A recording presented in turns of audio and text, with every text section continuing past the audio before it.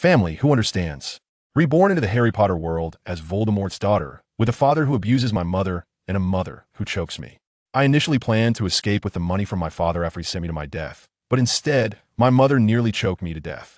After taking the Felix Felicis to save my life, I began a 6-year escape. This experience is incredible.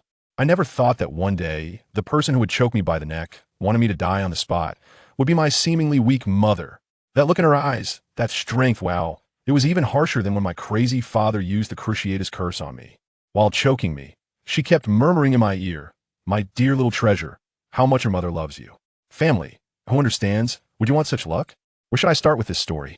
Sigh. It all begins when I opened my eyes and saw Voldemort's face, handsome enough to anger gods and men alike. In my previous life, I had jumped off a cliff, and when I closed my eyes and opened them again, I landed directly in a luxurious ancient castle in Europe. Just as I was in a daze, a voice floated over. "Master, Mr. Malfoy has arrived." At that moment, my mind went buzz. Malfoy? Master? Looking at the handsome guy in front of me without a nose. Wait, at this time, he still had a nose. I suddenly realized I was reborn, and I had been reborn into the Harry Potter world as the daughter of the Dark Lord. Just born. Shortly after, Lucius Malfoy, that platinum-haired guy, came over and showered me with compliments. "Congratulations, Master, on the birth of your precious daughter. The birth of the little master will surely bring you good luck." My father, Voldemort himself, held me as if I were a hot potato, his posture so awkward that I was almost suffocating. He pinched my face, laughing mockingly. "This little thing can bring me good luck? Bro, you're my biological father. Can you be a little gentler with me? Do you know you almost sent me away right from the start?" I opened my mouth to curse, but all that came out was the cries of a baby. Unbelievable. Honestly, my father had me when he was nearly 50, but he hated me along with my mother. My mother is a beautiful blonde, but unfortunately, she's a half-blood, which directly put her in the crosshairs of my father's pure blood supremacy ideology. He claims pure blood is the noblest, yet he finds a half-blood to marry and has me, a half-blood as well. Isn't that pure double standards? So, my mother was locked in a dark cellar, her mind becoming more and more dazed each day. His education for me was even more intense. From the moment I could speak, he forced me to memorize those thick and hard magic books. Whenever he was in a bad mood, I became his target for practicing spells. If I mispronounced a single word, a small curse would fly my way. Family, which father uses the Cruciatus curse as a family discipline. He's all about tough love, treating me as a stress relief toy, right? In my world, apart from this crazy father, there's my mother in the cellar, who is sometimes clear-headed and sometimes insane, and a house elf named Coco who judges people based on their status. Because my father doesn't like me, even this little elf dares to give me a cold shoulder. But I was clear-headed, I knew the plot. Voldemort wouldn't live for many more years, and his death would be my liberation day. So, I endured, I pretended, and I secretly planned. My goal was simple. Wait until Voldemort went to find Harry Potter to send him to his death. Then I would take all his possessions and run away with my mother. In the blink of an eye, it was October 1981, I was 5 years old and less than a month away from my father's doom. He was getting more irritable due to the prophecy, and he was tightening his grip on my studies. That day, he punished me with a Cruciatus curse because I had secretly slipped into the cellar to see my mother. The pain made me roll on the ground, but I didn't utter a word. I silently prayed, "Peter Pettigrew, hurry up, go and tell someone. If you're this slow, how am I supposed to escape?" Just as he was about to hit me again, there was a knock on the door of the chamber. The person outside spoke in an excited, trembling voice. "Master, good news." My father told me to go back to my room, and I clearly heard the person outside say, "Master, that fool Black suggested I become the secret keeper for the Potters." It was Peter. I was overjoyed, stumbling back to my room, sitting on the bed and counting the days on my fingers. Soon, Voldemort, your death is finally coming. On Halloween night, October 31st, 1981, she indeed went to Godric's Hollow alone. Family, the opportunity has come. I immediately started my runaway with a money plan. First, I stuffed all the valuable magic books, antiques, and jewelry from his study into my pockets with a shrinking spell. Then, I sneaked into his bedroom, breaking through layers of magical barriers, with a clear, target Felix Felicis. Wow, a full 5 bottles. Snape, my hero. I downed 1 bottle on the spot, and packed the rest to take away. After ransacking everything, I rushed to the cellar. The little elf Coco tried to stop me, but I shot back with one sentence. "Your master won't survive tonight from now on. I am your new master." Coco immediately caved in, clutching my skirt in loyalty. I dashed into the cellar, where my mother was playing with a doll, murmuring about taking little me Shue to see Daddy. I grabbed her and pulled her outside. Mom, we are free. He won't be coming back. But just as we were about to leave, she suddenly stopped. I had no choice but to take her upstairs to Voldemort's bedroom, hoping to make her see that this place was already empty. As soon as she entered, she happily sat on the black velvet bed, tenderly stroking the pillow, saying she would wait for her husband Tom to come home. A panic time waits for no one. The Aurors are about to come. I had to tell her the truth, Mom. He's dead. He was killed by the curse rebounded by Harry Potter. To my surprise, upon hearing this, her eyes changed instantly, and she whirled around, grabbing my neck. The strength was astonishing. Who are you? Why are you saying Tom is dead? I was stunned and struggled desperately, Mom. It's me, Michelle. A hint of confusion flashed in her eyes, and her grip loosened a bit. But just when I thought she was coming to her senses, her gaze hardened, and her hands tightened again. I clearly saw clarity in her eyes. She wasn't insane at all. She truly wanted to kill me. My dear Michelle, she whispered in my ear, her voice both gentle and resentful. Do you know? Your black hair is so similar to Tom's. But because of you, he locked me up. All he needed was an heir the day you were born. I became useless. My mind went buzz and exploded. So, when she had just given birth to me, she had wanted to use the Avada Kedavra curse to kill me. It was Voldemort who rushed in to save me. All her seemingly gentle maternal love was just an act. She hates me. She hates me for taking away her only value. I felt the air growing thinner, my consciousness starting to blur. Why? Why is it that in every life, I can't receive my parents' love? Damn fate. I refuse to accept it. Even if no one loves me, I will survive and become a demon who only loves herself. Just as I was about to lose consciousness, a warm current suddenly surged within me. It must have been the effect of the Felix Felicis. I broke free with a sudden jerk, but I saw my mother collapsed in the corner, covered in blood, lifeless. It seemed the magic backlash had harmed her instead. Explosions sounded in the distance. The Aurors were coming. There was no time for sadness. I had to disappear immediately. Plan B is initiated. I fished out my wand from under the bed, and with a summoning spell, dragged out my substitute, a nearly dying little girl I found in an upside-down alley, who was about my size. I dressed her in my clothes. Then, with a flick of hellfire, I ignited the entire manor and tossed the wand next to my mother's corpse, perfectly staging a real-life scene of husband dying in battle, mad wife setting fire with daughter in a pact of love. I donned my hood, called for Coco, and with an invisibility spell, I easily escaped that hell I'd lived in for 5 years. Standing on a distant hill, I watched the raging fire, with the substitute I had originally prepared for my mother still in my pocket. How ironic. 6 years flew by, and it was now 1987. I settled down with Coco in a rundown apartment in London. I made money by supplying potions like truth serums and hell's broth to the Bojan and Bach shop in Upside Down Alley to pay the rent. Sometimes when trouble arose, I would drink a compound potion to transform into an adult to deal with it. Once, the smoke from brewing potions was so thick that it attracted the London police. I instantly transformed into an adult, which calmly told them that I was creating an atmosphere for my divination work, even showcasing my crystal ball and tarot cards, managing to send them away. This whole fortune teller getup was actually prepared to fool the landlord. I had to rent a place for myself, and Coco with a reasonable excuse. I couldn't just say I was the illegitimate daughter of a dark wizard, running an underground potion factory with my pet sprite, could I? So, I cleverly told the landlord that Coco was a uniquely looking dwarf divination master who needed a mysterious environment to inspire her. The fat woman was initially reluctant, but then Coco got to work and, with a few swift moves, pulled out the death card from a pile of random cards, which stunned her, and she obediently rented the apartment to me, the witch with a dwarf child. Usually, when I went to Upside Down Alley to deal with that stingy Bojan, I relied on the compound potion to maintain appearances. I had to transform into an adult each time, lowering my hood as I passed through the Broken Kettle pub to find him.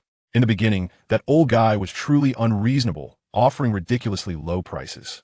I had to bang the counter loudly each time, threatening to take my business elsewhere before he reluctantly offered a fair price. Once that was done, I also didn't walk away empty-handed. I casually borrowed a couple of those useless spellbooks from his pile of junk, considering it a form of compensation for the time he wasted. As we got familiar with each other over time, even when he didn't have potions to sell, he was happy to let me browse his books and sometimes even offer materials for me to help him make a little processing fee. One time, let me tell you, something outrageous happened. I ended up taking a job from Snape. He wanted a bottle of Felix Felicis, and the ingredients he provided were more than complete. I felt a jolt in my heart. Something was off. Boggins, that old gossip, came over and said mysteriously, "This is a direct request from Snape." He specifically mentioned that he wanted the craftsmanship of the person who sold him the draft of Living Death before. He doesn't want anyone else's. After saying that, he smacked his lips, looking as if I had hit the jackpot. At that moment, I thought to myself, this guy must have something going on. But I kept my face steady as a rock, glanced at the price he offered, and thought, well, that's generous. I quietly pocketed it and began to pack the materials. When Boggin saw I didn't react, he felt awkward and pouted, pretending to sweep the floor with a feather duster. To be honest, the money made from this was just enough for daily expenses, since I'm a lazy person and only brew potions when I feel like it. Gradually, I found that making potions was losing its appeal. I discovered a new pastime, manipulating fate. Yes, you heard me right, literally. I read a lot of books on divination and found that prophecies are not set in stone. They have variables. However, relying solely on my own conjectures, my skills hit a bottleneck and I couldn't improve. After all, with my limited magical power, the divination I could produce was at best a high-accuracy logical deduction. It's like drawing balls from a box containing red and white balls. A normal person has a 50-50 chance. But I could use divination to secretly add a few more red balls to the box, raising the chances of drawing a red ball to 4 out of 5. To professional diviners, that's worthless, but to fool muggles, it's like a dimensional strike. I need a perfect experimental subject, an absolute coward who won't dare to retaliate and will simply resign to fate, a soft target muggle. I certainly don't want my academic research to be reported to the Ministry of Magic right at the start. So, I set up a small divination booth in my apartment, waiting for opportunities. At first, no one came. It was just neighbors with trivial matters about lost cats and dogs. But gradually, I built up a bit of a reputation. Finally, that afternoon, a man with a confused expression, radiating an aura of "please bully me," knocked on my door. The opportunity had come. He said his wife had been working late recently, ignoring him, and he suspected he was being cheated on, but didn't have the guts to confront her. I pretended to follow a process and basically figured out his life script. Let me tell you, changing the fate of such a person could definitely elevate my divination skills. So, I told him with a pained expression, "Brother, your wife has indeed betrayed you to be with her boss. They have a date this Sunday at 3:15 p.m. at the Ford Hotel." Of course, this was all made up. His wife was going to the hotel purely for work. I just wanted to see if my light-hearted words could overturn so-called predetermined fate. Guess what happened? When that man appeared before me again, looking haggard and with dead eyes, I laughed. Who understands family? It turns out there's no such thing as fate in this world. It turns out fate is all about SC Char-Dinger's cat. As long as I dare to say it, it dares to happen. Now I was having a blast, doing divinations every day and rewriting people's lives according to my script. It felt like playing chess with the heavens. I used divination to predict its next move, then flipped the board and started a new game. Later, I even discovered that changing a person's fate could affect those around them, like the butterfly effect. Absolutely magical. I became completely addicted to this feeling of being a god, unable to extricate myself. Until one day, I ran into Trelawney, who was having a fit in a small alley off Flip Street. I heard her in that mystical voice mumbling, "The rebel of fate has tasted sweet fruit, thriving in the muggle world. But her obsession with power will eventually force the goddess of love to depart." Goodness, wasn't she talking about me? At that moment, the alley was empty, and I knew this seer would forget what she said as soon as she turned around. Otherwise, I would have to physically silence her on the spot. From then on, I became much more restrained. After all, I couldn't rely on this for a lifetime. Plus, my 11th birthday was getting closer, and I had to prepare for Hogwarts. To be honest, I wasn't sure if Dumbledore would send a letter to a kid with the last name Riddle. I figured the moment the letter arrived, the Order of the Phoenix would break down the door and arrest me as Voldemort's leftover. But what if that guy had never acknowledged me? Maybe the acceptance letter would be addressed to the little bastard lady in the basement. On July 13th, my birthday, a letter from Hogwarts really flew in through the basement window and landed on my potion table, and I was still taken aback. What shocked me wasn't that it arrived, but the name on the envelope, Ms. Michelle Beckett of the basement. Beckett? Who is that? After thinking for a long time, I finally realized that this should be my mother's surname, since she had me without marrying Voldemort, and I was an unacknowledged, illegitimate child. I took my mother's last name. Let me tell you, this is simply a huge piece of good news. Apart from having black hair like that Bee King, all my other facial features resemble my mom's, especially those light blue eyes. With such an unrelated surname, I bet even Voldemort himself wouldn't recognize me if he stood right in front of me. I was initially worried that Dumbledore would suspect me. Even if he let me enroll, he would have to keep a close eye on me every day. But now it seems I was overthinking it. I'm just an ordinary little wizard living in a muggle apartment. Who could possibly link me to the Dark Lord? The letter contains the same old list. Uniforms, textbooks, cauldrons. And I suspect Dumbledore just used a copying spell to mass-produce it, changing the name, and that's it. But he didn't even send a professor to pick me up. Unlike Harry Potter. Does he know I wander around Nocturne Alley every day? Does he know about my use of the Polyjuice potion? Is this old man clairvoyant? But even if my surname isn't attention-grabbing, an orphan drinking Polyjuice potion every day to go to that kind of place, wouldn't he be suspicious? I was pondering when suddenly a puff sound came from the living room. It was apparition. Coco instantly appeared in front of me, eyes wide and stammering with excitement. And Master, Snape is here. He's your father's former servant. What should we do? Seeing its useless expression made me angry. What should we do? Treat him as an ordinary guest. Have you forgotten what our identities are now? Stay quiet here, and if I don't call for you, you're not allowed to come out. Clean this place up. As I ordered around, I leisurely walked up from the basement, closed the hidden door, leaned a canvas against the entrance for perfect camouflage. Then I straightened my apron, pretending I had just been painting, and opened the door to walk into the living room. As soon as I entered the living room, I saw a man with greasy shoulder-length hair, a hooked nose, and a pale complexion. Goodness, wasn't this the legendary Professor Snape? He was standing on my newly bought bohemian rug, frowning and looking disdainfully at my living room. My eclectic style probably looked to him like a large exhibition of beautiful torture devices, especially when he saw my Chinese lady folding screen. His brows nearly twisted into a Chinese knot. "Good morning, sir." I greeted politely, thinking please don't comment on my home decor again. I'm starting to doubt my taste. Finally, he shifted his gaze from my folding screen, but when he saw me, his brows furrowed even tighter. He scanned me from head to toe, his expression as if he had never seen someone in muggle clothes before. As a joke, didn't he grow up in Spinner's End? I guess my outfit was too trendy, and it shocked him. With my big wavy black hair casually held up with a headband, a paint-splattered dirty apron over a light green dress, and bare feet in bohemian sandals, Snape's face visibly darkened. I could tell he was equating me with the troublemakers in his potions class, and was already rehearsing how to deduct points for me. After a while, he finally spoke, his voice low and soft, but every word was like an icicle. "I am Severus Snape. You may call me Professor Snape. I will be your potions teacher at Hogwarts." As he spoke, he walked towards me, and I quickly bowed. "Hello, Professor Snape. My name is Michelle Beckett." I tried to force a sweet smile, hoping to earn some initial goodwill. Instead, he curled his lips into a cold smirk. "Miss Beckett, you can put away your hypocritical smile now. Are you ready to go shopping with me?" Well, the beauty strategy failed. I shrugged listlessly and said, "Then wait for me a moment." Before turning to go into the bedroom, I took off the apron, removed the headband, grabbed a deep blue hoodie, and slipped my bag of gallons into my pocket before coming back out. Snape was clearly taken aback by how quickly I returned, probably thinking I would take 2 hours like other girls to put on makeup. "Were we going to shop?" I actually wanted to ask how we were getting there. "Please don't let me the night bus. I would seriously throw up."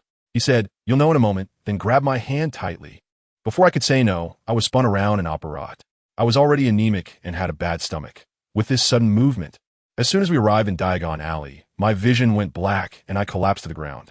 Fortunately, Snape had some humanity left, and he held on to me tightly, preventing me from having an intimate encounter with the cobblestones of Diagon Alley. At that moment, my face must have been as pale as paper, which startled him so much that he didn't immediately push me away. I leaned against him, gasping for breath, and, surprisingly, I caught a whiff of a pleasant potion scent on him. Not just one, but a mix of many kinds particularly soothing. I was starting to feel a bit drowsy when his impatient voice rang out. "Damn it, can't you stand a little steadier?" I immediately snapped back to attention, pitifully looking up at him and weakly saying, "Professor, I'm anemic. I felt dizzy just now." The reprimand he was about to continue got stuck in his throat. He pressed his lips together and quickly glanced around, as if afraid of being seen by someone he knew. I quickly straightened up, waiting for the dizziness to pass. Surprisingly, he didn't rush me. He took me to the entrance of Gringotts, pointed at the door, and told me to exchange money myself before going to Madame Malkin's to buy robes, saying he needed to leave for a while. Although it felt like I was being abandoned, it was just as well, sparing me the trouble of explaining where my galleons came from. Once he walked away, I headed straight for Madame Malkin's shop. Madame Malkin was incredibly enthusiastic, but she seemed more interested in the embroidery on my dress than in me. After she asked me for the nth time what stitch was used for the hem, I had to bring up Snape. The professor is still waiting for me. Only then did she reluctantly let the measuring tape take my measurements. Since I was afraid of the cold, I had Madame Malkin make a few extra sets for me, with thicker linings for the winter. Just as I finished, Snape returned. When he saw that I had more clothes than others, the corner of his eye twitched noticeably, and I could only give him a silly grin. He looked displeased and cast a shrinking charm on my clothes, stuffing them into his own pocket. Next, we went to Flourish and Blots. I had only ever browsed for odd books at Morgan & Burke's, so this was my first time in a proper bookstore. Just as I was thinking of enjoying a good look around, Snape stood in front of me like a guardian. I'm not here to accompany you shopping. Grab the books you need, and let's go. I had no choice but to sulkily grab a bundle of first-year textbooks from the corner. Under his relentless urging, I quickly gathered cauldrons, potion bottles, telescopes, and finally at the stationery store, I took a large bundle of parchment and several bottles of ink. Snape saw this and smirked sarcastically. Looks like your empty head knows that you can't graduate from Hogwarts just by waving a wand. With that, he shrank all the items and stuffed them into his pocket. The last stop was Ollivander's wand shop. Standing at the small, shabby entrance, my heart raced. Ollivander had an incredible memory. What if my wand reminded him of something he shouldn't think about? But glancing at Snape in front of me, I steeled myself and followed him inside. The store was filled with the musty smell of old dust, with thousands of long boxes piled up to the ceiling. As soon as I entered, I felt an invisible pressure. I knew that Voldemort's wand's brother was lying in one of these boxes. Just thinking about it made my hair stand on end, and I instinctively stole a glance at Snape, who was now a double agent for Dumbledore. If he discovered something, my life would be over. Snape impatiently shook the bell on the counter. A gentle voice came from deep within the shelves, and then an old man with eyes glinting with a greenish light appeared. His gaze felt as if it could see right through you. He greeted Snape first, then turned to me, asking me to take off my hat. I nervously complied, and sure enough, I caught a glimpse of surprise flicker in his eyes. He must have noticed something, but he said nothing, simply starting to measure me. Next came the long process of trying wands. Elder and Dragon Heartstring, give it a try. As soon as I picked it up, he snatched it away. Rosewood and Phoenix Feather, give it a try. The moment I touched it, it was taken from me again. The wands I had tried piled up on the chair into a small mountain, yet Ollivander grew more and more excited. Could it be? He muttered, glancing at me, then took out a wand. Holly and Phoenix Feather, 11 inches, give it a try. I felt a buzz in my head. Isn't this the wand of Harry Potter? The one that shares a source with Voldemort's wand. He actually let me try it. I took it with a stiff upper lip and gave a gentle wave, and to my surprise, a long stream of fireworks shot out from the tip of the wand with a bang, blowing up the ceiling. The three of us in the room were startled. Ollivander quickly snatched the wand back, his face filled with disbelief. Snape was also completely losing his patience, urging him to hurry up. Ollivander turned and walked back into the depths of his shelves, and when he returned, he was holding a very old, golden-laid mahogany box. He hesitated for a moment before coming over and saying, "This wand has a mysterious origin. It suddenly appeared on my shelf in 1975, and I searched through all the wand makers but couldn't find out who made it. I think it has been waiting for a special person. 11.5 inches. You would, with a core made from a tail feather of a thestral soaked in unicorn blood." As soon as I took the wand, a warm current surged through my body, and a silver-green light burst from the tip of the wand, illuminating the entire shop. Snape squinted at everything, while Ollivander looked shocked. I asked him, "Sir, does this mean it was meant for me?" He stared at me intently and slowly nodded. "Yes, it is destined to be used by you." I paid 7 galleons, and just before I left, he chased after me to ask my name. "Michelle Beckett," I replied. The last stop was the owl shop. Seeing me standing at the door with little interest, Snape became impatient again. "Miss Beckett, do you want me to help you choose?" I quickly forced a sad expression. "Professor, I want an owl too, but I don't have a single friend to write letters to." Snape paused for a moment, surprisingly letting out a gentle sigh, and took me to the nearby magical creatures shop. "Hurry up and choose. I don't have time to waste with you." After saying that, he stood at the door waiting for me. I smiled at him and slipped into the shop, immediately spotting a little black cat with light blue eyes. I was so quick that by the time Snape came out, his expression had softened considerably. He glanced at my cat carrier, then turned and walked back the way we came. I was sadly thinking about having to use apparition again when he pulled out his wand and tapped the wall 3 times, opening the back door of the leaky cauldron. It seemed he was planning to take me back through the Muggle route, which made me a little happy. As we passed through the leaky cauldron, I pulled up my hat, hid behind Snape, one hand carrying the cat carrier and the other clutching the edge of his cloak. He turned back and shot me a glare, and I murmured softly, "It's too dark inside, and you're walking so fast. What if we get separated?" He pressed his lips together and didn't say anything more. The people in the bar were giving us strange looks, and when the bartender Tom saw Snape's icy face, he didn't dare come over to greet him. We smoothly passed through the bar and hailed a taxi across the street. When we got out and paid, the driver's gaze at us was something else, such a complex mix of gossip, disdain, and curiosity. I thought to myself that he must have imagined a dramatic ethical play in his head.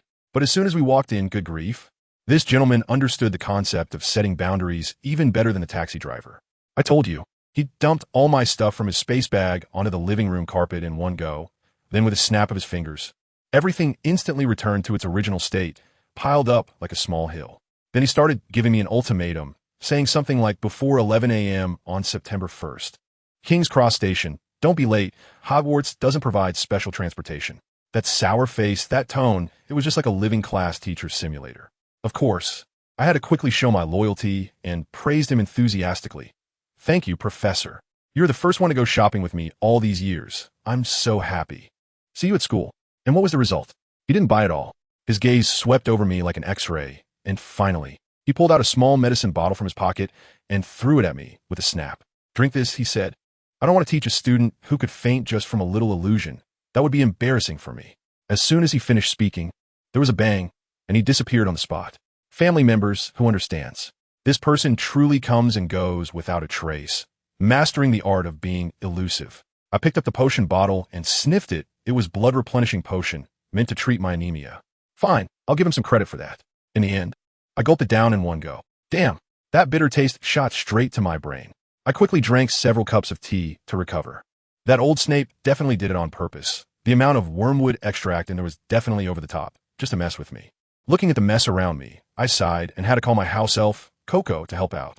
We huffed and puffed, shrinking everything except the books and stuffing it all into a large crocodile skin trunk I had bought earlier. For the next month and a half, I became a relentless shopping machine, sweeping up supplies, personal clothes, and seasonal boots across major department stores in London, buying, shrinking, and tossing them into the trunk in one go. All right, I also need to introduce you to my cat. Her name is Gaia, and she is an elegant lady. She sleeps on the same bed as me every day, eats my milk bread, and loves the cookies I bake. She is particularly quiet, only coming to me with a couple of meows when I forget about meal times while brewing potions, acting like my attentive little secretary. During this month, I paused my divination side gig to focus on potions, and I made a hefty sum from Boggins. I'm not even sure how much money I have now. It's enough for me to live quite comfortably at Hogwarts. I flipped through my first-year textbooks. They were too basic, so I packed them up and sealed them away. Before I knew it, it was September 1st. I forced myself to sleep until nearly 9, not to pack my luggage, but to tidy up all the muggle-unfriendly things in my apartment. I didn't want to attract attention from Ministry because of a few minor spells. If that old fox Dumbledore noticed, it wouldn't be worth the trouble. This had to rely on Coco. House elf magic is beyond the Ministry's control. I directed her to shrink all my potion cauldrons and utensils, stuffing them among the broken furniture in the cellar, and then cast a few layers of muggle-repelling charms. The dark magic books in my study? One confounding charm, and any muggle who got their hands on them would think they were just 5-year college entrance exam, 3-year simulation. I checked everything carefully before seriously explaining to Coco that during my time at school, it must act as a socially anxious person for me. Aside from grocery shopping, it is not allowed to go anywhere, especially not to have any contact with people from the magical world. I always feel like someone is secretly inquiring about Coco's whereabouts behind my back, and if it gets exposed, they could trace it back to me, which would lead to big trouble. By the time I left the house with Gaia and dragged a large suitcase out, it was already 10 o'clock. I took a taxi straight to King's Cross Station, and I confidently headed towards the wall between platforms 9 and 10. The next moment, everything opened up before me. A bright red steam train, a sea of people at the platform, the Hogwarts Express. I had arrived. The scene was filled with the sounds of drums and cheers, and the crowd was bustling. Cats were darting around my feet, and owls were singing karaoke on the overhead lines. The noise was so loud it gave me a headache. Holding Gaia, I squeezed onto the train like it was an obstacle course and found an empty compartment at the rear to dive into. As soon as I entered this compartment, it was like stepping onto school grounds. The Ministry of Magic could no longer interfere, and I could finally use magic openly. I closed the door behind me with a flick of my wand, and the suitcase floated up to the luggage rack on its own. Awesome. I had just poured milk for the starving Gaia when the compartment door was suddenly yanked open. A red-haired boy, with his back to me, was struggling to drag a huge, heavy suitcase inside. When he finally managed to get both himself and the suitcase in, he turned around and saw me, and his face instantly turned red, like a cooked shrimp. He had a few freckles on his nose, and with his rosy cheeks, he looked quite Quite cute. He stammered for a while. Sorry, I thought there was no one here. I laughed and said, it's fine. We're about to leave anyway. I guess there is no space elsewhere, so just sit. He finally relaxed, grinning as he extended his hand. Hello, I'm Percy Weasley, a first-year student. Michelle Beckett, also a first year. I shook his hand and thought, wow, his palm is sweaty. Turns out he's Ron's pompous older brother. He placed his suitcase in a cage containing a mouse carefully, then sat down opposite me, glancing around nervously, his whole demeanor screaming awkwardness. The atmosphere was a bit tense, so I took the initiative to break the ice and pulled out a pack of my homemade cookies to offer him. When he heard they were from a Muggle shop, his eyes lit up, and he took them and started munching. You live in the Muggle world? Yeah, I've been living in London by myself. Then your parents? He started to ask, but swallowed the question halfway. I knew what he wanted to ask, but I didn't feel like talking, and the compartment fell silent again. Not long after the train started moving, the door was pulled open again. This time, it was a little girl with brown, curly hair, who timidly asked, excuse me, everywhere else is full. Can I sit here? I shifted a bit to make room for her. She smiled at me gratefully, and Percy gentlemanly helped her with her luggage. I'm Penelope Clearwater, a first year. Percy Weasley, Michelle Beckett. The three of us stared at each other. But luckily Penelope was quite talkative and soon led us into a conversation about our experiences receiving the acceptance letters. She said her whole family were Muggles, and when they received the letter, they thought it was a prank. Until Professor Flitwick personally came over and used magic to fix her grandmother's dog right in front of them, and that's when her family believed it. As we chatted, she suddenly tilted her head and looked at me. Michelle, what about you? I casually replied, me? I grew up in the Muggle world. My parents passed away when I was 5, so I don't remember much. She immediately looked apologetic, and I quickly waved my hand to tell her not to mind it, then smoothly shifted the topic to Percy. As soon as Percy heard this, he got excited and started introducing the Weasley family, talking about their pure-blood family background, how both his brothers were in Gryffindor, and how he himself had to go to Gryffindor too, or else his mom would kill him. Then, the two of them started seriously analyzing Slytherin. Penelope said that the book mentioned most of the people coming from Slytherin were dark wizards. Even Voldemort was one of them. Percy was like a parrot, repeating what his dad taught him, saying that the genius from Slytherin was the most terrifying, appearing like a gentleman on the outside, but having a belly full of foul intentions, always calculating against you. I was sitting there, quietly drinking milk, listening to the two of them passionately chatting, feeling completely unfazed, even a bit amused. You guys continue, and I'll just quietly watch your performance. Just as they were talking, a sturdier red-haired guy knocked on the door. It was Percy's older brother Charlie, looking for him to go check out some peeping mirror. Percy's face turned red, and he hurriedly left with Charlie. Penelope immediately started explaining to me what a peeping mirror is, which is something that lights up and alarms when a bad guy gets close. Seeing her proud little expression, I cooperatively pretended to be impressed. After that, we awkwardly chatted, and to find a topic, I simply asked her how much she knew about the mysterious person. As a result, this girl struggled with her big suitcase on the luggage rack for a long time to find me a book. Watching her getting all flustered, I couldn't take it anymore. I asked her which book it was, and she pointed to the one at the very back. I pulled out my wand from my sleeve, gave a gentle wave towards that book, and it flew over. I told you, that book suddenly sprang out of the box and landed steadily in my hand. I handed the book to Penelope, and with a flick of my wand, I closed her box. When I sat back down and calmly stroked my cat Gaia, Penelope was still in shock. Her expression was as if her phone had suddenly been formatted, completely frozen, her gaze unfocused, clearly stunned.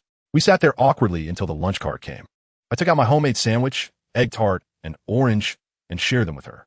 After finishing the food, she seemed to be in a much better mood and cautiously asked me how to practice the flying charm, saying she was afraid she would be too stupid and get expelled from school. I smiled and comforted her, saying that the sorting ceremony isn't an exam. Just putting on the hat is enough. I even recommended Ravenclaw to her, saying there are plenty of books to satisfy her learning needs. As soon as she heard that, her eyes lit up, her small face flushed with excitement, and she asked if we could always be good friends. Of course. With such a lovely academic powerhouse in the making, I definitely want to build a good relationship in advance. When Percy came back, he was a bit flushed and urged us to change into our school uniforms quickly, saying that the train was about to arrive. I took the uniform to the restroom, and when I looked in the mirror, it was quite a sight. The moment it saw me, it started showering me with compliments, praising my beautiful black hair and long legs. I felt my scalp tingle, and before it could say anything more explicit, I quickly cast a silencing charm. The world became peaceful. I ran back to the compartment with a flushed face, throwing the changed clothes into the box. The sky was completely dark. The train began to slow down, and the announcement came that we would arrive in 5 minutes. We got off the bus following the crowd and arrived at a dark and small platform. The cold wind was whistling, so I quickly tucked Gia into my robe to keep her warm. In the distance, Hagrid's huge figure was holding a lantern and shouting, "First-year students, this way." We followed him up a narrow and steep path, surrounded by darkness. I couldn't help but complain in my mind, why couldn't Dumbledore install a few streetlights here? It was so inhumane. Suddenly, Hagrid shouted, "Around this bend, you'll get your first glimpse of Hogwarts." In the next moment, everyone gasped in awe.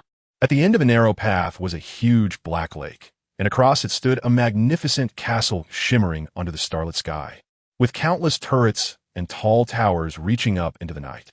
In that instant, I had to admit I was truly stunned. The four of us were in a boat, gliding towards the castle on a lake that was as calm as a mirror. The castle grew closer, and the sense of oppression and grandeur was almost suffocating.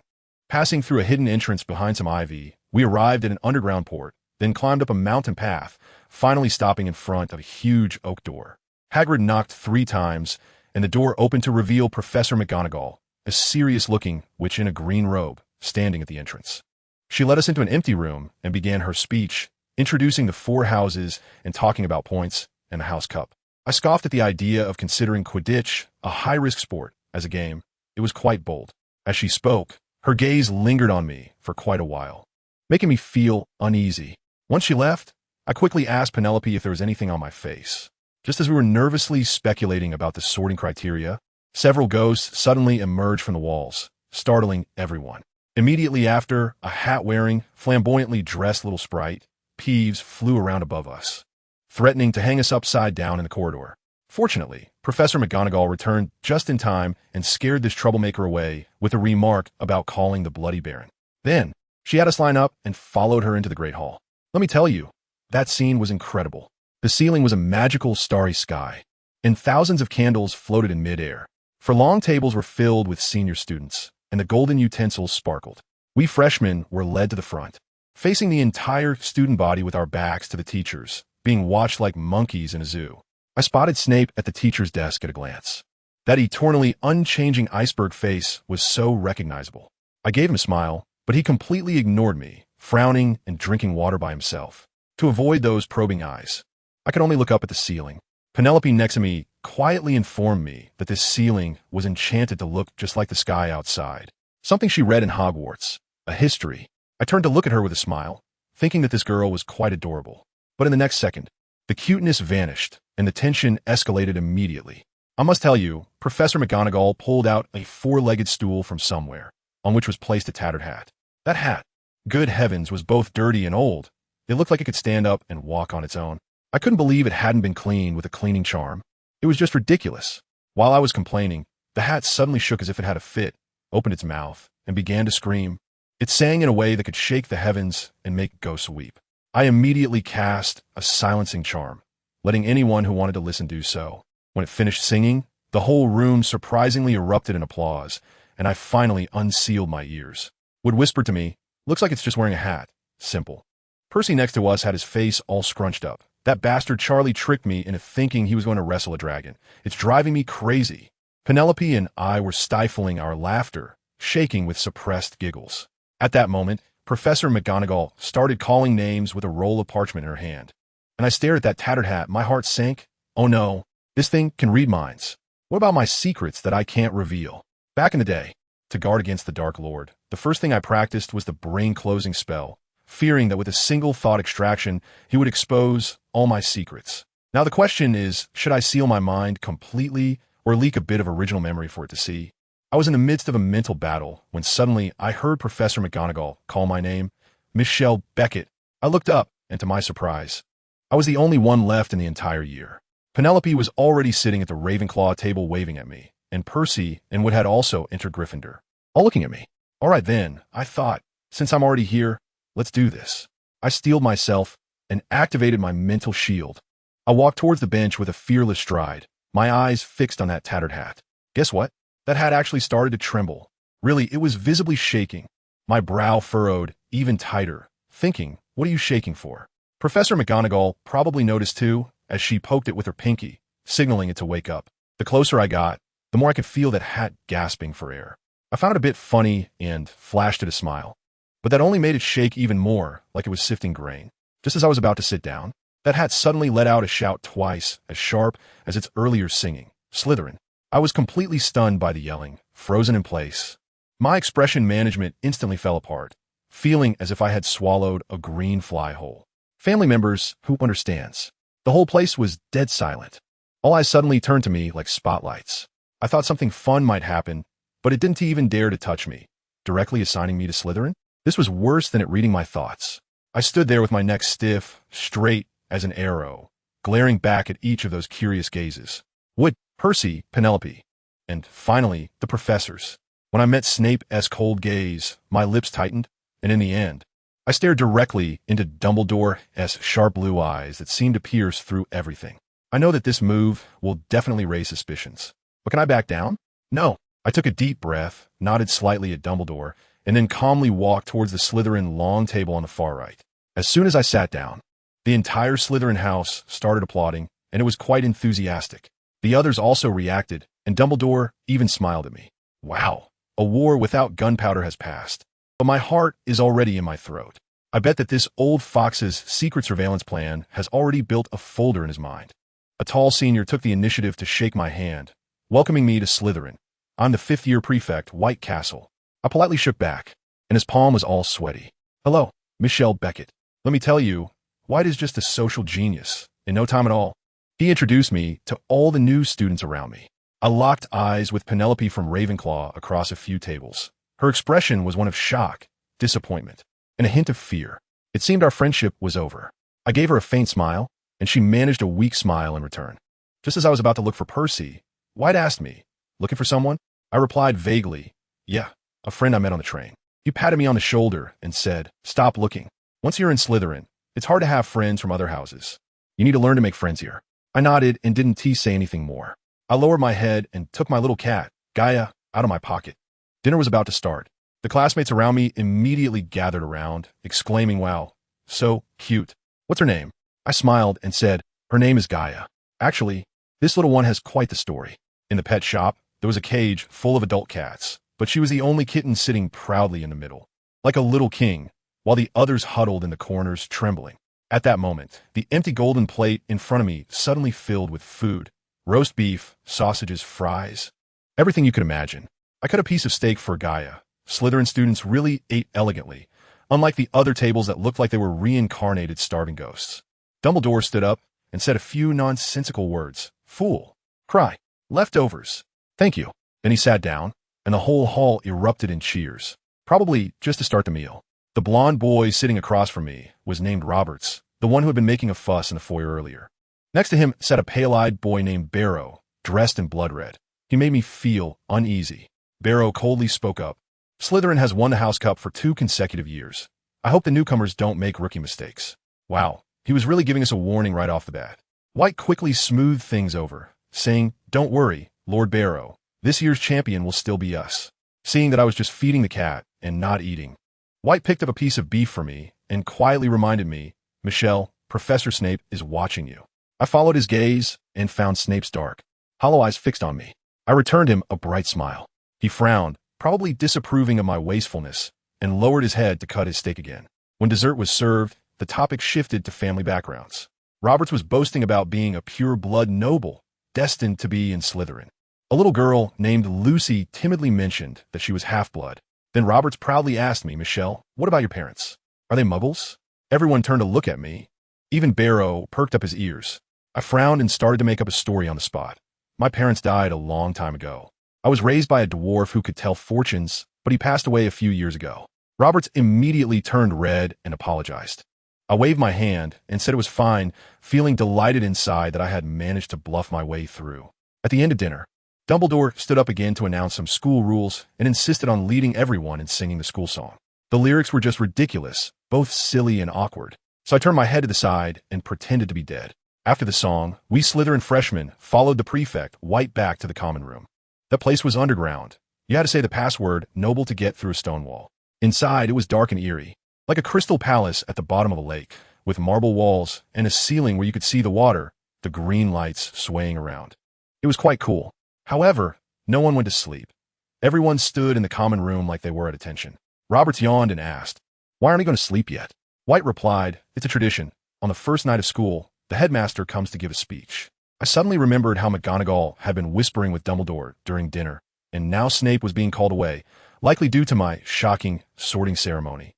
Just as I was thinking this, Snape floated in wearing his black robe like a cloud.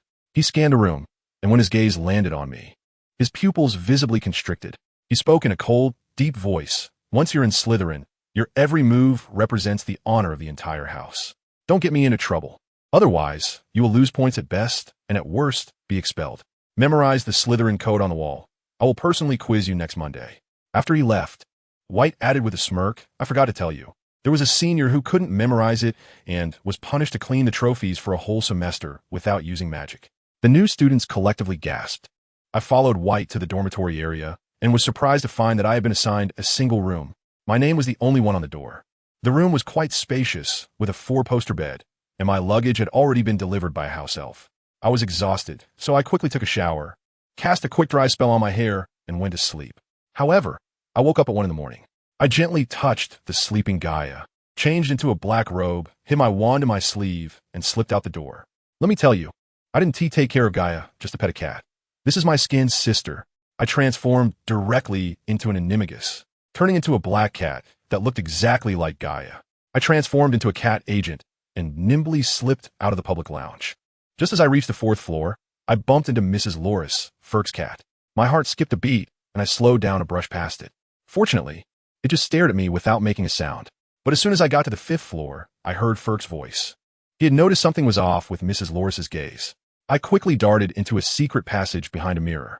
Once I heard Ferk's footsteps fade away, I breathed a sigh of relief and continued to rush to the 8th floor. When I reached the wall of the room of requirement on the 8th floor, I transformed back into my human form and cast an invisibility and silencing charm on myself. I concentrated and thought, I need a room that contains a time turner. After pacing back and forth 3 times, a door truly appeared on the wall. I gently opened the door with my wand. It was pitch black inside, but I could hear rhythmic breathing.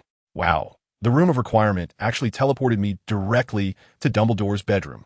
He was sound asleep. As I looked at him, a bold idea popped into my mind. If I took him out now, would that solve everything? I smirked, pulled out my specially made sleeping potion, and applied it to his nose. Wow, he went down in 3 seconds. Professional. I immediately cast a silencing charm over the entire bedroom, then used a summoning charm. And a broken box in the wardrobe opened up, with a golden time turner flying into my hand.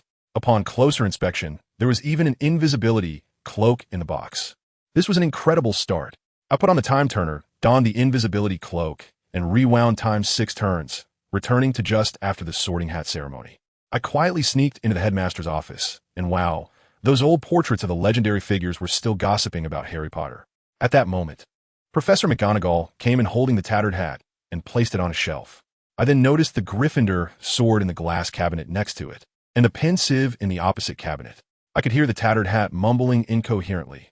That boy, those eyes, too terrifying, an immeasurable future. Professor McGonagall, looking serious, asked it what it saw, but it couldn't articulate anything clearly. After McGonagall left, I looked at the hat still rambling on, and my heart raced with alarm. This thing was a ticking time bomb. I decisively cast a spell and hacked into its back-end database, starting to read its memories. I was stunned when I saw the memories of young Voldemort. Those eyes looked just like mine. It was over. I was done for. Such an obvious flaw. Dumbledore, who watched Voldemort grow up, would definitely notice. I had completely exposed myself, and in the days to come, I would have to dance on the edge of a knife. Let me tell you, this operation must be quick, precise, and ruthless. Otherwise, that old fox Dumbledore will definitely dig up my ancestors for generations. Changing the sorting hat's memory of Voldemort, the risk is too great. It's like dancing on a nuclear bomb. Then I can only change my approach, cut off the source, directly modify its memory of my parents. My mom, in the original text, she's a talentless Hufflepuff vase beauty. All right, let's start from here. I directly dive into the depths of the sorting hat's memories to find the scene of my mom's sorting back in the day. That pair of light blue eyes? No way, too similar. I quickly cast a spell to edit her photo, turning her eyes into a deep sapphire blue. Done. Now, the clues are cut in half. Even if he suspects my dad, This line about my mom has completely turned into a dead end. The evidence chain is incomplete. Let's see how he can pin anything on me. I just finished here and immediately lifted the spell. That old hat slowly woke up, still looking dazed and mumbling. Huh? How did I fall asleep? That girl's parents just now. Hiss, why can't I remember? Well, as soon as it mumbled, all the old portraits on the wall woke up. A particularly annoying-looking man in one of the portraits yelled impatiently, "Old hat, can you please shut up? You're so noisy. Do you want me to set you on fire?" As soon as the hat saw the person, it immediately shrank back and respectfully said, "Ah, it's Headmaster Phineas. Saw the. I was just a bit curious about a Slytherin freshman, the one named Michelle Beckett. She's just so beautiful. The impression is too deep." Beckett, the headmaster named Phineas, upon hearing that surname, showed a look of disdain. It was clear that it wasn't from a pure-blood family. Being in Slytherin only meant they weren't a muggle-born. A half-blood. What is there to be surprised about? The Sorting Hat hesitated for a moment, but couldn't hold back. No, it's mainly the feeling she gave me. It reminded me of someone. Who? Someone in another portrait became anxious. She reminded me of young Tom Riddle. What? I tell you, at that moment, the four headmasters in the portrait screamed in unison. The noise nearly blew the roof off. A female headmaster even turned pale. Oh my. She also went as Slytherin. She can't be the next Dark Lord, can she? I was standing in the shadows, my wand almost crushed in my hand. If that hat dared to say another word, don't blame me for being ruthless. I would have gone straight for the mind-reading spell. Fortunately, the Sorting Hat's next words relieved my tension. I can't say for sure. I haven't read her thoughts, so I don't know what her ambitions really are. Phineas exploded at this. You didn't read her thoughts, and you sorted her into Slytherin? You silly hat. I don't need to read. The Sorting Hat retorted, getting flustered. When its eyes turned toward me, the ambition radiating from her was practically Slytherin's DNA coming alive. You guys have no idea how painful mind-reading can be, and you don't know how terrified I was by that look in her eyes. Phineas didn't believe it at all and continued to mock it for being coward. As a result, another headmistress, Delilah, actually stepped in to back it up. Phineas, don't say that. If I were sorting, I wouldn't even need to get close. I could sort her into Slytherin. As soon as I heard it, I thought, hey, this is interesting. I didn't expect Phineas to be even more explosive. He directly said, I actually want to meet this child. If she really has the ambition of Slytherin and her talent surpasses Tom's, teaching her a few ancient spells would be a great joy in life. Who understands this, family? This portrait brother is simply supporting me, emphasizing that you are strong and you are right. The other headmasters went crazy on the spot. Are you crazy? What if she becomes the second mysterious person? Phineas sneered. You hypocrites. To put it bluntly, you just don't like her because she's a Slytherin. If she were a genius from Gryffindor, you would have praised her to the heavens long ago. A bunch of clowns. After saying that, he turned and walked out of the frame, disappearing. Now, the entire office was so quiet that you could hear a pin drop. The remaining portraits all pretended to be asleep, and the atmosphere became extremely awkward. I pouted, leaned against the fireplace, and started to doze off. There was nothing I could do. This damn time-turner could only go back in time, and I had to wait here until dinner was over to leave. I don't know how long it took, but footsteps came from the stairs. I jolted awake and quickly cast several muffling charms on myself. The door opened, and Dumbledore walked in, followed by disgruntled Snape. Snape's sour face looked like someone owed him millions. What is so important that it surpasses the Slytherin first-year entrance ceremony? Dumbledore leisurely walked to the back of the desk and picked up a biscuit to eat. It's nothing much, just wanted you to pay more attention to that Michelle Beckett. Huh, Snape scoffed, a regular little brat. Is she worth all this fuss? Dumbledore turned around, his blue eyes staring through the half-moon glasses, fixated on Snape. Ordinary? Severus. Haven't you noticed that she looks very much like someone we know? What do you mean? Dumbledore said, those eyes, you cannot forget. A boring illusion, Snape replied disdainfully. We both know about the fire at Hangleton that night. That mother and daughter were already reduced to ashes. Similar eyes don't indicate anything. You're too suspicious. Being suspicious is better than being unguarded, Dumbledore insisted. I'm not saying they're related. I'm just asking you to pay attention. You mean to say I should monitor a child just because she has the same eyes as the Dark Lord? Dumbledore, that's unfair. Not monitor, guide, Dumbledore said. This old fox spoke beautifully. A child with ambition like hers is too dangerous to let roam free. As her head of house, you have the duty to teach her well. Snape flatly refused. I'm only responsible for teaching.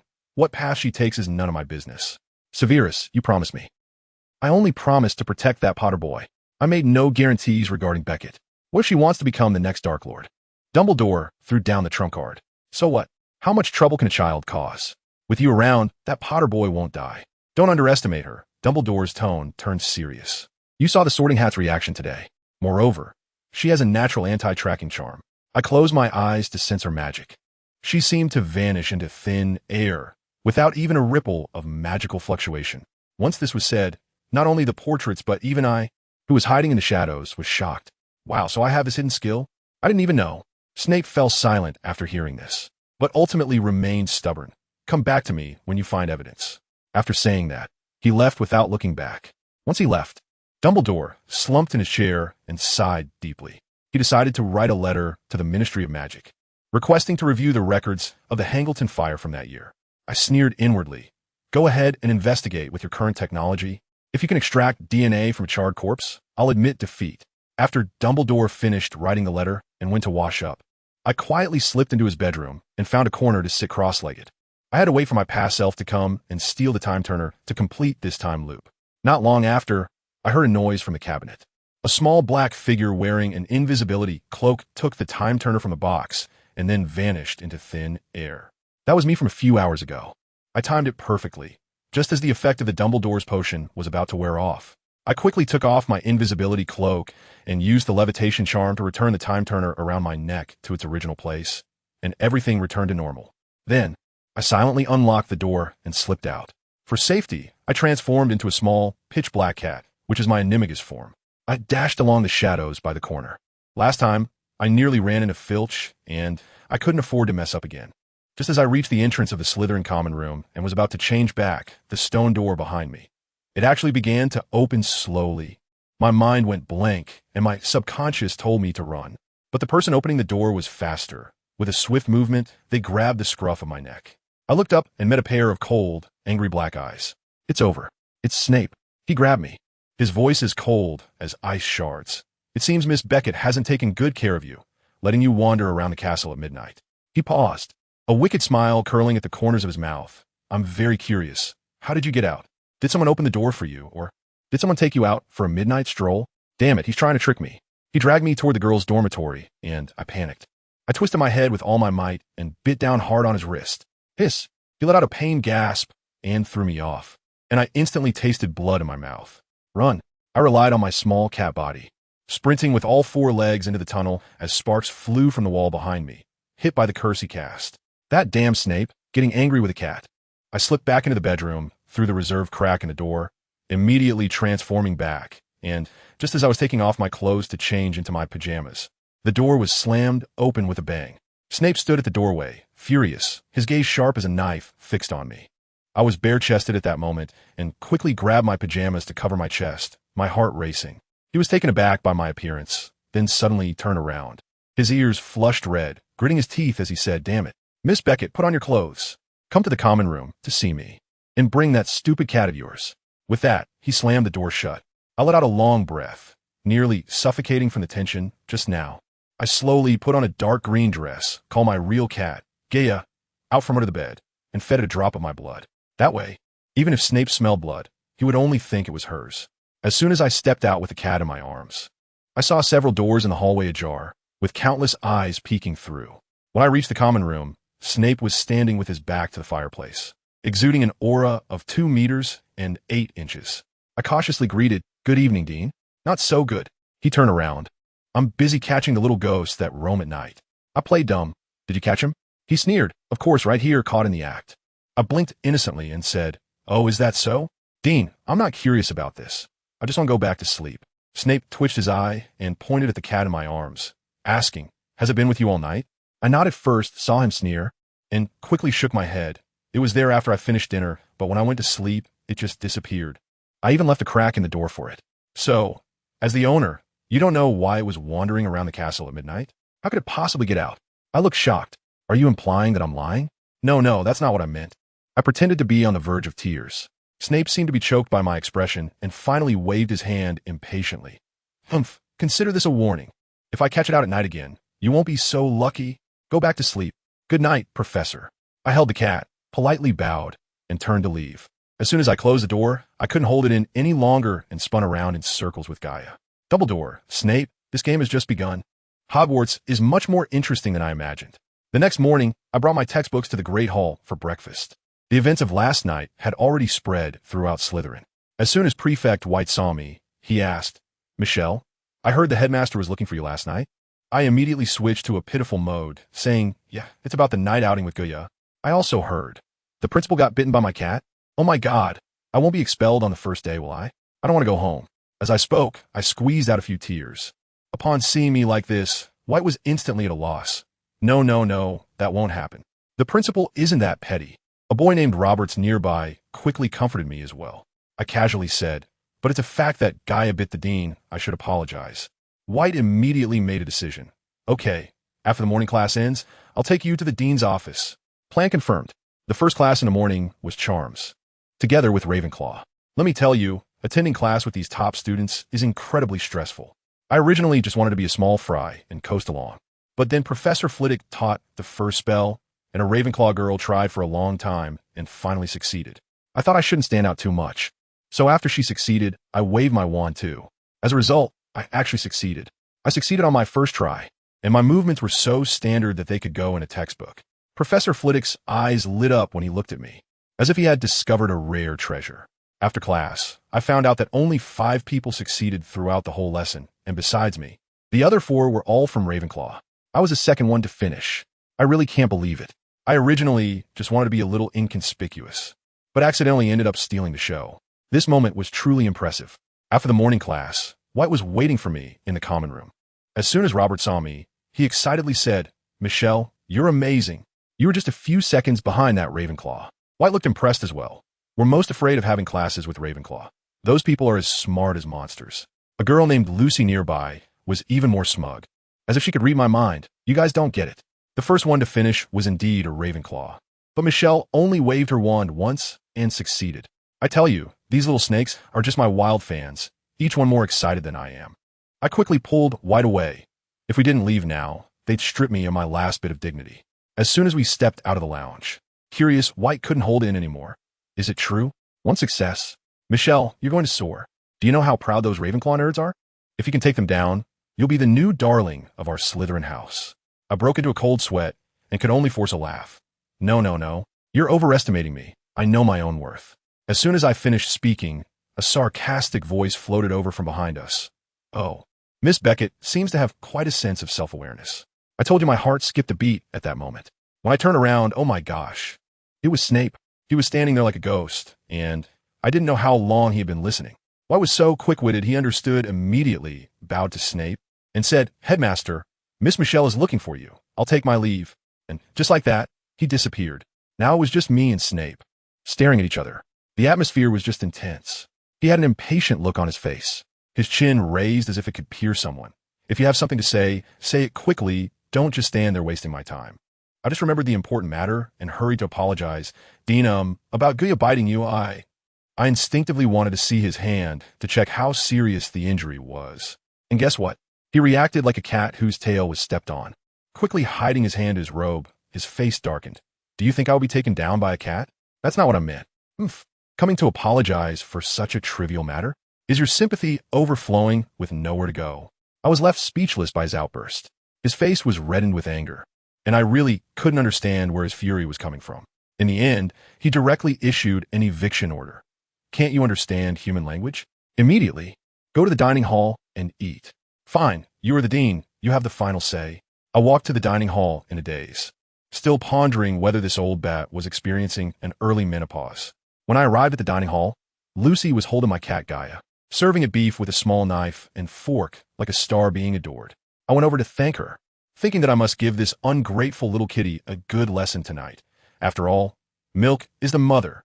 On our side, everything is calm, while on the other side, Robert starts shouting loudly, mocking the Gryffindor table, laughing to death, late for the first class, and the excuse is getting lost on stairs. God, what kind of paramecia am I sharing my alma mater with? The Slytherin long table bursts into laughter. Let me tell you, Hogwarts is really not friendly to people who are directionally challenged. Those more than 100 staircases seem to move on their own, constantly shifting. Only our Slytherin and Hufflepuff common rooms are in the basement, so we don't have to suffer through that. But those ghosts are annoying too, especially Peeves, who loves to play pranks. Fortunately, We Slytherins have the numbers and are protected by the Bloody Baron, so he doesn't dare to act up. In the afternoon, I have herbology class with Hufflepuff. No one in my family understands, but attending class with Ravenclaw is a competition, while attending class with Hufflepuff feels like being in prison. Professor Sprout is a nice person, but she's way too patient. She can go over 1,800 times, and I'm about to throw up from listening. I hid at the back, trying to slack off, but I was still pulled out by her. Where's Miss Michelle Beckett? Lucy, that little traitor, excitedly pointed at me. The one at the back with the long black curls is her. Goodness. I was directly invited to the front of the classroom for an immersive lecture. Professor Sprout even smiled and said, Professor Philivy has praised you to the heavens, saying you are the most talented student ever. I was so embarrassed I could practically dig a 3-bedroom apartment with my toes, cursing that little dwarf Philivy 100 times in my heart. Then, the main event came. Professor Sprout pointed to a pot of daisies and asked me how to handle it and what potion could be made with it. As soon as the question was asked, the whole greenhouse exploded. This was way out of the syllabus. Who in first grade understands this? Roberts and Lucy were anxious, wanted to help me out. But Professor Sprout was determined to test me and even dangled a bait. Answer well, and Slytherin gets 5 points. Great. Isn't it obvious that that old fox Dumbledore is testing me? Fine, you want to play? Then let's play big. I recited the potion book from memory. Daisies need to be pulled up by the root at the peak of their bloom to keep them fresh. Combined with fig skin, caterpillars, leech juice, and mouse spleens, it can concoct a bright green shrinking potion that allows a creature to revert to its juvenile form, such as turning a frog back into a tadpole. Professor, is this answer sufficient? The room fell silent, then erupted into thunderous applause. Professor Sprout's eyes lit up as she waved her hand. Fantastic. Slytherin gets 10 points. Lucy and the others were so happy they nearly lifted me up. But I couldn't smile at all. This would only make me more famous, and Dumbledore's suspicions would only deepen. During dinner, this matter was still brewing. White and the others were like they were hearing a scripture. Shrinking potion. ISNT, that's something learned in the 3rd year? I could only laugh it off, saying I happened to see it in the library at noon. Who would tell them that I exchanged this thing for several galleons at Borgin and Berks a few years ago? As everyone heard this, they immediately clamored to go to the library to share in my scholarly aura. Just as we were making a racket, suddenly, a voice popped into my head. That sausage is roasted nicely. I want to eat it. I was suddenly taken aback, looking left and right. Everyone was talking. Who was whispering to me? That voice sounded again. I want to eat the sausage, the one that's grilled the most charred. I instinctively picked up the sausage without even asking who it belonged to. Before I had a chance to react, Gaia in my arms suddenly darted out, biting the sausage and running off without a trace. I was still laughing. Professor Bin's class is really hypnotic. Look how hungry Gaia is, like a wolf. I smile on the outside, but inside I feel uneasy. This situation is too bizarre. What makes it worse is that it seems like everyone in the college is watching me. The professors on the podium are pointing at me, and students from other colleges are whispering. Roberts and the others are full of passion, thumping their chests and saying that anyone who dares to touch me will feel their fists. Lucy is also shaking her little fist, saying she wants to protect me. Who understand my family? Looking at this group of sincere little snakes, I feel both amused and a bit sour. If one day they find out my true identity, I guess they will be the first to run away.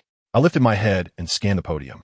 When I met Dumbledore's sharp yet gentle eyes, I smiled even brighter. Then I turned to look at Snape. Wow, that gaze was like a knife, so I quickly lowered my head to eat, not wanting to provoke him. After finishing our meal, we marched towards the library. On the way, we ran into Ravenclaw's Penelope. When she saw me, she looked as if she had seen a ghost, quickly lowered her head, pretended not to know me, and slipped away faster than anyone. Back in the common room, White, looking worried, asked us why we had been gone for so long and if something had happened. Roberts, being oblivious, asked him why he thought we were in trouble. White warned them not to damage the books, or Mrs. Pants would make them experience what book vengeance feels like. I felt a jolt in my heart. White's concern didn't seem like a joke. Could it be that Lucy almost fell off the ladder in the library in the afternoon was not an accident? Did someone do it on purpose? At that time, there were Gryffindors nearby, Hufflepuffs, and Ravenclaws. Penelope's evasive gaze. My mind is a mess. Forget it. Lucy is fine anyway. I just need to pay more attention in the future. As soon as I returned to my room, I felt something was off. Just after changing into my robe and lying down to read, that voice came again. The grilled sausages for dinner were really good, and they would be even better with some red wine. I felt a chill run down my spine, and my wand was instantly drawn. Several beams of white light sealed off the entire room. I rolled out of bed and turned the room inside out, flipping over cabinets and drawers with my magic, leaving no corner untouched, not even beneath the bed sheets. There was nothing, not a trace of magical fluctuation. At that moment, my mind was buzzing, and my CPU was about to overheat. Could it be an invisibility cloak? I angrily waved my wand, and two flames raced wildly around the room. But I still found nothing. Just when I was about to break down, I looked down and met Gia's innocent light blue eyes. It was crouching by my feet, its gaze following the fireballs. An absurd thought popped into my head. I received the magic, bent down to hug it back to bed, and stared at it intently, asking in the most serious tone of my life, "Gaia, was that you talking just now?" A plain meow from the cat instantly deflated me. I really must be crazy to doubt a cat. I patted its head and apologized. "Sorry, I scared you just now. Don't look down on me. Your little tricks can't scare me. I've seen plenty of powerful spells back at Durmstrang." The hand I touched turned to stone on the spot. I can't be hearing this wrong. Can I? I stared rigidly at the cat in front of me, which was proudly lifting its little head. "What's going on?" It even tilted its head to look at me. "Oh my, Gaia, is it really you speaking?" I excitedly lifted it above my head. Meow, another meow from the cat. I quickly put it back on the bed, wondering why it stopped talking again. I poked its head. "Gaia, speak." The voice came through in a stutter. "Hurts, you, let go." I seemed to understand something. I tentatively placed my hand gently on its head, silently muttering, "Gaia, what is up?" A clear voice echoed in my mind. "Damn, it really is you. Of course, it's just the two of us in this room. Who else could it be?" Gaia disdainfully turned her face to the side. I can hardly believe it. I can actually understand what the cat is saying. I asked it if it was like this before, and it said yes, it has always been like this. It's just that you are the one who can understand now. I asked it what kind of creature it was and how long it had lived. It said in a pretentious manner, "I've lived a long time. So long that I can't remember." I also went to that Durmstrang up north. "Have you seen Grindelwald?" "Seen him?" "Not only have I seen him, but I also bit him. That guy wanted to experiment on me. Serves him right." It proudly flicked its tail. I was completely shocked. Isn't this little thing almost 100 years old? Just as I was about to ask again, it got annoyed. "You have so many questions. I'm going to sleep now. Don't disturb me." I pouted. After all, there is plenty of time ahead.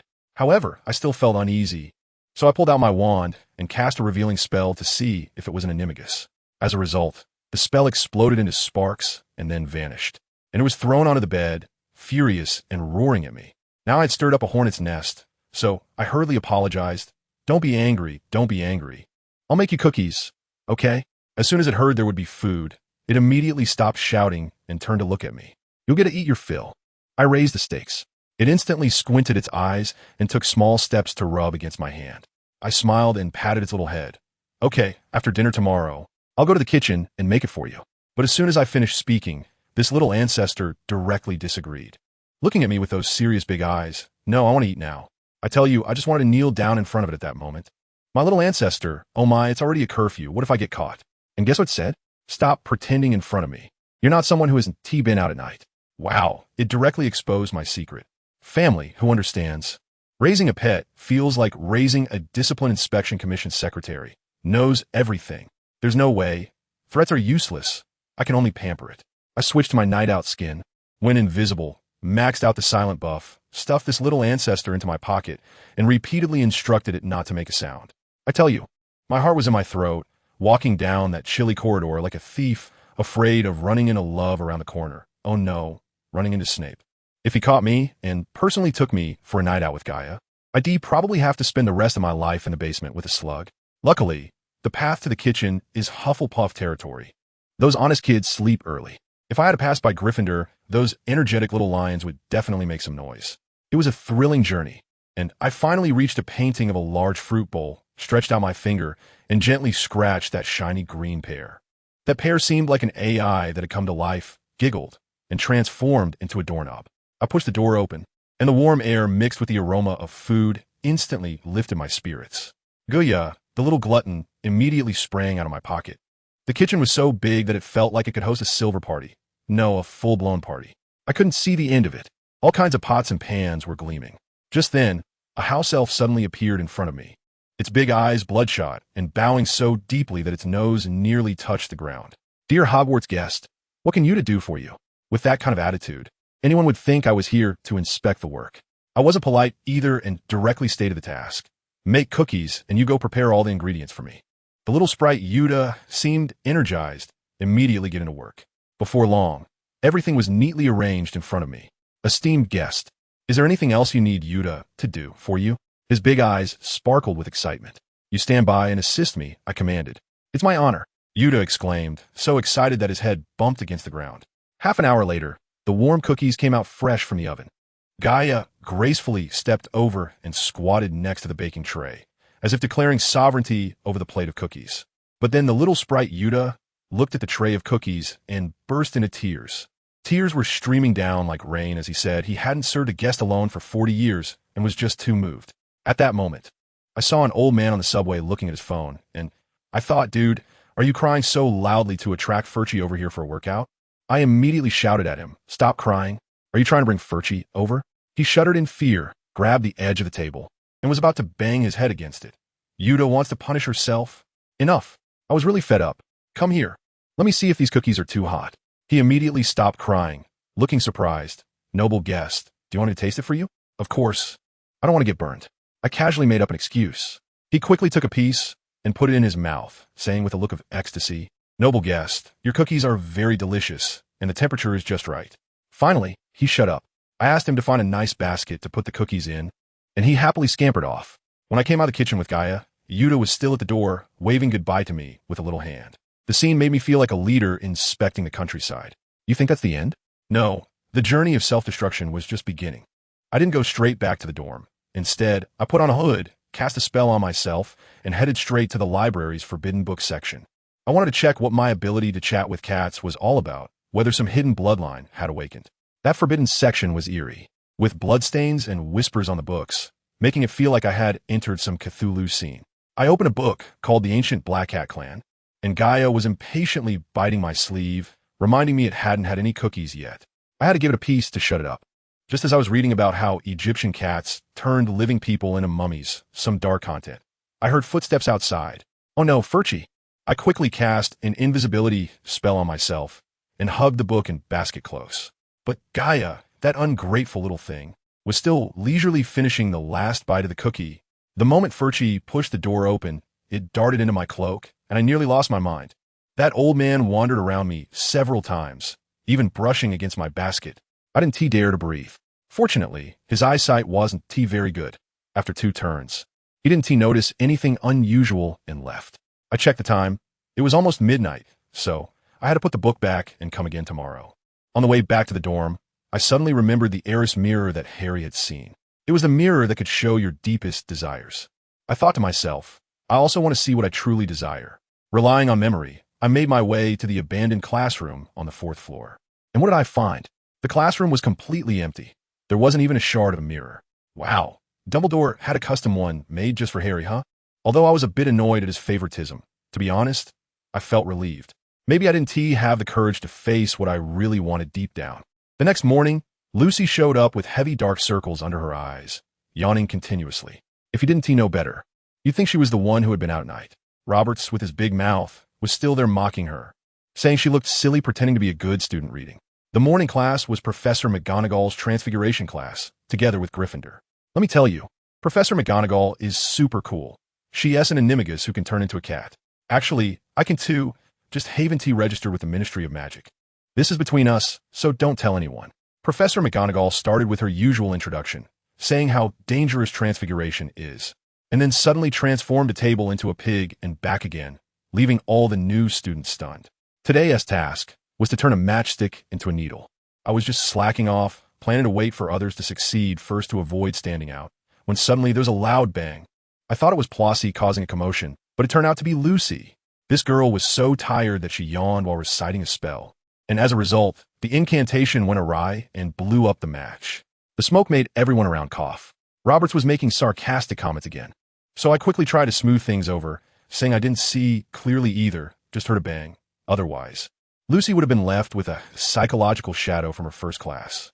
While everyone was flustered, I waved my hand casually, and a perfect silver shimmering embroidery needle appeared on the table. Professor McGonagall saw it, picked it up, and praised it profusely, even making me demonstrate it again in front of all the first-year Slytherins and Gryffindors. When I looked up, I saw Flossie's face, dark as a pot bottom. His needle had like a big Great, I just made a friend on the train, and now I created a rift. I was still worried about it during lunch, while Roberts was already exaggerating the explosion incident in Transfiguration to the upperclassmen, making Lucy nearly bury her head in her plate. In the afternoon, we had defense against the dark arts, and the teacher, Justin, was so flamboyant, the entire classroom was filled with a strong scent of roses, and he kept throwing me flirtatious glances. Luckily, his actions were discreet. Otherwise, I would have wanted the curse of this class to befall him early. In the evening, I accompanied Roberts and the others to the library to write papers, and I also looked for books on animal communication, but still found nothing. At 1 in the morning, I sneaked into the restricted section again, continuing to read that book on black cats from yesterday, but when I got to the end, I still didn't find a single word mentioning that cats could talk to humans. I was so angry that I shoved the book back on the shelf and went straight back to the dorm. After several nights of wandering, plus staying up late for astronomy class, I felt like I was losing my mind. Even looking at the stars felt like seeing double. I decided to take a break for a couple of days and see how things were on the weekend. The worst was Professor Bin's history of magic. That ghost professor taught like he was chanting scriptures, but luckily I had a good memory, or I would have fallen asleep long ago. Then came Snape's potions class. It was freezing cold in the dungeon, so I quickly cast a warming charm for myself and Gaia. As soon as Snape walked in, the atmosphere dropped the temperature in the whole dungeon by 10 degrees. When he called my name, he deliberately dragged out the sound. Right, Michelle Beckett. Our new wizard prodigy. My face turns red with just a brush. Thank you. Are you giving me eye drops in front of Gryffindor? It seems that Pansy and would have indeed started whispering. After Snape finished his classic lines about bottled fame, brewing glory, and storing death, he suddenly called me up. Beckett, what will happen if daffodil bulb powder is added to wormwood juice? I answered expressionlessly. It's a very potent sleeping pill, the water of life. He then continued to ask about knowledge related to Bezoar and aconite, and I responded fluently as if I were reciting a menu, leaving him at a loss. His already unpleasant face became even more sour. In the end, with a forced smile, he gave me an extra point, saying it was from Miss Beckett's wisdom. While brewing the potion, he made me perform in front of everyone, just enjoying my awkwardness under their watchful eyes, which was so annoying. Just as I was relieved that he had finally walked away, I suddenly heard a hissing sound behind me. I turned around to see, good grief, a Gryffindor boy's cauldron was starting to emit acidic green smoke. It was about to explode. Without saying a word, I grabbed Lucy next to me and jumped onto the stool, shouting at the dazed guy, "Get away from that pot." Just as my words fell, the cauldron melted through, and the potion splashed everywhere. Every year, there has to be a cauldron killer. Is this the KPI? Snape came over and unleashed a tirade on those two unlucky souls, deducting 2 points from Gryffindor. Would wanted to argue, but was kicked back by Blasé. It's hilarious. Arguing with Snape is worse than being polite to a troll. In the end, when we submitted our assignments, we Slytherins all started with an A, and I got an O. Gryffindor's results were dismal, even though Blasé did well. Snape still forced an A on him. Now he completely ignored me, his gaze sharp as a knife. During lunch, Lucy was still bragging about how I predicted the explosion, and I felt my scalp tingle. Girl, stop hyping me up. I'm about to die from your praise. I took a couple of bites of food and was ready to slip away, but when I looked up, I caught Snape's eyes on the podium, watching the show. I instantly understood. Looking around, everyone in the hall was pointing and whispering about me. They must be spreading rumors about my wizarding talent. I was instantly fired up, and without thinking, I shot a glare over. As a result, let me tell you, that scene was incredible.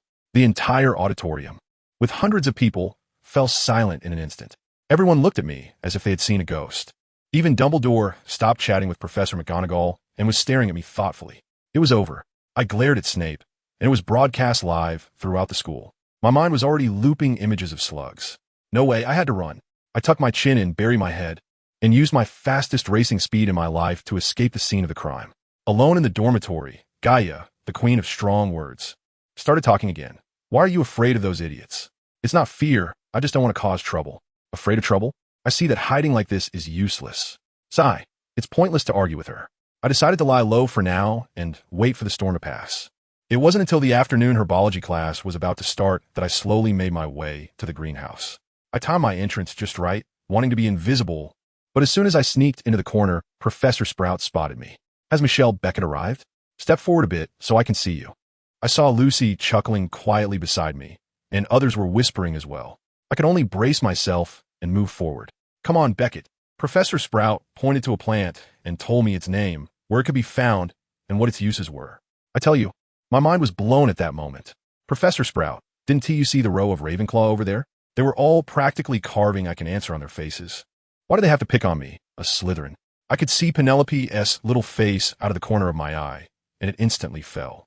That disappointed look made me feel like I'd stolen her lollipop. It was ridiculous. There was no way out. I had already raised my hand, so I could only brace myself. Looking at the water hemlock in front of me, I was 1,000 unwilling, but I still had to say, water hemlock.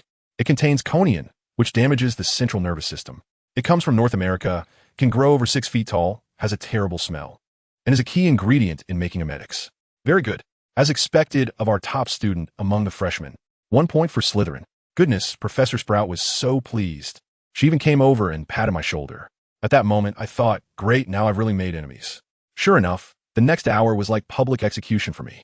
Professor Sprout became a hands-off manager and left me to demonstrate how to transplant this thing by myself. Throughout the whole process, she looked at me with that kind of I can teach you gaze, and if it weren't for how sincere that look was, I would have thought she was messing with me. When I finally got out of the greenhouse, the smell on my hands lingered no matter how much I washed. Lucy helped me carry the books, our arms stretched out far like crabs. The looks from the passing Ravenclaws were complex, 3 parts hostility and 7 parts displeasure. I realized that this class had just gained me a whole batch of new fans. When Penelope walked by, her brows were all knotted up. Her mouth moved as if she wanted to say something, but then a Ravenclaw girl beside her tugged her, whispered a couple of things, and she could only walk away with her head down. Lucy, being a little angel, comforted me, saying, "Don't pay attention to those people, they're just jealous. By the way, I have some dried green Roland. It works great for getting rid of odors. I'll bring it to you later." As soon as she finished speaking, Roberts and his 3 friends came over, and Biano looked confused. "Dried green Roland? What the heck is that?" Lucy started to explain, saying it's just dried flowers made by muggles. Suddenly, Robert's temper flared up, his nose scrunching. "Puffed, muggle stuff. We in the wizarding world use spells to keep things fresh, okay? Every flower looks just picked. Your thing is just a corpse of a flower. Oh my. These two are just naturally incompatible, right?" Lucy exploded on the spot. "It's just a different method of preservation. What are you so superior about?" "Of course I'm superior. I preserve life. You preserve a corpse. Can they be the same?" I quickly interrupted the spell. Stop. Gentlemen, I just want to get rid of the smell. I really don't care about the flower's well-being." Lucy immediately became smug. "Exactly. Can your lively flowers get rid of the smell?" Roberts raised his chin. "They can't get rid of the smell, but I have something better. Aromatic potion. Have you heard of it? Spray it on, and not only will it smell good, but can also attract the opposite sex. An essential tool for the dance party." Reeds was nodding in agreement next to him, making Roberts seem like a walking hormone spray. "Michelle, use mine. It's much better than her dried flowers." Roberts continued to promote it, while Lucy was so angry that her face turned away. "I'm really overwhelmed and can only play the peacemaker." "Thank you, Roberts, but I just want to go for a simple flavor. Lucy's will do. I'll definitely borrow from you during the ball."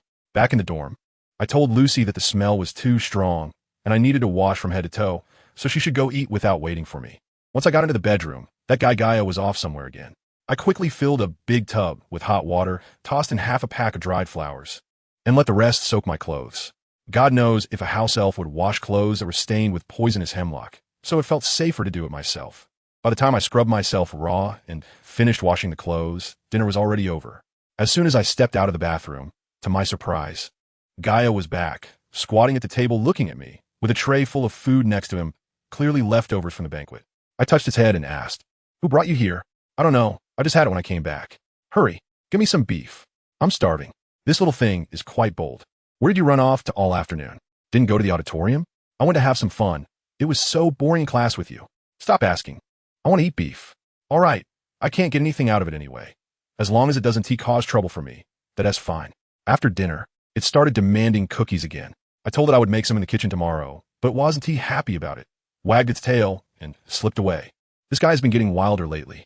Early on the weekend, I was all set with a book to spend the day at the library.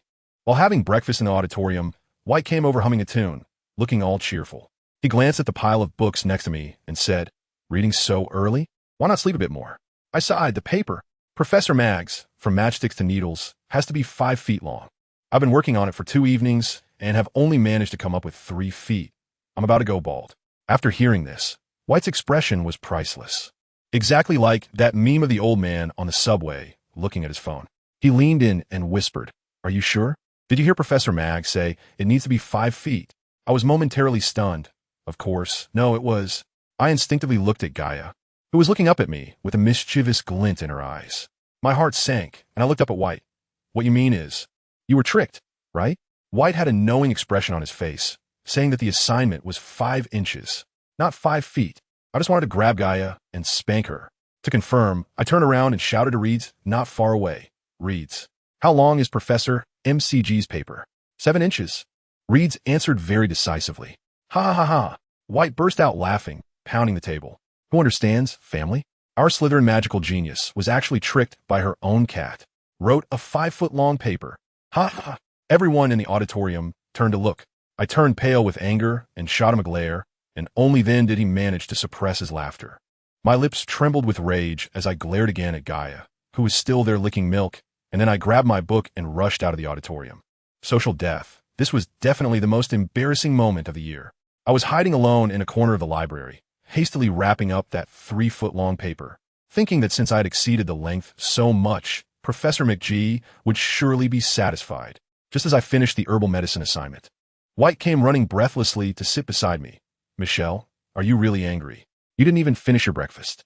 That poor little thing of yours was left behind in the auditorium, and Reed promised to take it back. I ignored him. Hey, are you still mad? He bumped into me with his shoulder. I raised the paper in my hand. How can I not be angry? I spent 2 sleepless nights on this piece of junk, and I feel like hundreds of billions of brain cells have died. Well, that's your own fault for being stupid. Don't you think it's ridiculous to write a 5-foot paper in the 1st grade? Yes, I'm stupid. It's my first time in magic school. How would I know? I turned my face away. Well, why didn't you ask Lucy and the others? Seriously, who told you it was 5 feet? I stopped talking again. White suddenly had a gossipy expression. Oh, can't say, right? It wouldn't be that the boy you like told you, would it? I really admire his imagination. You think too much. By the way, what do you have in your hand? I saw him holding a tattered book with a golden mermaid script on the cover, looking like it came from the restricted section. He winked mysteriously. It's a book about mermaids, very useful for me. I borrowed it only after getting a signature from Professor Ketterburn. Let me tell you, I bet this year's OWLS will definitely have questions about mermaids. It's better to be prepared in advance. Aren't you jumping the gun a bit? You just don't understand. We started learning about mermaids as soon as school began, and there's a requirement to understand the language. This is definitely a key point. Even if I'm wrong, it doesn't hurt to learn more, right? He handed me the book. Hold this for me. I'll go find a few easier supplementary readings. I picked up the book, The Blood-Soaked History of Mermaids, and there was a line of faint embossed text at the bottom that seemed to say something. Messenger. Tigers slaughtering mermaids, finally seeing the light. Just as I was about to open it, I suddenly heard footsteps behind me. I thought it was White, but when I turned around, it was actually Penelope. She was standing in the shadow between 2 bookshelves, looking particularly uneasy, like she was in a horror movie, constantly glancing around. I don't know if I should tell you. They said I was meddling. She stuttered, her eyes darting everywhere, and it might sound ridiculous, but it's a very dangerous joke for you. You should know they. The more she spoke, the more urgent she became, and at that moment, White's voice came from the aisle beside us. Michelle, look what I found. I turned around, and Penelope had already disappeared like a ghost at the other end of the bookshelf. What are you looking at? White asked. Nothing. Just thinking about the paper. Did you find anything? He excitedly opened a large book. Hogwarts. A history. It says here that mermaids live in the lake outside our school. I can't believe that when we took the boat at the beginning of the term, we passed right through their territory. This is great. We can go straight to the source and learn, making it much easier. I watched him with excitement, but I was still pondering Penelope's unfinished words. By dinner time, Gaia still hadn't returned, and Rides was getting anxious, constantly blaming himself. Just as we were worrying, Robert started his performance again. I guess he must have run into Dean Snape. If the Dean caught him, Michelle would be punished. Lucy immediately snapped back at him. Can't you say something nice? The two of them started arguing fiercely, and I was really getting a headache. Just then, White came in looking happy, and seeing us all frowning, he asked what was wrong. After Lucy told him, he exclaimed, Oh, I forgot to tell you. I just saw the Dean carrying Gaia back to the cellar. We are all fools. Reed held his head in despair. It's over, we really got caught. Don't think nonsense. White quickly explained, it wasn't the Dean who caught it, but Gaia who actively clung to the Dean. I saw it with my own eyes. The Dean was walking alone just fine, and Gaia jumped out from the corner, rubbing against his pants and biting the edge of his robe, crazily acting cute and being spoiled. The Dean's icy face was worn down to the point of having no temper left, and in the end, he could only helplessly carry it away. After listening, I I felt even more uneasy. This cat must have gone to Snape to spy on military matters. In the middle of the night, I had a nightmare where Gaia grew as big as Hagrid and swallowed Snape whole. After waking up in fright, I put on my clothes and sneaked out of the common room, unknowingly walking to the astronomy tower. Suddenly, a cold voice came from behind. "Miss Beckett, why aren't you asleep this late?" When I turned around, it was the bloodstained Barrow. I immediately pretended to be pitiful. "Mr. Barrow, I can't sleep. I'm a bit homesick. Can you not tell anyone?" To my surprise, he agreed, but just as I was about to leave, he called me back, turned away from me, and said, "Pay more attention to the people around you. Don't let yourself get hurt." After saying that, he disappeared. I didn't understand it at the time, but later I realized that he and Penelope were trying to warn me about the same thing. The next morning, Gaia swaggered back, even knowing how to act cute and charming towards me, making it impossible for me to get angry.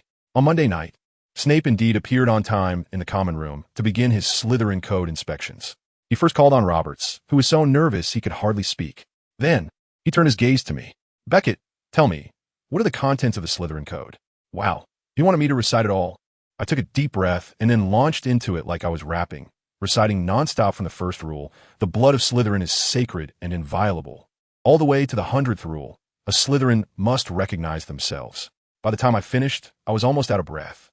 Snape sneered and said, "Very good. I hope you can live up to it," and then he left. The whole common room erupted in applause and cheers. I was immersed in the glow of a magical prodigy, but a notice brought me back to reality. Thursday, flying class with Gryffindor. This stirred things up in the common room.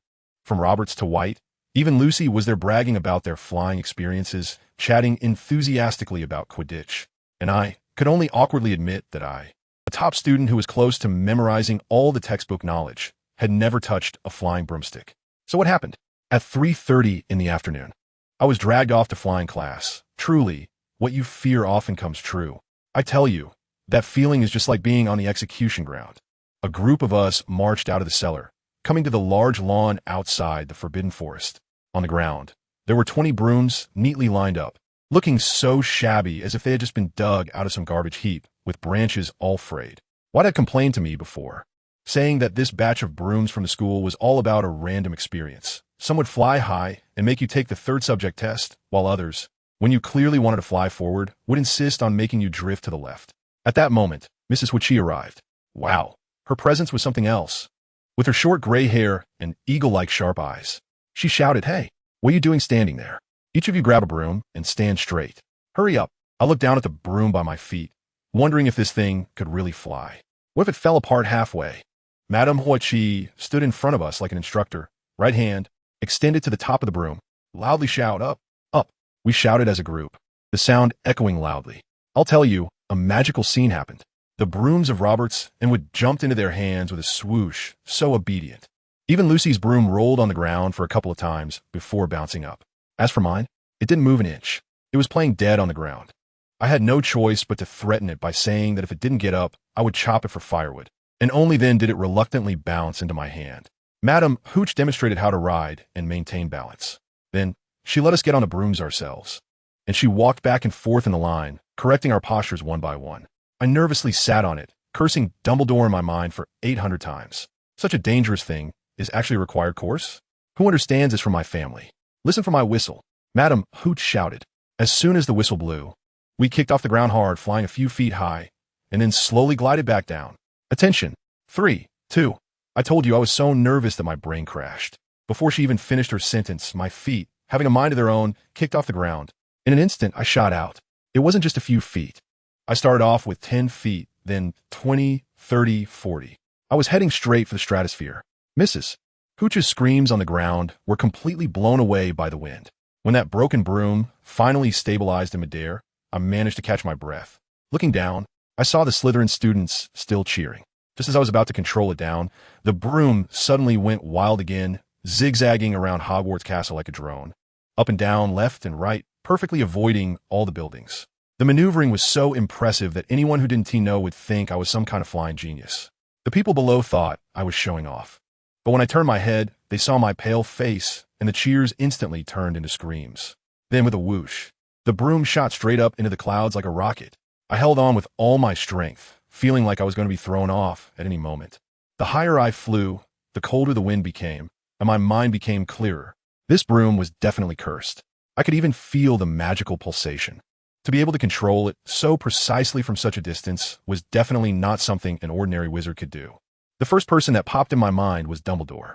That old man either wanted to kill me or force out my true potential. He surely thought that in such a life and death situation, one's true capabilities would be revealed. Unfortunately, I wasn't that foolish. I knew he was testing me, and the standard answer was, do nothing, lie flat, and wait for him to come save the day. Just then, a voice suddenly came from my left. Michelle, don't panic. I'm coming over slowly. I stiffly turned my head, and to my surprise, it was Roberts, who had caught up on a broom. A voice came from my right. Beckett, grab my hand. I looked, and it was Wood from Gryffindor. He was desperately trying to get closer to me. I was scared. I couldn't move. I was so cold I could barely speak, and my hands were shaking like leaves. Suddenly, the broom shook violently and threw me off. I watched helplessly as Roberts and Wood's terrified faces drifted further away. Wood dove down desperately trying to catch me, but his broom just couldn't keep up. In that moment, I felt the breath of death again, just like the last scene I saw in my previous life. Maybe Dumbledore really thought that trading a child's life for some peace of mind was worth it. I used my last bit of strength to smile at Wood, thinking I hope I don't leave him with any psychological scars because of me. Just then, there was a loud bang. I thought it was the sound of me crashing, but instead, I crashed into a familiar embrace. In a daze, it seemed like I saw a pair of cold eyes, and then the world went black. Dumbledore, you lost again, thoroughly. When I woke up, it was already the next morning. The sun was shining bright, and I was definitely going to Miss Snape's potions class. Madame Pomfrey came over with a smile, holding a potion. Awake? Did you sleep well? Yeah, pretty comfortably. That's good. When you were brought in, your face was as white as paper, and you were almost out of breath. There was a girl crying very sadly, and several boys had red eyes. With Snape's cold, icy face, I thought you really weren't going to make it. But when I checked, it turned out you just fainted from shock. She patted my shoulder. They all wanted to come see you, but Snape wouldn't allow it, saying no one was to disturb your rest. I guess they'll throw you a celebration tonight. While she checked on me, she supervised me as I drank a bottle of nutrients and sternly warned me, your health is too poor. You must eat well and sleep well from now on. Otherwise, if you have another flying lesson, your little body won't be able to handle it. I could only nod like a garlic pounder. While packing her things, she lamented, just thinking about it is terrifying. It's truly a miracle that I didn't die after falling from such a height. Luckily, Professor Snape arrived in time. Otherwise, you would be in pieces just like your broomstick. Poor Snape. His hands probably won't be able to carry heavy things for a long time. I was taken aback. Professor Snape was also injured? Of course. You fell too quickly, and the spell could only slow you down, not stop you. Snape caught you with his hands. Both of his arms were severely dislocated, and that's considered lucky. So, is it serious now? I've already set his bones, but it will take some time for the tendons to heal. When I left the infirmary, I was feeling a mix of emotions. I thought Dumbledore's test was over and that I could have a few peaceful days, but unfortunately, I ran into Peeves in the hallway. This guy saw me and not only didn't he hide, but also started circling around me, making that eerie, cackling laugh. I said irritably, Peeves, go play somewhere else if there's nothing going on. Don't bother me. Of course there's something. He had a mischievous look on his face. Everyone's saying you fell off your broom, and I've always wanted to go to the hospital to see if you broke your arm, your leg, or your neck. Unfortunately, Blood Trader Barrow has been guarding it, not letting us get close. Well, now you can see, I'm just fine disappointed. Very disappointed. He was getting more excited. And the saddest part is that I actually missed the scene of watching Slytherin's brat fall. It must have been especially funny at that moment. Oh. Slytherin's nuisance fell down. Oh, she finally got what she deserved. He sang while making faces at me. Just then, class ended, and more people filled the hallway, all craning their necks to watch the commotion. Peeves was getting even more into it, his voice growing louder. Slytherin's nuisance. No one here will help you. The Dark Lord's heir. Go back to the Muggle world. As soon as he said that, many younger students around gasped. I clenched my fists. If it weren't for hearing others say it so many times, how could a ghost like Peeves come up with such a thing? Pippy Ghost, move aside and keep your mouth clean. The little black demon is angry, really angry. He is still jumping around. At that moment, my cat, Gaia, suddenly jumped out from the crowd, baring her teeth and hissing at Pippy Ghost, wanting to scratch him. Pippy Ghost was even more amused. The little black demon's Death Eater is here. It's just a little cat. I quickly picked up Gaia, not wanting it to waste energy with this madman. As the crowd of onlookers grew larger, I even saw Penelope standing among them. looking at me with a face full of fear and guilt. Papigi, are you done causing trouble? La la la. The little black wizard's kitten, the little black wizard fell off the broom. He was still endlessly making up songs. At that moment, Ride suddenly rushed out from somewhere and stood in front of me. Papigi, get lost, or I'll call Barrow. Roberts also rushed over, pulling out his wand and pointing it at him. Papigi, if you don't leave, we will teach you a lesson. Yeah, teach you a lesson. Biano shouted as well. Papigi pretended to be scared and said with a grin, oh dear, the little black wizard already has a group of little Death Eaters. Too bad they're all useless little brats.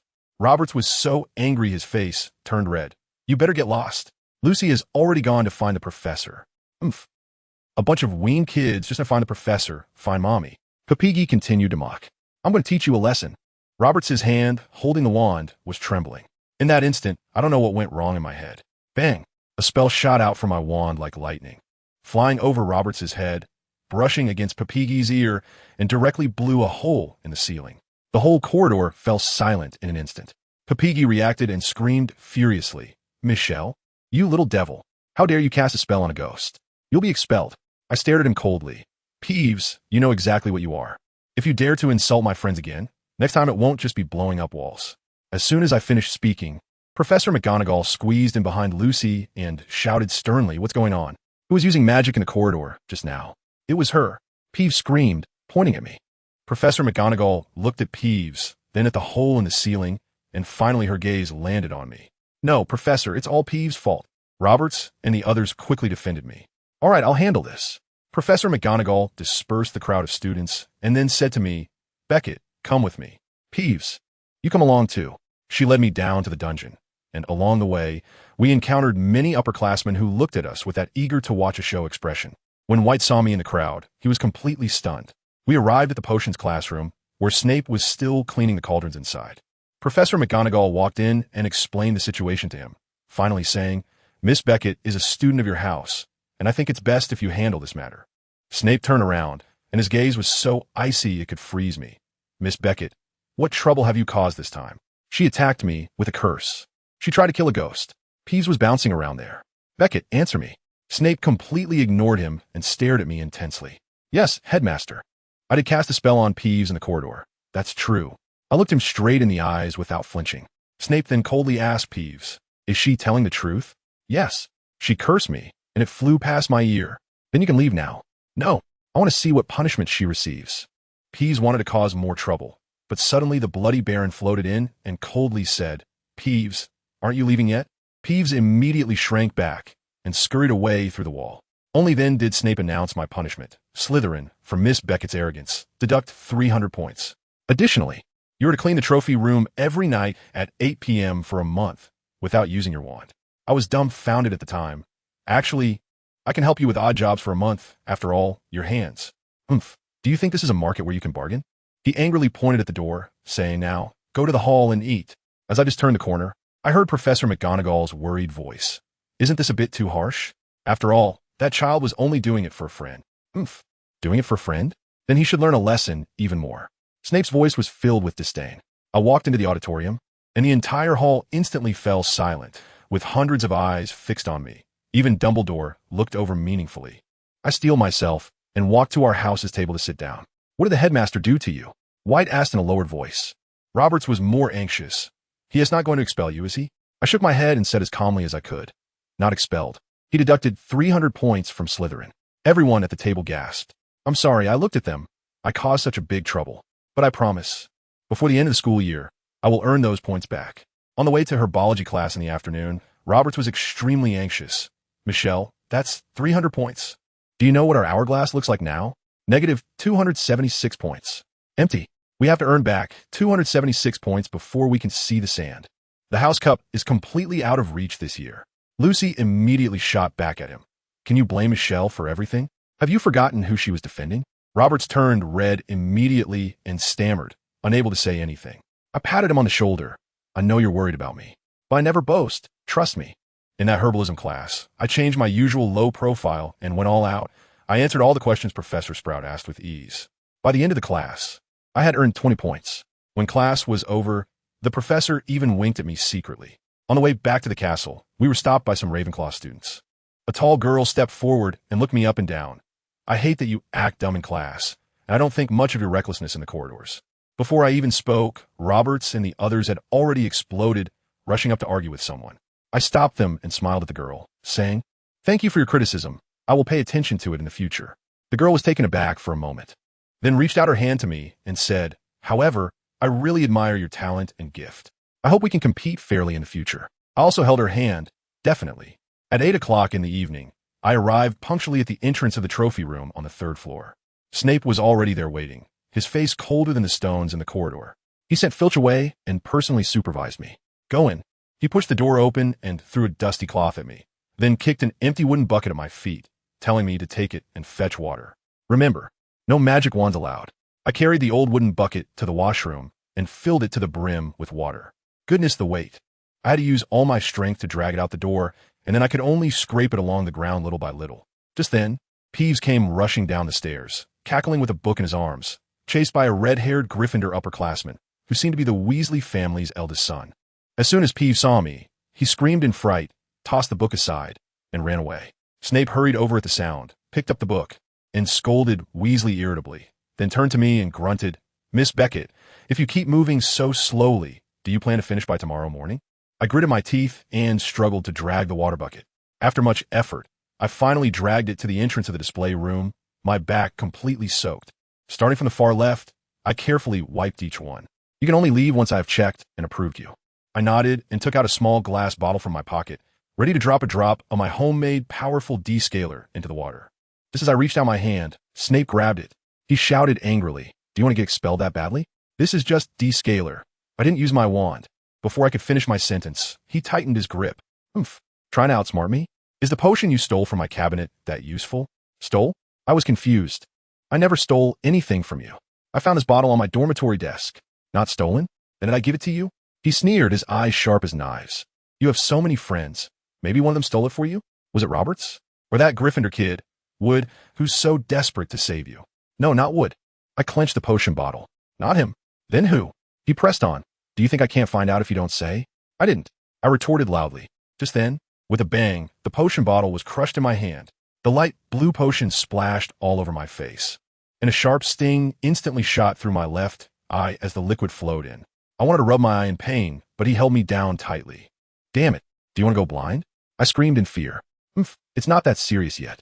But if you dare touch it, I can't guarantee anything," he said coldly, pulling my arm and marching forward. "Now I'm taking you to the infirmary. Hurry up." I tightly closed my left eye, and my right I was also blurry, unable to keep up with his pace at all. While I was going down the stairs, my foot slipped, and everything went dark in front of me. I fell onto a warm, soft wall. I let out a strange and reached out to poke it. Immediately, I heard Snape's gritted voice from above. "Can't you behave and pay attention to where you're going?" I suddenly felt my face flush. It turned out I had fallen into Snape's arms. I mumbled softly. The book didn't say that a one-eyed beast would run so fast. Snape took a step back and sneered. "So you do realize you look like a one-eyed beast now?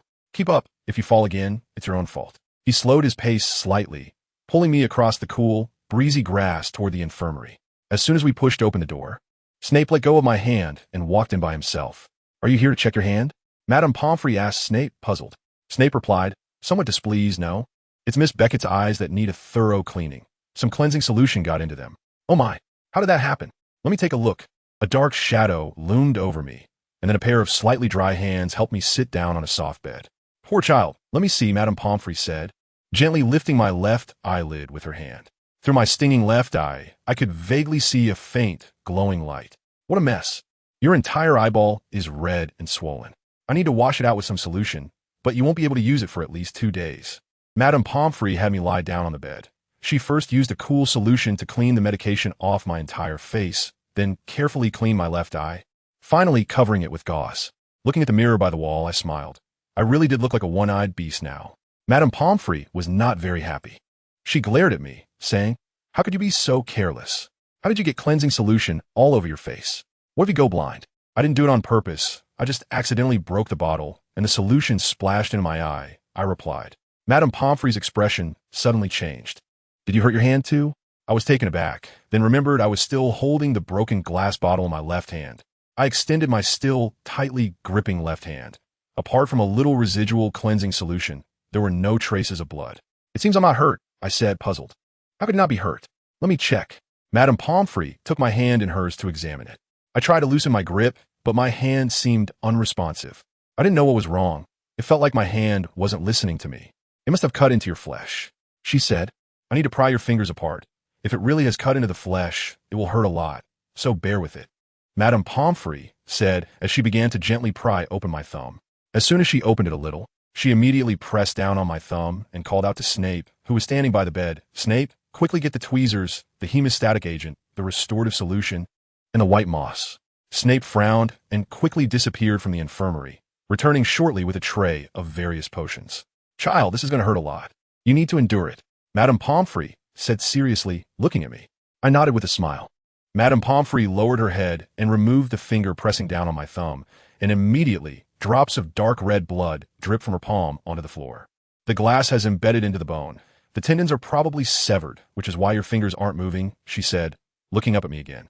Seeing my expression unchanged, she then pried open the other 4 fingers one by one. My palm was filled with shards of glass, large and small, and the wounds, under the effect of the cleansing solution, were slightly swollen and turning outward, exposing tender flesh to the air, making me feel a bit chilled. Does it hurt? A bit cold. Then bear with it. Once I clean the wounds, I'll get you a cup of hot milk, Madame Pomfrey smiled at me. I nodded happily. Having a cup of hot milk at night felt very comforting. She furrowed her brow and began to carefully remove the glass shards. Try to minimize bleeding while avoiding the tendons. But even with her caution, by the time she finished removing the shards, blood was almost everywhere. She immediately used the hemostatic agent to wash my wounds, and the bleeding slowly stopped, leaving only the tender flesh exposed, looking very unsightly. Now we need to use the restorative solution. The severed tendons and wounds will start to heal at the same time, and it will hurt a lot. I nodded. Snape, with a cold expression, brought over a silver shallow basin emitting wisps of white mist, looking somewhat like warm water for washing hands. Madame Pomfrey grabbed my left hand and plunged it into the basin, and I instantly furrowed my brows. The sensation was somewhat similar to having my bones drilled, though not as intense. After a while, the white mist gradually dissipated, and Madame Pomfrey removed my hand from the shallow basin. I curiously looked at my palm, which was almost back to normal, and smiled happily. At that moment, Madame Pomfrey dropped a few drops of white moss onto my wounds, and green smoke immediately rose up. Once the smoke cleared, the still slightly visible wounds looked like they had healed for several days, with new skin growing over the tender flesh. I stared at the not-so-obvious pink scars, and couldn't help but touch them a few more times. Don't worry, in a few days, the scars will disappear on their own, Madame Pomfrey reassured me, handing me a cup of hot milk. I wasn't worried at all. Those little scars look quite nice. You really are a strange child. You must be more careful in the future and avoid getting hurt again, especially on a girl's face. If you get a cut, it could look very unsightly. I was stunned and unconsciously touched my face when I felt the gauze on my face. I immediately looked up at the mirror on the wall. Looking at the pale-faced, one-eyed girl in the mirror, I let out a long sigh of relief. That was all in a past life. It didn't matter anymore. After saying goodbye to Madame Pomfrey, I followed Snape back to the castle. I thought we would continue cleaning the trophy display room, but Snape brought me to the entrance of the Slytherin common room. Today's punishment ends here. We'll continue after breakfast tomorrow, Snape said before striding away. When I returned to the dormitory, Gaia was dozing on the bed, and I walked over to pat its head. It looked up at me with slight displeasure and immediately woke up. Is my appearance a bit scary? Indeed, you could scare someone to death, Gaia openly mocked. I didn't mind and poked its little head, asking, Did you see the potion on the table? The blue one? Yes, that one. Do you know who sent it? I don't know. It was there when I came back. Why? Is there something wrong with the potion? Gaia asked, puzzled. No, just go back to sleep. I smiled and rubbed its fluffy little head, encouraging it to sleep more. After a hurried shower, I lay in bed but couldn't fall asleep, tossing and turning while recalling everything that had happened today. The words of the poltergeist in the corridor rang alarm bells for me. After all, I was a Slytherin student, living in an era where the Dark Lord's influence had not completely dissipated. Everything I did now would attract more attention than things done in other houses. Not only would professors become suspicious, but students would also be particularly sensitive to their surroundings. Slytherin was originally famous for being high profile. If a low-key person suddenly appeared within it, it would instead easily arouse people's suspicions. If I wanted to hide in Slytherin, I had to act as high profile as all the other Slytherin students, so I wouldn't seem out of place. Today, The changes among the Ravenclaw students were within my expectations, as it is indeed in line with Ravenclaw's style to use talent as a benchmark. As long as you demonstrate talent that exceeds theirs, they will treat you differently. The mistake that smart people often make is that they tend to overestimate their own intelligence. The olive branch they have extended this time should be thanked if it doesn't turn into a death knell for me. As for the potion that suddenly appeared on the table, it has left me puzzled. Who could have quietly entered the Slytherin common room and entered my room without raising any suspicion? Since they could enter my room so smoothly, why would they only leave a potion that I might not use? If this potion was indeed painstakingly stolen, why didn't the person who set me up hide it and instead just place it openly on the table? This is quite confusing. The only ones who could avoid all eyes are Slytherin students or Professor McGonagall, who can transform. The most perfect would be Dumbledore, who knows the invisibility spell. But none of these people have any need to frame me. Most of the girls in Slytherin, although they don't have a deep friendship with me, are not at the point of hatred. Moreover, if I were indeed expelled, it wouldn't be a glorious thing for them either. Professor McGonagall doesn't dislike me at all. In fact, she is very satisfied with my performance in class, and if I were expelled, she would definitely express regret. As for Dumbledore, there is no need to mention. He has always been probing into my background, fearing only that I might become the second Dark Lord. After the fruitless investigation by the Ministry of Magic and the surprise and flying class, I think even if Dumbledore doesn't plan to give up, he would consider expelling me. After all, I am a well-behaved student. With this thought, it seems that all my speculations have been overturned. Could it be that the premise was wrong from the very beginning? What if the potion was not meant to drive me away, but was intended to help me, and by accident, it ended up causing trouble? If that is the case, I can think of too many people: Roberts, Lucy Reed, Biano, and even White. Perhaps they heard from somewhere that I was going to clean the trophy display room and understood that I didn't tell them to avoid worrying them. So they secretly took Snape's potion and placed it on my table. This possibility is not out of the question, but if that is the case, I really have no need to investigate who stole the potion. I just hope Snape gives up on the investigation soon, because he can't find any evidence. The next day I got up early, just to avoid the few early risers on the weekend. After all, I just made a scene yesterday, and it's better not to be too ostentatious in my one-eyed beast disguise today. I cautiously avoided the crowd and appeared at the entrance of the trophy room on the 3rd floor, but didn't see Snape's figure.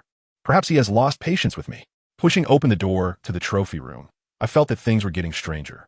Last night, this place looked like a second-hand market, with everything somewhat stained and dusty, but now the whole room looked like it had just been thoroughly cleaned. The floor had been mopped, with still damp water stains.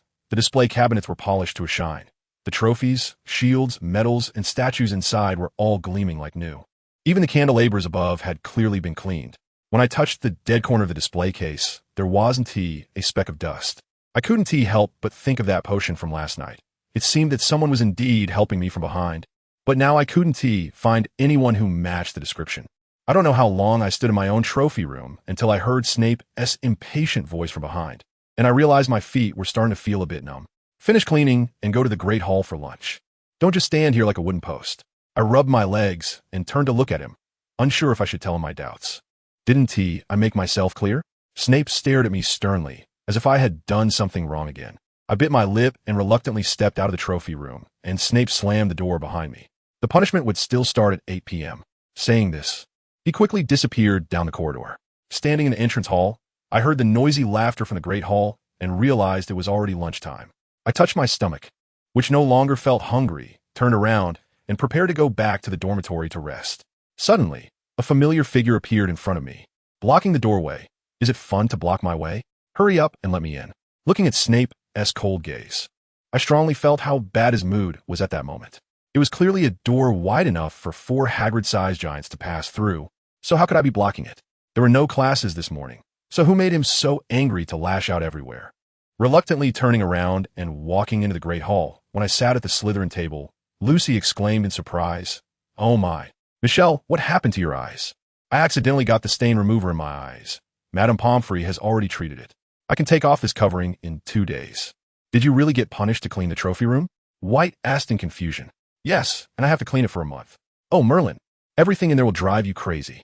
I heard that a Hufflepuff student was once punished to clean for a week, and afterward, throughout the next semester, he would sleepwalk every night with a cloth, walking around the dormitory, wiping everything down before he could go back to bed," Robert said in horror, glancing around as if that Hufflepuff student with the cloth was sleepwalking in the Great Hall. "Roberts, don't say it so frighteningly. Michelle will be scared. Lucy complained to Roberts. I'm just repeating what I heard. It's probably just a joke. Michelle, don't take it seriously, Roberts said with an embarrassed smile. I sighed. This matter was already strange enough, and hearing Roberts say that did give me a bit of an uneasy feeling. But thankfully, he didn't say there was a ghost that liked to wander around at night with a cloth. Otherwise, I might really get angry. Lunch was much more relaxed than I had imagined. Although many people were curious about my eyes, they didn't whisper about it like before. Even when I encountered Peeves on the way back to the dormitory, it just curiously stared at my eyes for a while and then silently moved away. In the following month, I gradually adapted to the daily routine of cleaning the trophy room under Snape's supervision. Every time I cleaned, I would always find traces of previous cleaning, such as a medal in the cabinet that was half an inch off, or a trophy that had been pushed back an inch, and even some small water stains in less noticeable corners. To find out who that person was, I often had to take time to peek into the trophy room, sometimes going there after class, sometimes in the middle of a meal, or even during a night outing to the library. I would take a quick look, but I never discovered the person who had cleaned. Later, I gradually observed those still damp water stains and slowly found a pattern. The cleaning always took place during my afternoon classes. So, I had to come up with various excuses to find ways to leave class just as it was starting or nearing the end. There's been a bit of progress, although I still haven't seen the person who does the cleaning. However, one time, when I finally rushed to the display room 15 minutes early, I found a bucket of dirty water that hadn't been disposed of in the corner. Unknowingly, it was already Halloween Eve, but I still had one last week of punishment left. However, today I could finally find out who that mysterious person was. I happily touched the potion in my pocket. Indeed, you can find any formula in the restricted section of Hogwarts. With this improved love potion, I wouldn't have to worry about being discovered if I left class. Early in the morning, the corridor was filled with the sweet and enticing smell of roasted pumpkin, but Gaia didn't like it much. How annoying. I want to eat roasted meat. You can't be picky anymore. What if you gain weight? That would be so unattractive, I warned, poking its head. Gaia had been getting increasingly picky lately, refusing to open its mouth for fruits and only shouting for meat. No, I want meat. I want to grow up and be as strong as a dragon. Gaia stubbornly pushed away the pumpkin pie at its feet, raising its head and shouting. I helplessly picked a piece of seemingly non-greasy roasted beef, cut it up, and handed it to it. As soon as Gaia finished the meat on its plate, it eagerly jumped onto my lap, staring at the silver platter full of meat. I angrily tapped its head. You've already had a piece. You can't have more. Since Gaia likes it, let it eat. After all, it looks much smaller than an average cat. Maybe it's preparing to grow, White suggested from the side. But it's been eating too much meat recently. I'm afraid it won't grow taller and will just get fat. As soon as I finished speaking, Biano's knife fell to the ground with a clang, and immediately, a new knife appeared on his left side. Biano, are you okay? Lucian gently patted his shoulder in comfort. I just want to grow taller. I don't want to gain weight, Biano said with a long face, pushing away the plate in front of him, which still had half of the beef left. I mean, just eating meat without exercising will make you gain weight, but you do exercise? I quickly tried to salvage the situation, but I don't exercise at all. Biano became more and more downcast, even pinching his not fat arm. You go to class every day. Those stairs can be quite difficult to climb. That counts as exercise. Lucian tried to find a reason. And every day, because you eat too much and can't sleep, tossing and turning in bed also counts as exercise, right? Ride Roberts said cheerfully, raising his eyebrows at a plate of rides. Yes, I think so too. You're sturdy. So even bending over burns more calories than we do, Ride said seriously, but the corners of his mouth betrayed him. You all, humph. I want to lose weight. From now on, I will eat my fill every day and then exercise more, Biano said, dragging the plate back in front of him and continuing to eat meat. We all shook our heads. A foodie is ultimately a foodie, even when trying to lose weight. They still can't forget to eat first. When White fed Gaia beef, I didn't stop him. After all, Gaia had lived for over 100 years and had never changed. It probably wouldn't change much even if it ate more now. In the morning's transfiguration class, Professor McGonagall handed each of us a small ladybug, asking us to transform it into a regular button. However, those bugs were not as obedient as matches. They always crawled around and sometimes suddenly flew up. Lucian had to chant the spell while trying to find her bug. Roberts really hated that crawling creature. He secretly pulled off a few of the bug's legs while McGonagall turned around, making its crawling more difficult. Rides didn't like such violence. He gently pressed the ladybug's antennae down with a book, forcing it to stay in place before practicing the spell. Seeing that Ride's method was very effective, Biano copied him and pressed the bug down with a book, but accidentally crushed it to death. He then had to ask Professor McGonagall for another one. But as soon as this one got into his hands, it immediately flew away. I smiled and cast a spell on a ladybug that was about to fly out the window. It instantly transformed into a wooden button and fell to the ground. Professor McGonagall picked up the button that had turned from the ladybug and displayed it to everyone. Everyone look, this is the button transformed by Miss Beckett. To be able to quickly and accurately transform a flying ladybug into a non-moving object is a great test of a wizard's observational skills and wand control. For Miss Beckett's outstanding demonstration, Slytherin receives 10 points. As soon as Professor McGonagall finished speaking, the classroom erupted into warm applause, and even Gryffindor students clapped. With Percy and Wood looking very happy too, I handed my ladybug to Biano, who looked at the not-so-willing-to-move bug in confusion and asked, "Why isn't it moving? If you gently tap its head like this, it will think an enemy is testing it, and then if you tap its fragile back, it will obey." Saying this, I demonstrated by tapping the ladybug's head, and it immediately became nervous, spinning in place. Then I tapped its back, and it immediately stopped moving. Miss Beckett really has a way with small insects. This little trick is something I've never seen before. Where did you read this from? Professor McGonagall smiled and stood in front of us, her sharp eyes fixed on me. These are just small tests I've done based on the characteristics of the creatures. This can't be considered a little secret, just an immature little method, although most ladybugs will obediently listen to such actions. There's still a small portion that will struggle or run away, so it can't be generalized. I hope Miss Beckett's little tests can play a bigger role in future classes, Professor McGonagall said happily, seeming to really like my little method. At lunch, Gaia expressed a desire for me to use the transfiguration spell to turn it into a large creature. I joked that it was small-minded despite its size, and as a result, it angrily left the table, taking a large piece of fried pork with it. The afternoon's defense against the dark arts class was a bit different from usual. The aroma in the air seemed more intense than before. The students, who had already adapted, began to feel drowsy less than 10 minutes in a class, their eyelids slowly drooping and their pupils losing focus. As for Professor Justin, he still maintained half of his energy, occasionally yawning, as if he had stayed up late the night before. I looked around. All the students had fallen into a deep state of hypnosis. So I immediately raised my hand to signal. Professor Justin staggered over and smiled, asking Miss Beckett if there was anything she didn't understand. I slowly loosened my curled right hand while staring into his somewhat vacant eyes, saying, "Professor, I don't understand this part." At this moment, a wisp of white smoke floated towards his face, gradually obscuring his entire face. When the smoke disappeared, Professor Justin's expression became immediately dazed. "Professor, I understand now. You can continue the class."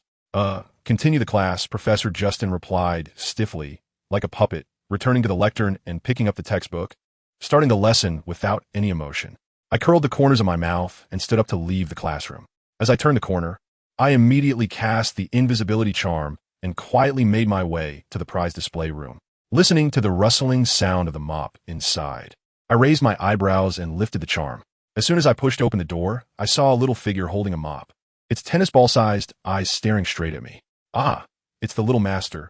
Yuda must not be discovered by the Little Master. Yuda needs to hide. The little elf Yuda screamed and scurried around, trying to find a place to hide, bumping into the cabinets with loud thuds. It seemed my sudden appearance had frightened it so much that it even forgot it could apparate. "Stop. Oh, it's the Little Master." Yuda immediately stopped in its tracks and eagerly rushed in front of me to bow deeply, so much so that its head bumped solidly against the ground. "What are you doing here instead of being in the kitchen? House elves aren't supposed to leave their posts, especially during a major holiday like Halloween, when Hogwarts elves should be helping in the kitchen to prepare a sumptuous dinner. But why is Yuda mopping the floor here?" "Yuda is helping the Little Master clean this place, so that the Little Master can have an easier time tonight." It smiled happily, the wrinkles on its face becoming more pronounced. "Have you always been the one cleaning the prize display room for me?" "Yes, Little Master." "Then why haven't you ever told me?" Yuda cannot tell the Little Master. Yuda cannot let others know the identity of the Little Master, or else the Master will be angry. Yuda said seriously, trembling at the mention of the Master, as if recalling something terrifying. I frowned in confusion and asked Yuda, "What are you talking about? Why do you call me the Little Master? Who is the Master?" Yuda looked at me with its round, bulging eyes. "Yuda's family has lived in Hogwarts for generations. Our masters are the 4 great wizards who founded the school, but they all died later, and we can only serve the headmaster here, but they are not our true masters. Only Yuda has always believed that the master of Hogwarts would return. One day, Yuda discovered the new heir of Slytherin, but the master asked Yuta to keep it a secret. The master does not want anyone to know that he is the true heir of Slytherin. Now Yuta has seen you again, the new heir of Slytherin, so Yuta will help you and ensure that no one knows your identity. Are you saying the master is that mysterious person people talk about? Yes, little master. The mysterious person is called the heir of Slytherin because he can speak Parseltongue. But I can't speak Parseltongue. The little master must be able to speak it. After all, you are his child. Shut up. I angrily reprimanded Yuta, and it immediately began to tremble in fear. What did you hear? Such nonsense. Yuta should not have revealed your identity. Yuta promised the master not to tell anyone.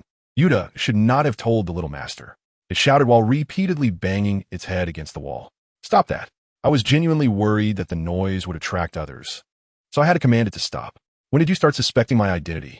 At the beginning of the school year. Professor Dumbledore guessed that you had a connection with the master, but Yuta didn't believe it at the time. However, after all the professors praised your talent, Yuta wanted to meet you. Thanks to Merlin for bringing you to the kitchen, Yuta recognized at first glance that you are the new heir of Slytherin. Yuta has never mistaken anyone. You are definitely the little master of Slytherin, the little master of Hogwarts. That's just your guess. If you tell others, I won't admit it. No, Yuta won't tell anyone. Yuta promises the little master that it will never mention your identity to anyone. If Yuta reveals it, then Yuta will be forever banished from Hogwarts by the little master. It solemnly swore to me, but I wouldn't easily believe it. Did you steal that potion from Snape for me? Yes, I just wanted to help the little master, but I ended up hurting the little master's eyes. Yuta should die. Yuta cannot apologize to the little master, so Yuta can only hurt its own eyes to punish itself. It said sadly, tears welling up in its tennis ball-sized eyes. There was indeed a long scar at the corner of its left eye, as if it had just healed. From now on, without my orders, you must not interfere in anything I do, nor mention our conversation to anyone, and you must not call me the little master in front of others. Now, you can go back to the kitchen. I sternly commanded Yuta with a cold face. Yes, little master. Yuta bowed deeply to me again and pressed its nose to the ground. With a pop, Yuta disappeared from the display room. I quickly returned the mop and bucket to their original places and left the room invisibly. As I walked through the corridor back to the classroom, I saw White hurriedly carrying Gaia towards the forest. White didn't have any classes in the afternoon, but what was he doing at the paddock? Just as I was about to follow him to see, I suddenly remembered the people in the classroom who were still under the hypnosis and turned back to the classroom. Fortunately, everything was normal. I took out the empty bottle from my pocket and quickly cast the recovery spell to collect the mixed smoke of the Confundus charm into the bottle. The fragrance in the classroom gradually returned to its familiar smell, and everyone began to wake up. Professor Justin also turned around and yawned for the last time, and the class slowly returned to normal as if nothing had happened. For someone like me, who has lived a solitary life, Halloween was no different from an ordinary day. The Dark Lord does not like the joke of little ghosts trick-or-treating, nor does he like me eating strange candies. I have never received any gifts at Christmas, of course, unless the Cruciatus Curse doesn't count as a gift. However, Halloween at Hogwarts was indeed livelier than usual, with more abundant food. As for happiness and surprises, I felt none at all. Gaia seemed especially happy today, and since it was a holiday, I allowed it to eat steak nonstop until it could no longer chew the meat chunks. I anxiously massaged its little belly to help it digest the food. After all the fuss, I only had time to eat a piece of toast, but fortunately there were still some snacks that Yuta sent in the dormitory, so I wasn't worried about going to bed hungry.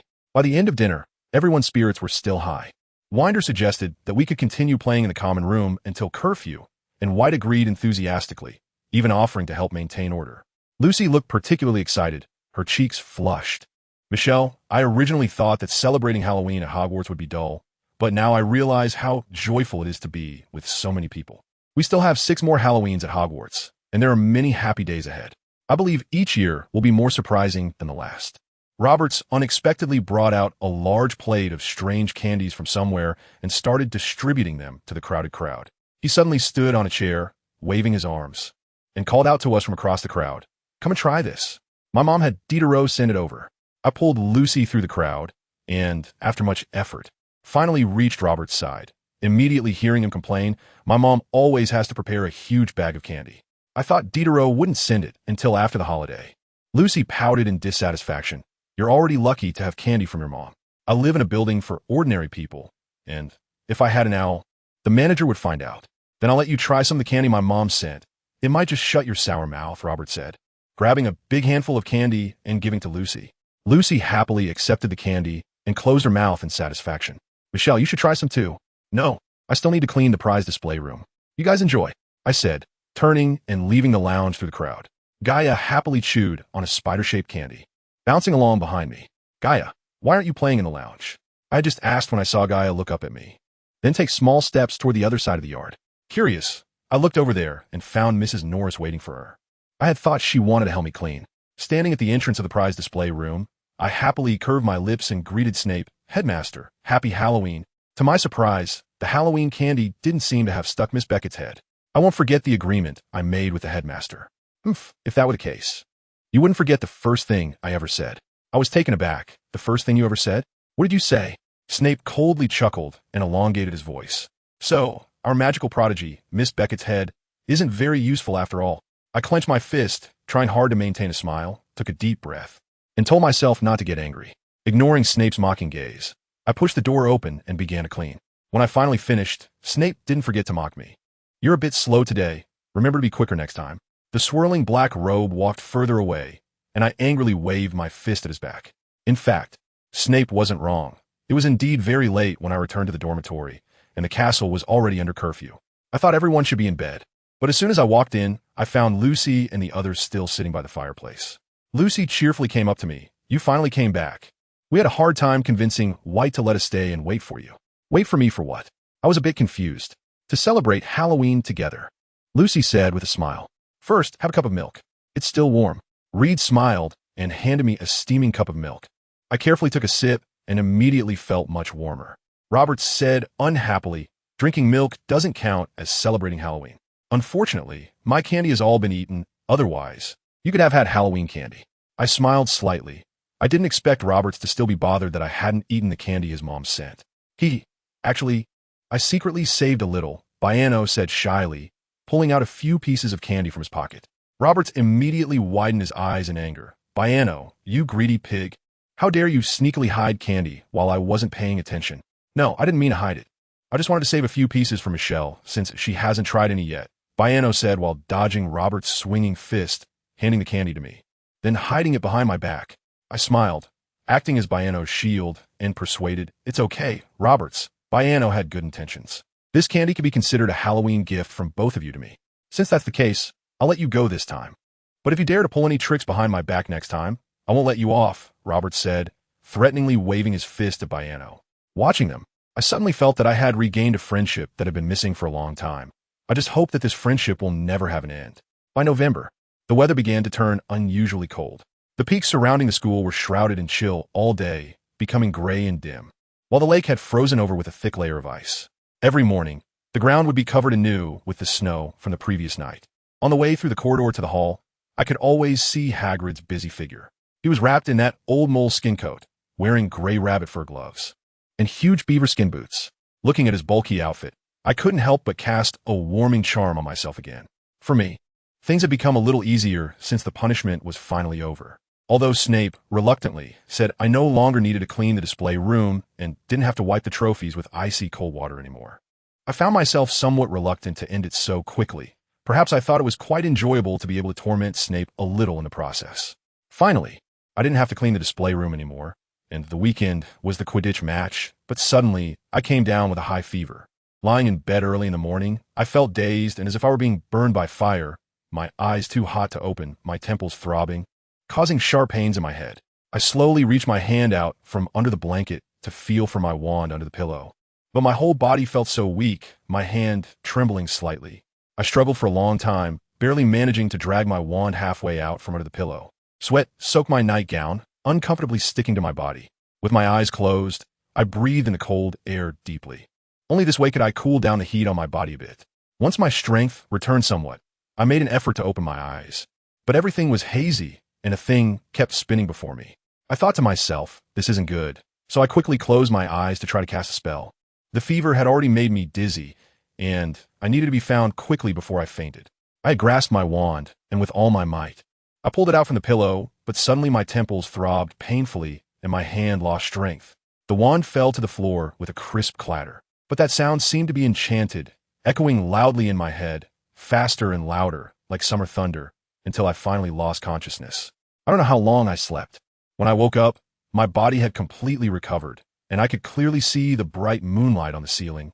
My nose could also distinguish the potion's ingredients filling the air. Sitting up, I found my bed had been separated from the others, with a large white curtain slightly billowing, as if the window there had been left slightly ajar. A loud crash followed, accompanied by a flurry of footsteps. "Quick, put him on that bed," Madame Pomfrey whispered. The footsteps grew closer, and the nearby bed creaked, indicating that someone had been placed there. "Justin, where did you find him?" This was Professor McGonagall's voice. It seemed the situation was quite complicated, having alarmed 2 professors. "I found him by the lake with Professor Byrne. He was lying there, burning up, his clothes soaked with sweat," Justin recalled. "He greeted me at breakfast, saying he wanted to prepare more for the OWS. I thought he wasn't watching the match because he was in the library, but who knew we received news of his disappearance during curfew? Poor child. On such a cold day, lying by the lake like this, I don't even know how long he has been there." A heavy sigh came from an old and unfamiliar voice. It must be Professor Byrne, who sat to the right of Justin during meals. "Poppy, how is he? Is he running a high fever?" Professor McGonagall asked with concern. "No, it's not a high fever, but rather," Madame Pomfrey said seriously, but then paused, as if searching for the right words to describe it. Let's say it's a kind of curse. I'm not entirely sure. I need to get Professor Snape to come and discuss it. It would be best if Professor Justin stayed too. Justin, you stay here to help. I'll go get Snape and write a letter to Dumbledore, hoping he can return in time tomorrow. As for Professor Byrne, you've been busy all night. You should go back to rest. You have your class early tomorrow." Professor McGonagall arranged everything methodically and quickly left the infirmary. "Sigh, I should go back to rest too. If you need anything, just come find me." "Poor child," Professor Byrne said with a sigh as he walked out. "Justin, can you come help me for a moment? I need to prepare some common potions," Madame Pomfrey said. "Of course, I'm happy to assist, madam," Justin replied cheerfully. I could even imagine him bowing. When everyone had left, I pulled back the covers and got out of bed. The bone-chilling cold of the floor made my mind exceptionally clear. Gently pulling back the curtain, I immediately saw the person lying in the bed next to me. It was White. As I walked to White's bedside, I was met with a wave of heat. His face was abnormally flushed, his lips pale and cracked, and his breathing was weak. He indeed showed symptoms of a high fever. I touched his chest and found that his heart had intermittent shock symptoms. Such symptoms were certainly not simple physical ailments, but I couldn't recall any curse that could cause such phenomena. "Beckett, what are you doing?" Snape pushed the door open and, seeing me standing by White's bed, scolded loudly. I just want to know how White was doing. I didn't understand why Snape was so angry. Could I possibly eat White? Take care of yourself first. You don't need to worry about others. His cold gaze fixed on me without a trace of emotion.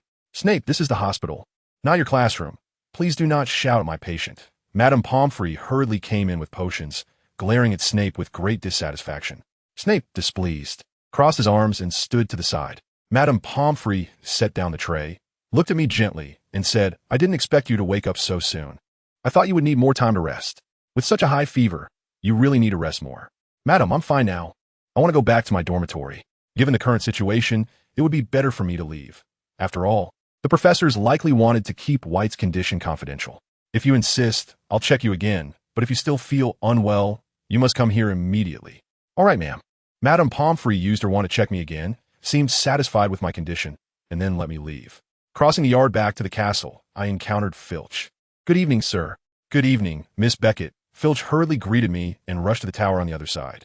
Probably some little troublemaker from a house breaking the rules by wandering around at night. There was no sign of Gaia in the dormitory, and her wand lay on the floor under the desk. I bent down to pick it up, feeling a bit annoyed, thinking that Gaia must have seen that I was not around and, like last time, had casually found someone to have a meal and sleep in. With a helpless sigh, I went to the bathroom to take a hot shower and changed into a clean nightgown. Sitting on the edge of my bed, I fell into a daze. This morning's high fever came on strangely. Although my health had always been poor, it was merely anemia. I hardly ever coughed. But this time I suddenly felt quite ill, which was rather suspicious. Thinking of White still lying in the hospital bed made me feel particularly uneasy. He usually appeared to me as an unbreakable tough guy, but today he lay motionless on the hospital bed, as if he might die at any moment, and I couldn't help but feel sad for him. I could only hope that Madame Pomfrey would quickly find a way to help him. The next morning, Gaia did not come back as usual, and she didn't show up even at breakfast. The atmosphere at the Slytherin table felt a bit odd today. It seemed no one was willing to speak. I looked around and saw that besides the seat next to me, where White usually sat, Even Professor Snape and Justin were missing, and Dumbledore seemed to be away on a trip, as he was nowhere to be seen. Lucy noticed my puzzled expression and quietly told me, "So much happened yesterday that I think everyone is still trying to process it." "What happened yesterday?" Robert sighed and said in a low voice. As soon as the match started, Gaia ran up to the stands and bit the headmaster's robe, tugging at it, and we all knew something had happened to you. And then you were rushed to the hospital with a high fever. After that, we lost the Quidditch match to Gryffindor by 30 points. Even though we still maintained second place, Winder was furious. He frowned and shivered, as if Winder's anger was quite frightening. White was with us at breakfast, but by noon he had vanished. We thought he went to the library, as he usually loves to go there. Biano wrinkled his nose, looking quite disdainful. But by evening, White still hadn't shown up, and that was when we started to feel strange. Winder even specifically went to the library, but unfortunately he didn't find him. When we were still in the common room at curfew, White still hadn't appeared. He has always taken pride in being a prefect. He would never be out wandering during curfew. Reed leaned in, telling me what he knew and nodding appreciatively. Sigh, I should have guessed it sooner. Suddenly a voice came from behind us. We turned in unison to find Winder, who looked heavy-hearted as he sighed. White has always been a very responsible guy, which is why I recommended him to Professor Snape as prefect. When he didn't show up in the common room during curfew last night, I knew something had happened to him. But I never guessed he would go to the lake alone, especially on such an important day as the Quidditch match. I really don't understand what could be so attractive there. We all fell silent. Winder looked very sad, as if White's injury were his fault. I thought he would be back with us soon. After all, the headmaster is the greatest potion maker. He would certainly find the right potion formula to cure White. I said cheerfully, not wanting to let the atmosphere become more somber. Thank you very much for the compliment, Miss Beckett, but shouldn't you all hurry up and finish breakfast so you can make it to your first class today? Snape said in a long, low voice. We immediately looked at him. The faint dark circles under his eyes told me he had been busy all night. Roberts eagerly asked, Headmaster, how is Prefect White? Snape rolled his eyes and shot a displeased glance at Roberts, making Roberts flinch. Madame Pomfrey was still doing her final checks on him. If she moved a little faster, he might have made it to the classroom before you all. Is he okay now? I asked in confusion. Given the situation last night, White couldn't possibly have recovered so quickly. What? Does Miss Beckett think he should remain in hospital? Snape's cold gaze swept over me, as if I had said something outrageous. No, I was just too happy and want to clarify a bit. If you want to know more clearly, why don't you ask him yourself? I also want to know more clearly. After Snape finished speaking, he strode away quickly.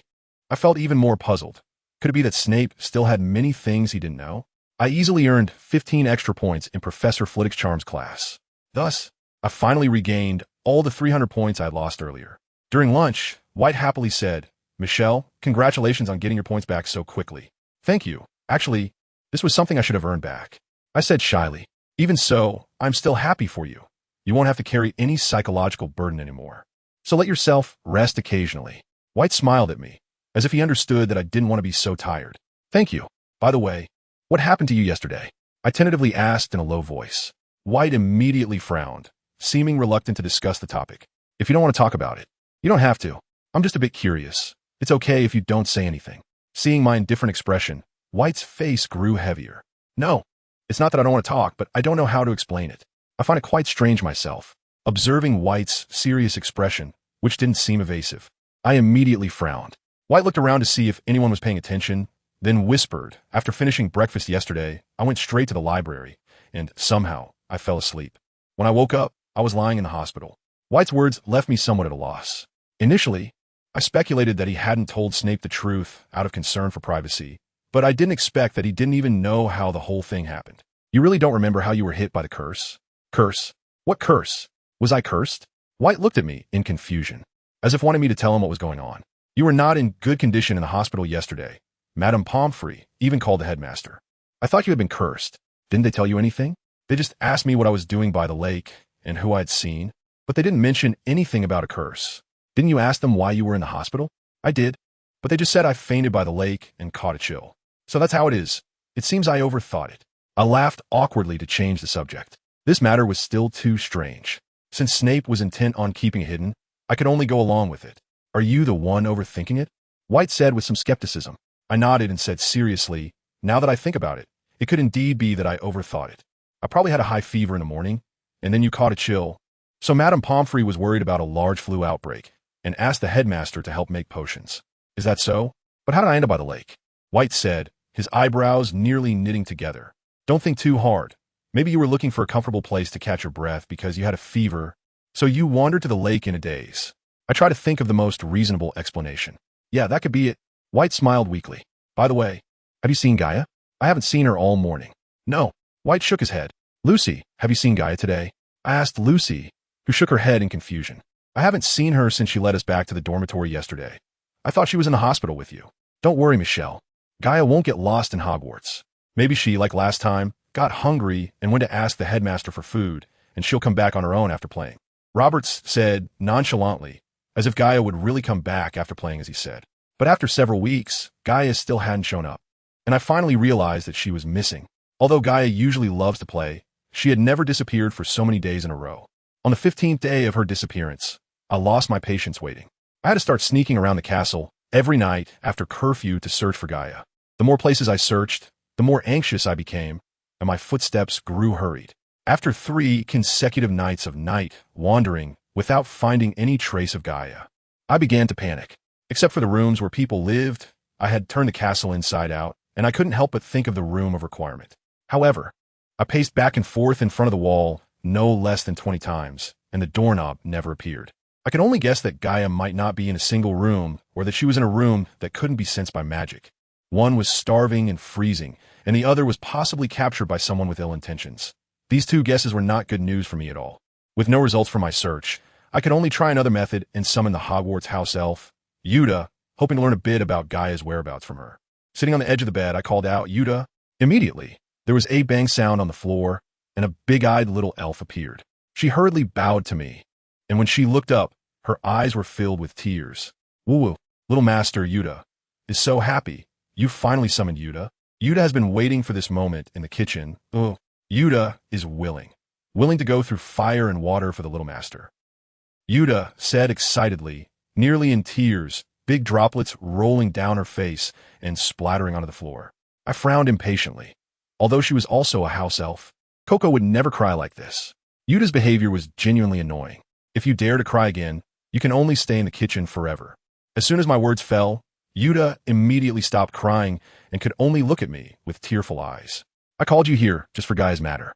She disappeared after the Quidditch match. I searched every corner of the castle, but I just can't find her. Has anyone seen her?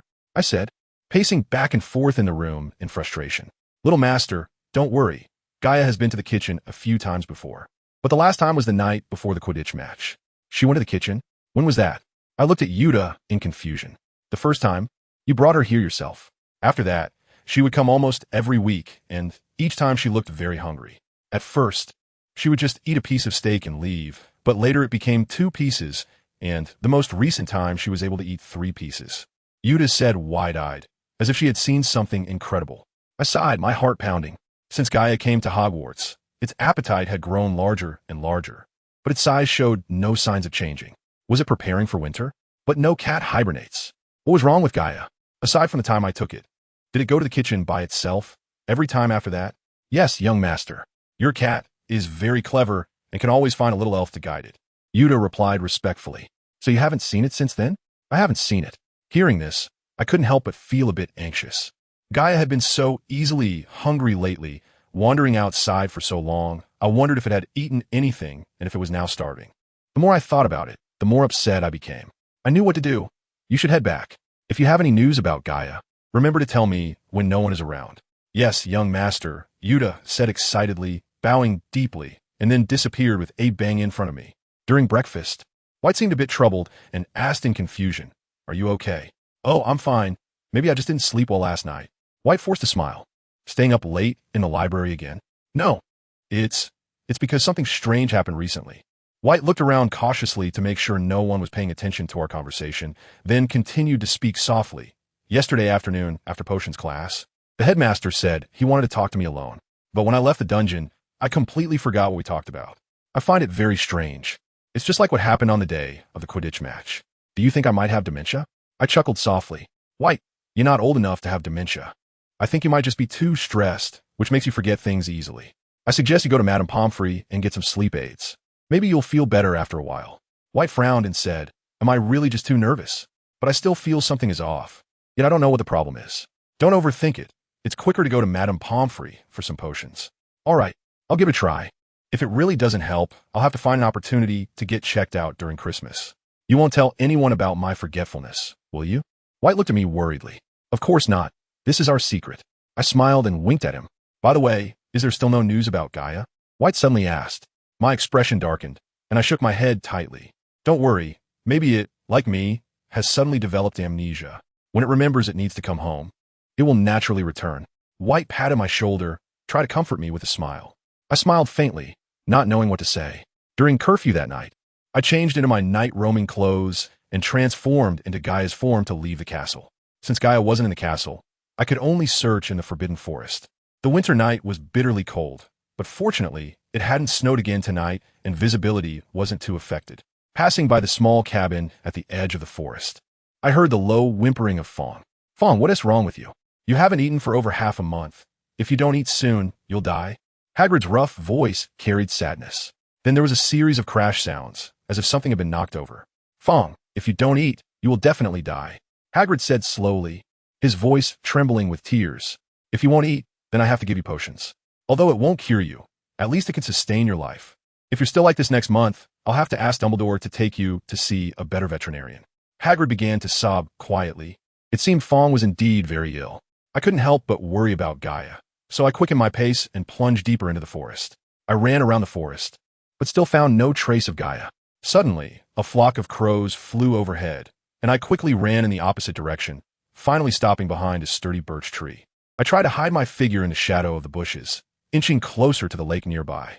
The bright moonlight shone directly on the lake, exposing everything around it. Two black figures stood facing the lake, seemingly observing the surface. One of them turned around, and a familiar face was immediately illuminated by the moonlight. It was Dumbledore. I felt like I had missed something crucial. We still needed to investigate this matter thoroughly again. Dumbledore frowned slightly, lost in thought. Investigate again? I think you must be crazy, the other shadow mocked in a low voice. I immediately became alert. I was all too familiar with that voice. Dumbledore and Snape appearing together by the lake, so late, surely indicated some secret that shouldn't be revealed. I quietly crouched behind the bushes, straining to listen to their conversation.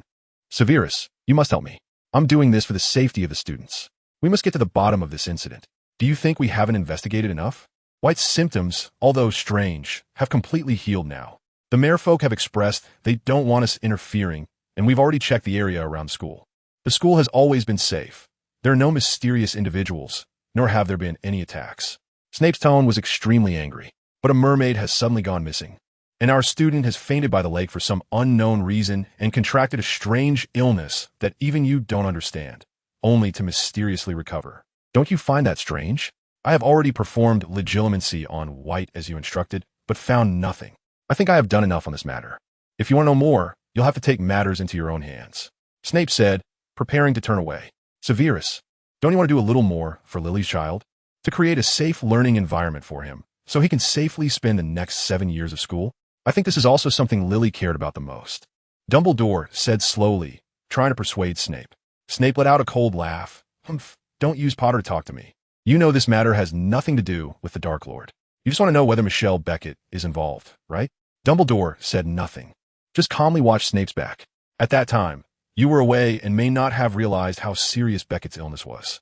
However, I can tell you clearly now that Beckett did not do this. She lay in a hospital for 10 hours before her fever broke, and many people witnessed it. If you're still looking for factual evidence for your unfounded suspicions, then I won't entertain you any longer. Snape said firmly and quickly left the lakeside.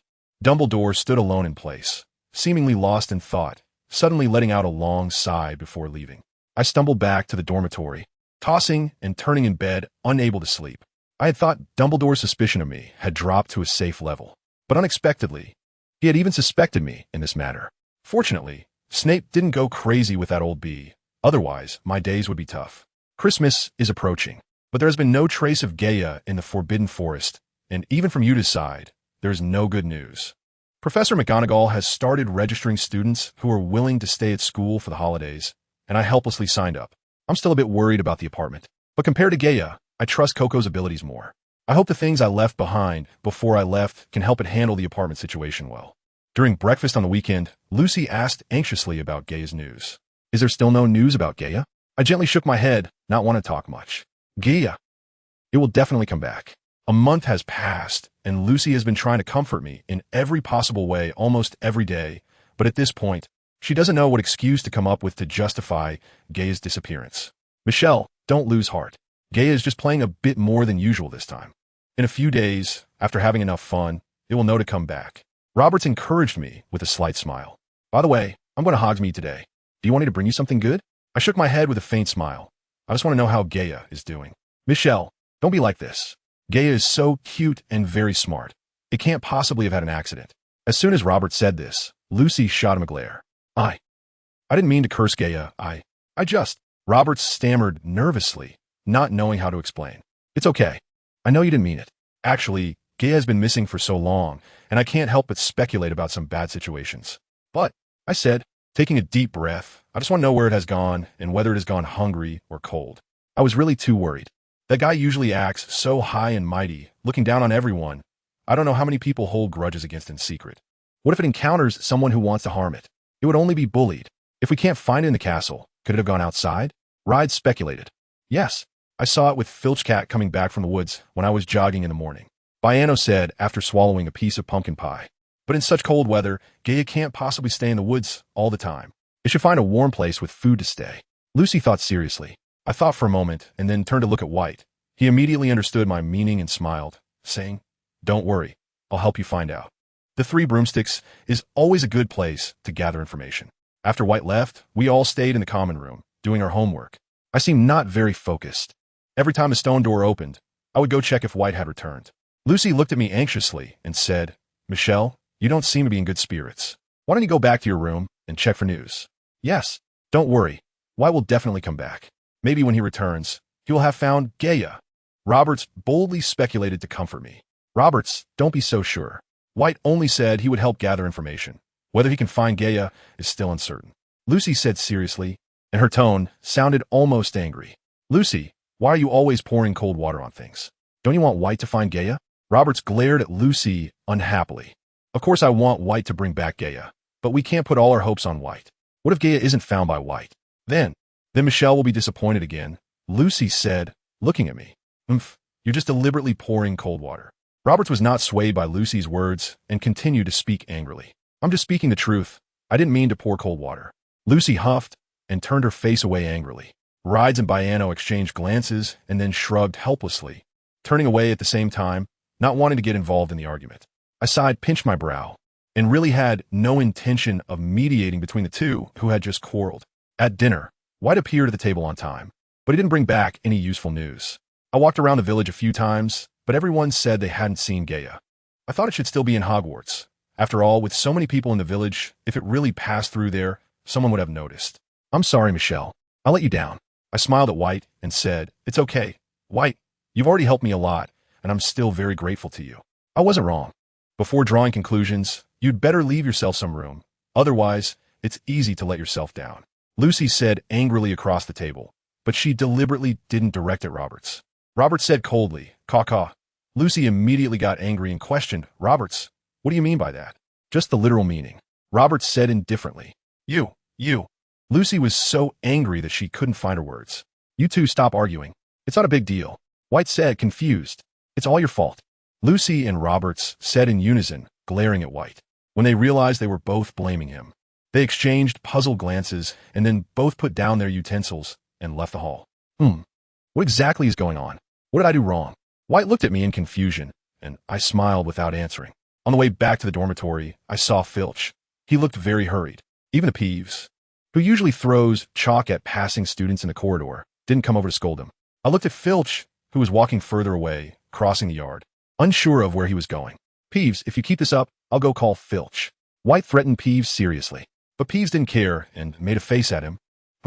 Filch is busy chasing his little dirty cat right now, so he doesn't have time to help you guys. His cat has always been very obedient, right? I asked Peeves, puzzled. I don't know why, but his cat has recently taken to sneaking out after dinner and often doesn't come back to the castle all night. Peeves said proudly, as if he knew a great secret. "Do you know where Mrs. Norris is gone?" I thought Peeves might still know something. Otherwise, he wouldn't be so proud. Peeves hesitated, glancing at White, and then flew toward the Ravenclaw Tower. I hurriedly chased after him, turning back to White, who was still standing there, and said, "You go back to the common room first. I'll be back soon. Be careful." Okay. At this time, most of the Ravenclaw students were in the library studying, so I didn't encounter anyone along the way. I successfully caught up with Peeves in the corridor on the third floor. Filch's cat had slipped away in the direction of the Forbidden Forest. Peeves pointed in that direction and said it went that way. I looked in that direction and only saw a vast expanse of woods, feeling puzzled.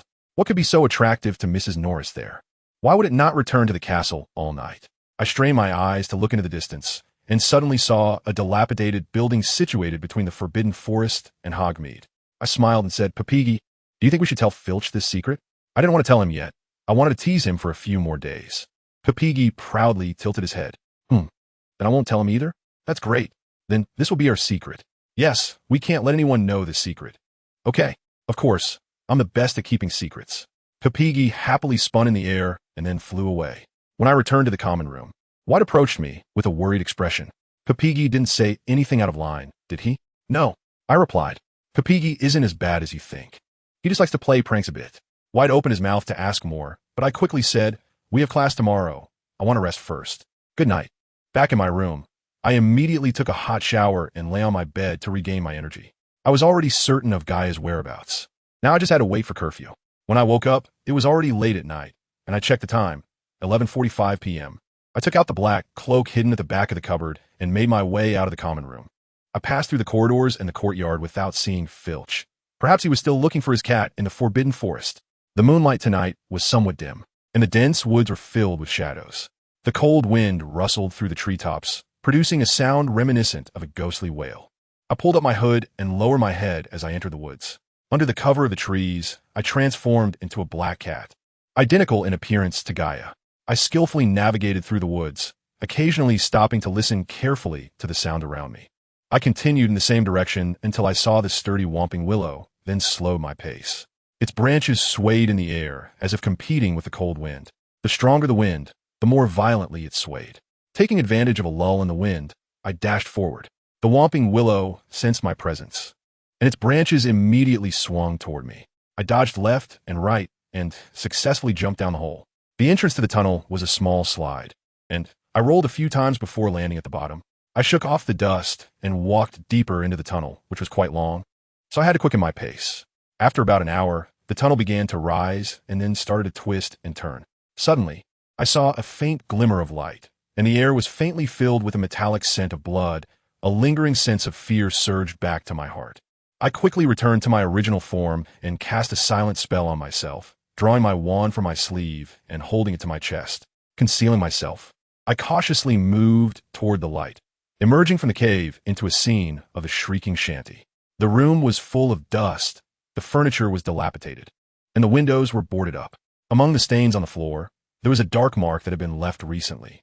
I crouched down to take a closer look when I suddenly heard a faint squeaking sound from above, like that of a mouse. Frowning, I climbed the rickety stairs, leaving a trail of animal paw prints in the thick dust.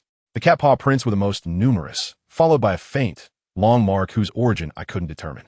Strangely, there were also some paw prints roughly the size of bear paws, and wherever the paw prints led, there were drops of a dark substance. As I reached the dark stairway corridor, I noticed a door that was slightly ajar, and the squeaking sound was coming from there. I gently pushed the door open, and a frail cat was crouching beside a luxurious four-poster bed piled high with the corpses of small animals. Upon hearing the door open, it turned its face to look at me. Sure enough, it was Mrs. Norris, with a plump gray mouse clamped in its mouth. The mouse struggling desperately and emitting faint squeaks. I walked around the room, but didn't see Gaia's shadow, and I couldn't help but purse my lips. Could it be that I was mistaken?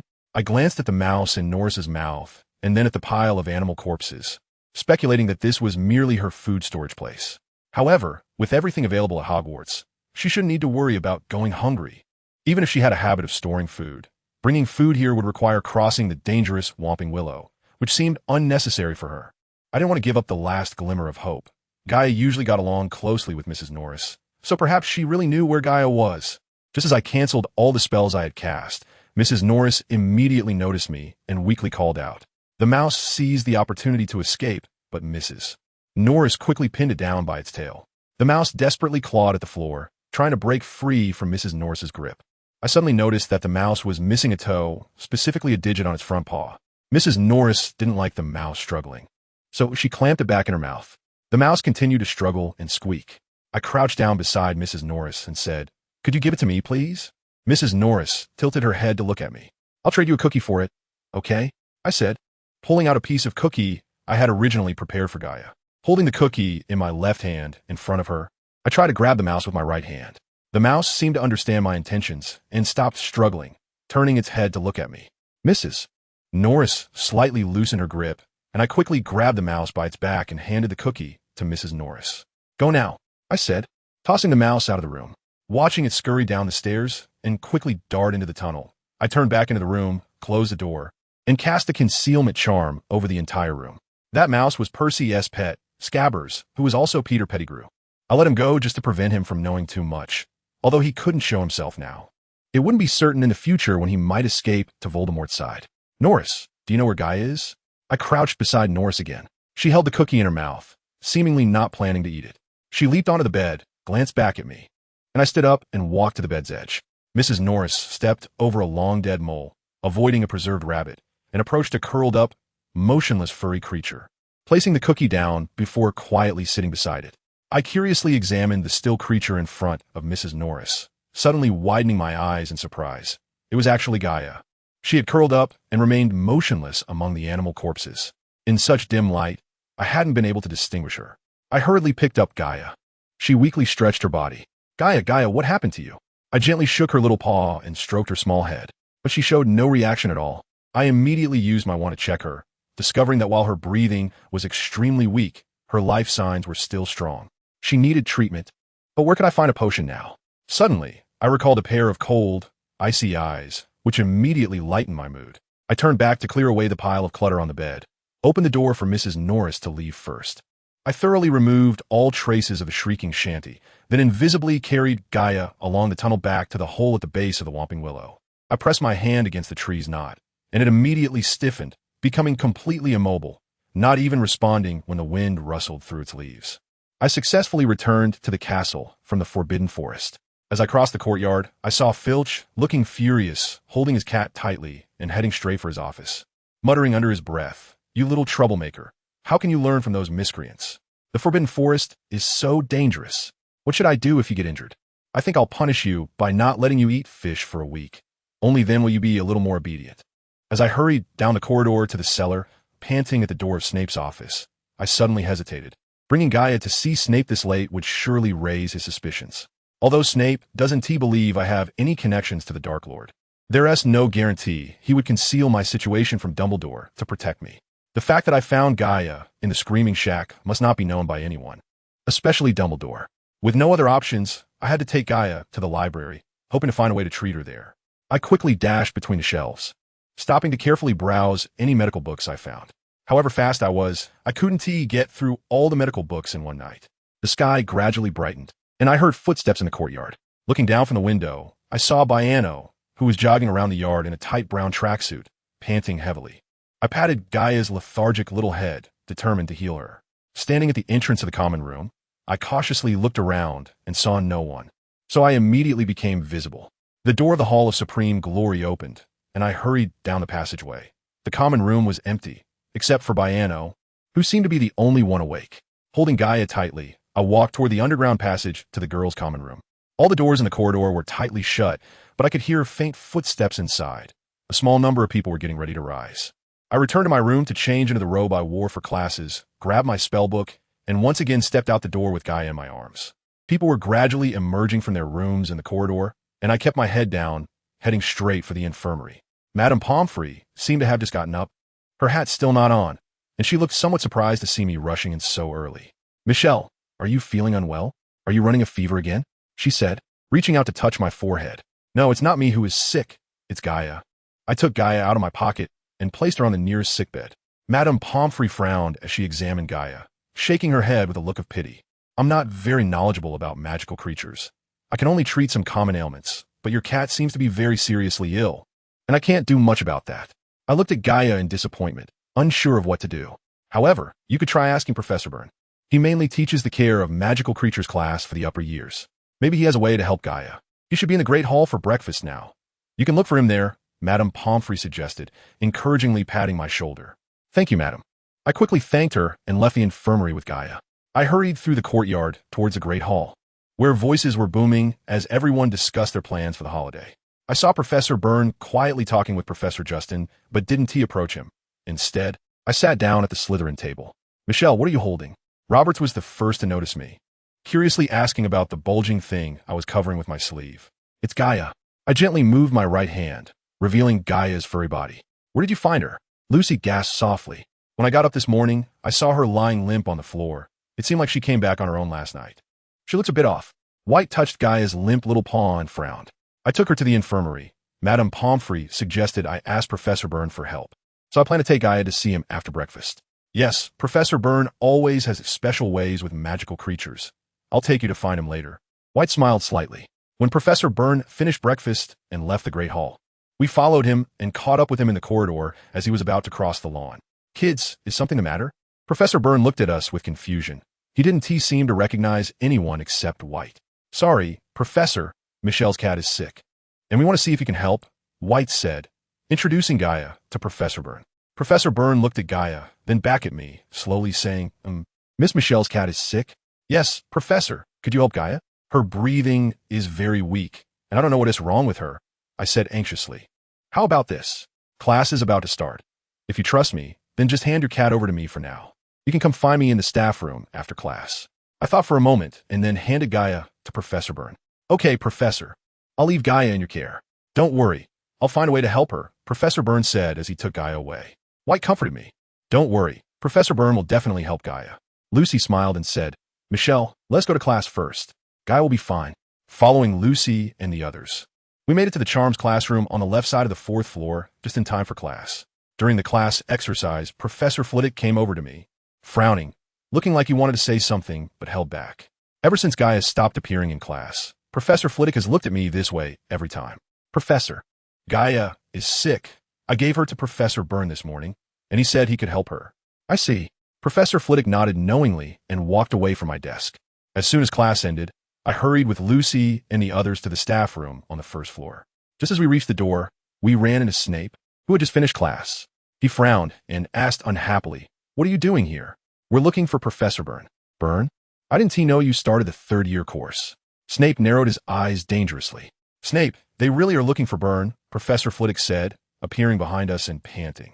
Snape snorted coldly, pushed the door open, and went in, and we quickly followed. The staff room was a long place filled with mismatched old chairs, and several teachers were gathered together. Professor Byrne was among them, sitting in a worn armchair, holding Gaia. When he saw us come in, he smiled and raised his hand to signal me to come over. Ha!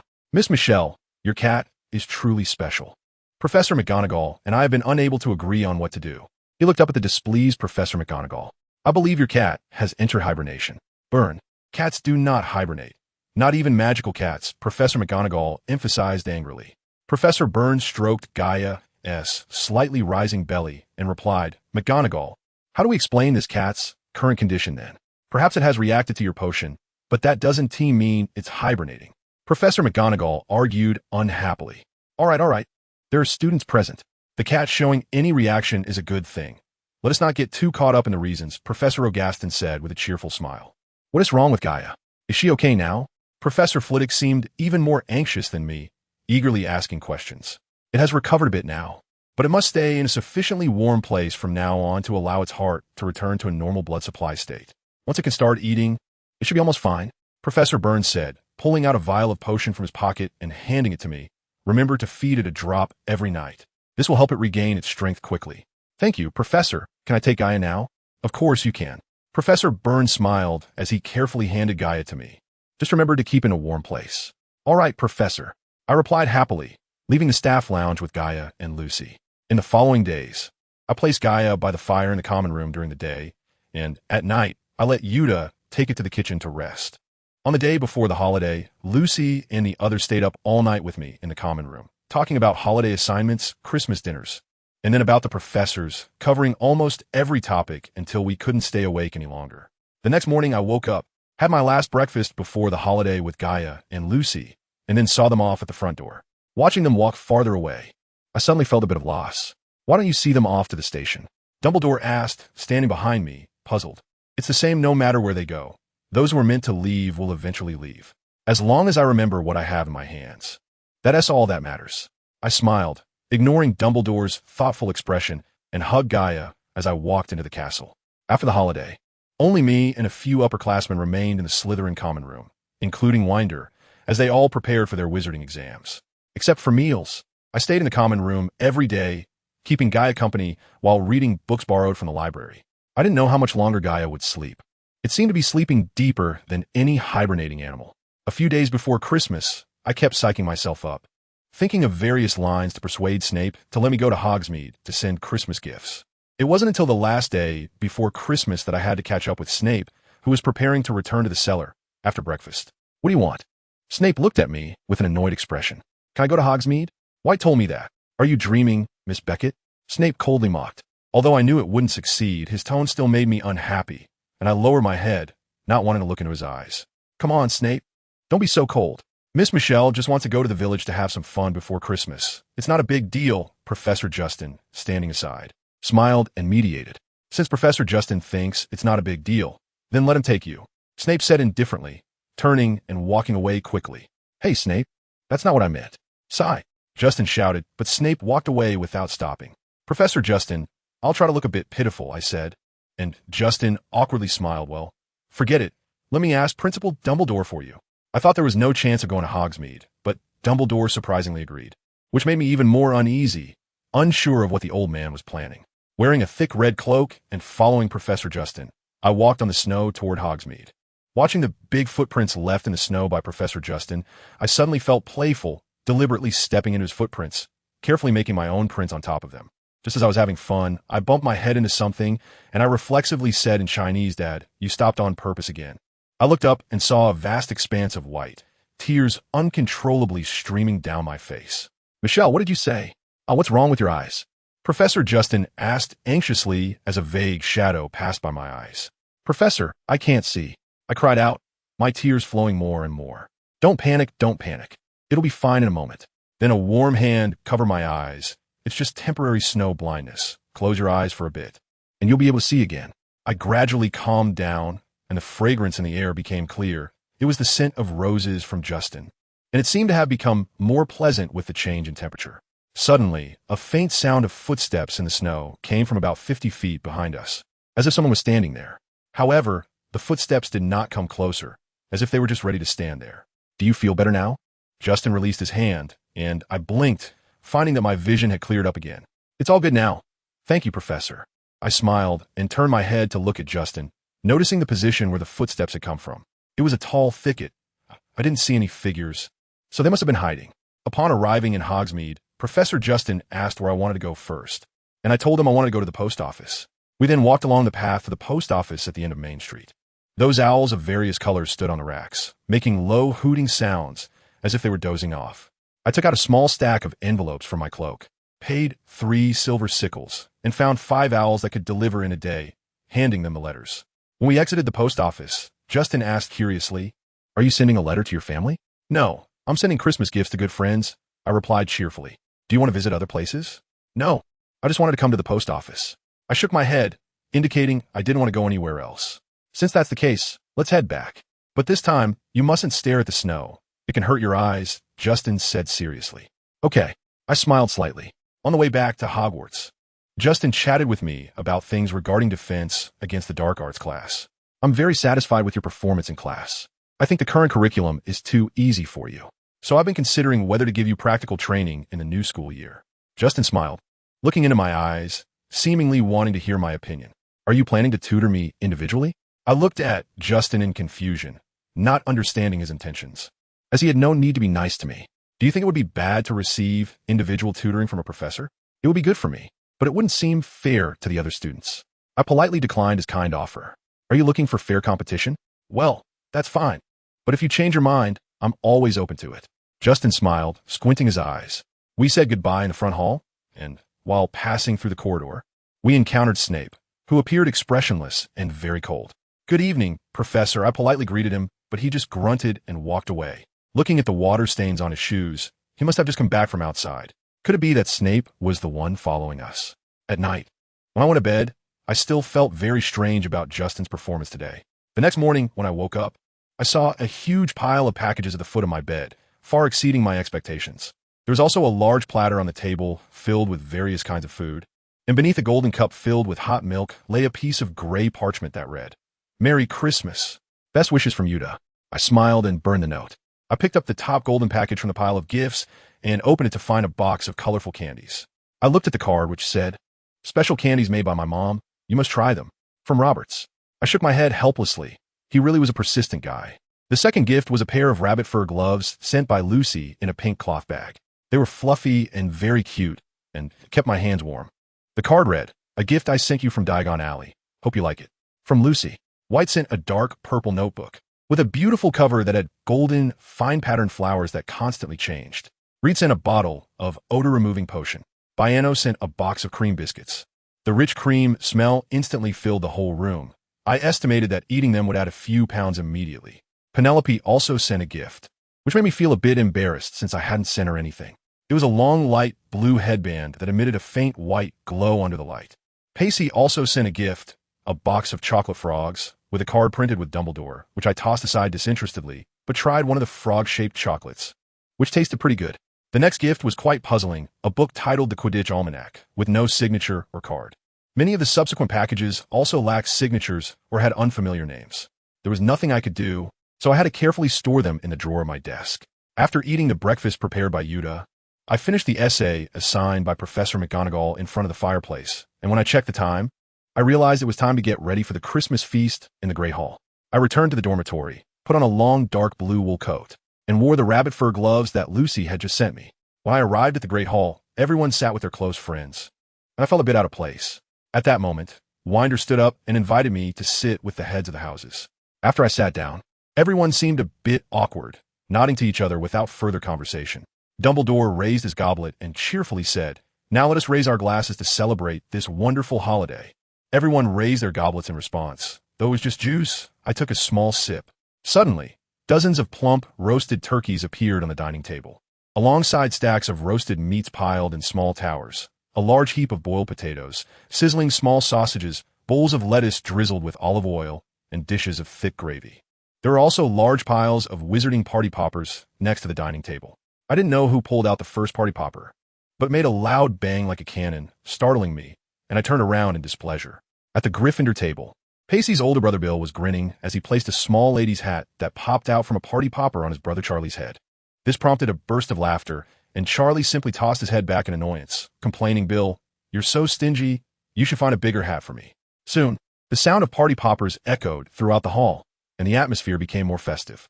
Our table, however, felt quite quiet, perhaps because it was full of student council representatives.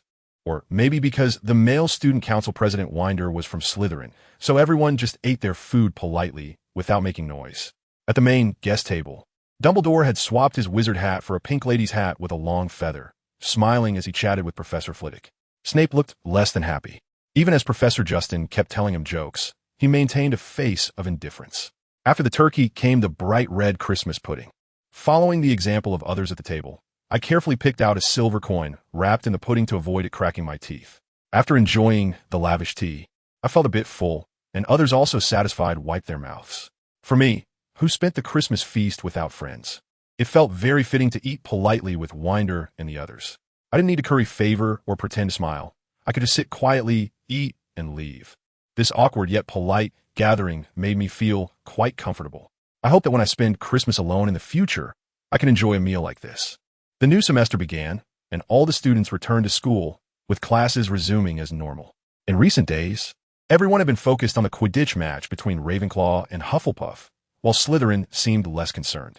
White even remarked nonchalantly, "We don't care which team wins. As long as we can beat Gryffindor in the finals, that would be the biggest relief." He squinted and disdainfully added, "Ever since last year, when Gryffindor won the Quidditch Cup, they've always been so arrogant. Just looking at them is annoying. They're just a seeker with a few tricks. Nothing to worry about." Roberts agreed wholeheartedly, saying, "That redhead from the Weasley family looks so silly. He probably only has a golden snitch in his head." As soon as Roberts finished speaking, laughter erupted at the Slytherin table, and I awkwardly pulled at the corners of my mouth, unable to smile. On the weekend of the match, the weather was still gloomy, and after breakfast, I returned to the common room. I didn't think watching the match in the cold wind would be more comfortable than sitting in front of the fireplace reading. It wasn't until 4 p.m. that the match ended, with Ravenclaw winning against Hufflepuff with a score of 230-50. This was something to celebrate for Slytherin, who didn't want Gryffindor to win the Quidditch Cup again. Ravenclaw's points had already far surpassed Gryffindor's, and even Hufflepuff was now less than 50 points behind Gryffindor. This made it much harder for Gryffindor to win against Hufflepuff in February, and then face Ravenclaw to win the Quidditch Cup. February quietly arrived, and the weather remained cold, with the occasional gust of wind still making people shiver. Professor Byrne's potion was almost running out, but Gaia was still asleep, so I had to go find him for another bottle. I knocked on the staff room door, but no one answered, so I knocked again, still no response. I gently pushed the door open and poked my head inside. The staff room was empty. "Beckett, what are you doing?" A stern voice came from behind. I was startled and quickly turned around. Bang, my forehead bumped against the door. I held onto the door frame and slowly turned back, only to see Snape standing a short distance away with a mocking expression. "Humph, so careless. You don't look much like a Slytherin student," he said, pushing the door open and entering the staff room. "Headmaster, do you know where Professor Byrne?" I hurriedly followed him inside. He was the only one I could ask. I didn't know that Snape answered without thinking, not listening to what I was saying. "Oh." I was about to turn and leave when I suddenly thought that Snape might also have the potion, so I turned back and smiled at him. "Headmaster, the potion Professor Byrne gave me is almost finished. I was hoping." "What? You think I would have it here?" He sneered and looked at me with evident displeasure. "I was just asking." It seemed that Snape was in a bad mood today, so I casually stepped back, preparing to leave. "If you want it, you can, but you have to brew the potion yourself." Snape glared at me with a hostile expression. I had no idea what he was planning. "If you brew it wrong, your cat will only have a dead end." He laughed sarcastically, and I thought, you wouldn't joke with that cat-s life, would you? I suddenly found Snape quite annoying, thanks to the headmaster's good intentions. I might as well wait for Professor Byrne to come back. I declined expressionlessly, always feeling that he had some scheme. "Oh, really? But the potion that Professor Byrne has is also what I gave him. Didn't I tell you?" Snape raised an eyebrow and smiled in a way that was asking for a beating. "Then could you brew another bottle for me?" I said helplessly, really not wanting to disregard Gaia's safety. "I've already said, if you want it, you have to brew it yourself. There's no free lunch here." Snape was unwilling to budge at all. After dinner, I arrived punctually in the potions classroom, but Snape was not there. On the blackboard were the potion recipes and production processes he had left behind. I sighed, rolled up my sleeves, and tied my hair up, starting to brew the potion according to his method. 2 hours passed, and I had failed 3 times in brewing the potion, each time the color was wrong. The potion given by Professor Byrne was red, but what I brewed was all green. I clearly followed the method left by Snape. How could it be different? Not to mention failing 3 times, and the same color issue made me doubt Snape's notes on the blackboard. I smelled the potion given by Professor Byrne. The potion ingredients were the same as what Snape had written, but after using Snape's method, the overall smell seemed less harmonious. It seemed that the proportions and timing were incorrect. I had no choice but to set up 3 more cauldrons, so I could try 3 different recipes in the same time. Hopefully, this method would allow me to brew the correct potion before curfew. Another 2 hours passed, and the table was filled with failed potions. I rubbed my sore shoulders and cleaned the last crucible. Snape walked in briskly, looking at the colorful liquids in the dozens of large beakers on the table. He appeared particularly pleased, his eyes squinting like a cat's as he elongated his voice. "Aren't you the famous wizarding genius? How come such an ordinary potion recipe has you stumped? Professor, do you really think that following the brewing method on the blackboard will produce the correct potion?" I asked with a tired face. "Can't brew it? Let me see." After he finished speaking, he turned around and slowly walked to the blackboard, then feigned realization. "Oh dear. It turns out I wrote the order of the fire, lizard, blood, and dragons bile wrong. It seems I wronged you. However, if you were really that clever, such a small mistake shouldn't have affected you." He sneered, showing no sign of apology for his error. It seemed he thought that switching the first and last ingredients, resulting in an incorrect potion, was due to my lack of intelligence. "Yes, your mistake indeed didn't have too much of an impact on me. It just made me spend a little more time," I said with a smile, pulling out the potion I had brewed from my pocket and handing it to Snape. "Professor, could you help me check this?" Snape surprisingly snatched the potion, uncorked it, sniffed it, and then walked to the corner of the room with an unhappy expression. He grabbed a hibernating toad from a glass box, fed it a drop of the potion, and after a while, the toad woke up, croaked, and jumped away from Snape's grasp. I laughed and said, "Professor, the potion I brewed should be correct, right? If it's correct, then just feed it to your cat, and it will be clear." Snape gritted his teeth and angrily returned the potion to me, quickly leaving the potions classroom. When I fed the potion to Gaia, I was not worried at all. Snape's furious reaction had already proven that the potion was correct. Gaia was indeed fine, but I was the one who had a problem in potions class. It seemed that ever since that night of potion brewing, Snape had been trying to make my life difficult. During potions class, he noticeably asked more questions, and each time a Gryffindor student couldn't answer, he would call on me for the correct answer, humiliating the Gryffindor house. Because of this, Percy became even more distant from me. Even when there were only the two of us in the corridor, he would walk past me without a glance. Unconsciously, February's Quidditch match between Gryffindor and Hufflepuff was approaching, and Slytherin was eagerly waiting to see this show, hoping that Gryffindor would lose the match and dampen their spirits. The weekend was still filled with howling winds. Everyone went to the stadium to watch the match, while I strolled slowly in the corridor, thinking about where to pass the time. The common room was too stuffy, the library was too cold, I wasn't interested in the stadium, and the room of requirement seemed nice. Deciding on that, I set off immediately, but as soon as I turned around, I ran into Professor Justin. "Why aren't you going to watch the match?" Justin asked with a smile, seemingly pleased to see me. "I'm not interested in Quidditch matches." "Oh, I see. Do you have time to help me with a small favor now?" He blinked, waiting for my response. Of course, I had no other choice but to agree. On a day when everyone was watching the match, how could I not have time to help with a small favor while I was wandering around Castle? "Oh, that is great. Come with me." Justin was extremely happy as he led the way. When Justin opened the door to his office on the 3rd floor, I immediately felt as if I had walked into a flower market. It had become a sea of flowers, lilies, lilacs, roses, jasmine. The most numerous were the roses, white, pink, green, purple, all dazzling. Some were large potted plants, while others were just ordinary bouquets, but each one was vibrant and fragrant. Not only were there real flowers, but even the cabinets and chairs were carved with various complex floral designs. And even the floor and walls flowed with golden patterns of flowers. Justin led me to the largest cluster of flowers in the center of the room, surrounded by potted plants around a wooden desk, which was covered with a tablecloth embroidered with rose patterns. But the bloody mess on the table was indeed a major eyesore. It was a pile of mermaid remains. A sharp, tooth-like object had slashed its face, and the deep and wide wound made its face slightly deformed. However, this was still relatively intact. Apart from the head, the body's bones were scattered in a heap. Some bones had deep bite marks, and some were even lucky enough to hang on to small bits of flesh. The dark green hair matted with blood, the blood-stained scales, the broken thick ropes, and the variously shaped pebbles were scattered around the skeleton, seeming to have been deliberately picked up by whoever cleaned the remains. The mermaid's face showed signs of slight drying, indicating it had died for some time. I suddenly remembered that Dumbledore and Snape had talked by the lake about a mermaid that had mysteriously gone missing, and I couldn't help but suspect the origin of the mermaid remains in front of me. Seeing that I was very interested in the remains, Justin explained, "This was found by Hagrid deep in the Forbidden Forest, and there are many bite marks and saliva left by carnivorous animals on it. It has become difficult to discern the exact reason for its demise.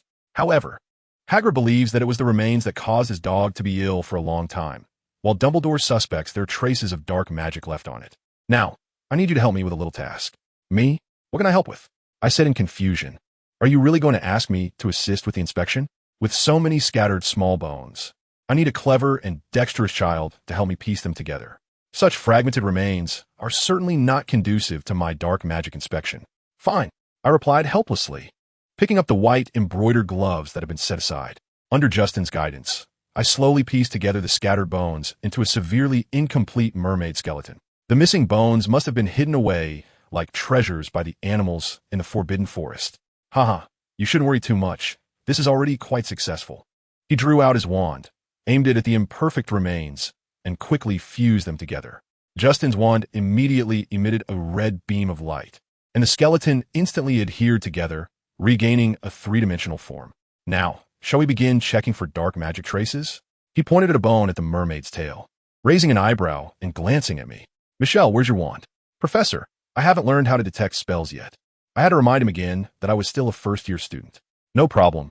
I'll teach you the simplest detection spell right now," he said as he waved his wand and drew a circle above the mermaid's vertebrae, Lavite Vissimo. This was a spell I had never heard of, and none of the dark magic detection books recorded such a peculiar incantation. The spell, though strange, was quite useful. Several inconspicuous animal bite marks on the vertebrae glimmered with a faint blue light, and there were no fatal injuries found among the various sized bite marks. It seems there are no traces of dark magic here, Michelle. Why don't you try its ribs? Like this, draw a line in the air with your wand, using the wand's magic to attract traces of dark magic. If black mist appears, immediately revoke the spell, or you might suffer a backlash. Justin looked at me very seriously, as if he was certain something was there. I couldn't help but feel frustrated. Since he knew it was so dangerous, why did he still want me to help? The Lavite Vissimo spell struck the ribs of the mermaid remains, but aside from a few sharp bite marks, there was no trace of black mist at all. What's going on? Justin furrowed his brows slightly, staring thoughtfully at the row of glowing bite marks. Bang! The office door was rudely slammed open, and Snape strode in. Justin, the headmaster, he suddenly stopped speaking as his eyes fixed on me. Miss Beckett, what are you doing here? He glanced at the mermaid skeleton in front of us, and his expression darkened further. I need Michelle to help me with a little task, Justin said with a grin. She can't even handle the trouble she got herself into. How could she help you? Snape said disdainfully, grabbing my arm roughly and pulling me away from Justin. You'd better clean the cauldron before dinner today, he said as he dragged me out of Justin's office, releasing me at the corner of the staircase and turning around angrily to say, Do you ever use your brain when you work? I was completely confused, wondering if I had offended him again. When we reached the potions classroom, Snape ordered me to thoroughly wash all the utensils, and I was not allowed to use magic. He did this because last time we brewed potions, my uncleaned cauldron caused an explosion for the students using it. I thought he was deliberately picking on me. The cauldrons had all been freshly cleaned, and there was no way they could have residual potion. At dinner, I finally completed the washing task, rubbing my frostbitten hands as I followed Snape into the Great Hall. Roberts unhappily told me that although the Quidditch match ended with Hufflepuff catching the golden snitch, Gryffindor's points were still leading. Perhaps Gryffindor would win the Quidditch trophy again this year. It was really infuriating. White was angrily cutting his steak, seemingly treating it as if it were a member of the Gryffindor team. Lying in bed, I felt as if I were under a spell, with a voice incessantly chanting in my ear, Lavite Vissimo, Lavite Vissimo, Lavite Vissimo. I felt like I was going insane. So I put on my black cloak and invisibly made my way to the library. As I passed the lawn, I saw a few cloaked figures walking toward the castle, and I quickly hid in a corner to observe. Once inside, they took off their hoods, and it turned out to be Dumbledore and several professors, all with serious expressions. Dumbledore stood at the door and turned back to speak lightly to Snape, Justin, McGonagall, Flitwick, and Professor Byrne. You've all worked hard. Go rest now. But Professor McGonagall seemed to have something else to say. Minerva, it's all right now, don't worry. Dumbledore comforted her with a smile on his face. Well, I just hope we can send the children off safely this year. McGonagall sighed, then said, Well, good night, Dumbledore. Good night, Minerva. Dumbledore gently embraced Professor McGonagall. The professors exchanged good nights and dispersed at the door. Justin and Snape walked toward me, and I leaned a little closer to avoid being noticed. Snape looked around and, ensuring the other professors had walked far away, suddenly reached out and grabbed Justin's hood, causing Justin to stumble. Snape, what's wrong with you? Justin asked, patting his chest in fear and confusion. You think I don't know what trick you're playing? Snape sneered, raising an eyebrow at Justin. Severus, I think you misunderstood. Justin said, edging closer to Snape. Misunderstood? You really know how to perform. Your little tricks can only fool those without brains. Snape's eyes glinted with malice, forcing Justin to step back. I warn you, once this semester is over, you will resign immediately, or I'll expose you, and Dumbledore won't be able to protect you then. After saying this, Snape turned and walked down the stairs toward the dungeons. Justin opened his mouth to explain, but until Snape completely disappeared at the dungeon entrance, he still hadn't uttered a word, ultimately just letting out a long sigh and reluctantly climbing the stairs. I was completely confused by what had just happened. It was strange that Snape threatened Justin to resign. Did they not get along? After thinking for a long time, I still couldn't figure it out. But this matter had nothing to do with me, so I immediately put it out of my mind and headed to the library. In the library, I searched through a lot of materials on detecting dark magic, but never found any record of the Lavite Vissimo spell. That strange incantation made me gradually lose track of time, and the weather began to warm up. It wasn't until breakfast when I noticed an extra basket of colorful eggs on the table that I realized Easter had arrived, which also meant the Quidditch finals were approaching. I didn't know if it was because Ravenclaw always had an air of arrogance, or if it was Gryffindor's confidence in themselves. Other than being able to see the intense training of the Quidditch players on the field after dinner while passing through the corridors, there was absolutely no sense of tension regarding the upcoming match in the Great Hall. Watt has been studying hard for the ordinary wizarding level exams, and he has been planning for it since last semester, hoping that everything will go smoothly for him. Reaching into the basket, he took out a colorful egg adorned with a beautiful mermaid dancing gracefully on it. I immediately felt a bit nauseous and disdainfully put the egg back into the basket. Throughout breakfast, I only drank a glass of milk and had no desire to eat anything. During the lunch break, I took the opportunity to find Professor Byrne to tell him that Gaia has been the same as ever. However, the staff room only had Professor Justin, who looked rather unwell. I thought he must be troubled by what happened that night. I quietly asked Professor Justin, "Do you know where Professor Byrne has gone?" He should still be at the enclosure near the Forbidden Forest. Do you need him for something?" Justin spoke hesitantly, as if he thought he shouldn't say that. "I just wanted to ask about Gaia. She is still sleeping, and this situation makes me a bit uneasy." He smiled slightly. "You don't need to worry too much. The hibernation period for ordinary animals has just ended not long ago. Besides, Gaia is a magical creature, so her hibernation might last a bit longer than usual. If she hasn't woken up by May, I'd be willing to give her a thorough checkup." After hearing what he said, I immediately expressed my willingness to go back and continue observing Gaia's movements, and if I needed help, I would come back to find him. As soon as I stepped out of the staff room, I couldn't help but let out a sigh of relief. Asking me to let him check Gaia was simply a dream. Remembering the remains of that mermaid, I couldn't help but shudder and quicken my pace to leave. On the morning of the Quidditch finals, Yuta appeared in my dormitory, looking excited. "Good morning, little master," it said, bowing deeply. I impatiently asked, "What are you here for?" Yuta immediately grinned and said cheerfully, "Yuta thinks you would be eager to know that your cat, Gaia, has woken up." I was taken aback and quickly frowned, displeased. "If she has woken up, why didn't you bring her here?" Yuta gradually lost its smile, looking down as if it had done something wrong. "Little master, your cat has woken up, but she somehow ran off to who knows where. Yuta has searched every corner of the castle, but still cannot find your cat. Yuta is a bad elf. Yuta must punish itself," it said as it rushed towards my desk, banging its head hard against the corner, causing a loud crash in the dormitory. "Enough," I scolded in a low voice. "I will go find her myself, and you go back to the kitchen and stay there. Remember, don't let anyone know about this, understood?" Yuta looked at me timidly. "Yuta will obey the little master's orders." It bowed deeply again and disappeared from the floor. During breakfast, everyone was discussing the finals, and I was unwilling to join in. I was originally talking to some boys in his year, but he suddenly turned around and said to me, "Michelle, come watch the match with us." "Yeah, this is the last final. You can't miss it." Roberts quickly chimed in. "The weather has warmed up, so you don't have to worry about it being too cold," Lucy said happily, hoping I would join them. Reeds tilted his head and said to me, "Today is the day we witness Gryffindor's defeat. You absolutely cannot miss this show." Definitely can't miss it," Biano said, spearing a sausage and speaking while eating. I shook my head, still not going. I have never been interested in flying. Forcing me to sit there and stare for hours would be torture for me. Roberts seemed to want to say something, but Lucy gently kicked him under the table and gave him a look, and then our topic changed. When everyone left the castle for the stadium, I quietly turned invisible and went to the Forbidden Forest. As I passed by the hut, I sneaked a peek through the window. Hagrid wasn't inside. He must have gone to watch the match. Only that timid hound, Fong, was lying by the fire, sleeping. Fong looked fine now. His illness should have completely recovered. I stealthily moved toward the Whomping Willow, stopping occasionally to observe my surroundings, afraid that someone might discover my presence.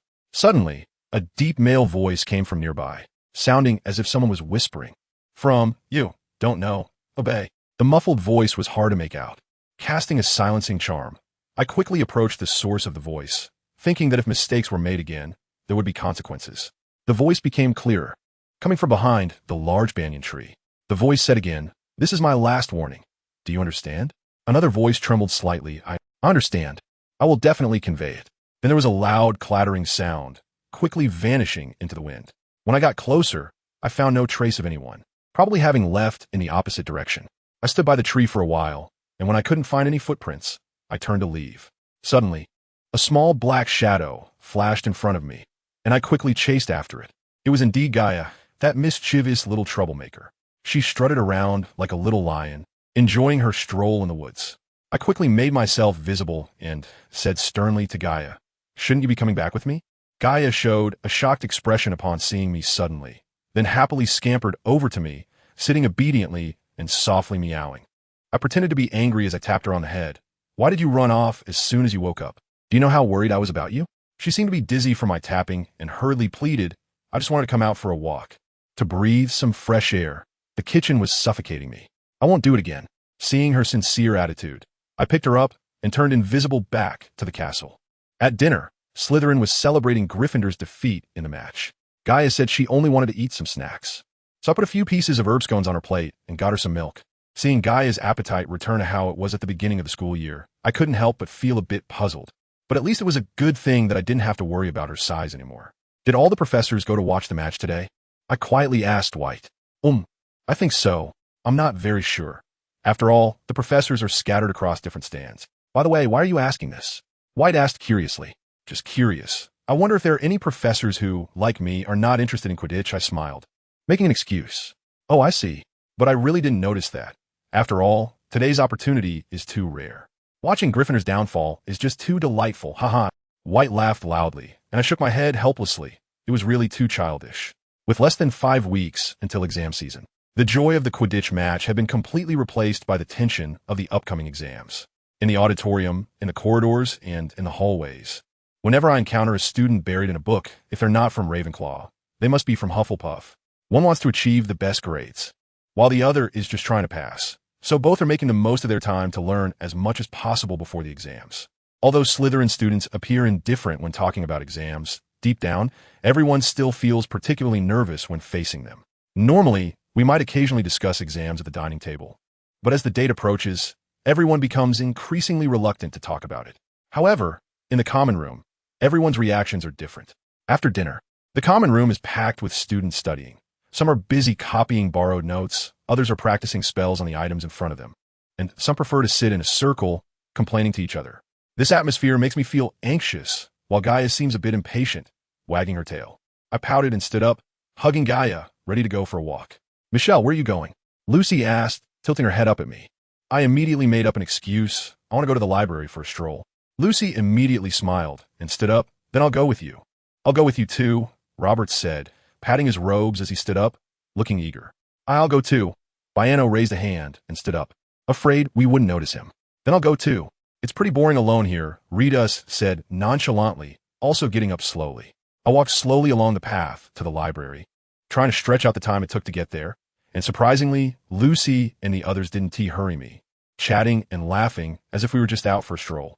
At the library's checkout, I ran into White, who seemed to have just returned a book. Mrs. Pants was holding the blood-soaked History of Mermaids, which White had borrowed last semester, and she said impatiently, You've had this book for a long time. How could you forget to return it? White looked helpless and said, I'm sorry, I've been a bit busy and confused with the exams lately, and I completely forgot I borrowed this book. I promise it won't happen again. Mrs. Pants clearly wasn't satisfied with White's response and angrily said, You should be thankful this book is in good condition. Otherwise, you could forget about borrowing any more books from me next time, not even with Dumbledore's signature. White forced a smile, I remember. I promise this won't happen again. It was truly an accident. Mrs. Pants still looked displeased, as if she believed he would make the same mistake again in the future. I swear to Merlin, I will never forget again. Please allow me to borrow another book. I promised to return it immediately after the exams. White said earnestly, his right hand pressed against his chest. Mrs. Pants pursed her lips, seemingly moved by White's sincerity. All right, this is the last time. But from now on, you can only borrow one book at a time. And I absolutely won't lend you another one until you've returned the first. Okay, ma'am. White looked reluctant to accept such terms, but had no choice but to agree. The library was filled with people here to study. At a window seat, Penelope was discussing questions with a group of Ravenclaw students. And the girl who had shaken my hand earlier was sitting there, listening intently, seemingly ready to express her opinion at any moment. We just meandered between the bookshelves, and no one took the initiative to stop and pick up a book to read. Aren't you here to look at books? I asked, turning back in confusion. Lucy and Roberts exchanged glances, and no one spoke. I pursed my lips. If you don't want to read, we can go back. Michelle, we actually don't want to go back. The atmosphere in the common room is just too oppressive, Lucy said shyly, looking at me. Let's just find a corner here to study together. Roberts said happily. I think that spot looks good. Biano immediately pointed to an empty space between the third row of bookshelves. I nodded in agreement, and by the time Mrs.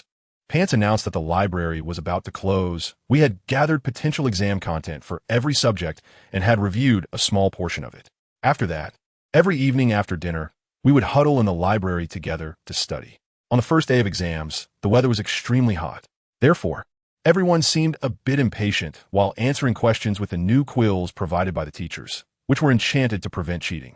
I couldn't tell if it was because of the spell, but I found a new quill particularly awkward to use. It felt strange in my hand. During the practical exam, Professor Flitwick called us in one by one, asking us to make a piece of broccoli run laps around a small stool and finally jump onto the stool to finish. Professor McGonagall had us transform a chipmunk into a vase. The more exquisite the vase, the higher the score. If there were still whiskers left on the vase from the chipmunk, points would be deducted. During the potions exam, Snape required us to brew a forgetfulness potion, and he always liked to stand behind me, closely watching. I could almost feel him staring at me with a murderous gaze, making the temperature in the room drop several degrees. The last exam was the most tedious. History of Magic. I had already finished all the questions half an hour earlier and was bored, resting my chin on my hand while yawning. When Professor Binns, the ghost, told us to put down our quills and roll up the parchment, I couldn't help but stretch. This hot weather really made me want to take a nap. When we all came outside to the sunny area, Robert said, unhappily, I didn't expect to study so much only to get so little on the exam. It really isn't worth it. Roberts complained like this after every exam, and Biano always nodded in agreement. We slowly walked down the slope to the lakeside, where I found a relatively shady spot to sit, while Lucy and the others went to play with the giant squid basking in the shallow water. White walked over from the Forbidden Four side, looking delighted. It seemed he had done well on his Care of Magical Creatures exam. The weather is really nice today, White said cheerfully, stretching out and lying down on the grass. I smiled and asked, White, it seems like you did well on your Care of Magical Creatures exam. White smiled with his eyes closed, waving his hand modestly. Just average. As long as I can pass, that's fine. I chuckled softly. Why are you so lacking in confidence? Didn't that mermaid history book help you? White opened his eyes, sat up, and asked in confusion, what mermaid history book? I was taken aback. The one you borrowed from the library last year, The Blood-Soaked History of Mermaids. Dante, you remember? White immediately frowned, his eyes darting back and forth as he tried hard to remember. Finally, he said something I didn't expect. Michelle, are you sure that book was borrowed by me? Although I returned it, I found that book while cleaning my cabinet during revisions, and I completely forgot when I borrowed it. We didn't study mermaids at all this year, and I still can't figure out why I borrowed that book. I suddenly felt dizzy. How could White forget even this? Meowgia jumped down from a nearby treetop and dashed in front of me, meowing. I patted its head, and it sweetly told me that it was hungry and wanted to eat cookies. I sighed, temporarily setting aside thoughts of White's forgetfulness. I picked up Meowgia and turned to White with a smile, saying, I think you might have borrowed the wrong book back then. You probably only realized it after returning to the dormitory and forgot about it over time. White lowered his head to consider the possibility I mentioned. I didn't bother with him anymore and just turned to Lucy, who was not far away, saying, I'm really tired, so I'm going back to the dorm to rest. Back in the dormitory, I grabbed a few cookies and handed them to Meowgia, then went to bed fully clothed. I drifted into a hazy dream where a hooded figure appeared. He slowly removed his hood, revealing the familiar face of the Dark Lord, grinning and laughing joyfully, while White struggled violently under his foot. When I woke up in a sweat, I remembered that the Dark Lord was still in the forests of Albania, and I immediately felt much more relaxed. It was already curfew time. It seemed I had missed dinner again. Just as I was still pondering White's situation, something even more surprising happened. After finally finishing the exams, we didn't have to rush off to class anymore. Now we could truly relax and enjoy breakfast time. Roberts was talking about his family's invested restaurant, which was about to launch more delicious drinks when a late-arriving White finally sat down. He leaned in mysteriously and whispered, Do you guys know? Our defense against the dark arts professor just resigned, and he will leave Hogwarts before lunch. Roberts shrugged nonchalantly. I knew that already. This course's professors have never lasted a full year. It was only a matter of time before he left. But Professor Justin teaches really well. Why would he resign? Lucy asked, puzzled. I didn't tell them that Professor Justin resigned solely because of Snape's threats, although I wanted to help Justin stay. I couldn't approach him since I shouldn't know about their issues. He teaches well? I don't think so. Just his heavy accent has tortured me for a long time. Roberts rebutted disdainfully. Lucy angrily said, You're talking nonsense? Professor Justin doesn't have a heavy accent. You're just enchanted by his fragrance. He speaks like he's singing, and his tone is always different from others. He must be trying to cover up his thick, rural accent this way. It's disgusting, Roberts said, mimicking Justin's accent while reciting a few spells, which indeed sounded a bit strange. I frowned and thought for a moment. Suddenly an odd idea flashed through my mind. I bid farewell to Roberts and the others and hurried out the hall. Madam Pants was at the book lending area, trying to repair some damaged books. She looked up slightly when she saw me and asked curiously, "The exams are over. Why don't you take a break?" I smiled and replied, "I think I got one question wrong, so I wanted to check some information." Madam Pants chuckled, "You really are attentive. Take your time checking." I walked straight to the third shelf on the left, where there was a book about magical creatures, and began to skim through it. When I saw a page labeled Chanting Magical Creatures, I stopped and started to read that section carefully. Finally, on page 315, I found a paragraph that confirmed my suspicion. Flower fairies, also known as flower spirits, appear no different from ordinary people and are born with a fragrance that varies with the seasons. But they usually have a lifespan of only 40 years. They naturally possess the magical power to make flowers bloom out of season, which is why they are often called flower god messengers. They generally cast spells through soft chanting. Besides ordinary spells, they can also cast spells in their own language, known as flower language, which is extremely difficult to understand and has never been fully deciphered. My brows furrowed tighter. Flower language. It seemed that what Justin taught me that day was indeed flower language, but what kind of spell was it? Was it really just an ordinary spell to test dark curses? I rushed to the third floor to the defense against the dark arts professor's office, hoping that Justin hadn't left Hogwarts yet, so I would have time to ask him for clarification. Snape stood at the door of the office with an impatient expression. When he saw me approaching, he immediately frowned.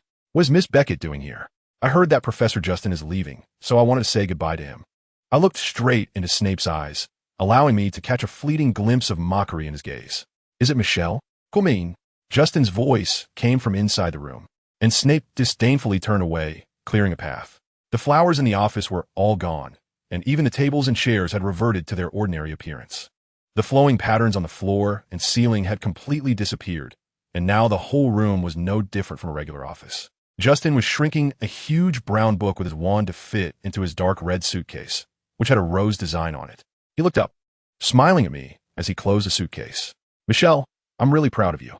Although they all disagree about telling students their grades before the end-of-year feast, I'm still willing to secretly share a bit with you. After all, I'm no longer your professor, so I'm not bound by that rule. Your grades are the highest I've ever seen, although I think you should have gotten full marks in potions." He said this while glancing at Snape standing by the door, then lowered his voice, "But Snape seems to think you can do even better. Actually, this is just a minor flaw. I think you won't mind too much, since you're not like those kids who only know how to memorize." I looked at him, feeling a bit sad, and said, "Professor, you could actually stay. We all really like you." Justin frowned slightly, looking somewhat melancholic. "I can't stay because I've done something I cannot forgive myself for. Michelle, you're a good child, and I believe you will one day become a truly great wizard. And those who misunderstand, you will eventually understand your heart." After he finished speaking, he picked up his suitcase and walked out. I stood there in the office, stunned, my mind blank. By the time I came to my senses and rushed outside, Justin had already followed Snape out of the castle.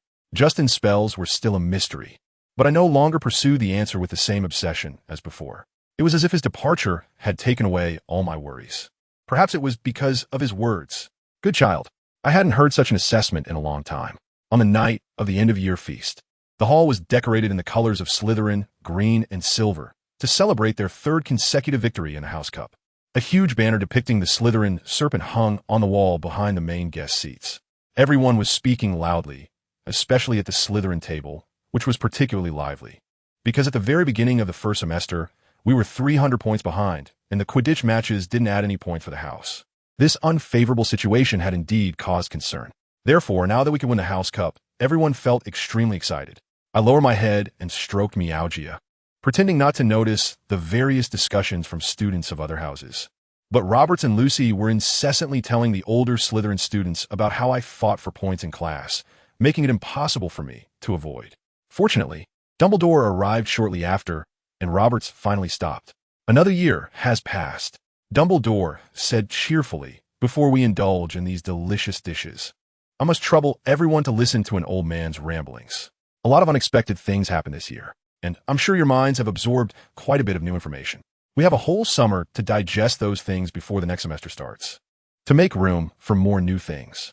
Now, we will first hold the awards ceremony for the House Cup, and the specific scores for each house are as follows. 4th place, Hufflepuff, 364 points. 3rd place, Gryffindor, 392 points. Ravenclaw, 428 points. Slytherin, 492 points.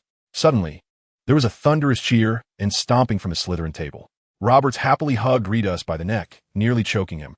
Lucy clapped excitedly, her hands turning red from applause. Baiano pounded the table with the handle of his knife, stomping his feet and cheering loudly. White and Wind exchanged glances, also clapping and cheering happily. The Bloodman Barrow smiled and nodded at me. On the podium, Snape crossed his arms, wearing a smug smile. When he looked at me, his expression was slightly cold. "Now let's enjoy the food," Dumbledore said. This was the best night of the entire school year, with no concerns about the House Cup and no worries about classes. Everyone seemed to forget that exam results had yet to be announced and were fully enjoying the feast. However, that day still arrived. But everyone passed their exams with high scores, which made us very happy. Naturally, I ranked first in the entire grade, which made White proud for a long time in front of the Ravenclaw prefect. Although we had told Baiano not to worry too much, he still felt a bit insecure. Upon receiving his report card, he immediately prayed to Merlin, while Roberts and Redus teased him for being a false believer. We began to prepare for our return journey, with notifications sent to every student warning them not to use magic during the holiday. In the morning, Yuta helped me pack everything in my suitcase.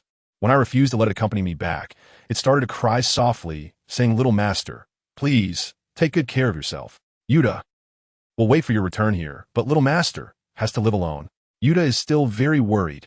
It began to sob violently again. "Enough, I'll take care of myself. You just need to wait for me quietly here and don't cause me any trouble.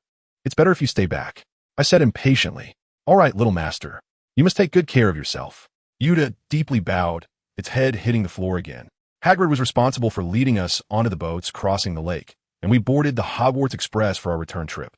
This time, the carriage was filled with familiar faces, everyone crowded together, chatting and laughing. The scenery outside grew greener, and the houses became tidier. The train quietly passed through one Muggle town after another as we ate candies, removed our wizard robes, and changed into our own clothes. Finally, the train stopped at Platform 9 at King's Cross Station. We took a long time to exit the platform. A thin old guard stood at the ticket gate, allowing only 2 or 3 people to pass at a time so that a large crowd wouldn't emerge from the solid wall, drawing the attention of Muggles. "You must come to Diagon Alley this summer to try the new drinks my family has launched," Ron said, and the candies personally overseen by my mom. "You all come. I will send Daedalus to deliver the message. Then let Daedalus come by at night," Lucy suggested, so we can avoid the Muggles' attention. We walked towards the exit back to the Muggle world, constantly squeezed by people passing by. Some of them shouted, "Bye, Michelle. Have a great holiday, Michelle. So you become this famous." Roberts grinned. "Michelle has always been famous," Baiano said, chewing on gummy candy. "Just eat your candy," Redus said, snatching one and throwing it into his mouth. We passed through the exit in 2 batches. "Young Master, the car is waiting outside," a burly man in a suit said respectfully to Roberts. "I'll see you off," Roberts said as he turned around, as it was convenient anyway. "No, thank you." I smiled and declined. Then Redus and Baiano followed Roberts out. I then realized that their fathers were acquaintances, so they had played together since childhood, which explained their closeness at school. Just as they left, Lucy's father came to pick her up, so we said our goodbyes and left the crowded Muggle station. Back at the apartment, Coco appeared before me immediately. "Dear Master, you finally returned. Coco really missed you." "Boo-hoo." It bowed and took my suitcase with excitement, crying softly. "Don't cry, I'm back safe and sound, aren't I?" I said, somewhat displeased, sitting down on the sofa with Gaia. Coco was really worried. "The 3rd day after you left, many people came to the apartment. It exclaimed, seemingly indicating those people had done something outrageous. "Many people came? Who were they?" I asked sternly. Coco trembled a bit and said, "Most of them were Aurors from the Ministry of Magic." "Aurors?" I asked in confusion. "Yes. I once saw your father torture someone wearing the same uniform," Coco affirmed. "What did they come here for?" With just a bit of suspicion from Dumbledore. How did it provoke the Ministry of Magic's intervention? "They were very rude, checking everywhere in the apartment with their wands, almost ruining your favorite painting," Coco said angrily. "Did they find anything?" I took a sip of the tea Coco had just poured, speaking calmly. Coco hugged the tray to its chest, recalling before they arrived. The scrying mirror set off an alarm, so Coco was able to swap out all the books and potion-making tools according to your instructions. "So those guys didn't find anything related to magic." I smiled. Those guys want to challenge me, but they were still a bit lacking. Living safely in front of the Dark Lord for 5 years, that experience gained with blood is not something ordinary people can challenge. Good. However, you still need to carry the things I gave you. Those guys might come back. Just follow my instructions to switch them out. I instructed Coco, getting up with Gaia, to head back to the bedroom.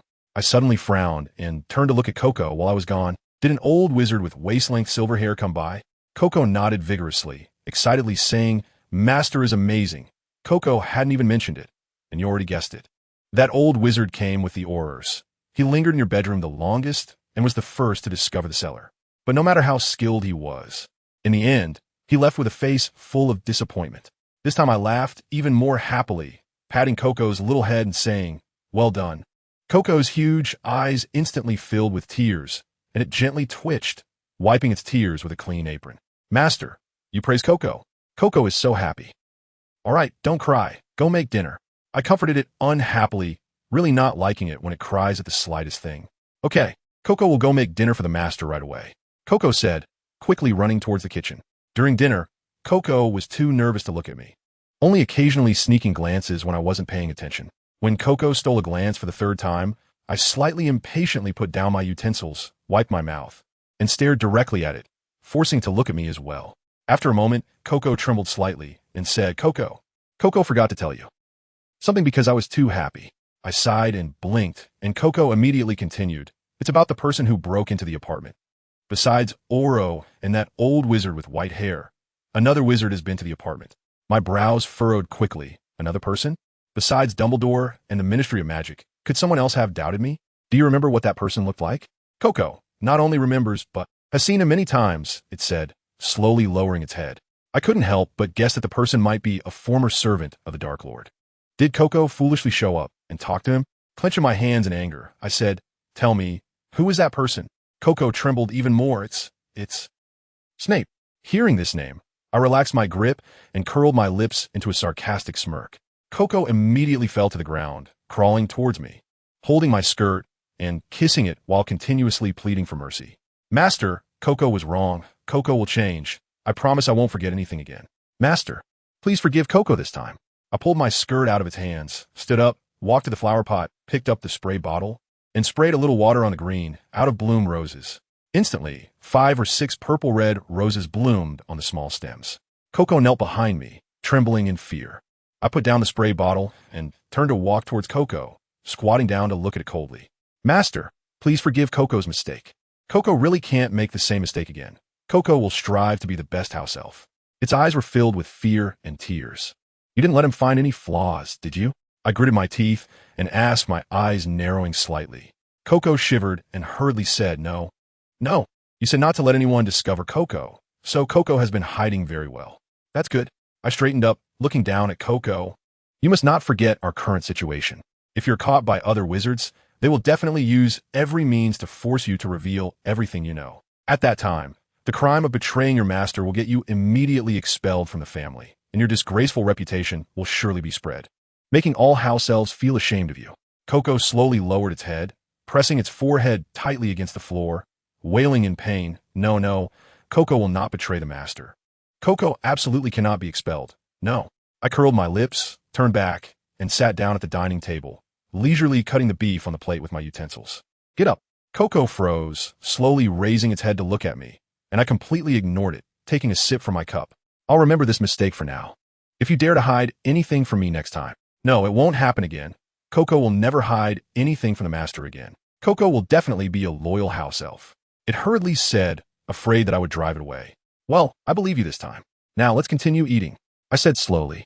It gradually got up from the floor, still looking at me with some unease, and seeing that I didn't stop it, it sat back down in the chair across from me. It picked up a spoon, staring at me with its big eyes, seemingly seeking my permission. I lifted my chin and said, "Eat." So it happily lowered its head and started eating, even foolishly smiling at me. After finishing a paper for the spell class late at night, I was about to pick up a book to read when I realized that the entire bookshelf had been replaced with Muggle books.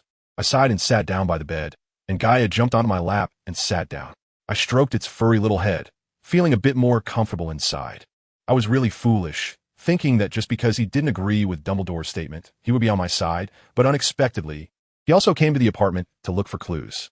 It seems I was too easily trustful of others. I muttered to myself, "You are indeed a bit foolish, but there is still hope for you. At least so far, you haven't let anyone discover your secret." Gaia stared at me with its eyes that were just like mine. "So, before others notice, you'd better take action first." I frowned, looking at it a bit confused, my grip slightly tightening. "Could you be a little gentler?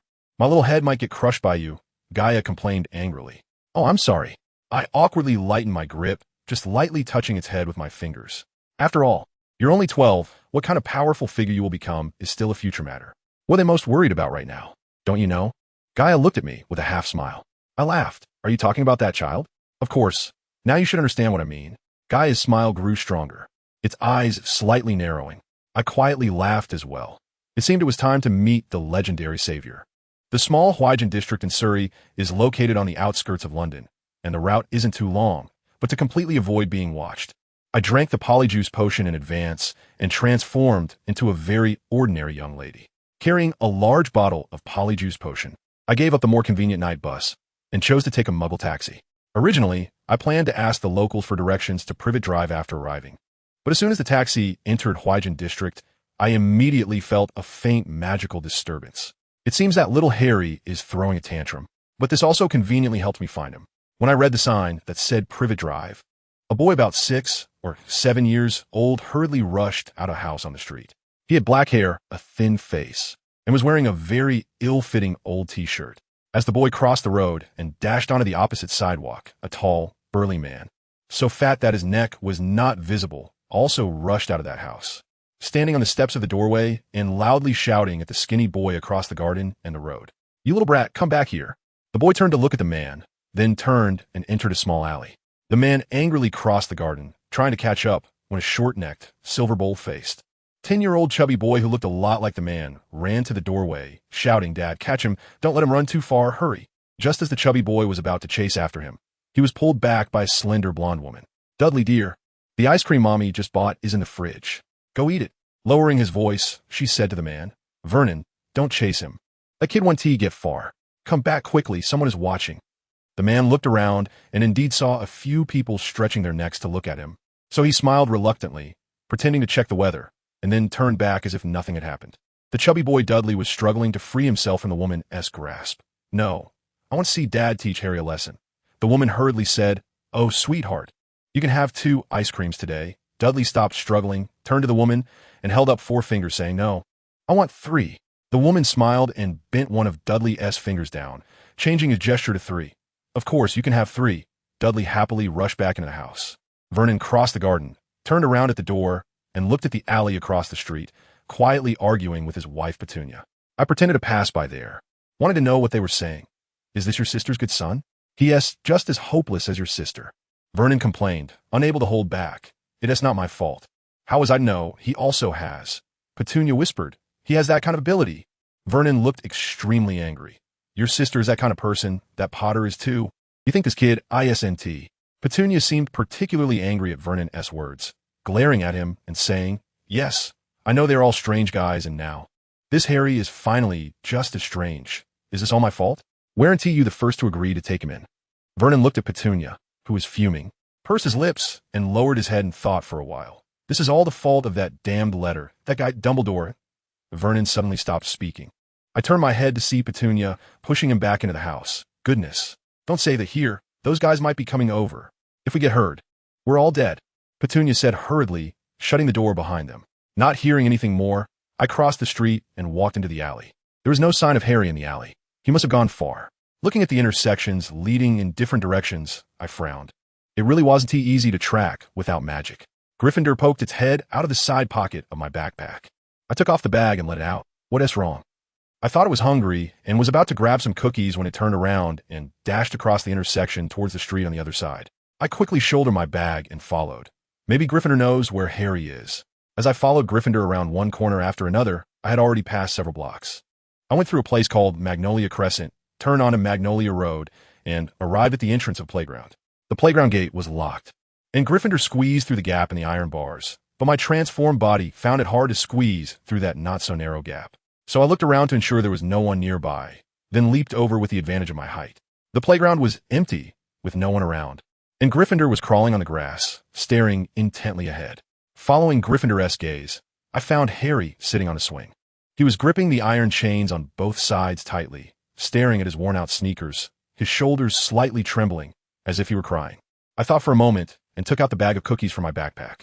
Gryffindor immediately turned to look at me, as if asking what I was going to do. I smiled and said, I'll make you more later, but I need to borrow this one for now. Gryffindor's eyes narrowed dangerously. So I quickly pulled out a piece to calm it down, but it unhappily grabbed the cookie and jumped back in the backpack. I took a piece of cookie from the bag and dripped a drop of potion from the vial in my pocket onto that cookie. I had originally planned to sprinkle the potion in the Dursleys' garden to make them a little sick, but who knew I would have such good luck to encounter a perfect opportunity to be alone with Harry. If I didn't let him try my new potion, I would feel bad for Dumbledore and Snape's special care for my apartment. Feigning exhaustion, I sat down on the swing next to Harry and rubbed my shoulders. Harry sensed my presence and quickly wiped his tears away. I looked straight ahead and said slowly, "Young man, a beautiful future is waiting for you. Don't let your tear-filled eyes blur your vision. If you miss the wonderful world because of that, it would be a pity." Harry looked around, not quite believing, and said, "Ma'am, are you talking to me?" I turned my head to look into his emerald green eyes, identical to his mother's. And suddenly scenes of the night his parents were killed flashed in my mind. The Dark Lord killing Lily, the Dark Lord casting spells on him, and Snape holding Lily and crying in despair. No, it wasn't legitimacy. It felt like I was sharing his latent memories. "Ma'am," Harry looked at me with some concern. "I am fine. I just suddenly remembered something that happened a long time ago. Do you feel sad about it too?" I asked, seeing his expression dim, as if recalling the sorrow from just now. "Maybe, but it doesn't matter now, because it's already in the past. People must look forward." "Right," I smiled, "but the things that make me sad exist every moment." He must have been referring to the Dursleys. "Don't worry, the sadness now is just for future happiness," I said, taking out a piece of cookie that hadn't been infused with the potion and handing it to him. He blushed as he took it and asked in confusion, "Do you mean, when you've gone through all the things that make you sad, then what will remain in the world will be things that make you happy? What do you think?" I smiled, took a bite of the safe cookie. Harry's eyes lit up, and he said with a smile, "Yes, as long as I don't live with them, then everything will make me happy." He happily ate the cookie, no longer as wary of me as before. But in this world, there are countless things. How can you be sure that you want to encounter things that are even sadder than now? Harry's face suddenly turned pale, his eyes wide open, as if something that would make him even sadder was about to happen. I smiled, tilting my head to look at him. "You're quite adorable. Your emotions are all written on your face." He looked at me with confusion. "Don't worry. Even the most despairing things will pass, even the fear brought by death. People live in hope. As long as there is hope, darkness is also dawn." He frowned, not quite understanding, and I couldn't help but shake my head, handing him the cookie laced with the potion. "Thank you." He took the cookie and asked again, "Ma'am, are you saying that after darkness comes dawn?" I nodded. "Of course, sunrise and sunset. Ups and downs, that is life. Do you understand?" He smiled happily and said, "Although I don't completely understand, I still got a little of it." "Then are you still sad now?" I asked. He shook his head. "No, at least not now. You've talked to me for so long, and I'm very happy," he said, finishing that piece of cookie. My smile deepened. "There will be more people to talk to you in the future and fight alongside you. You won't be this lonely anymore." He looked at me in confusion. "What are you talking about?" 3 years later, you will understand." I smiled mysteriously at Harry and walked straight out of the amusement park. I turned into a dark corner on Flower Crescent Street and took a sip of the potion I had prepared. I had almost been too late earlier, but luckily Harry had eaten that biscuit, so this trip wasn't in vain. I got into a taxi for the return trip and waited for the effects of the potion to wear off in a department store in London, while buying some clothes as an excuse for going out today. Recently, I had been holed up in my apartment, not brewing potions, but doing divination for others. From Coco, I learned that the Ministry of Magic had searched my apartment, so I considered giving up the idea of making money from potion making. After all, potions are not easy to clean up immediately, and I had already repurposed the cellar as an art studio. Replacing potion-making tools with paintings and sculptures was a last resort. It was safer than having them discover items that could expose my identity. Just as I was sending a particularly unfortunate customer out the door and preparing to tidy up and rest, the doorbell behind me rang unexpectedly. When I looked through the peephole and saw Dumbledore standing outside, I couldn't help but curl my lip. I thought it was ridiculous that he had already searched my apartment and was now ringing the doorbell like a gentleman. I opened the door and immediately put on a surprised expression. "Headmaster, what brings you here?" "I have good news to share with you," he said as he entered the apartment, his eyes glancing repeatedly at the doorbell. "What wonderful music. I wonder what instrument is playing." "It's played on a string instrument called a pipa," I introduced with a smile. "I recorded it in a small alley in Chinatown after searching half of New York." "A pipa? I've never seen that instrument." He furrowed his brow in thought and suddenly seemed to remember something, tapping his forehead and saying happily, "Look at my memory. Oh dear, I'm getting old." He rummaged in his pockets and then pulled out a bulging cloth bag and handed it to me. I weighed it in my hand. It was indeed heavy and clinked like a pile of metal. "This is a scholarship provided by Hogwarts for students with outstanding academic performance," he said, nodding at the bag in my hand. "Miss Michelle Beckett, you have won a first-year scholarship with the highest scores in your year. I hope you continue to work hard." He patted my shoulder as he spoke. I smiled awkwardly and then invited him to sit down. "Headmaster, please sit for a moment. I just boiled a pot of hot water, and I can make you a cup of tea." "That would be troublesome for you, Miss Michelle," Dumbledore replied with a smile, nodding at me as if he quite liked tea. However, he must have come to pry into my recent whereabouts, using the opportunity of delivering the scholarship. Wouldn't it be more convenient to send the scholarship along with the New Year's notification? He was quite eager, calculating the days. It had been 3 days since Harry was poisoned, so they had enough to keep them busy for a while. My specially prepared potion is colorless and tasteless, and it is not toxic in itself. After lying dormant in the body for half a month, it triggers unbearable abdominal pain and vomiting when encountering specific foods like pumpkin pasties, smoked bacon, fried eggs. These specific foods are precisely what the British commonly eat for breakfast, so Harry would undoubtedly be poisoned after half a month. The greatest advantage of my potion is that ordinary Muggle medical examinations would diagnose it as food poisoning, but treatment would have no effect. If tested with magic, there would be no issues for Harry, just a common stomachache. Just 3 days had passed, and he was already impatiently investigating me, which only exposed his suspicions. It seems Harry really flustered him. However, if he came here looking for clues, he was destined to return empty-handed. If that old lady named Fig had a strong enough memory and observation skills, she might mention to Dumbledore that a strange woman appeared on Privet Drive half a month ago. But Dumbledore would also need to be clever enough to connect that woman to Harry's recent illness. Even if Dumbledore did suspect something, the magic would never detect any reaction from the potion, and he would find no substantial evidence, let alone trace it back to me.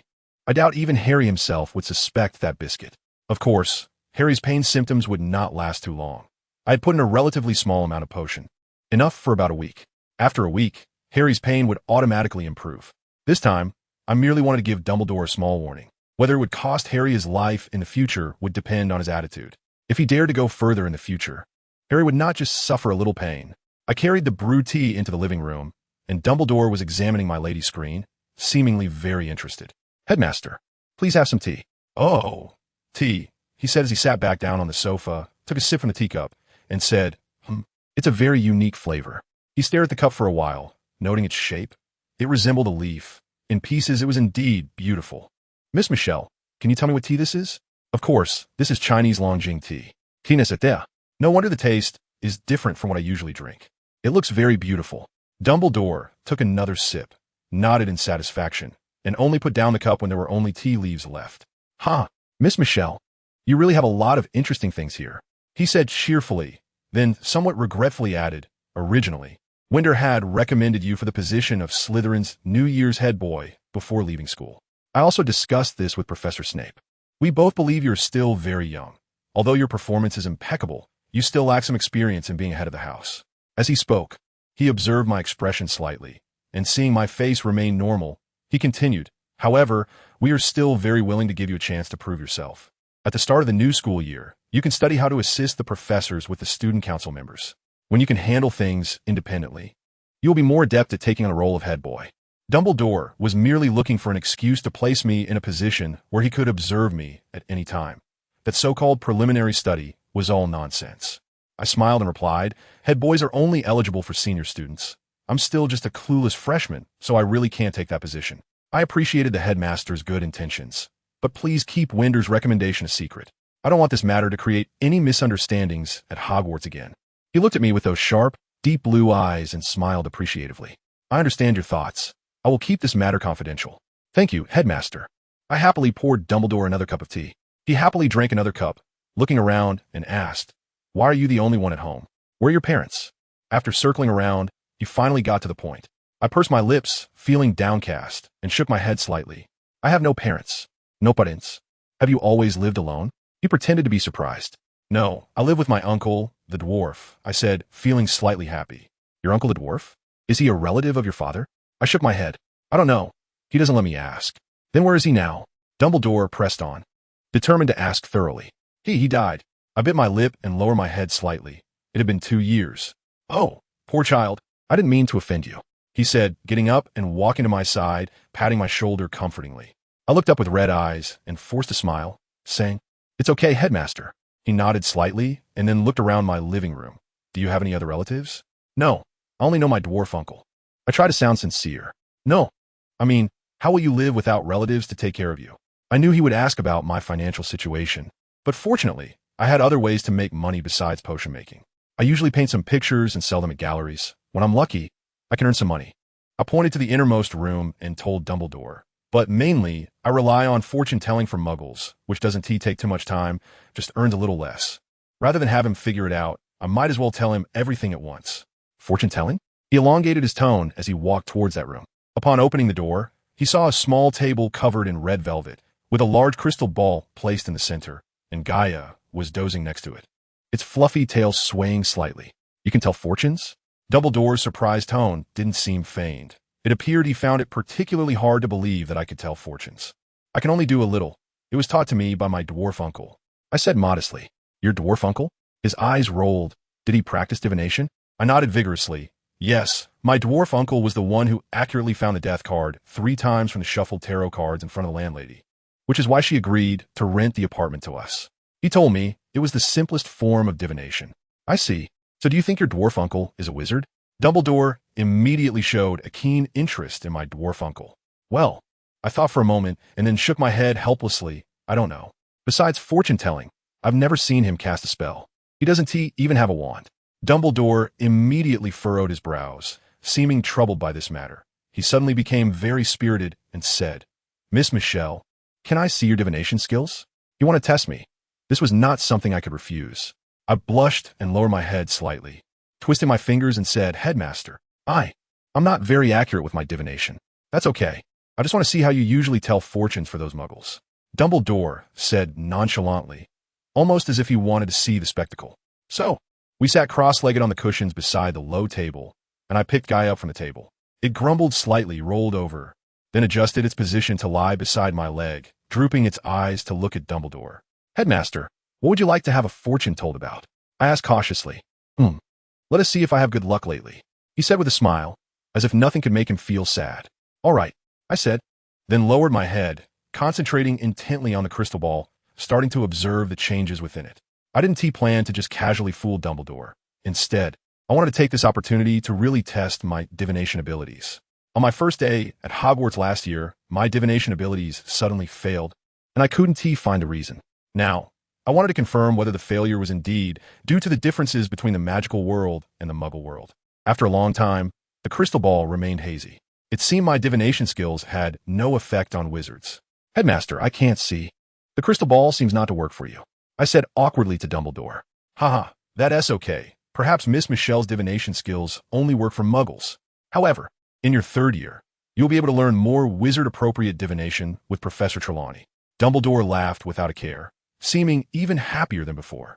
The hottest weather in July had passed, and Diderot brought Robert's invitation letter. "Dear Michelle, I hope you haven't forgotten our agreement that day. I originally wanted to invite you in the first week of vacation, but my mom thought the weather wasn't suitable. I really don't understand. Isn't it most comfortable to have cold drinks in hot weather? But now Mom says to prepare food for guests, so I can invite you all to come and taste it. July 26th at Florian's ice cream shop in Diagon Alley. Don't miss it. Your most loyal friend, Robert's Bandolo." I smiled and shook my head. This Gaius letter was just like him, full of energy, not giving anyone a chance to refuse. Diderot tilted his head and looked at me, reaching out to take a piece of cream cookie from Gaia's bowl and handing it to her. She affectionately rubbed her little head against my hand, but Gaia let out a slight annoyed sound, forgetting to grab the cookie, and immediately flapped up to the chandelier. "Gaia, Diderot is our little guest. You can't be so rude." I glared at Gaia disapprovingly, and she turned her face away, not looking at me. I smiled and reached out my arm to Diderot, who was turning his little head to observe me and Gaia, finally mustering the courage to slowly fly down from the chandelier. I patted her little head comfortingly. "Don't be afraid. Gaia won't hurt you. Come, have a cookie," she chirped happily. After writing a reply letter and handing it to Diderot, she skillfully flew over the narrow iron railing, disappearing into the vast night.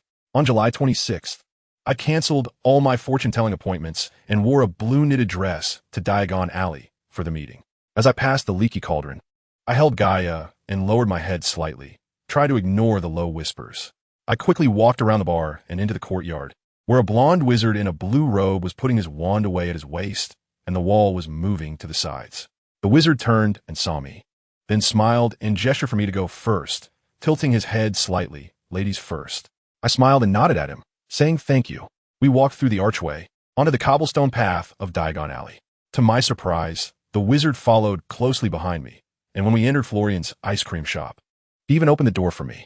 When Robert joyfully walked toward me, I was even more surprised. Michelle. Dad, how did you come with Michelle? Roberts looked slightly up at my back, and as I turned around, I saw the wizard who had entered with me. He smiled at me and said, "We met at the leaky cauldron."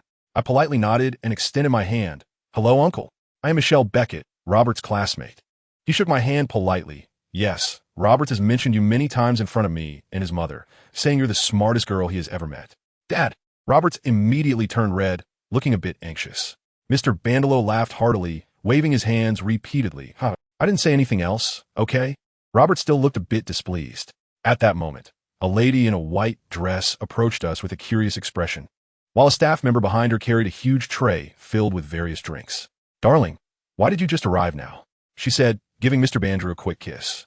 I ran into a few old friends on the way and invited them for a drink. I hope my dear wife won't be upset. When the lady looked at me, I politely extended my hand. "Hello, Annie. My name is—" "I know you're Michelle, right?" The woman bent down excitedly and hugged me tightly.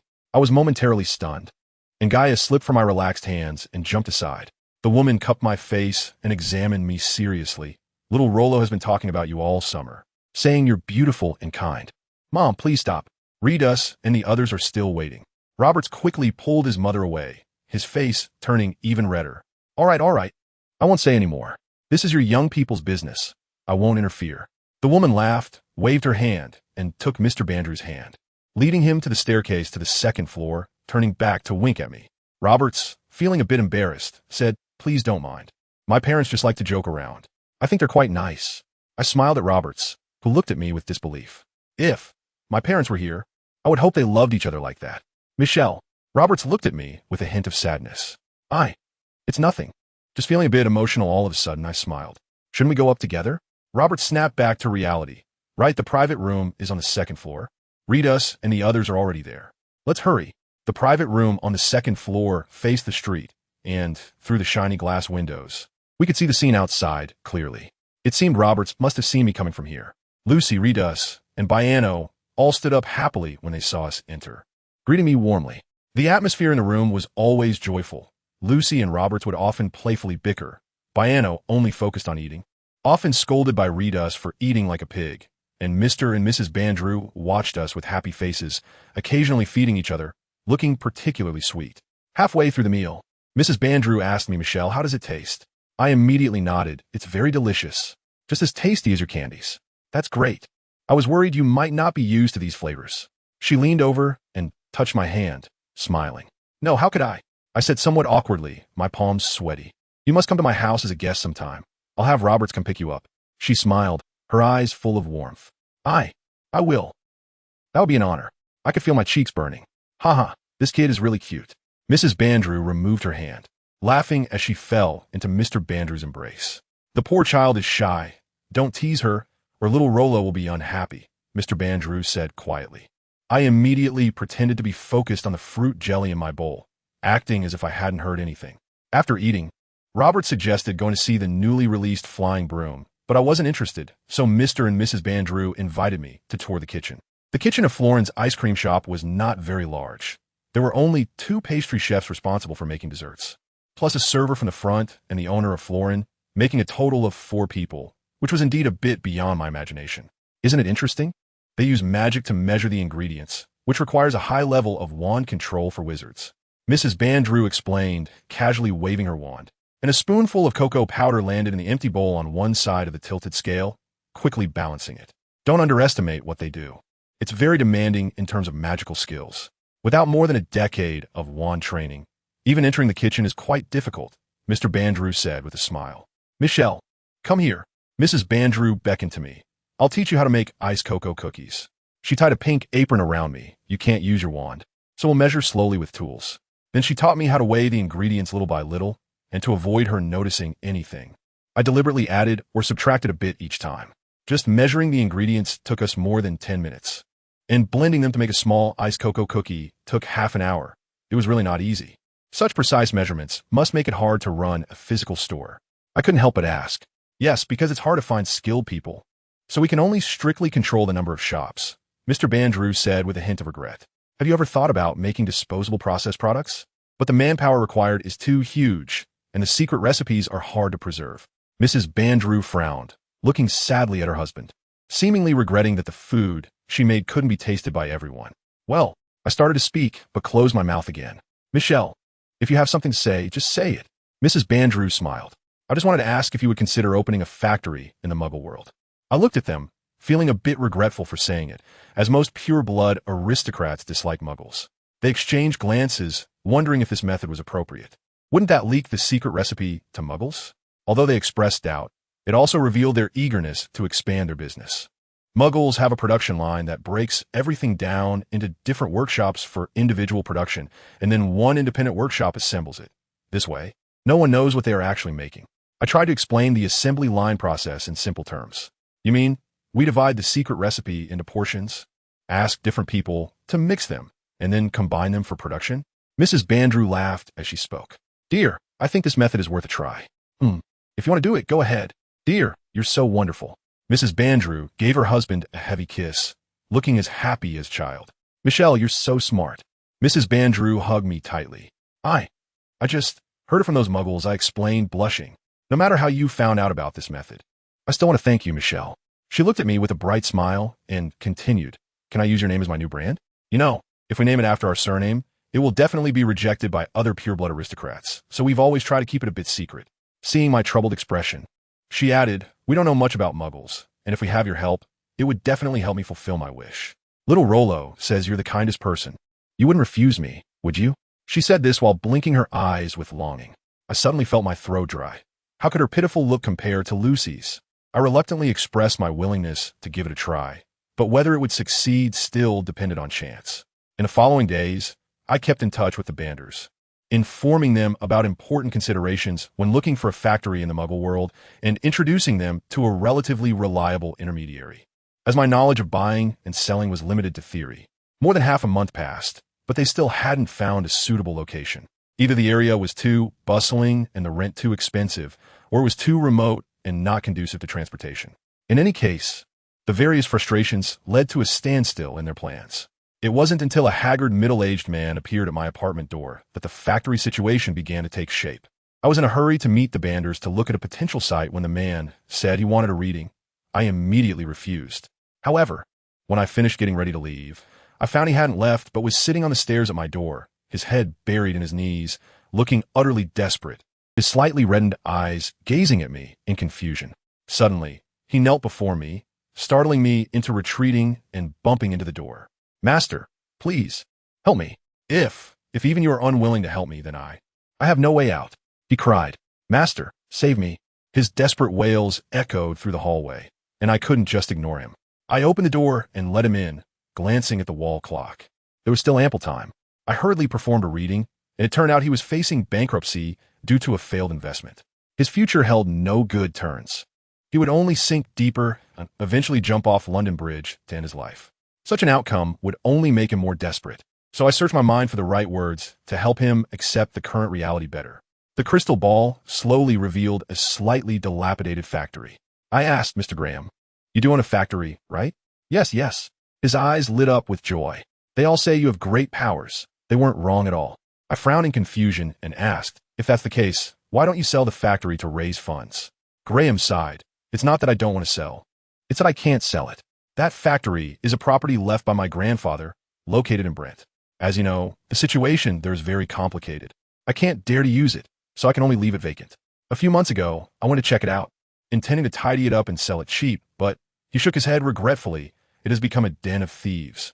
I want to drive them out, but I was beaten badly by that group. He rolled up his shirt sleeves to reveal a 5-inch-long knife scar, still stitched. I smirked slightly and covered the crystal ball again, saying, you don't need a diviner right now. He quickly said, No, I need your help. Otherwise, they will drive me out of London. I will have nothing, my identity, my status. No, I will go crazy. He slammed his hands on the low table, and I immediately frowned. He paused, awkwardly smiled. Sorry, I got a bit emotional. I didn't scare you, did I? Once he was seated, I turned to grab paper and pen from a nearby box. I will write a letter for you. Take this letter to the Solos Tea House near Downing Street and find a couple with the surname Banders. Give them the letter, and they will discuss the factory issue with you. The man immediately clasped his hands together. Oh, thank you so much. You are truly my savior.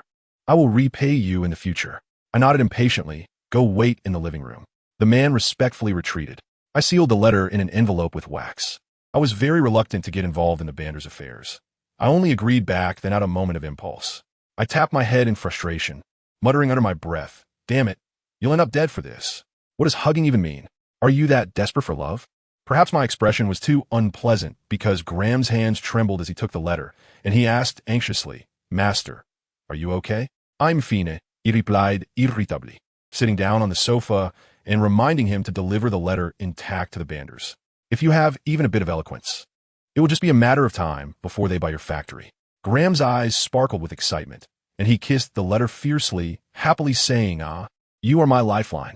I gently stroked the already sleeping Gaia, saying somewhat displeased, then hurry up and go. Oh, I truly don't know how to express my gratitude to you, but I will absolutely repay you in the future, he vowed, half kneeling before me like a gentleman and kissing the back of my hand. I will never forget your kindness. After Graham left, Coco immediately handed me a warm towel. Master, this muggle seems very useful. I scoffed, tossing the towel back into the tray and taking a sip of my tea. Is that so? You saved him, and he expressed he would repay you. Of course, we should make good use of him, Coco said matter-of-factly. I smirked. I'm not looking to use him. I already am. You mean? Coco looked at me in confusion. I shot at a glance, and it immediately shrank back in fear. I'm sorry, Master. Coco didn't mean to. Coco won't ask again. Go prepare the materials. I want to make cookies for Gaia, I said, picking up Gaia, who sleepily glanced at me and let out a low, displeased whine. I happily smiled. Gaia was the cutest. I originally thought helping the Banders find a suitable factory would allow things to progress smoothly. However, when I encountered Roberts again while buying new books in Diagon Alley, I learned that the factory had run into some trouble.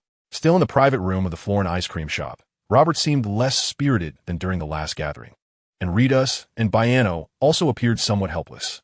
Roberts, what's wrong with you? Lucy asked with concern. Roberts hesitated, unsure how to express himself. Is it about your parents? I asked. The last letter I received from Mrs. Banders was over a week ago. She had happily informed me that she bought the factory from Graham at a very low price and that it would soon be put to use.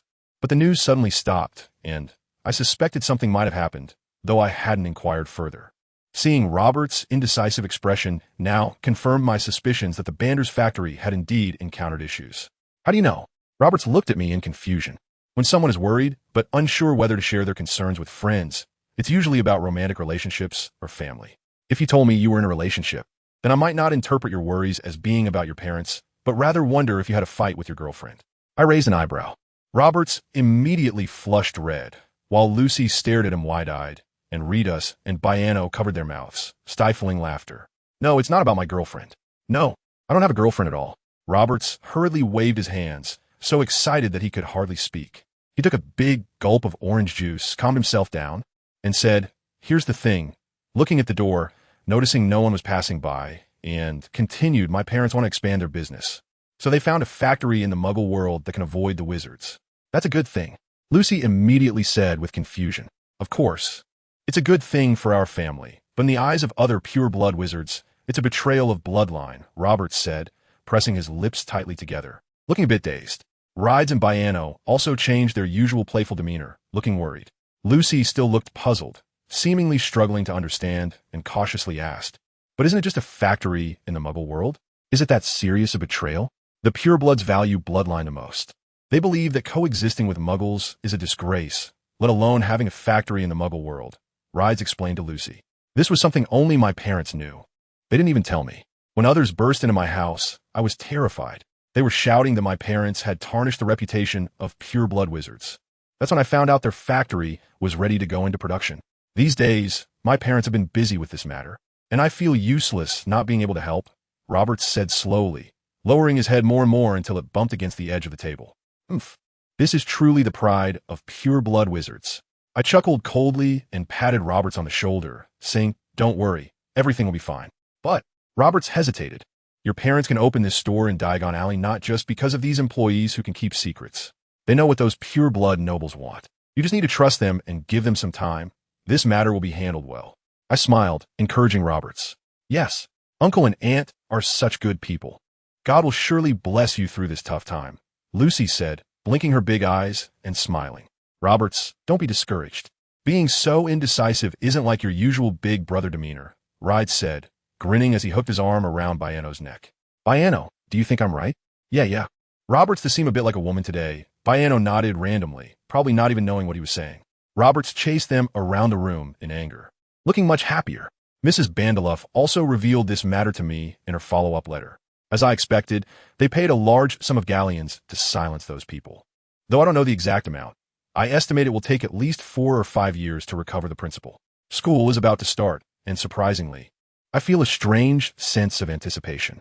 Gaia seems particularly excited, constantly circling around me, wanting me to pat its head and chat with it.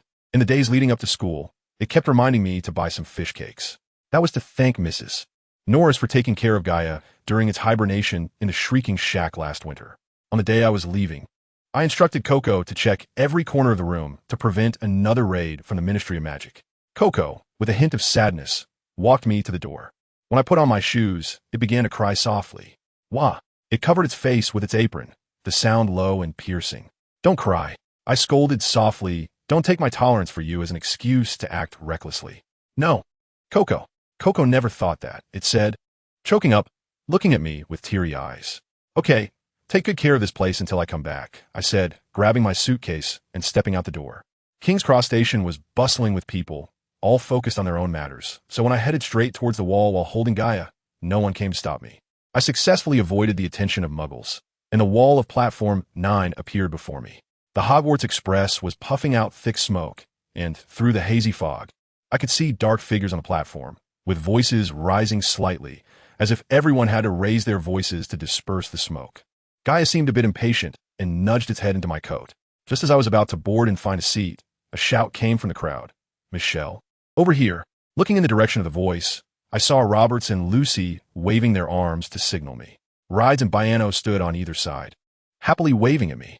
Mr. and Mrs. Bandeloff were standing behind them, smiling at me. I smiled and dragged my suitcase closer to them. Ride stepped forward to help take my suitcase, and Mrs. Bandeloff warmly hugged me, whispering in my ear, "Thank you for your suggestion." I smiled without speaking. Mr. Bandeloff shook my hand and winked at me. Since the pure-blood wizards had caused trouble for their family, the Bandeloffs decided not to use my name as the new name for the company to protect my safety. So everything we did before was kept secret from others.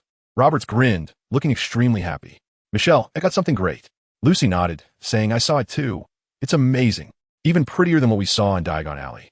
"The speed is top-notch too," Biano said, giving a thumbs up, looking enviously if only my dad agreed to buy me one. Rides laughed, saying, "Your dad won't buy you that thing." "Why?" Biano asked in confusion.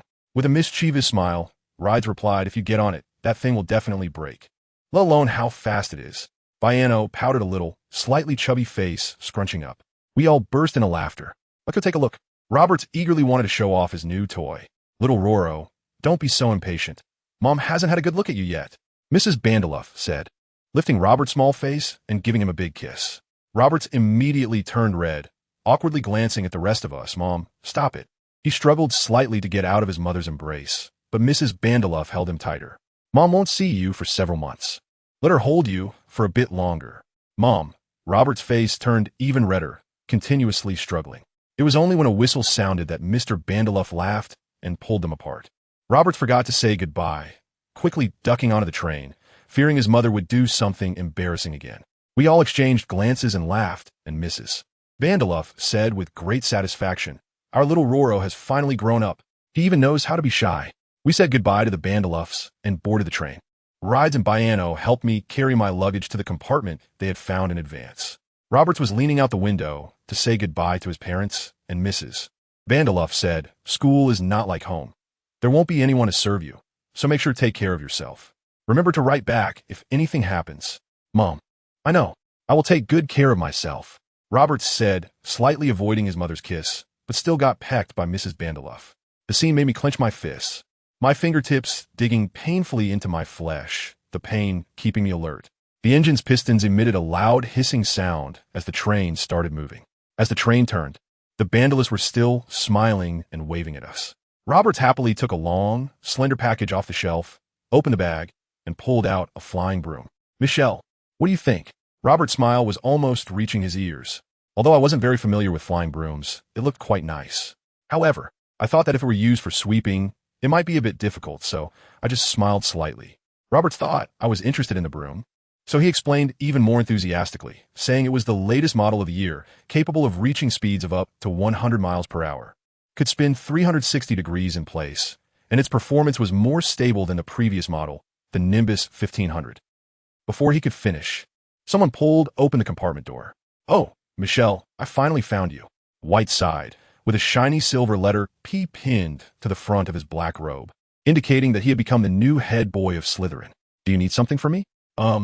White glanced at the nearly full compartment, hesitating whether to speak up, finally locking eyes with me.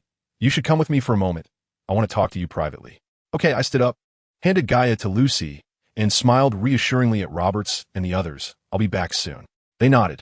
As we stepped out of the compartment, White looked around the aisle, still feeling a bit unsafe. "Follow me." He led the way. There are 2 compartments designated for head boys at the front of the train. I think it would be more convenient to talk there. We walked through several carriages and stopped at the door of a compartment near the front of the train. White smiled. "Wait a moment. Let me go in and greet them." He opened the compartment door and went inside. A moment later, 2 upperclassmen wearing head boy badges walked out. Bill, Percy's brother, was one of them. He frowned at me before following another boy into a nearby carriage. "Come in," White said at the door. When I entered the compartment, White followed in and closed the door behind him. "Make yourself comfortable." "Okay." I found a relatively clean seat and sat down. White sat across from me, frowning as he looked at me. "How did you get involved in that matter?" "What do you mean?" I asked, puzzled. "About Robert's parents running a factory in the Muggle world." White sighed. "I happened to pass by the study when my father and uncle were discussing it." His eyes were filled with regret as he stared at me. I can understand them doing such things. After all, their bloodline ISNT the purest, so it's somewhat excusable to lean towards Muggles. "But how did you get mixed up in it? And even help them?" White looked at me incredulously, as if I had done something very unacceptable. "I just helped them contact an agent. It's not that extreme, right?" I frowned. "Do you realize how much impact your actions now will have on your future?" He stared at me. "The upper echelons of the magical world are still controlled by pure-blood wizards. By placing yourself in opposition to them, not to mention your future status will be hard to elevate. Even your ability to stand in the magical world will be a question worth pondering." I awkwardly smiled. "It's not that exaggerated. What I'm saying is just the better side of things." White glanced cautiously at the door, as if worried someone would burst in at any moment. He leaned in a bit closer and lowered his voice. "There are rumors that the Dark Lord will return. When that happens, he will continue the blood cleansing. You now." I only caught part of White's words because the door was suddenly pulled open, and it was Percy and Charlie. They looked surprised to see me and White. "What are you 2 doing here?" Percy asked in astonishment. "Where's Bill?" Charlie scanned the compartment, noticing only the 2 of us. "He asked next door. You can go find him there," White said impatiently, wanting them to leave. "What are you 2 doing here?" Charlie looked at me and White with confusion. I think I heard someone mention bloodlines. White's expression immediately darkened. "What we talk about is none of your business." "White, I should probably leave first," I said with a smile, standing up to leave. "I understand your point, but who can predict what will happen in the future, right?" White hesitated, glancing at me, but did not stop me from leaving. I sidestepped between Percy and Charlie and walked back towards the head boys' compartment. Just as I reached the door of my compartment, Percy hurried up from behind. "Michelle," he called out of breath. I turned to look at him. "Why aren't you with your brother?" "I just went to return the books he stuffed in my suitcase." Percy wrinkled his nose in disgust. "Bill always takes more classes than others. I don't know how he manages his time, and his messy books are stuffed everywhere." I smiled without commenting. Percy seemed a bit awkward and asked, "Were you really discussing bloodlines with White just now?" I didn't answer immediately. Percy looked at my expression and continued. "I think there is nothing wrong with pure bloods, but if you're too strict about bloodlines, you might easily walk down the old path of Slytherin. After all, the people you hang out with every day are those kinds of people that—" "Weasley, what kind of people are you talking about?" Roberts opened the compartment door, his face flushed with anger, followed by Ritas and Bianco, both glaring angrily at Percy. Clearly, They had overheard the earlier conversation through the ajar door. I meant, of course it's you guys, Percy said, tightly pursing his lips, trying hard to appear brave. Us? Robert sneered. It's perfectly normal for us to be around Michelle all the time, because we are friends. And you? Roberts pointed at Percy's chest. Were you? You're just a little madman from Gryffindor. Your family is just a bunch of beggars living in a broken house waiting for assistance. Roberts tugged at Percy's old robe and laughed. Look at this old robe. I've never seen one this old. Is your family waiting for it to appreciate in value as an antique? Percy didn't speak, but his hands clenched tighter, revealing his anger. Roberts continued to humiliate him. I'm curious, whose old robe is this? Your big dumb brother's? Or the one your disreputable older brother wore? It wouldn't be the one your dad wore when he was in school, right? Ha ha. Then it would indeed be an antique. Rita and Bianco chimed in with laughter, and I stared at Percy, my lips pressed tightly together. This was a struggle among the boys. They wouldn't want help from a girl. Roberts mocked, with someone like you, what right do you have to talk about bloodlines and Slytherin in front of us? You pure blood scum of your family, you. Robert's voice abruptly stopped as Pansy pressed his wand directly against his throat. You're not allowed to insult my family. Not allowed. Pansy shouted hysterically. Hey. Do you dare to cast a spell on me? Robert smiled, seemingly confident that Pansy wouldn't dare to act. If you dare to cast a spell on me, you're done for. Hogwarts will expel you, and your mother will surely cry her eyes out, begging me to forgive your mistakes. Oh, I'm so sorry, Honorable Mr. Banderlo. Our family is already so poor we can't even make ends meet. Please have mercy and forgive our little madman. After all, he's as crazy as we are. Ha ha ha. Roberts laughed mockingly. Pansy, I will kill you. Pansy. Her eyes red with rage shouted flame burst. Disarm. I immediately drew my wand and waved it at Pansy, the spell just grazing Robert's earlobe before hitting Pansy. She was knocked off her feet and slammed into the carriage's wall. The sound of the impact mixed with a faint cracking of bones. She slid to the floor, coughed up blood, and fainted. The compartment doors opened one by one, curious heads poking out to investigate. A girl screamed loudly, and all eyes turned to the unconscious Pansy. I held my forehead. It seemed I had caused trouble. Roberts was stunned, staring at me in terror, his mouth opening and closing but unable to make sound. I frowned, looking very serious at the nearly blocked corridor and the crowd whispering, Santa Rides, you go to the front of the train and get the prefects. We need to maintain order here. Okay. Rides turned and walked into the crowd of onlookers. Biano, I need to check Pansy's injuries. You maintain order for a bit. I don't want to be disturbed. I glanced at the slightly dazed Biano, giving him orders. Oh, okay. Biano snapped back to reality and walked to the crowd blocking the corridor, dispersing them. Step back. There's nothing to see here. Move back. The crowd murmured and took a few steps back, but still refused to leave. Help me, I said, focusing on Roberts, who was still immersed in the attack incident. We don't want anything to happen to him, do we? Yes, Roberts reflexively nodded, his eyes still filled with fear. We approached Pansy, looking at her pale face with blood at the corners of her mouth. Roberts shivered and cautiously asked, She's not dead, right? No, she's just unconscious. I said as I squatted down to check Pansy's breathing, which was still normal but slightly short. I then felt along her sides and discovered the fourth rib was fractured. Confirming that Pansy was in a coma, I called softly, Roberts. What is it? Roberts squatted down as well. If others asked you how Pansy was injured, how would you answer? I looked at Pansy's face, asking Roberts. He thought for a moment and replied, I would tell them that I provoked Pansy. No, I said sternly, still not looking at him. He said uncertainly, but I did provoke her first. No, the matter is simple. Pansy was injured after being hit by my spell. I lowered my voice, turning to stare into Robert's eyes. Remember, it happened just as I said. Do you understand? But. Roberts hesitated. There's no but. I glared at him fiercely. If you don't want to worry your mother, remember what I just said. This matter has nothing to do with you. Do you understand? Roberts stammered. How could this happen? Lucy's surprised voice rang out above us. I just left for a bit. What exactly is going on? Seeing us all silent, she anxiously asked again, Roberts, what happened? It's none of your business. Just take Gaia and leave here. Roberts said impatiently, trying to send Lucy away. Lucy, feeling wronged, couldn't find her words. I stood up, looking at Lucy, whose eyes were slightly red. I patted Gaia in her arms and said, Lucy, things are a bit complicated. I'll explain later. Listen to Roberts and step back for now. Lucy looked at me, then at Roberts, pouting her lips, reluctantly nodded, and returned to the crowd with Gaia. Suddenly, a commotion broke out in the crowd behind us. Everyone, clear the way, let the prefects through. The crowd parted, and Rides, along with Bill and White, walked forward, followed by several prefects.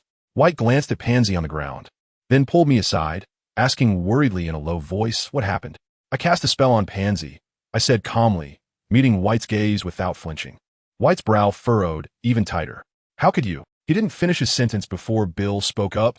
Everyone, return to your compartments. The student council will handle this matter. With the help of other prefects, the crowd gradually dispersed. However, all the compartment doors remained open, as if everyone wanted to hear some news. Bill looked at the people present and said, I need someone to send a message to Professor Dumbledore, so he can know what is happening here in a timely manner. I'll go. I have an owl with me. I'll write a letter.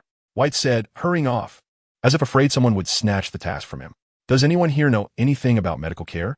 Bill asked again. They looked at each other, and no one spoke. So I said, I know a bit. Would you mind checking on Pansy? Bill looked at me seriously, not treating me as the one who hurt Pansy. Bill, how can you let her help? Charlie, squatting beside Pansy, said displeased. It's okay. Miss Beckett won't harm Pansy. Bill said firmly. Harm? Hasn't she harmed her enough already? Charlie glared at me warily, as if he would pounce on me if I got too close to Pansy. We better take Pansy to see a doctor soon. Her fourth rib is fractured, and there's internal bleeding. Although it's not very serious now, we can't wait until we get off the train. I explained the situation honestly. Can't wait until we get off the train? Charlie repeated my words in confusion as murmurs arose again in the carriage. Bill, Charlie called helplessly to his brother. Miss Beckett, do you have a way? Bill looked at me with a furrowed brow. I have a way, but I must personally take Pansy there. I answered firmly. Of course, I agree to your request, but you must ensure Pansy has safety. Absolutely. I nodded with a smile, then said to Roberts, can I borrow your new broom? Of course. Roberts nodded and went back to get the broom. At that moment, Charlie exclaimed, Are you planning to use the flying broom to take Pansy to the hospital? Yes, but your flying skills are too poor. I think I should go. Charlie suggested with an unhappy expression. Don't you care about being seen by muggles and getting expelled from Hogwarts? I squinted and said, Do you not care? Charlie glared at me defiantly. I curved my lips, hitting Pansy hard enough to get expelled from Hogwarts. As for whether riding a flying broomstick would be seen by muggles, it no longer mattered, right? But Charlie wanted to say more, but Bill interrupted him. Let's do as Miss Beckett said. Bill nodded at me. I'll notify the conductor to stop the train for a bit, and you can take Pansy away then, he said as he turned to leave. Charlie stayed by Pansy's side, but didn't say a word. The train soon came to a stop, and under my spell, Pansy gradually regained some awareness. With Charlie's support, Pansy and I got on Robert's flying broomstick. However, Pansy was still very weak, so I let him hug my waist from behind to maintain balance. Robert's new broomstick was indeed much better than the old ones at school, making my flying feel much more agile. I tried to fly higher to avoid being seen by muggles below. We flew straight ahead, much more efficiently than the express train, but it still took us over an hour to reach Hogwarts. As we got off the broomstick, Pansy could no longer support herself and collapsed onto the grass. Snape arrived immediately, looking very grim. He didn't say anything to me, but used his wand to levitate Pansy and took her toward the infirmary. I shrugged and followed. Madame Pomfrey skillfully treated Pansy, and only then did Snape turn his face toward me and say expressionlessly, Come with me. With that, he led me to the headmaster's office. Dumbledore was sitting at his desk, enjoying lunch alone. Upon seeing me, he seemed particularly pleased. Oh, Michelle, you finally made it. Is Pansy all right? I smiled slightly and shook my head. Madame Pomfrey is still treating her. That's good, he said, pointing to a plate of honey-covered bread, asking, Would you like a slice? Albus Dumbledore. Snape called out angrily. Oh, Severus, don't be so angry. Things will ultimately be resolved, Dumbledore said with a smile, wiping his mouth with a napkin and then getting up to walk around the table to stand in front of me. Michelle, can you tell me how Pansy got hurt? My spell hit her, and she flew into the compartment's barrier and got injured, I replied, not avoiding his gaze. After I finished speaking, he blinked in confusion. Is that all? Yes, that's it. I nodded affirmatively. Haven't we already discussed this? Miss Beckett must be immediately expelled, Snape said angrily to Dumbledore. No, Severus, this matter cannot be decided by just you and me. We need to hear another professor's opinion. Dumbledore smiled, looking troubled as he regarded Snape. Another professor? Minerva. After all, she is Pansy's head of house. Oh, I've already informed her. She should be on her way now, Dumbledore said, and footsteps could be heard outside the door. Professor McGonagall rushed in, a slight sheen of sweat on her forehead, as if she had just jogged over. Are we going to punish a student right now? It seems a bit early. It's not early. I don't want rumors spreading during the sorting ceremony today that Slytherin House is poorly managed, Snape said, somewhat displeased. All right then. I just visited the infirmary, and Pansy has already told me everything. I have a plan in mind. Professor McGonagall said nonchalantly. That's great. Now, let's discuss the decision to expel Miss Michelle Beckett, Snape said. McGonagall, puzzled, asked, what? Expulsion? Aren't we talking about punishment? Snape scoffed. Do you think a student who can cast spells on classmates shouldn't be expelled? Oh, Severus. Students who cast spells on classmates should certainly be expelled. But Miss Michelle used magic under duress, and she did everything she could to rectify her mistake at the first opportunity. So I believe she doesn't need to be expelled. Professor McGonagall argued. Do you really think that just making amends is enough? Snape glared coldly at me. Making amends certainly can't undo all mistakes. But it doesn't mean we should go to extremes. Professor McGonagall shot back at Snape. I understand your points. Since we can't reach a consensus, we have to find a compromise, Dumbledore said with a smile. As soon as he finished speaking, Snape and McGonagall both looked at him and asked in unison, what compromise? That is, any punishment other than expulsion will be decided solely by Severus. That seems fair, right? Dumbledore said cheerfully.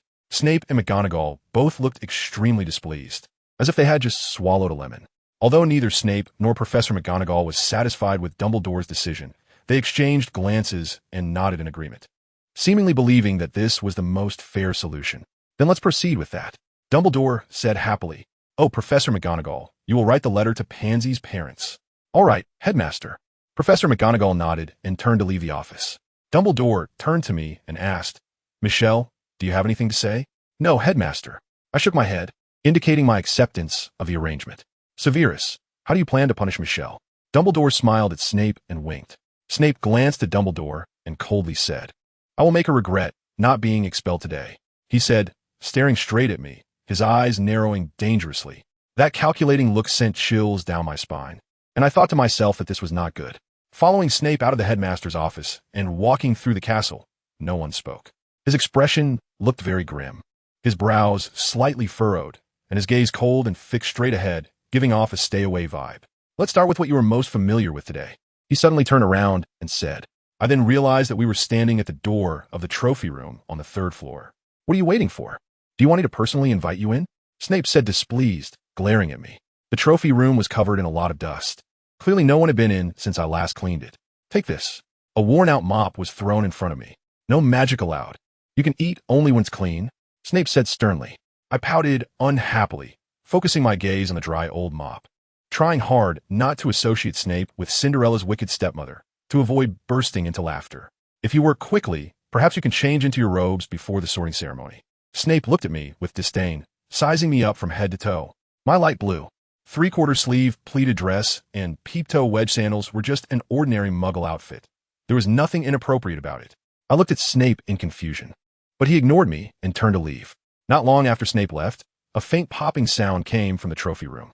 A house elf wearing an apron with a Hogwarts crest appeared before me, bowing deeply. Little Master, you are finally back. Udda missed you so much. The house elf, Udda, said excitedly with its big round eyes. I wasn't in the mood to deal with it. Just as I was about to pick up a mop, Udda hurriedly grabbed it first, looking terrified. No, let Udda do this. Noble little master, you should rest.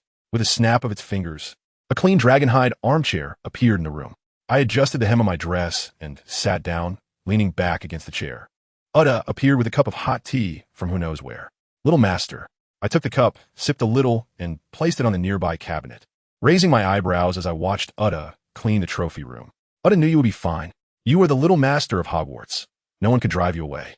Udda mumbled while mopping the floor. It's no big deal to curse a little wizard. You didn't kill him. That's your mercy. Do you think I should have killed him? I said with a smirk, staring at Udda. Of course. Udda replied firmly. He pointed his wand at your friend, and even wanted to cast a dark curse. It is right for you to teach him a lesson. If you killed him, that would be helping him atone for his sins. Where did you hear all this? I asked, slightly displeased. It was the boy himself who told their headmaster. Udda happened to overhear. It shrank back, afraid to look at me. Happened to overhear? I narrow my eyes. What are you planning to do there? House elves usually stayed in the castle because they often liked to bang their heads against tables, which made Madame Pomfrey particularly dislike them. So house elves were always prohibited from approaching the hospital wing. Under normal circumstances, Udda couldn't have heard the conversation between Percy and Professor McGonagall. I couldn't help but doubt Utta's purpose for being there. Utta, Utta. It trembled, not daring to speak. I tapped the mahogany armrest, the dull sound making it even more nervous. Utta originally wanted to kill that boy. It raised its head to glance at me and quickly lowered it again. When I delivered lunch to Snape, he was reading a letter. He told me that Snape wanted to expel you from school, so when I learned that boy was sent to Hogwarts, I was determined to teach him a lesson for you. Then why didn't you do it? I asked calmly, taking a small sip of tea. Utta's honesty could be considered a sign of loyalty. After all, Hogwarts still needed a somewhat reliable informant. Because Professor McGonagall taught that boy a lesson and said she would stop Snape from expelling you, so Utta didn't take action. It looked at me pitifully. Little master, Utta just wants to help you. Help! I squinted, gently pointing my finger at its heart. Magic shot from my fingertip into Utta's heart, causing it to spasm and fall to the floor, clutching its chest in pain, gasping for air but strangely not making a sound. This is a little lesson for you. If you dare to take a life without my permission again, the lesson then will be 100 times more profound than this. Yes, little master. Utta seemed to feel less pain, struggling to stand up, and answered very respectfully. After that, I leaned back in the chair and fell asleep. When I woke up, it was already dark outside. The chandelier in the trophy room emitted a soft glow, and faint sounds of excited cheers from the great hall could be heard in the air. Utta, standing nearby, immediately bent down and asked, Little master, the banquet is about to begin. Do you want to go back to the dormitory to change robes now? I sat up, stretched, walked to the now spotless window, and said, Forget it, I want to stay here for a while longer. You clean up and go back first. What about your dinner?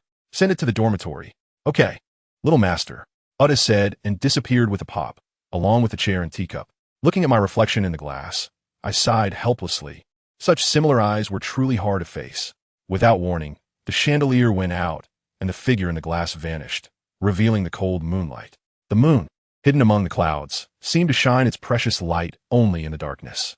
When the banquet ended and people appeared in groups in the corridor, I turned to walk out the trophy room door. As soon as I closed the door, I turned around to see Snape striding toward me, his robes swirling, his face unable to hide his anger, which made me tighten my lips, unsure of what new punishment he had concocted. Headmaster, a breathless voice interrupted Snape, who was about to reprimand me. Snape turned to look, and I could see who had arrived. Hey, Michelle, so you were here? Roberts exclaimed, looking surprised at me, with Lucy, Reeds, and Biano standing behind him, equally astonished. Why aren't you going back to the common room? What are you doing here? Snape's tone rose, sounding particularly displeased. Roberts hesitated, his eyes unconsciously glancing at me. Speak quickly. I still need to take Miss Beckett to receive a new punishment, Snape said coldly, smiling at me. We're here to explain the truth to you. Lucy hurriedly said. The truth? Snape narrowed his eyes. Yes, Headmaster Snape, you should punish me. Roberts immediately said. Roberts! I shouted loudly to stop him, but he didn't stop. Instead, he spoke even more firmly. I provoked Percy, forcing him to cast a spell on me. Michelle just wanted to protect me. Headmaster, it's all my fault. They can all testify. Reeds and Biano nodded, indicating that what Roberts said was true. Do you think this will lessen her punishment? How naive. Snape looked at Roberts and the others with indifference, sternly saying, Miss Beckett cast a spell on Mr. Weasley. That is an unchangeable fact. Even if it was to help you, Mr. Bandelow, she still has to face severe punishment. This is Slytherin's rule, and it is a rule set for each of you. No exceptions. But Roberts still wanted to say something, but Snape cut him off. Snape pointed at the stairs and shouted at Roberts and the others, Go back to the common room now. They looked at Snape in fear, then at me. I nodded to signal them, and they immediately turned to leave. Snape turned back to me, sarcastically saying, I didn't expect you to have what you call friendship. It really surprises me. After a cold laugh, he continued, Unfortunately, even the most sincere friendship can't help you. I said nothing, just calmly met his gaze, clearly making him particularly dissatisfied with my attitude. He angrily said, Follow me. You have a lot of work to do. He brought me to the potions classroom in the basement, pointing at a large bucket of slug slime. Once you finish dealing with these, you can go back. You also cannot use your wand. For an average lower year student, it would probably take 4 or 5 hours or even longer to handle that bucket of slugs. It seems Snape is determined to teach me a lesson. All right, Headmaster. Once it's done, come find me in the office next door. I need to check if it's done properly, Snape emphasized. Understood, Headmaster. Snape snorted coldly and turned to leave. I sat down and began to process the slugs under the dim light of the classroom. Yuta appeared somewhat awkwardly in front of me. Little master, is there anything I can help you with? With a slight smile, I thought that since Coco had been following me for so long, it could only help me keep an eye on the cooking. Yuta couldn't do much. No need, I'll handle this myself. But Yuta hesitated and said softly, "Don't make me repeat myself." "Yes, Yuta will leave now." Yuta hurriedly disapparated away. I repeated the cutting and squeezing motions no less than 300 times. My fingers trembling slightly with the pressure of the knife, almost cutting myself several times. Finally, I finished processing the last slug without any accidents. I knocked on Snape's office door, and he looked at me in confusion. "What is it?" "I finished processing. You can check it." "Finished?" Snape frowned, looking at me doubtfully. When he saw the entire bucket of slug juice, his brows twisted even more. "Headmaster, can I go now?" I asked. "Oomph. Didn't I warn you not to use your damn wand?" Snape glared at me angrily. "I didn't." "Didn't? Then how do you explain your incredible speed?" Snape said, using his wand to show the time. 1 hour and 43 minutes. Quite fast indeed. I really didn't. I tried to argue. "You can go now." Snape turned away from me. "Since you don't like this punishment, I will give you one that you can accept." He walked out without listening to my explanation. Rubbing my sore arms, I returned to the common room door, only to suddenly realize I didn't have a new password. I was both tired and hungry, and I couldn't care less. I just sat down at the entrance of the common room, shivering in the cold night wind. Just as I was about to doze off while hugging my knees, I heard footsteps approaching. I looked up and saw Snape's cold eyes staring at me. "Headmaster, I don't know the password." I thought you were all-knowing." Snape mocked, and the loyal stone door opened in response. Snape walked in ahead. "Headmaster?" Several people in the common room said at the same time. "Aren't you all supposed to be resting? What are you doing gathered here?" Snape said angrily. I was about to explain when he suddenly saw me following Snape and exclaimed in surprise. Roberts looked at me happily, and Lucy, Reed, and Biana were all there. Gaia jumped down from the sofa, circling around my feet, wanted me to pick it up. "Go back to your rooms and rest now." Snape didn't give them a chance to speak, sternly ordering them. Everyone looked at me with regret, and I tried to smile at them. As they all walked down the corridor, Snape turned to look at me. "I'm here to inform you that from now on, you will receive punishments every evening after dinner. Now you can go back to sleep." "Yes, Headmaster," I replied softly, walking down the girls' dormitory corridor, with Gaia following closely behind me. I closed the door to my room and looked at the pile of cold food on the table, having no appetite at all. "Gaia, the cookies are in the bag. You can take them yourself." My hands were too weak to do anything. Saying this, I collapsed on a bed, not wanting to move at all, and fell asleep in my clothes. The next day, I woke up early, my hands still feeling somewhat weak, especially my right hand. It was even inconvenient to shower. I picked up my toothbrush, and it kept shaking. It seemed I had to go see Madame Pomfrey, struggling to change into my robes. I barely managed to hold my books with my left hand and went out. Gaia obediently followed behind me, carrying a bag of fish biscuits to give to Madame Loris. Walking proudly. As soon as I stepped out of the common room, I saw Roberts and Reed rushing down the corridor, with Biano panting behind them. "Michelle, it's bad. The hourglass. There's a problem with the hourglass." Roberts shouted. "What did you say?" I asked in confusion. "Come with us to take a look," Reed said quietly as he took my books. "Right, let's go see." Roberts shouted, grabbing my hand and running. When we reached the hourglass that recorded the house cup scores, it was crowded with whispering people. When they saw me, they automatically parted to let me get closer. White was by Lucy's side, who was quietly crying in front of the Slytherin hourglass. The hourglass displayed strange numbers, the red 500 points flashing glaringly. Last year, when we lost 300 points, it was orange, but now, it's red 500. Lucy said, choking on her words, looking up at me with tear-filled eyes. "Michelle, what should we do?" She cried in despair, collapsing into my arms. "Lucy, it's okay. I will definitely work hard to earn it back. Trust me." I raised my sore hand slightly, gently patting her back to comfort her. White looked at me with a serious expression, but didn't say a word. We took Lucy, who was still wiping her tears, and left that strange hourglass, heading towards the Great Hall. The students we encountered along the way were discussing the strange 500, and when they saw us coming, they turned their faces away, pretending to talk about the weather. The once lively Great Hall fell silent as we walked in. The timid pretended to eat their breakfast with their heads down, while the bolder ones stared at us intently. Just as I sat down, a lower-year Slytherin boy asked, "Are you Michelle Beckett?" I looked up at him, and the boy said excitedly, "The spell you used on the train was so cool. Can you teach me?" "Phileas," White shouted sharply. The boy immediately pouted and stopped talking, but his eyes kept glancing over. "What exactly is going on with the scores?" Biano asked in confusion. Most people at the Slytherin table turned to look at us, seemingly wanting to know what was happening. I thought, this must be what Snape considers a punishment I can accept. I looked up at the head table, and Snape happened to look over, his eyes filled with mockery. I smiled brightly at him, and he immediately darkened his face, his eyes narrowing dangerously.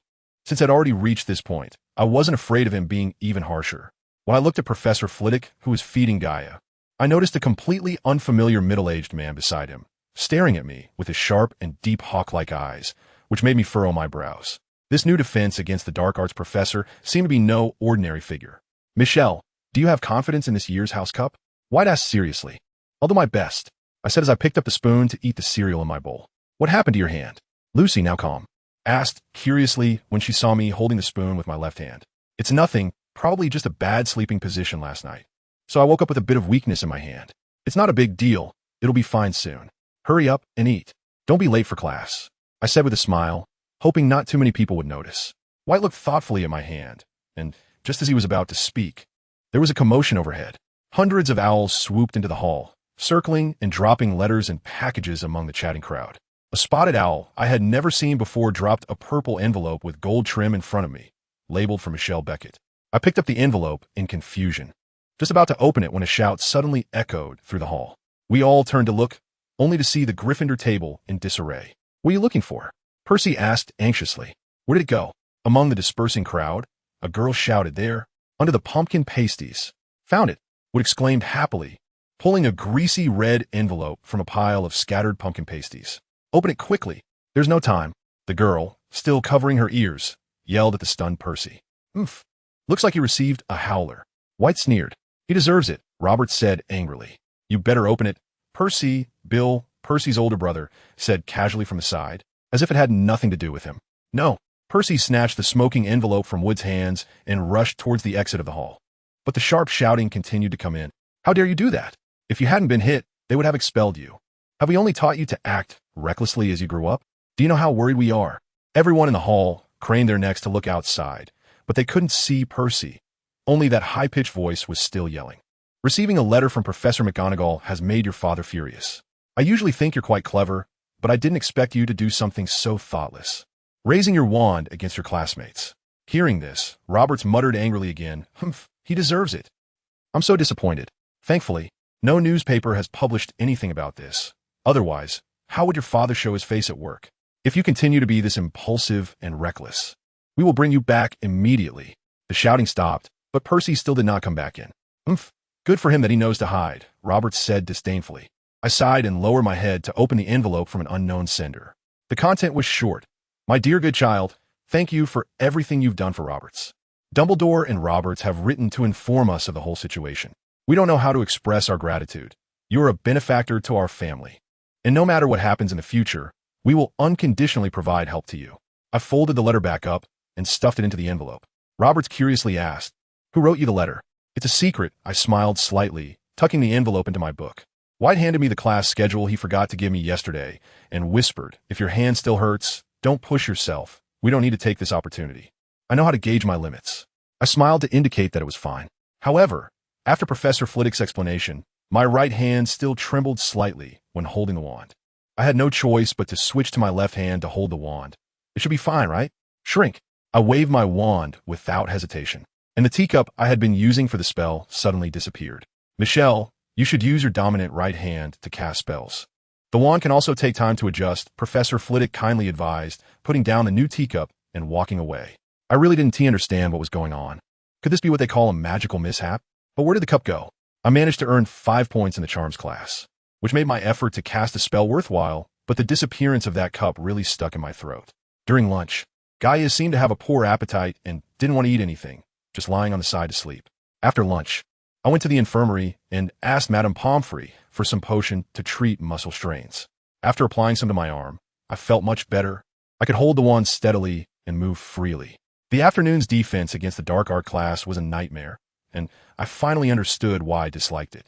Throughout the entire class, the most frequent phrase from him was, as far as I know, "The way you're waving your wand is no different from a troll swinging a club. It makes you look both stupid and clumsy. As far as I know, your reaction speed is as slow as a turtle's, so you could easily have your arm severed by an enemy in no time. As far as I know, if you raise your hand a little higher, you could be a Muggle landmark." It seemed that there was nothing in the world that couldn't be used as a metaphor. Even my quickest reflexes were criticized as having no difference from a butterfly fluttering, elegant, but lacking a bit of aggression. Just as he said this, Percy suddenly began to cough violently, his face turning crimson. Although Professor Snape's tone was so arrogant that it was annoying, his skills were indeed impressive. Everyone applauded as he dodged attacks from 3 different directions simultaneously. Unfortunately, he didn't assign me to go up and duel with him. Otherwise, it would have been hard to say who would win. At dinner, Gaia was nowhere to be found, and it looked like I would have to endure another late-night snack. On my way to Snape's office for punishment, I encountered Peeves. He was blocking Percy in the corridor. You usually seem quite clever. How could you do something so thoughtless? Hee. Percy, how long have you been a thoughtless guy? Peeves was mocking Percy about the howler from the morning. I suggest you apply for the headless hunt, because they're all thoughtless guys, just like you. Hee. Peeves, get lost. Or else. Percy's face was red with anger. Or else. Or else what? Do you still want to point your wand at me? Peeves circled Percy, teasingly questioning him. Percy was about to speak, but suddenly saw me, standing frozen in place and forgetting his argument with Peeves. Percy, good evening. I smiled as I walked over to him, and when Peeves saw me, he immediately turned and ran away. Gee, good evening, Michelle, he said, a bit nervously. I looked at his chest. Is your injury better? It's completely healed, he said, touching the place where his rib was broken to confirm that it really was as good as he said. I looked at him apologetically. I'm really sorry. It's all my fault. I shouldn't have. Percy quickly waved his hands. No. It's my fault for speaking ill of your friend first. If it weren't for your spell, I think I would have made an irreparable mistake by now. I should thank you.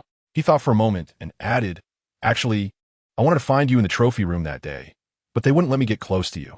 Percy, don't take it too personally. They just misunderstood you. Aside from being a bit mean with their words, they're actually very kind-hearted, I said with a smile. I know, after all, they are really nice to you. He blushed slightly and stammered. So, will we still be good friends? I smiled even more happily, of course, as long as you want. We will always be friends. Thank you, Michelle. I was really worried that we could no longer be friends. As long as we are not enemies. We will always be friends. I smiled and asked, Brock, you won't be my enemy, right? Brock was taken aback, looking at me in confusion, then said very seriously, no, I won't. I will never be your enemy. I smiled, feeling a surge of emotions inside. Indeed, we are young and naive, making promises so easily. It's still too innocent. Brock, it's so good to see you. Bill rushed over from the other end of the corridor and said when he saw me, Michelle is also here. I was just worried I wouldn't get the chance to thank you in person. Thank you? I asked in confusion. Thank you for bringing our little guy to the hospital for treatment, Bill said, reaching out to ruffle Brock's hair. Brock unhappily swatted Bill's hand away, fixing his messy hair. Bill didn't mind and laughed. You don't need to fix that messy hair of yours. No one cares anyway. Here, he said, handing his bulging backpack to Brock. A glimmer flashed before my eyes, seemingly reflected from something in the bag. I have to hurry to a meeting. So can you help me carry the backpack back to the lounge? Before Brock could refuse, Bill turned and walked away quickly. What's so great about it? Just because he became the male student council president, does he have to be so busy? I think he is just trying to show off in front of me. Brock complained. I didn't know how to respond, so I said, Brock, I have something to do, so I'll leave first. We can chat later. Okay, good night, Michelle. Good night, Brock. We said our goodbyes and parted ways in the corridor. Just around the corner, Snape's sour face startled me. I didn't even know how long he had been standing there. I thought you were too busy catching up with old friends to remember the serious matters, Snape said, turning and walking down the stairs with some displeasure. I followed behind him, slightly pouting. I wouldn't dare forget what the headmaster instructed, even if I had 9 lives. He suddenly stopped, causing me to almost bump into him. I thought he was going to turn around and scold me, but he said nothing and continued down, which left me feeling a bit puzzled. I thought he had suddenly changed his mind and wouldn't target me anymore, but when the 20-some messy cauldrons appeared before me, I realized he looked down on me and didn't want to waste his breath. I quietly cursed him in my heart. With so many cauldrons, he definitely did it on purpose to avoid letting students clean them themselves, just waiting for me to come and scrub them tonight. No wands allowed. Just clean them up and you can leave, he said, sitting down in an armchair nearby, seemingly planning to supervise me personally. I pursed my lips, picked up a cauldron, and walked to the sink to start washing. Usually, Coco helped clean in the apartment, and in potion class, they were generally cleaned up, so this was my first time scrubbing with a brush. By the time I finished washing all of them, I was almost exhausted, my hands sore and cramping. Not bad, continue tomorrow. Snape coldly threw out a sentence and turned to leave. I was so angry my head was spinning as I wobbled back to the dormitory and threw myself onto the bed, not wanting to move at all. Myojia softly called, jumping onto the bed, rubbing against my hand. I lazily said, Myojia, stop messing around, I'm almost dead tired. But Myojia didn't give up, persistently nudging her head into my palm. Myojia. I called helplessly and raised my hand slightly to pet her head. My tooth hurts, help me take a look. I immediately sat up straight, and Myojia looked at me pitifully, her mouth wide open. Ha! I couldn't help but laugh. Are you changing teeth now, Myojia? Myojia immediately got angry, flicked her tail, and prepared to walk away. I quickly hugged her in my arms. Don't be mad, I didn't mean to laugh. If I knew you would laugh, I wouldn't have come to ask for your help. Myojia still seemed a bit angry, turning her face away, unwilling to let me see her teeth. All right, it's my fault. I shouldn't have laughed at you, I apologize. Then I will generously forgive you. Myojia thought for a moment, slightly raised her head with pride, and finally allowed me to check her teeth. Her teeth were longer than those of a regular cat, especially the two upper canines, which were exceptionally wide and sharp. However, I had never noticed that her teeth were different from other cats. Myojia uncomfortably turned her head away, and I then realized that her two large canines could retract like a snake. Don't move, I haven't seen clearly yet. I repositioned her head. Could you hurry up? My mouth is going to get crooked. Myojia complained unhappily. Okay, I'll be quicker, I said, pointing my wand at her mouth. With a flicker of light, the spell produced a dazzling brightness, causing Myojia to immediately squint her eyes. There was a very tiny bright spot in Myojia's left molar, and I used tweezers to extract it and placed it on a tissue. Myojia happily circled around me, affectionately rubbing her head against my arm. I chuckled and rubbed her head. You little glutton, it must be trouble caused by eating random things. Look, this is what made your tooth hurt, I said, showing her the small thing on the tissue. Myojia looked at it with a puzzled expression. All right, let's see what this is, I said, pointing my wand at the unidentified object to enlarge it quickly. The object suddenly grew much larger, and both Myojia and I froze because it was the teacup that had gone missing during spell class today. However, the enlarged version was still several times smaller than the original teacup. Could it be that the spell didn't fail? But the teacup was shrunk to a point where it was indistinguishable to the naked eye. I touched my left hand, and a strange thought suddenly popped into my mind. I quickly flipped over and got out of bed, took out two identical robes from the wardrobe, holding one in each hand and casting the shrinking charm on both with my wands. However, the spell cast with my left hand was clearly several times more powerful than the one cast with my right hand. I picked up a set of child-sized robes and another set that was so small it seemed only Thumbelina could wear it, feeling a rush of excitement. It seems that the potential contained in this body is yet to be explored. If there were books on this subject for guidance, there might be even greater development space. But until there are clues in this kind of situation, the more people know about this bizarre ability, the worse it will be. I certainly don't want to be suspected again. The matter of the left-hand spell had been delayed due to the exhaustion from punishment, and finally, when I could leisurely sit in the library to research books during the weekend, White suddenly came to find me. He wore a very pleased expression, walked over to me with a light step, looked around, and then mysteriously whispered, I have a great place to take you. Where? There's no place in Hogwarts that I don't know about. Could he have discovered the room of requirement? Come with me, and you'll find out. Let us go, White said as he pulled my hand and led me out of the library, completely giving me no chance to refuse. I held onto the book with one hand, being dragged along by White as we quickly left the library. White's strides were too long, and I could only manage to keep up with him by taking 2 steps at a time. In the corridor, running is not allowed. A cold voice came from ahead, and White immediately stopped, respectfully saying, Good morning, Dean. I tilted my head slightly from behind White and saw Snape's slightly angry face. Miss Beckett, do you enjoy running around the corridors when you're not being punished? Snape's indifferent gaze turned towards me, and he cast a displeased glance at our joined hands.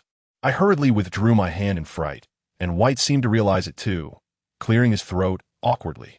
Ah, youth is wonderful. Professor Saff suddenly popped up from somewhere, sourly commenting, while his sharp, eagle-like eyes scanned me and White. Pix, we have serious business to attend to, so stop wasting time, Snape said with mild annoyance, glancing back at Professor Saff. All right, let's go. Professor Saff replied, lifting his head proudly, and didn't forget to throw us a malicious smile as he walked away. As they turned towards the forbidden forest across the grass, White said with a hint of worry, Michelle, are you okay? I'm Euphina. I shook my head. White pointed his chin towards the forbidden forest dismissively, saying Professor Saf is indeed overly arrogant, but he acts like this only because of jealousy. If he were on the battlefield, he'd be nothing more than a leaping grasshopper, making no big waves. Do you know Professor Saf well? I asked, looking at White in confusion. He awkwardly glanced away, saying, not really, just that everyone speculates like this. Oh, right, we need to go there, he said, not looking at me, and turned to continue walking ahead. I squinted at White's back, certain he was hiding something from me. We've arrived, White said happily, standing in front of the stone wall of the Slytherin common room. I was a bit puzzled. Is this the good place you mentioned? You know, once you go in, White winked at me. Determination. The stone door opened with a sound, and we walked down the narrow hallway.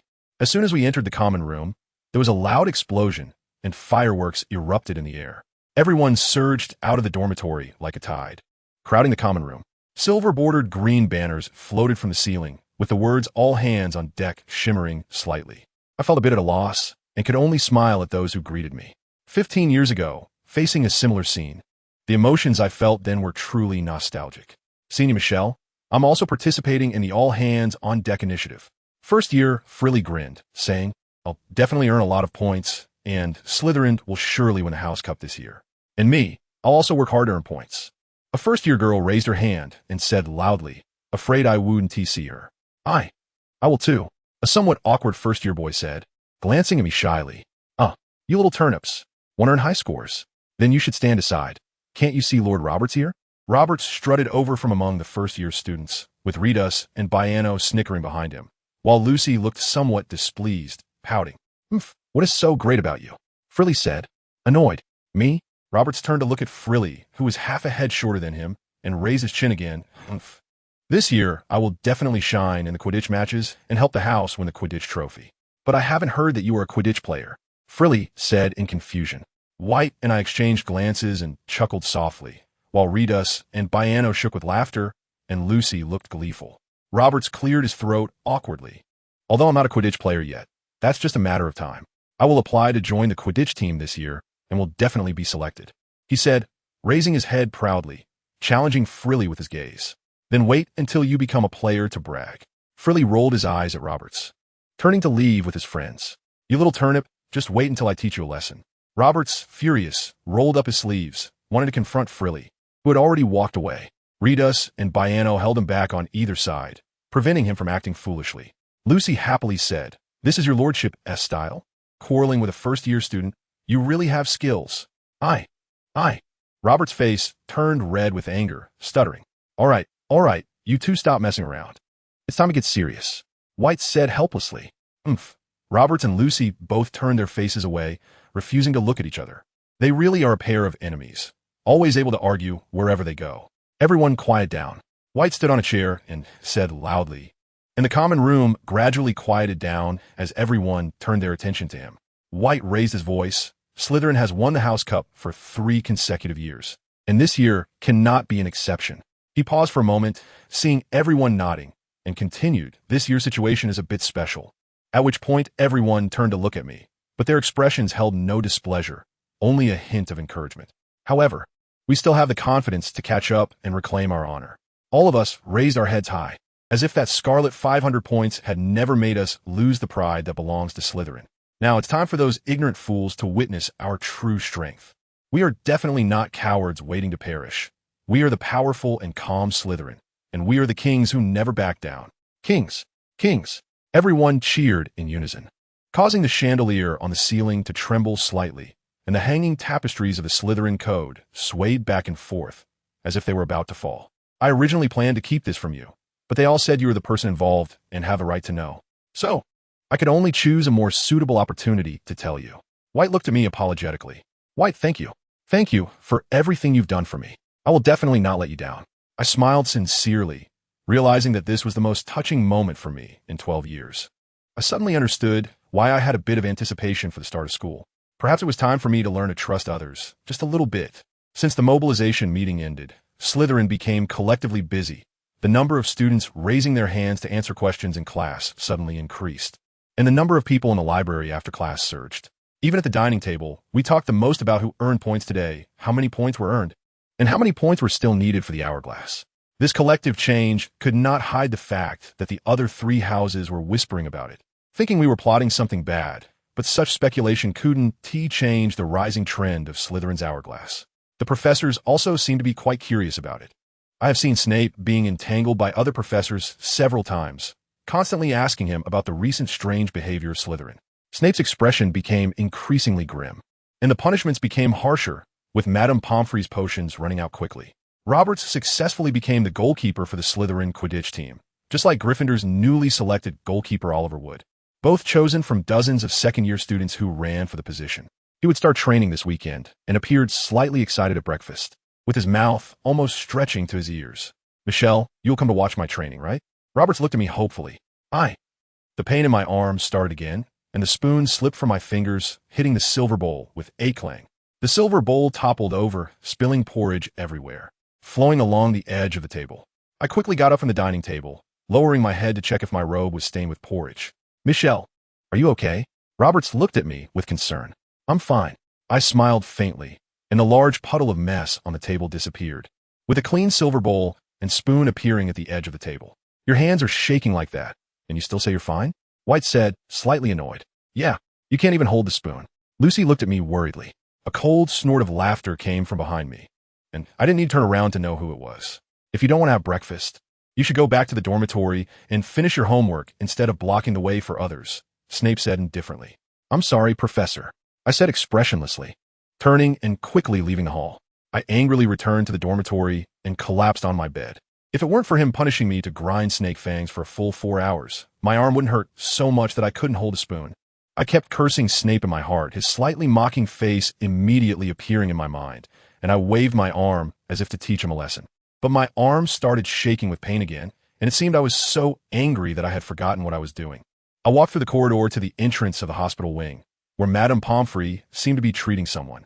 The food of those guys was very messy, and having slight toxins was normal. Remember to change the bandages in time. That will help the wound heal faster. It seemed someone was injured, and I slowed down my steps at the door, listening to the noises inside. "Thank you." An insincere voice sounded. It was Professor Snape. Madame Pomfrey busily packed her things and left, and a familiar voice came from inside. "Such a low-level mistake really does not befit your standard," Snape said somewhat gleefully. "Don't forget, Dumbledore hired you for a reason. This matter still awaits your personal completion, so make sure not to mess it up again. As far as I know, such ant-sized mistakes can be completely ignored," Professor Saff said arrogantly. "The matter is still under my control. There is no need for concern." "It would be great if you could say that, but the matter has not progressed at all. Shouldn't you make more effort?" Snape said in a calm tone. "As far as I know, those guys' brains are not much bigger than almonds, but they won't allow me to knead and flatten them like your potion materials." Saff's slightly provocative words did not elicit any reaction from Snape. Just then, Madame Pomfrey's footsteps returned to the ward. "Snape, here is the potion you wanted." In a while, footsteps walked out, and I pretended to have just arrived at the door, seeing Snape and Saff come out. I smiled slightly and said, "Professor, good morning." Snape didn't even look at me, just made a simple sound with his nose, as if that was a greeting. Professor Saff's left hand was wrapped in bandages, looking quite serious. "Miss Beckett, you are quite early," he said, squinting his eyes. Madame Pomfrey applied the medicine to me, but did not let me leave immediately. Instead, she had me take a good nap on the hospital bed. Perhaps it had been a long time since I relaxed like today, so I slept particularly soundly, waking up feeling very refreshed. In the following days, Professor Saff's palm remained wrapped in bandages, and everyone, dissatisfied with his arrogant attitude, speculated wildly about the origin of his injury. Some said he was shot by a poisoned arrow from a giant. Others claimed Saff was bitten by a turtle that jumped up while he was walking by the lake, and some said he was cursed by a malevolent muggle. These guesses were purely a way for everyone to vent their dissatisfaction, and none of them were credible. Until that weekend, the situation started to become clearer. That day we were sitting in the common room doing homework when Biano excitedly ran in from outside, panting. "Do you know what I just saw?" Roberts interrupted suddenly, appeared somewhat impatient, and said, "Your eyes aren't on me. How would I know what you saw?" Rides had a mischievous grin and said, "Did you see a woman staring at your face for more than 3 seconds? Oh, that would be great news." With that, Roberts also began to laugh along. Biano, however, seemed less concerned, repeatedly waving his hands. "No, I saw the injury on Professor Saff's hand." Everyone immediately became interested and gathered around. Biano continued, "I originally wanted to find the professor to ask him if he could teach me some dueling methods, but I didn't find Professor Saff in the office. So I thought about waiting there until he came back. At that moment, I saw a freshly changed bandage on his desk. Is there something special? Robert suddenly asked. There were a series of dense bloodstains of varying sizes on it. Biano said seriously. A series of bloodstains? Varying sizes? That sounded a bit like a bite. Ride said thoughtfully. I immediately thought of Nagini, the giant snake pet of the Dark Lord, but then dismissed it. Although Nagini's venom could cause wounds to heal slowly, her enormous size couldn't possibly leave a series of varying bloodstains on Professor Saf's not-so-large palm. After that, we always tried to get close to Professor Saf to figure out what caused that wound, but we could never find the opportunity to do so. So we all hoped that after his wound healed, we could find some clues from the scars, but he seemed to have asked Madame Pomfrey for a scar-moving potion. So when he finally unwrapped the bandage, there was not a trace of a scar inside or outside his palm. This left us all feeling somewhat disappointed. With Halloween approaching, the weather turned colder and Gaia's appetite gradually increased, which made me worry about its situation for hibernation. Gaia, have you felt any discomfort lately? I asked while waving my wand to make the bedroom lights brighter, turning to look at Gaia, who was lying on the bed pretending to sleep. It opened its eyes to look at me, its pupils slightly constricting due to the light. Meow, it softly called, but I didn't touch its head, so I couldn't understand it.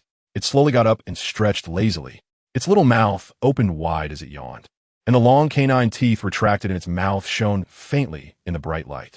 It jumped lightly off the bed, walked to my feet, and affectionately rubbed its head against my calf, acting cute. Those animals that need to hibernate have already entered their hibernation period. And you might also enter hibernation at any time. Haven't you sensed any signs yet? I bent down to pick up Gaia and asked with some concern. Meow. Gaia tilted its head in confusion. I didn't understand what it meant, so I placed my hand on its head. A voice echoed in my mind. How could I hibernate? Last winter, didn't you go to the screaming shed to hibernate? Does Gaia still not know that it has a hibernation habit? That's not hibernation. Gaia looked at me seriously. I was just tired and wanted to sleep. Sleep?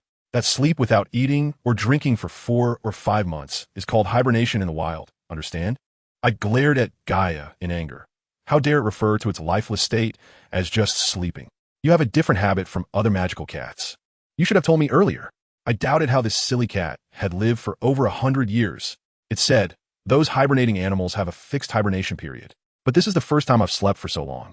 Moreover, those animals enter hibernation only when the temperature drops, but I don't. I frowned and skeptically asked, haven't you slept this long in winter before? Of course. Gaia replied with great certainty, lifting its head proudly. I can swim in the lake for a long time in winter. How could I be a low-level creature that needs to hibernate?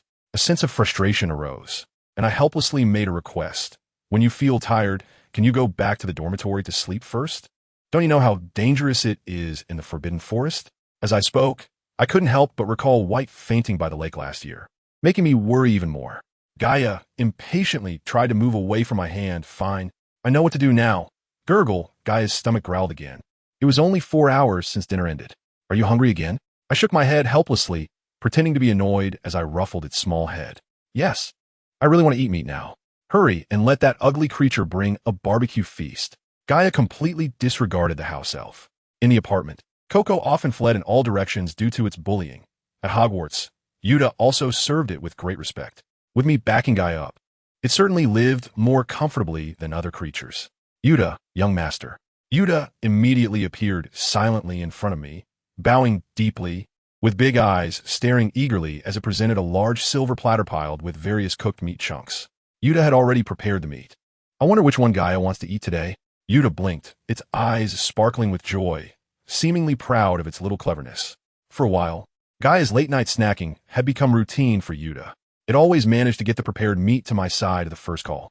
I simply couldn't watch Gaia eat an entire plate of meat from start to finish. How could something so small fit in a pocket-eaten meat that weighed several times more than itself? At the Halloween feast, the Slytherin table was bustling with activity, and everyone was celebrating the hourglass that had turned orange with 307 points. Although we were still 417 points behind the second-to-last Hufflepuff, our point-gaining speed was clearly twice as fast as other houses. If we could win the trophy in this year's Quidditch match, we still had a chance to win the end-of-year House Cup. Thinking of the punishments after the feast, my good mood instantly vanished. I didn't know what had caused Snape to increase the severity of punishments recently. Every time I left the dungeons, I would feel a sense of not wanting to move as soon as I lay down after curfew. This feeling was becoming more pronounced, as yawning started on the way back to the dungeons, and I would even doze off while brewing potions as instructed by Snape. Although I was exhausted every day, the quality of my sleep at night had significantly improved. The fatigue kept me from having the energy to have those messy nightmares. Sleeping until dawn was no longer something I longed for. I guess this could be a blessing in disguise. At the head table, Snape was talking seriously with Professor Byrne.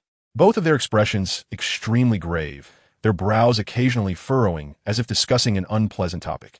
In contrast, Dumbledore seemed a bit excited. Professor McGonagall, with a flushed face, clinked glasses with him, and some crimson fruit wine accidentally spilled, causing him to chuckle, accentuating the wrinkles on his face. Professor Saff stared at me with his cold, shining eyes, a slight smile lingering at the corners of his mouth. I pursed my lips in slight displeasure. That smile made me feel uncomfortable, as if he was plotting something. I didn't even want to fake a smile, so I turned my head and picked up a piece of meat that looked not too greasy, placing it back on Gaia's plate. This was its 5th piece of meat tonight. I didn't know how much more it could eat. After the feast ended, everyone continued to chat loudly, happily leaving the hall. Gaia followed closely behind me, walking briskly, its little tail swaying like a completely black little snake. It seemed Gaia was quite satisfied with tonight's meal. Just as I was about to turn around a corner of the first-floor corridor with the crowd, a somewhat familiar voice came from behind, Michelle. I turned back in confusion and was surprised to see Bill with red hair. He raised his right hand to signal me while struggling through the crowded crowd, slowly making his way toward me. White also curiously followed my gaze, and when he saw Bill approaching us excitedly, he said unhappily, "That guy is the most annoying." His tone was odd, seemingly tinged with jealousy. "I actually think he is pretty cool," Lucy said with a smile, her cheeks slightly flushed. Behind her, Roberts rolled his eyes disdainfully and said, "You should go see Madame Pomfrey about your eyesight. You might go blind. Your eyes are the ones that are blind." Lucy angrily turned back and argued loudly, "I just like boys who are a bit different. Is that not okay?" As she spoke, her face turned even redder. Roberts sulkily turned his face away, not wanting to look at Lucy's face, which was about to catch fire. Redus and Biano pretended not to hear their argument. One was carefully observing the chandelier overhead, seemingly worried it might fall on someone at any moment. The other stared blankly at his boots, as if 2 dwarfs were fighting on them. White, unwilling to encounter Bill, hurriedly left with Lucy and the others before Bill got closer. Meow, Gaia also seemed unwilling to stay in the windy corridor, slowly swaying its little tail and walking away. "Good evening, Michelle." Bill came over, panting. I smiled and nodded at him. "Good evening, Bill." Perhaps because the corridor was too crowded, Bill didn't immediately get to the point. Instead, he asked casually, "How have you been lately?" "Pretty good," I replied. He thought for a moment and then said, "The weather is starting to get cold. Percy had a bit of a fever a few days ago, so you need to take care of yourself too." I nodded and said, "Okay, I'll pay more attention." After that, we fell somewhat silent, but fortunately, the crowd gradually disappeared at the end of the corridor. Once the voices faded away, Bill looked apologetic and said, "Actually, I came to ask for your help. The student council is short-staffed lately, and Professor Dumbledore recommended you to me." He paused slightly, looking at me sincerely, and said, "If you're busy, you can refuse." I smiled and shook my head, since Dumbledore genuinely wanted to cultivate me as a member of the student council. I couldn't refuse his good intentions. As long as it wasn't after dinner, I could help. White thought for a moment and said, "Well, okay, I'll go back and arrange my schedule, then let you know what needs to be done." "All right." Watching White's departing figure, I felt a bit puzzled. The student council now needed external help, which meant things couldn't be simple, but there hadn't been any signs of something big happening recently. I was confused, and this confusion even led me to the crazy thought of asking Snape when I was receiving punishment in the cellar. Fortunately, Snape's unapproachable aura restrained my curiosity. Squinting, I stumbled out of the cellar, and the cold wind blew towards me, instantly waking me up a bit. I tightened my robes and walked quickly down the empty corridor, thinking only of going back to take a hot bath and then getting a good night's sleep.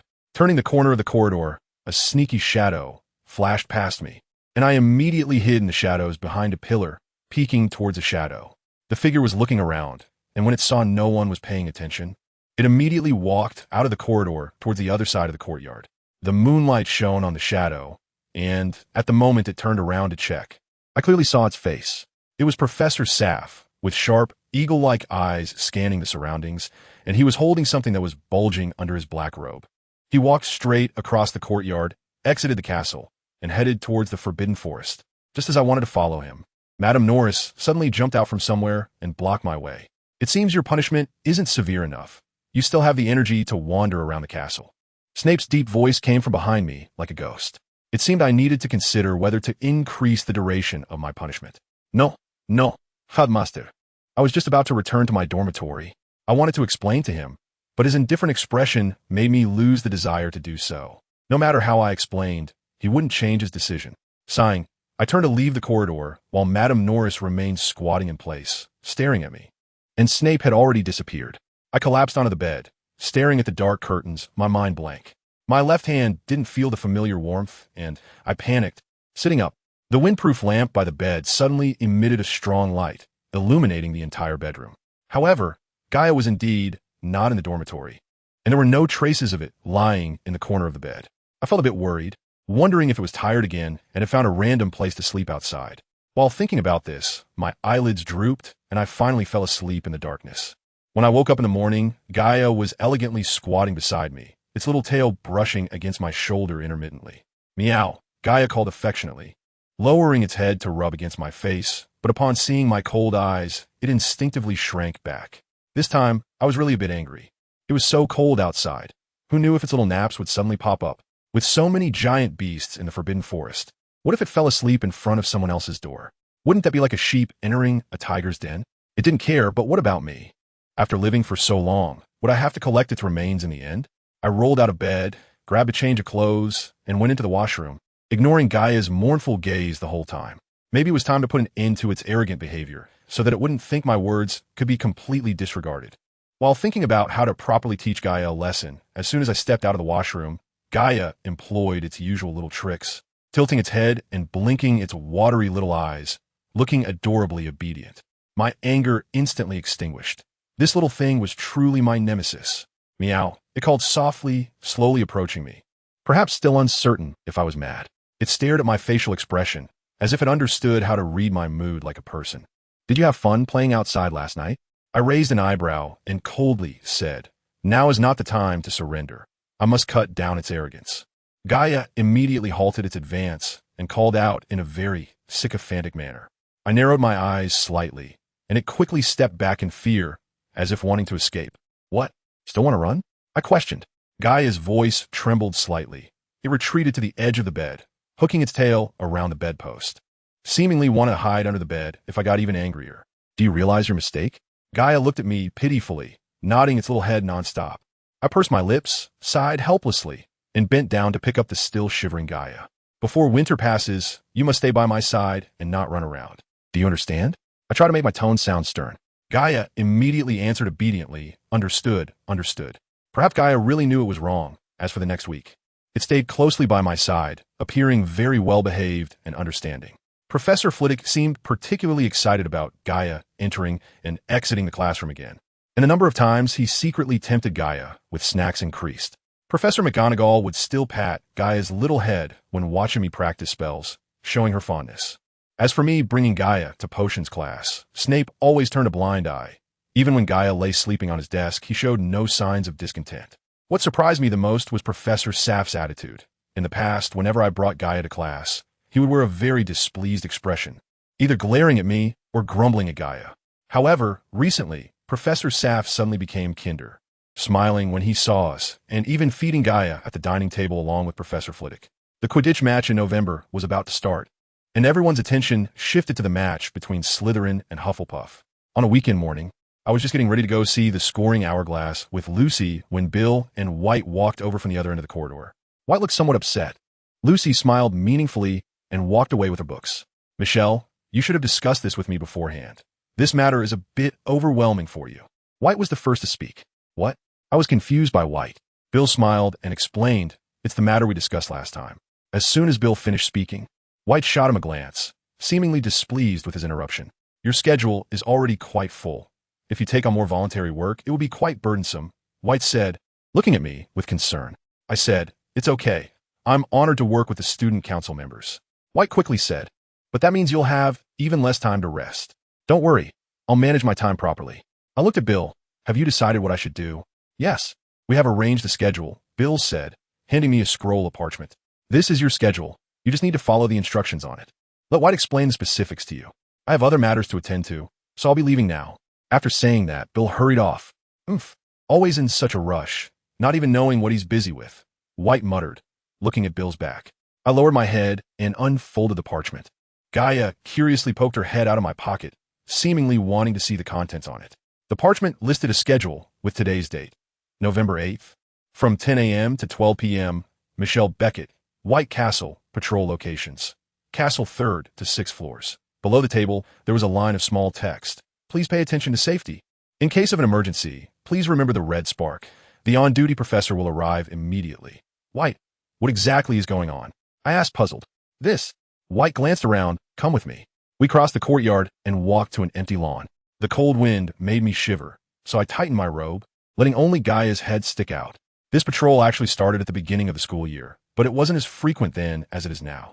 We haven't been part of the patrol team for long and don't know exactly what we're looking for, and the professors aren't willing to disclose much. Recently, due to some student council members always taking sick leave, some arrangements couldn't be made, so Principal Dumbledore suggested adding more personnel beyond the student council. Although Professor McGonagall just arranged for us to patrol the castle, the actual situation might be more serious. After all, they have started to patrol Hogwarts overnight. Seemingly worried that something might happen, he said, glancing at the forbidden forest in the distance before continuing, but don't worry. I made sure to ask White to arrange for us to be together. If anything happens, I will take care of you. Okay, I nodded with a smile. The time on the parchment changed day by day, and the patrol locations constantly shifted. Sometimes it was the castle floors, sometimes the towers, and sometimes we even patrolled back and forth in the Quidditch pitch and stands. Although the patrol was quite intense, we hadn't encountered anything particularly unusual. Today we were patrolling from the 1st to the 3rd floors of the castle, and White and I checked each empty classroom one by one. Gaia followed behind us as usual, proudly strutting along with her head held high. At the corner of the 3rd floor, we ran into Professor Saff and Filch, who were patrolling the castle. Have you noticed anything unusual? Professor Saff asked. Not yet. Everything seems normal, White replied, his tone less than respectful. I see. Then I'll feel relieved. Keep up the good work. Professor Saff seemed reluctant to talk to White and hurriedly left with Filch. What a joke. White muttered under his breath, his tone extremely disdainful.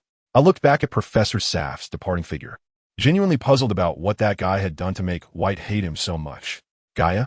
Suddenly realizing that Gaia, who had been following us, was missing, my heart sank. This little troublemaker was so worrisome. So we turned back to look for her and found Gaia in an empty classroom on the 2nd floor with Madame Norris. Both of them engrossed in examining a larger spider and occasionally whispering to each other. It turned out to be a false alarm. I chuckled and shook my head. Gaia, this little creature, had lived for over 100 years and still hadn't lost her childlike curiosity. On a sunny and cold morning during the Quidditch weekend, the Great Hall was particularly lively. Everyone was looking forward to an exciting match and chatting excitedly. Robert seemed a bit nervous today. He had his hands flat on the table, and his right index finger was unconsciously tapping the surface. In front of him, there was still a large portion of cereal untouched. Lucy handed him a slice of bread spread with strawberry jam, saying, Roberts, eat something. You'll be flying for a long time. Roberts shook his head, saying, I'm not hungry. Even if you're not hungry, you have to eat a bit. What if you faint on the pitch? Reeds took the slice of bread Lucy handed him and forced it into Roberts' hand. Don't worry, you'll do great, I said, patting his shoulder with a smile. Yeah, you flew so well during practice. This match will definitely be no problem for you, Bianco said, swallowing a mouthful of sausage. But I'm still a bit worried, Roberts said heavily. If we lose the match, we'll lose the House Cup too. Roberts, don't put so much pressure on yourself. White turned to look at Roberts and said, You've trained hard for over 2 months. The Quidditch match will definitely pay off. Eat something. Only by maintaining your strength can you earn points for the house. All right. Roberts forced a smile and ate the slice of bread covered in strawberry jam. At 11 o'clock, everyone headed to the Quidditch pitch, while White and I had to stay in the castle to patrol the Ravenclaw Tower on the west side and the tower where the owls lived. Since Gaia had a history of bullying Roberts' owl, Diderot, I couldn't take Gaia to the Ollery to avoid an owl riot. So, I temporarily placed Gaia in the defense against the dark arts classroom on the 3rd floor of the castle and repeatedly reminded her not to run around. And she obediently promised to wait for me to come back. All the way, White seemed absent-minded. Really, on such a nice day? Why were we assigned to patrol the castle? If it were the Quidditch pitch, I could at least sneak a look at the match. White mumbled quietly, but he still seriously checked every corner. This Quidditch match was crucial for us to win the House Cup this year. We must not have any slip-ups, White said, clasping his hands together. Let us speed up a bit, I said with a smile. Maybe we can see some of the match from the Ollery, right? White exclaimed. The tower is so high. Maybe we can really see the Quidditch pitch. We hurriedly made our way to the tower. But the smell in the Ollery at the top was truly unpleasant. The cold wind at that height was even more biting, chilling my face and taking away my warmth. But it also blew away the stench from the Ollery. Awesome. We can actually see the pitch, White said, standing on the stairs outside the Ollery, leaning against the stone railing, gazing into the distance. Michelle, look, we scored. I looked into the distance, puzzled, apart from the tiny figures that looked like ants. I couldn't see what was happening in the match at all. Where? See that green flag? White pointed to a huge green flag on one side of the stands, emblazoned with the Slytherin serpent emblem. I see it, I nodded. Every time Slytherin scores, we make the serpent on the flag move a bit to celebrate. White explained, pointing at the serpent on the flag that was moving continuously. Look, it moved. We scored again, he said, clapping his hands joyfully. This way of watching the match, through the flag, was truly pitiful. I laughed. But out of the corner of my eye, I suddenly caught a glimpse of a figure flashing at the edge of the Forbidden Forest. When I turned my head to look, there was no one there. Perhaps I was seeing things. At this time, apart from the patrolling staff, everyone else should be watching the match in the stadium. It's impossible for anyone to be wandering by the Forbidden Forest. The top of the tower is really too cold, and White and I returned to the castle not long after. Although we only caught a glimpse of the match from afar, given Slytherin's consecutive goals, our chances of winning are quite high. We crossed the courtyard to the third floor to look for Gaia, but she was not there. At first, I thought she might have gone to play in another classroom, but White and I searched the third, fourth, and fifth floors, yet there was still no sign of Gaia. The more doors that were pushed open, the angrier I became, and my urgency to find Gaia increased. I had thought Gaia had been behaving so well lately, believing she really understood her mistake, but now, just after leaving for a little while, she had disappeared without a trace. This was truly infuriating. I said, White, let us split up the search. It will be faster this way. White hesitated. In such extraordinary times, it didn't seem safe to search separately. It's okay, if anything happens, I'll send up red fireworks. There are professors on duty nearby. It won't be a problem, I said, eager to send him on his way. All right then, but in half an hour, whether we find her or not, we must regroup in the Great Hall to ensure safety. Okay, I replied, turning to leave the fifth-floor corridor. Hurrying downstairs, crossing the howling, cold corridors, observing my surroundings, and making my way down to the basement corridor. When I reached the kitchen, the house elves were already busy preparing dinner. Upon seeing me walk in, they all put down their tasks and bowed. Yuta emerged from the innermost nook, running eagerly to my side, bowing deeply, and when he straightened up, his nose was covered in dust. Little guest, what can Yuta do for you?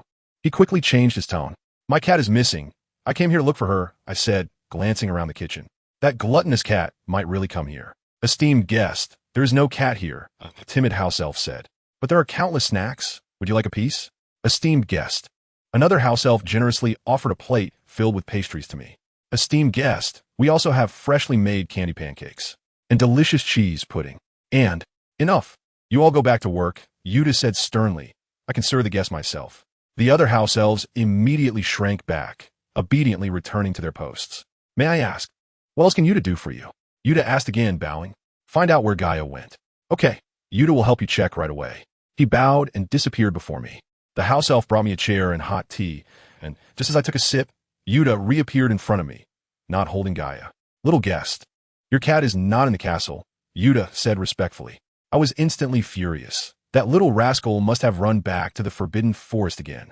If there is any news, inform me immediately. Yes, little guest, Yuta bowed again. Returning to the basement corridor, the still life painting behind me slowly closed.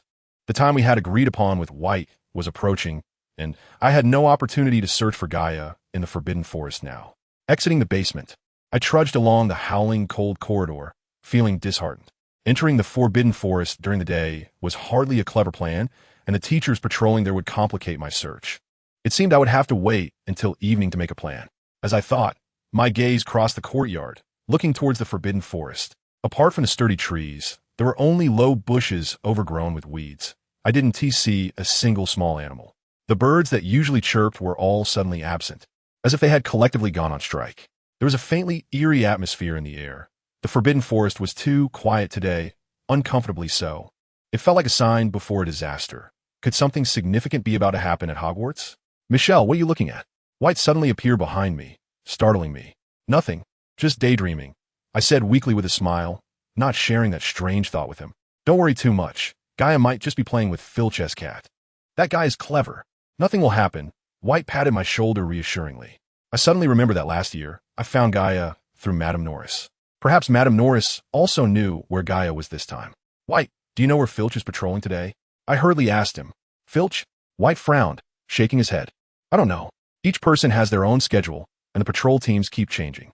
If I hadn't specifically requested to be on the same team as you, I wouldn't find out who my teammates were until the next morning. Only Filch and his current partner know his patrol position. Then who arranges the personnel? I asked. With so many people, someone must coordinate it. White shook his head again. No, all the parchment that records the schedules is enchanted with a precise password spell. They automatically assign patrol, personnel, and locations randomly every morning. We don't need to arrange it ourselves. So, we can only find Filch at dinner? I frowned unhappily. Usually, we could ask others, but now there are only patrolling staff in the castle. It seems we'll have to wait until dinner time. White shrugged helplessly. I thought we would really have to wait until dinner to see Filch, but at 3:15, Filch appeared with Snape in the 5th floor corridor of Ravenclaw Tower. Snape, with a cold expression, hurriedly approached me, squinting his dark, icy eyes, and angrily questioned, Did you go to the Forbidden Forest today?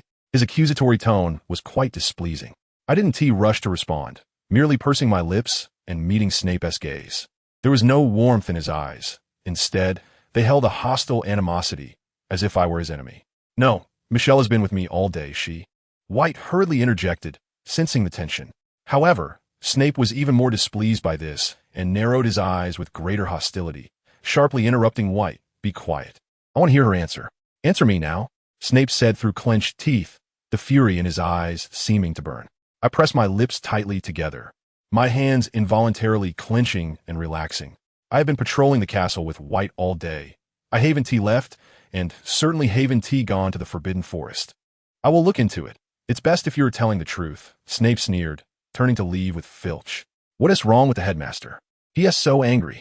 Did something happen in the Forbidden Forest? White asked, puzzled. Of course something happened. I chuckled lightly, watching Snape's departing figure. And the matter was serious. Suddenly remembering Gaia, I couldn't help but feel a bit worried. Sure enough, after the Quidditch match, we heard rumors about an incident in the Forbidden Forest. At the Slytherin table, Roberts was loudly discussing the attack that had occurred in the Forbidden Forest. Everyone listened intently, not joining the discussion, as Roberts had the most authority to speak on this matter. Wasn't I injured and receiving treatment in the hospital at that time? Roberts tried to phrase the fact that he was knocked out by a quaffle in a more tactful way. Reeds and Biano were also very kind and didn't mock him, just urging him to continue. And then, hurry up and tell us. Reeds urged impatiently. Don't rush me, let me gather my thoughts. You have no idea how chaotic it was at that time, with blood flowing. Roberts shivered as he spoke, as if the bloody scene was appearing before his eyes again. I'm still a bit shaken up. Oh, keep going. You're driving me crazy.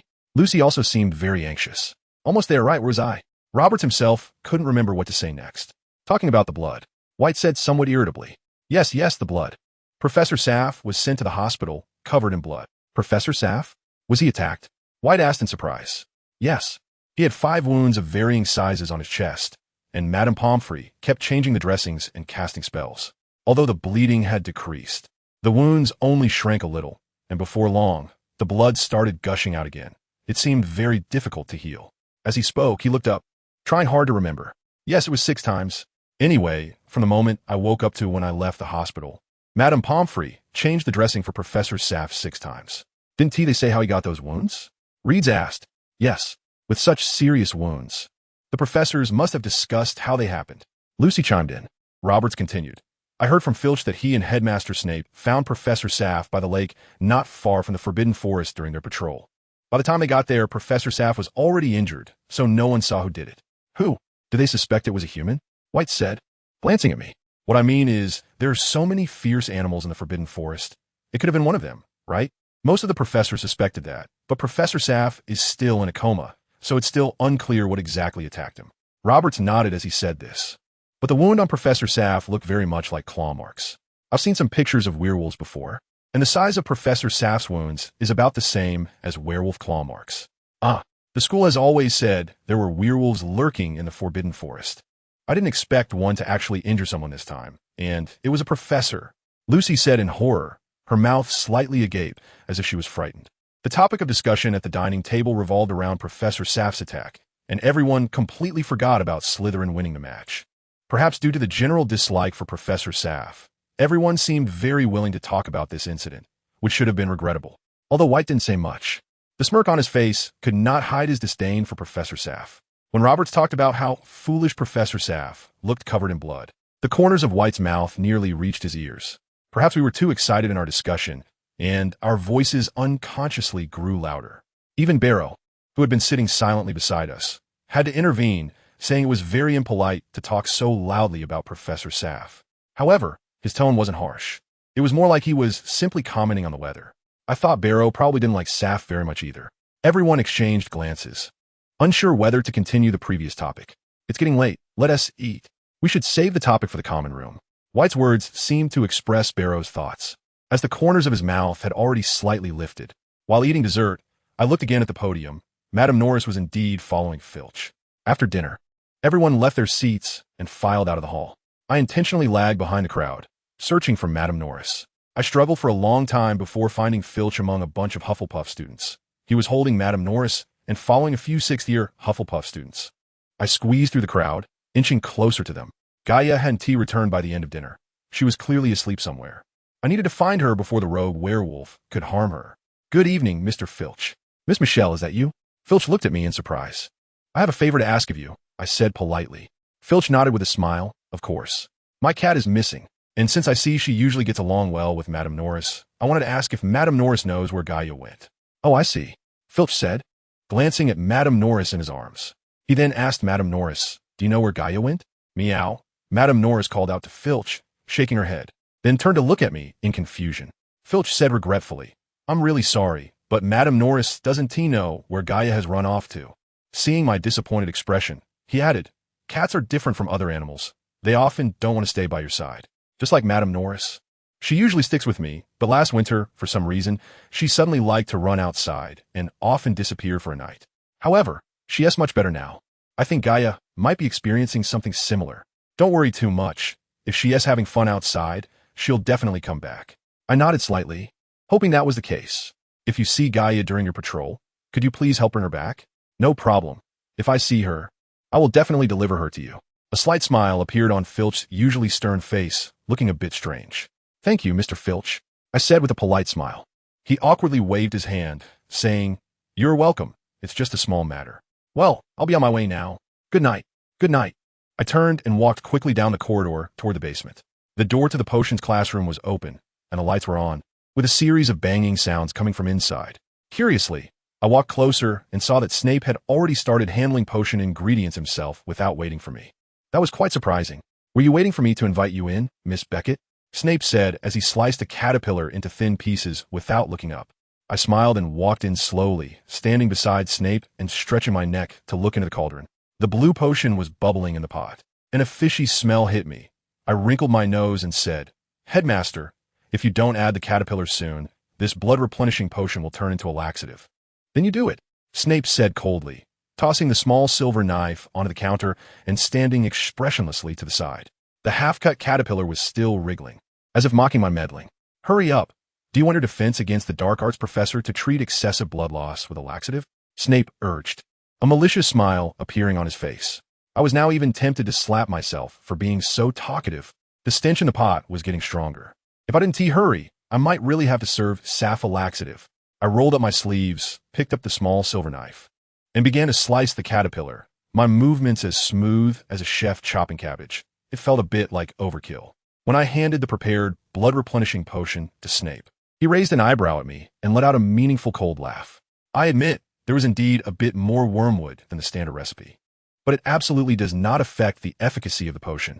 After tidying everything up, you can go back, Snape said, taking the potion and leaving.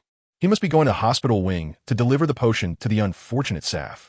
I didn't expect Saf's injury would allow me to escape trouble today. I used my wand to clean up everything, extinguish the lights, and lock the classroom door. I invisibly left the basement, cast a warming charm on myself, tightened my robe, and braved the cold wind across the lawn towards the Forbidden Forest. It was still early, and I could search for a while longer in the Forbidden Forest. Just as I was thinking this, a staggering black figure approached me. When I squinted to see the person's appearance in the faint moonlight, I immediately frowned. Wasn't he injured? He should be lying in the hospital wing's bed right now. Saf was draped in a black cloak and had deliberately pulled up his hood, seemingly trying to avoid being recognized. He clutched his chest in pain. The wound must not have fully healed, and his robe was already stained with blood. He staggered towards the castle, his boots still muddy from the lakeside, indicating he had just rushed back from there. What could be so urgent that he had to go to the lakeside, despite his injury? Saf, where have you been? Snape rushed over from the castle. I went to the lakeside to check, Saf said, still clutching his chest, breathing heavily. Drink the potion first, Snape said, handing the blood-replenishing potion to Saf. After seeing Saf frown and finish the potion, he added, let's go back to the hospital wing. Saf waved his hand, no, let's go to my office. It's easier to talk there. All right, Snape said, stepping forward to support Saf as they walked back. It seemed they were preparing to discuss secrets in the castle. This was a once-in-a-lifetime opportunity, but Gaia's situation was still unclear. Looking at the Forbidden Forest and then at the departing Snape, I gritted my teeth and followed them. I hope I made the right choice. The style of the defense against the Dark Arts office this year was completely different from when Professor Justin was here. The previously patterned walls were now filled with cold, lifeless magical creature specimens, from the giant claw of a Welsh green dragon to the head of a Cornish pixie, and everything in between. I even suspected that the seemingly ordinary glass vessel in the cabinet contained the little eyeballs of a flobberworm. Although the defense against the Dark Arts class also taught some spells related to magical creatures, Saf seemed to have taken a liking to it a bit too much. Saf's desk was piled with strange books. One very familiar old black book lay open, seemingly not yet tidied up. Just as I was about to get closer to have a better look, Saf threw the cloak he had taken off onto the desk, conveniently covering the book. What was the situation at the lakeside? Snape asked eagerly after checking the door lock again to ensure it was secure. Saf, holding his painful chest with his right hand, carefully sat down with his left hand on the chair. Not optimistic. I checked thoroughly with Dumbledore. It was exactly like last year. There are no traces left there except for my footprints. Last year, at the lakeside, this suddenly reminded me of the incident when White fainted by the lakeside, which also happened at the start of the first Quidditch match last year. Could Saf be talking about this? I was puzzled. Hogwarts had tried hard to suppress this matter to prevent the news from leaking out, and even a usually well-informed Daily Prophet hadn't mentioned it. How did Saf know? So this year another mermaid has mysteriously gone missing? Snape said, his lips curling in a mocking smile. Saf looked up at Snape, displeased. What do you mean by that? I already said it was a werewolf that took the mermaid. How can you say it went missing mysteriously? Taken by a werewolf? Do you have any evidence? Snape laughed softly, but sadly the werewolf was nowhere to be found, and the mermaid probably only had bones left. Now you can say whatever you want. After all, when the incident happened, you were the only one by the lake. You don't need to worry about your lies being exposed. Just tell me the truth. Saf, too angry, felt pain from his wound as he took a deep breath. His face turned pale, and his lips trembled. The wounds on my body are the best evidence. The werewolf did attack me, and it also took that damn mermaid.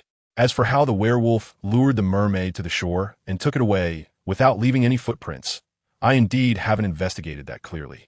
But, he said, fixing his eagle-like sharp eyes on Snape, you shouldn't doubt what I've said.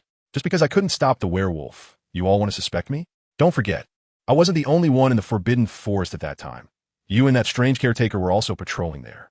Why didn't you notice something was wrong by the lake? I got injured today, all to protect the interests of Hogwarts.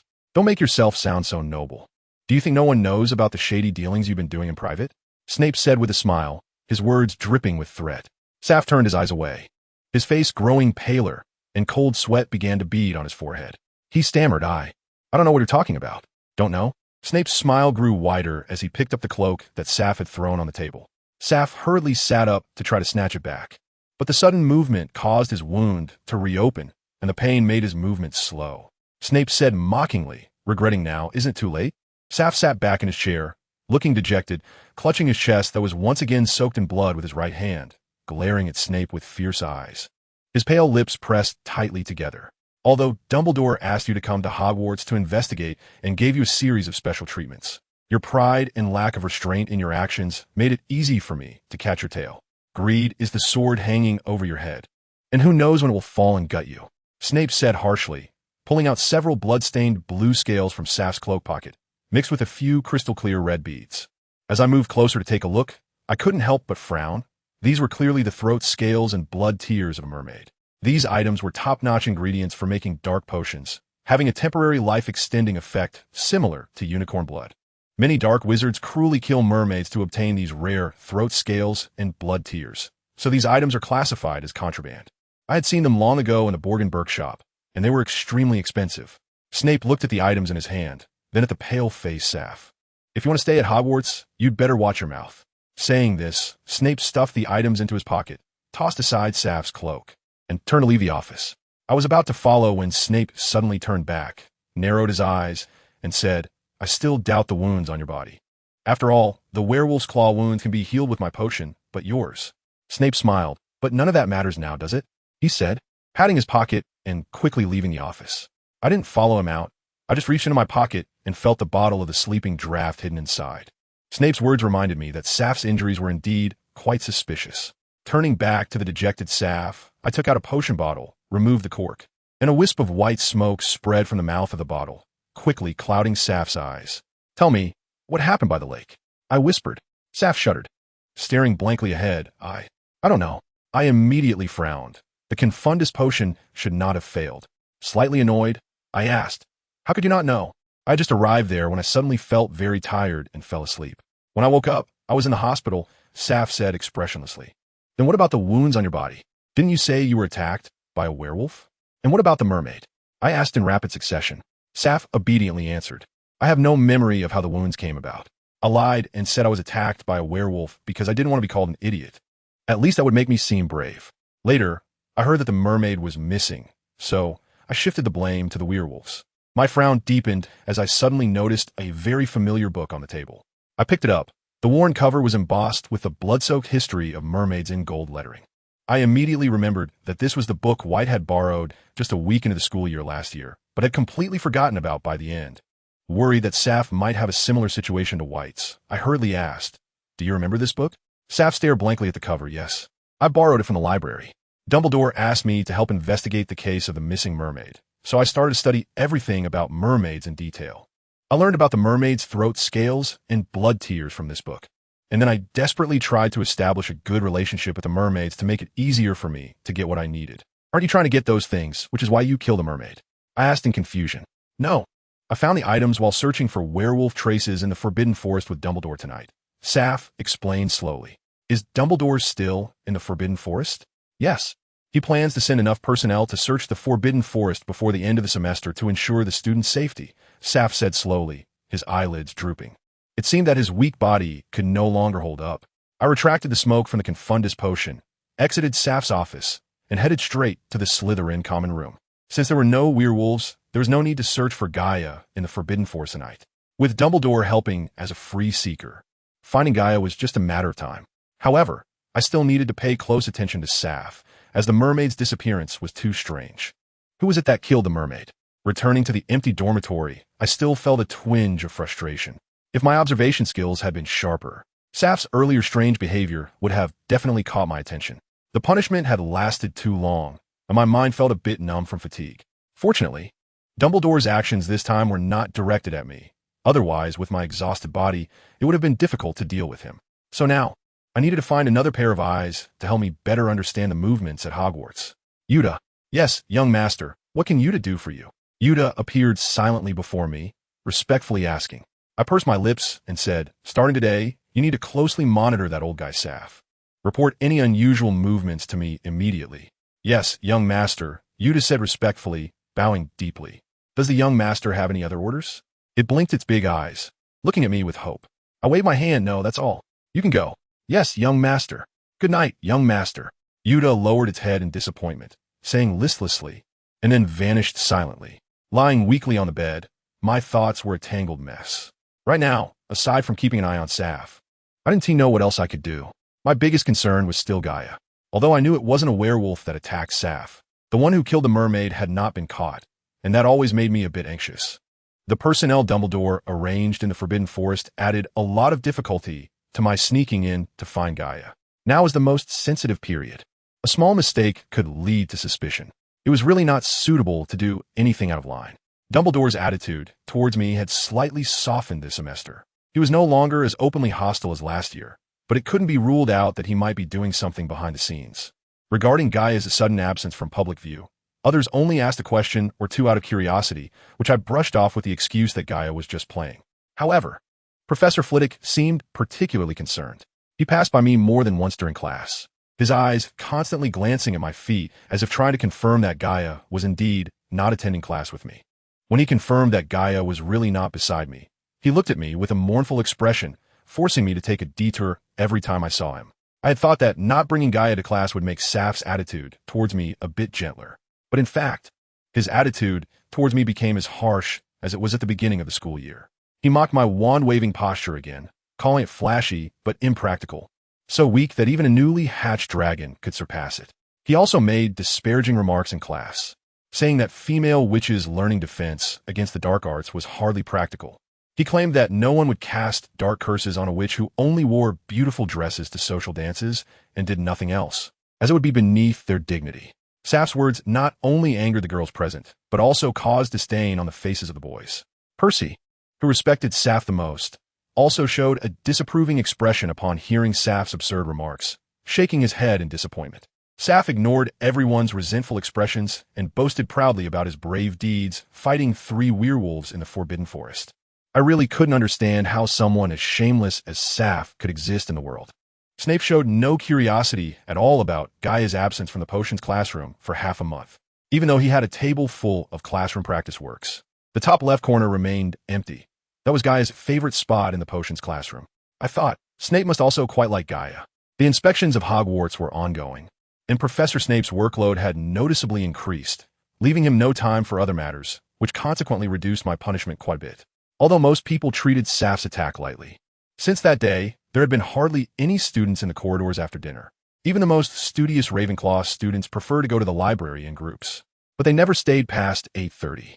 Everyone was worried that the werewolf, still on the loose, would return to the Forbidden Forest and, under the cover of darkness, sneak into Hogwarts, hiding in some secluded spot, ready to attack any student passing through the corridors alone.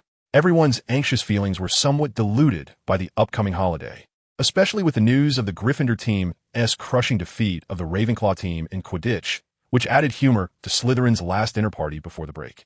Because dinner ran too late, when I got up, Lucy and the others had already left. White was sitting in a chair by the fireplace, leisurely reading a newly delivered Daily Prophet, his mouth curling up, eyes squinting with satisfaction, looking very pleased.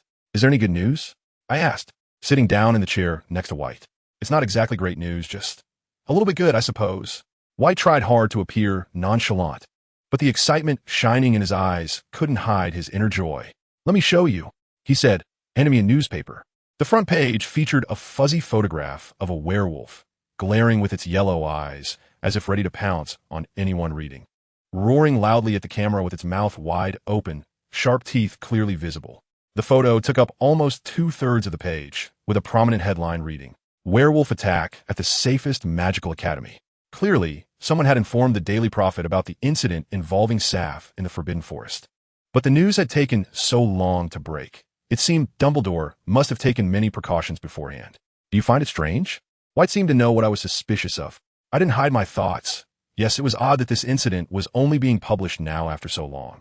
White scoffed. If I hadn't written to Rita Skeeter, but had gone straight to the Daily Prophet, they probably would have easily covered this up. Those people are quite skilled. It's not very wise to do that. They will find out who wrote the tip-off sooner or later, I said, pursing my lips and shaking my head disapprovingly. White chuckled softly. "No, Rita Skeeter is very protective of her sources. It's the last bit of professionalism she has left, and it's why she can get first-hand information. Besides, Dumbledore probably doesn't have time to investigate who leaked the secret now." White was indeed correct. During lunch, Dumbledore and Saf were both absent, clearly out for today as front-page news.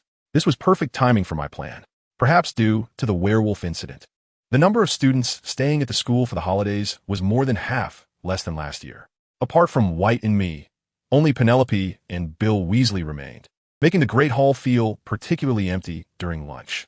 The professors at the head table were as orderly as ever, of course, excluding Dumbledore and Saf. Once everyone was seated, Professor McGonagall tapped her knife against her goblet and stood up. "Before we begin our meal, Headmaster Dumbledore has a few words for me to convey to you all," she said, slightly bowing her head and scanning the sparse student body below. "I believe you all have a deep understanding of the dangers of the Forbidden Forest. If you wish to have a pleasant holiday at Hogwarts, I hope you will keep your distance from the Forbidden Forest, and it will be best if you don't even go near the edges. Although there are not many students staying this year, there are teachers patrolling inside and outside the castle, but I still urge you to control your curiosity. This is my advice to you. Her gaze was sharp, but her expression remained kind. All right, let us begin our meal, she said slowly. The atmosphere during lunch was somewhat oppressive. Even Professor Flitwick, who usually loved to crack jokes, was silent. Snape maintained his usual unfriendly demeanor, making it difficult for Professor Burbage, sitting next to him, to strike up a conversation. Hagrid, who typically lacked much intelligence, had been distracted at the table since a month ago, and today seemed even worse. His reddened eyes looked as if they would burst into tears at any moment, and he kept wiping his nose with a handkerchief. This made Filch, sitting next to him, unconsciously shift his chair away with a disgusted expression. Halfway through lunch, I excused myself in the Great Hall, claiming I felt unwell. Although Dumbledore was not in the castle, and the patrols seemed to be ongoing, the time to bring back Gaia could no longer be delayed. To reach the location of the Whomping Willow successfully, I had to avoid all patrolling personnel. In such a weedy place as the Forbidden Forest, the invisibility charm was not very reliable. Even brushing against a blade of grass could expose my position. There was only one way, and that was to use the Marauder's map in Filch's office. Just as I turned the corner of the corridor, a small figure suddenly appeared in front of me. Master, Yuta has something to report, Yuta said eagerly, excitement shining in its eyes. I frowned in displeasure, looking around. This little creature was being too reckless, appearing so boldly in front of me. Wasn't he just trying to cause me trouble? You don't need to worry, Master. Yuta won't let anyone who can talk know that Yuta came to find you, Yuta said respectfully, full of confidence. Well, go ahead. Since it knew what to do, there was no need to scold it further. Master, that old man Saf left the castle after breakfast. He left with Dumbledore, it said happily, looking quite proud as if it believed this was a huge secret. I've already heard. Yuta's expression immediately stiffened, its eyes watering visibly as it looked at me with disappointment.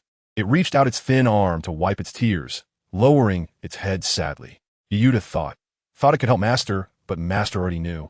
Yuta is a bad elf. Yuta hasn't gained any useful information. Yuta should be punished, it squeaked, turning to bang its head against the wall. Stop, I hissed quietly, glancing around anxiously. Although this was a bit away from the Great Hall, there could still be sensitive ears nearby. The surveillance of Saf was not over. Why were you making so much noise? Right now, the most important thing was to not reveal your identity. Otherwise, I would personally make you feel the taste of punishment. Yuta immediately covered its mouth, its eyes sparkling with excitement, and then slowly released its hand, whispering, Master, are you saying Yuta still has a chance to serve you? I nodded with a cold face, and it immediately broke into a big smile. Yuta will not let Master down. All right, understood. You could go now. I waved my hand impatiently. Yuta quickly bowed deeply, its large forehead thudding against the floor, and then it disappeared silently as it had come. I shook my head helplessly and continued toward Filch's office in the basement. The door was locked, Alohomora, and the door opened immediately. The room was dim and messy, with no windows, only a lonely oil lamp hanging from the low ceiling. The air was filled with a faint smell of fried fish. Around the walls, there were many wooden filing cabinets containing detailed records of every student punished by Filch. On the wall behind Filch's desk hung a shiny set of shackles, handcuffs, and leg irons. I wasn't in the mood to admire these things. I needed to find a drawer labeled confiscated items, highly dangerous, before Filch returned. Because the Marauder's map was inside, the drawer was located at the very back, blocked by Filch's chair. He seemed to think that as long as he was in the room, no one could approach that cabinet. I pulled open the drawer, and a roll of old parchment lay neatly inside.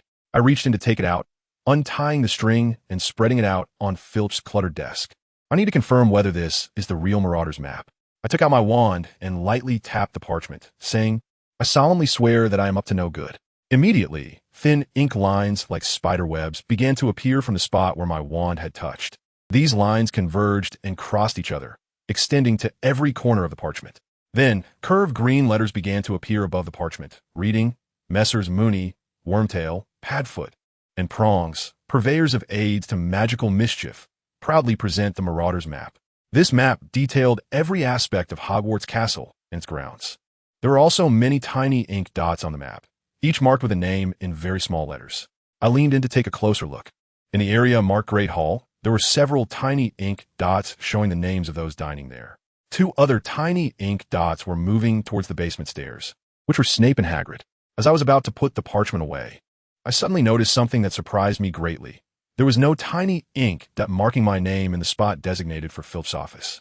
Seeing that the dots marked Snape and Hagrid had reached the edge of the stairs, I could only fold the map for now and study it later. I lightly tapped it with the end of my wand, and the mischief was done. The map immediately turned blank. I carefully rolled up the map, stuffed it into my robe, turned around to close the drawer, and cast an invisibility charm to quickly walk to the door. The sound of the door closing quietly was muffled, and as I turned around, I saw Snape and Hagrid coming down from the other side of the basement. Snape looked serious and very displeased, while Hagrid held a handkerchief to his nose, pressing it so hard that it flattened his nostrils. They entered Snape's office one after the other, and I tried to walk past the door as quietly and quickly as possible. Their conversation drifted through the slightly ajar door. A nasal voice said, "Oh, Snape, if you don't mind, I'd like to get some more medicine for Yaya. You know how its cowardly habits have started acting up again. The potion Dumbledore gave is almost gone," Hagrid said, followed by the sound of him sniffing. "The mermaid's corpse has already been found, yet it still trembles nonstop. I'm really worried about when this will finally end." Hagrid's deep nasal voice had a slight tremor, and I could imagine how clumsily he was trying to find a somewhat clean spot on his snot-covered handkerchief to wipe his red, swollen eyes. "Oomph. Do you think this is like growing pumpkins? It just magically appears on the dinner table when the time is right? We won't have a moment's peace until the attacker is found." Snape's cold voice howled like a winter wind from the crack of the door. "This is your stimulant, and your old rat's calming potion.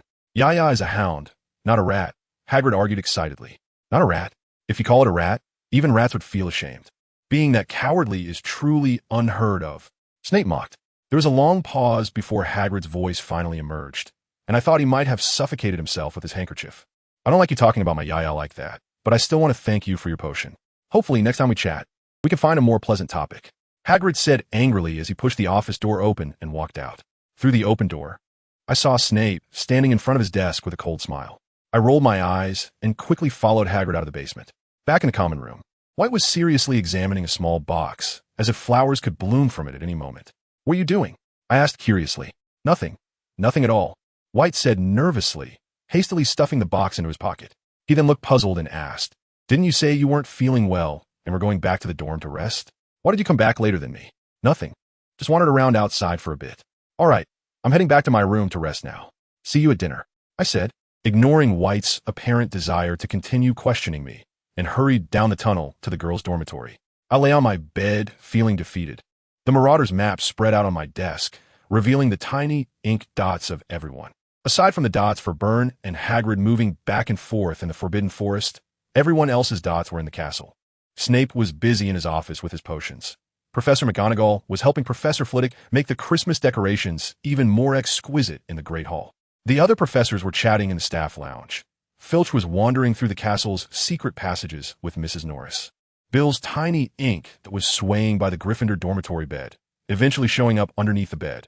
White was still sitting in the common room, his tiny ink dot completely still, making me wonder what he was up to. Penelope's tiny ink that was moving back and forth in the Ollery, seemingly troubled by something. The map displayed everyone's tiny ink dots, yet mine was conspicuously missing.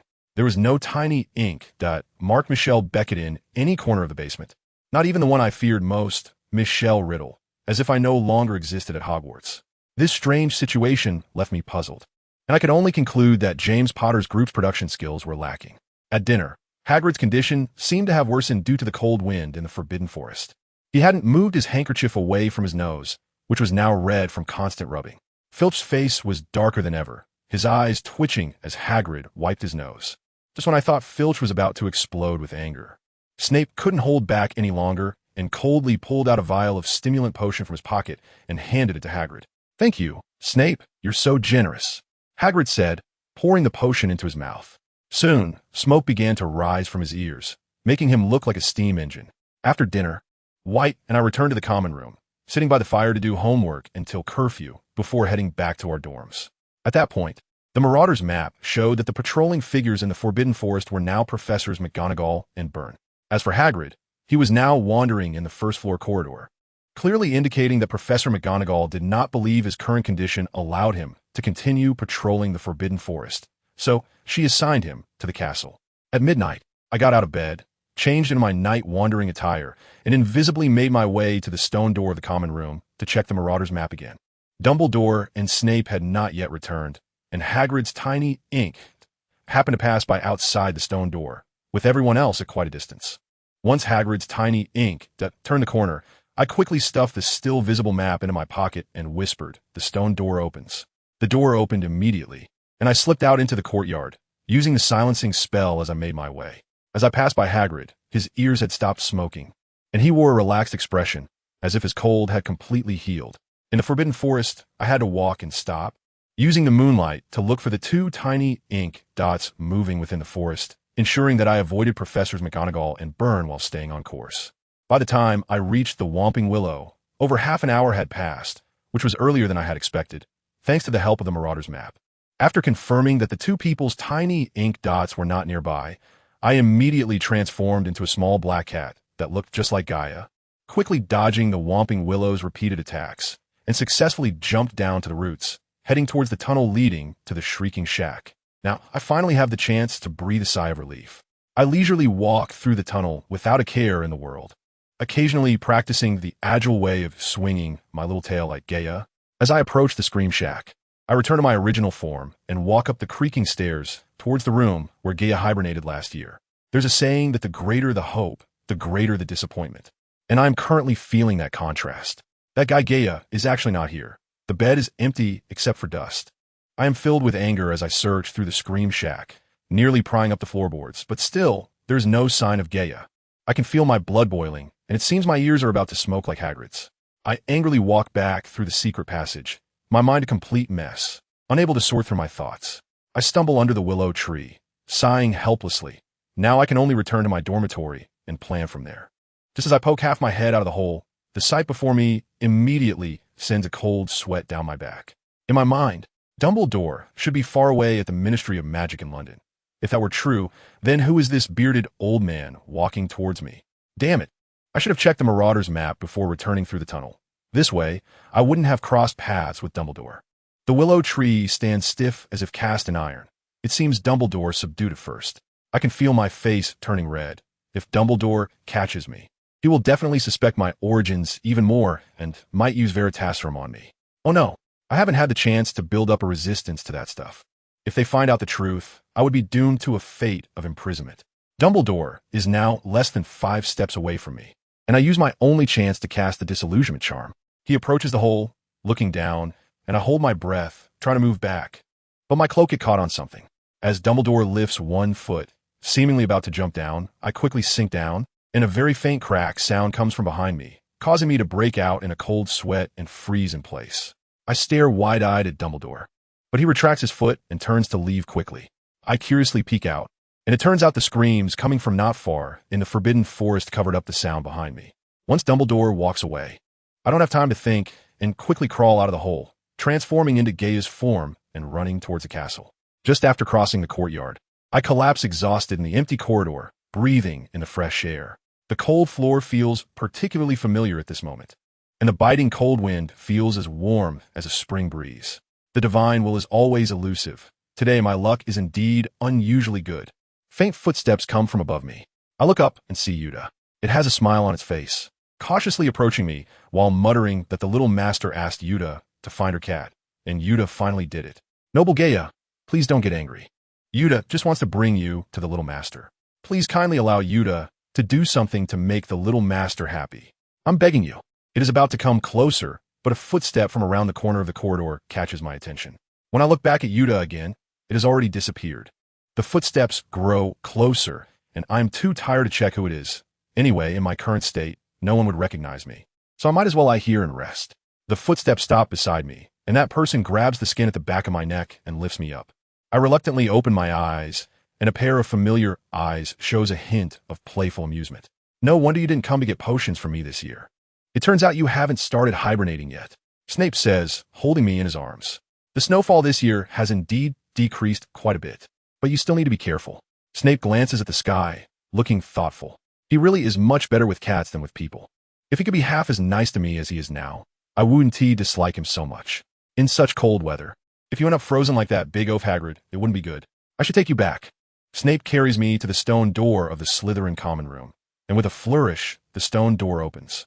I thought he would go in too, but instead, he sets me down and says, "Hurry in. I think she should have left the door open for you." He turns and leaves. He even noticed that. It must be because of last year's incident when he barged into my dormitory that he remembers it so clearly. Running to the door of my room, I sense a very faint breathing sound inside, and I immediately become alert. I revert to my original form and push the door open, only to see Yuta turning around with a terrified expression. "A little master, Yuta, just..." Yuta stammers, fear evident in its voice. "What's wrong with you?" I frown at it, and suddenly something black on the bed catches my attention. "Oh my god," I exclaim as I quickly walk over. It really is Gaia, but now it is in a state of hibernation.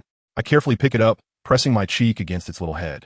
"Gaia, you really worried me," I say affectionately. Turn to look at Yuta. "Did you find it?" "This? No, little master Yuta." Yuta hurriedly waves its hands and steps back, looking quite frightened. "What exactly is going on, Yuta?" I ask, confused. "Little master, your cat." Oh, Yuta must have seen wrong. But no, it must have been an illusion. Yuta speaks incoherently, its eyes darting around, clearly quite shaken. "What's going on? Take your time and explain, okay?" I try to calm it down. Urging it now would only make it forget important details. "Oh, my little master, you are too kind. Yuta is just feeling too scared. You know, when one thing suddenly turns into two, it really leaves Yuta at a loss. Besides, this isn't some copying spell. Living things cannot be copied, don't you think?" Yuta looks at me with a worried expression, eyes eagerly seeking my affirmation. "Of course, copying spells can only be used on inanimate objects. That's what the books say." I smile and nod. Yuta knew it. Yuta must have had a moment of confusion today. How could Yuta mistake the black cat in the corridor for Gaia? After all, it has always slept on your bed, hasn't it? Yuta really is getting old and confused. Yuta knocks its head, looking somewhat dejected. From what Yuta means, Gaia was not what it found. I also don't think it would be wise to tell Yuta that I am an unregistered animagus. Maybe, if I'd been busy all day, I might occasionally see things wrong too. "Little master, you shouldn't be so tired. If you have something to do, just tell Yuta, and Yuta can help you." Yuta says, bowing respectfully. "Do you have anything else to tell me?" Yuta wants to tell the little master that that unfortunate Saf was attacked again in the Forbidden Forest, but this time it was not by a werewolf, but by a giant spider. Yuta has a look of schadenfreude, and its tone carries a hint of joy. "Spiders?" I say with a smile. The screams in the Forbidden Forest should be Saf's cries when he was attacked. I narrow my eyes with satisfaction, thinking that he probably has never been this unlucky before. As my eyes drifted to the desk, a strange object caught my attention. What could it be? Holding Gaia, I stepped closer to the desk, where I found a leaf stuck between the pages of a book. It was impossible that I had placed it there myself. I pulled it out forcefully. On the leaf were several words. "Time, second part, teapot." Seeing these words made me break out in a cold sweat. The handwriting was too familiar. I didn't even need to check my homework to know it looked exactly like mine. I immediately turned around and began searching the room. With my eyes closed, I could sense that there was another person in the room, another me. "Young master, are you okay?" Yuta asked worriedly. "No, I'm fine." I waved my hand, and suddenly a thought struck me. Saf's attack was not an accident, and my escape was not due to luck. With that in mind, I immediately instructed Yuta, "Go help me with something." Clearly, my suspicions were correct. Yuta had indeed found the time turner hidden beneath the floor of Bill's bedroom. From the complaints of Bill's large backpack, which he had been carrying to school, and the dissatisfaction of Bess, I began to suspect something. Weighing the shiny time turner in my hand, I couldn't help but smile. I never expected Dumbledore would actually give it to him. "You truly have great powers, young master, to even know that something is hidden under the floor. You are the smartest wizard Yuta has ever seen." Yuta looked at me with admiration, unable to hide his joy. "All right, Yuta, I'm a bit thirsty. Go to the kitchen and prepare some hot milk for me. Bring it up when I call you." To use the time turner, I first need to send Yuta away. "Yes, young master, Yuta will go prepare it right away." Yuta bowed and disappeared, since I had left the leaf with the words. It must have been intended to convey a message to me. Among time, second part, and teapot, time was the easiest to understand. The time turner was my only way to change the past. But what did second part and teapot mean? I didn't have time to think further, glancing at the clock. It was already 3:30 a.m. I needed to go back 3 hours. At that time, I had just arrived near the Whomping Willow, and the room was empty. Dumbledore would not be coming, so the timing was perfect. I placed Gaia back on the bed and looked at the leaf stuck between my fingers. This thing was not suitable to keep with me. It had to be burned. Flames blaze. The leaf immediately caught fire in my fingers. My wandless magic was becoming increasingly skilled. I smiled as I tossed the leaf into a glass, put on the golden chain of the time turner. And once the leaf turned to ash, I quickly turned the time turner 3 times. I felt myself flying back rapidly, a blur of black passing before my eyes, a buzzing sound in my ears. When I finally came to a stop, I was still in my bedroom, but Gaia was not on the bed, and there were no ashes of the leaf in the glass. Suddenly, a row of green glowing numbers appeared, 030. It seemed I had indeed returned 3 hours ago. I took out the Marauder's map. Dumbledore and Saf's ink dots had not appeared yet, so they should still be away. There was no one outside the stone door. The closest person, Hagrid, was patrolling around the corner on the other side of the corridor. I turned invisible and slipped out of the common room. The corridor outside the stone door was empty. I tried to hide in the shadows as I walked toward the courtyard. Now it's my turn to take over. You can go back and rest. A familiar voice came from around the corner. I slowed my pace. Even though I was invisible, I had to be extremely cautious. That essay trouble for you, Professor Snape, Hagrid said, yawning with a dazed expression. Snape frowned in displeasure as he walked toward me, and I deftly dodged him. Following Hagrid across the courtyard, heading toward the Forbidden Forest, I only slipped into the woods after Hagrid entered the small hut. Second part? This was a bit tricky. Since there was a note left for myself, it must be something I could guess and only I would understand it. Second part is generally used for books or films, but there were too many things that only I knew. It had to fall under a certain category, since I used the time turner to come back. It proved I had a necessity to return. If it were just to save myself, then time would have sufficed on the leaf. But what else was I supposed to do? Suddenly, I laughed. I never expected I could be so muddled. I had focused on the information on the leaf, but forgot the most obvious and easily overlooked thing in the bedroom. Gaia. Gaia was in a sleeping state and couldn't have returned on her own. She must have been brought back by someone, and that someone could only be me. The information on the leaf wanted to tell me to come back to save myself and how to find Gaia. Time led me to the time turner, bringing me back 3 hours ago. Therefore, second part and teapot must refer to Gaia's location. These 2 words had to be related to Gaia and only known to me, which seemed difficult to guess. As I pondered, a figure suddenly appeared ahead of me. On such a cold night, I should be sleeping soundly in bed.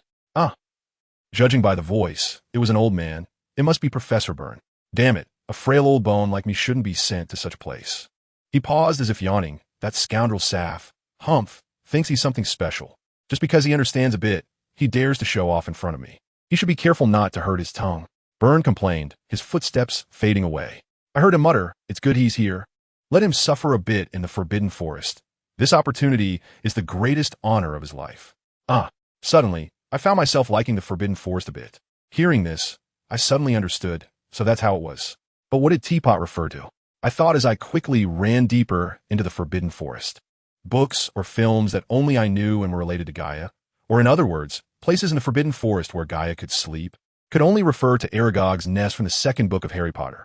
I searched the ground for traces of spiders, and after nearly an hour of walking deeper in, the signs of spiders gradually became apparent. Finally, I saw a wide hollow filled with fallen leaves, and I had found the spider's lair at last. It was very clean inside, deliberately cleaned by the spiders. I wanted to go further in, but there were spiders of all sizes crawling around, some as small as ants and others as big as horses, leaving no place for me to step. Looking at the misty, half-spherical web in the center of the hollow, I furrowed my brows in frustration. Although I knew I had saved Gaia, I had no idea what her situation was inside. She might be on the verge of becoming a midnight snack. I squinted my eyes, pulled out a spell from my sleeve. Maybe I should just charge in. But looking at the countless spiders, I shook my head. There must be a way. It just couldn't be by fighting my way in. After all, there wasn't enough time to kill so many spiders. I pursed my lips. If only I could reach that nest without touching the ground. If I really wanted to do that, I would have to fly. With that thought, I couldn't help but grin wryly. I was going crazy. I wasn't a bird and didn't have wings. How could I fly? I sneered and suddenly thought of the Dark Lord. He seemed to have some special ability to fly. Looking at the ground full of spiders, I realized it was close to 2 a.m., and there was only half an hour left before I met Dumbledore. I had to take the risk and try it out. I don't know what to do to fly, but I can't worry about that anymore. I can only act on instinct. I took a few steps back and then started to run, my right hand tightly gripping the spell, knowing that if I fail, this is all I have to rely on. I ran quickly, the cold wind howling past me, my breath becoming particularly heavy. Oh God, let me fly. I want to save Gaia. Let me fly. I prayed, and my speed increased until the nest in the hollow appeared in my sight. Yet I was still running on the ground. Perhaps I had not inherited the Dark Lord's special abilities, but now I couldn't stop. I had to try to jump over. After all, the distance was too far, and I was about to land on the back of the giant spider when suddenly my body felt light. My toes gently brushed against the dark, fuzzy hair on the spider's back. I began to rise like a kite. It wasn't until I was flying above the trees that I snapped back to reality. The feeling of being unrestrained in the air was truly wonderful, of course, provided I didn't look down. Since the moment I fell from the cliff, I had tried to avoid walking and flying at heights. And this sudden ability to fly caught me completely off guard. Looking down at the dense forest, I clenched my fists, fumbling to control this unfamiliar ability, and slowly descended beside the spider's nest. The nest was dark, and the air was filled with a strong stench of decay. On the ground, various discarded silk cocoons of different sizes were strewn about, looking like some decayed animal corpses. I covered my nose and squinted to search carefully, and in the inner part lay a giant spider, as big as a small elephant, which should be Aragog. It seemed to be sleeping, its 8 legs slightly tucked in, its head lowered so that its large pincers rested on the ground. Only its 8 eyes slightly open, each covered with a layer of white haze, clearly blind. Above its head was a massive spider web, on which hung a half-open silk cocoon, with Gaia's cute furry little head peeking out, like a baby sleeping in a swaddling cloth. I extended my right hand towards the cocoon enveloping Gaia, and a warm current rushed from all over my body to my fingertips. The air also faintly felt the magic's fluctuation. The web instantly broke apart, as if cut by an invisible blade. The silk cocoon floated steadily in front of me, and I carefully pulled Gaia out from the cocoon and tucked her into the pocket of my cloak. Looking at Aragog's massive body, a hint of displeasure welled up in my heart. Although it hadn't eaten Gaia, I couldn't let it go so easily. With that thought, the corners of my mouth involuntarily curled up. It turned out the teapot was here. Thinking this, I drew a spell with my left hand, pointing directly at the sleeping Aragog, and clearly said, "Shrink quickly." Aragog immediately shrank down to the size of a palm, panicking as it scurried around the nest, constantly screaming. Who dares to disturb my rest? Where's this place? Who is nearby? At that moment, a commotion of clicking sounds came from outside the nest, and I quickly levitated the shrunken Aragog. A strange voice came from outside. "Aragog, are you okay? Something has intruded into my nest. Hurry and drive it away, quick." Although Aragog's voice was small, it was particularly clear in the silent forest. A large, dark, hairy spider quickly entered from outside, and I hurriedly strengthened my invisibility spell, flying diagonally over the top of the spider. Aragog's shouting had startled all the spiders near the nest. "Damn it! What have you done to me? Children, where are you? Quickly kill this guy! Quickly kill this guy!" Fortunately, I was flying in midair. Otherwise, even with invisibility, I would definitely be injured by those huge creatures in the chaos. "Aragog!" they cried, looking up at the floating Aragog. The number of spiders below was increasing, and a few large spiders even began to stack on top of each other, seemingly trying to rescue Aragog by forming a pyramid. I floated Aragog, luring those spiders to move towards the willow tree. Those spiders looked clumsy, but they moved quickly, weaving swiftly through the densely packed trees. When I finally spotted Saf's figure near the willow tree, I couldn't help but grin silently. I accelerated and rushed past him without hesitation, and the large group of spiders behind me also quickened their pace without hesitation, the rustling sound of crawling in the forest growing louder. Saf clearly heard the commotion, frowning as he turned to squint. Everything happened too quickly, and Saf was stunned by the sight of the massive creatures before him. Just as he drew his wand, he was knocked off balance by the furious spiders, falling onto another spider and then getting knocked away again. Saf let out a series of sharp screams that startled the birds in the sky. Even after I flew a few hundred feet to shake off the swarm of spiders behind me, I could still hear Saf's screams. To save myself, I had to sacrifice Saf. Quickly enlarging Aragog, it immediately expanded in the air, and I revoked the spell. Aragog fell to the ground with a loud thud. "Why you? Who are you? What do you want?" Aragog trembled as it got up, its sharp pincers moving quickly.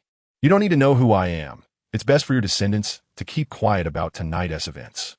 Otherwise, next time, it won't just be a simple ride." I threatened in a low voice. "I've taken that cat. Not killing it for so long has been a wise decision. Of course, I hope you can make a wise choice regarding this matter." Saying this, I turned and flew towards the castle. As I flew over the yard, I saw my transformed little black cat self resting in the corridor, while Yuta was slowly approaching from around the corner. I hurried back to the dormitory and placed Gaia on the bed, suddenly remembering the leaves I needed to leave a message with.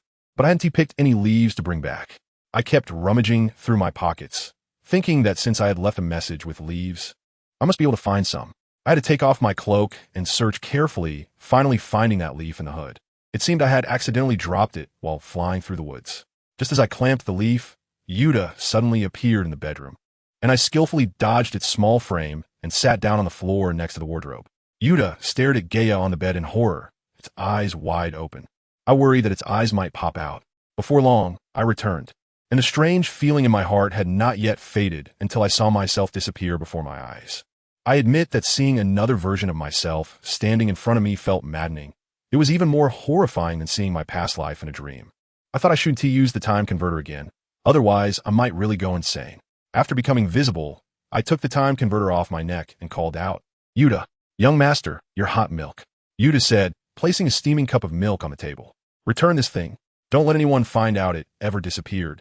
I instructed, handing the converter to Yuta. Yuta looked at me in confusion. "Didn't young master just ask Yuta to bring it? Why return it so soon?" I said a bit impatiently, "No questions, just return it." Yuta, with a pleasing expression, replied, "Yuta knows a place that hides many good things, if young master likes. Yuta can take you there." I became angry, my expression darkening as I coldly reprimanded, "Return the thing as it is, then go watch Saf. You don't need to worry about anything else." Yes, young master, Yuta will return it right away." Yuta spoke in fear, trembling as he bowed and disappeared. The morning sky was gray and gloomy, and a heavy snowstorm was inevitable, which was a very good omen for the upcoming Christmas. During breakfast, Dumbledore announced to everyone that Professor Saf had been attacked again, but this news didn't cause much of a stir, as it was currently the holiday season and only 4 students remained in Hogwarts along with the school staff. The professors expressed their regrets about Saf's predicament, with Snape being the only exception. If I didn't vividly remember being the one who lured the spider to harm Saf, then Snape's smile when Dumbledore mentioned Saf's unfortunate situation would definitely make me suspect he was the mastermind. The headmaster's smile is quite strange. "Do you think this matter might be related to him?" White whispered, looking puzzled. Clearly, he also questioned Snape's obvious smile. "I don't know. If Headmaster Dumbledore thinks this is an unplanned incident, then perhaps Professor Saf is just unlucky. After all, deliberately causing serious harm to a colleague is a very serious crime. If the Ministry of Magic suspects this, they will definitely interrogate Professor Snape." I pursed my lips and continued, glancing towards the podium where Snape was stirring his porridge. His mouth still curved in a smile, looking particularly cheerful. White looked towards the podium, his eyes scanning everyone up there. Although I believed the headmaster was innocent, I couldn't shake the feeling that there was more to this matter. However, since Dumbledore considered this issue without any doubts, he wouldn't inform the Ministry of Magic and wouldn't interrogate anyone. Hogwarts, he lowered his voice, suppressing the anger in it. "White, you wouldn't want to leak this matter to Skeeter, would you?" I asked, looking directly into his eyes. Although I was completely unconcerned about the confidentiality of the matter, I also didn't want anyone to cling to it, especially a reporter like Skeeter who spouts nonsense. If I had to choose between enduring a barrage of newspaper articles and silencing someone, I would unhesitatingly choose the latter. No, I won't waste energy on something that is not certain at all. Why want us to hit the nail on the head like last time? I thought, Dumbledore must be in a tough spot right now. After all, the rumors hadn't ended, and now a new, unexpected incident had occurred, which would likely keep him busy for a while. White said, chuckling quietly, although this was far from what I wanted. It was enough to make me happy for a moment. I frowned. Was it my illusion? Why did I feel like you particularly disliked Dumbledore? White sneered, a look of disgust on his face. If you knew about his despicable deeds, you would dislike him just like I do. After saying that, White lowered his head to eat his cereal, clearly not wanting to continue discussing the topic. As breakfast was coming to an end, Dumbledore once again emphasized the importance of safety during the holidays, strictly forbidding us from going near the edge of the Forbidden Forest, and informing us that anyone who violated this decree would face severe punishment for a semester. I thought such a warning was completely unnecessary. Not to boast, but the students sitting here could be said to be among the top in their respective houses. If someone here really wanted to take a stroll in the Forbidden Forest, it wouldn't be so easy to catch them. As soon as I left the hall, a biting cold wind blew straight at me, making me shiver. Looking at the dark clouds and the snowflakes swirling in the air, it seemed that getting the potion for Gaia was an urgent matter. I tightened my robes and hurried toward the dungeon, but after knocking on Snape's office door 3 times in a row, there was still no response from inside. I took out the Marauder's map from my inner pocket, which I hadn't returned yet, and found that the office was indeed empty. As for Snape, he was visiting the seriously injured Saf in the hospital with Professor McGonagall. Putting away the Marauder's map, I glanced at Filch's office at the other end of the dungeon. It was time to return the map. Although my little ink blot was still not found, it wasn't a bad thing for me, so there was no need to dwell on it any longer. Just as I was leaving Filch's office, preparing to find Snape in the hospital, I saw Snape hurriedly coming down the dungeon stairs. Fortunately, I still hadn't lifted my invisibility charm. Following Snape was a breathless Professor McGonagall, clearly struggling to keep up with his pace. "Snape, I think we should stop and have a serious talk about Saf's situation," McGonagall said earnestly, her face reddening from speaking loudly. "No, I believe this matter still requires discussion," Snape replied, stopping and turning back. "But under the current circumstances, it will be very difficult to find a new defense against the dark arts professor. Saf has been closest to you at the school. Perhaps you could think of a way to convince him to stay," Professor McGonagall urged. Snape chuckled lightly and opened the office door. He turned back to look at Professor McGonagall, curling his lips into a slight smile, and said, "You know how much I want that position, so asking me to convince him to stay is simply impossible. However, I wouldn't mind taking on an extra class after Saf leaves."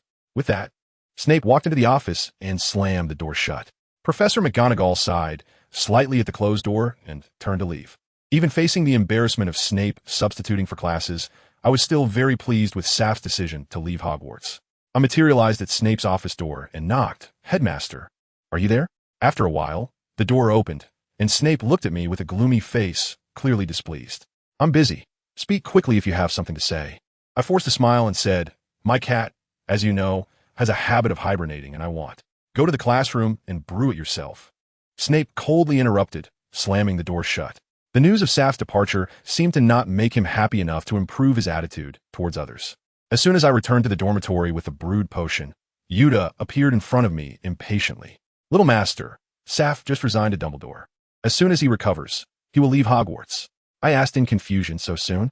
Didn't Dumbledore try to persuade him?" "Dumbledore really wanted Saf to stay and was willing to offer him double the salary, but Saf insisted on leaving," Yuta explained. "But the matters with the Ministry of Magic shouldn't be resolved so quickly. If Saf leaves at this crucial moment, it will definitely make headlines in the Daily Prophet. This is the last thing Dumbledore wants to see. How could he let Saf go so easily?" I was quite baffled. Yuta thought for a moment and said, "This might be related to Saf's letter." "Letter?" I frowned. During their conversation, they mentioned a letter. Saf promised to write a letter to the Daily Prophet before leaving, and he would take responsibility for that matter. Yuta nodded. "Yes, that's what he said." "Okay, I understand now. You don't need to monitor Saf anymore. The most important thing now is to help Gaia through her hibernation period." I picked up the still sleeping Gaia. "Yuta, you can go back to the kitchen for now. Come back to pick her up in the evening." "Yes, little master." Yuta bowed respectfully and disappeared from the room. I yawned and slowly walked out of the library. Having not slept all night, my body temperature was a bit low. All I wanted was to wrap myself in a blanket in front of the fireplace in the common room and sip a cup of hot cocoa. The heavy snow had been falling for 2 days and nights, showing no signs of stopping. Looking at the yard covered in white snow, I couldn't help but shiver, pulling my wool cloak tighter around me as I headed towards the dormitory. Ever since I successfully shrank Aragog using my wand in my left hand, I intended to use the remaining time of the holiday to figure this out. The same wand, the same spell, yet just using a different hand made such a difference in the spell's power. The library had recorded some individuals who could use a wand with both hands, but such people were extremely rare, and even if they could cast spells with both hands, the hand they frequently used would often be more powerful, while the less frequently used hand could at most cast some simpler spells. After seeing these examples, I was even more confused. I was clearly right-handed, but my left hand seemed to cast spells more effectively. No matter how I looked at it, this was very strange. My night exploration yielded no results. It seemed the restricted section was filled with very dangerous spellbooks, and there was no record of any bizarre phenomena like mine. "Thank you, Mr. Filch." 2 shadows slowly descended the stairs. One of them said, "You're welcome, Professor Saf," Filch replied as he walked down the stairs. His face illuminated by the light reflected off the snow. He was carrying a large dragon-hide suitcase with prominent veins on his arms, and his expression was a bit stiff, indicating the suitcase was quite heavy. "No, I'm no longer a professor. You can just call me Saf," the other shadow said casually as he came down, revealing a face covered in pale scars without any warning. I was startled. Although I knew he had been seriously injured by hundreds of giant spiders, I did not expect him to be hurt to such an extent. Looking at the dense scars, I could imagine how he must have looked when Dumbledore rescued him from the pile of spiders. It must have been a horrific sight. If it weren't for my firm belief in Madame Pomfrey's medical ethics, I would have thought that Saf's rapid recovery was due to his insistence on leaving Hogwarts as soon as his condition improved. Filch glanced back at Saf. Actually, you don't need to leave. After this incident, I'm sure Headmaster Dumbledore won't assign you to patrol the Forbidden Forest again, and you won't encounter any further attacks. Saf shook his head. No one can say for sure about such things. He turned to look in the direction of his former office. I think that position really is cursed, just as the rumors say. Filch frowned and looked at Saf, seemingly unsure how to respond. So he said nothing, just lowered his head and continued walking toward the front door with his luggage. Saf silently followed behind him. I leaned against a pillar, watching Filch and Saf's figures gradually fade away until they disappeared at the entrance. Saf left on a snowy morning like this, without even having time for breakfast, hurriedly as if he were fleeing. A few days before Christmas, Dumbledore went on another trip, and when he returned, there was a hint of relief in his smile. I guess there must have been progress regarding the Daily Prophet incident, which also meant that the troubles with the Ministry of Magic could be resolved. The morning after Dumbledore returned, White was thoroughly enraged by the freshly delivered Daily Prophet. He was pacing in the common room, clutching the newspaper, muttering angrily, "Damn it. That coward Saf, that old fraud. How dare he say such things? They're all a bunch of idiots believing such lies. Damn it. What's wrong?" I asked in confusion. White turned around, surprised to see me. You got up really early today. I walked up the last step and approached White. Is there any news today? The incident with Saf being attacked has been resolved by Dumbledore, White said, frowning as he handed me the newspaper. Gritting his teeth, I never expected Dumbledore to be so clever. I curiously opened the newspaper, and a large headline rippled back and forth across the pages. Hogwarts attack incident exposed. False hero, real injury. I smirked. Saf actually sacrificed himself to protect Hogwarts' reputation. How heroic that was. Dumbledore must have given that old fraud Saf quite a few benefits. Otherwise, a petty person like Saf wouldn't willingly be a scapegoat, White said angrily, slamming his palm on the nearby table, causing the vase to shake violently. Oomph.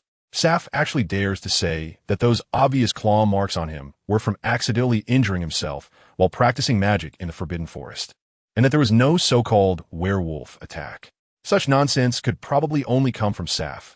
After all, he lies more easily than he drinks water. It seems you were also fooled by him once. I raised an eyebrow at White, and his face instantly turned red. White said awkwardly, well, that was because I was just 5 years old then, and I never doubted the people close to me. Close people? Saf? What on earth is going on? You got me confused. I asked, puzzled. White bit his lip and slowly explained, it goes like this. Our family estate is located in a huge valley, and we have been raising a few dragons for a long time. Even after the dragon-keeping ban was enacted, we did not stop this tradition. He looked at me. Actually, they weren't particularly rare breeds, but they were quite valuable. After our family's dragon trainer resigned, we struggled for a long time to find a suitable replacement, and then through various channels, we learned about Saf. He was a skilled researcher of magical creatures at the time, especially knowledgeable about dragons. So we hired him at a high salary as our new dragon trainer. White sighed and sat down on a nearby chair. In the first year or two, Saf did indeed perform impeccably, but later, for some reason, some dragons gradually became weak and even stopped eating.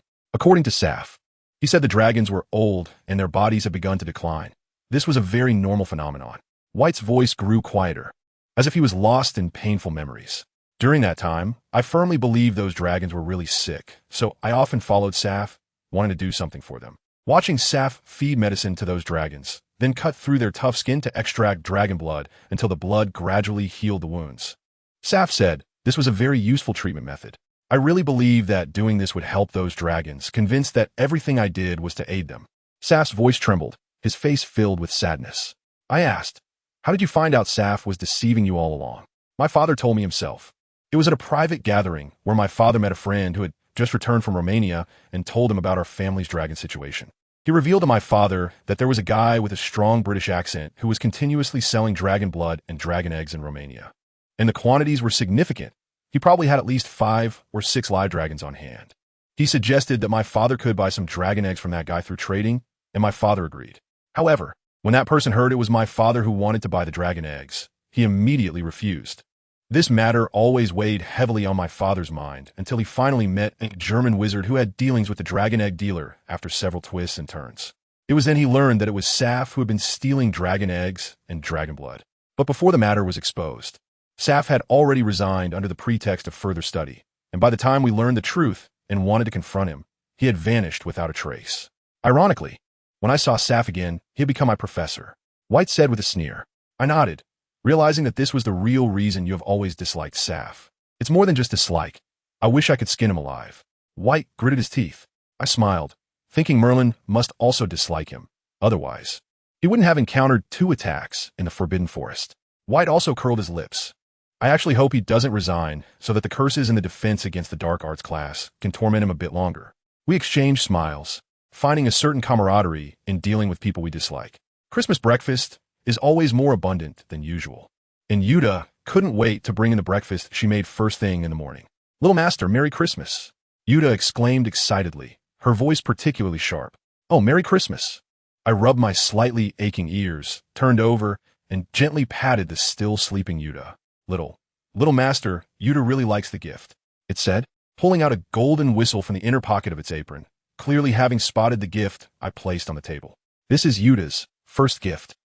Especially on such a day, it said, its eyes reddening, tears swirling in its eyes. Little Master, Yuta. Yuta is so happy that I want to sing out loud. I immediately made a stopping gesture. All right, Yuta, I understand your feelings, but let's skip the singing. I just want to have a quiet Christmas breakfast. Okay, Little Master. Yuta won't disturb you. Enjoy your meal. Yuta bowed deeply, then quickly straightened up as if remembering something very important. Oh, Little Master. Yuta also prepared a gift for you. It's right by the plate. Hope you like it. Yuta happily said, disappearing in the blink of an eye. Next to the plate was a black wooden box, palm-sized, unadorned, looking extremely ordinary, but the lock was quite exquisite. It was the size of a thumb, shaped like 2 intertwined little snakes, and apart from the emerald-studded snake eyes, even the triangular patterns on the snake's head were very clear. I shook my head helplessly. This gift must have been stolen by Yuta. I took a sip of the steaming milk with my left hand while twisting the lock with my right. Although this thing was stolen, I was still curious about what was inside. With a small click, the box opened. Cough, I immediately choked on the milk, and with a snap, I closed the box. This box's contents must be returned quickly. I don't want to invite trouble. Yuta. Yes, Little Master. Yuta appeared before me looking very happy. And upon seeing the small box in my hand, its smile grew wider. I handed the box to Yuta, quickly return it. Yuta's smile gradually faded, revealing a confused expression. Little Master, don't you like the gift Yuta gave you? I really like this gift, but it's stolen, right? I frowned in displeasure. Yuta looked terrified, shrinking back as it said, I'm sorry, Little Master. Yuta knows it's wrong. Yuta just want to please you. So when Dumbledore went out, I quietly took it. Dumbledore? My brow furrowed tighter. What does this have to do with Dumbledore? Yuta said in confusion. Does Little Master not know? This box was taken by Yuta from Dumbledore. This thing belongs to Dumbledore? I said skeptically, reopening the box. And the sparkling red blood droplets inside were clearly the mermaid tears that Snape had taken from Saf. No way. I clearly remember the contents of this box belonged to Snape. Yuta nodded in surprise. Yes, this originally belonged to Snape, but he gave the box to Dumbledore, saying this thing is very important. Yuta thought such an important thing should be useful to the Little Master, so Yuta secretly took it out. Snape gave this to Dumbledore? When? A series of question marks popped up in my mind. 10 days ago, Yuta said. 10 days ago? I squinted. Recalling that day was exactly when Saf had proposed his resignation. But what a coincidence. Before long, I started to laugh, realizing it was like this. Little Master, what did you think of? Yuta looked at me in confusion. Nothing, I shrugged, closing the box and handing it back to Yuta. Just return this. It's best if Dumbledore doesn't find out it was ever missing. You really don't intend to keep it? Yuta said sadly. I smiled. Don't worry, Yuta. This thing is just temporarily entrusted to Dumbledore for safekeeping. It will be useful to me sooner or later. And the news you brought is already the best Christmas gift. Yuta was taken aback, then smiled. That's wonderful, Little Master. Yuta will return the box right away. As soon as it finished speaking, it disappeared. I sat on the floor, starting to unwrap a pile of packages by the foot of the bed, my mind still flashing back to the day Saf resigned and Snape's suspicious smile. I had thought Snape was just using evidence to force Saf to resign, but I didn't expect him to directly hand the box to Dumbledore. I couldn't help but admire Snape's methods. Not only did he make Saf resign voluntarily, but he also kept himself out of it while reaping some benefits. Thinking about the azure scales that weren't in the box, I smiled even more happily. It really was killing 3 birds with 1 stone.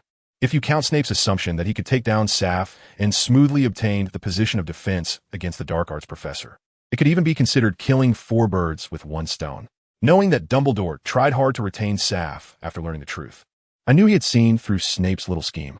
But this was irrelevant to Snape. By the time the alarm sounded, Saf had no choice but to leave, and he would definitely leave in disgrace, as Snape had envisioned.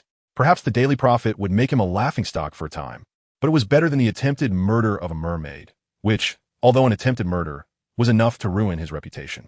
Clearly, Saf had only 2 paths before him, resignation or disgrace, and he was never an idiot. Of course, he knew how to choose the most advantageous option. I couldn't help but laugh, suddenly feeling that life at Hogwarts was becoming more and more interesting. Half the gifts had been unwrapped, and Robert's new candies came with a greeting letter from Madame Bandelouf, which mentioned the processing plant and informed that she was recently looking for new raw material suppliers.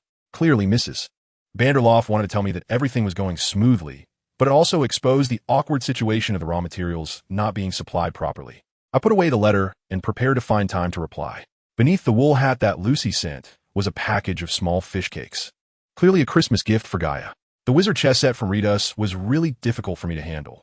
I truly have no talent for chess. Biano's gift this time surprised me greatly. He actually sent sugar-free cookies. I took a bite and immediately frowned, feeling like I had bitten into its shavings. The sugar had been removed too thoroughly. Flossie sent a large package containing various flavored meat pies, and the card had 2 signatures, Flossie and Mrs. Wesley. It seems that the incident on the express train has been weighing on Mrs. Wesley's mind. Next came some gifts with different signatures, and when I picked up the last very familiar box and opened it, I discovered it was from White. I recalled that this was the one White had been fiddling with before. Looking around, I didn't see any forgotten packages. So it seems Penelope didn't send me a gift this year. Could it be because I didn't give her a gift last year, and she is upset? I sighed, hoping this year's gift would appease her. I lowered my head to untie the ribbon on the box, and the moment I opened it, I was stunned. Oh my God. I covered the box again and hurried toward the common room, hoping White hadn't gone to the auditorium yet. Clearly, White hadn't had time to eat breakfast. He was sitting on the sofa by the fireplace reading a newspaper. When he heard my footsteps, he turned his head, greeted me with a beaming smile. Michelle, Merry Christmas. The smile on White's face gradually turned into surprise as I walked closer. He stared at me, stammering, Your outfit. Really cute. I frowned and looked down. I had been so focused on finding White that I forgot to change my clothes and was still wearing last night's fluffy bathrobe. You should put on the hood too. Those 2 bunny ears are quite interesting. White chuckled as he leaned to the side to get a better look at the 2 bunny ears that were drooping from the hood of my bathrobe. Never mind that for now. You should tell me what exactly is in this box, I said, slightly annoyed. White took the box from my hands, opened it, looked inside, and then looked at me with a puzzled expression. What's wrong? The gift is fine. I don't know if it's fine or not, but you need to tell me what this thing actually is. I raised my voice. White looked at me incredulously. I thought you knew what this was. Well, I don't know, but where did you get this? I frowned even tighter. Ha ha. White suddenly burst out laughing. You don't think I stole it, do you? I looked at him expressionlessly and said nothing until he stopped laughing on his own. However, the smile on his face became even more apparent. Don't worry. I didn't steal it. Actually, I just wanted to give you a Christmas surprise, so I wrote to my father a while ago to have it sent. You know, we have a few of them at our old home. It's no problem to give 1 or 2 away. You told me that, but you didn't tell me your family's pteranodon is this small. I pointed at the dragon egg in the box, feeling annoyed. If what White said wasn't referring to particularly rare species, then I really wanted to know what kind of dragon he considered rare. White smiled as he took out the unusually small dragon egg from the box. You have to admit, magic can be quite miraculous sometimes. Is it a shrinking spell? I asked in disbelief, but if the dragon egg was cursed, I wouldn't be able to feel it. No, it's not a shrinking spell. White smiled, a hint of pride in his eyes. Our family's captive-bred pteranodons are different from ordinary magical creatures. They are born small and can be said to be the result of 1,000 years of domestication. This should count as artificial gene selection, I thought. But pteranodons do not possess aggressiveness. They have neither sharp beaks nor sharp teeth. Why did your family spend so long domesticated them? White smiled mysteriously. Have you seen my owl? I furrowed my brows in confusion, and White raised his head and raised an eyebrow at me. And suddenly it clicked. You don't mean to tell me your family domesticated it to replace the owl's job, do you? Of course, my grandfather didn't originally consider this. But once it could fly in and out of the window, we started thinking about having it deliver messages. After all, its innate invisibility can bring us a lot of convenience, White said, shrugging nonchalantly. I asked, how big can it grow? White thought for a moment. My ghillie is about the same size as Diderot. I pursed my lips and snatched the dragon egg back from White's hands. Okay, I got it. Thank you for your gift, White. I'll take good care of it. Saying that, I turned and went back to the dormitory. Lying on my bed, I held the dragon egg up to my eyes to examine it closely. Gaia, do you think I should hatch it? I turned to look at Gaia, but unfortunately, it still looked like it had no intention of waking up. Since you don't object, I'll take that as your agreement. I said to myself, so it's settled. I got out of bed, tidied up a drawer next to my desk, and then placed Slytherin's green scarf inside. Nanting's little nest was ready. Nanting is the name I gave to the soon-to-hatch little dragon. I hope this little guy will like it. This year's Christmas banquet was certainly the quietest one yet. Dumbledore gathered everyone at one table, thinking it would liven up the atmosphere, but he was mistaken. Before the banquet started, everyone just exchanged a few polite words and then fell into silence.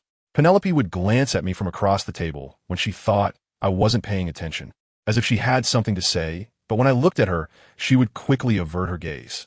White and Bill didn't talk at all. They just stared at the cutlery on the table, waiting for Dumbledore to announce the meal. Shortly after the banquet began, Dumbledore seemed to feel that the students' atmosphere was too oppressive, so he took the initiative to chat with us. Bill, how is your TS exam preparation going? Dumbledore asked kindly, looking at Bill. Bill smiled casually. It's a bit hectic during class, but overall there's not much of a problem. Dumbledore nodded. Good. Actually, when I was in 7th grade, I often felt overwhelmed, but once the exams were over, everything was just fine, he said, raising his eyebrows and exchanging a knowing look with Bill, both of them smiling happily. White, how about you? Is the course going smoothly? Dumbledore turned his head to look at White. Not bad, White nodded dryly. That's good, Dumbledore said, then turned to Penelope with a questioning look. Penelope seemed a bit flustered, her lips trembling slightly as she said, I'm trying to read more, but I'm still not very skilled at waving my wand. Oh, Miss Penelope, you have no need to worry. You still have more than 5 years to familiarize yourself with all the spells you learn. Additionally, the Defense Against the Dark Arts class will give you more hands-on opportunities. The dueling arena is ready and can be used at any time, Dumbledore said, the wrinkles around his eyes becoming more pronounced. Michelle, how about you? Dumbledore looked straight at me. You seem particularly happy today. I smiled and said, of course. Christmas should be even more joyful than usual, right? Dumbledore squinted his eyes and laughed. Indeed. So let's raise our glasses and drink to this joyous day. He raised his glass and spoke loudly, and everyone raised their glasses in agreement for a toast. Finally, when the banquet was over, I hurried back to the dormitory to take out the dragon egg. When I walked into the common room, White happened to come in from outside. What are you doing? He asked, puzzled, his face slightly red from having drunk a few glasses of wine. I'm preparing to hatch Nanting, I said as I walked over to the fireplace, placed a cushion from the chair on the floor, and set the dragon egg on it, trying to avoid roasting it in the fire. White frowned. Nanting. You mean that dragon egg? I nodded and said, yes, that's the name I gave it. I was taken aback and asked again, are you planning to hatch it now? Were you going to raise it? Of course, it's in my dormitory. I answered as a matter of course. White said, but it needs a larger space to learn to fly. The dormitory is obviously not big enough. I smiled and said, that's okay. I'll help it find a big enough place to fly however it wants. The book said that to hatch a pterodactyl, you only need to ensure enough warmth, and it will hatch in about 10 days to half a month. However, there are only a few days left before everyone returns to school, and Nanting can't hatch by the fire in the common room. So I had to order Yuta to start a fire in my dormitory. This was very easy for a house elf, but also violated school rules. However, with Yuta watching over everything, no one would discover the secret in my dormitory. The new school year began, and Nanting still showed no signs of life, nor did the selection of a new defense against the dark arts professor. But this was just as Snape wanted. He finally had the chance to teach the subject he most wanted to teach. This was clearly not what I hoped for, as his opportunities to target me increased significantly, especially since this class was held with Gryffindor. Snape seemed particularly fond of using me to humiliate Gryffindor students. And aside from making the Gryffindor students and me feel somewhat displeased, there were no direct conflicts between houses. I felt that they had already gotten used to Snape's behavior, and those sarcastic remarks no longer had the same effect as before. Snape, being such a sensitive person, of course, sensed this, so he had to come up with various ways to provoke Gryffindor students to achieve his goal of deducting points. The opportunity arose when Gryffindor had just lost to Slytherin in a Quidditch match. The hostility between the two houses had reached its peak, and Snape was just in time to announce that the dueling arena would officially be open to second-year students this week. Everyone eagerly discussed the spells they would use in the duel, not for training, but for how to deal with Gryffindor students. I propped my chin on a book, listlessly cutting the small peas on my plate with my right hand. The punishment tasks for the new semester were as boring as those from the last semester. It was either preparing potion ingredients or cleaning, which was hardly different for what a house elf would do. The situation with Nanin also left me feeling powerless. 3 days had passed since the expected hatching time, yet it remained as still as a stone. Michelle, what's wrong with you? You look especially unenergetic lately. Is Snape's punishment still not over? White asked quietly. I shrugged, helplessly saying, if I'm lucky, the punishment might end after the school year. How could that be? White exclaimed, his eyes widening in surprise, and his voice unconsciously rose a few pitches. The classmates nearby looked over in confusion, and Roberts was the first to ask what happened. I smiled and said, it's nothing. We were just talking about the hourglass. I said this while giving White a look, and he immediately understood and closed his mouth. Speaking of scores, I think we should celebrate properly, Roberts said happily, looking at the others. After all, recovering the lost points so quickly was clearly not something every house could do. We should celebrate our hard work over such a long time. I agree. Biano was the first to raise his hand, his eyes shining with joy. It seemed that those sugar-free cookies were driving him crazy. Just a few days after the last Quidditch match celebration, he now had a reason to temporarily set aside his diet plan and enjoy a feast. I think we should invite the headmaster, Lucy said. White frowned and said displeased, why invite him? Lucy was taken aback. Because he always finds various reasons to give us points. He's not as good as you think. White said dissatisfiedly. Lucy felt confused by White's angry demeanor. White, are you okay? I'm fine. White stood up angrily, took his backpack, and left the dining hall. What's wrong with him? He was fine just now, Roberts asked. I shrugged. It's nothing. He probably has to rush to class. Are we still celebrating? Biano said worriedly. Let's save the celebration for after the house cup is awarded. For now, you can celebrate with some bacon, Reed said, shoving a piece of golden bacon into Biano's mouth, which was full of sugar-free cookies. This dueling class was not held in the Defense Against the Dark Arts classroom, but in a long classroom in the right corridor on the second floor. Bright sunlight streamed in through the large floor-to-ceiling windows, illuminating the room. The students stood on either side of the classroom according to their houses, each holding their wands and looking excited. I wonder if the headmaster will personally demonstrate. We walked over to the group chattering by the windows, Roberts said. We're only second-year students. The headmaster can't possibly choose us as opponents. Lucy's words trailed off as she stopped. Just then, Snape walked in, and it was only him, clearly. He was going to select opponents from among the students for demonstration. He scanned everyone with his eyes, and everyone immediately quieted down. Then he said loudly, now, you all listen carefully. This dueling class is not for you to show off. Those who want to cause trouble better ask their opponent about their wand. He glanced at me as he said this, as if I were the one ready to cause trouble at any moment. This class is only for training. I will first demonstrate a spell for self-defense. Snape said, slightly curling his lips. However, I need a student to volunteer to assist me with this little demonstration. His eyes searched the classroom, and the Gryffindor students all took a small step back in fear. You're scared to the point of trembling at just a little self-defense spell? He said mockingly. Suddenly, Barty stepped forward. Professor, can I give it a try? Snape sneered. No, opportunities do not wait for you, Mr. Weasley. Barty's face immediately turned crimson, awkwardly retreating back into the crowd. Ms. Beckett, stand opposite. Snape turned his face towards me and said in a commanding tone, but I stand opposite quickly. His voice became even colder. I bit my lip and unwillingly walked to the other end of the classroom, standing face to face with Snape. Snape chose me, who hadn't even raised my hand. Over so many raised hands from Slytherin, which made me doubt his true intentions. Snape's upper lip curled, which instinctively made me want to run away. But he didn't give me the chance. Beckett, take out your wand, Snape said loudly. I sighed lightly and pulled out the wand hidden in my sleeve. Very good. Now bow. It's a matter of courtesy. Snape looked at me with his head raised, and I reluctantly bent down slightly to bow. He didn't move, just said again. Of course, bowing is undoubtedly a foolish act in the face of an enemy's emergency. I was left speechless by his words, and then we raised our wands in front of our chests like arrows. It seems you put in quite a bit of effort outside of class, Snape said with a sarcastic smile, then addressed the silent crowd. As you can see, we hold our wands in the standard dueling pose. He looked at me firmly. Counting to 3, I will cast a spell on you, and you must find a way to defend against it. Just defending will be enough. All right, I replied. 1, 2, 3. We both suddenly raised our wands over our shoulders. Snape shouted, disarm. A dazzling red light shot straight towards me. I shouted, barrier. The red light was instantly deflected and disappeared. For a moment, the classroom was filled with applause and cheers. Snape looked at me coldly, Well done, Slytherin gets 20 points. Now you may step down, Miss Beckett. I walked back into the crowd, and Snape said loudly, "Did everyone see that?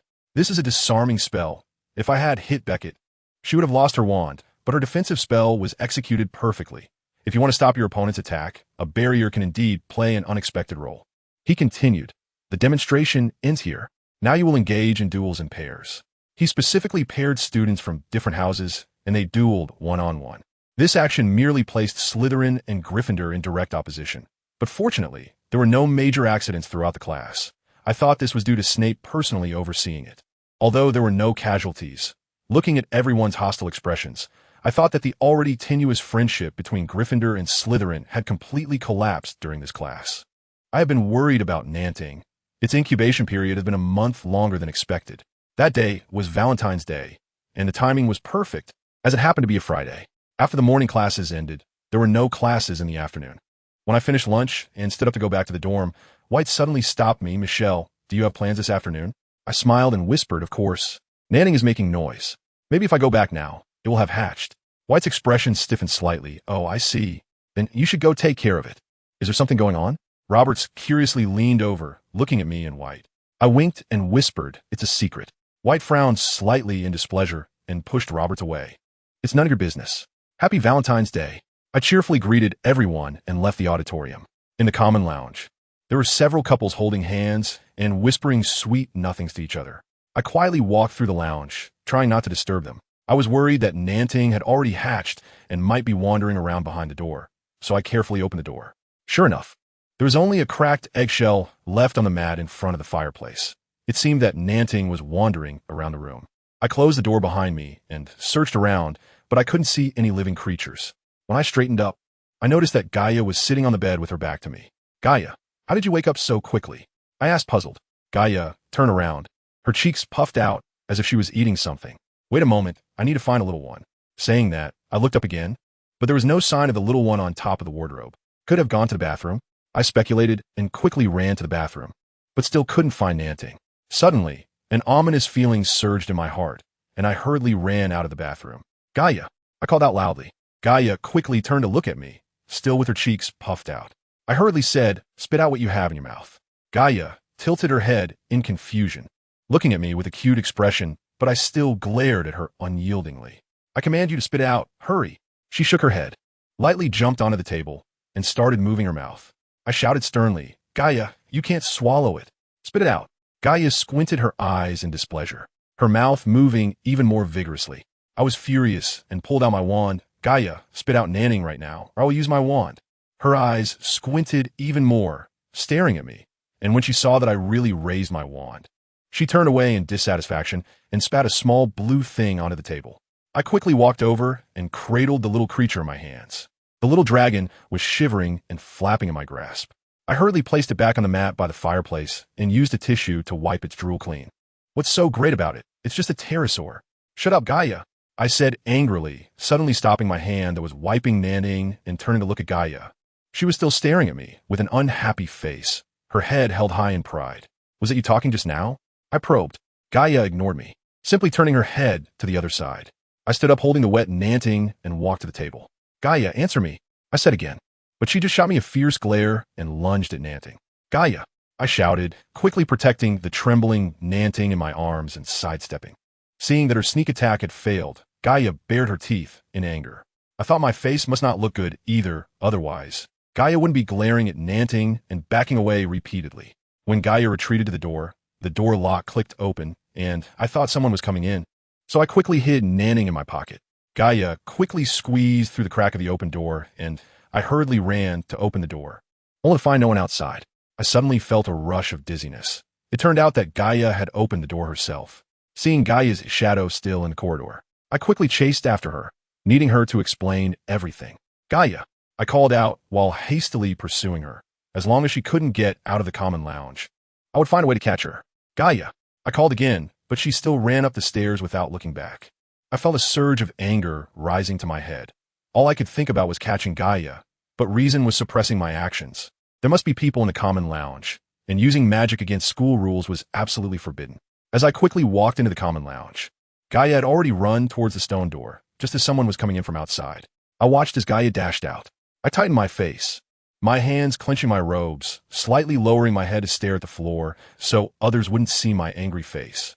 Michelle, what's wrong? A pair of black leather shoes entered my view. It was white. It's nothing. My voice revealed no hint of emotion. Do you have a moment? I want to talk to you alone, White said softly. My thoughts became increasingly chaotic.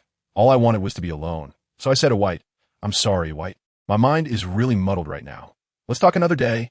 Saying that, I turned and walked towards the basement.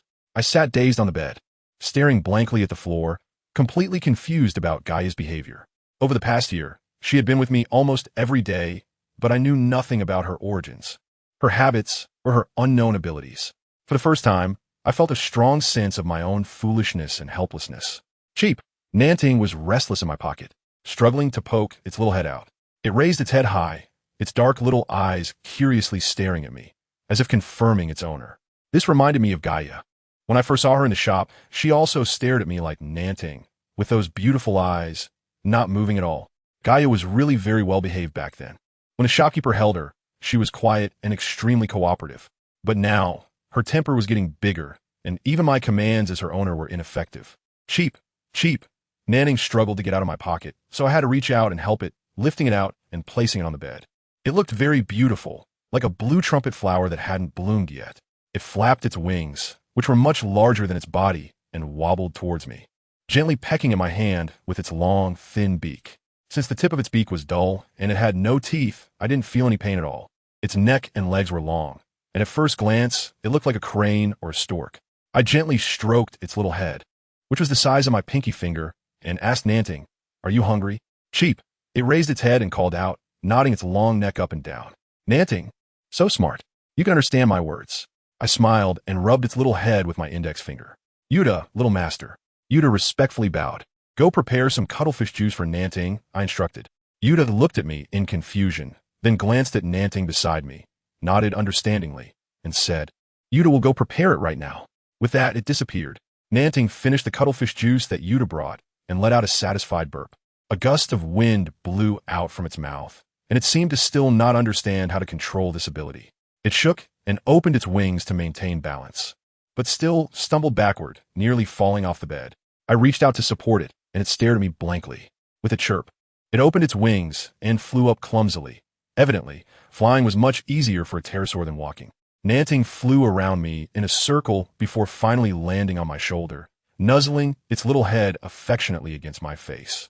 Nanting's gentle and obedient demeanor gradually calmed my agitated mood, and I couldn't help but think of Gaia. If it could actively lower its head and apologize to me, I wouldn't hold a grudge against its inappropriate behavior today. However, in the following days, Gaia did not show up, which only fueled my anger further. Since Valentine's Day, White had been acting strangely, rarely greeting me, and even switched to sitting with the sixth graders during meals. At first, I thought it was just a coincidence. But when Lucy asked if we had a fight, I realized he was intentionally avoiding me. I thought he was sulking over what happened on Valentine's Day. So I wanted to find an opportunity to talk to him properly. However, every time I encountered him in the hallway, he would immediately blend in with the group of sixth grade boys, not giving me a chance to talk to him alone. The only plan I could think of was to block him on his way to the library at night, because White would only be alone at that time. So, I finished dinner early and hid in the broom closet along the corridor leading to the library. Michelle, what are you hiding here for? The poltergeist suddenly appeared out of nowhere, pulling open the wooden door with a mischievous grin. I have things to do. Go play somewhere else. I didn't want to say much and just wanted the poltergeist to leave quickly. All right then. The poltergeist pouted and obediently floated away. I gently closed the door again and peered out through the gap. Before long, students began to walk this way, and White was approaching slowly, holding a few books by himself. Fortunately, the corridor was relatively dark, and when I covered White's mouth and dragged him into the broom closet, no one noticed. Michelle, why are you here? White looked at me in surprise, putting away the wand he had prepared for defense. Why can't it be me? I glared at him angrily. If you weren't intentionally avoiding me, I wouldn't have to do this. Do you think I like hiding in the broom closet to talk to you? I wasn't intentionally avoiding you, White said. Really? I gritted my teeth. You see me and run away, don't greet me, and even change your seat during meals. And you say you're not avoiding me? White cleared his throat. Okay, I admit I was avoiding you. But there's a reason. A reason? I frowned. White looked straight in my eyes and said very seriously, I have a girlfriend now. I laughed. What kind of reason is that? She doesn't like me getting too close to you. White said awkwardly. I immediately coldly replied, okay, I understand. I was about to push the door to leave. What do you understand? White grabbed me, asking anxiously. I turned my head fiercely, ready to scold him for forgetting his friends because of a girl when suddenly the door of the broom closet was opened. Snape, with a dark face, looked at me and White coldly. It seems Valentine's Day has already passed. Headmaster, I hurriedly tried to explain. Miss Beckett, I seem to remember you have detention. Snape coldly interrupted me, looking very displeased. Yes, Headmaster. I glanced back at White, pursed my lips, and slipped out through the gap Snape made. However, White was blocked in the broom closet by Snape. Mr. Castle, if your father were here, he would be disappointed. I think you should reflect more deeply in the broom closet, Snape said emotionlessly, slamming the door shut before White could react. What are you still doing here? Waiting for me to invite you to the basement? Snape said harshly, quickly walking past me, and I hurried to follow. Behind me, there were occasional sounds of barrels hitting the wall, clearly indicating that White was quite angry with Snape. With your intelligence, even without having taken 6th grade classes, these sleeping beans are completely manageable, Snape said with a sinister smile, throwing a barrel of sleeping beans in front of me. Finish processing them and leave.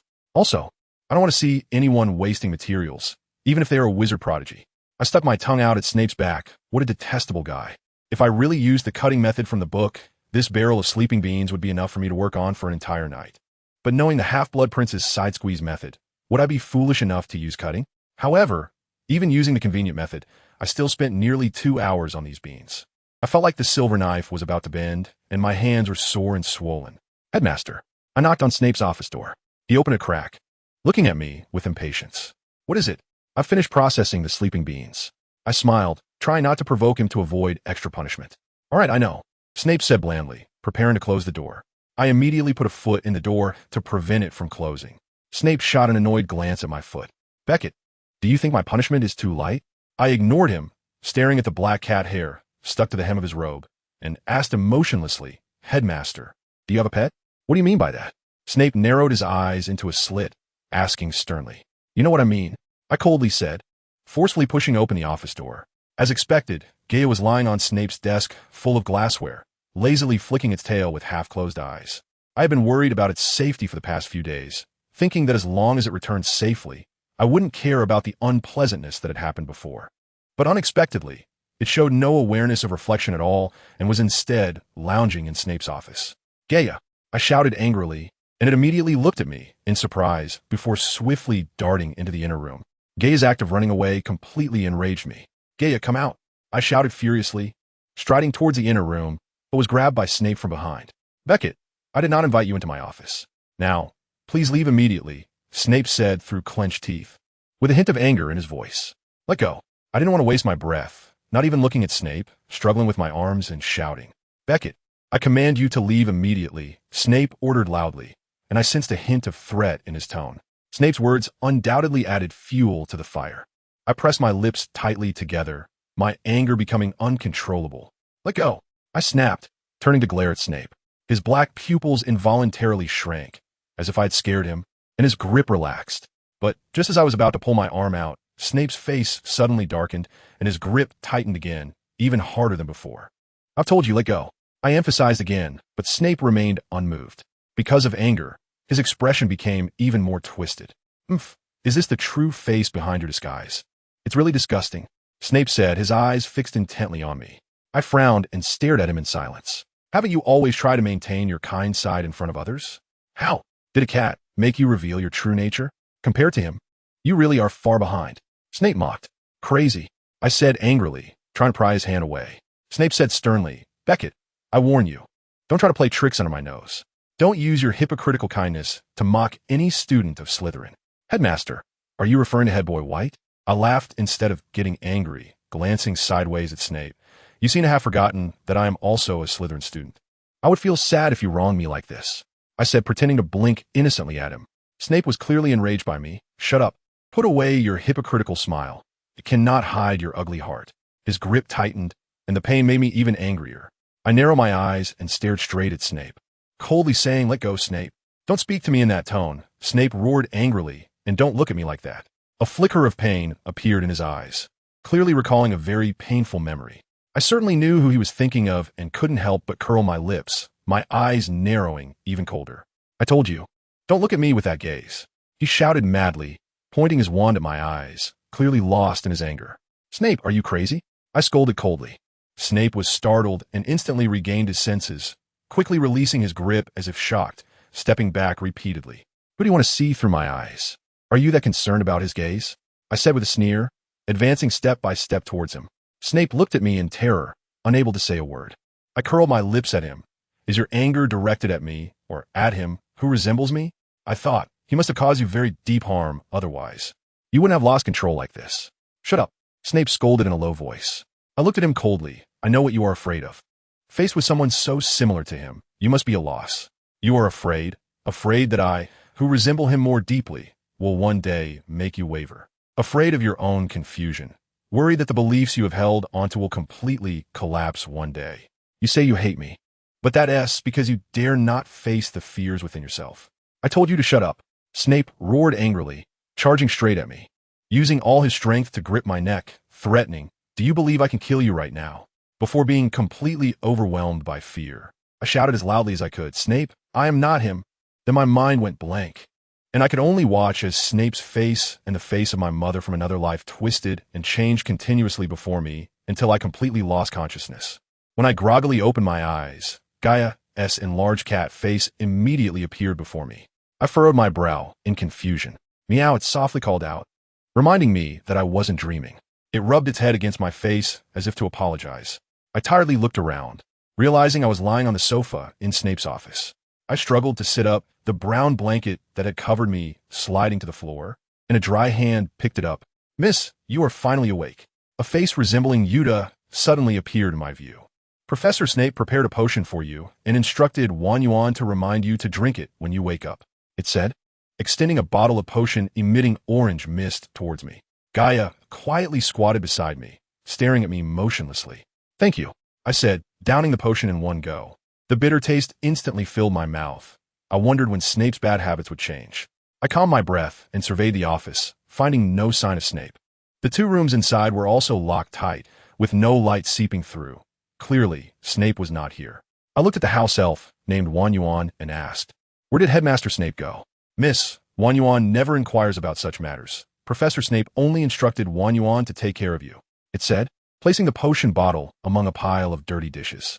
I then noticed that the tea towel on Wan Yuan, imprinted with the Hogwarts crest, had several drops of potion on it.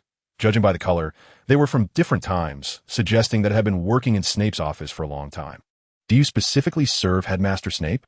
I asked tentatively. Yes, Professor Snape's daily life at Hogwarts is all managed by Wan Yuan, it said, a proud expression appearing on its face, as if working for Snape was something to boast about. I smiled and took a small sip of the tea it handed me. Do you know who Yuta works for? Yuta? Wan Yuan's eyes widened in surprise. Miss, are you referring to Lord Yuta? Lord Yuta? I found the title a bit off-putting. Associating Yuta with Lord felt quite strange. Perhaps yes, I said vaguely. Do you know it? Wan Yuan asked curiously. Not very well. I've seen it a few times. It helped me find a cat, I said, glancing at Gaia, who was squatting by the roaring fireplace, dozing off. Wan Yuan's face was filled with smiles. So that's how it is. Lord Yuta is responsible for all the house elves at Hogwarts. Our work is all arranged by Lord Yuta. The headmasters of all generations have been served by its family. No one knows Hogwarts better than it does. I finally understood why Yuta's information was always so timely. It turned out Hogwarts was filled with its eyes. Here, whether bright or dark, nothing could escape its gaze. Thinking of Yuta's obsequious demeanor in front of me, I smiled. Not long after Wan Yuan left, the office door opened, and Snape walked in with a cold expression. When he saw me leisurely sitting on the sofa, flipping through his potion experiment notes, his face darkened even more. You should have gone back to the dormitory, he said coldly, snatching the notes away. I thought you would have many questions to ask me, I said, smiling and winking at him. You should rein in your arrogant personality, he replied with a cold laugh. I shrugged, feigning disinterest. Well then, since you don't want to know, I'll go back to sleep, I said, standing up and walking towards the door, preparing to leave. Wait, Snape suddenly spoke up. The smile on my face became even more apparent as I turned to look at Snape. Is there something you need, Headmaster? Do you know who he is? Snape asked, staring at me seriously. Which he? I asked playfully. By now, it had come to a showdown with Snape. If our conversation were still as vague as before, it would seem quite ridiculous. You know who I'm talking about. Snape frowned displeasedly. If I continue to play dumb, he might really get angry. I know. Of course I know. There are plenty of people who think my eyes look like his. Isn't that the reason why Peeves mocked me in public? I smiled sweetly at him. Snape turned his head away with a heavy expression, seemingly unwilling to look at my face any longer. What else do you know? I thought for a moment. Not much, but certainly more than most people at Hogwarts. For example, Snape's tone showed some impatience, as if he wanted to confirm his suspicions immediately.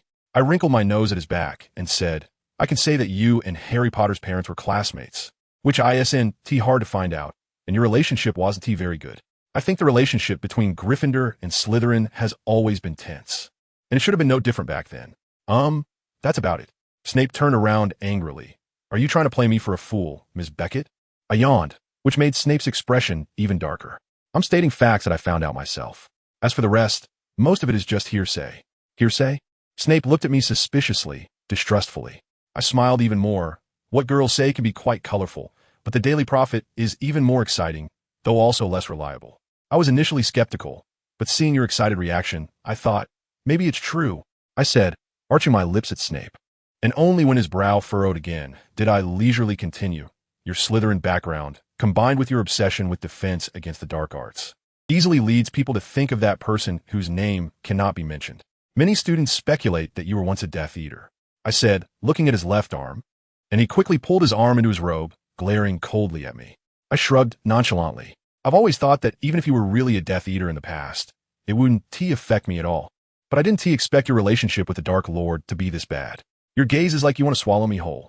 I gave a bitter smile. Don't worry, I have no intention of becoming a Dark Lord or recruiting Death Eaters as my followers. Your constant vigilance against me is just a waste of time. Snape looked at me expressionlessly, but I was sure his mood was anything but calm. I smiled and said, you can think of me as whoever you want.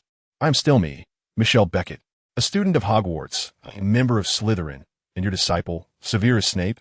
That will never change. As the head of the house, you should at least trust your students a little. Snape coldly laughed. I don't think you need my trust. He narrowed his eyes in displeasure. With a look of indifference, haven't others always been played by you? Trust should hold no value for you, right? Headmaster, you're imagining me to be too cold-hearted. I smiled slightly. I admit that I handled White poorly today, but I did it just to avoid losing him as a friend. You and T want to lose a friend who holds significant power in the wizarding aristocracy. You truly showcased your exceptional intelligence with White. Those investigations must have started shortly after the school year began, or perhaps even earlier. Snape mocked. You lowered yourself to please White just for a ticket to freely navigate the wizarding aristocracy. Of course, your method of flattery is quite clever. The strategy of feigning disinterest raises your value and will always entice those love-struck fools to jump in willingly. I couldn't help but genuinely admire Snape. His observational and analytical skills were indeed very sharp, which made me even more cautious of him. I smiled and looked directly into his eyes, very seriously saying, Headmaster, I have no one to rely on in this world. Everything has to be fought for by myself. Apart from a perfect transcript, I can say I'm completely broke. If in your eyes, everything I do is selfish, then I won't feel ashamed of my selfishness at all. Snape's expression instantly darkened. No matter how you manipulate White, if your actions cause any harm at Hogwarts, you should be prepared to be expelled. I laughed. It seems Snape is most concerned about little Harry's enrollment issue. Don't worry, Headmaster. Mr. Castle will definitely be much easier to deal with than the Dark Lord. After all, he won't kill anyone at random, will he? Snape sneered but did not respond. Yet his expression seemed to deny me. I pouted, turned, and opened the door, with Gaia darting ahead of me out of the office. All right. I turned back to look at Snape, who still wore a cold expression. Starting tomorrow, you can change the punishment. After all, it's a bit of a waste of talent to have such a clever student handle potion materials. What do you think? I flashed a big smile at Snape, but he remained silent. Sweet dreams, Headmaster Snape, I said as I walked out of the office. As soon as I closed the office door, the smile on my face vanished without a trace. By the time I returned to the dormitory, it was already past 2 in the morning. Nanton was sleeping soundly in the little nook by the fireplace, not even stirred by my footsteps as I entered. Are you regretting it? Gaia walked over to Nanton's nook, greedily staring at him, asking. I chuckled softly, lying down on my bed. No, I don't have the luxury of wasting time. Because of you, I have a lot to do now. That has nothing to do with me. Gaia nimbly jumped onto the bed, sitting beside me, raising its head in dissatisfaction. I turned to look at it. Don't you think you should apologize for your earlier unreasonable behavior? That wasn't my fault. Gaia sulkily turned its face away, glaring at Nan by the fireplace. I did that all because you wanted to replace me with a stupid dragon. Replace you? I frowned. I never thought of finding someone to replace your position. Then why did you secretly take in this stupid dragon while I was sleeping? Gaia cuestioné. It turned out Gaia was just throwing a tantrum. Nan was a Christmas gift from White, and refusing it would be too rude. Moreover, I ultimately needed someone to deliver my letters. Owls are not very reliable, but an invisible Nan just solves that problem perfectly. But I don't like him, Gaia said unhappily. Why not? I hate creatures with wings. I dislike owls and pterodactyls, especially phoenixes the most. If a two-headed phoenix stood before me, I would not hesitate to bite off its neck, Gaia said through gritted teeth. I patted Gaia's little head and said, you don't like Diderot, and you don't like Nan either. So what about my letters? Don't be too picky. Nan is a good kid, so you two should get along well. But even if this stupid dragon can go invisible and avoid the eyes of others, he is not very smart. Keeping him around blindly could easily expose my identity, Gaia said unwillingly. Pets don't need to be too smart, just like the Tibetan Mastiff in China, which only recognizes one master for a lifetime. For me, having a loyal but foolish subordinate by my side is safer than having a highly intelligent one. Don't you think? I said while looking at Gaia. Are you doubting my loyalty to you? Gaia asked in surprise. I curled my lip. Your concealment of your ability to open doors has already been enough to raise my suspicions. That's just a very ordinary skill. Even slightly advanced magical creatures can do it. So I don't think it's necessary to mention it, Gaia said dismissively. Is that so? But it's the first time I've heard that magical pets can open doors by themselves. I replied irritably. That's also because most magical creatures nowadays have experienced a decline in their magical powers. But in the era I was born, that ability was as common as eating. Moreover, this ability is very limited. It can't handle doors that require a password or those with slightly more complex spells. So I don't think there's any need to show off, Gaia explained. Well then, let's not talk about that. Let's first clarify the strange situation between us. I lay on my side, staring straight at Gaia. I used to need to touch your head to communicate with you, but now we can communicate directly. What on earth is going on? I feel like I need to understand more about Gaia. Gaia rolled her eyes and said, I think the ability to communicate directly is probably related to my gradual recovery, but to fully restore my previous state, it will take some more time. Recovering abilities? Before? How many more things are you hiding from me? I felt a bit angry. Gaia hesitated and looked at me. It was a long time ago, and it wasn't very pleasant. Gaia lowered her head in silence, and when she raised it again, her expression was particularly resolute. Michelle, since you have become my new master, I will not betray you, even if you're the daughter of the Dark Lord. Even if you have done bad things, I will stand by your side, protect you, and support you forever, forever. I took a deep breath to ease the inexplicable heaviness in my chest. I hadn't heard such words in a long time. The last time was when my mother said them to me at my university's entrance ceremony in my past life. At that time, my father's lies had not been exposed, so I didn't know how ironic those touching words would sound on the sharp edge of a knife. I squinted at the pile of firewood not far away and said calmly, all right, I will tentatively believe you this time, but things must be clarified in the end. I hope the time you need won't be too long. I will try, Gaia said wearily, lying down beside me. Good night, Michelle. Good night, Gaia. Good night, Nanting. I said slowly and fell asleep too. After that night, Gaia indeed made an effort to get along with Nanting as I requested. Although she always ignored Nanting, she had given up the idea of eating him. In this situation, Nanting's silly brain clearly played a significant advantage. It seemed he had completely forgotten that Gaia once wanted to eat him. Now, besides me, Gaia was the closest to him. Although they displayed completely opposite personalities to a great extent, they both showed the same contempt towards White. Gaia might resent White for giving Nanting to me as a Christmas gift, but Nanting's dislike for White's action seemed a bit puzzling. Although I was certain that White wouldn't be with his girlfriend for long, I didn't expect him to break up with her the very next morning. Of course, the breakup wasn't as easy as he thought. As soon as he proposed it, the girl named Lisa punched him in the stomach, causing everyone passing through the hallway to gasp. White seemed indifferent to the brief pain, appearing satisfied as long as he could break up. However, in the following days, he couldn't avoid Lisa. He couldn't guarantee whether her anger had subsided. If she hit him again, it wouldn't be good. I thought that after the farce in Snape's office, his attitude toward me would change to some extent. No matter how he changed, as long as there was a change, it proved he had listened to me. Indeed, he did change his attitude, but he neither lessened the punishment nor intensified it. Instead, he cunningly adopted a policy of neglect. Not only did he ignore me in class, But even during detention, he didn't assign tasks, set deadlines, or answer my questions. He seemed to intend to treat me as if I were invisible. His actions of not making a move and not responding infuriated me. It truly embodied the old saying that sometimes not acting is better than acting. Snape's initial attitude, indeed, left me a bit at a loss. But when I realized he didn't seem to despise me as much as before, I knew the opportunity had come. Secretly, Yuta could help me monitor Hogwarts movements, but that was all. Therefore, I still needed someone who could personally help me. It was safer to win over Snape than to curry favor with Dumbledore and his gang. Although Snape, like me, would not fully trust others, and it would be very difficult to gain his trust, he was still wary of Dumbledore. So before I gained his meager trust, he at least wouldn't expose my matters to Dumbledore. As long as I could ensure my safety during my time at Hogwarts, I was willing to risk my life to make some dangerous decisions. Headmaster. I gently knocked on the door outside Snape's office. With a soft click, the door opened, and I walked in. Snape was still sitting at his desk, grading papers, showing no intention of acknowledging me. I curled my lip and sat on a high chair beside the wall, where the shelves were filled with jars and bottles containing various potion ingredients. The sofa by the fireplace had already disappeared since the second day I entered the office. I guess Snape must have borrowed it temporarily to accommodate me when I fainted. Therefore, I was left with no choice but to sit on the cold bench. The office wasn't spacious. If a sofa were placed, it would indeed feel crowded.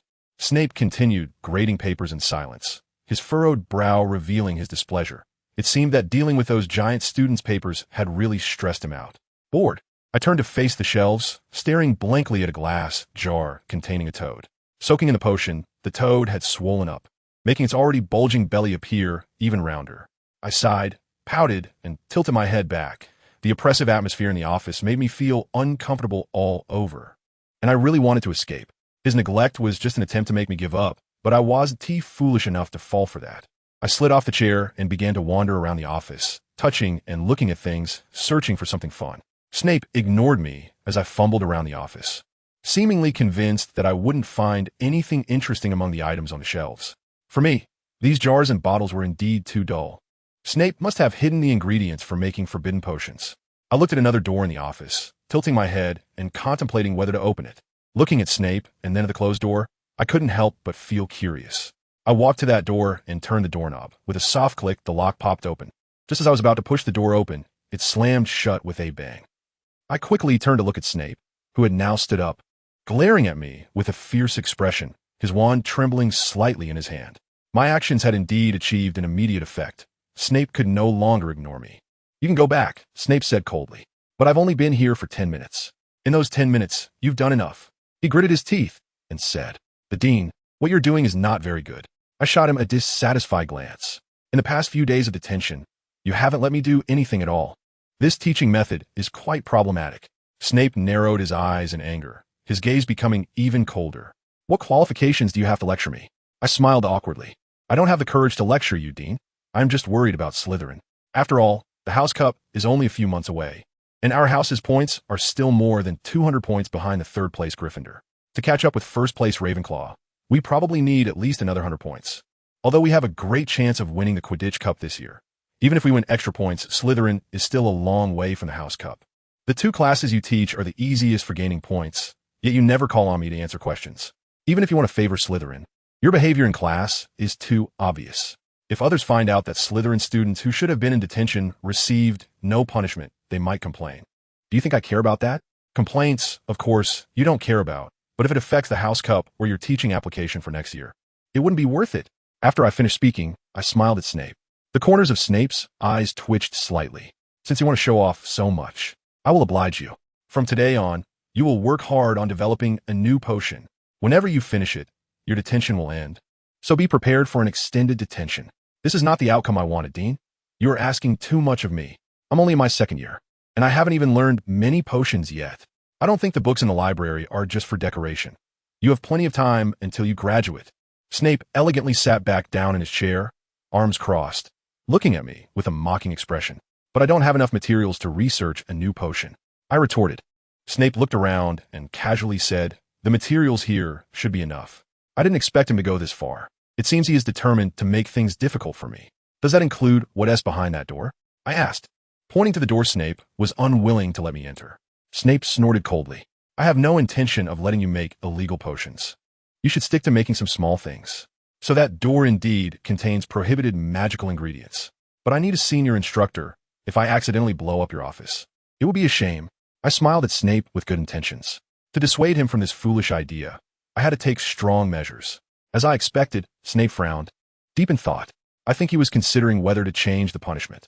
The smile on my face hadn't lasted a few seconds when I heard Snape say gleefully, "All right, I will be your instructor, but if you make any common sense mistakes, I will be more than happy to extend your punishment until the day you leave Hogwarts. This is unfair. You can't change the punishment period at will." I hurriedly argued. "If I have to face the cauldron every night, I will go crazy." Snape grinned, his eyes still icy. "The deadline cannot be changed at will. But if it's due to your lack of ability that causes the task not to be completed on time, then extending the punishment period would be uncontroversial." I felt like rushing up and giving him a punch in the stomach like Lisa did to White. Since that's the case, then before I develop a new potion, I should be able to manage my detention time as I wish, right? That is not a problem. Snape immediately agreed. I said unhappily, "So I can leave now?" "No." Snape answered even faster. "You can do whatever you want during detention, but you must stay in my office or the potions classroom next door for a full 3 hours. Detention is detention. Even if the punishment changes, it won't give you freedom. It was him who just let me leave, and now he won't let me go again. It's really frustrating. If I had known the result would be like this, I should have left discreetly." However, Snape's decision wasn't too bad. At least it gave me more opportunities to win him over. The matter of creating a new potion was temporarily shelved due to my resistance. During detention, I used the excuse of needing to understand the potions that had already been developed to curl up in front of the fireplace in the potions office and read. Snape was extremely dissatisfied with my blatant laziness, but since I didn't violate the agreement, he could only hurry me back to my dormitory as soon as the 3-hour detention was over. Time passed little by little, and the blizzard season finally receded. But the cold air still lingered. Nantin grew much faster than I expected. Although still small, its physique had changed significantly. It could now walk steadily, and it also increased its flying speed. The dormitory was already getting a bit cramped for it. Therefore, I chose to take it to the Forbidden Forest after detention to practice more practical flying skills. Its invisibility ability gradually became evident, and Gaia was extremely annoyed by its use of this ability to snatch food, complaining to me many times. However, under my obvious favoritism, she ultimately chose to remain silent. Once Nantin could skillfully use its invisibility to navigate through the woods, I was ready to give it its first task. I had already delayed the matter with the Bandalove couple's factory for over 3 months, and it was time to reply. Nantin was delivering the letter for the first time, flapping its wide wings and circling excitedly above my head, chirping continuously. "Stupid dragon, shut up." Gaia scolded impatiently from a nearby branch. "Chirp, chirp." Nantin flew over to Gaia, seemingly trying to say something to it. "I wouldn't want you, you stupid dragon," Gaia said discontentedly, clearly indicating that Nantin had just said goodbye to her. Nantin didn't mind and stretched its head toward Gaia's face, as if trying to give a farewell kiss. "Go away, you annoying stupid dragon." Gaia pushed Nantin's small head aside with her paw, unwilling to let it get close. "Chirp." Nantin sadly drooped its head and flew away from Gaia. "Nantin, come here," I gently called, and Nantin quickly landed on my shoulder, rubbing its small head against my neck. I handed it the envelope, and it directly took it with its long beak. I reached out to stroke its small head and said, "Good child, go and come back quickly." Nantin flapped its wings and flew up, its small figure disappearing among the dense leaves, suddenly vanishing without a trace. Only a faint current of air gradually faded away. The next evening after dinner, White stopped me in the corridor. "White, what's wrong?" I asked, puzzled. White lowered his voice and said, "Nantin is back." "So soon?" I was surprised. "The wind god pterosaur is not an owl. Its flying speed is beyond your imagination," White said matter-of-factly. "Where is it?" I looked around, trying to find Nantin's trace. White said, "I let it stay with Gilly. It's very safe. The bell tower's stairs are very narrow, and stepping on them makes squeaking sounds. Very few people come up here, and after delivering the letter, this is the best resting place for them." White pulled me up sideways, and when Gilly delivered the letter for the first time, she was locked outside the lounge door for an entire night. That day happened to be Christmas, and Gilly was so cold that she couldn't even cast her invisibility spell. Luckily, someone found her in time. Otherwise, it would have been a problem. Was it Headmaster Snape who found her? White stopped in his tracks, looking at me in surprise. "You? How do you know?" I said, "On the train, didn't you use Gilly to send a letter to Headmaster Snape? I thought he must have known about Gilly long ago and approved of your actions. Otherwise, you wouldn't have been so bold to write to him." White chuckled awkwardly. That's true. We climbed up the stairs, and when we reached the top of the clock tower, we found it to be much more spacious and bright than I had imagined. Two black shadows, one large and one small, flew out from a corner. The larger one was Gilly, about the size of an ordinary owl. Apart from a ring of black markings on its head, it looked just like a grown-up version of Nanton. It quickly flew across the beam and landed on White's shoulder, staring at me without moving its eyes. Nanton looked a bit tired, wobbling a bit in flight, and it was tightly clutching a purple envelope with a gold trim in its beak, a style often used by Mrs. Bandel. Just as I took the letter from Nanton's beak, it tilted its head and fell asleep on my shoulder. White smiled and said, I initially wanted to bring Gilly some food, but then I saw Nanton was here too. Maybe the long journey was too tiring for this little guy. It didn't even have the energy to fly back to the dormitory. It was a tough job for it, sending a letter such a long distance for the first time. As I spoke, I moved Nanton from my shoulder to my pocket to let it sleep more comfortably. Let's stay here. Gilly will take good care of it. White suggested. Has Gilly been alone here all this time? I asked, looking at Gilly on White's shoulder. Of course. After the first time it was discovered by the headmaster while delivering a letter, it couldn't stay in the dormitory anymore. It couldn't go to the Ollery either. That would cause trouble. So, I let it stay in the clock tower, which is much safer. All alone? I suddenly felt a bit sad. Isn't it lonely? White stared at me blankly. I guess it wouldn't be. Then let Nanton stay to keep it company. I smiled, pulling Nanton out of my pocket. I settled it in a hidden little nook in the clock tower, and Gilly happily flew back to its nest, landing next to Nanton. From now on, I'll leave it to you to take care of Nanton. You must get along well. I smiled, patting Gilly's head. It gently pecked my hand with its beak, narrowing its eyes happily. It seemed that Gilly's long solitary life had made it develop the habit of not making noise. This habit would make its situation safer, but made me feel sad. Mrs. Bandel's reply surprised me. The situation with the raw materials was far worse than I had imagined. Dear Michelle, I shouldn't have mentioned the raw materials during Christmas, but I couldn't think of anything else those days. I'm really sorry for making you worry about us for so long. You must have put a lot of effort into making this list. Don't worry. I will make good use of it. I had heard that the young master of the castle family was studying at Hogwarts, but I didn't expect you to have such a good relationship. Be especially careful when sending letters from now on. This place is not like the South, and there is always a risk of being monitored by the Ministry of Magic. Love, Ruth Bandel. I thought that list would only serve as an addition, but I didn't expect that more than 3 months had passed, and the raw materials issue hadn't been resolved yet. It seemed there was a lot more to this matter. I just hoped that list could help them get through the difficulties smoothly. Nanton gradually adapted to life in the clock tower. Except for the first time I went to see it when it pecked my hand a bit in dissatisfaction. Our subsequent meetings were particularly warm. Gilly was now both a companion and a teacher to Nanton. It not only took care of Nanton's life, but also taught it flying and hunting skills. Most creatures in the Forbidden Forest had been attacked by them, not to mention those in the lake. Fortunately, they had mastered the invisibility spell skillfully. Otherwise, they wouldn't know how much trouble they would have caused. In April's Quidditch finals, Slytherin won the Quidditch Cup with a lead of 120 points. At the celebration, Roberts had a good time showing off in front of Free, causing the little guy to pout in jealousy. The gap in house points was getting smaller, and Snape's bias helped us defeat Gryffindor smoothly at the end of April, securing 3rd place. For the first time, I felt that Snape's habit of biasing was actually quite endearing. The joyful atmosphere of Quidditch hadn't faded yet when I received another piece of good news. Mrs. Bandel wrote to inform me that the raw materials issue had been resolved and the processing plant had started normal operations. However, handling legal notarizations in Muggle areas was a bit troublesome, so signing the long-term cooperation agreement would take some time. Those invitations that hadn't been fulfilled would probably not be postponed this holiday. Since it was a mutually beneficial relationship, occasionally promoting feelings through banquets wouldn't feel awkward. For me, developing a new type of standard potion was truly a torment. After turning a white hamster pink with a freshly brewed potion, I completely lost my patience. Making me submit these color-changing potions was worse than killing me. I had to find a way to get some illegal ingredients. Anyway, I would only submit the finished product, and I wouldn't disclose the recipe no matter what. I knocked on the office door and called out loudly, "Headmaster, it's time. I'm leaving." Just as I turned to leave, the door clicked open, and Snape lazily looked up from a pile of glassware, reminding me impatiently, 5 more weeks. Got it, Headmaster.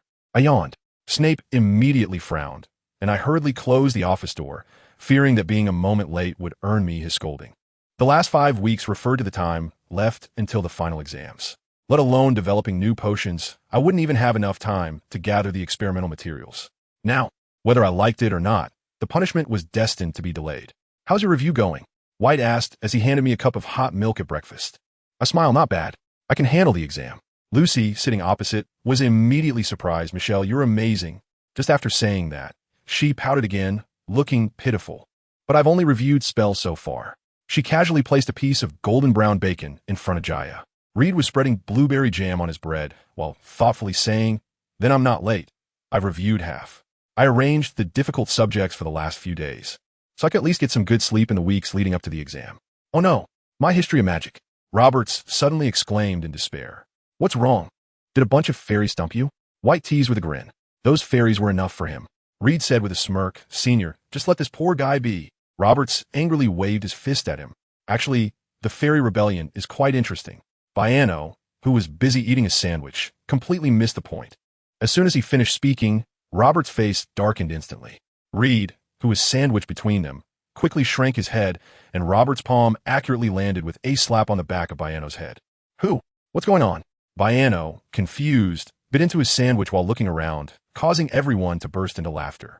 Roberts glared fiercely at Baiano, while Redus laughed so hard he almost fell over, patting Baiano on the shoulder and saying, You're the one who can't read the room at all.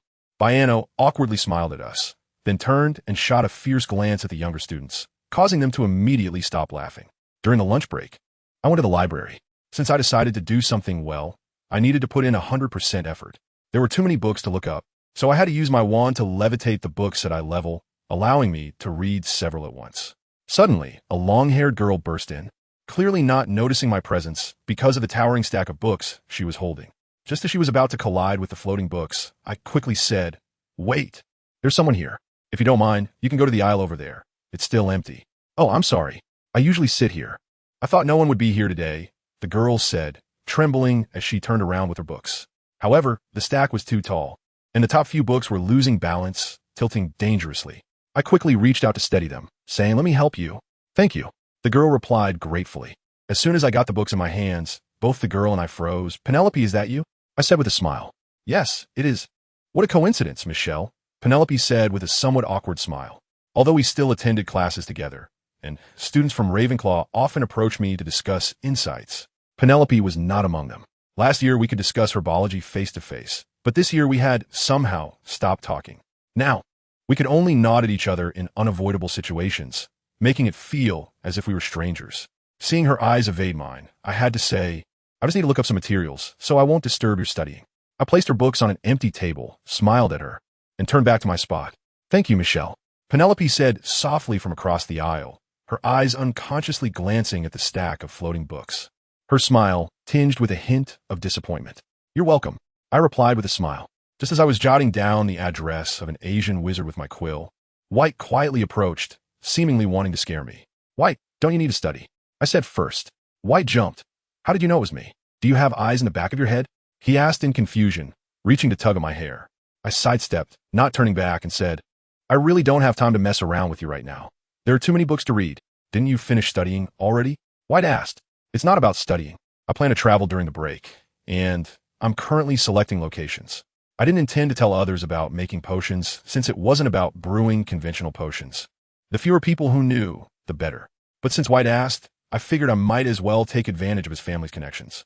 Traveling, White said excitedly, as if he were about to travel right then and there. Have you decided where to go? I've settled on one place, but I still need to find a few more books, I replied as I returned the used books to their places and began selecting others. Settled on? Where? White pressed on. Somewhere near Malaysia. I'll know the exact location once I get there. Are you looking for something specific? White didn't disappoint me. His observational skills were indeed sharper than most, and he didn't miss any key points. I'm looking for a potion wizard named Sally Za. The book says she specializes in ancient potion brewing methods from Asia. If I could visit her during my travels, it would surely be a wonderful journey, I said with a smile. White looked at me with difficulty, but those wizards are generally hard to find. The addresses in the book are from decades ago. Even 100 years ago, she may have moved long ago. I shrugged, wearing a nonchalant expression. It's okay. It's just a casual visit. If I can't find her, it's not a big deal. White furrowed his brows and thought. My bait had been thrown out. Whether he took it was up to him. The exam wasn't as difficult as Roberts had thought. After finishing the last subject, History of Magic, he couldn't help but explode with anger. After all, The questions were mostly practice questions we had done before, so he felt that his late-night cramming was in vain. Damn it, the questions were this easy. Roberts complained angrily, kicking a large rock on the grass into the lake, startling a large squid sunbathing nearby, which slid into the water with a splash. If I had known it would be like this, I shouldn't have wasted time memorizing those stupid events that kept me up for several nights. Now, I'm just going to take a good nap here, he said, lying down on the grass, closing his eyes with a satisfied expression. I'm exhausted too. The exams nearly took my life, Baiano said as he found a comfortable spot to lie down. Lucy found a clean spot under a nearby tree and waved to me. Michelle, come sit here, don't get sunburned. I smiled and walked over, while Rita gently kicked Baiano. Will you a roast pig? Move over a bit. Baiano wasn't annoyed and shifted to give Rita space to lie down. Hey, do you guys think we can win the House Cup this year? Roberts said, turning over to face us. Rita turned his head and said, I checked the scores yesterday. We're at 412 points, second place, 12 points behind first place Ravenclaw. Baiano sat up eagerly, exclaiming, so we can't win the House Cup this year. What a pity. Just 12 points. Lucy pouted, her face full of regret, as she said softly. I frowned and remained silent. According to the story, Slytherin would retain the House Cup until Harry Potter's year. Could it be that my intervention was causing the story to change? Perhaps because of the failure of divination. I always felt that changing the fate of the magical world was not that simple. Hey, what are you guys doing? First year Fred came over with his buddies. Little carrot head, don't bother us. Go away, Robert said fiercely, scaring a first-year girl into hiding behind Fred, while another boy with a silly appearance trembled slightly. Don't be afraid. We're looking for Senior Michelle, Fred comforted, making a face at Roberts before pulling his companions over. Senior Michelle, can you ask Prefect White if we first-year students can have some beer at the House Cup feast? Fred said, his face slightly red, while the little girl peeked out from behind him, looking at me with hopeful eyes. You lost the House Cup, and you still want to drink beer? You got some guts. Roberts yelled angrily, marching over. Fred defiantly raised his head and argued. Who said we lost? When we passed the hourglass, we happened to see Professor McGonagall clearing the scores. We took a quick peek, and Slytherin had 432 points, 8 points more than second place Ravenclaw. In just one night, Slytherin had gained 20 points, and that was without any classes. I couldn't help but frown. Could it be that the magical world has an automatic recovery ability when it deviates from the right track? Are you serious? Roberts asked suspiciously. Of course. Why would I lie to you? Freely gestured towards the castle, and they all knew. We looked out and saw several younger Slytherin students standing across the grass, waving at Freely. We wanted to celebrate well at the last banquet, so we came to trouble Senior Michelle. Freely smiled shyly at me, his little face turning even redder.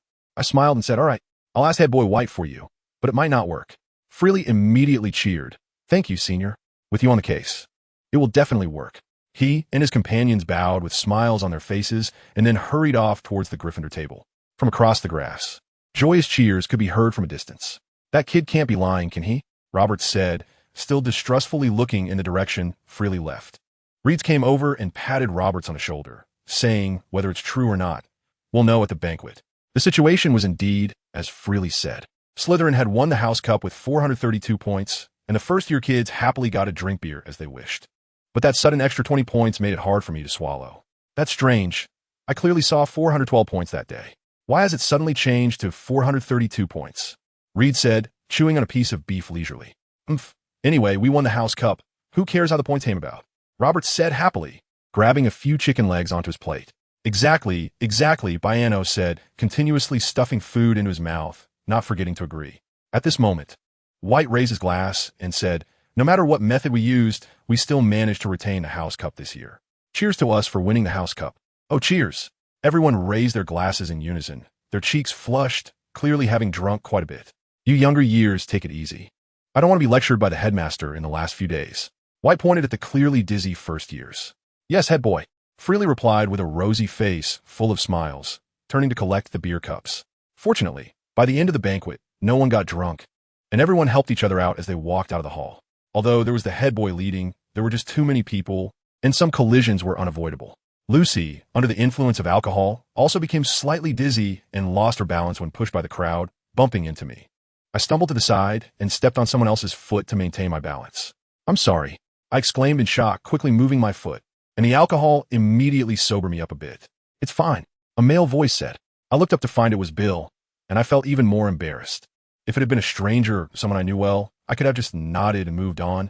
but encountering someone I was only somewhat familiar with left me at a loss for words. "Have you been drinking?" Bill suddenly asked. Just a little," I replied softly, hoping the crowd would move a bit faster. Bill smiled and said, "You should drink a bit. After all, that extra bonus point directly helped you win this year's House Cup." I looked at him in confusion, and he chuckled. "What? Didn't Professor Snape tell you? Because you participated in the student council activities last semester, Principal Dumbledore decided to give Slytherin an extra 20 points. I had never heard of such a thing and could only respond with a few awkward chuckles. I'm graduating this year. If all goes well, White should become the male student council president. What about you? Interested in joining the student council?" Bill took the initiative to offer an olive branch. "Dumbledore asked me to recommend new members, and I think you do things quite well. If you can gain some experience in the student council, you will definitely achieve great things in the future." He said this while winking at me, completely giving me no chance to speak, before turning around and leading the Gryffindor students up the marble steps. "You don't really want to join any student council, do you?" Gaia, who had been staying in my pocket, poked her head out and said, with that big fool White around, "What difference does it make whether you join the student council or not?" I smiled and didn't say anything. I didn't rush back to the dorm to sleep. Instead, I sat in the common room chair, sipping hot tea. I didn't expect my alcohol tolerance to be so poor in this life. 2 cups of beer made me dizzy. There is indeed some reason behind the tradition of not letting younger students drink. The stone door opened, and a weary-looking White walked in, lowly sighing, finally survived. I poured a cup of hot tea and handed it to him, asking what happened. White waved his hand, saying, "It's nothing, just a small matter." However, I could easily guess what had happened. After all, during the banquet, Snape's sour face was hard to ignore, and it was only a matter of time before White got scolded. Next year, I won't make things difficult for White. Let's just drink in the common room instead. When the report cards were handed out, everyone's hearts sank again. Although I was still first in the year, my grades in potions and defense against the dark arts were just as I expected. As long as it was a class taught by Snape, I could forget about getting full marks. Rather than saying he was strict, it would be more accurate to say he was harsh. During the combat exam in defense against the dark arts, I clearly dodged his 3 spells perfectly, yet he still relentlessly said I was as slow as a troll. If trolls were like me, little Harry would have been dead by the Trolls Club in his first year at school. As for potions, I couldn't be bothered to mention it. In the eyes of that master potion maker, I was just messing around with a cauldron. When the return notice came down, White helped me take Nanan back to the dorm, and Yuta helped me pack my luggage early in the morning. While packing, Yuta occasionally glanced at me from the corner of her eye. I sighed and sat next to Yuta, saying, "Yuta, Hogwarts is also quite like my home. So when I leave, you should help me guard this home." Yuta's eyes turned slightly red as she said, "Don't worry, young master. Yuta will definitely guard it here waiting for your return."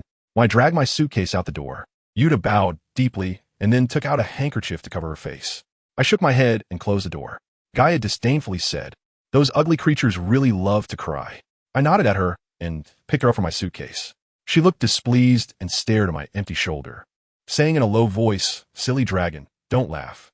Before she could extend her claws to provoke Nantan, I tossed her into my pocket. As I dragged my luggage out of the castle, I couldn't help but smile when I saw the carriage pulled by the Thestrals.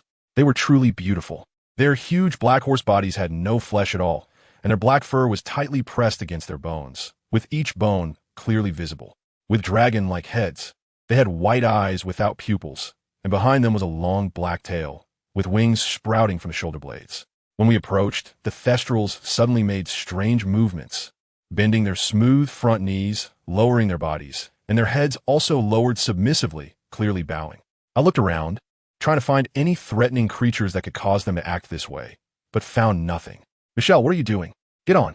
It turned out that everyone had already boarded the carriage, and Lucy waved at me worriedly. It seemed that none of them had directly witnessed death. I calmly smiled, pretending nothing had happened, and boarded the carriage. Once seated, the Thestral straightened up and began to move slowly. I stared at the nearby woods, searching for any creature that might be hiding behind the trees, but I still couldn't find any suspicious traces until we got off the carriage and Night Steed bowed again. Perhaps they were bowing out of politeness.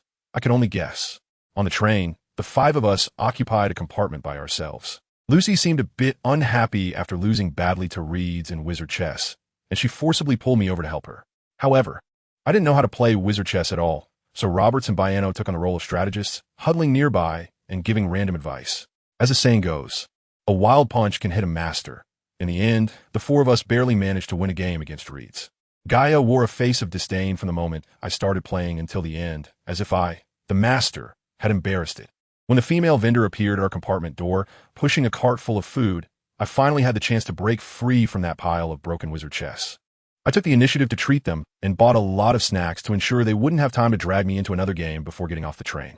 After the train came to a stop with smoke billowing, we got off, carrying our luggage and our pets, and headed towards the ticket gate when a group of first-year Slytherin students came over to say goodbye. Robert smugly said, "Well, our little carrot heads from the academy are quite polite. That's only because of Michelle. You didn't agree to teach them dueling practice next year." Reeds mercilessly splashed cold water on him. Robert's face turned slightly red. That's because I don't get along with that Freeland guy. If he asked me nicely for guidance, maybe I would consider it. We laughed as we passed through the ticket gate, and Robert's bodyguard and Lucy's parents appeared on the platform right on time. We agreed to meet at Florian Fortescue's ice cream parlor in Diagon Alley before the school year started, then said our goodbyes and left the crowded station. Back at the apartment, I relaxed completely as Coco excitedly reported to me about the various happenings in the apartment over the past year. Thankfully, all trivial matters. This year, didn't the Ministry of Magic send anyone over? I asked. Coco shook her head. No, aside from some guests wanting to have their fortunes told, no one else has come. That man who said he wanted to repay a debt has come several times. He seems to have turned his luck around, dressed much more decently, and is even driving a shiny tin car. I nodded with a smile, raising a cookie to my shoulder, and Nantin took the cookie and started eating it. Coco stared blankly at the cookie floating in midair as it gradually disappeared, forgetting to hand me the hot towel she was holding.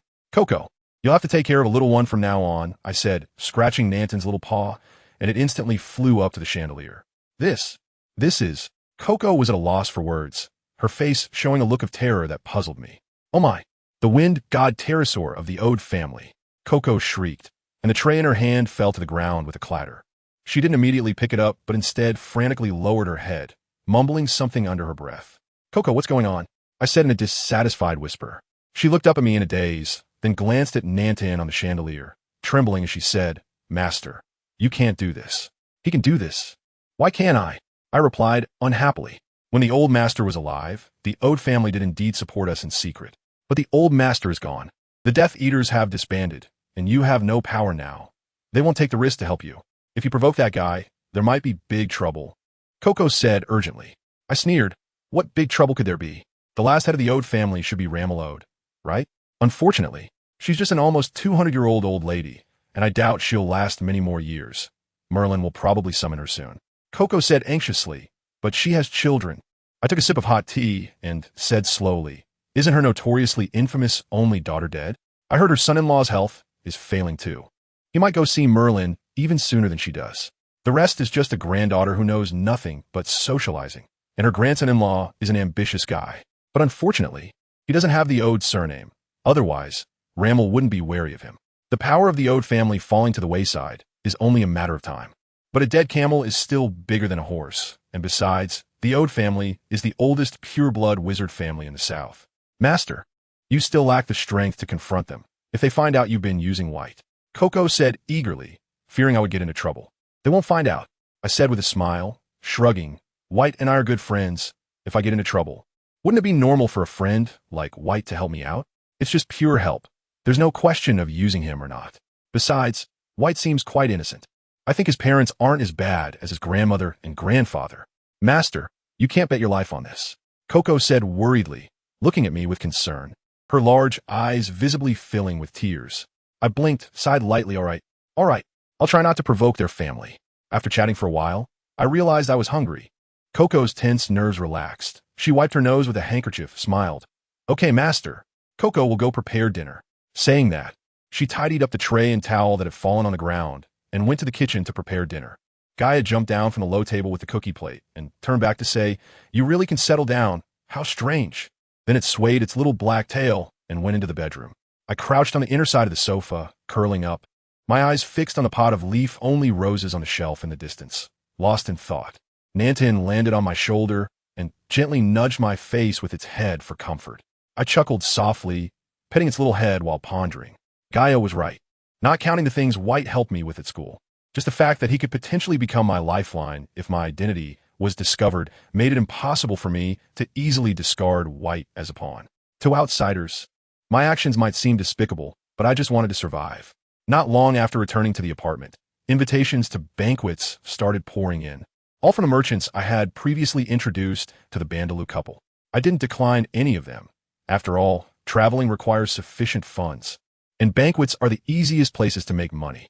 So I specially chose a deep purple little dress, carrying a small suitcase with a crystal ball inside, and happily went to the appointment with Gaia.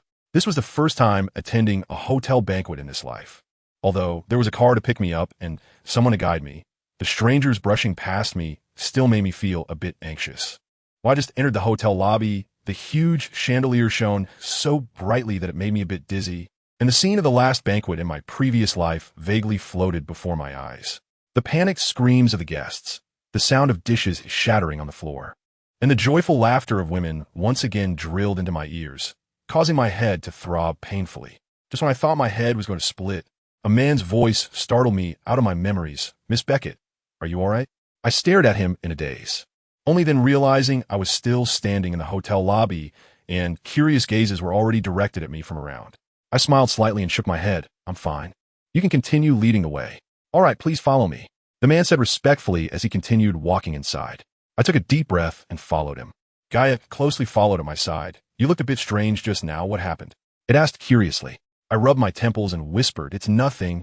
Maybe I'm just a bit tired from staying up all night making potions." Gaia shot me a disbelieving glance. "You haven't spoken a single truth." Since we had already entered the venue, I merely chuckled lightly without responding. Mr. Blade, who had invited me, was clearly very eager for my arrival. As soon as I stepped into the venue, he spotted me. With a beaming smile, he approached, leaned down, and kissed my right hand, saying joyfully, "Having Miss Beckett here truly delights me. You've helped me so much. I must find a chance to properly thank you." I smiled and retracted my hand. Blade waved his hands with a grin. No. You introduced me to such a great business. I should be the one thanking you." As he spoke, he led me to the dining table, pointing to a platter of colorful candies. "Look, these are candies made by the Bandaloo couple's factory. The taste is simply exquisite." I frowned slightly, wondering if the Bandaloo couple was planning to sell magical candies in the Muggle world. I reached out, grabbed one, and tossed it into my mouth, instantly feeling relieved. It really was just delicious. The taste is quite good." Blade laughed heartily. I signed over my several hundred acres of orchard to the Bandaloo couple all at once. Previously, dealing with export business involved tariffs, air freight, and it took a long time. It was really troublesome. Now, it's much better. I can directly truck everything to the candy factory, and it's all sorted out. The Bandaloo couple pays promptly. As soon as the goods arrive, the money is in my account. This deal is worth it. He nodded repeatedly as he spoke, clearly very satisfied. Blade's guests included some upper-class merchants and many foreign traders. At the venue, I also met a few other businessmen who had been introduced to the Bandaloo couple. It seemed that the business world was particularly small. Throughout the banquet, Blade accompanied me personally, introducing me to every businessman present. Some were very interested in my profession as a diviner, while others were not, like the arrogant Mr. Derek standing in front of me. "A diviner?" Derek looked at me skeptically from head to toe, then turned and chuckled at Blade. "Salmon, you can't possibly have been fooled, right?" The joy on Blade's face instantly vanished, and he looked at me with some concern. Seeing that my expression remained calm, and I showed no signs of anger, he appeared even more awkward. "Thomas, don't say that," he said seriously. Derek patted Blade on the shoulder and laughed. "Salmon, we've been old friends for so many years. I'm saying this for your own good. There are too many con artists these days. Have you not seen the commotion near St. Paul's Cathedral?" He said this, and then turned to me. "You didn't also meet Salmon there, did you?" After he finished speaking, he burst into laughter, and a few skeptical men and women turned their faces to chuckle quietly. "Thomas, you're being too rude," Blade said angrily, his face turning slightly red. "Do you remember the 5 cargo ships that went missing in the Atlantic for half a month last year?" Derek laughed with a peculiar expression. "You can't be telling me this person helped you find your cargo ship, can you?" "Not exactly. Miss Beckett merely told me that on the 12th of that month, a large shipment would be waiting at the Bristol docks, and sure enough, that afternoon around 3 o'clock, my cargo ship really did appear," Blade said excitedly, and the people around him listened with great interest. "How could the cargo ship possibly appear where?" a curious woman asked. "Because when the ship was sailing in the North Atlantic, it encountered a severe storm, and all positioning and communication equipment failed. Luckily, the captain was an experienced sailor, and with his years of navigation experience, he finally found the correct route with those cargo ships. However, when they passed Bristol, their food supplies were running low, so they decided to stop and resupply," Blade explained with a smile. That only means you should give your captain a raise. Derek teased. And all of that has nothing to do with this diviner, right? Who says it has nothing to do with her? Miss Beckett accurately predicted the time and placed the cargo ship would dock. Blade argued excitedly, and many around nodded in agreement. Is that all she can predict? Derek chuckled lightly. If you found a meteorologist and a physicist to help you calculate, they could probably give you a rough estimate of when the cargo ship would dock. And perhaps even more precisely, help you figure out when the cargo ship would arrive at Canary Wharf, which would save you a trip to Bristol. If Mr. Blade hadn't gone to Bristol, his cargo ship would never have arrived at Canary Wharf, I said slowly with a smile. Everyone looked at me in surprise, and Blade's expression turned to one of terror. What do you mean by that? The cargo ship has already reached Bristol. How could it not get to Canary Wharf? The route from Bristol to Canary Wharf in London is one that even a fool could navigate with ease, Derek said awkwardly. Because that day, at 4 o'clock in the afternoon, a worker strike would erupt in Bristol, and the docks would be completely shut down by the protesting workers. Any ships that docked would be destroyed without exception. If everyone has a habit of reading newspapers, such a significant event wouldn't have gone unnoticed, right?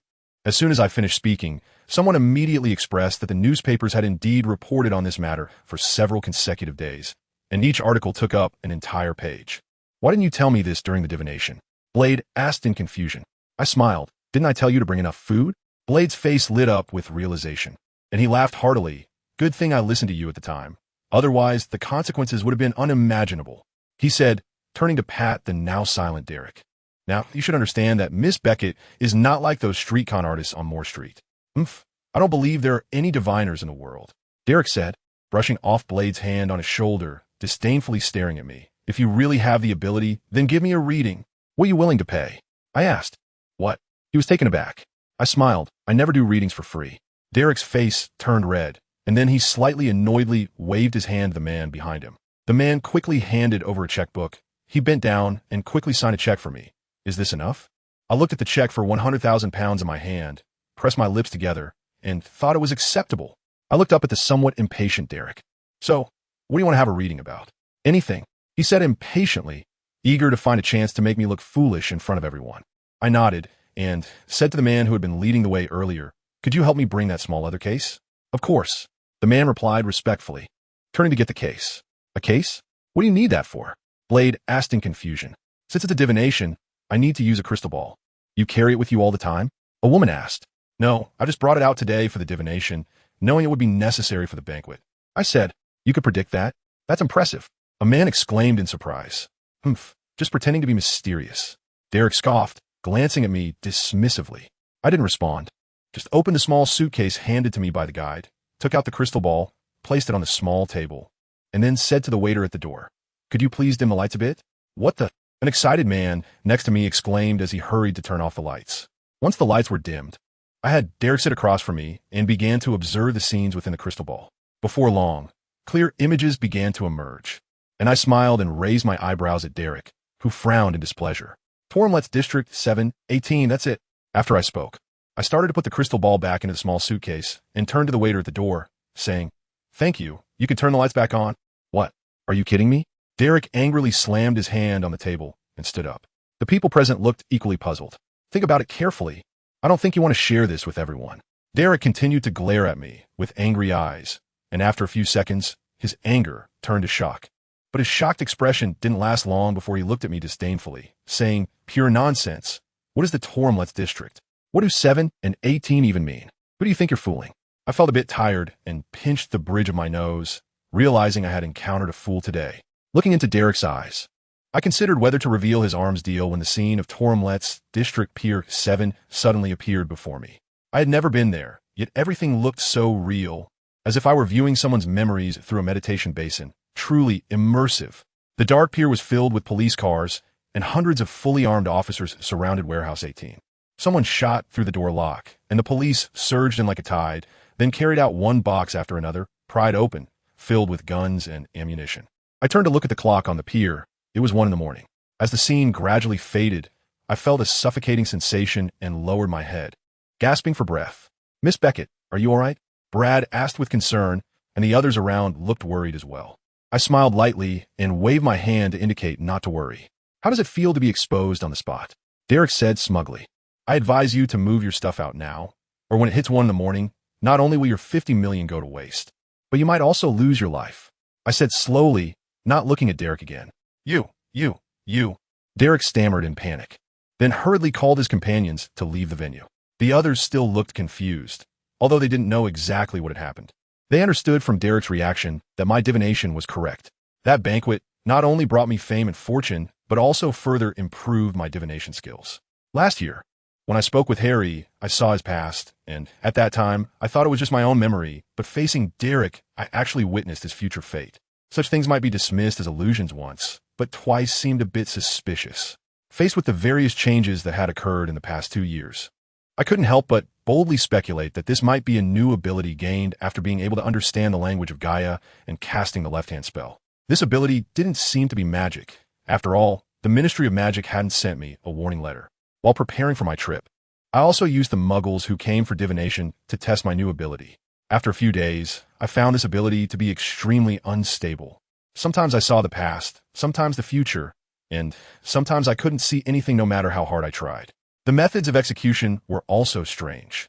Sometimes I needed to look into their eyes, sometimes physical contact was necessary, and at other times it was enough for them to just sit in front of me. In short, this ability was completely beyond my control. What worried me most was my body's reaction after using it. Sometimes it was just a slight increase in heart rate, but other times it resulted in a headache, and in more severe cases, difficulty breathing. So, after nearly fainting during one divination session, I declared that I was unwell and needed to rest temporarily, then moved my travel plans forward. At the beginning of the holiday, White constantly wrote to me, asking about my recent situation and occasionally inquiring about the specific dates of my trip. Although it was convenient to send letters with a Thunderbird, it was still tiring for Gilly to travel such a long distance. When I wanted to let Gilly rest for a night, it kept pecking my hand with its blunt beak, urging me to reply sooner. At times like this, Gaia would mock me gleefully from the side. White is really diligent. He probably hasn't thought about anything else all day except writing to you. He's clearly a cold person, but insists on provoking someone who easily gets fired up. He really brought this upon himself. Nantin, on the other hand, seemed very happy about it. It had Gilly share its cookies and would constantly circle around Gilly, seemingly asking to help deliver messages. After Gilly flew away, it would jump up and down on my shoulder, hoping I would give a task too. Just after sending Gilly off, Nantin relentlessly circled above my head. So I had no choice but to allow it to fly to Malaysia first and play outside for a while. After I sent the last pact painting onto the gallery's delivery truck, I saw Grom pull up in his black Ford sedan at the roadside. "Master, finally seeing you," he said excitedly. I waved my hand impatiently. "Not doing any divination today, go back." "No, I'm not here for divination today." He hurriedly stopped me, smiling obsequiously. "I wanted to invite you to dinner." "I don't have time," I said coldly. "How about tomorrow night?" "I don't have time tomorrow either." "Then when are you free?" "I'm available anytime." Seeing his determination, I agreed to meet him tonight. We went to a Chinese restaurant, and through the beaded curtain of our private room, I could see a woman playing the guzheng in the lobby. This reminded me of a restaurant I often visited with my mother in my past life, where there was also a woman playing music for the guests, but she played the pipa instead of the guzheng. "Thanks to the master, I could come back to life," he said, pulling out a black velvet jewelry box from his pocket and presenting it to me. "This is something I had a client bring back from South Africa. I hope you like it." I opened it to find a platinum bracelet set with several diamonds that emitted a faint blue-white glow, looking quite valuable. Gaia, standing beside me, looked over curiously and disdainfully remarked, "This thing is blindingly white." I smiled faintly, took the bracelet out, and put it on, raising my eyebrows at him. "Looks like you're doing well now." "It's all thanks to the master," Grom said humbly, waving his hand and smiling happily. After dinner, Grom personally saw us to the outside of the apartment. As we stood outside the building saying our goodbyes, 2 men in black suddenly got out of a camper parked by the street. They walked straight towards us and held cold guns to our backs. "Come on, get in the car," the man behind me said fiercely, pushing us towards a vehicle. Gaia suddenly leaped up and bit the right arm of the man holding the gun, causing him to cry out in pain. I quickly tried to escape, but the man tightly grabbed me with his free left hand and flung Gaia away. Gaia landed smoothly on the ground, staring intently at the man, ready to attack again. The man pointed the gun at Gaia, and I shouted, "Run!" Gaia quickly darted into the alley beside us and disappeared. I was pushed into the car with Grom, and to my surprise, it was you who betrayed me. A man's voice came from inside the car. I looked in the direction of the sound and was shocked to see Derek. "Derek, if you have something to say, just say it." "The master knows nothing," Grom replied. Don't give me that crap, Derek said angrily, looking at me with contempt. What a ridiculous fortune teller. Just a trickster. He laughed and said, if you could really tell fortunes, how come you didn't foresee that you'd fall into my hands today? He pressed a dark handgun against my head, and my heart began to race. I was weighing whether to cast a wandless spell on him when Grom suddenly shouted, No, Vidic. The master's divination is real. The gun quickly moved away from my head and was pressed against Grom's. Derek shouted angrily, Damn it. Do you think I can still trust you? That batch of goods must have been a setup between you and this kid. You must have called the police too. For a mere 100,000, you dared to betray me. I was shocked and glanced sideways at Grom, realizing that he was actually smuggling arms with Derek. Derek, what are you talking about? I never mentioned anything about the goods to anyone, Grom stammered, his voice trembling with fear. Don't know? When you meet God, he'll tell you, Derek said furiously, then swung the gun but hard against Grom's head. Grom immediately fell unconscious, blood trickling down from his temple. Drive, Derek said, patting the partition behind him. The car drove off into the dark streets, and my heart raced. I didn't want to experience a kidnapping again. The smell of blood filled my nostrils. And looking at the retreating scenery outside the window, my fear grew. It felt like this car was also heading towards death. After a long time, the car suddenly stopped, and Derek said to the two men in black inside the car, You two throw him out for me, and do it quickly. I watched helplessly as they carried the unconscious Grom out of the car and threw him over the guardrail by the bridge. Do you know what happens when you fall from London Bridge? Derek said, It's a one-way ticket to death. He laughed heartily after saying that. My eyes widened in terror. London Bridge. That was the place where Grom was supposed to die in his fate, and now, unexpectedly, he was going to end his life here. Although the way he would die had changed, the outcome remained the same. I began to doubt whether everything I had done still had any meaning. Was divination really just an unchangeable prophecy? How much stronger was the power of fate than I had imagined? What's wrong? Scared? Derek mocked, grabbing my face. Don't be afraid. I won't kill you. You're worth much more than that guy. If I send you to that guy as a favor, maybe I won't have to worry about future business. He laughed heartily, picked up a glass of wine from the small table, and began to drink alone. If it weren't for the restrictions of the tracking silk, I would have really wanted to cast a transformation spell on Derek, turning him into a stinky cockroach and then squashing him underfoot. The car drove for a while and stopped under a dilapidated building. Derek pulled me into the basement, pushing and shoving. It was a mess because it hadn't been cleaned for a long time, with dozens of large and small wooden boxes taking up most of the basement space. Presumably for arms trading. They tied my hands and feet, sealed my mouth with tape, and threw me heavily aside, taking away my platinum bracelet. He waved the bracelet in front of me, saying, Consider this as interest. You can follow him from now on. Things like this are endless. He chuckled as he put the bracelet into his suit pocket, patting it, and turned to leave with his subordinates. As soon as they left, Coco, wearing a cloak, suddenly appeared in front of me with a zip sound. In its arms, Gaia quickly jumped to my side, raising its fluffy little head to look at me. Coco hurried over and began to untie me. Master, Coco is a bad spirit. Coco didn't protect the master well, causing the master to get hurt. Coco said excitedly, tears streaming down its face. I pulled off the tape, patted Gaia's little head, and said in a low voice, Now is not the time to cry. We still have things to do. Coco wiped its tears and nodded repeatedly. When I stepped on Derek's hand, the sound of police sirens could be heard clearly. I reached into his pocket, took the bracelet, put it back on, and smiled. How can you casually take someone else's stuff? Saying this, I kicked his already bloodied face again, breaking his nose. He groaned and covered his nose, and I sneered, if it weren't for the flight.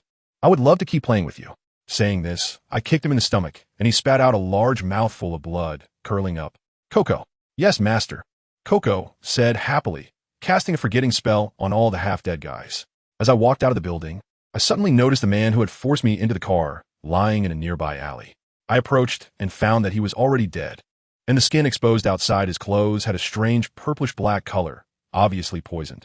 Just as I was about to crouch down to check what kind of poison it was, Coco pulled me away. Master, hurry up. Those Muggle police are coming. Coco urged anxiously. I looked back and saw that the police car had indeed arrived at the intersection, so I had no choice but to leave the corpse behind. By the time we reached Subang International Airport in Shah Alam, Selangor, Malaysia, it was already 5:30 p.m. Gaia was particularly furious after being in the cargo hold for over 12 hours, shouting that it would never fly again. I'd rather swim back than be locked in a cage with a bunch of dirty and ugly Muggle animals. Gaia complained, sniffing itself in disgust. I smiled and didn't respond. Just took it to the nearest five-star hotel. As soon as Gaia entered, it hurriedly rushed to the bathroom. When it came out wet, the glass window of the observation balcony seemed to be rattling as if something had hit it. Just as I opened the floor-to-ceiling window, a gust of wind blew over my head, and Nanton appeared, circling above Gaia's head, making chirp-chirp sounds. "Don't laugh, you stupid dragon," Gaia shouted angrily, shaking its wet body vigorously. I was smiling and about to close the window when suddenly a scent of roses wafted through the air and a shadow flashed past from the neighboring balcony. But when I turned to look closely, I found nothing there. I frowned and closed the window again, thinking it was just my imagination. Without using magic, finding a wizard in unfamiliar Malaysia was much more difficult than I had imagined. Fortunately, with Gaia's help, the next evening, we found an old man selling spices at the night market in Kuala Lumpur. "That's the guy. He followed us to the hotel yesterday," Gaia said with certainty. I frowned and carefully observed the old man from the adjacent stall. His attire was not much different from an ordinary rose spice seller, but his sharp, spirited eyes belied his age. Plus, the old man's very clean hands were certainly not those of someone who had long been in contact with spices. More suspiciously, he just happened to be selling rose spices, which indeed smelled exactly like the scent from the balcony yesterday. I approached him and said, "Hello, do you know where the potion which Saliza is?" The old man looked up at me with a hint of surprise, and I smiled, pointing at his hand. He looked down at his own hand and then at the spice seller's hand beside him, and with a self-deprecating smile, he said, "Such an obvious flaw, and I didn't even notice it. It seems I'm really not suited for this kind of thing." The old man packed up his box and led me into a dark alley, heading towards the brightly lit street on the other side. As we stepped out of the alley, the old man's silhouette slowly changed, and by the time we reached the center of the alley, he had completely transformed into a young man. "Michelle, long time no see," the man said as he turned to me. I was instantly surprised and widened my eyes, stammering, "Professor J. Justin, how is it you?" I asked in confusion. "I'm here to guide you to meet Saliza," Justin said happily. "Of course, I can't tell you who asked me to do this because..." Justin hesitated, looked at me, then shrugged and said, "I think, even if I don't tell you, this question won't stump you." I smiled slightly. "All right, we need to go back to the hotel to get your luggage first. Are you ready?" Justin said as he took my hand, and I immediately understood. "Gaia," I quickly said to Gaia beside me. As soon as Gaia jumped into my arms, the familiar sense of pressure gathered from all directions, tightening around my chest like iron hoops. When we reached the hotel room, a strong sense of dizziness hit me, and as I loosened my grip, Gaia quickly jumped away from me.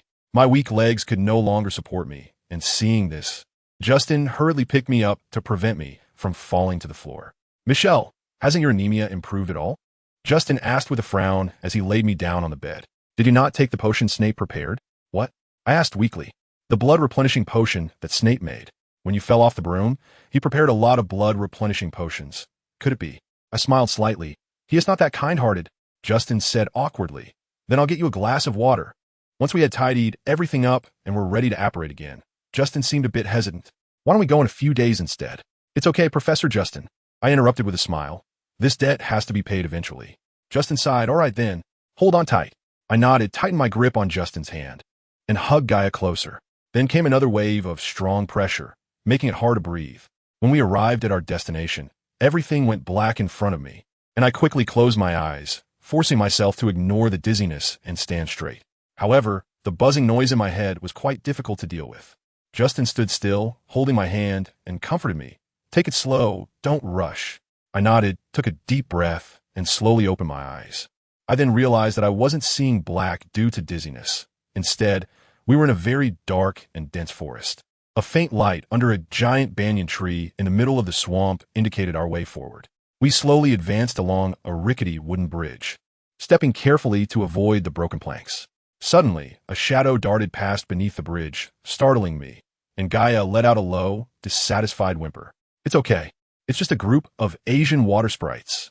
Justin stopped and turned back to reassure me. "At night, those guys like shiny things. We won't be in any danger." Though he said that, he still drew out his wand and turned to me with a smile. "But just in case, I'm keeping my wand ready." With that, we continued to move cautiously forward. When we finally reached the banyan tree, we discovered that it was a treehouse made from the banyan tree. There was only a small step that could fit 3 people in front of the door, and the windows were a few feet away from the step, so we couldn't walk over to observe the situation inside. The room was dark and unlit, with a guiding light coming from a windproof lantern by the door. beneath which hung a wrinkled fairy head. Its long gray hair was tied together and hung from the iron rod onto the windproof lantern. As Justin reached out to knock on the door, made of banyan bark, the fairy head's eyes slightly opened a crack. "Little one, you can leave now," the fairy head said with a weak and listless voice. The door creaked open, revealing a pitch-black interior, with only a shoe-cleaning mat visible at the entrance. Justin looked at the now silent fairy head, then at the open door, and turned to me, saying, "It seems I can only take you this far." He placed my suitcase at the door and added, "If anything happens, remember to send your messenger to me. If you want to go home, also remember to notify me first. It's still quite a distance from here to the airport." He winked at me. "Go on in." I bit my lip, picked up my suitcase, and walked inside, only to find the room empty. I was about to use the light at the door to look around, but the door behind me slammed shut with a bang. I immediately turned to look, only to find the door locked, and there wasn't even a doorknob. I dropped the suitcase and ran to the window to look outside, where Justin was also worriedly peering in. When he saw me at the window, he smiled reassuringly, waved goodbye, and turned to walk away along the wooden bridge. I stood by the window, watching Justin leave the swamp and reach the clearing on the other side, where he disappeared with a pop of apparition. Just as I turned around, I was startled by a shadow that suddenly appeared at the top of the stairs, causing me to hold Gaia even tighter. "Finally, you're here," the shadow said slowly. "You must be the witch Saliza. Michel." "Enough with the small talk. Come with me to see your room," the shadow said, turning and leaning on a cane as it ascended the stairs. Okay, I said, quickly grabbing my suitcase and following up. However, the further up the stairs I went, the dimmer the light became. I felt my way along the wooden wall, slowly making my way up. "Don't dawdle. At your age, can't you keep up with this old lady?" she said, tapping the floor with her cane in dissatisfaction. "I got it." I rolled my eyes in annoyance and replied, quickening my pace. But after a few steps, my foot caught on the stairs, and I stumbled forward. Just as I thought I was going to fall to the floor, my chest was pressed against something hard, making me gasp in pain, but I stabilized myself. "Youngster, don't rush when you're doing things, or you'll fall," the old woman scolded. "Yes, I know." I pouted and replied, unhappily.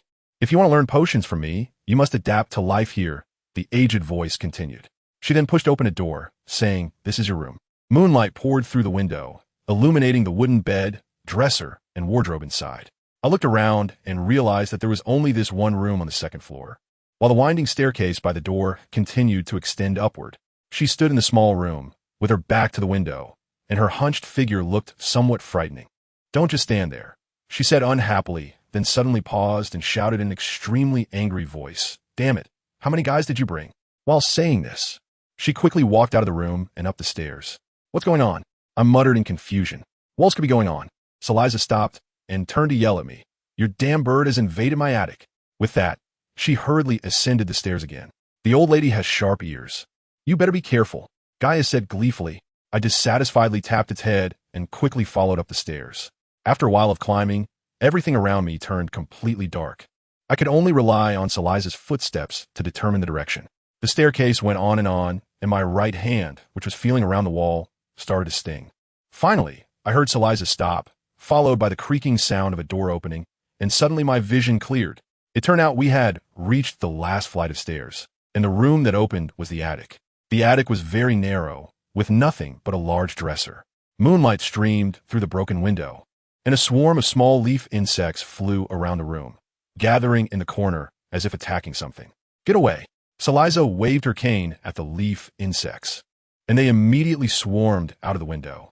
I quickly approached and realized it was Nanton. It had been bitten badly by the leaf insects, with red rashes all over its body. It staggered to my feet and toppled over. I bent down to put Gaia down and picked up the injured Nanton. "Come with me to apply medicine," Saliza said slowly. "Thank you." I looked up at her and then noticed that Saliza's eyes were actually a dull gray. "I'm not completely blind yet. You don't have to look at me with such pity.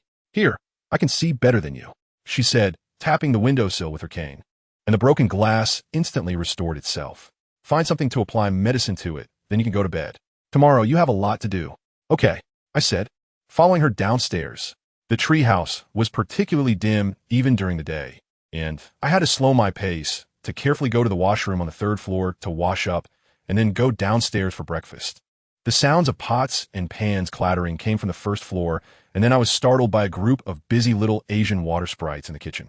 Saliza, wearing a cloak and hood with her back to the window, was leisurely slicing sausages at the dining table, clearly accustomed to having the little water sprites help with breakfast. La. Yeah. A little water sprite flew in front of me, shaking its scaly little body, and then began to sing loudly. Suddenly, it grabbed my platinum bracelet without me noticing. Try to snatch it away. Get away, you little thief. Gaia jumped up angrily, trying to catch the little water sprite that was holding onto my bracelet. That's not your thing, Saliza said, tapping her cane on the floor, and the little water sprite immediately settled down, reluctantly turning back to the kitchen. I sat down at the dining table, began to pile smoked bacon and eggs onto my plate, and handed Gaia a roasted sausage. You'd better put away those shiny things. These little water sprites are not as well-behaved as house elves, Saliza said slowly. I glanced at the little water sprites in the kitchen. They were huddled together, whispering something, occasionally glancing at my bracelet. After breakfast, we need to go to the cave. You better hurry. After Saliza said this, she got up from the dining table and walked into a small door by the fireplace. Just as I finished my last sip of pomegranate juice, the little water sprites eagerly began to clean the table, and the kitchen became busy again. Let's go. Saliza handed me a dragon leather box and said. I was momentarily taken aback and replied, okay. Saliza walked to the door, and with a creak, it opened automatically, letting in speckles of light. This is so annoying, Saliza said, pulling her hood lower over her face, almost hiding her entire face in the shadow of the hood. She walked briskly ahead, looking nothing like someone with a vision problem. We walked along a weed-covered path for about half an hour before finally stopping in front of Valley. Put on the gloves from the box and follow my instructions once we go in. And don't touch anything you shouldn't. If you get poisoned, don't blame me, Saliza said as she lifted her leg and walked in. I quickly took out the gloves and followed her inside. The valley became narrower as we walked, eventually making it difficult to turn around. A cool breeze blew through, and amidst the rustling leaves, a faint sound resembling silver bells echoed from above our heads. I looked up and discovered that the rock walls above the valley were covered in magical webs, and the branches of the large moss-covered trees above were entangled with bellflower silk. Whenever the wind blew, the leaves on the bellflower silk swayed like bells, producing a faint, hypnotic ringing sound. All right, we're almost there. After walking a little further, Saliza squatted down and said, I then realized that the path ahead was completely blocked by a massive rock. I looked up to see if I could climb over the rock, but upon seeing the bird bones tangled in the magical web on the rock wall, I immediately discarded the idea of climbing over. Where should we go? I asked in confusion. This way. Saliza picked up a stone and began to draw a magical circle on the rock ahead. Make sure to memorize it. You might have to come alone in the future. Alone? Of course, Saliza said impatiently. Do you want this old lady, who is over 100 years old, to accompany you on such a long journey every day? After she finished drawing the magical circle, the originally hard rock began to melt slowly like ice, eventually forming a large cave. Stay close, Saliza said as she walked slowly inside. The cave was dimly lit, but still clear enough to see the path. As we walked along the cobbled path deeper inside, we found ourselves in an herb garden. There were various plants, from tiny variegated orchids the size of sesame seeds to giant taro pods 70 feet high, with all sorts of ingredients for potion making. Start with the bellflower silk, Saliza said as she sat on a smooth rock and pointed to the densely packed bellflower silk above us. I blinked, took out scissors and a glass bottle from a box, put on earmuffs, climbed up a wooden ladder, and carefully cut the bell-shaped leaves that could produce a hypnotic sound at any moment. When I cut the 5th bellflower, I paused because the light in the cave had dimmed to the point where I couldn't see to cut anymore. I took off the earmuffs and looked down at Saliza, whispering, it's too dark. That's no excuse. Saliza's voice echoed in the cave, and the previously still bellflowers began to sway slightly. I hurriedly put the earmuffs back on, sighed softly, and fumbled to continue using the scissors. But when I cut the 3rd one, I suddenly felt something was wrong with the force I was using. I must have cut into the stem. A sinking feeling hit me. I saw a shadow in front of me wriggling violently, and I felt something quickly brush past my nose, and then the shadow disappeared.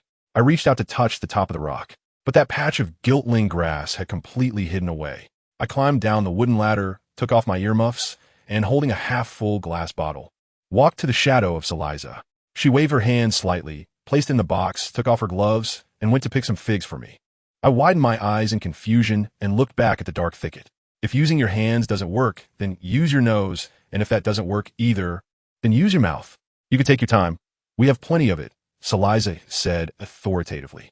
I was instantly speechless. There were so many dangerous and toxic plants here. She actually wanted me to taste them with my mouth. She must be crazy. I hesitated for a moment, fuming, but eventually turned around and felt my way to the side of the box, placing down the glass bottle, earmuffs, and gloves.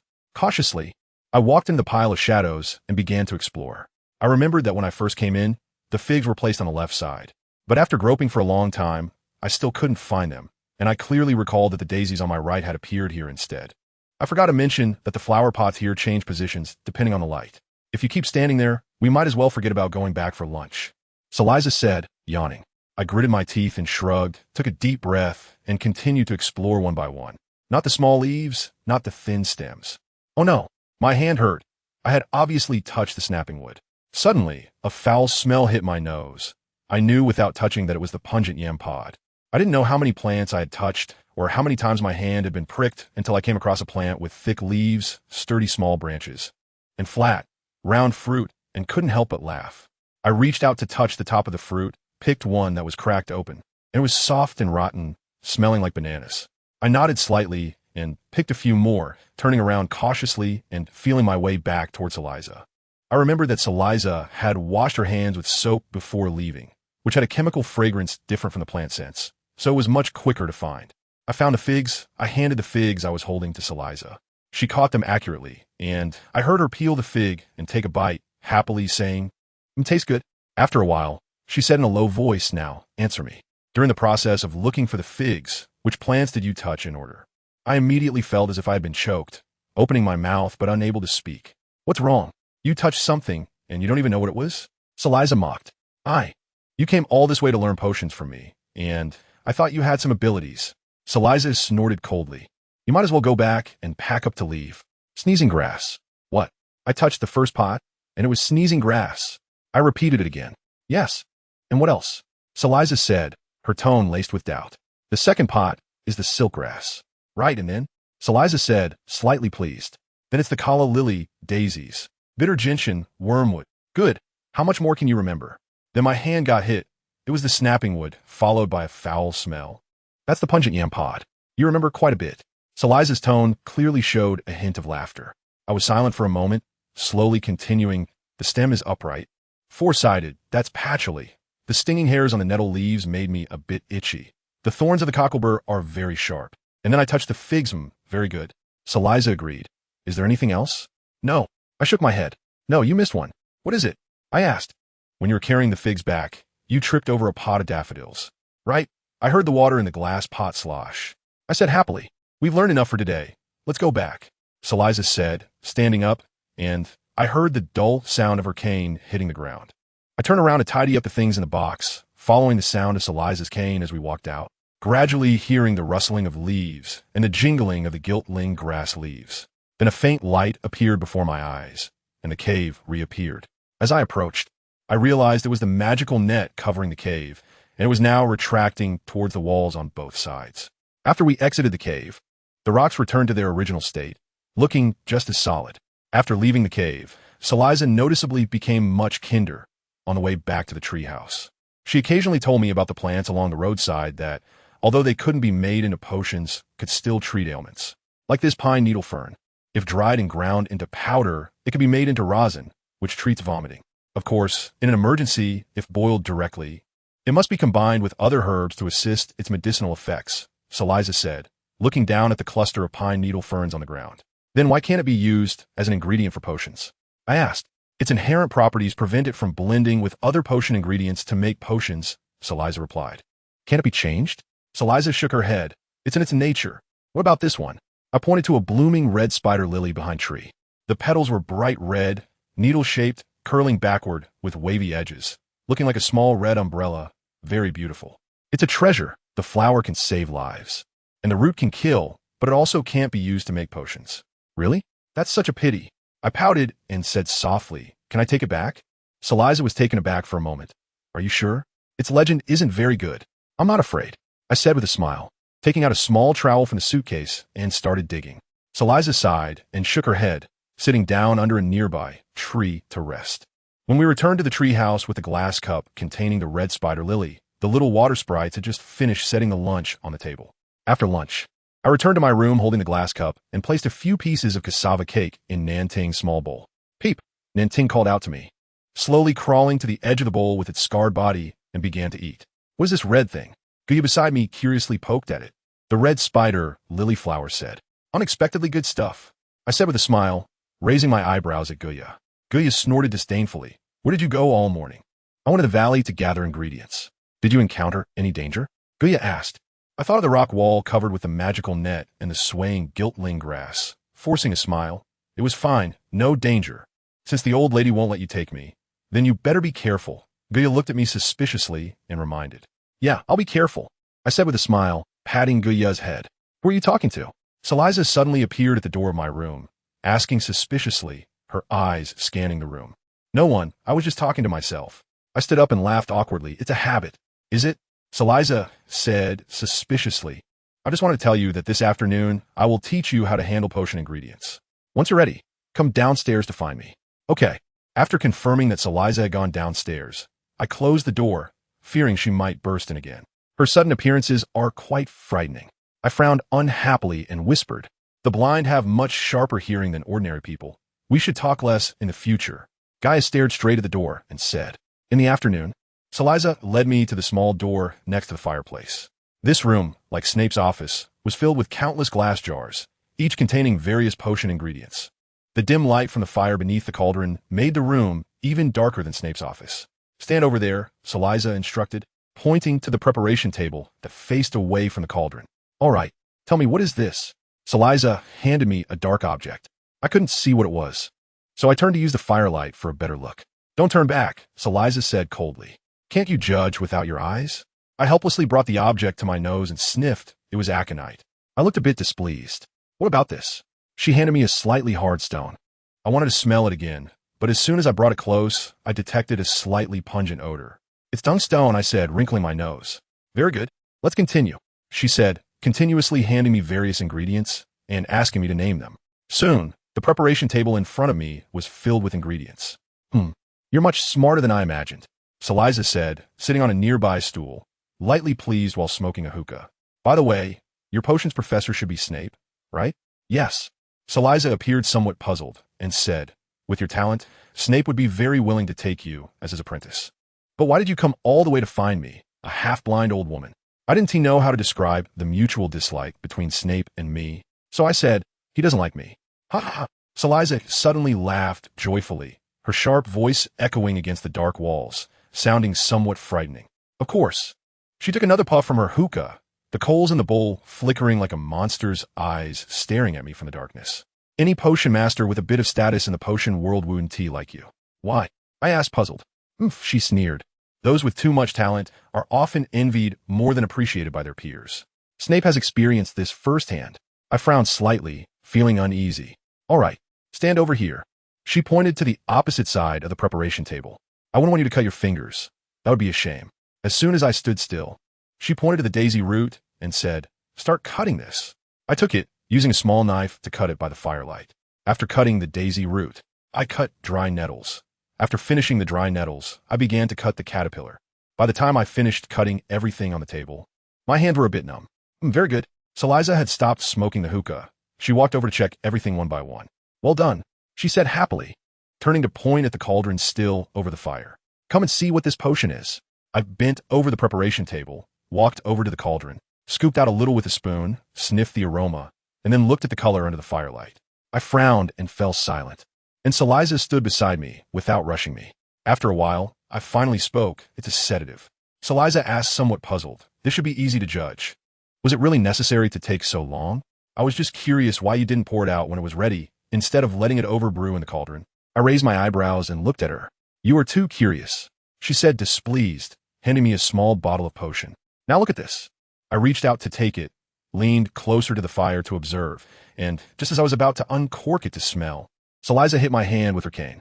Use your eyes now, she said, waving her cane, and the chandelier above us lit up. I frowned tightly and stared at the potion in my hand for a while, still clueless. There are too many similar green potions. How can I tell just by looking? Really? Saliza said coldly. It seems you need more training. Did she want me to be able to identify the potion in the bottle just by looking? I furrowed my brows even tighter. What do you think you're here for? Saliza said angrily, extinguishing the chandelier's flames, and the room immediately became dim again. Then what should I do now? First, continue training your sense of touch and smell. Saliza unhappily walked to the corner of the room, pulled out a black cloth from the dresser, and threw it to me. Blindfold yourself. Once I had my eyes covered, she said, go to the shelf and name every ingredient in each bottle. I pursed my lips and then, like a blind person, extended my hand, avoiding the warm fire nearby, and began to feel my way to the shelf. Before you can identify these ingredients, I won't teach you to brew any potions, Saliza said decisively. I closed my eyes, which already couldn't see anything, took a deep breath, and continued forward. I stopped when I could touch the cold glass jar, then opened it to take out the ingredient for identification. I felt like I was back in that cave. But this time the things I had to judge were much more dangerous than in the cave. My hand was bitten by something furry. I quickly pulled my hand out of the jar, removed the blindfold, and covered my right hand. Do you know what it is? Saliza asked calmly. I know. It's a spider. I gritted my teeth and replied. My hand was burning with pain, and the wound was already a bit purple. Humph. Saliza snorted coldly, applying a cold ointment to my hand. You couldn't hear the sound of the spider crawling in the jar at all? I felt a bit embarrassed and blushed as I said, I won't do it again next time. Let's stop here for today, Saliza said. I nodded, covering my injured hand as I left. In the room, Nantin was sleeping soundly in a little nest on the dresser, while Gaia slightly raised an eyebrow when she heard me enter, then stared at my injured right hand and asked, what happened to you? Didn't I tell you to be careful? It's nothing, just a small injury, and Saliza applied ointment for me. I patted Gaia's head and laughed softly. Small injury? Gaia looked at me skeptically, then focused on the small wound on my hand that was bitten by the spider, sarcastically saying, that really is quite small. All right, I'll be more careful next time, I said, rolling onto the bed to lie down. Gaia shot me a distrustful glance. You better mean it. I don't want you to die here. Got it, I said softly, pulling Gaia in my arms and rubbing her little head, saying, I know Gaia cares about me the most. I don't care about you. Don't get the wrong idea. Gaia denied. I smiled and hugged it tighter, then closed my eyes and fell asleep. Since coming to the treehouse, I had either been gathering fresh ingredients in the dark cave or identifying them blindfolded in the potion-making room, with no chance to use the cauldron. Although I could accurately identify each ingredient with my eyes closed now, my hands had taken quite a beating. Lucy's birthday seemed to be approaching, but I didn't have a watch, so I had no idea what time it was. Although I could rely on my biological clock to get up, not knowing the exact date was a bit troublesome. I looked out the window. It was a clear night, so based on the positions of the planets, it wasn't hard to deduce the date. Why aren't you sleeping so late? When I passed the 4th floor, Saliza opened the door, just a crack, and asked unhappily. I thought the weather was nice tonight, so I wanted to go to the attic to stargaze, I replied. You can read fortunes? Saliza asked in a low voice, seeming to dislike people who could. I quickly waved my hands. No, I just can tell time. Then you should sleep early after looking. You need to learn to identify potions tomorrow, Saliza said, slamming the door with a bang. Learning new things is great, I said happily in a low voice as I turned to go up to the attic. Climbing the tree was harder than I thought, especially since it was covered in moss. I almost slipped several times. However, I managed to reach the top and saw the brilliant starry sky. When I returned to the room, Guya eagerly asked, Did you figure it out? Yes, it's July 21st, I said, taking out a piece of paper to note the date. In 3 days, it will be Lucy's birthday. I'll mark a line each day, so I won't forget. Make sure to remember, it doesn't matter if you forget the gift, but it would be bad to miss the start of school. Guya yawned as a reminder. True, it would be troublesome to forget the start of school, I said, pouting. Maybe Professor Snape would use that as an excuse to expel me. That guy would love it if I couldn't go to school. Actually, judging potions with my eyes was a seemingly complicated but very simple training. This training was just like the previous ones. It emphasized practice makes perfect and was extremely tedious. During the day, I sat by the window observing the potions in glass bottles and taking notes. At night, Saliza would quiz me on the characteristics of each potion and then give me a few bottles to identify. Master, when can we start making potions? I asked, playing with a few bottles of potion in my hands. When I think you're ready, Saliza said emotionlessly while tossing some food she had just bought to the little water sprite. I've been handling these potions for 3 days now. I can distinguish between the properly brewed and improperly brewed ones. Can't we? Knock, knock, knock. A series of knocks interrupted my words. I looked curiously toward the door. Do you have a guest? Saliza furrowed her brows in surprise, but didn't answer, only said in a low voice, You go back to your room first. We'll talk about the potions later. Oh, I said, turning and going up the stairs. As I passed the corner, I faintly heard the front door open, and someone walked in.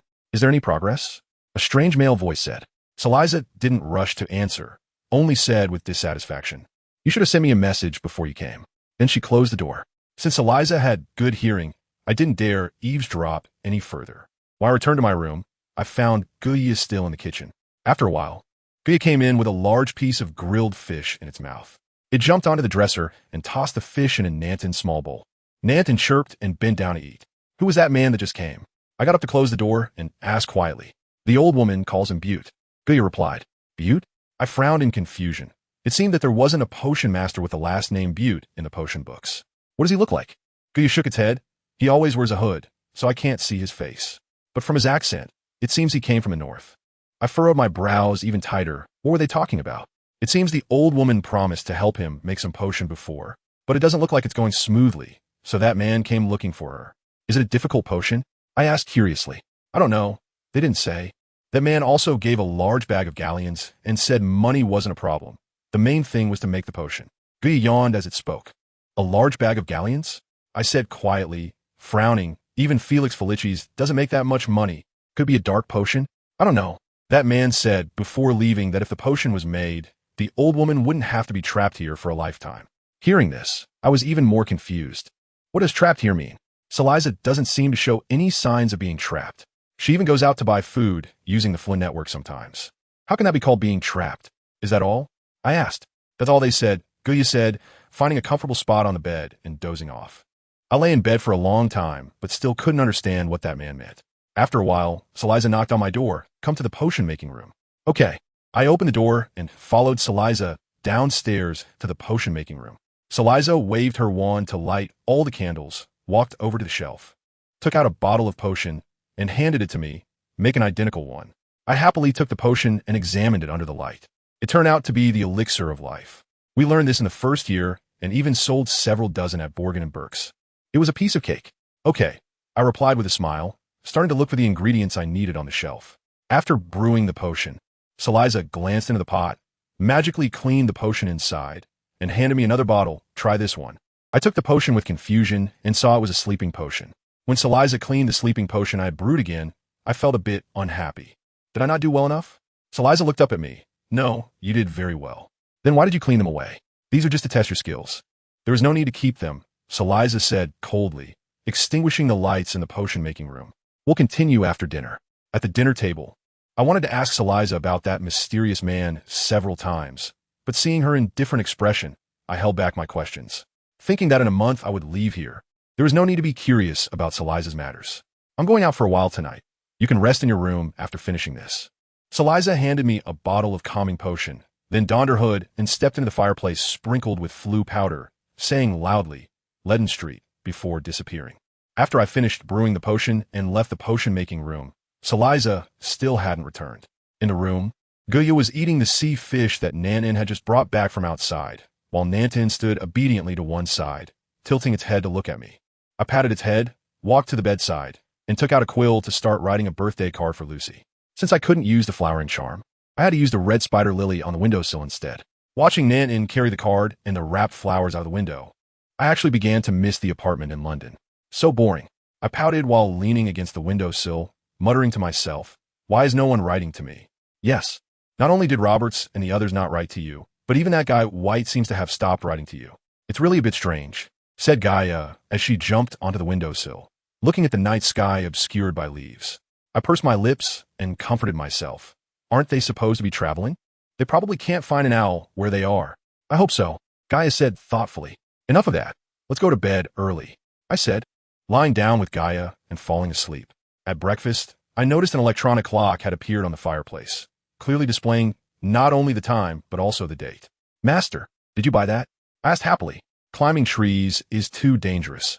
It's more convenient to use this to check the time, Saliza said expressionlessly. I laughed, surprised that Saliza, who usually looked fierce, was actually quite gentle inside.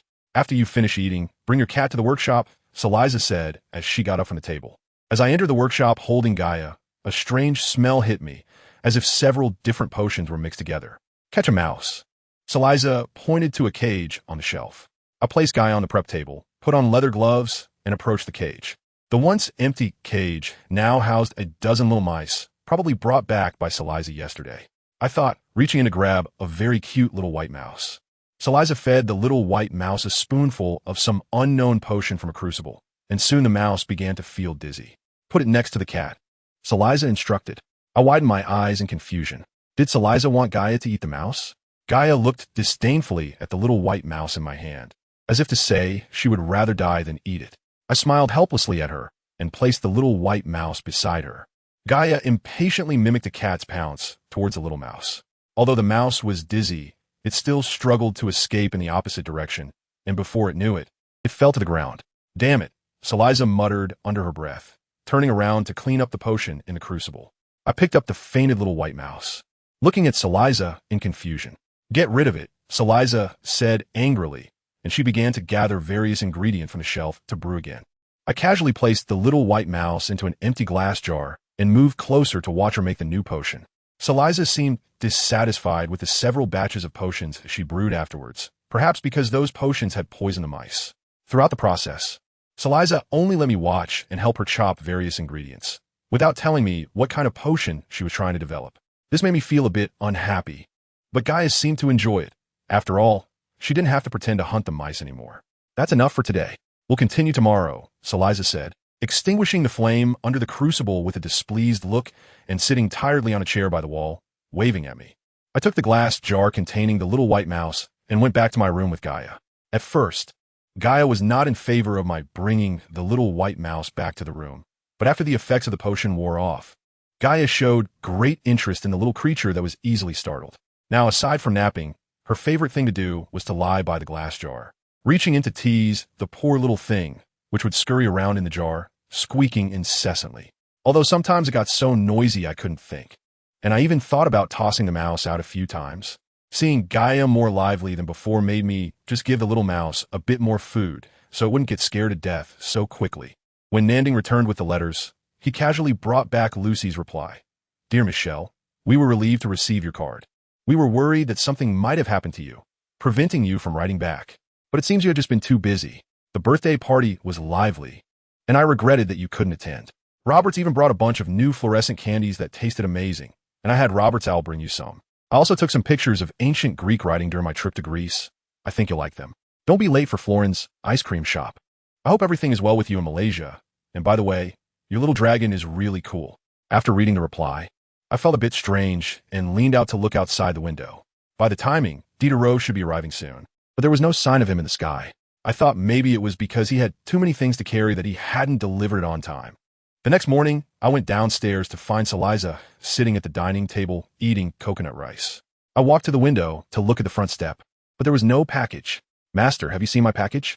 I asked, sitting across from Saliza. No, Saliza said coldly. I frowned and glanced outside again, still not seeing Diderot's figure. Hurry up and eat.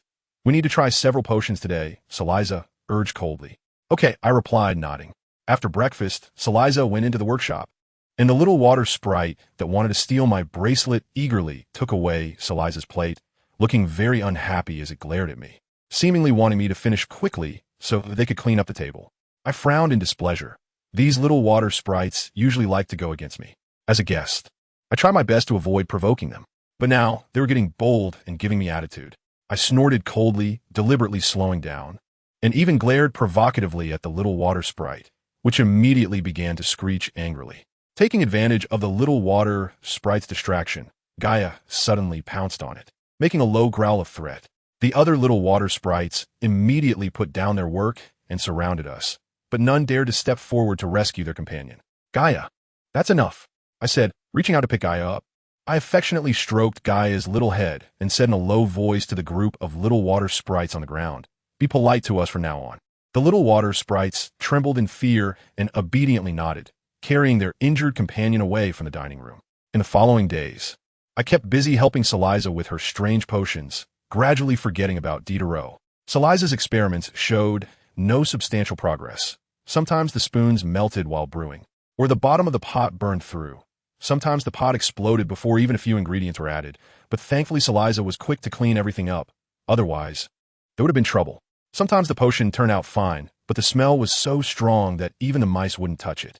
Other times the mice that drank the potion didn't die, but lost their fur and had worse skin than if they had died. Thus, after Saliza's continuous cleanups, the mice in the cage were finally exhausted. At breakfast, Saliza said, "I'm going out today. You can go back to your room to rest, or try brewing some potions on your own." "Okay," I said, nodding, and looked up at Saliza. "Could you tell me what kind of potion you were brewing?" Saliza put down her spoon and looked at me, saying, "During the brewing process, haven't I been teaching you the ancient Asian methods of potion making? Does it really matter what kind of potion I'm making? I just wanted to help you, and, of course, it would be even better if I could apply what I've learned," I said with a smile. "Since you're so interested, I'll tell you." Saliza's smile widened, and she looked very happy. "I'm developing a potion that can control people's hearts without using spells. If you give it to mice, it can make them forget their fear of predators and even fight back." I said doubtfully, "That sounds a bit like the soul-stealing curse." Saliza's smile became even more pronounced. "It's pretty much like that. Using potions is more discreet and safer than using spells." As she spoke, she stood up, picked up a space pouch next to the fireplace, and without looking back said, "You can try brewing it yourself." She sprinkled a handful of flue powder into the fire, walked in, clearly saying 11th Street, and then disappeared. I stood in the workshop, looking around at the jars filled with ingredients, carefully pondering what I could use to brew the potion Saliza mentioned. "You're not really going to brew that potion, are you?" Gaia squatted on the counter, staring at me intently. "I think it's quite fun. Besides, Snape just asked me to brew a new type of potion. If I really managed to brew this potion, wouldn't that be a win-win situation?" I replied. Gaia said, "You really think Snape is a fool? The potion that old lady mentioned is obviously related to dark magic. I advise you not to get involved. It's fine. I've brewed plenty of dark potions. Even if I can't hand it to Snape, I can probably sell it to Bach and make a profit," I said nonchalantly. "I still think that old lady is suspicious, so be careful." Gaia said anxiously. She was helped by White, and even if she doesn't care about White, she has to consider the power of the Ode family. "Don't worry, nothing will go wrong." Gaia was still a bit worried. "We're just a wizard, a cat, and a dragon here. We are quite weak, especially since you can't use magic right now. If something really goes wrong, we would be helpless." I waved my hand. "It's just brewing a potion. What kind of accidents could happen?" "I'm not talking about the potion. I'm talking about that old lady," Gaia said, somewhat irritated. I sighed. "Isn't she just an old lady who brews potions? Why are you so worried? You're not afraid of Snape. Are you afraid of someone even less capable than him? Although Snape targets you, he is still your professor. He can't hurt you. But this old lady has an unknown background, is quite strange, and exudes an aura of evil that I really dislike," Gaia said with righteous indignation. "Oh, most old people are strange, aren't they? Just stop worrying about it. Killing me wouldn't benefit her at all. Besides, we'll be leaving in less than a month. I won't be stupid enough to confront her," I said, comforting Gaia by patting her little head, and began searching for ingredients on the shelf. "I still think that old lady is weird, and I will find evidence of it sooner or later," Gaia said angrily as she jumped off the counter and left the workshop. I shook my head helplessly. Gaia is the hardest to appease when she gets into a mood. So I ignored her and continued searching for ingredients on a shelf. After I brewed a pot of potion, I remembered that the mice in the cage for testing were gone. So I went back to my room to get the little white mouse I had kept in a glass jar. However, as soon as I entered the room, I found that the glass jar was tilted over on the dresser, and the little white mouse was nowhere to be found. I rummaged through the drawers for a long time, but still couldn't find any trace of the little mouse. I feared Gaia might have eaten it, so I shouted loudly outside the door, "Gaia, Gaia." Before long, Gaia's voice came from the corner of the stairs on the 3rd floor. "What do you want? Where's the mouse in the jar? Why are you asking that?" Gaia ran over to me, looking suspicious. "You're not planning to use it to test your potion, are you?" I felt guilty and didn't speak, just glanced away. "The white mouse is mine. You can't use it for experiments," Gaia said sternly, darting into the room, followed by an annoyed roar. "Michelle, what have you done?" "What?" I turned around in confusion, looking at Gaia. She was squatting next to the empty glass jar, glaring at me angrily. "What are you looking at me for?" "I wanted to ask you, did you let the mouse go?" I glared back at Gaia, dissatisfied. "Humph. I wasn't done playing with it. How could I let it go?" Gaia said angrily. "It seems it really ran away. We'll just have to wait for Saliza to buy more mice." I said, uninterested. "You have to help me find the white mouse," Gaia shouted. "Forget it. It probably climbed out through the window long ago," I said, pointing to the window that was intentionally left open for Nanton. "Outside the window is a swamp with mossy branches. The little white mouse wouldn't climb out the window." Gaia said, "Since it didn't climb out the window, it should still be in the treehouse. You can take your time looking for it. After all, catching mice is a cat's specialty," I said with a smile. "I'm not a cat. I'm not going to catch mice," Gaia denied eagerly. Seeing Gaia's serious expression, I twitched my mouth and shook my head. "Gaia, you're hopeless.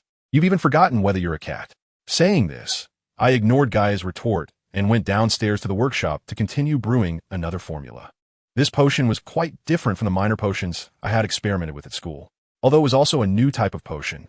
The ones I brewed at school were ordinary potions made with relatively safe ingredients. However, Saliza was developing a new type of dark potion, most of the ingredients being extremely dangerous poisons, and messing it up could injure me. To speed up the brewing process, I specifically borrowed a few books on dark potions from Saliza to see if there were any details we overlooked.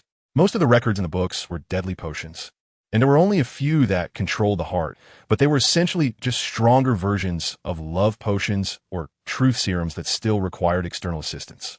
Not only were the effects poor, but the smells were also very unpleasant, not to mention the adverse reactions.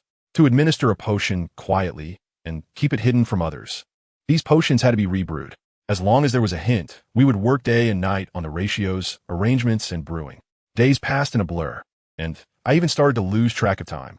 We no longer ate at regular intervals. Whenever we felt hungry, the little water sprite would make food regardless of the time. Falling asleep at the dining table was already the norm, not to mention almost drowning in the bath several times, and sometimes collapsing on the bed for a whole day completely disrupted our biological clocks. Although we put in a lot of effort, the progress on the potion was not as we expected. It remained stagnant. Using potions to induce a hypnotic state was quite simple, but overturning nature was truly difficult. Watching the mice in the iron cage change batch after batch, Saliza became increasingly restless. We have tried all the formulas we could test, but why can't we find a suitable one? Saliza said angrily, striking the ground with her cane. What is the problem?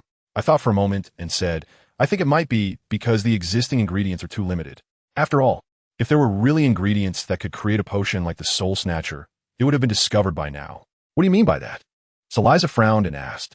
I pursed my lips and said, I think we need to try some muggle herbs. After all, you have been developing this potion for quite some time, and you must have used various magical potion ingredients. Now we really can't find suitable materials for further experiments. So we have to take a chance. Saliza looked skeptical, clearly not liking my suggestion, but after glancing at the shelf full of failures, she finally agreed. Then we have to do it this way. After that, Saliza went out of her way to get a bunch of muggle herbs for experimentation. However, due to the inherent properties of muggle herbs, we had to do some processing work before the experiments, hoping to slightly improve those herbs' inherent characteristics. But even with all the preparations, when it came time to brew, we couldn't completely avoid the situation where the herbs couldn't blend with a magical potion. So explosions were a common occurrence. Days passed, and the electronic clock above the fireplace unknowingly turned to August 15th. With the start of school approaching, there were still many untested muggle herbs left, and the potions seemed hopeless, perhaps due to the leaves blocking the light, even on the full moon night.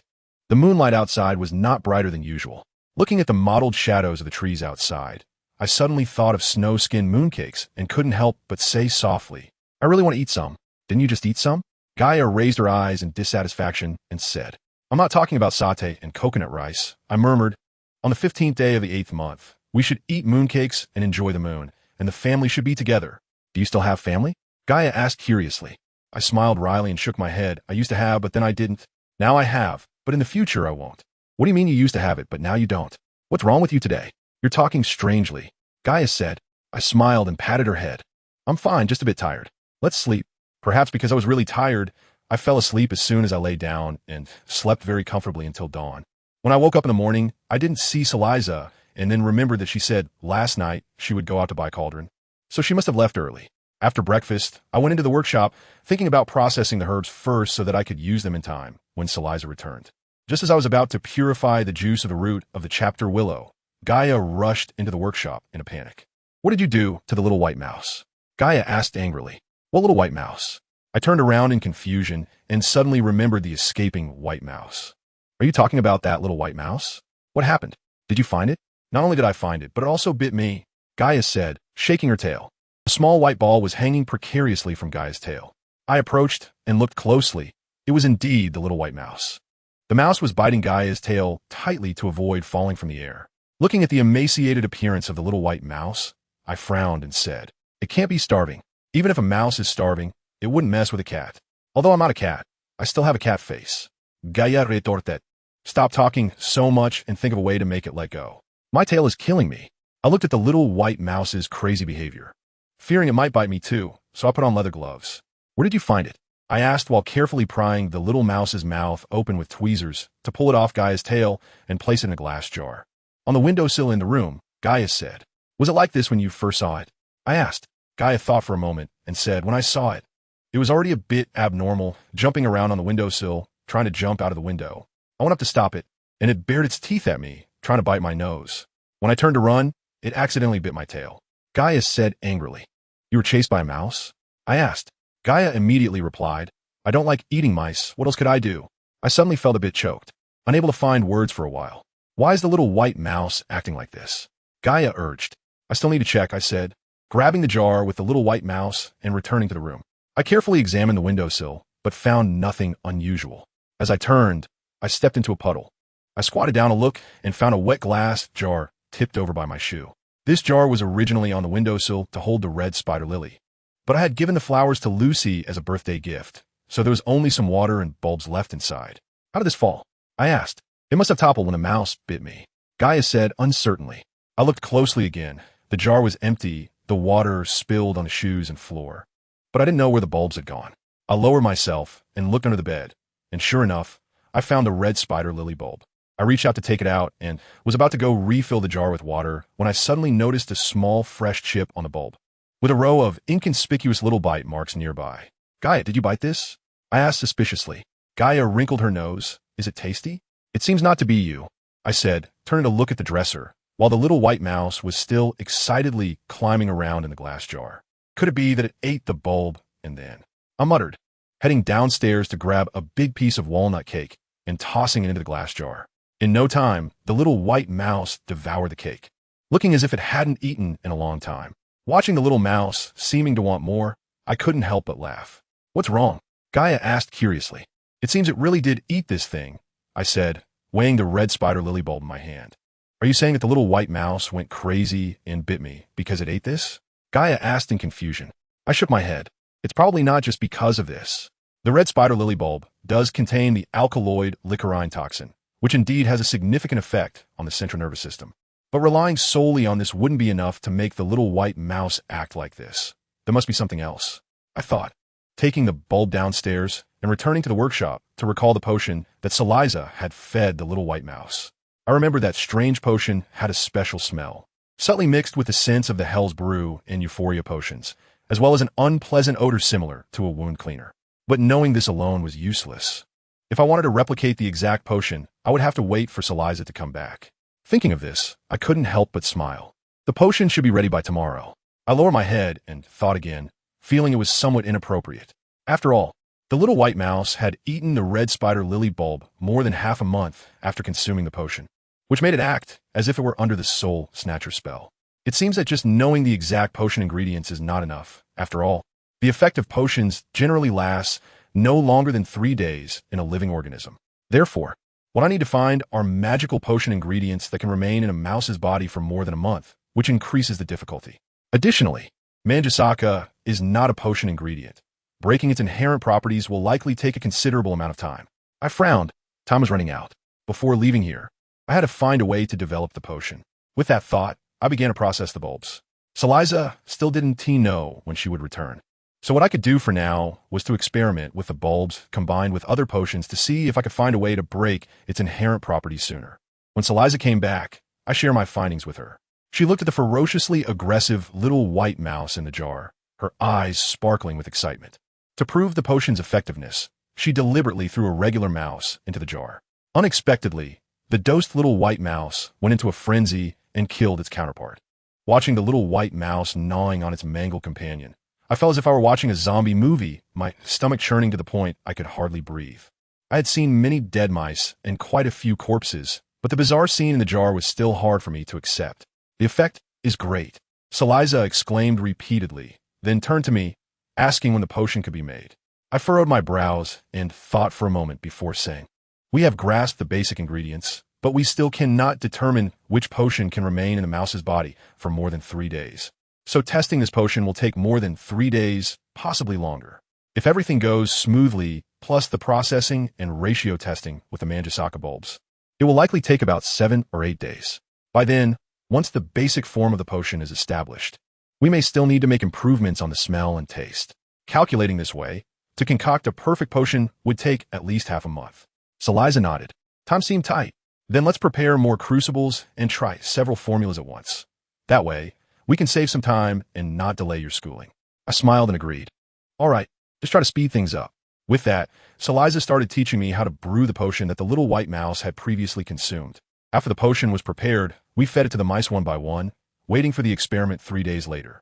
The next day, when we were about to process the manjusaka, we found that the little white mouse lay stiffly in the jar, evidently dead. It seems the effect only lasts 1 day, Saliza said in a low voice. The effect is short, and the side effects are too strong, I lamented, reaching in to take the little white mouse out of the jar to begin the dissection. I carefully cut open the mouse's belly, and a black gas spread out. The mouse's entire internal organs had turned a disgusting black. When I gently touched it with a silver knife, it all turned to powder. The problem with this potion was too obvious. It would be very easy to trace. After the basic form of the potion is established, it would take at least another 2 or 3 months for improvements. Just getting a prototype is enough, Saliza murmured. I was taken aback. What Saliza was saying now was completely different from what she had told me before. The potion was meant to be used on humans, and now that such severe side effects had appeared, it would be very difficult to use it without anyone noticing. If she applied her previous standards, this potion would most likely be rejected, and then we would have to find a new formula. But why was she lowering her requirements now? As a master potion maker, one usually strives to make their potions as perfect as possible. But why was Saliza so blind to the issues with this potion? I couldn't help but suspect that she had other motives for making this potion. Perhaps due to a growing distrust of Saliza, I became less open-hearted during the subsequent potion-making process. The potion-making went smoothly, and various small troubles arose in between. Fortunately, we already had a general direction before the experiments, so even if deviations occurred, they could be corrected quickly. Thus, the testing of the manjusaka bulbs made breakthrough progress. Finally, through the method of distillation and purification, we were able to extract the toxic essence from the bulbs and add a small amount to the ingredients to achieve good efficacy. The only problem now was to find out what substances were in the mouse that had consumed the potion and when they would interact with the manjusaka bulbs. On the 3rd day after the mice consumed the potion, we began to feed them the toxins from the manjusaka. But as the test progressed day by day and the mice died one by one, my confidence dwindled. Did we really have to wait more than half a month for the components in the mice's bodies to take effect? I saw that an owl from Hogwarts had delivered a letter. This morning while brushing my teeth, Gaia squatted beside me and told me. Really? I asked, puzzled. After dinner yesterday, I had glanced at the digital clock, which showed August 20th. Today is August 21st, 10 days before school starts. I remembered that the school's owl was supposed to deliver letters about a week in advance. Why was it delivered so early this time? When I went downstairs, I checked the digital clock. It was indeed August 21st. I furrowed my brows in confusion and asked Saliza, who was eating, "Is there a letter for me today?" Saliza raised her eyelids and looked at me, saying, "Why do you think there will be a letter for you today?" Well, when I woke up early, I saw an owl fly past the window. I hadn't finished my sentence when Saliza interrupted. "No, we did not receive any letters today," she said coldly. I smiled awkwardly. Maybe I misread it. Perhaps it was just an owl passing by. "Are you waiting for any letter?" Saliza asked without a hint of emotion. "A letter from school. Every year, about a week before school starts, they send an owl to students with the book list for the new year." I replied with a smile. Saliza nodded. "If a letter arrives, I will let you know. But right now, we need to focus on the potion." "Yeah, I know." I nodded in response. After breakfast, I returned to my room because Gaia had been persistently nagging in my ear, claiming to have really seen the Hogwarts owl. I closed the door and picked up Gaia, warning it in a low voice not to make a fuss anymore. "I swear, I really saw the Hogwarts owl." Gaia said very seriously. "How do you know it was the Hogwarts owl? It could have been someone else's owl." I tried to lower my voice, not wanting to disturb Nantin, who was napping on the dresser. I remember that owl very clearly. It even delivered a few beginners' wizarding guides to Filch. Gaia insisted. I frowned and said, "That could be a professor from the school sending an owl to someone else." Gaia looked at me with a "you can't be saved" expression. "Do you think professors know that many people far away in Malaysia? Here, besides you, there's only the old lady. The Hogwarts owl won't deliver a letter to you. Will it deliver one to the old lady?" I thought for a moment with some doubt, but there were still 10 days until school started. So the school wouldn't send the letters so early. And didn't Saliza say she hadn't received any letters? Who knows what that old lady is scheming? Gaia said unhappily, then turned to me Did you not remember the date before? Didn't you say you would stick to drawing a line every day? Do you suspect Saliza deliberately set the digital clock slow? I frowned at Gaia. You could just take out the paper and count to find out. Gaia said. I shook my head. It's useless. I haven't drawn for a long time. How could this happen? Gaia said disappointedly. I managed to stick to it for a while at first, but ever since working on the potion, I've been busy day and night, right? Bruce. Saliza bought a digital clock. I thought since there's a digital clock, there's no need to count and draw lines anymore, I said sheepishly. You really are. Gaia said angrily. Oh, didn't Saliza say she didn't receive the letter? Why do you keep doubting her? Is it because she used the little white one for experiments and ended up killing it, so you're holding a grudge? I said. Gaia stared at me angrily. You humans really drive me crazy. If you had my senses, you'd understand why I doubt that old woman. Seeing Gaia so upset, I didn't know what to say. Just as I was thinking of making an excuse to slip away, I heard Saliza's voice outside the door. Michelle, I'm going out to take care of something. Keep a close eye on those mice, got it? Got it. The earlier you go, the earlier you come back. I opened the door and shouted downstairs. The Nanton on the dresser was startled awake by me, slightly annoyed, shook its head, and went back to dozing off. Michelle, I haven't finished my sentence. Gaia shouted at me unhappily. Shoo, I made a quiet gesture to Gaia, then pointed to the Nanton and whispered, I know. Saying this, I went downstairs. The downstairs was empty. Only a few little water spirits were still busy cleaning the kitchen. As soon as Gaia and I walked into the production room, she eagerly asked, Do you really believe what I said? I believe, I said repeatedly, taking a mouse out of the cage. Actually, I also suspect Saliza has a problem. But we need evidence. So what do you plan to do? Break into the old woman's room to look for evidence? Gaia asked. I thought for a moment and said, No way. That's too dangerous. Saliza will definitely find out. What if we can't find evidence? That would be our fault. Let's first figure out if that digital clock on the mantelpiece is accurate. Aren't you not keeping track of time? I smiled and fed a drop of the amaryllis toxin to the mouse. Don't you remember I can tell fortunes about dates?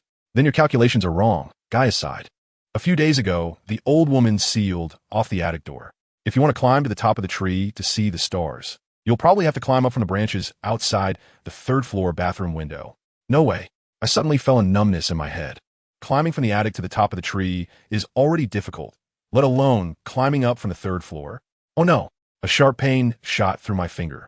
And looking down, I saw the little mouse was biting my finger furiously. I quickly tossed the mouse into a glass jar, took off my leather gloves, and carefully checked the wound. What happened? Gaia asked anxiously, stretching her neck to see my finger.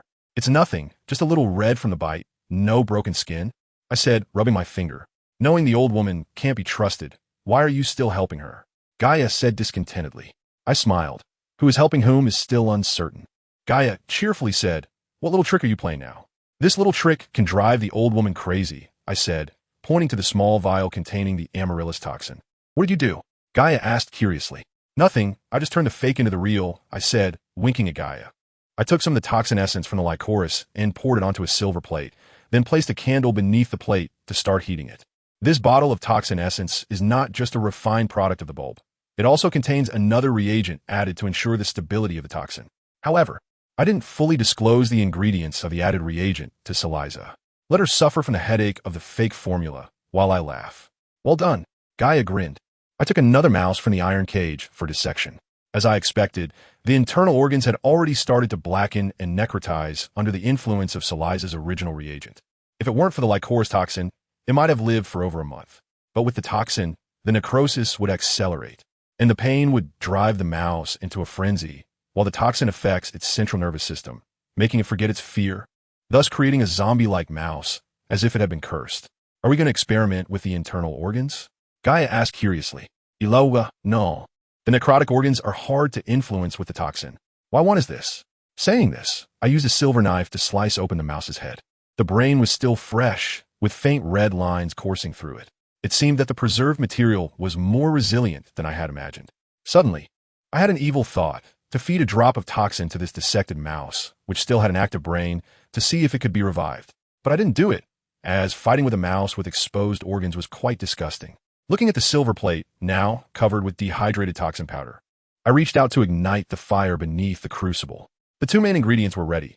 Now I just needed to add some auxiliary ingredients for boiling.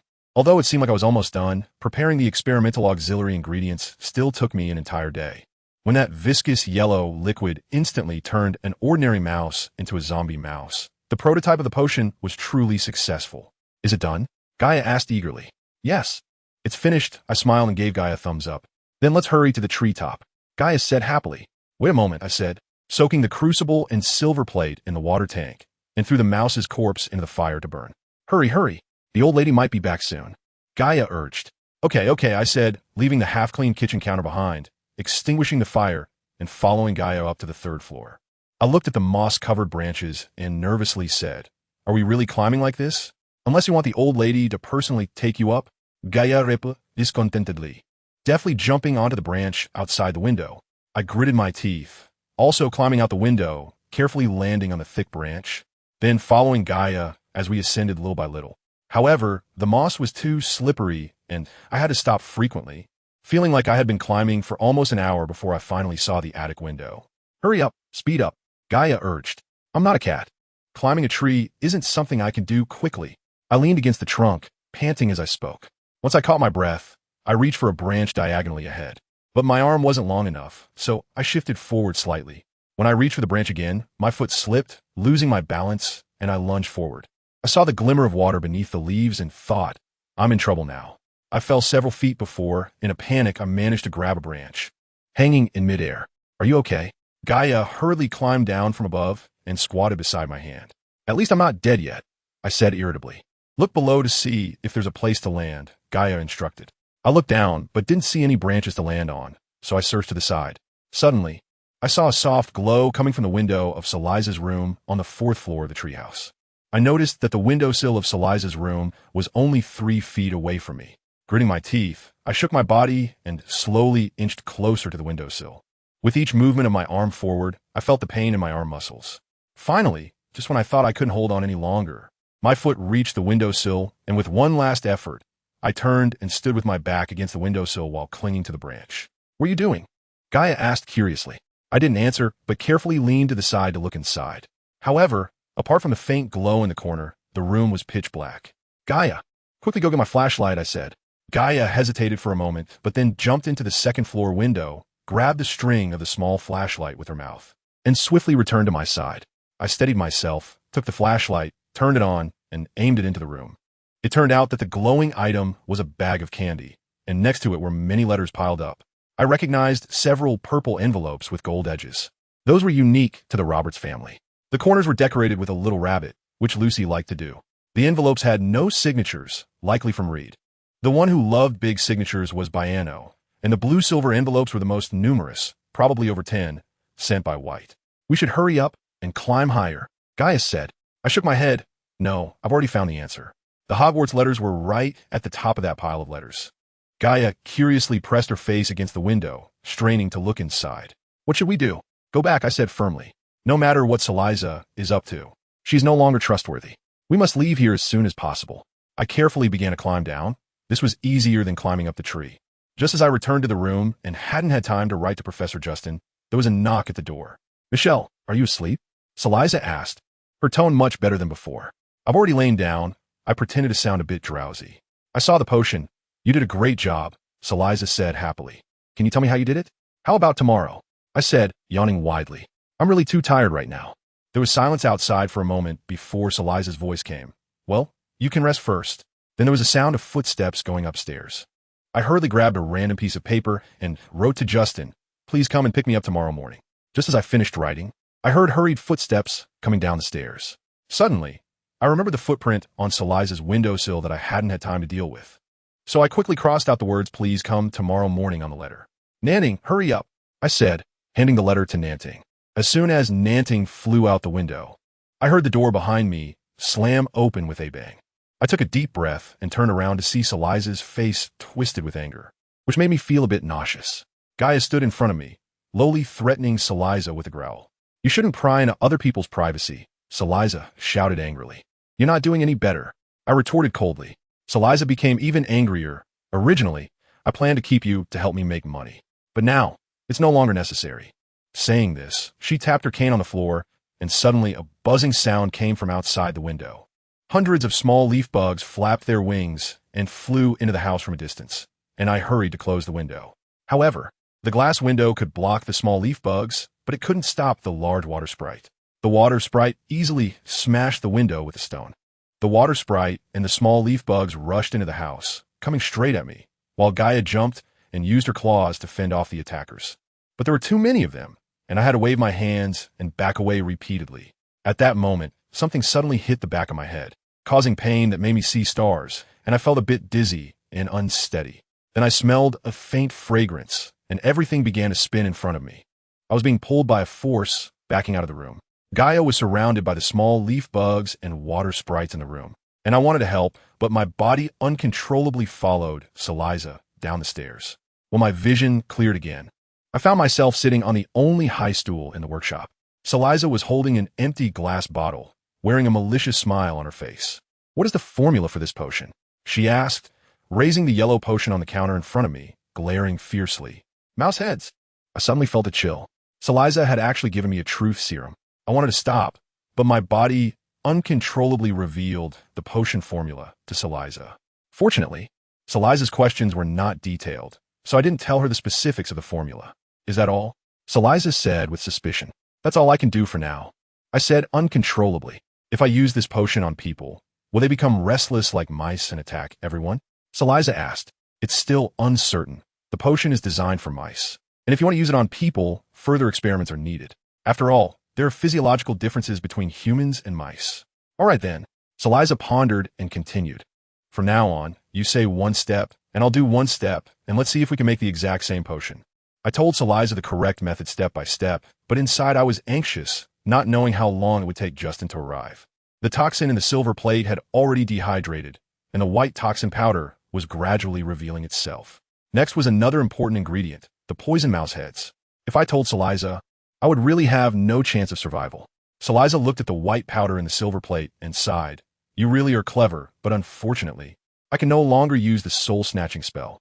Otherwise, you wouldn't have to die," she said, staring at me without moving. "What should we do next?" Then there was the mouse. A loud crash drowned out my voice, and the chandelier above us fell heavily onto the floor, knocking 3 cauldrons rolling several times. "Who?" Saliza asked warily, looking towards the door. Clearly, she was too focused on interrogating me to notice that someone had entered the room. 20,000 gold galleons should be quite a lot, a shadow outside the door said. Upon hearing this, Saliza immediately shielded me as a hostage, angrily saying, "Indeed, it's not a small amount. However, if she had been willing to give me this much back then, I wouldn't have fallen to this point today." The shadow said, "This is all your own doing. When you conducted potion experiments on wizards, you should have anticipated the outcome. I did think about getting caught. But now that I have this child, I can regain my freedom," she said, reaching out to touch my face. I felt a wave of nausea. But the effects of the truth serum seemed to still be in effect, and I couldn't move. The shadow took a step forward and threatened, "You better let her go. Or else." "Or else what?" Saliza laughed, raising the yellow potion to my lips. "This is my newly developed potion, and it hasn't been tested on humans yet. If you dare to act recklessly, then I will have her accompany me in death." The shadow stopped, silent. "The OD family Esprat is very fond of this little girl. I believe you wouldn't joke about her life." Saliza said, "Now back away." The shadow did not move, but sternly threatened, "Saliza, should I remind you that your situation does not qualify you to negotiate? With her here, I believe I can leave safely," Saliza said, bringing the potion bottle closer to my lips. "If you don't want her to die, you better step back obediently." The shadow was silent for a moment and slowly retreated, leaving the workshop. Saliza then pulled me forward step by step, reaching the door of the workshop. "Back away." "To the dining table," Saliza commanded. The shadow cooperatively retreated to the dining table, and the moonlight outside illuminated his profile. It was Justin. His face was gloomy, his eyes fixed on the potion in Saliza's hand, searching for an opportunity to act. Saliza lit the flames in the fireplace, and Justin immediately frowned. "Do you really think you can escape? Even if you leave the tree house, you will be caught again. If you release Michelle, the Southern Wizard Alliance might spare your life." Saliza laughed. "Ha. Spare my life? What is the point of a life without freedom? Don't worry. Someone is already waiting for me on the other side of the fireplace. As long as I take the potion or this child with me, he can help me find a refuge," she said, reaching for the flu powder. If what Saliza said was true, then as long as she took me out of the tree house, there would be no good outcome for me. I struggled to break free from the effects of the truth serum, trying to regain control of my body. Finally, I was able to slightly move my fingers. and then I felt my body starting to recover quickly. Saliza grabbed a handful of flu powder and was about to throw it into the fireplace when I suddenly pushed her arm outwards. She didn't expect me to break free from the potion's control and was caught off guard as I pushed her away. She fell to the floor, and the potion bottle in her hand rolled away, spilling the thick yellow potion all over the floor. No, Saliza cried out in despair as she looked at the spilled potion. She turned her head, glaring at me with eyes full of hatred, and lunged at me. With a loud bang, Saliza was hit by a spell from Justin's wand and was sent flying, crashing into the kitchen cabinet before finally sliding down to the floor, unconscious. "Michelle, are you all right?" Justin asked worriedly. I shook my head. "I'm fine. We should leave here as soon as possible." "Okay, I'll go pack," I said, quickly heading upstairs. The room was a mess, filled with the corpses of small leaf bugs and water sprites, and I anxiously searched for Gaia's figure. Chirp! A sound came from above, and I looked up to see Nantin standing on the chandelier, with Gaia's small body hanging nearby. Nantin spread its wings and flew over to me with Gaia. I reached out to catch Gaia's limp body, checked her over, and found that she didn't have many injuries. She was likely just exhausted from fighting so many enemies. I tucked Gaia into my pocket and instructed Nantin to leave first. After packing up the room, I specifically went to Saliza's room to retrieve my letters and packages. As I was leaving Saliza's room, I caught a glimpse of a bottle of eye disease remedy on her desk. So, I added a drop of the amaryllis bulb toxin. When I returned to the living room with my luggage, Saliza was still unconscious, while Justin was pouring powdered flu into the fireplace. "During the time it takes to send you back, we must ensure she can't leave quietly," Justin said, turning to look at Saliza. "If we want her to be completely subdued, merely restricting her freedom likely won't be enough," I said, turning to enter the preparation room. "What are you going to do?" Justin asked, confused. "Didn't Saliza say that as long as she had me or the potion in hand, that person would provide her with sanctuary? I may have left, but the potion is still here.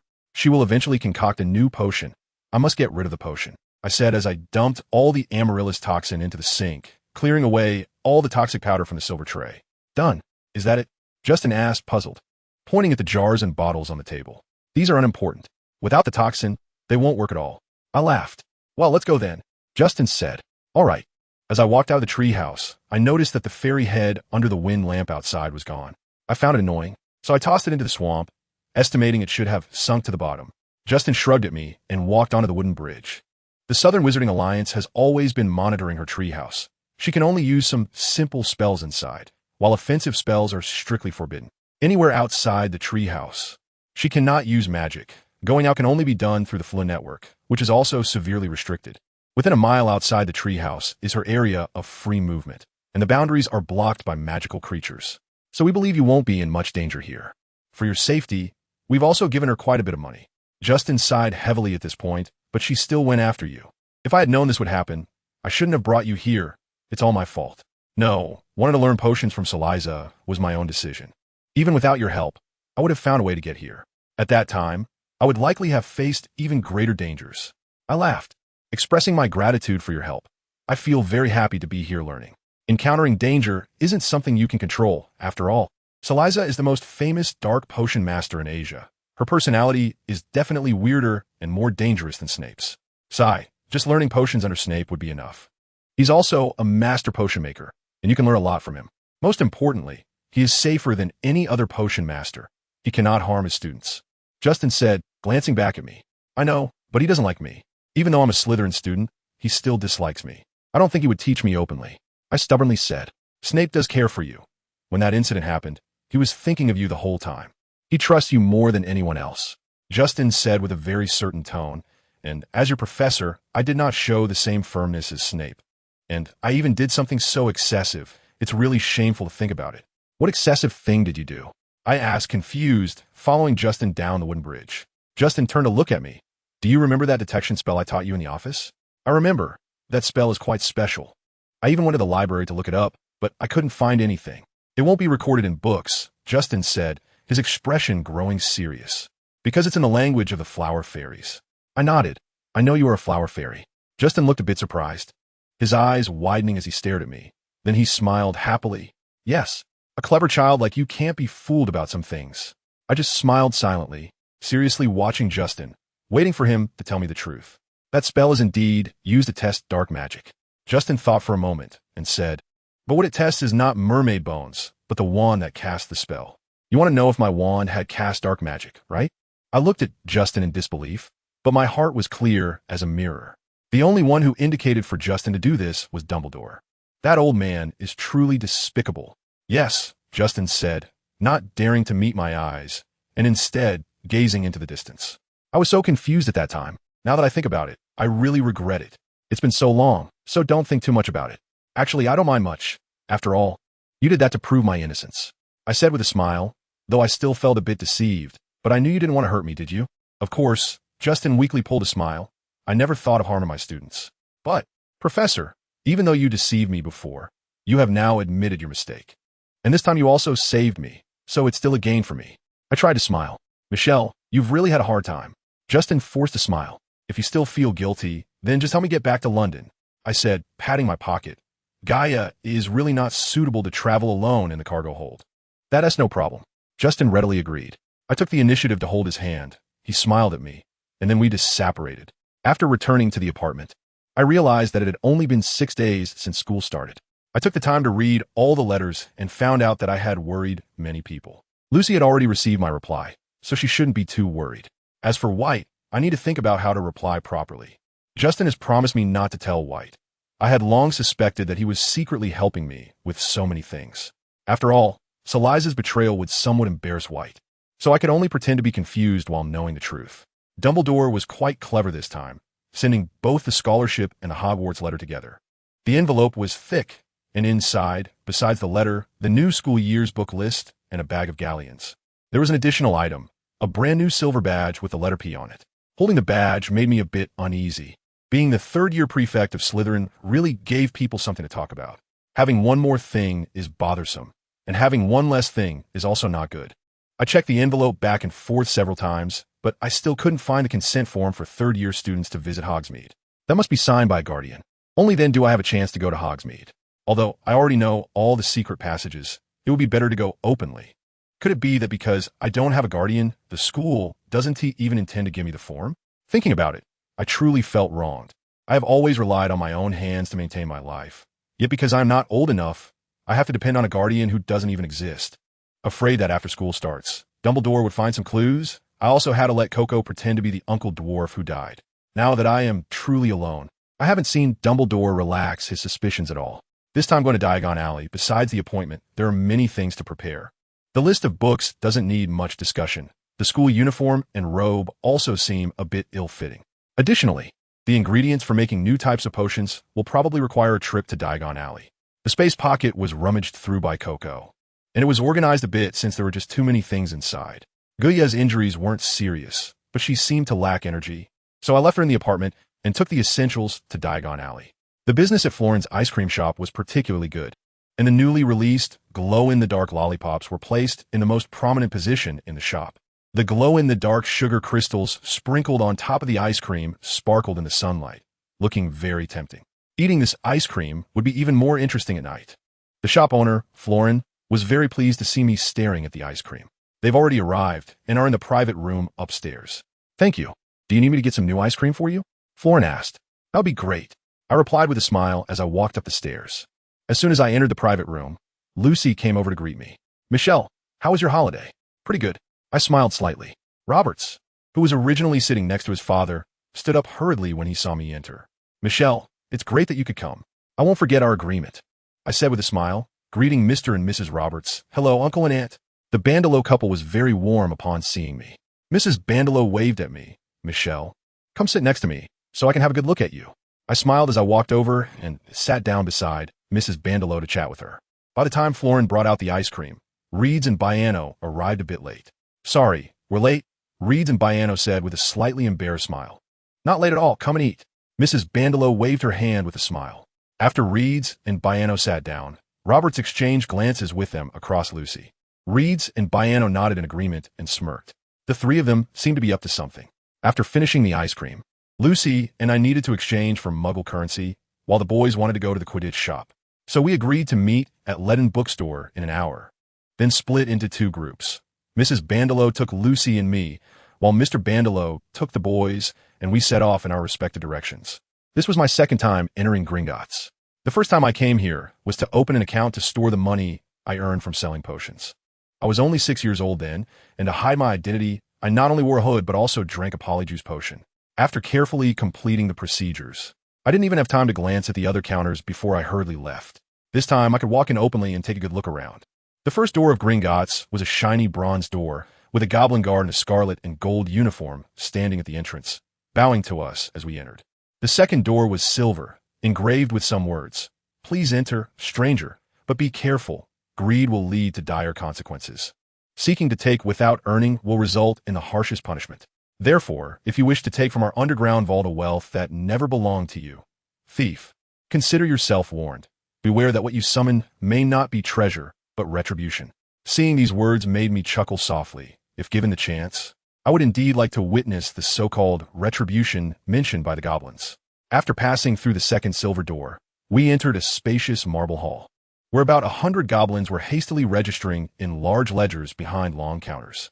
Some weighed coins on scales, while others inspected gems with magnifying glasses. There were countless doors in the hall, leading to different places, and many goblins guided people in and out of these doors. We walked toward the counter where a few people were already waiting.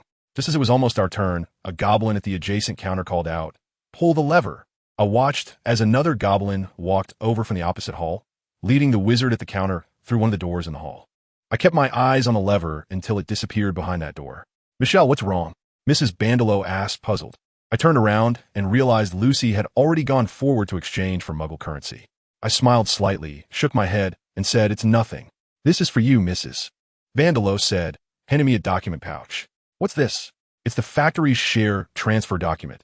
It was just finalized a few days ago. I can't accept this." I shook my head repeatedly, trying to return the document pouch to Mrs. Bandelow. "You must accept it. You earned it. My husband and I discussed it and decided to give you 30 of the shares. If the factory runs smoothly, you could buy a house of your own next year. Although it won't be as comfortable as a manor, at least you won't have to live under a muggle's roof," Mrs. Bandelow said with a smile, pushing the document pouch back into my hands with an undeniable tone. "But, no boots.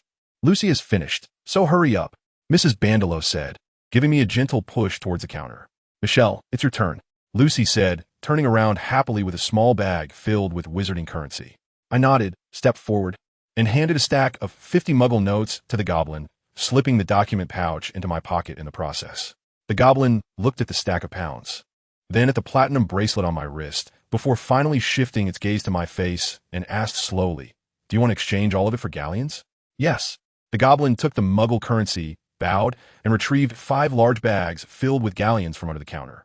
I widened my eyes in surprise. Although I wanted to take more money to buy potion ingredients, I never expected that 5,000 could be exchanged for so many galleons. 1,000 galleons. "Do you need me to wait for you?" the goblin asked while getting scale. "No, that's unnecessary," I said, my face slightly red, stuffing the 5 large bags onto the counter into my space pocket. With the goblin looking puzzled, I exited the bank with a surprised Mrs. Bandelow and Lucy. "Where did you get so much money?"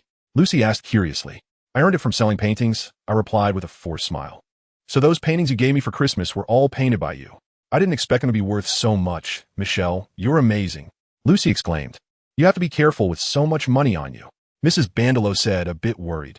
"Yes, I'll be careful," I replied with a smile and a nod. We went to Madame Malkin's robe shop and got new uniforms. Then we went to the stationery shop to buy ink and parchment at the apothecary. While buying the ingredients needed for potion classes, I looked around to see if there were any other ingredients I might need to purchase later. An hour later, we arrived at Leaden Bookstore, where Mr. Bandelow and the boys had already arrived. They had already selected the required textbooks for us, followed by the elective course books. Everyone chose the Care of Magical Creatures course, but the second required course was somewhat different. Lucy and Roberts chose Muggle Studies, while Biano and I chose Divination, and Reeds chose Ancient Runes. "Why did you choose Muggle Studies?" Roberts asked Lucy, puzzled. "Didn't you choose it too?" Lucy replied casually. I have my reasons." "It's none of your business," Roberts said with a slight blush.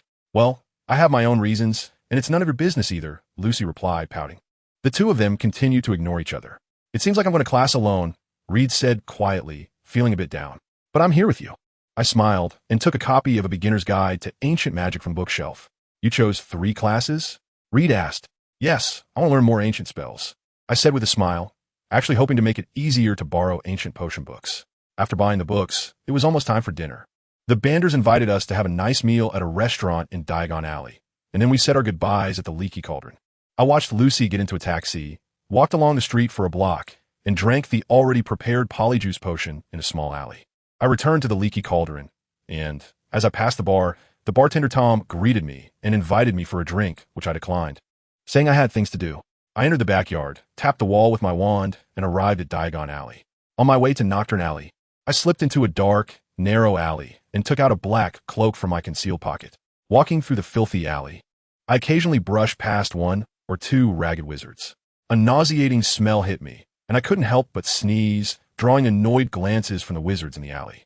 I tightened my cloak, pulled down my hood, and lowered my head, trying to walk slowly to avoid appearing guilty. After wandering through the winding alley for a while, I finally stopped in front of Borgin and Burke's. Looking around and seeing no one following me, I opened the door and stepped into the shop with the sound of a bell. The stingy Borgin was not at the counter, so I rang the bell. After a moment, the hunched Borgin slowly emerged from the back room. "Good afternoon, what do you need?" he said casually while smoothing his greasy hair back with his rough, yellowed hands. "Just grab a batch according to the list," I said in a low voice, placing a roll of parchment filled with potion ingredients on the counter. Borgin did not take the parchment, but looked at me with surprise. "Ah, it's you, madam. It's been nearly 2 years since you last came. Why aren't you selling potions anymore? You don't know how popular your potions were. When you ran out, my business dropped by half. I'm here to buy ingredients. Just grab them according to the list. No more chit-chat," I said bluntly. "Hey, we've done so much business together. Don't be so heartless," Borgin said, but his hands were already busy as he picked up the parchment and began to examine it. The more he read, the tighter his frown became. After finishing, he curiously raised an eyebrow and asked, "So many ingredients. How many potions are you planning to make?" I ignored his rambling and coldly stated, "Just grab them according to the list." He rolled his eyes and said, "My shop is so small, and you want this many ingredients. It's a bit difficult, I think." I knew he was about to talk about money, so I reached into my conceal pocket and pulled out a large bag of galleons, placing it on the counter. "Is this enough?" Borgin smacked his lips, and the corners of his mouth twitched up slightly. "Some of the ingredients you listed are a bit tricky. What about now?" I tossed another bag of galleons on the counter. "Maybe it's not that difficult. Just time." I felt a flicker of annoyance. This guy was becoming increasingly hard to deal with. However, when buying services, spending more was ultimately better than less. I took out another bag of galleons and tossed it directly into Borgin's arms. "I'm just afraid of trouble. That's why I came to find you. At this price, I wouldn't mind spending more time. So, you better be quick, or I'll go to someone else." Right away. Please wait a moment. I'll get it packed," Borgin said, smiling obsequiously, and grabbed 2 more bags of galleons and the parchment, heading deeper into the shop. There were many potions, and even just packing them would take some time, so I started to wander around the shop. Compared to 2 years ago, most of the items had changed, and there were many more categories. Borgin claimed that his business had dropped by half, was mostly just whining. Just as I was searching for new books among a pile of dark magic tomes, the shop door opened again, and Snape entered with a jingle of the bell. I was startled and quickly turned around, suddenly pricked by my own sharp nails, which reminded me I had already consumed the polyjuice potion. I smirked and turned back to continue browsing through an ancient Nordic dark magic book. Ding, ding, ding. Snape seemed to be getting a bit impatient, shaking the bell while looking around for Borgin. I ignored him, leisurely flipping through the book in my hands as if nothing had happened. Don't worry. It'll be ready soon." Borgin's voice came from the dim counter, clearly thinking I was urging him. Snape frowned and turned to look at me. I smiled and stuffed the book back into the pile, walked to the counter, and stood next to Snape waiting for Borgin. Snape no longer urged, just looked at me with confusion, his tightly furrowed brow seemingly searching his memory for someone who matched me. After a while, Borgin came out holding a large brown paper bag, followed by a small cart filled with various glass jars containing potion ingredients, all protected by shields. It seemed spending a little more money was worth it. At least he had completely packed everything. Seeing Snape standing next to me, Borgin's mouth immediately curved up. It's an honor to have you here, Mr. Snape. I just prepared some new stock. I'll show it to you shortly. However, I need to wait for this lady to check her goods first. Mr. Snape, wouldn't he mind taking a look first, would he?" Borgin said sweetly, placing the bag of ingredients on the counter. Snape glanced at the packaged items in the bag, then stepped aside a few paces, pretending to be interested in the dried-out human hand. "Everything is packed according to your instructions. Here's your list," Borgin said, unfolding the parchment I had given him. "Would you like to check the goods first?" Out of the corner of my eye, I saw Snape frowning at the list in Borgin's hand. My heart sank.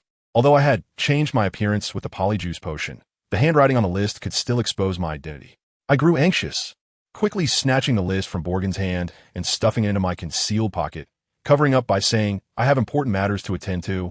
Checking the goods, ISN, T necessary. After doing so much business with you, I still trust your character. As I spoke, I rapidly stuffed the packed ingredients from the brown paper bag into my concealed pocket. Seeing my urgent demeanor, Borgen also helped me move the items from the small cart behind him onto the counter one by one. I wonder if what you made this time will sell for me? Borgen asked with a beaming smile. Probably not in the next few years. However, I might come back to purchase these items, I said casually, packing the last beetle into my concealed pocket. That's a bit of a pity. If you have new potions, be sure to sell them to me. I'll give you the best price, Borgen said excitedly in a low voice. I will. I nodded, putting away my pocket, and turned to open the shop door to leave. Goodbye, madam. Remember to come back. Borgen's farewell, accompanied by the sound of the bell, reached my ears. That old guy Borgen, afraid of losing profitable business, had become even more courteous than before, thinking of needing to buy some ordinary ingredients in Diagon Alley afterward. I turned into a dim alley and took another sip of the polyjuice potion. Just as I capped the bottle, Snape suddenly appeared at the alley entrance and walked directly toward me. I hurriedly hid my right hand behind my back, gripping the potion tightly, then pretended to be calm as I leaned against the wall to give Snape room. However, Snape seemed to be specifically looking for me. He walked past me with a serious expression, stopping to look directly at me. Are you the potion's master who sold the potion to Boggins? Snape asked coldly, his eyes filled with curiosity. I used to sell him potions, but I'm not a potions master, I replied, not looking at him, but staring at a stain on the wall behind him. I bought a vial of elixir of life from you, and its color and smell were quite normal. However, the effects were much stronger than the usual elixir of life, Snape said slowly, his eyes narrowing slightly. It seemed he was intrigued by the elixir I made. The corners of Snape's mouth curved slightly, and his probing gaze intensified. The potion you made, the fortifying potion, was the same. Its effects lasted for 36 hours. Quite impressive.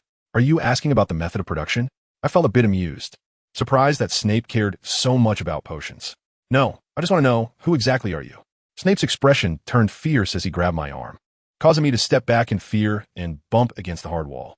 My right hand hit a protruding stone, making me gasp in pain. I once met someone who was also very talented in potions. She had her own unique methods for handling ingredients, and the potions she made were exquisite. Snape gazed deeply into my eyes, as if remembering someone else. Talented in potions? Could he be referring to me? I thought narcissistically, feeling the pain in my hand and back fade away. Unfortunately, she died 8 years ago, Snape said, his expression tinged with sadness, causing my eye to twitch.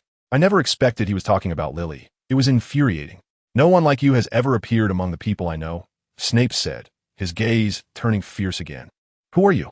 Why did you appear here right after death? Why do you only sell potions and nothing else? Who are you?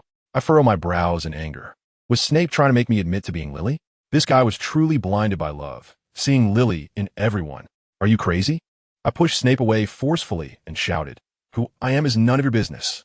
Snape looked at me with mild surprise, while a few heads peeked out from around the alley, clearly attracted by my voice. I snorted disdainfully, glanced at Snape, flicked my robe, and walked out of the alley. When I finally saw Gringotts after navigating the winding alley, I realized that the potion I had was missing. I slapped my forehead in frustration and muttered, Damn it. I must have dropped it in that alley during the argument with Snape. But I couldn't turn back to look for it. If Snape found the potion and chased me, that would be worse.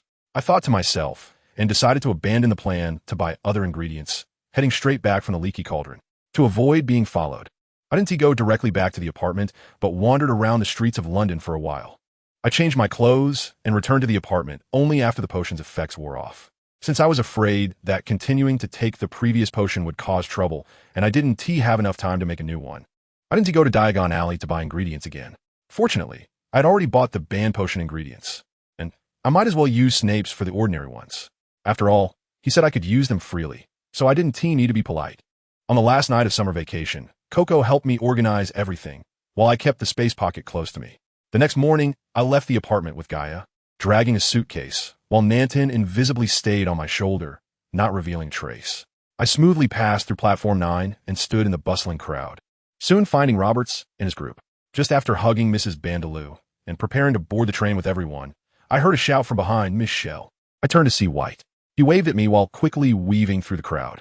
The badge on his chest, marked HB, gleamed in the sunlight. Senior White, is there something wrong?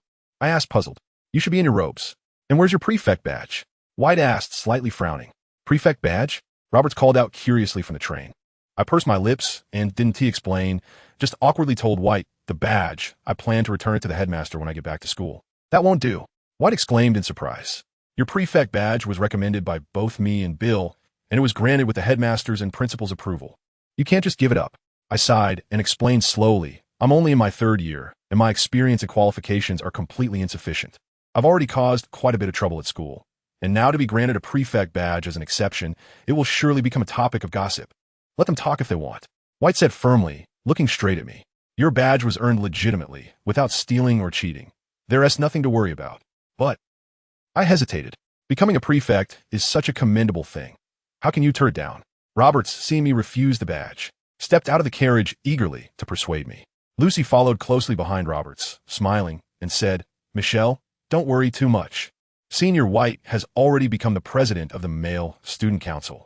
I believe he will protect you, right, Senior White? Of course, White nodded quickly, looking at me with certainty. I will always stand by your side. I still frowned awkwardly, recalling the incident with the first-year Peeves, feeling a bit uneasy. Michelle, since Headmaster Dumbledore agreed to promote you to prefect, it proves he believes you have the ability to do this job well. And so many people trust you. You should believe in yourself, too, Mrs. Bandaloo said with a smiling face. Dumbledore believes in me? That really made me doubt. Perhaps this is another one of Dumbledore's tests. Although I still didn't know what he was planning, if accepting this appointment could earn his trust, it might be worth a try. Then, I'll give it a try, I said, looking down awkwardly. That's great. Come with me to the front, and I'll introduce you to the other student council members, White said happily. But I didn't really want to sit among a bunch of strangers. So I thought of making an excuse to delay a bit. I haven't changed into my robes yet. That doesn't matter. They won't mind, White said nonchalantly. Hurry up. Leave Gaia with me, for now, Lucy said, reaching out to take the sleeping Gaia and pushing me toward White. Go. Remember to come back early. We have something good to show you, Robert said with a mysterious smile. Ritas and Biano also leaned out from the carriage, winking at me with smiles on their faces. Mr. and Mrs. Bandaloo also cheerfully said goodbye to me. When White introduced me to the other student council members, the situation turned out to be much better than I had imagined. The Slytherins were all very happy to shake my hand. The Hufflepuffs stared at me with curious expressions. The Ravenclaws whispered among themselves, but did not show any obvious malice. The Gryffindors were clearly reluctant to shake my hand, but they nodded at me for White's sake. However, a 7th-grade Gryffindor girl sitting by the window had been looking out since I entered and showed no intention of shaking my hand. When White, somewhat displeased, called her to turn around and shake my hand, the girl turned her face with a look of dissatisfaction, shot me a cold glance, and then turned back to look out of the window again. The atmosphere in the carriage suddenly became awkward. What do you mean, Gianna? White said, slightly annoyed. I just find it a bit ridiculous. Hogwarts only selects 2 students from a 5th year for the student council every year, yet you Slytherins have chosen 3 this year. And one of them is even a 3rd-year student. I really don't know where Hogwarts' so-called fairness has gone, Gianna said, glancing at me with great disdain before turning her face back to the window, seemingly unwilling to face me. White's brows furrowed tighter, and his clenched fists revealed his anger at that moment. The atmosphere in the carriage became even more tense, and everyone silently exchanged glances. I tried to maintain a smile, but inside I was very impatient. If it weren't for White's sake, I would have really wanted to just walk away. Fortunately, a Gryffindor boy named Dick, who was sitting next to Gianna, broke the strange silence. He gently tugged at Gianna's robe and awkwardly advised, Gianna, don't be like this. Beckett is also our new companion. Everyone should get along. Besides, the appointment of the head boy is the headmaster's decision. I believe Beckett has qualities worth appreciating. Gianna turned around and glared at Dick fiercely. Appreciate? I think you only know how to appreciate appearances. You boys are all the same when it comes to pretty girls. As she spoke, she shrugged off Dick's hand, stood up, bumped my shoulder hard, and angrily walked out of the carriage.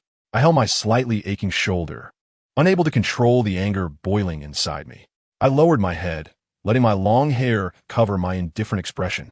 Michelle, are you okay? White hurriedly reached out to support me, asking with concern. I shook my head indifferently and covered my shoulder without looking up. Dick stood up somewhat awkwardly and cautiously said, Michelle, don't mind it. Gianna just has a bit of a temper. She is actually kind-hearted. After spending more time together, I know, I said flatly, without any emotion, and turned to walk out of the carriage. White followed me out of the compartment, leisurely trailing behind me in the aisle. After passing through a few carriages, White still had no intention of leaving. Me fine. I expected this kind of situation to happen today. There is nothing to worry about, I said, though my heart was filled with rage. Michelle, you don't need to be too angry. Gianna is just jealous, after all. Bill didn't recommend her boyfriend Dick for the position of male student council president. So, was she taking out on you? White said, moving a bit closer and comforting me by resting his hand on my shoulder. Suddenly, I felt a wave of dizziness, and the scene of the corridor outside the Hogwarts library appeared before my eyes. It seemed that my new ability in divination had activated uncontrollably again. Recommend Michelle as head girl? A questioning voice came from the darkness around the corner of the corridor, and I curiously stepped closer. Have you gone mad? The voice sounded again, and then a shadow emerged from the corner. I focused and realized that the person was Bill, wearing his school robe. It seemed I was seeing the past. I'm not mad. White's voice came from the dark corner, and then a shadow casually walked out, the moonlight illuminating his resolute profile. I just want Michelle to be head girl, even if it means trading the opportunity for you to recommend me as the male student council president. Bill stopped in his tracks, turning around with an angry expression. You're crazy. Doesn't your family always value these empty titles? Do you really want to trade your future for this? Michelle needs this more than I do. With her abilities, she will definitely be nominated for head girl in 5th year. Why are you so anxious? Bill frowned, looking very confused. You must know about those rumors. Although they are just baseless speculations, in the eyes of those people, this could become a reason to eliminate her. White continued, clenching his fists. If we don't take necessary protective measures now, she might, White said, punching the wall in anger, cursing, cunning old bastard. Even if I recommend her as head girl, she might not even get the position. Professor Dumbledore 1T approve. Don't worry. I've checked the appointment records of the student council. As long as more than half of the members recommend someone to join the student council, of course, the male and female presidents are essential. There's no need to go through the headmaster. We can directly issue the head girl badge. I've already arranged for more than half of the members, and Julie has already written the recommendation letter. Now it just depends on you, White said, staring intently at Bill. Even if she becomes head girl, what's the point? It might just push her into another storm. Bill shook his head in disagreement. To protect someone, people usually try to hide them in every way possible. However, once the enemy finds even the slightest gap, they're certain to die. Moreover, Michelle is facing an unusually different enemy. No matter how well she hides, they will find a way to reach her. The reason I want to make an exception to recommend Michelle as head girl is simply to cover one lie with another, thus better protecting her. A lie? What kind of lie do you want to fabricate? Don't worry. I just want to protect Michelle and 1T cause unnecessary trouble. I know you have always appreciated Michelle's talent.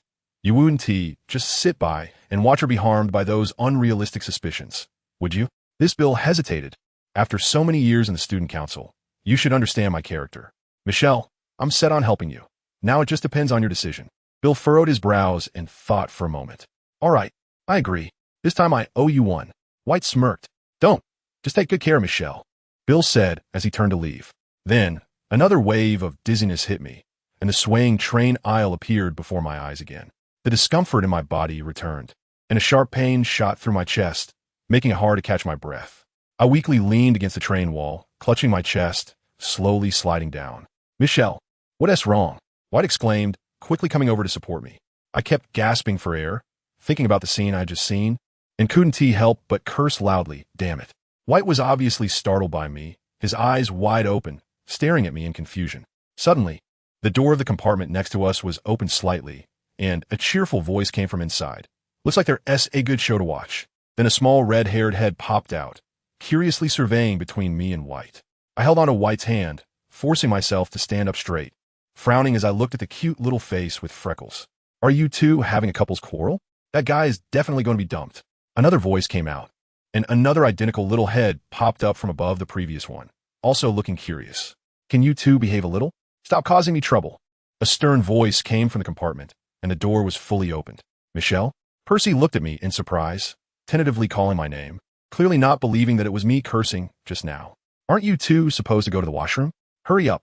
Charlie in the compartment also stood up, passing by the dazed Percy and pushing the two curious little ones away. I pursed my lips, forcing a smile, and said, Hello, Percy. Hello, Michelle. Percy replied, his face a bit flushed. White, looking a bit uncomfortable, pulled my hand. All right, let's go back quickly. Don't keep them waiting too long. Percy was taken aback, forced a smile, and said goodbye. I nodded politely and followed White out. As soon as we passed that carriage, White eagerly asked, "What happened to you just now? You looked unwell, just a bit uncomfortable." "I'm much better now," I said with a forced smile. "After we get back to school, we should go see Madame Pomfrey." "No need. I'll be fine after resting for a while." "No way," White said seriously, blocking my way. "We must get you checked." I chuckled softly, realizing that White was quite open about his feelings. All right, I'll go," I said, reaching for the compartment door. Bang! As soon as I pulled open the carriage door, I was greeted by a burst of colorful fireworks. Roberts, Lucy, Reeds, and Bianco all cheered together. "Michelle, happy birthday." I was a bit confused and stood dumbfounded at the door, not knowing how to react. "Happy birthday," White whispered in my ear. Then I felt something cool around my neck and looked down to see a silver necklace with a blue sapphire pendant. The translucent gem shimmered like flowing water. Clearly something extraordinary. I turned to look at White, who had soft eyes, and suddenly felt a bit cruel. Using someone else's sincerity just to achieve my own goals truly felt like being a genuine fraud. "Come and cut the cake." Lucy smiled, pulling me into the compartment. "We specially prepared this for you." Lucy pointed to a large cream cake on the small table. "But it's not my birthday today," I said softly, my face slightly flushed. "You were traveling on your birthday," Bianco said. "But we still wanted to celebrate with you," Reed said. "So we decided to celebrate for you on the train." Robert chimed in. White smiled and said, "It really wasn't easy to find out your birthday." I glanced over everyone's smiling faces and felt a warmth rising in my heart. This was my first birthday celebration in this life. For the first time in 13 years, someone was celebrating my birthday. I smiled, took a deep breath, and said, "Thank you. Let's cut the cake." "I'm hungry," Bianco said, rubbing his belly. "Okay." I smiled even more happily. The cream really satisfied my cravings, and all my worries were cast aside. After finishing the cake, we started sharing fun stories from our vacation. When Roberts asked how Malaysia was, White's expression clearly stiffened. He was obviously still troubled by the incident with Saliza. So I smiled and nodded, saying, "The scenery is beautiful there, and the evening sea breeze is very pleasant. Except for being a bit hot at noon, everything else was great." "Was the seaside fun? Isn't diving interesting?" Lucy asked with curiosity. I shrugged and said I can't swim. "So I didn't go in the water, I just walked along the beach in the evening." "You can't swim? I'll teach you next time," Bianco said, showing off his muscular arms. "I've been swimming to lose weight, and soon I'll have muscles." "Didn't you mention an Asian potion master? Did you get to visit her?" Reeds asked. Ahem. White suddenly coughed, his face turning red. "Are you okay, Senior White?" Lucy asked, handing him a glass of mint water. "Gulf, I'm fine. Fine." White waved his hand, taking a big gulp of water to calm down. "By the way, I remember that master is named Saliza, right?" Roberts asked. "Yes." Since the topic couldn't be avoided, I started talking about how I met Professor Justin at the night market in Kuala Lumpur, how I found Saliza through him, and how I learned potions in the treehouse with her. However, why didn't he mention anything about making the black potion? I mostly just said that Saliza was very skilled in potion making, but had a strange temper. The Asian water sprites could do all the work of house elves, but were annoying little thieves. "How could Saliza withhold your letters?" Lucy said angrily. "That old lady is really annoying. It's shameful for a potion master to do such a thing," Roberts said, pouting in disdain. "If it were me, I would punch her in the nose," Bianco said, waving his fist as if Saliza were standing right in front of him. "Fortunately, you noticed she was withholding your letter in time. Otherwise, you might have missed the start of school," Reed said, frowning and asking, "What was Professor Justin doing in Malaysia?" I said, "He didn't say, but it looked like he was traveling around. When he sent me back, he mentioned he was preparing to go to Tibet." I noticed White had been silent, so I thought of a topic to talk to him about. "Senior White, didn't TU say that when we start our third year, everyone will receive a consent form to visit Hogsmeade? Why didn't TI get one? Should be one for each person. How would you not have one? Did it get stuck somewhere?" White asked in confusion. "I've searched everywhere in the envelope, but still can't find it. Could that old lady have taken it?" Lucy said, her eyes widening in surprise. "There are no signs that the letter was opened. It shouldn't be Saliza. And it doesn't make sense for her to take my consent form. Could it be that the school made a mistake?" Robert suggested. "That won't happen. Every letter is checked by the professors when it's sent out. The school has never made such a mistake over the years. I think there must be some reason." White thought for a moment and continued. "When we get back to school, we can ask the headmaster and find out. But the consent form needs a guardian signature, Michelle." Lucy started to say, but then stopped, looking very sad at me. White was taken aback, his face slightly darkened, and he forced a smile. "Michelle, don't worry. The school will find a way to solve this problem." I nodded with a smile, no longer dwelling on the issue.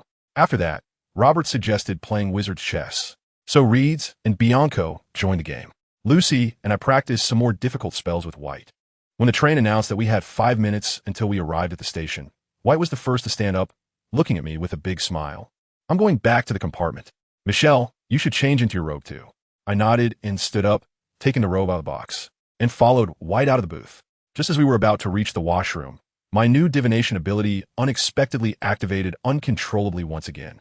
The swaying corridor before me vanished, and I found myself standing in a vast expanse of white snow, with heavy snowflakes falling around me, visibility reduced to just 1 meter, making it impossible to determine my location. Suddenly, a black figure gradually approached me, and as it got closer, I realized it was a flower fairy with long ears and a pointed nose. With snowflakes dotting its eyes and brow, it exuded a calm demeanor. It looked very tired, stopping to catch its breath with each step, until it finally came to a complete stop in front of me. It let out a regretful sigh and said softly, "It seems I can only get this far." Then it closed its eyes and fell straight into the knee-deep snow, its body gradually transforming into petals that were swept away by the wild wind, disappearing into the heavy snow. As I pressed my pale face against my chest while leaning on White, my eyes felt slightly sore. "Michelle, what's wrong?" White asked nervously. "How old is Professor Justin?" I asked in a hoarse voice. "Why do you want to know that? Answer me. He should be 39, right?" White replied, "Only a year left." I sighed and stumbled into the washroom with my robe. Looking at the reflection in the mirror, my heart was filled with disgust at the blood vessels that had appeared on my chest. Ever since I started frequently using my new divination ability, strange blood vessels had begun to manifest over my heart. Each time the ability activated, the blood vessels became more pronounced. Since discovering this side effect, I had been trying to avoid using the new ability, but its uncontrollable activation left me feeling helpless. I didn't know what the blood vessels signified or if I would die from this, but I just hoped to find a way to control my new ability soon, to prevent the blood vessels from spreading further. Because the necklace White gave me was too eye-catching, I had tucked it under my robe. After adjusting my robe, I realized the train had already arrived and most people had gotten off. So, I got off the train and walked along a small path to the carriage pulled by the night steed, where White was waving at me in front of the carriage. As I approached, the night steed suddenly made a strange, bowing gesture again. I glanced back, but there were only people boarding the train behind me, with no creatures that could threaten the night steed. "Michelle, hurry up," Lucy called out, sticking her head out of the window. I smiled and quickly walked over, helped by White as I climbed onto the carriage. Throughout the journey, White looked at me with a worried expression, seemingly afraid I would suddenly collapse again without warning. To avoid raising suspicions, I either lowered my head to pet Gaia or looked out the window, ignoring White's gaze. The carriage swayed as it passed through the wrought iron gates and came to a stop at the castle entrance. When we all got off the carriage, the night steed bowed once more. This time, I didn't look around again, but walked up the stone steps with the others through the oak doors and towards the hall. Suddenly, everything went dark, and Snape, just like before, was wearing his old black robe. He blocked my path and said coldly, "Follow me." Then he turned and walked briskly towards a corridor on the other side. I hurried to catch up while asking in confusion, "Where to?" "The infirmary." "But I'm not sick. Why do I need to go?" I stopped and said. Snape turned around, furrowing his brow and pressing his lips together, seemingly about to lose his temper. At that moment, White stepped out from the crowd and pulled me aside, whispering, "Michelle, didn't you promise me you'd go see the infirmary?" I then realized that White had already told Snape about what happened on the train. "Hurry up," Snape urged impatiently. I pouted and reluctantly followed him. In the infirmary, Madame Pomfrey was tidying up a bed that was already very neat, and the cabinet beside the bed was filled with various potions. "Oh, you're here. Michelle, come over for an examination," Madame Pomfrey said, pulling my hand and leading me to the bed, urging me to lie down. "I'm fine." "I don't need," I started to say. "Fainting twice is no small matter. I need to check you thoroughly." Madame Pomfrey completely ignored my protests and began to lift my eyelids and ask me to stick out my tongue. When she took my pulse, I couldn't help but explain again, "I'm really fine. Maybe I just didn't sleep well." "Your pulse is a bit strange," Madame Pomfrey said, frowning. "We should do a thorough check." She stood up to draw the curtains, and Snape's expression darkened as he turned and walked aside. Seeing Snape's expression made me want to laugh, but Madame Pomfrey's insistence on having me remove my robe killed my amusement. This isn't necessary," I said with a forced smile. "White's letter said you were clutching your chest, looking pale, and gasping for breath. That is not a small problem. Your pulse is also erratic and weak. We must do a thorough examination." Madame Pomfrey said, instructing me to quickly remove my clothing. I frowned, really not wanting to take it off, but Madame Pomfrey's serious demeanor left me no choice. When she saw the alarming blood vessels on my chest, she gasped, exclaiming, "Oh my, what's wrong?" Snape asked urgently, and I quickly waved my hands at Madame Pomfrey, exaggerating with my mouth. "Don't say it, don't say it. It's nothing. Michelle's necklace is very beautiful," Madame Pomfrey said, glaring at me with dissatisfaction. "We've already missed the sorting ceremony. We can't miss the feast." Snape's impatient voice came through the curtain. "Just a moment," Madame Pomfrey said, leaning in to whisper in my ear. "Come find me tomorrow." I nodded repeatedly and put my clothes back on. On the way back to the Great Hall, Snape maintained a cold expression, as if missing the sorting ceremony was a tremendous loss. "Can I return the prefect badge to you?" I said, taking the badge out of my pocket. It seemed that returning the badge to Snape would alleviate my guilt toward White. "No," Snape said without hesitation, his tone as unyielding as ever. "Headmaster, I lost my consent form. Can you give me another one?" I asked again. "You don't need that thing," Snape said coldly, not even looking back as he quickened his pace. "They all have it, why don't I? Are you bullying me because I don't have parents?" Snape suddenly stopped, turned around, and looked at me with cold indifference. "The fact that you do not have a guardian is true. There is no need to complain about others. However, the headmaster has entrusted your guardianship rights at Hogwarts to me. From now on, any documents related to you at Hogwarts will be signed by me." "Why?" "Because you have no guardian. In this case, the Ministry of Magic will directly transfer the guardianship rights to the headmaster of your school. However, Dumbledore has already transferred this right to me. From now on, I am your only guardian," Snape said coldly, turning around and walking away quickly. Then sign for me." I rushed to catch up, unwilling to relent. "I will not sign any documents for you until you complete your tasks, especially the consent form for go to Hogsmeade." Snape walked into the hall as I helplessly followed him. Because I had spent too long in the infirmary by the time we entered the hall, the tables were already piled high with food and drinks. It seemed that we had inadvertently missed both the sorting ceremony and Dumbledore's wonderful speech. That guy Dumbledore was getting more and more verbose as he aged, so missing his speech was indeed a good thing. Especially when you were already feeling very hungry and had to endure his rambling, he had the ability to drive you mad. "Michelle, what did the headmaster want with you?" Lucy asked eagerly as soon as I sat down. Apparently, White hadn't told anyone about my situation yet, which saved me a lot of trouble. We just talked about the consent form. I then explained the guardian transfer and the consent form to them. "How could the headmaster do that?" Lucy said angrily. "We finally had a chance to go to Hogsmeade together during school. The headmaster is really annoying. Isn't Dumbledore the first choice for a guardian?" "Maybe you could try asking him," Robert suggested. "That's not a wise move," Remus said disapprovingly. "Isn't Dumbledore of a higher rank than the headmaster?" "Whatever Dumbledore says, the headmaster would definitely comply," Roberts asked in confusion. Yeah. Biano nodded continuously as he listened. "This isn't as simple as you think," White said seriously. "Since Dumbledore has transferred the rights of guardianship to Snape, it means he won't interfere with Michelle's guardian matters. If Dumbledore really pleads for Michelle regarding the consent form, it would not only be contradictory, but also offend Headmaster Snape."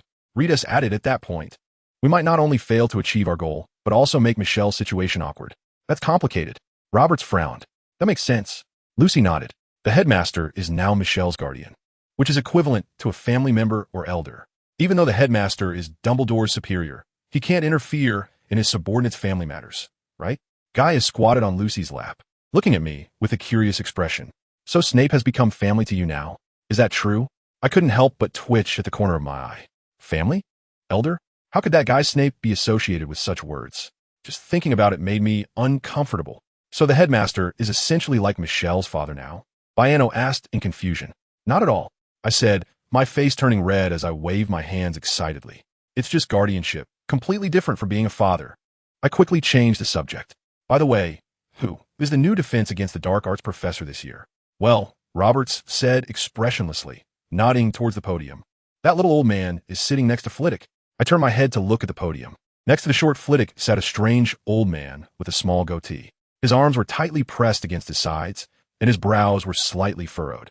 When he wasn't eating, his lips were also pressed together, looking like he wasn't very easy to get along with, but at least he didn't seem like a troublemaker.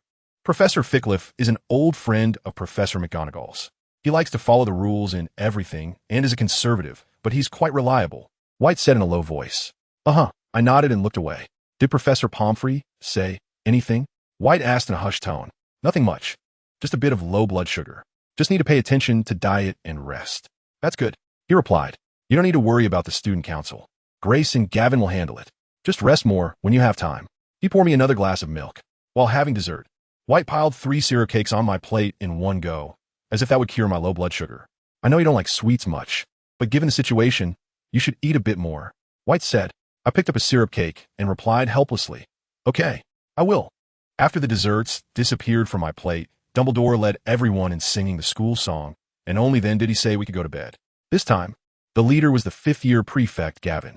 Everyone walked out of the hall at a leisurely pace behind Gavin, and White quietly reminded me, don't forget to wear your prefect badge tomorrow. Okay. We walked along the marble corridor and stopped by the bare, damp stone wall. Elegant, Gavin said loudly as a concealed stone door opened, and we entered a narrow, low lounge. After receiving the New Year's schedule, Gavin reminded us again, the new password is supreme. Now, except for the first years, everyone could go back to rest. I made my way back to my room through the girls' dormitory tunnel, only to find Gaia already asleep on the bed. The things in my suitcase had been neatly placed in their proper spots, indicating that Yuta had been there.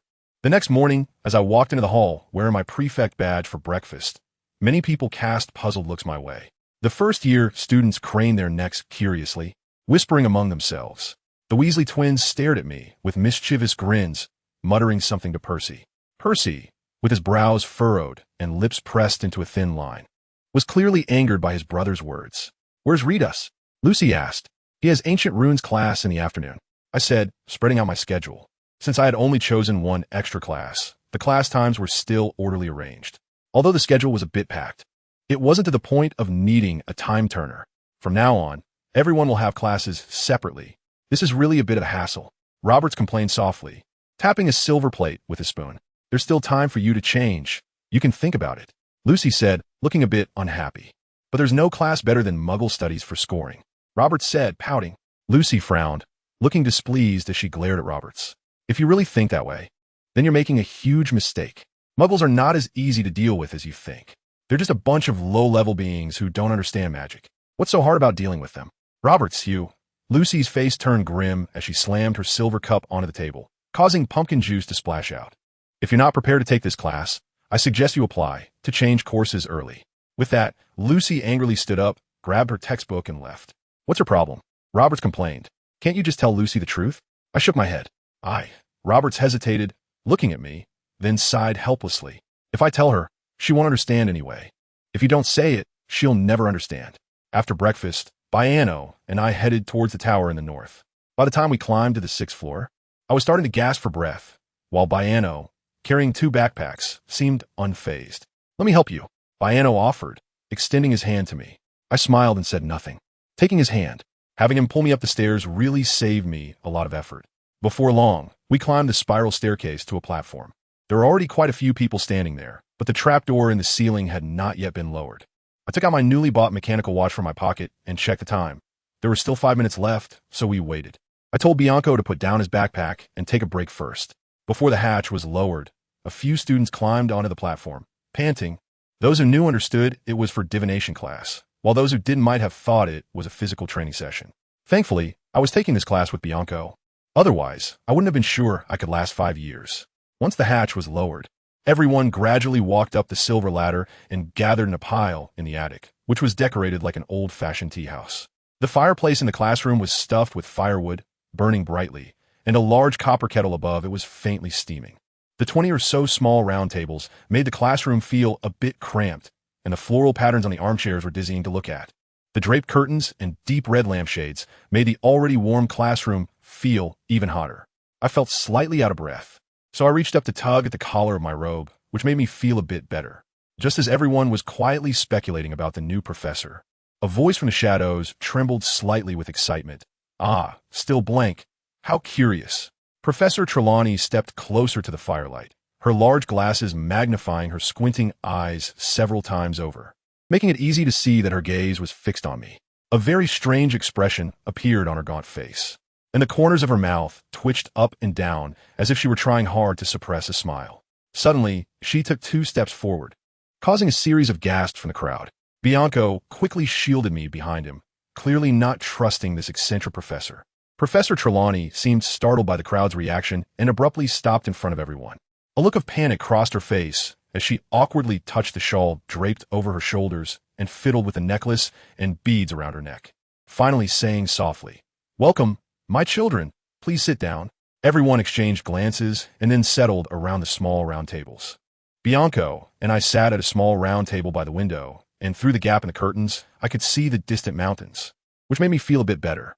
"Welcome to divination class," Trelawney said, her eyes sweeping over each face below. "I am Professor Trelawney, the divination instructor from now on. Of course, if you do not possess a certain degree of sight, then our time together may not last long. Divination is one of the most difficult subjects in the magical arts. You may have various talents, but it is not surprising that most people cannot see through the mist to glimpse the future. After all, this gift is possessed by very few." As she spoke, her eyes were fixed intently on me, as if everything she said was directed at me. "Have you hidden the box well?" Professor Trelawney suddenly asked Penelope. Penelope thought for a moment in confusion, then looked at Professor Trelawney in shock, trembling as she replied, I think so." "Well, I'm not so sure," Trelawney said, twirling the ring on her left middle finger. Penelope nervously shifted her position, glancing back, and then sat up straight as if shocked. Professor Trelawney continued, "In our first semester, we will primarily learn to interpret tea leaves. Next semester, we will study palmistry, and if all goes well, after learning about omens from flames, we might even get to study crystal gazing in the summer term. However, in April, we will be forced to suspend classes for a while due to external interference, and a certain professor at Hogwarts will also get into trouble because of it." After she finished speaking, there was an eerie silence in the room, but Professor Trelawney seemed to enjoy the atmosphere. Professor Trelawney took a large teapot from a shelf. "Now, I want you two to form a group. Take a teacup from the shelf to me, and I will fill it up. Then you sit down and drink it until only the dregs are left. Swirl the tea leaves in your left hand 3 times. Then turn the cup upside down on the saucer. Wait until the remaining tea juice flows out, and then show your cup to your partner for interpretation. You can use pages 5 and 6 from Parting the Mist to see the future for your interpretation. I will walk between you, teaching and helping you." As I walked up to Professor Trelawney with the teacup, she looked up at me for a long time, then slowly filled my cup with tea, softly warning, "Be careful, it might be a bit hot." I smiled and nodded, taking the steaming teacup back to our table with Bianco, trying to sip the boiling tea slowly. Since it was made with fine tea powder, the taste wasn't great, and occasionally the tea dregs would stick to my throat, not as comfortable as the tea I usually drank. We swirled the tea leaves as Professor Trelawney instructed, then dried the dregs and exchanged cups. "All right," I said, opening the book to pages 5 and 6. "What do you see in my teacup?" "A lot of brown, unclear objects," Bianco thought for a long time before saying, and then we both exchanged silent laughs. "Don't let the mundane limit your thinking. Try to let your eyes penetrate the barriers of thought and broaden your vision," Professor Trelawney said from her wingback chair by the fireplace. I smiled slightly, holding up Bianco's teacup to my eyes, and then something strange happened. In the first 2 years at Hogwarts, my divination ability seemed completely blocked. Telepathy and divination were completely ineffective. But now, I could clearly see omens in the brewed tea dregs. "Michelle, what do you see?" Bianco asked curiously. I smiled and said, "The teacup says you will find a great treasure in the forest." "Really?" Bianco cheered happily. "Don't be too happy too soon. You'll have to face many trials for this treasure," I kindly reminded him. "Is there a life-threatening danger?" Bianco hurriedly asked. I shook my head. "Not really. Just some minor trials." "That's good. But you won't be able to use this treasure." "Why?" Bianco's face immediately turned sour. There were no omens in the teacup. I shrugged and set the teacup down. "Did you understand it completely?" Professor Trelawney suddenly appeared behind me and said, "Let me see," she said, reaching out to take the teacup, examining it carefully. Everyone in the classroom stopped and turned to watch quietly. Professor Trelawney slowly rotated the teacup, her face gradually tightening. After a while, she finally set the teacup down slowly, looking thoughtfully at me, and said slowly, "Such a talent is truly hard to find a second person like it in today's world." As soon as Professor Trelawney said this, the classroom erupted in chatter, everyone whispering in astonishment.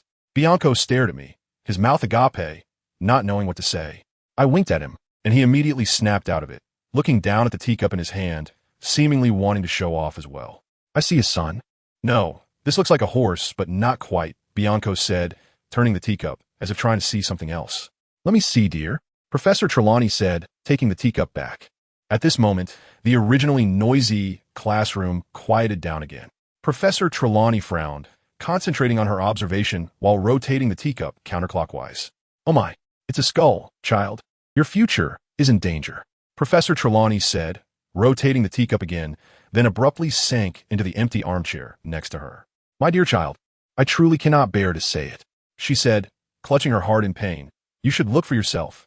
Everyone stood up, puzzled, and curiously gathered around, stretching their necks to see clearly into the teacup. I took the teacup with confusion and scrutinized it, my expression inevitably turning grim. "Michelle, what's wrong?" Baiano asked, puzzled. "It can't be anything serious, right?" Penelope comfortingly placed her hand on my shoulder, looking at me with concern. I smiled slightly and said, "It's nothing. Just a big dog wandering around the cemetery on the night of the full moon." "What?" Penelope exclaimed in surprise. "Michelle, this is an ominous sign, a harbinger of death." A low gasp spread around the room, and some people even covered their mouths, their eyes filled with fear.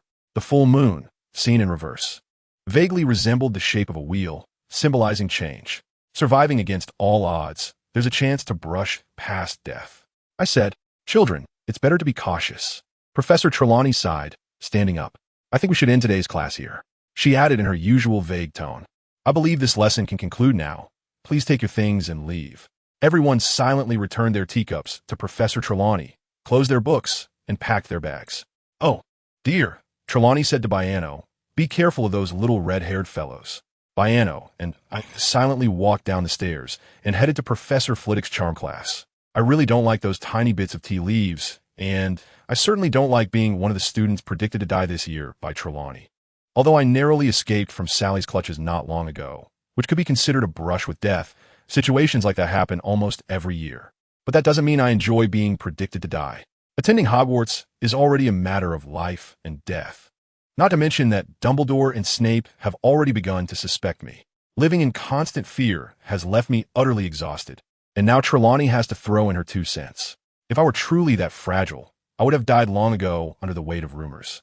Although I know this prediction won't cost me my life, being subjected to Trelawney's bombastic proclamations inevitably makes me uncomfortable. In Charms class, I behaved just as I always do, not letting that ridiculous death omen make me seem neurotic. But others were acting a bit jumpy. Those sneaky glances kept circling around me, as if they were all curious about how I would bid farewell to this world. Baiano looked worried too, but he was more spooked by Trelawney's last statement. Professor Flitwick clearly sensed something was off in the atmosphere. His sharp little eyes occasionally darted my way. "This charm is easy to master. You should try it yourselves," Professor Flitwick announced before walking curiously over to my side. "Is something happening?" His voice wasn't very loud, but everyone turned their attention to us at the same time. I smiled and said, "It's nothing, just that everyone isn't used to Professor Trelawney's way of welcoming a new class." "That's not a good joke," Baiano said, looking pained. "Of course," Professor Flitwick replied, understanding. "So this year it's you who will die, Miss Michelle." I nodded dismissively, smiling even wider. "What? Who's going to die? Is it you, Michelle?" Roberts, who wasn't in our divination class, exclaimed excitedly. Lucy looked as if she had seen a ghost, her eyes wide with terror, her hand covering her mouth to prevent herself from screaming. Reed's reaction wasn't as extreme. He merely looked at me with confusion. "It seems you and Professor Trelawney get along quite well," Professor Flitwick said with a calm smile. "Her joking style isn't something everyone can take lightly. It seems you have a certain talent for divination." He paused, turning back to the podium, and continued in a very relaxed tone, as Michelle said, "The death omen is just a rather not so light-hearted way for Professor Trelawney to welcome a new class. Everyone doesn't need to take it too seriously. After all, since Sybil Trelawney came to the school, she has predicted the death of a student every year, but none of them have actually died. Fate is always subject to change. It's not something we can simply explain in a few sentences, so don't dwell on it too much." Professor Flitwick's words eased the atmosphere in the classroom. Everyone stopped staring at me so intently, but not everyone felt that way. Baiano still kept his distance from those red-haired guys, while Roberts and Lucy, who hadn't taken divination, seemed even more concerned than before. After Charms class, everyone rushed to the Great Hall for lunch. "What on earth is going on?" Lucy asked excitedly. "Just as Professor Flitwick said, it's just a joke," I replied, taking a sip of the warm stew. "That's a death omen. Baiano said you read it yourself, didn't you?" Michelle Roberts said in a low, serious voice. "Yes," I said, "but that was a full moon, like a wheel, indicating change. Michelle, you really interpreted a death omen? White rushed over to sit next to me, out of breath. I sighed slightly. It's nothing. Besides the death omen, I also interpreted change, so you don't need to worry. After all, it is a death omen. It's better to be careful, White said, thinking for a moment. You should avoid leaving the castle except for classes. Everything is for your safety. I couldn't help but twitch at the corner of my eye. Hadn't Trelawney predicted many deaths? None of them had died. They Haven T died, but that year was quite unlucky for them. White said calmly. What kind of bad luck? Roberts asked curiously. All sorts of bad luck, White said seriously, tilting his head toward the other side of the table. That brown-haired boy named Jeff was once predicted to die in his 3rd year. He was incredibly unlucky that year. His favorite owl was hit by a muggle plane while delivering a letter. He nearly choked on a Bertie Bott's every flavor bean at Honeyduke's. He fell into a lake and almost drowned. He broke 2 ribs when he fell down the stairs and lay in the hospital for a week. Those were all serious incidents, let alone the little misfortunes. Cough, cough. I accidentally choked on the water and started coughing uncontrollably. That can't be a coincidence, Lucy said softly, looking at me in horror. It's fine, White said, patting my back to comfort me, but his worried eyes didn't seem match his words. It was as if he was seeing the start of my fateful year of bad luck. After lunch, White specifically instructed Roberts and the others to take good care of me, as if I were bound to get hurt at any moment. Stepping out of the castle, the overcast sky didn't look promising, and the air felt damp and cold. Watching the dark clouds hovering in the mountains, I couldn't help but frown slightly. If it rained, my boots would surely get muddy again in tomorrow's herbology class. Everyone was excitedly discussing what magical creatures they might encounter in the first care of magical creatures class as we walked along the edge of the forbidden forest toward the small enclosure. Since the subject was still taught by the relatively reliable Kettleburn, I wasn't worried about encountering any dangerous creatures in the first class. As we walked along the path by the forbidden forest and past Hagrid's hut, I saw Hagrid carrying a crossbow and a full quiver of arrows, leading Fong into the forbidden forest. Hagrid's equipment seemed ready for battle, which made me feel puzzled, so I glanced at him a few more times. After walking slowly along the edge of the woods for another 5 minutes, we arrived outside the small enclosure. But there was nothing here. Professor Kettleburn hadn't arrived, and apart from various holes in the ground, there wasn't a single creature in sight. Percy, do you really need to carry so many books? Aren't you tired? A complaining voice came from behind us, and I turned to look. It was Wood from Gryffindor, standing next to the red-haired Percy. Biano also spotted Percy and moved a few steps aside, clearly still wary of Trelawney's warning. Percy was bent over, struggling to pull out the books he needed for class from his bulging bag. He was also wearing a gold chain around his neck, obviously a time-turner. After a hard time, Percy finally extracted a book and, upon lifting his head, saw me staring at him, looking momentarily stunned before blushing and nodding at me in greeting. I nodded back slightly and then turned my gaze back to the empty enclosure. Just as everyone was complaining about the professor still not arriving, a head suddenly popped up from one of the holes. It was Professor Kettleburn. Everyone looked in amazement as Professor Burn slowly crawled out of the pit, using both hands and feet, brushing off the dirt with a kind smile on his face. You all came just in time, Burn said as he walked slowly towards us. Is there anyone among you who doesn't like gnomes? Please raise your hand. Everyone exchanged glances, completely unaware of what this old man was playing at. It seems you will all enjoy my lesson today, Burns said with a cheerful smile, pulling a galleon from his pocket and tossing it beside the various pits. Suddenly, heads the size of fists with white hair popped up from the pits, their round little eyes fixed on the shiny galleon on the ground. However, upon seeing Professor Burn, they all quickly retreated. This is what we will be learning about today. Now, who can tell me what kind of creature that is? Professor Burn asked. It's a red gnome. A Gryffindor girl exclaimed excitedly. Yes, indeed, it is a red gnome. Burn laughed. So, do you know what their habits are? They're very good at digging for gold, and most of the galleons circulating in the world are dug up by them. They have an almost greedy love for gold, but they are also incredibly timid, so while they're good at digging for gold, they're not good at guarding it, the girl replied. Very good. 5 points to Gryffindor, Burns said with a smile, then turned to the crowd. Searching for a Slytherin student who could tell him why these little guys are called red gnomes when they are not red at all. Because when these gnomes encounter danger, their white hair instantly turns red and stands up. Lucy happily raised her hand to answer. My goodness, Biano whispered in despair, stepping back a little. Correct. 5 points to Slytherin, Burns said, turning to pick up the galleon he had thrown on the ground. Although red gnomes are timid, if you entice them with galleons, you can easily become familiar with them. Now you must remain quiet, and I will teach you how to gain their trust, he said, fiddling with the galleon in his hand, and at that moment, more little heads popped up from the pits. "Come here. This is for you." Professor Burns softly encouraged the red gnome to come closer.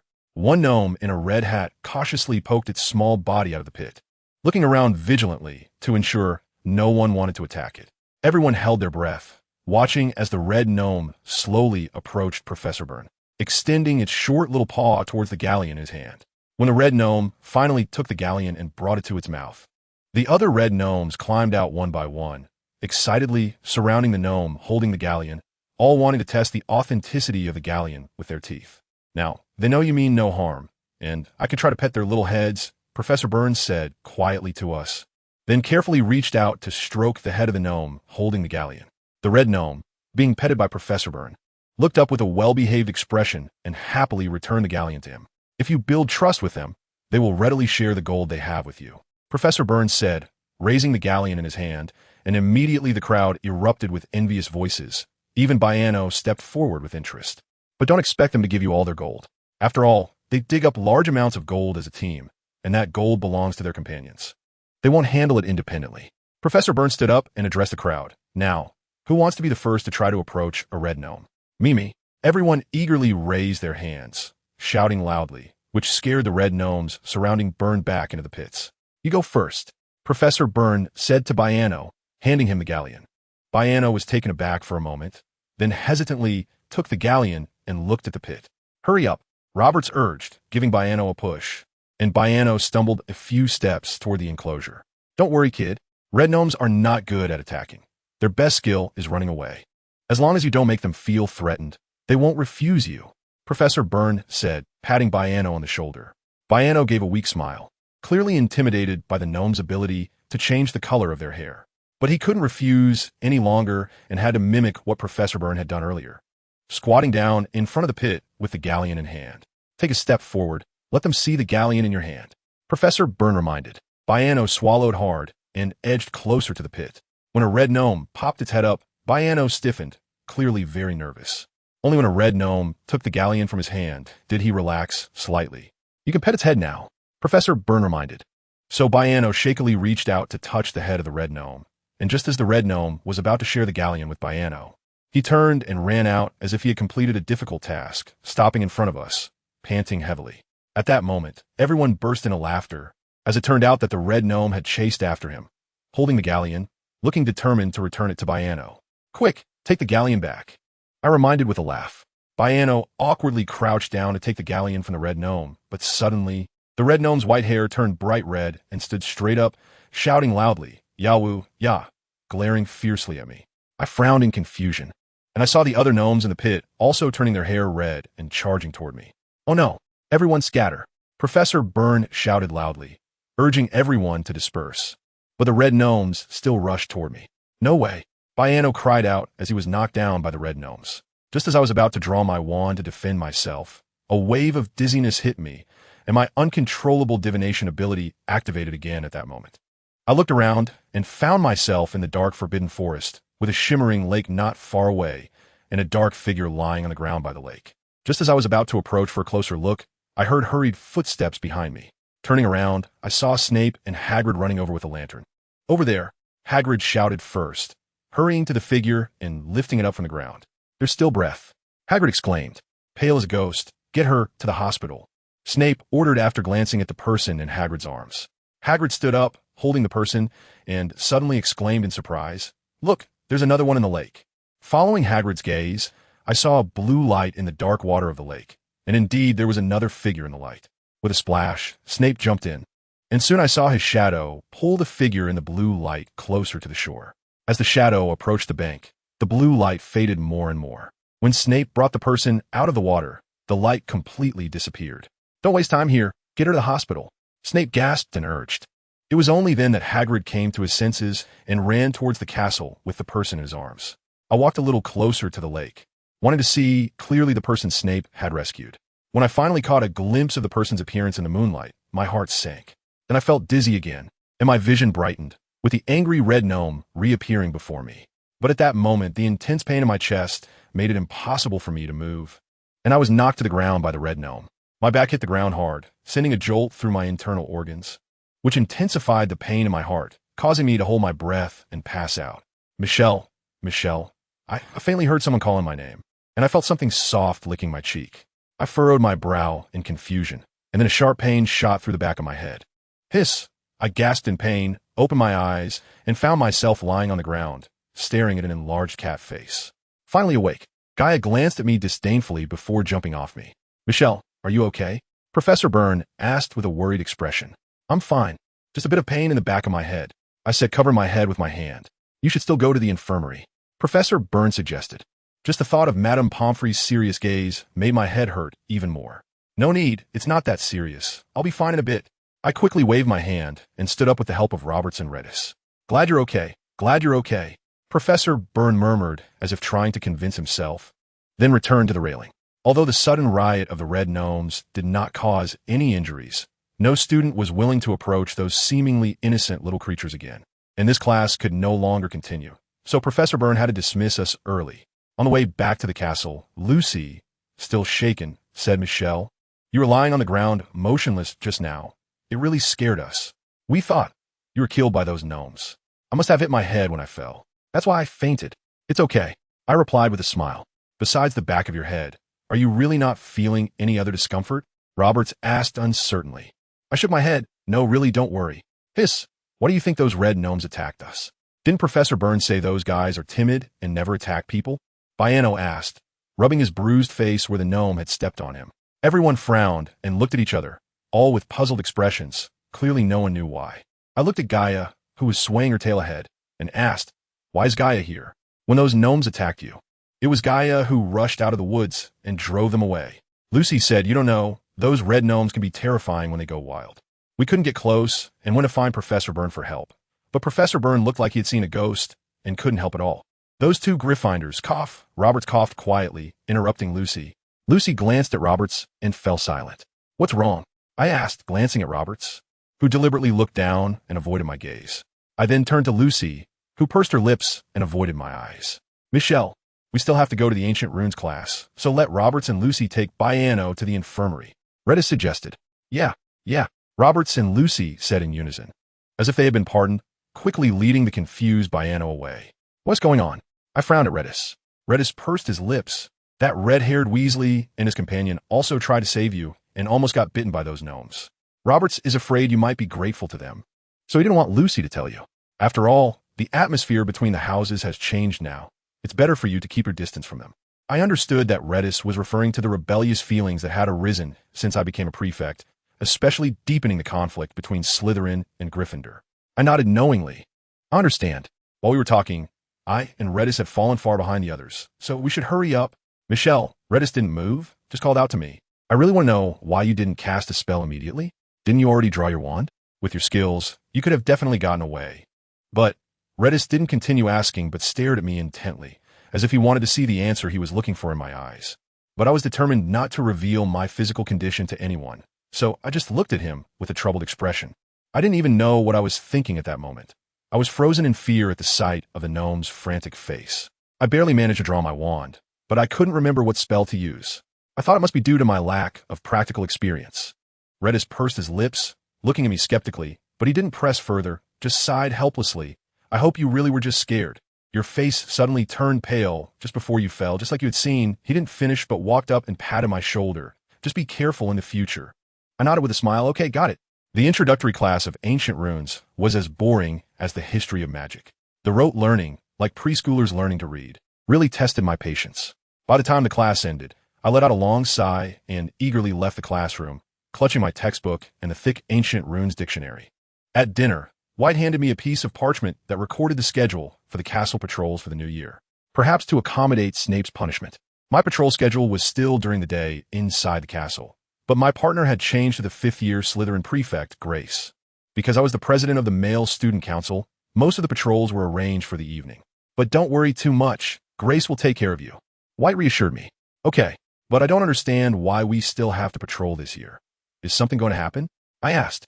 I don't know, but this is the headmaster's request. We just have to follow it, White said, pouring me another cup of hot cocoa. I heard you got injured and fainted in class this afternoon. I just tripped and fell. I'm fine now. Just to be safe, you should still go to the infirmary. I really do need to go to the infirmary later. I suddenly remembered I had promised Madame Pomfrey to come for a follow-up. Be extra careful for a while. The effects of the death omen won't go away so easily. White looked at me seriously, as if confirming that I was taking the omen to heart. I sighed helplessly and patted White's shoulder. I'll be careful. After dinner, I walked alone to the infirmary, while Gaia followed closely behind me. After turning a corner and seeing no one around, I asked Gaia, why don't you go play with Madame Loris? Why are you following me? Do you think I want to follow you? If it weren't for the fact that your time is running out, I wouldn't bother with you. What do you mean by time running out? Do you also believe in that unreliable divination? It's not a matter of divination, but the uncontrollable power within you. Gaia suddenly became serious, changing from her usual nonchalant attitude. This reminded me of the expression she had when she told me that Saliza was suspicious, which was exactly the same as now. I couldn't help but feel a bit anxious. Was I really going to die? Still saying you don't believe in that death omen. And I just mentioned it casually, and you got scared, really firm in your stance. Gaia mocked proudly, and I immediately knew she was trying to scare me on purpose, making me feel embarrassed and angry enough to lash out at her. She was also cunning. When she saw me reaching out to grab her, she quickly slipped away from my feet. When I arrived at the infirmary, Madame Pomfrey seemed a bit anxious. As soon as I walked in, she quickly came over and grabbed my hand, saying, I thought you weren't coming. I was just about to go look for you. While saying this, she kept looking me up and down, as if she had to find some problem with me. Professor Byrne told me that you were attacked by a group of red gnomes during your afternoon class and fainted. Did your heart condition act up again? No, I just fainted because I hit my head when I fell. If you don't believe me, touch it. I still have a bump on the back of my head. I pointed to the back of my head with a smile, and Madame Pomfrey quickly reached out to feel it, indeed, finding a small bump. Does it still hurt? She asked with concern. It hurt a bit at first, but it's fine now. Are you really fainting just because of hitting your head? She still seemed a bit skeptical. So after confirming that I didn't have any other external injuries, she placed me on a bed in the corner of the room, then pulled the curtain. So she would have to worry about someone barging in suddenly. Take off your clothes, Madame Pomfrey ordered. I reluctantly started unbuttoning while continuing to argue. I really did faint because I hit my head. It has nothing to do with my heart. Besides, I feel much better today. My pulse is normal, and my breathing is particularly smooth. I think those red veins must be caused by an allergic reaction to something I ate. How about this? You prescribe some ointment for me to apply, and maybe we'll get better in a few days. You make it sound so simple. I haven't even determined what illness you have. How can I just prescribe medicine? What if it makes things worse? That would be even more troublesome. Madame Pomfrey completely ignored me and began using her wand to examine the strange red veins on my chest. The medical spells passed over my heart repeatedly, and Madame Pomfrey's frown grew tighter. Yesterday, due to my physical condition, Snape had been exceptionally lenient and didn't make me serve detention. But if I didn't go today, it might be hard to explain. As the detention time approached, Madame Pomfrey showed no intention of letting me leave. Madame Pomfrey, I should be fine, right? I tentatively asked. Your symptoms are a bit different from what I've seen. I've basically tried all the testing spells I could, but there's no response at all. Madame Pomfrey said seriously, her brow furrowed tighter than ever. I was afraid that if she focused too much on this matter, it might escalate, and if a professor were to come for a consultation, my peaceful days would be over. To avoid such a situation, I had to reassure her, Madam, since this illness has nothing to do with magic, it might just be an ordinary ailment from a muggle world. That's not entirely out of the question. In any case, since it's not caused by magic, and I feel much better now, it would be fine to go to a muggle hospital for a checkup during the break. Even if you don't feel uncomfortable now, you can't take it lightly. Madame Pomfrey said sternly, clearly displeased with my casual attitude towards illness. Okay, I understand. But detention time is almost up. If I don't go, I'll get scolded, right? I smiled ingratiatingly. Madame Pomfrey sighed helplessly. Fine. We'll stop the examination here for today. But if you really feel unwell, you must come to the infirmary. After all, problems near the heart are not to be taken lightly. Okay. If my chest starts hurting again, I will come and find you right away, I said with a grin, quickly putting my clothes back on and leaving the infirmary, fearing that Madame Pomfrey might change her mind. When I pushed open the door to Snape's office, panting, I didn't even have time to explain my tardiness before the scene before me almost made my heart stop. Snape was not sitting in his usual armchair behind the desk. Instead, he was standing under the chandelier in the center of the room. He held a parchment document in his left hand, engrossed in reading it, while his right hand gripped a half-full potion bottle. I recognized it at a glance. It was the one that had fallen during Snape's questioning in Nocturne Alley. I didn't expect Snape to have picked it up, and I couldn't help but feel guilty, fearing that he might suspect something. Fortunately, Snape's attention was focused on the parchment in his hand, so he didn't notice my fluster. He heard the sound of the door opening, but didn't see me walk in, so he raised an eyebrow and looked at me with mild annoyance, then sarcastically said, "Do you have to stand at the office door and days off?"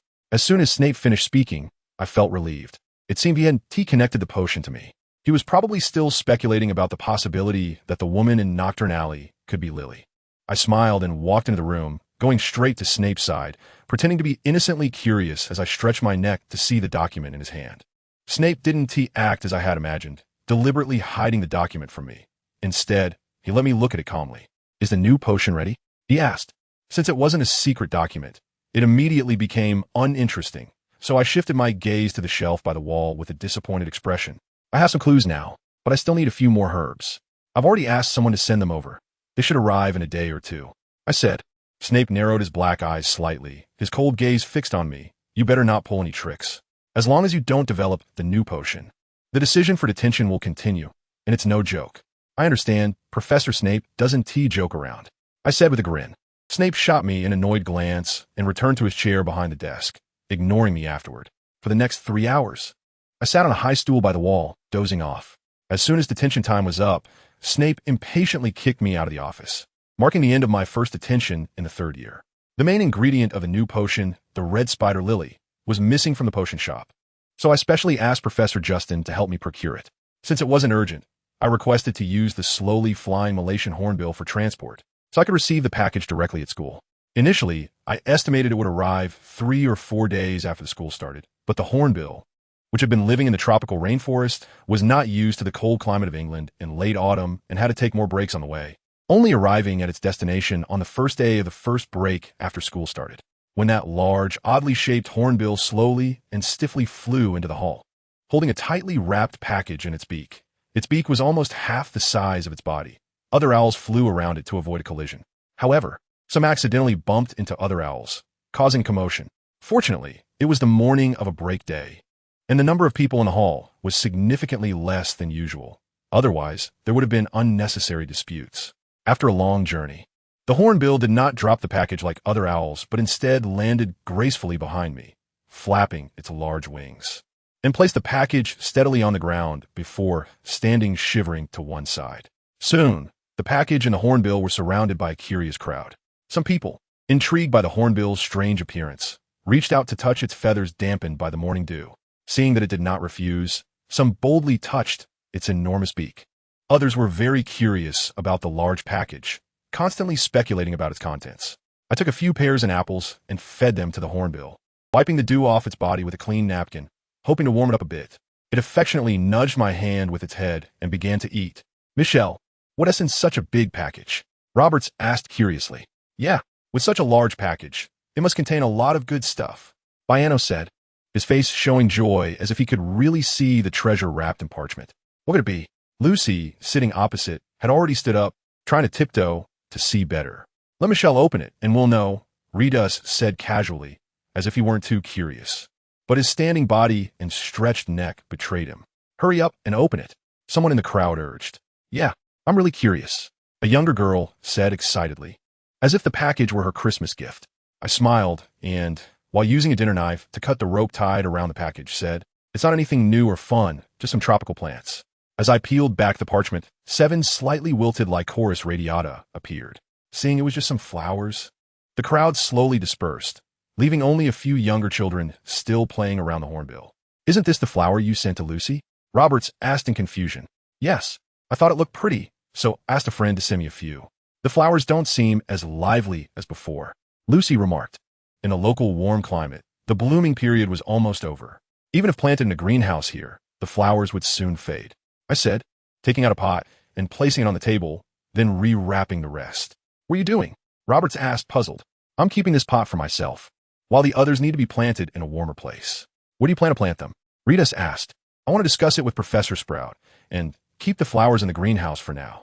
I'll find a suitable place once the weather gets a bit warmer." Since Roberts and the others were going to guide the second-year students in combat practice, I declined their kind offer to accompany me to find Professor Sprout in the greenhouse, saying I was fine on my own. Originally, I had promised to guide them in combat practice, but after being recommended as class leader, I had too much on my plate. Fortunately, Roberts confidently declared he would help guide the little ones.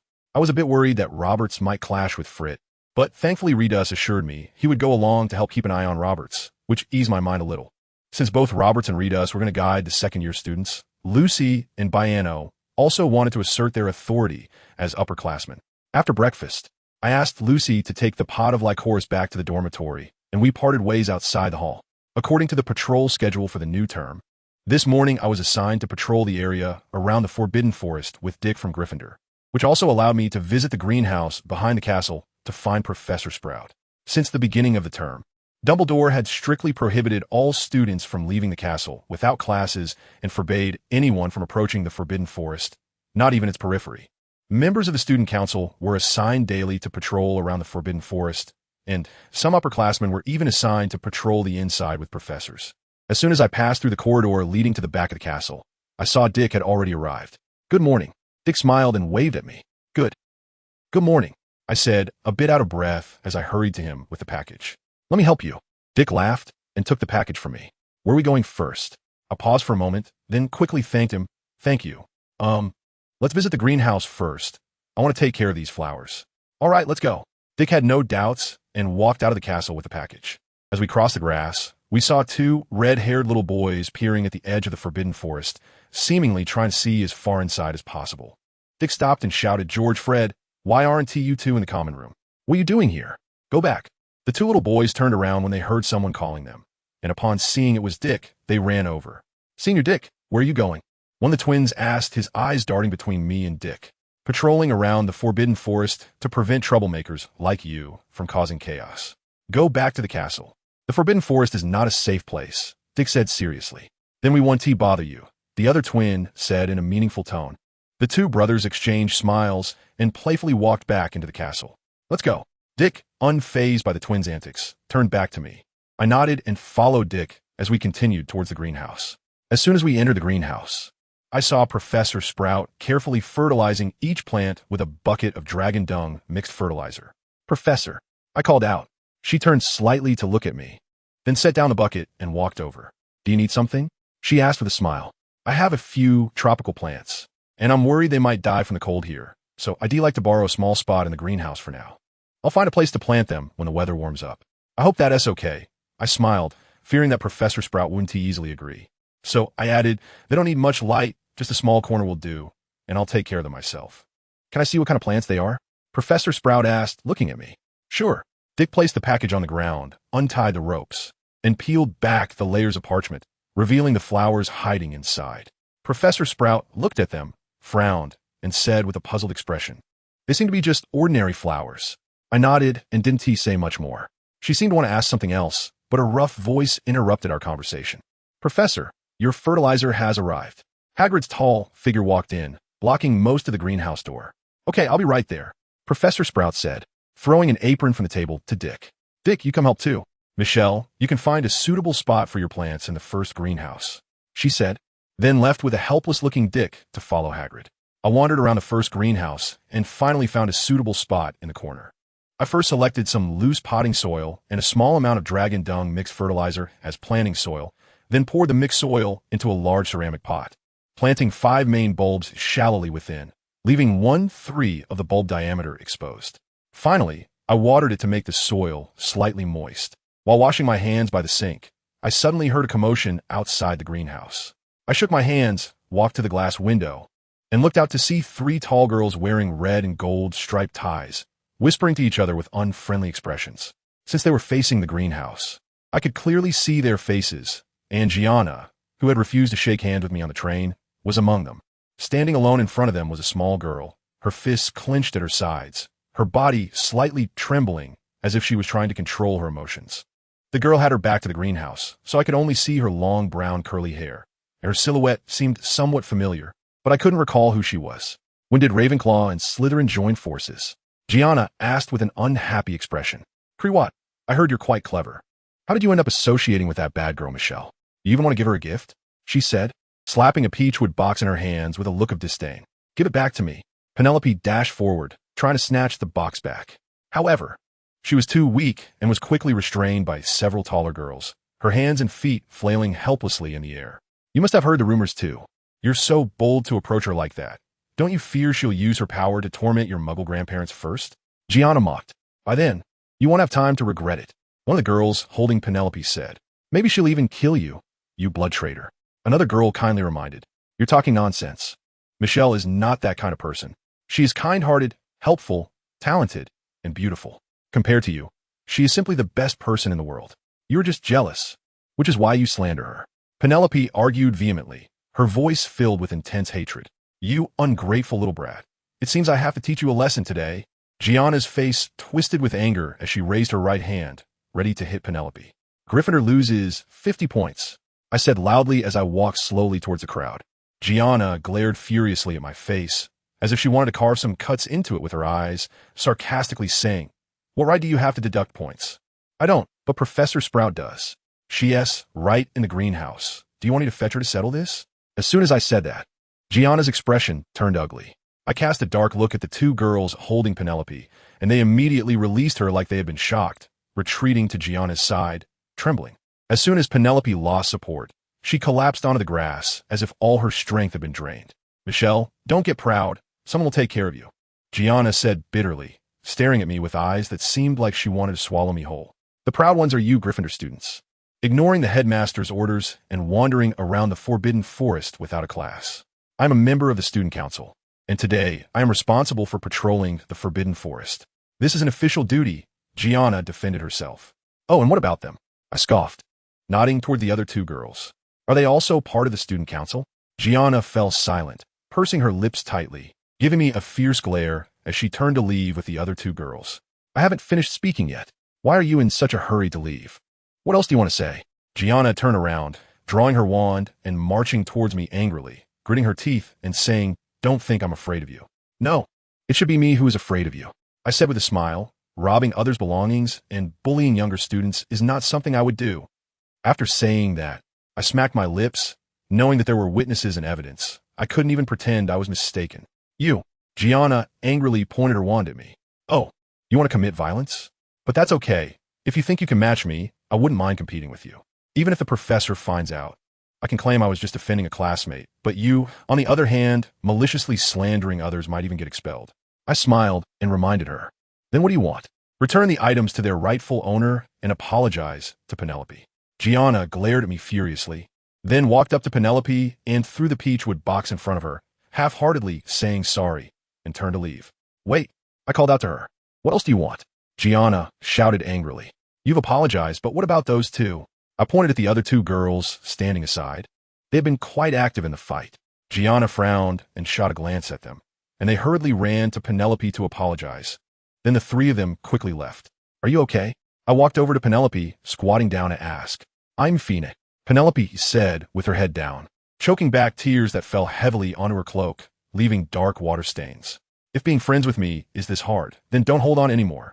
Penelope looked at me in surprise. Do you think I'm someone without backbone who will yield to the strong? No, I know you're not. But we are on different paths, and one day we may not even be able to be friends. Different paths? Penelope frowned in confusion, then suddenly looked at me in terror. Do you really? She covered her mouth, afraid of saying something inappropriate. I knew what she was thinking. No, it's not what you think. I didn't know how to explain it to her. I just hoped she would remember one thing. To be my friend, Michelle. You must support me unconditionally. Are you sure you can do that? Penelope did not answer immediately, just stared blankly at me, as if she didn't understand what I was talking about. You should go back, I gently said, standing up and walking away. I spent the entire morning patrolling around the Forbidden Forest with Dick, who reeked of dragon dung and fertilizer. Since it was the first day of the holiday, many people didn't quite understand that this year's restrictions were much stricter than in previous years. Several couples who were preparing to date in the vicinity and a few groups of idle folks wandering around were sternly sent back to the castle by us. By the time we finally reached lunchtime, we were already starving. Dick had to go back to the common room to change clothes, so we parted ways at the gatehouse, leaving me to head to the Great Hall alone. As I walked through the dimly lit corridor, I spotted an angry-looking Filch. At that moment, he was grabbing the arm of a younger Hufflepuff boy and loudly questioning him about something. Textbooks and parchment were scattered around them, and spilled ink was everywhere. Mrs. Norris was walking around in a mess, not forgetting to leave a few paw prints on the clean sheets of paper. I initially thought about ignoring them and heading straight to the Great Hall, but the corridor they were in happened to be the closest path to it. So I slowed my pace, trying to pass by unnoticed. As I got closer, the unpleasant conversation inevitably reached my ears. "You little brat, I've finally caught you. Yesterday you threw dung bombs into the broom cupboard, and I was careless enough not to catch you. How dare you show up today? You rotten little troublemaker. Just wait and see how I deal with you," Filch said sternly, pretending to take him away. The boy was trembling, clearly frightened, and despite his fear, he was desperately trying to resist Filch's grip. "No, it wasn't me. I didn't throw anything into the broom cupboard." Still trying to argue? "I let you off the last time, but you won't be so lucky this time. You were lurking near the broom cupboard just now, clearly planning to throw another dung bomb when no one was looking, right? Thankfully, I was hiding nearby early on. Otherwise, you'd have gotten away with it again," Filch sneered, his eyes narrowing with delight. The boy's face flushed with indignation at the unjust suspicion of his character. With a voice trembling with anger, he shouted back, "No, that's not true. I wasn't lurking around. I was just looking for my golden snitch model." "Humph. Do you think I would believe the words of a miscreant like you? You should just come with me to see your head of house. It's lunchtime. She should be in the Great Hall. I'm going to take you to her and tell her about your disgusting prank in front of all the students, making you look foolish," Filch said angrily, dragging the boy towards the Great Hall. Hearing Filch's threat, the boy turned pale, his eyes filled with despair. He struggled with all his might to break free from Filch's tight grip while pleading, "No, please. I didn't do anything wrong. You can't do this to me. I didn't. I really didn't." His voice grew softer, tinged with a pleading tone, his colorless face showing a sorrowful expression, and his eyes were red, on the verge of tears. Feeling a flicker of sympathy, I couldn't help but walk up quickly. "Hello, Mr. Filch." I greeted him very politely. "Oh, hello, Ms. Beckett." Filch responded politely, neither warm nor distant, his tone revealing no hint of emotion. However, I could still read from his calm demeanor that he did not wish to be disturbed at that moment. But instead of walking away as he wished, I pretended to be curious and asked, "Can I know what is happening here?" Filch pointed at the boy he had caught and said, "This bad guy wanted to throw dung bombs into the broom cupboard, but I caught him." His tone was stiff and serious, clearly not wanting to continue entangling with me. "No, I didn't. I never intended to do that. I was just looking for my lost golden snitch model." The boy's face turned even redder as he loudly denied it with a sharp voice. "Shut up, you little brat. Stop making up pathetic excuses. That won't spare you from the punishment you deserve. I'm taking you to see your head of house right now. I believe Professor Sprout will give you a fair trial." Filch threatened loudly, tightening his grip on the boy's hand. "No, no, I don't want to go. Let me go. I don't want to." The boy wailed in pain, tears welling up in his eyes, ready to fall at any moment. In fact, this matter had nothing to do with me, and I wasn't the type to meddle in others' affairs. Even if I turned to leave now, it wouldn't feel unnatural. But I knew this child was innocent, and having already asked so many questions, it wouldn't feel so difficult to say a few more words for him. So I continued, "Mr. Filch, before you take him to see Professor Sprout, may I have a word with you privately?" Filch frowned, looking unwilling to agree to my request.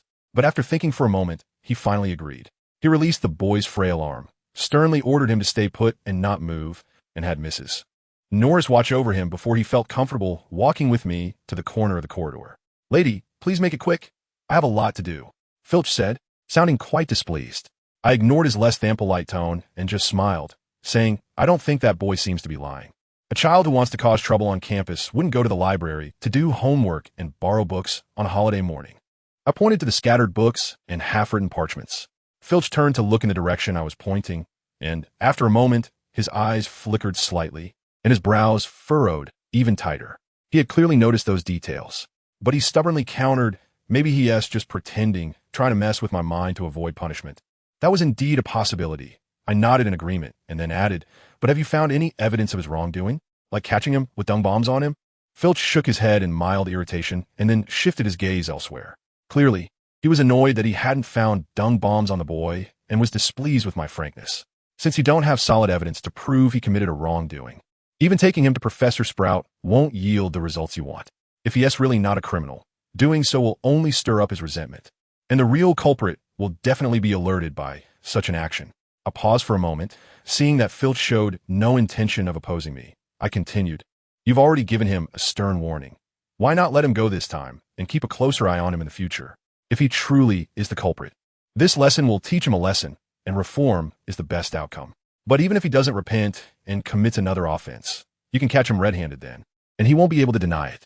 Isn't that more appropriate than trying to punish him now without any evidence? I spoke softly, trying to make my tone seem humble and reasonable rather than aggressive. Filch pressed his lips together, contemplating for a while, and finally nodded. All right, since you're pleading for him, I'll let him go this time, Filch said as he walked back to the boy, casting a cold glance at him. You got lucky this time. Next time, I will make you pay for it. After saying this, he left the corridor with Mrs. Norris. Are you all right? I said to the boy, who appeared slightly dazed from surprise. I'm fine. The boy snapped back to reality and said, then looked at me with a grateful expression, his voice trembling slightly. Thank you, Senior Beckett. Although Filch hadn't directly told him that I had interceded for him, he sensed some subtleties and understood that I had helped him in this matter. You're welcome. It's just a small thing. I smiled. But why did you help me? After all, Filch told you that I really did something bad, the boy asked, clearly puzzled as to why I would challenge the authority of the Hogwarts administrator for a junior boy who was neither from my house nor an old acquaintance. I smiled nonchalantly, because I believe in your words. Then I pulled my wand from my sleeve, and, after casting a spell, a small, round, shiny golden object engraved with wing patterns swiftly flew from a dark corner of the corridor. I caught it and handed it to the boy. Thank you, he exclaimed repeatedly, a blush rising on his face. You are very different from what the rumors say. The boy said awkwardly in a low voice, You're not bad at all. I really don't understand why they would slander you like that. You're such a good person. What could they possibly be dissatisfied with? The boy frowned in confusion, looking as if he couldn't make sense of the situation. Pack your things and head to the Grey Hall. Lunch should have already started. I didn't defend against the rumors. Just waved my wand again. The books and parchments that had been scattered on the ground jumped up and neatly stacked themselves together. The stains were cleaned off.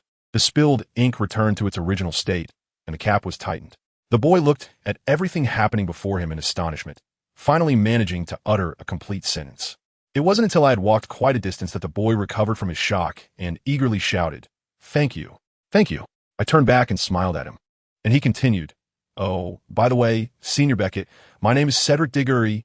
Hearing his words, I was slightly taken aback, and the smile at the corner of my mouth became even more pronounced. I still didn't say anything, just turned around and continued walking toward the Great Hall. In the Great Hall during lunch, there were noticeably more people than in the morning, and the Slytherin table was particularly lively. Everyone was enjoying the food while chatting excitedly. A group of second years huddled close together, whispering to each other, clearly thrilled by the first dueling training. The first-year kids were also restless, stretching their necks to eavesdrop. It seems you all taught them well, I said with a smile, sitting down next to a weary-looking Roberts. If I were invited to watch others' misfortunes early in the morning, my enthusiasm wouldn't be much better than this. Roberts said gloomily, Who had bad luck? I looked at Lucy in confusion. Lucy gestured towards Roberts and Diana with her eyes, saying with some worry, Our incident was discovered by that old guy, Cliff, and, as a result, both of them were punished to attack each other with disarming spells for 10 rounds, and they both got hurt to some extent, so their mood isn't good. Professor Feckliff is a stubborn old man, full of outdated ideas, and has many rules. While everyone respects him in class, they find him quite annoying in private. Feckliff? How'd he get involved in this? I felt a bit irritated. It's all because of the dueling training. At that time, we had gathered the participants, demonstrated some of the safest duels, and were preparing to let the kids practice in teams. But then Professor Feckliff barged in and insisted we were engaging in a brawl, deducting 50 points from Slytherin and threatening to put us all in detention. Roberts and Biano, feeling unjust, argued with Professor Feckliff, and in the end, both were punished. Reedus briefly explained the situation to me, his tone calm, but his expression very serious, which was how he looked when he was really angry. It must be that bunch of Gryffindors, Biano said, glancing hatefully at the Gryffindor table. I saw a few Gryffindors sneaking around outside. Didn't expect them to snitch behind our backs.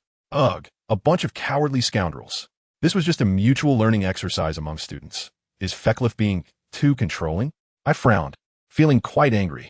Although it is a form of learning, it does involve practicing attacks using magic. After all, we are in school, and the school is responsible for everything we do here, so the professors have the right to supervise and manage anything involving magic. If you had obtained the professor's approval in advance, or conducted it under the professor's supervision, Professor Feckliff would have no reason to punish you. White, who had come in at some point, said, clearly having overheard our conversation. From my unique life over the past 13 years, I firmly believe that if one wants to survive, the first condition is to make oneself strong, and strength comes at a cost. Since dueling practice is the most effective way to enhance magical control, even if it carries the risk of injury, it must be accepted. Trading pain for progress is a normal path for me, but the current situation does not allow for it. I previously thought that I was only constrained in the Muggle world, avoiding the use of magic to conceal my identity, and that I would be free at school. But this time, I thoroughly understood the restrictions on the use of magic by minors in the magical world. Even in a place as free as school, even when we were doing something beneficial, we were still bound by constraints. It seemed I hadn't thought it through beforehand. I felt a bit frustrated. No, strictly speaking, this is my oversight, White said. As the head of the male student council and a senior in Slytherin, I have the responsibility and obligation to inform you about the necessary conditions for establishing a new extracurricular group. I thought this matter was dead in the water, but it seemed from White's words that there might still be a chance for it to turn around. So I asked him to clarify further. To establish any extracurricular group at school, you must have the Academy's consent. First, you need to submit a written application to the student council along with a plan for the group. Then, a review member sent by the student council will assess the plan's leader, participant scale, activity time and location, nature and risk of the activities, and after passing the inspection, they will stamp it. Finally, it must be approved by the head of your house before you can proceed with the activities. As soon as White finished speaking, I fell in a deep thought, desperately trying to come up with a way to resolve the issue in the shortest time possible. What? Biano asked with a confused expression, as if he hadn't understood what White was saying at all. This seems really complicated. Lucy wrinkled her nose, looking unhappy. So should we start writing the application now? Roberts asked, do you think we could get a signature from the head of the house? Rita said, don't worry, I have already taken care of it for you.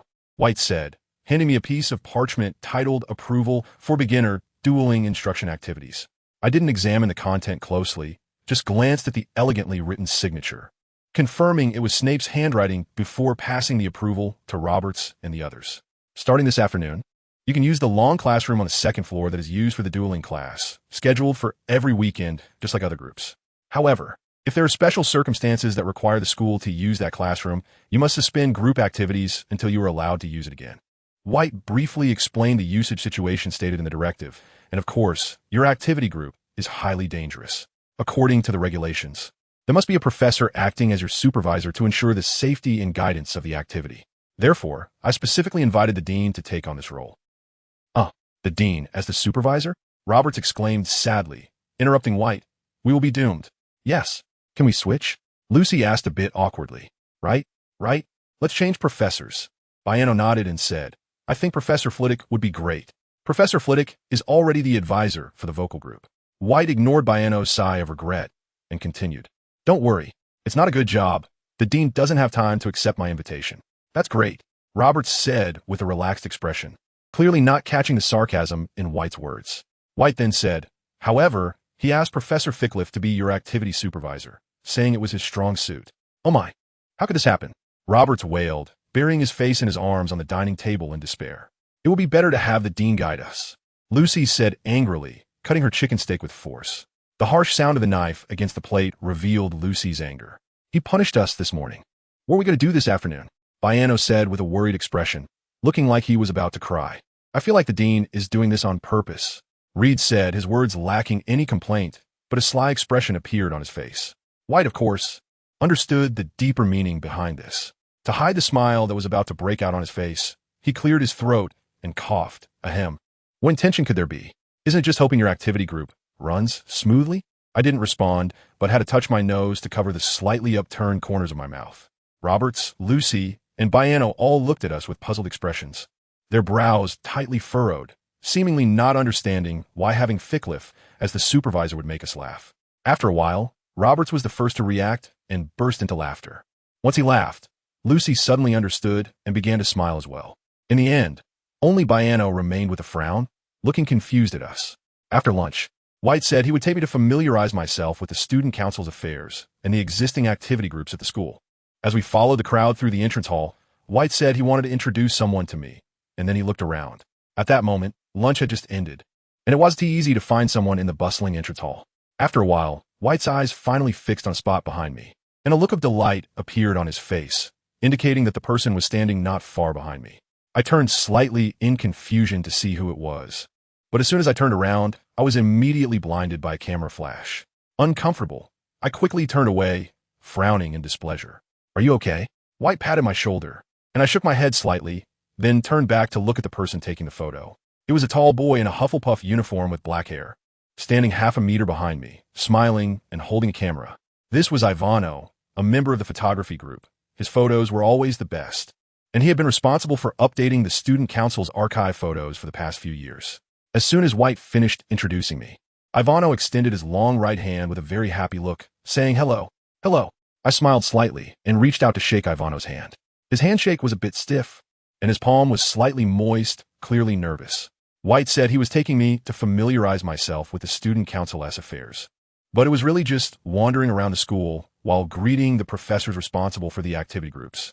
Ivano followed us the whole time, occasionally raising his camera to take pictures, which made me feel quite awkward. Fortunately, the subjects of the photos weren't just me. They were also the members of various activity groups, or else I really wouldn't want Ivano to be following me all the time. When we entered the principal's office, White solemnly introduced me as a student council member to Dumbledore, while Ivano kept looking for angles to take pictures, making me feel that something was off. However, Dumbledore seemed unfazed, warmly shaking my hand and kindly patting my shoulder, smiling as he said, "Child, do well." Although I felt very displeased inside, I still smiled politely and nodded. After leaving the principal's office, I became increasingly angry, feeling like I was being made a fool of. But I couldn't ask like a fool, so I shot White an angry glare and turned to leave. White reached out to stop me, but I shrugged him off. White called my name, but I ignored him, thinking that he would definitely come back to the common room to find me, so I headed straight for the basement.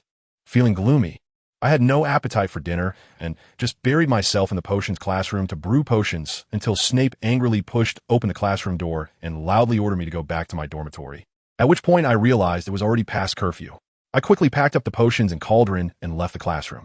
I had been too focused on brewing potions, and now that I suddenly relaxed, I realized I was both exhausted and hungry.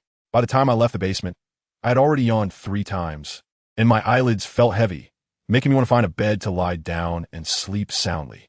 As soon as I exited the basement, a sharp cold wind hit me, and my drowsiness vanished without a trace. I didn't expect the September night to be so cold. For someone like me who is always cold, this winter would definitely be hard to endure. I tightened my clothing and quickened my pace on the way back. I don't know if it was because of the wind at night, but I surprisingly developed a fever in the middle of the night. In a daze, I felt like there was a fire burning inside me, causing sharp pains in my chest, and the air around me seemed to be on fire, making the air I breathe and feel thin and scorching, leading to a fit of severe coughing. With each cough, my head throbbed, as if a hammer was pounding on it. Finally, I stopped coughing, but my head still ached faintly, as if my nerves were being pulled and slowly torturing me. Due to the high fever, I also experienced ringing in my ears, a constant buzzing sound, as if a swarm of bees was flying around in my head. Gradually, all the pain faded away. I didn't know if it was because I was getting better or because I was about to die. You shouldn't exist in this world. What does it matter if you die? In a daze, I heard someone mocking me, and when I opened my eyes, I found myself in a brightly lit, crowded, luxurious European-style banquet hall. This scene felt strangely familiar, but I couldn't recall where I'd seen it before. Why weren't you the one who died back then? Compared to your brother, what does your existence as a daughter mean? The Gu family's business is not destined to be inherited by girl. No matter how smart or hardworking you are, you can't compare to the son of that vixen. You disaster, hurry up and die. A beautiful Asian woman lunged at me with a sharp knife, and I should have quickly dodged, but my body was out of control, and I could only watch helplessly as the terrifying knife pierced my chest. "Mom, no, Mom," I unconsciously shouted, and at that moment, I realized that the beautiful woman before me was my mother from a past life, and everything happening in front of me was the past I most wished to forget. An unshakable nightmare. The crazed woman continued to swing the knife, leaving deep cuts on my body and face. "It's all your fault. You killed my precious son. He died because of you. How dare you live? How dare you live all these years in front of me? Why don't you just die? You harbinger of doom. You scourge, go die." Blood blurred my vision, and the world suddenly turned crimson. The guests around us were terrified by the sudden incident, fleeing in panic. The sounds of terrified screams, hurried footsteps, and dishes crashing on the marble floor echoed in my ears. My mother forcibly dragged me into the car. "I will use you to bring my son back. I must bring him back." I had thought she had completely lost her sanity back then, but now I felt that she was the most clear-headed. She did not hide the evil in her heart. That ugly visage was her true self. The expected car accident came, and the world spun again, and I fell into unconsciousness once more. I thought the nightmare was over, but another voice rang out. You are a demon. You should have died that day. How can you still be alive? How can you take away my love? I found myself being choked by another woman with a twisted expression. This was my mother in this life, another nightmare of the same fate. They were regular visitors in my dreams, and I had become accustomed to their presence. But today's dream was too real, making me feel a pang of fear. You shouldn't exist in this world. It doesn't matter if you die. Trying to exchange your life for mine is impossible. The scene suddenly changed again. My mother in this life, dressed in a black cloak, wore a look of disdain, pointing a wand straight at me, seemingly ready to take my life at any moment. This situation had never happened before, and I had never seen this room filled with magical circles and star charts. Nothing is impossible. Another threatening voice suddenly sounded, and a huge white figure sprang out from behind me. Before my mother could recover from her surprise, the beast bit off her neck. Warm red liquid splattered onto my face, and I seemed to smell the strong scent of blood. The unfamiliar and real scene in front of me filled me with fear, and I struggled to escape. Finally, my body moved slightly, and then my eyes opened. I was completely awake. Gasping for breath, the cold air flowed through my chest, soothing every restless nerve. I stared at the eerie curtain in the dark, and the dream once again vividly appeared in my mind. I shook my head in fear, trying to erase that dream from my memory. Another nightmare? I was startled to find that Guya had returned at some point, squatting by the bedside, her cold, glowing eyes fixed on me as she asked. Yes, a dream even scarier than before. I let out a gentle sigh, pretending to be nonchalant, and got out of bed to take a shower, changing out my sweat-soaked nightgown. Just after taking a couple of steps, I suddenly caught a faint whiff of blood in the air, the same scent I had smelled in my dream. What did you just eat?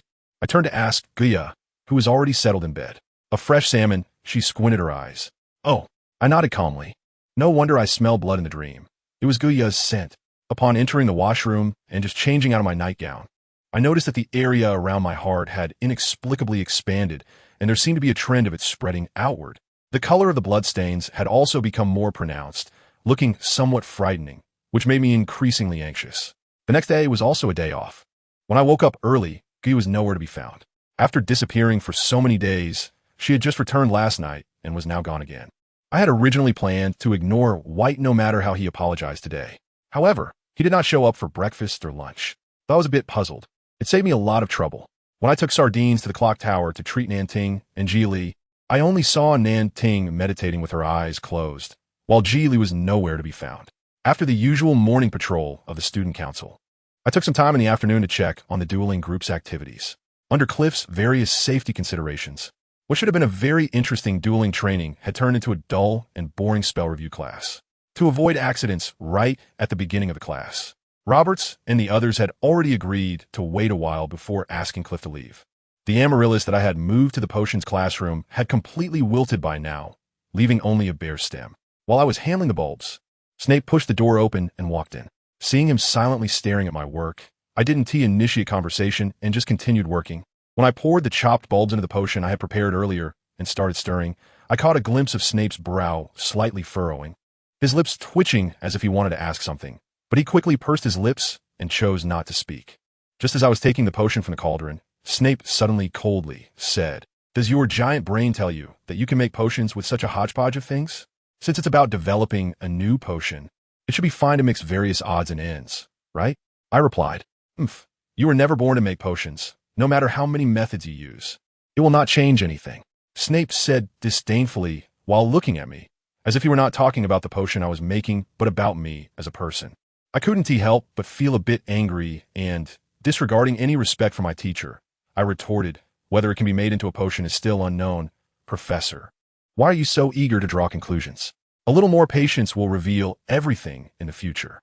Snape did not respond immediately, but stared at me with an intimidating gaze. After a while, he sneered and said, "Then I'll wait and see just how capable you really are." With that, he turned and left. I frowned slightly, although Snape sometimes liked to pick on me. He had always been indifferent to my potion making. His anger today seemed rather strange.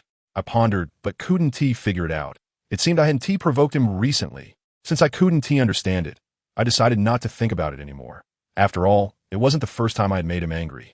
After another busy stretch, I realized it was almost curfew, so I hurried to clean up the potion and the cauldron. I had planned to make a live hell broth to avoid having the same nightmare again, but there wasn't enough time. If I want to find Madame Pomfrey, I was afraid she would notice the changes in my heart and have me check this and that. In the end, I was left with no choice but to ask Snape for a method. The unpleasant conversation from the afternoon made it hard for me to lower my face to ask him, but I truly couldn't endure having the same nightmare again. So, I had to muster the courage to knock on Snape's office door. I knocked on the door and then pushed it open as usual, walking straight in. Snape was sitting at his desk, writing something, completely indifferent to my entrance. "Professor, could you give me a live hell broth?" After I spoke, I felt it was a bit abrupt, so I explained it's getting late, and I'm afraid if I go to Madame Pomfrey's now, I'll miss the curfew. After saying this, I thought it was somewhat inappropriate and wanted to explain further. But just as I opened my mouth to speak, I feared it would make things worse. So I decided to say nothing and just stood by the table watching him. Snape glanced up at me slightly, then pointed his wand at the door inside the office. And with a click, the door opened and the light inside turned on. "Get the potion and leave quickly," Snape said, then continued with his work. Walking into Snape's potion store for the first time, I couldn't help but feel a sense of novelty. It was a very small room, with shelves piled high against 3 walls filled with various finished potions and ingredients for making illegal potions. There were so many items that even the space between the shelves and the ceiling was stuffed. I paid a little attention and indeed found a large bottle of blood-replenishing potion. It turned out what Justin said before was true, but things weren't as rosy as he thought. I also found the laryngeal scales confiscated from Saf in one of the small wooden boxes. It seemed this could be considered Snape's little treasure trove. After spending some time, I finally found the living death potion among the hundreds of potion bottles. When I thanked Snape while holding the potion, he looked slightly surprised as he glanced between me and the potion, then signaled that I could leave. Thanks to the potion, I slept soundly until dawn, feeling much more comfortable. Although Slytherin's common room is located underwater and doesn't have the expansive view of Gryffindor and Ravenclaw, it is a good place that is not easily affected by the weather, warm in winter and cool in summer. Just stepping out of the warm common room and into the slightly cool air, I couldn't help but shiver, covering my mouth and nose as I sneezed several times, almost gasping for breath. "Michelle, are you all right?" Lucy asked with concern. I waved my hand to indicate I was fine. The autumn sun is not as powerful as in summer. It had already risen above the branches, but could not dispel the mist in the distant mountains. Looking at the ethereal mountains in the distance, I suddenly thought of my past self, and turning back, I felt as if I were dreaming at that moment. I couldn't help but stop in my tracks. Suddenly, the figure that brushed past me became ethereal, and for some reason, all my bodily sensations disappeared in that instant. In the illusion, I saw my own figure appear ahead, just a step or two away, as if my soul had stopped while my body continued forward. Meow. A sudden cat meow startled me, and all my senses returned in an instant. The surroundings became exceptionally clear, and there was no trace of my own figure in front of me. It seemed I had just unknowingly fallen asleep and dreamt, and now I was truly awake. "Zah, you really scared me, you naughty thing." Lucy bent down to pick up Gia, who had suddenly appeared, pretending to scold it in annoyance. "Michelle, I need to talk to you alone." Gia ignored Lucy and just spoke to me. I didn't respond, thinking to myself, there are already enough classes today. I have no time for you. This is a matter of life and death. Do you think attending class is more important than your life? Gia said a bit irritably. I raised my eyebrows in surprise, wondering, how does Gia seem to hear my thoughts? My abilities have almost fully recovered. Now, even if you don't speak, I can hear your thoughts. Gia said proudly. "Michelle, why does Gia keep meowing at you?" Lucy, not understanding Gia's words, only heard it meowing continuously. "Is it hungry?" "I think so," I replied with a smile. "Then we should hurry. We can't let Gia stay hungry." Saying this, we quickened our pace toward the Great Hall. "Michelle, we really need to talk." "Zain, see, you haven't clarified your ability recovery, yet you want to pull the same trick again. I don't have time to be scared by you right now. We have plenty of time to chat during lunch." I shot a displeased glare at Gia. "Your current situation is very dangerous. We really need to talk." Gia struggled to jump onto Lucy's shoulder, emphasizing loudly to me. Lucy was startled and didn't know what to do for a moment. I quickly grabbed Gia from Lucy's shoulder and scolded softly, "You're being so loud. It's very rude." I then stuffed it into my pocket, and it struggled restlessly inside. I pressed it down with my hand, thinking, "You need to behave. There are many eyes watching." Gia seemed to understand not to draw too much attention, so it quieted down, just sticking its head out of my pocket with a reluctant expression. It seemed Gia must be extremely hungry. Lucy glanced sympathetically at Gia and murmured thoughtfully. During breakfast, Lucy piled 4 herring, 2 large meat pies, and several pieces of bread onto a plate for Gia, and even poured a large bowl of milk, worried that Gia might choke. As she pushed the milk toward Gia, she affectionately said, "Eat up. There's more after you finish."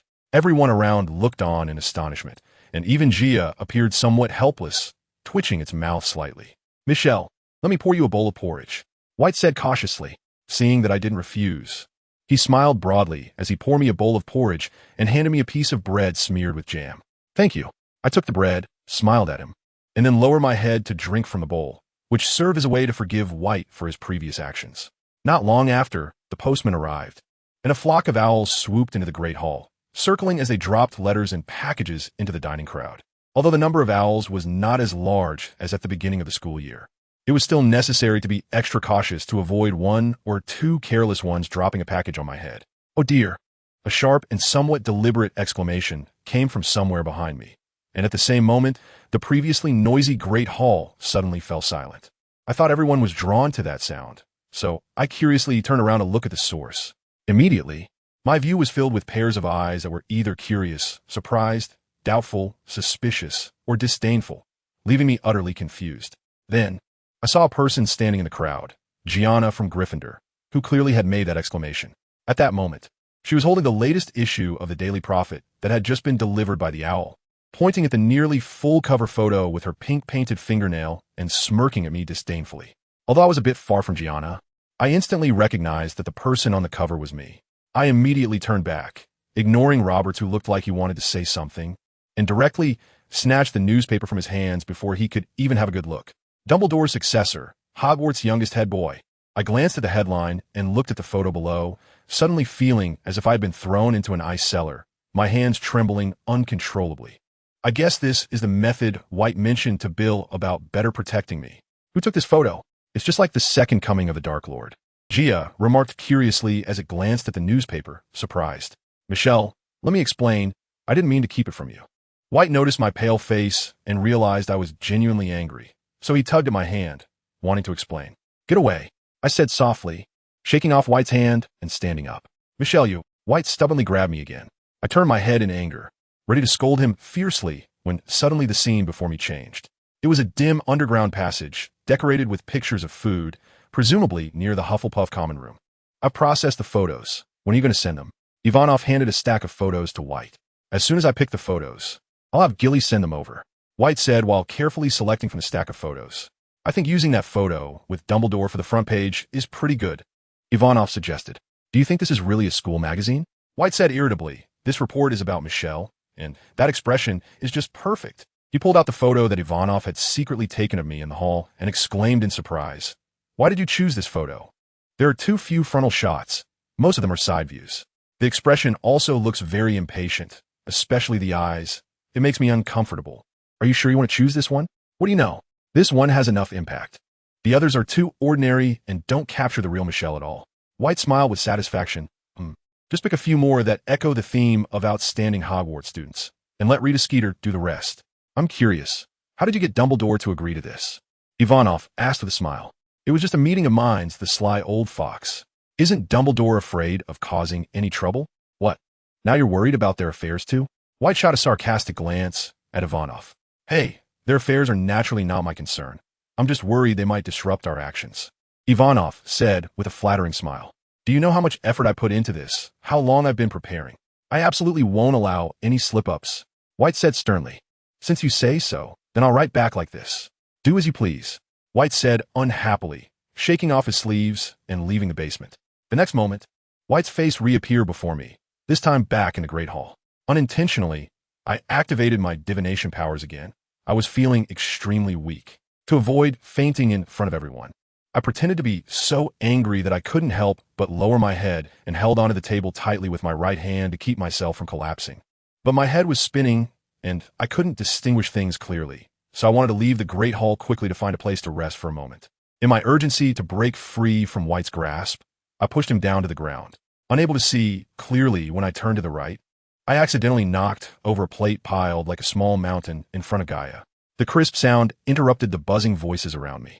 The noise disappeared, and I was startled. Looking at the black and white confusion in front of me, I didn't know which direction to leave. I crossed over the bench, turned around, and walked straight ahead. Gaia's voice clearly reached my ears, so I acted according to her guidance. Afraid of being seen as inappropriate, I covered my eyes with my sleeve, making it look like I was crying from feeling wronged, and quickly ran out of the great hall. Go right. We need to find a place where no one will disturb us. Gaia followed me, constantly directing me. I didn't remember how far I walked, how many corridors I passed, or how many flights of stairs I descended. When we finally stopped, I noticed a faint green light flowing in front of me. Are we back at the common room? I asked. Yes, Gaia said. Don't worry, the common room is empty now. Everyone is in the great hall having breakfast. What if someone comes after us? I asked anxiously. So, I need to quickly restore your eyesight. As soon as Gaia finished speaking, I felt a strong light enveloping my eyes, and as the light slowly faded, my vision returned to normal. Just as I was about to ask Gaia how she did it, the door to the common room opened behind me. The first to enter was White, followed by Lucy, Roberts, and a few others. Michelle, I'm sorry. I made a decision without consulting you first. This is my fault, but I had my reasons for doing so. Please don't be angry. White grabbed my hand, looking pained, begging for my forgiveness. Michelle, White did something inappropriate. But since the report is very positive, can you just graciously be angry with him for a little while? Lucy said when she saw my expression soften. You've already hit and scolded him. If you're still angry, just give him a few more hits to vent your frustration. She said, pushing White toward me. Get these people out of here first. I have something important to say to you. Gaia reminded me. See, Gaia is also pleading for White. My dear Michelle, just forgive White. Lucy said upon hearing Gaia's voice. Look at how pitiful he is right now. I remained silent, looking at White's self-reproachful face. I thought to myself that he meant well in this matter, but he just did a good deed that turned out bad. So, I sighed helplessly, all right, for Lucy's sake. Let's let this matter go today, but if similar incidents happen again in the future, I will never let you off lightly. Okay, I promise this will never happen again. White said happily. Then let's continue to go back to the Great Hall for breakfast. Biano, standing at the back, said, No, I feel a bit unwell. You guys go ahead. I said, Are you worried about someone making a fuss? Don't mind them. They're just jealous. Robert said, Yeah, look at how excited they are. They all wish it was their photo printed in the newspaper. After all, not everyone can make the front page. Lucy said, No, I just feel a bit cold. I think I might have caught a cold. I noticed everyone seemed to want to say more. So I said to Biano, Please help me ask Professor Trelawney for leave. I probably can't make it to this class. Otherwise, you should go to the hospital wing. White said worriedly, No need. I have some medicine. I'll be fine after resting a bit. You all need to go to class. Hurry back to the Great Hall. I said, seeing that I insisted, everyone reminded me to rest well and then turned to leave. I turned around and hurried back to my dormitory. Yuta, I called out loudly. What do you need it for? Gaia asked, confused. Before I could answer, Yuta appeared silently beside the desk, wearing a pair of small gold-rimmed glasses and holding an unopened bottle of red wine. Clearly, it had heard my call and rushed over without putting down what it was working on. Good morning, my esteemed master, Yuta said cheerfully, bowing respectfully to me. It bent so low that the wine bottle nearly slipped from its hands. I need you to go to 122 Covent Garden Street in London right now. Are you crazy? Gaia suddenly shouted, startling me into silence. The situation had escalated so much that even a fool would know it was a trap. This was definitely a scheme concocted by Dumbledore in collusion with the Ministry of Magic. They were at a loss, so they wanted to use those Death Eaters to find out your true identity. Do you think sending Yuta there now is a brilliant decision? Gaia said angrily. But I know nothing about the situation at the apartment. I have to send someone to investigate, I asserted. The apartment has been searched before, but Coco has handled it well, so there shouldn't be any major issues this time. Gaia said, I'm not worried about the apartment being searched. After all, I've been living in the magical world for 2 years, and those things can be easily explained. What I'm most worried about now is Coco. The Ministry of Magic might not find it, but those guys have plenty of tricks up their sleeves. If Coco is lured out by them, my identity will eventually be exposed. I said, but sending this guy to the apartment is undoubtedly walking into a trap. Coco has had contact with Aurors and knows a bit about their methods, as well as recognizing those Death Eaters, so it would be easier for it to evade them. But Yuta knows nothing about this and will probably be unable to distinguish between friend and foe, making it easier to be detected. After listening to Gaia's analysis, I fell silent for a moment, then said to Yuta, who was standing by with its hands at its sides waiting for orders, Yuta, I need you to go to the Muggle world right now. That shouldn't be a problem, right? No. The procurement tasks for campus essentials have always been my responsibility. Although I've only been to the Muggle world once or twice, I'm confident I can fulfill my master's orders, Yuta said proudly. Very good. I nodded in appreciation. This time I need you to infiltrate the basement of St. Paul's Cathedral in London. Remember, do not let anyone discover you. Once there, find the tomb of General Wellington and take my bracelet. As I spoke, I took off the platinum bracelet from my left hand and handed it to Yuta. Then a house elf named Coco will appear. Just tell it that I sent you to find it. You need to find a way to avoid everyone. Bring it to the Shrieking Shack in Hogsmeade and settle it there. Tell it that I will find time to meet it. I paused. If you don't see Coco, you must hurry back to tell me. Does Yuta need to look for it elsewhere? Yuta asked. No, I will figure out the subsequent matters myself, I said, and after giving a few more instructions, I let Yuta leave. Are you sure it can handle this? Gaia said softly. Now, aside from trusting it, is there a better way? I said, slightly annoyed. This matter is really thanks to White's good idea. Gaia Moket. He must be determined to harm you. No, I understand White's intention. He just wants to use Dumbledore's name to vindicate me, but he doesn't realize the implications. If what you say is true, then what about that photo? Gaia asked again.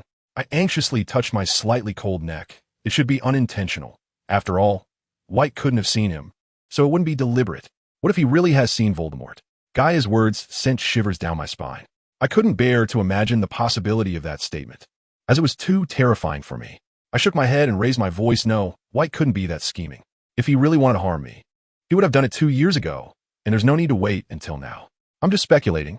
You don't need to react so strongly. Gaia noticed my expression and stopped talking. I touched the necklace around my neck, trying to calm myself and not let myself fall into endless doubts, lest I sink deeper and deeper. Is this newspaper matter what you previously said was a life-and-death issue I must be informed about? No, I just found out about your fame, the same as you did. Gaia Scoffet. If it's not this matter, then do you have even worse news to tell me? I frowned, somewhat displeased. This news can't be described as bad. It's extremely terrible, Gaia said with a serious face.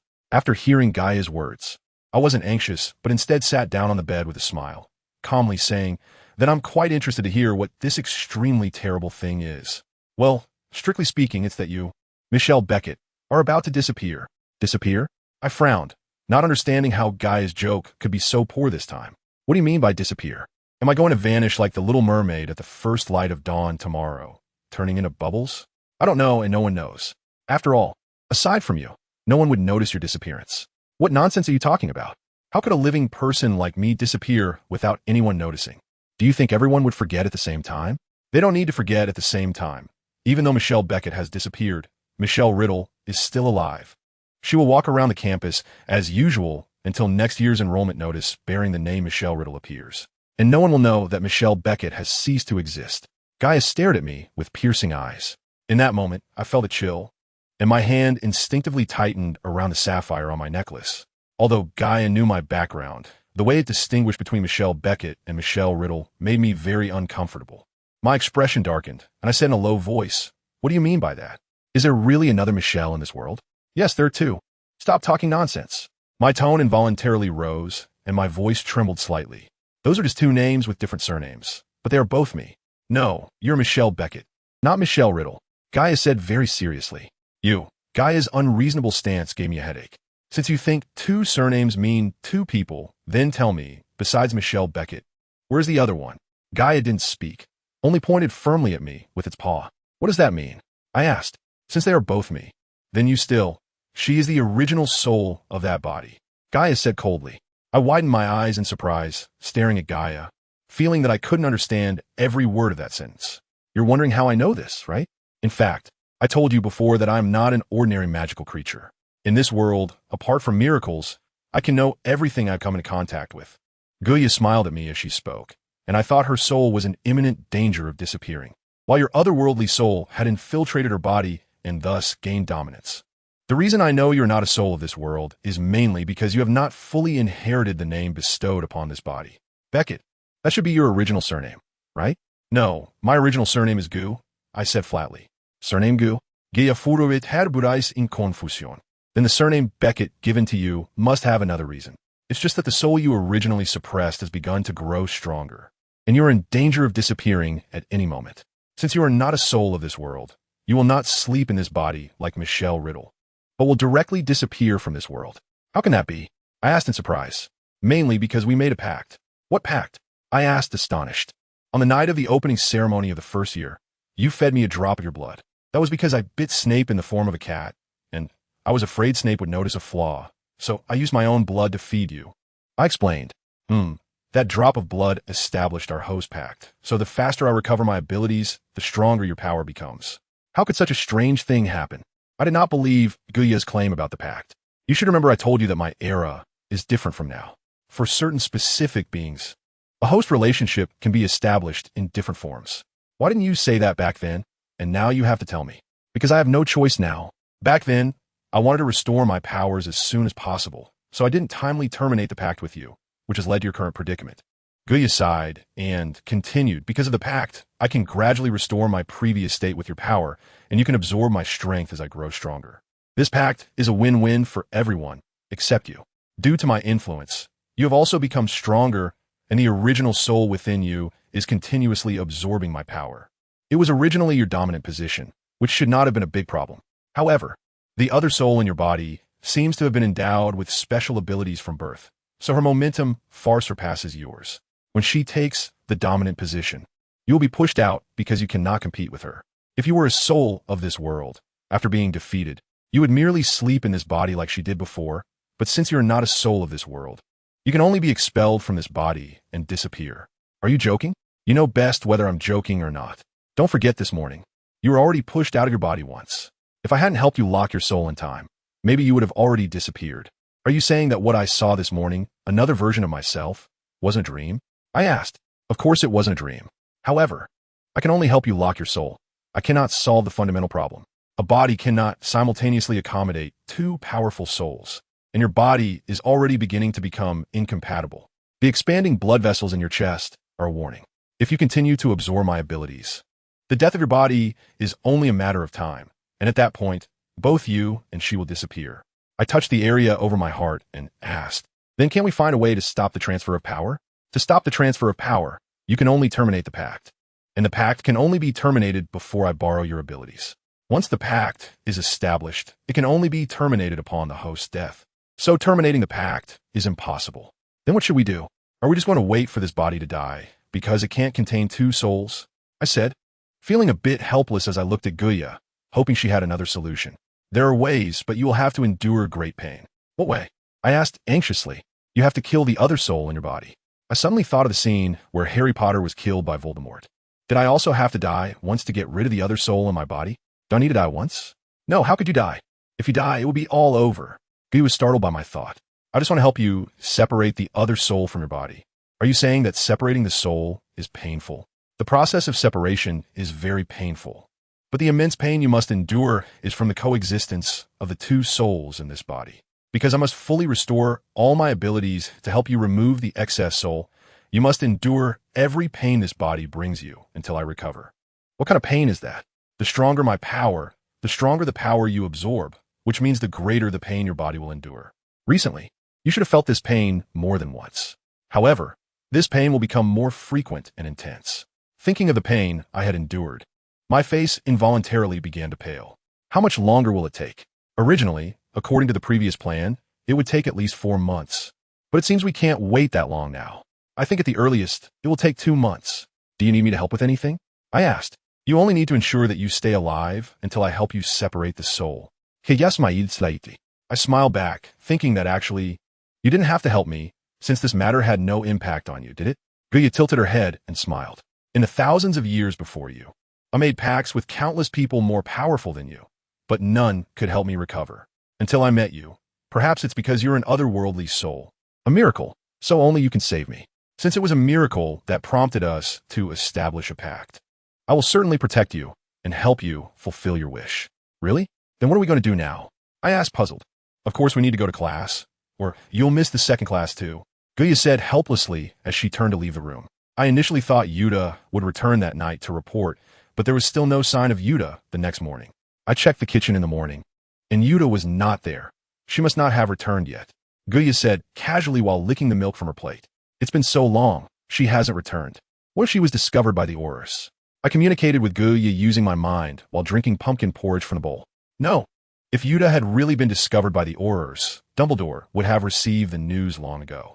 From the looks of him, he doesn't seem to have noticed anything, Guya said as she looked towards the podium. Dumbledore was spreading a thick layer of honey on a slice of bread, looking quite content. Why are there so many owls today? Lucy suddenly said, and I looked up at the swarm of owls coming in. So many pink letters. Did they change it to a holiday today? Roberts said in confusion. It looks like they are flying towards us. Just as Roberts finished speaking, envelopes began to fall all over my dining table, with a few even landing in my bowl. Looking at the bowl full of letters, I lost all appetite, heavily putting down the spoon. As soon as I stood up, I heard Gianna's strange laughter coming from behind me.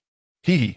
Looks like our youngest head of house in Hogwarts history not only has many admirers at school, but also quite a few outside of it. I turned around, half squinting my eyes, and smiled at Gianna, eager to hear how much more mockery she had prepared, seeing that I wasn't as furious as she expected, but instead smiling. She seemed encouraged and stood up as well. She stared at me intently, smiling as she continued to taunt. Do you need me to take a few more pictures of you? You might even make the front page a few more times. In fact, you should prepare more signed photos. Since you're a big deal who's been in the news, you must hand them out wherever you go. As she spoke, she bent down and pretended to distribute signatures, and as if that wasn't eye-catching enough, she blew kisses to the people around. Her actions drew laughter from those nearby, and even at the Slytherin table, someone coughed to hide their amusement. Hee-yow. Lucy, why did you kick me? Roberts exclaimed, clearly also amused by Gianna's antics. Lucy didn't say anything but gave Roberts a significant look, and when she saw me turn to look at them, she hurriedly rubbed her eyes to cover up her earlier small action. Michelle, don't be angry. Arguing with her is pointless. White held my hand and advised. I smiled at him, but didn't say anything, just turned to Angelina and said, Do you know that your current actions can be described in 3 words? What? Gianna asked, her expression suddenly serious. Envy, jealousy, hatred. I mouthed the words in Chinese while counting them on my fingers.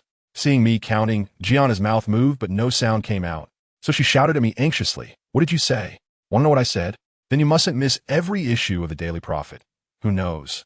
The next time I make the headlines, I'll tell you what I said. Of course, if you want my autograph, I'll prepare it for you. I finished, winking provocatively at Gianna, and immediately heard snickers from all around the hall. I turned back and sat down, ignoring Gianna's shouting behind me. Just busy organizing the letters on the table one by one. Michelle, well done, Lucy said happily. Awesome. She should be taught a lesson. Roberts laughed heartily. Impressive. Reed also gave me a thumbs up. Bianco didn't say anything, but exaggeratedly gave me a thumbs up with both hands, looking proud as if he was boasting about himself. Wow, didn't expect you to say such things. White exclaimed with an exaggerated expression, as if he had just met me today. Michelle, what words did you just say? Roberts asked, puzzled. I repeated the gestures I had made to Gianna for Roberts. You're not going to ask me to wait for the headlines, are you? Roberts said with a grimace. I smiled and said, both in Chinese and English, envy, jealousy, hatred. These words are perfect. That's exactly how Gianna feels. Lucy nodded in agreement. You've got it. I bet Gianna can't guess what you said, even if she racked her brain, Roberts said. White asked, you must have been speaking an Asian language, right? Impressive. I smiled and clarified, specifically, it's Chinese. How did you come to learn such a language?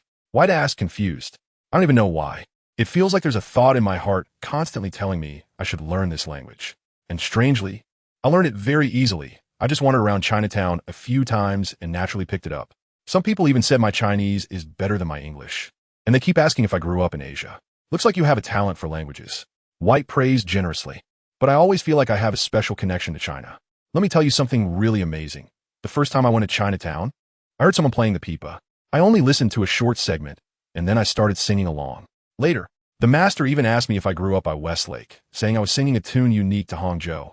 That was the strangest thing I've ever encountered. That should count as a paranormal event, right?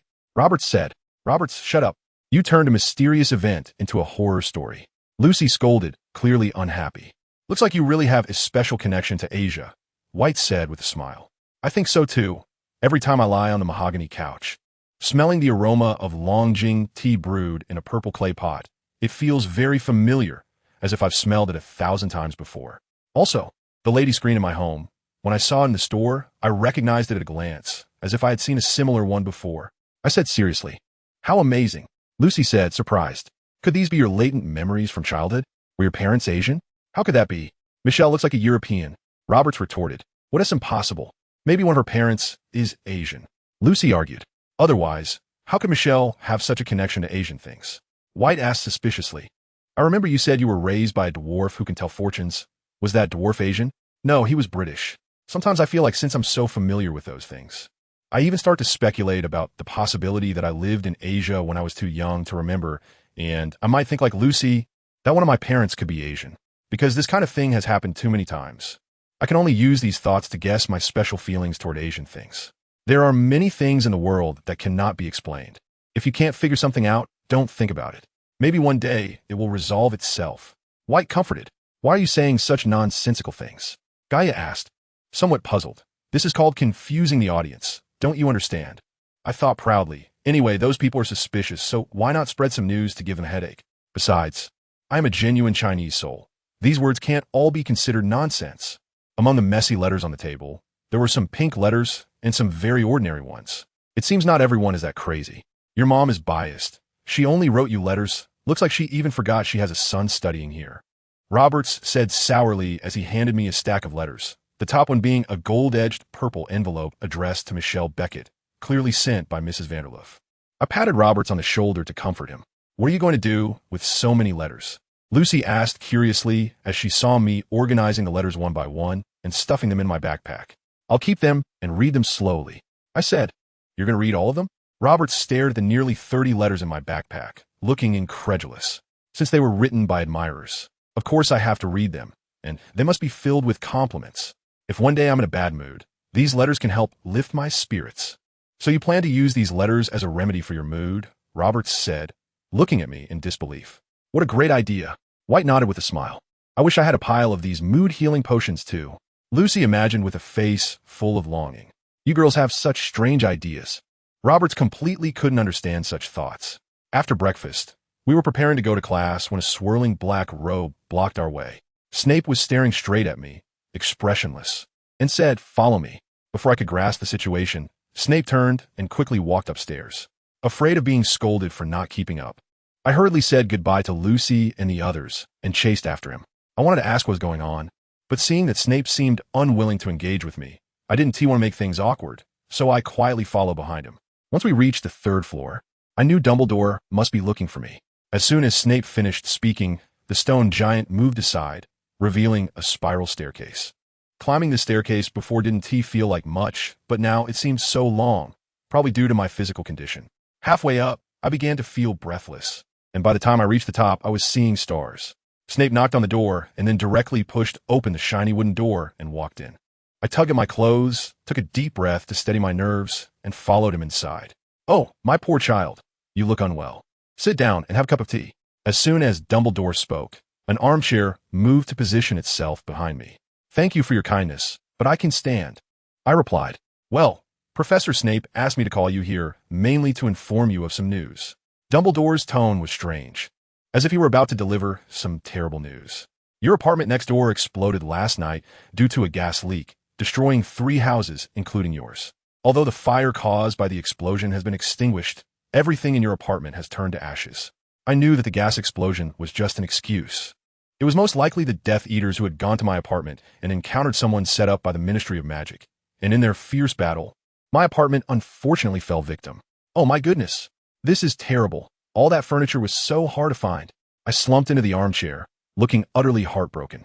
Oh, and poor Mrs. Fiss, she must be devastated right now. Mrs. Fiss? Dumbledore asked, puzzled. She is my landlord. The apartment I rented was inherited from her husband, and she relies on the rent for her medical insurance and pension. Now that the house has been destroyed, she must be very upset. I think the British government will help her through this tough time. However, now I want to discuss your future plans, Dumbledore reminded me. Future? I hesitated, unsure of what Dumbledore was planning. Oh, I still have some savings. Perhaps I could rent another place. What about your living situation? Like before, I could do some fortune-telling and painting. I said nonchalantly. It seems Miss Michelle indeed has her own ideas, but would you mind hearing the opinion of this old man?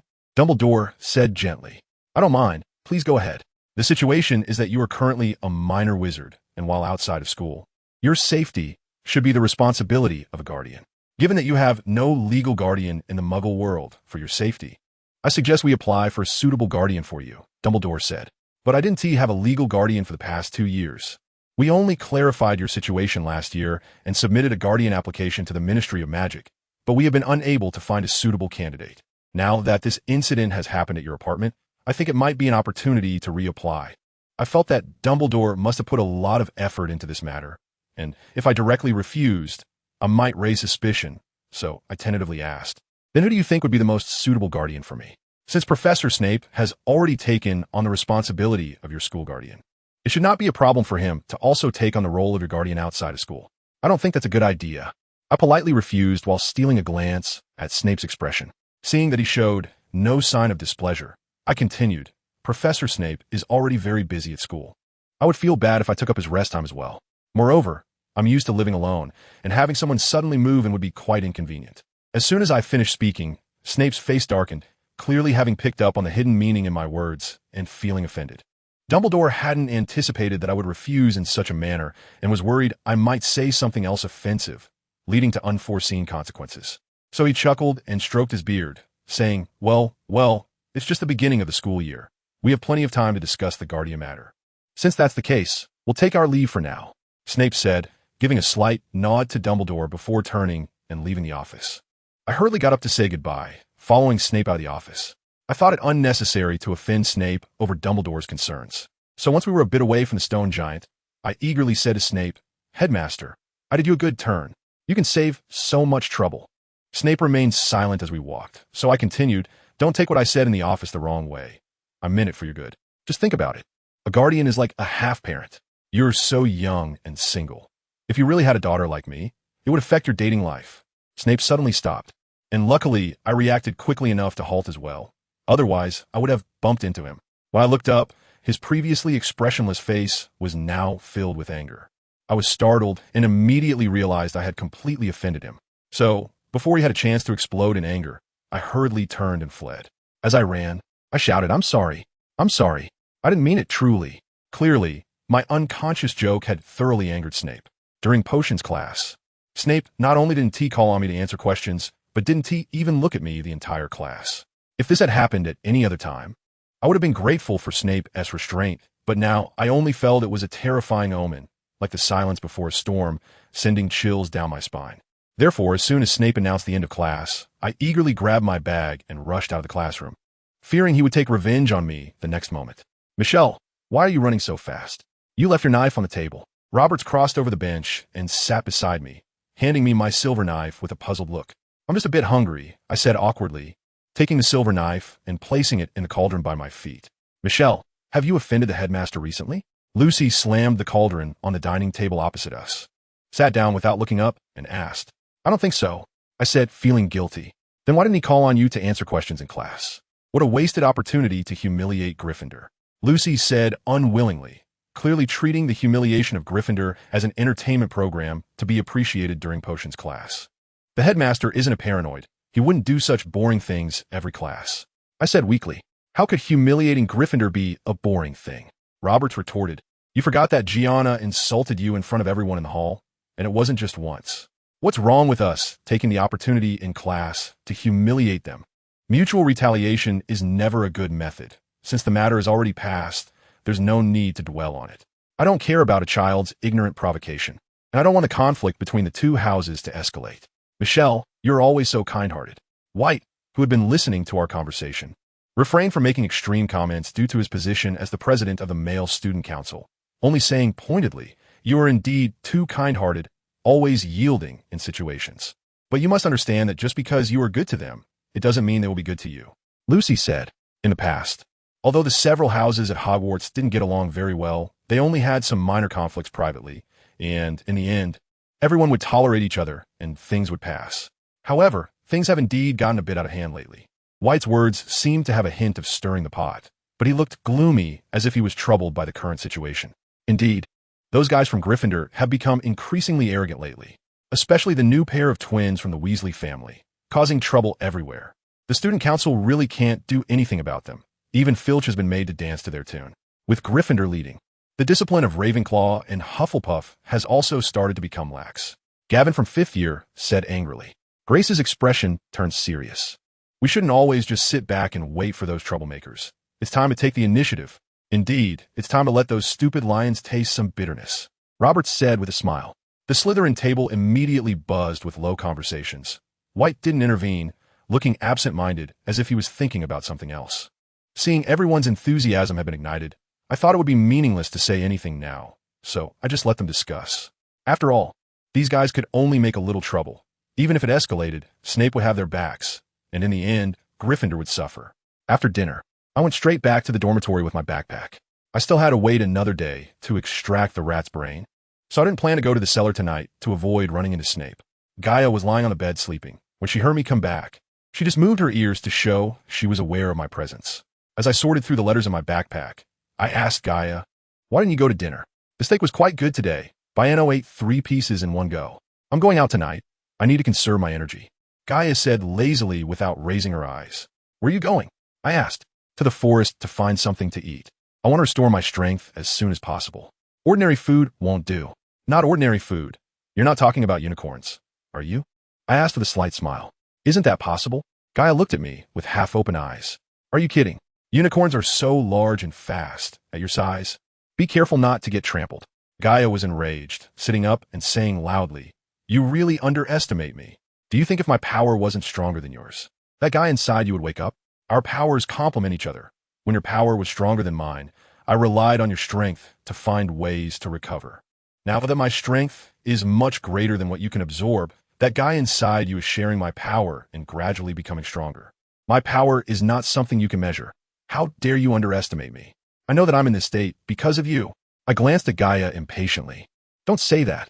Gaia immediately deflated, saying with a flattering expression, "I'm trying to help you now. Killing a unicorn is not a good method. Don't worry. I'm just going to take a bit of blood. I won't kill it." Gaia said nonchalantly, as if talking about the weather, "If you're not going to kill it, how will you get the blood? Do you think it will obediently stretch its neck for you to drink? I have my ways. You don't need to worry about that." Gaia said, stretching her neck to look at the letter in my hand. "What did Madame Vanderloff write?" She said that these days everyone has been talking about that report, and there are many rumors about me circulating in the market, most of which are positive. However, a small portion has gone to the Ministry of Magic to inquire about my background, saying they heard some strange rumors. She advised me to be extra careful at school to avoid giving people something to talk about. This situation seems a bit difficult to handle. Gaia said, "It's just a bunch of clowns. The rumors will disappear before long." I casually tossed the letter into the fireplace. "How can you be so sure? How many people do you think know for sure that Voldemort once had a daughter?" I asked. "There should be some, right? At least Voldemort's followers, the Ministry of Magic, and the members of the Order of the Phoenix should know." Gaia spejulatet. I shook my head with a smile. "I'm not favored by Voldemort. My existence is almost a secret. Aside from Voldemort and Coco, no more than 5 people among those Death Eaters know about me. Malfoy and Snape count as 2. And the others who might know are in Azkaban. The Ministry of Magic probably doesn't have anyone who knows. After all, a big fire swallowed everything. And there is no living evidence to be found, let alone dead ones. At most, they can only speculate, and there is no concrete source of information. As for the Order of the Phoenix, probably only Dumbledore knows, but he has to find ways to protect Snape's identity as a double agent. So he wouldn't tell anyone else about this until he is sure. I paused and continued. Malfoy is afraid of trouble. He wouldn't say anything in uncertain situations. The ones in Azkaban are reckless. If there was news, it would have come out long ago, not wait until now. Snape would only tell Dumbledore. And Dumbledore has his own plans and wouldn't leak a word. Based on what you said, the number of people who know about your existence should not exceed 8. And they have no need to tell anyone else. So where do these rumors come from? As far as I know, it's just this. But it doesn't rule out that someone is stirring the pot behind the scenes. Those who are causing trouble now are just a bunch of opportunists, timid and afraid of trouble. They have no real evidence. They can only make a fuss for a few days, and then it will be over. What I'm most worried about is the person hiding behind the scenes, because I still can't find anyone who knows about my existence apart from these 8 people. And I don't know if he really has any evidence. It seems that the situation is indeed bad. What are you going to do? Gaia asked. Let us wait and see. Right now, the most important thing is Coco's side. Yuta hasn't come back for so long. And I don't know what is going on. I said worriedly. Gaia nodded, then closed her eyes to rest. I opened one letter after another. All of them were boring flattery letters. I tossed them into the fireplace after reading a line or two, until I opened a letter that had snow lotus petals inside. And as soon as I finished reading the contents of the letter, I suddenly felt cold all over, and my vision went dark. What is wrong with you? Gaia noticed that something was off with me, so she jumped up and squatted in front of me, staring intently. It's Professor Justin. He wants to see me. I stammered, and the letter in my hand slipped down. Seeing that I couldn't say another word, Gaia lowered her head to look at the letter. It has no signature. How do you know it's him? Gaia asked. I pointed to the snow lotus petal, which is a unique petal from Tibet. Professor Justin told me he was going there. I then pointed to the prayer wheel imprint on the seal. It's something from a Tibetan temple. He just wants to meet you. What's the big deal? Gaia asked again. I smiled wryly, saying, he said, I look forward to your reply brought by the owl. Do you know what that means? I couldn't help but chuckle bitterly. He was warning me not to trust Nanton, that White would be tracking my letters. Are you sure? The letter was written with his left hand, and he covered up the rose sent on him, leaving no name, only a petal of snow lotus, and even the seal was crafted with such effort. Who do you think he's trying to avoid? I thought for a moment. I didn't want to suspect White, but just to be safe, I should do a divination. No, you can't use overly powerful magic in your current situation. Although I used the soul-locking spell, your soul won't be pushed out of your body. But recklessly using powerful divination magic might put both of you in danger, Gaia said with a serious expression. Since I can't use divination, I have no choice but to reply to him and find a way to meet. I rubbed my temples to ease my tense nerves. I felt a bit more comfortable, then casually tossed the letter into the fireplace, stood up, and walked to the desk to write a reply to Justin. 3 o'clock on Sunday afternoon. At the Hog's Head Inn. My signature was just a rose. Are you planning to use the secret passage through the Whomping Willow? The Forbidden Forest is often patrolled, and with such a long time going back and forth, you'll definitely be discovered. Gaia said worriedly. No need. I have a better method. But I need your help. I told Gaia my plan. After hearing it, Gaia nodded helplessly. All right, it can only be this way, but will you raise suspicion by doing this? It's fine. I'll use the invisibility spell. I said dismissively. You can't use magic outside of school. It would be bad if the Ministry of Magic sent a warning letter. Gaia said, when I was practicing magic under Voldemort's control, I started to doubt how closely the Ministry monitor my use of magic. Later, when I went to the Shrieking Shack to get you, I also used magic, but I didn't receive a warning letter.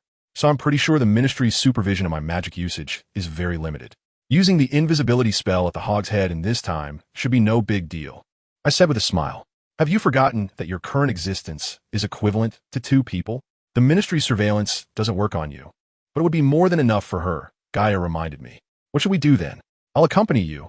If you run into trouble, I can help you too, Gaia said. I nodded in agreement, sealing the letter and putting it in my pocket. I was about to go to Sita to deliver a letter, but as soon as I stepped out of the common room, I bumped into White. Where are you going? White asked with a smile. I'm going to the library to look up some information, I said calmly. Perfect, I'm going there too. Let's go together, White said. Although I was very reluctant, it would be rude to refuse, so I nodded and agreed.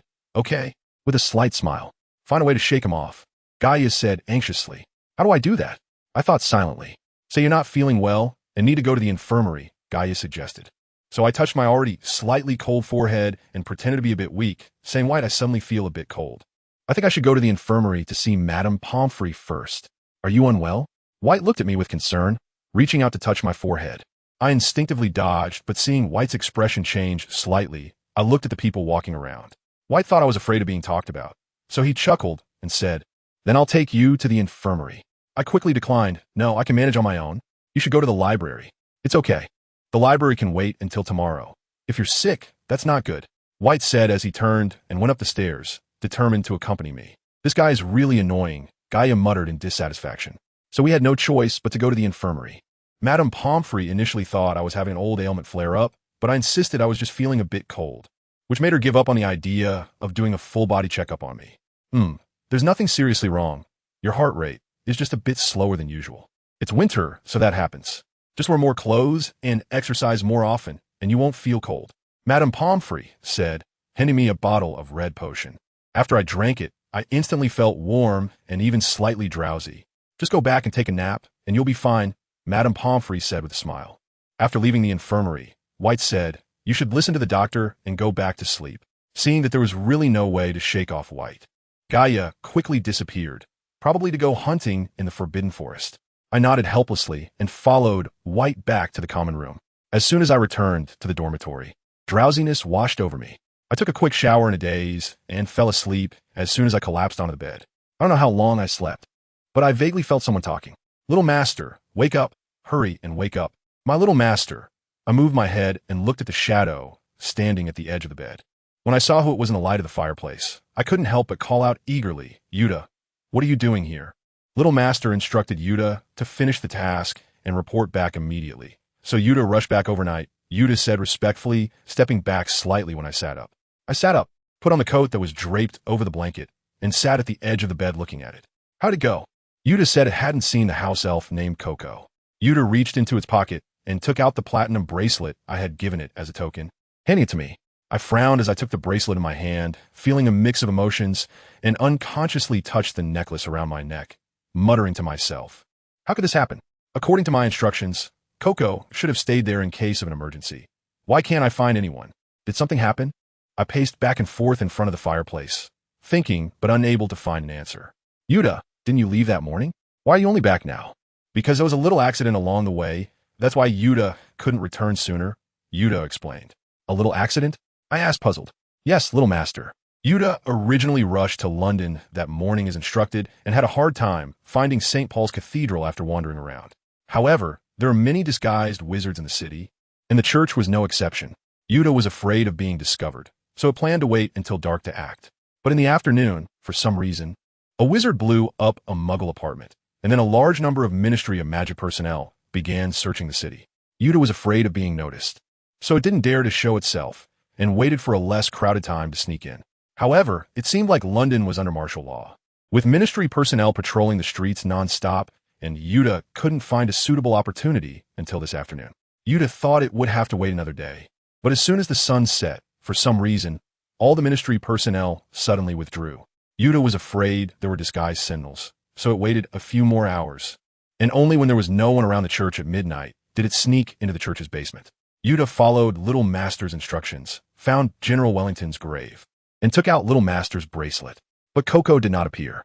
Yuta was afraid it hadn't noticed, so it specially circled the grave a few times, but still did not see it come out. So Yuta came back. Yuta said, looking at me with concern, clearly worried about not completing the task well. I nodded, saying it was fine if it couldn't be found. It wasn't Yuta's fault. No, Little Master, it's Yuta's fault. Yuta should have gone in earlier. Perhaps then it could have found Coco. Yuta should be punished, Yuta said, getting emotional with tears welling up in its eyes. I shook my head. Yuta, you didn't do anything wrong. You don't need to be punished. When you went to the church, did you notice anything unusual? Yuta thought for a moment and said, I saw a few house elves near the church, one of which was Dobby from the Malfoy family. Are you sure? I asked. Yuta nodded firmly. Definitely it was Dobby. Lucius Malfoy once brought Dobby to Hogwarts. Yuta has seen it in Dumbledore's office and can't mistake it. I nodded. What was Dobby doing there? Yuta was afraid of being discovered, so it stayed far away and only saw Dobby holding a tattered notebook, while other house elves were dragging a bulging sack, but didn't know what they were doing. I frowned and nodded. Yuta, I have something else for you to do. Okay, Little Master, just give the orders, and Yuta will handle it well.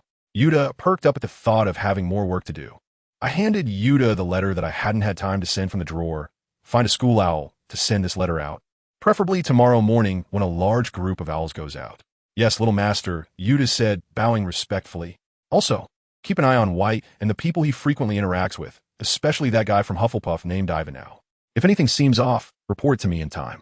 Yes, Little Master, Yuta said, bowing again. After Yuta left, I didn't go to bed but sat on the edge of the bed by the fireplace, considering whether to use divination to trace Coco's whereabouts. After thinking it over, I decided to take the risk and use it once. Since Gaia had already cast the soul-locking spell on me, my soul was not in danger of leaving my body. Enduring the pain of two souls being crowded in one body was not a big deal. If Michelle Riddle wanted to take the opportunity to control this body, I just needed to suppress her. With my mind made up, I closed my eyes and focused on thoughts related to Coco. Suddenly, I heard Coco's voice beside me. I opened my eyes and saw Coco standing in a luxurious room filled with carpets, holding a broom. You know it's wrong to do this, so just quietly let me go. Coco pleaded with another house elf who was cleaning the fireplace. The house elf cleaning the fireplace was half a head shorter than Coco, with bat-like ears, a long nose, and protruding green eyes the size of tennis balls. Its face was dirty, and it was wearing an old pillowcase covered in soot. No, I can't. Master demands that Dobby keep an eye on you. I can't let you escape, Dobby said hesitantly. But you think what they're doing is despicable, don't you? Coco asked. Dobby's eyes widened in terror as it banged its head against the fireplace. No, Dobby can't speak ill of the Master's family. Bad Dobby, bad Dobby. Coco was somewhat shocked to see Dobby like this. Dobby, are you okay? Do you still have time to worry about others? At that moment, the door suddenly opened, and a man with a silver serpent-headed cane and long platinum hair walked in. His thin, pale face had a pair of cold, light gray eyes that were now staring at Coco. Mr. Malfoy, I finally see you, Coco said, displeased. Master, you have returned, Dobby said, trembling as it bowed to the newcomer. You are not needed here. Get out. Malfoy waved his cane impatiently, and Dobby quickly left the room as if granted amnesty. Mr. Malfoy, do you not feel ashamed to have captured me using such despicable deceit? Coco said angrily. Malfoy was slowly walking towards the armchair by the fireplace. Hearing Coco's comment about him, he turned to glance at her. Ashamed? Don't you think that describes someone like you, who as a house elf, does not die for the master when the family suffers misfortune, but instead clings to life? I only think that the master might still be alive, and I might continue to serve him, which is why I haven't committed suicide, Coco said, glaring at Malfoy in anger. Is that so? Malfoy sat in the armchair, a mocking smile on his face. Since you believe so firmly, can I take that to mean your master's family really still has someone alive, and you are still serving them? I cannot disclose my master's matters to outsiders, Coco said, tightly pursing her lips as she stared at Malfoy. Malfoy smiled. I know even without you saying it. That girl named Michelle Beckett is not the master's daughter, right? No, not at all. The master's daughter has already died in the fire, Coco retorted. Malfoy suddenly showed a sly smile. If not, then how did you end up near her apartment? I didn't know that was her apartment. It was purely a coincidence. Coincidence? Do you think I would believe your words? Malfoy's cold gaze fixed tightly on Coco. I'm already thinking of ways to help Snape obtain guardianship of Miss Beckett. If you tell me the truth, perhaps I will consider sending you to her. Coco stared at Malfoy in surprise, obviously a bit moved, but then she quickly changed her expression and said firmly, although I think she looked a lot like the master. She is not a riddle, nor is she my master's daughter. I will not go. Malfoy seemed somewhat enraged. Since you think so, then you can die for your master now, because your master's family is already dead. No, the master is not dead. He lives in that diary, Coco shouted angrily. That is merely a fragment of your master's soul. Without the main soul, he is as good as dead, Malfoy said coldly. No, the master is alive, Coco shouted in fury. Fine, since you are so sure, then you can wait here for him to come back to life. Malfoy stood up angrily, preparing to leave. No, I will not stay here to serve you. I want to find my master. The fragment of your master's soul is right here. Where else do you think you can find him? Malfoy looked at Coco with an angry expression. Since your master entrusted the diary to me for safekeeping, it is equivalent to entrusting you to me as well. If you're still intent on leaving, then I must conclude that there's a reason you must go outside. Malfoy narrowed his eyes, waiting for Coco's decision. Coco lowered her head and thought for a moment. I will stay, but I request to take care of that diary myself. That's fine, but without my permission, you cannot leave this place by even a step. Okay, Coco nodded. Malfoy left the room, and Coco turned to look out the window, whispering with tears, my master, Coco will never be able to serve you again. Coco is not a good elf, Coco said, covering her eyes and crying. Coco's image disappeared before me, and the roaring flames in the dormitory fireplace appeared next. The pain in my body began to set in, causing me to tremble uncontrollably, my muscles twitching as if they were about to be torn apart. My head felt like it had thousands of needles darting around, and fireworks like lights appeared before my eyes. With a terrifying ringing in my ears, I stared wide-eyed in fear, collapsing to the ground with my head tilted back. I clenched my teeth, trying hard to suppress the cries of pain in my mouth. Aside from the veins bulging on my forehead and my heart pounding as if it would explode, the other parts of my body had stiffened due to the pain. If I could shout now, I might feel a bit better, but I was afraid of disturbing others. So I kept suppressing it, not daring to breathe a sound, fearing that even my breath would be accompanied by cries. I felt like it had been a year before the pain in my body began to slowly fade. This time, I had overcome it. Once I felt my body could move, I made an effort to shift my joints to get myself to sit up on the floor. However, as soon as I propped myself up, an uncontrollable force surged up from my chest, and I immediately vomited it out. The crimson blood soaked the carpet, turning the previously dark green into a deep brown mass under the firelight. I gasped for breath, and the rich smell of blood gradually faded. Finally, unable to hold on any longer, I fell into unconsciousness once again. The next morning, when Gaia returned, she saw me lying on the floor with blood at the corner of my mouth, unconscious, and the bloodstains on the carpet had long since dried. She hurriedly called me awake, and when she saw I was normal, she began to scold me loudly, repeatedly demanding that I promise not to use the inbound divination again before she would stop. When I came out of the steaming shower, Gaia saw the bloodstain that had spread to near my collarbone and jumped up to start scolding again. Do you think it's impressive that you've died once? You don't even care about your own life. So who can you expect to take care of you? I worked hard to try to save your life, and yet you treat yourself like this. It makes me so mad. Next time you want to die, Do it far away. Don't let me see it. Gaia shouted angrily. I was just worried because I couldn't find Coco, which is why I took such drastic measures. Don't worry. There's nothing that can make me worry now. I will definitely not use inbound divination again. My dear Gaia, I will live well until the day you help me separate my soul. Seeing that I had softened, Gaia was still a bit unhappy, but stopped scolding me. In the past few days, I had been deliberately avoiding Snape, hiding in the corner during potions class. And even during detention, I tried to finish my experiments as early as possible to reduce the time spent in the dungeon.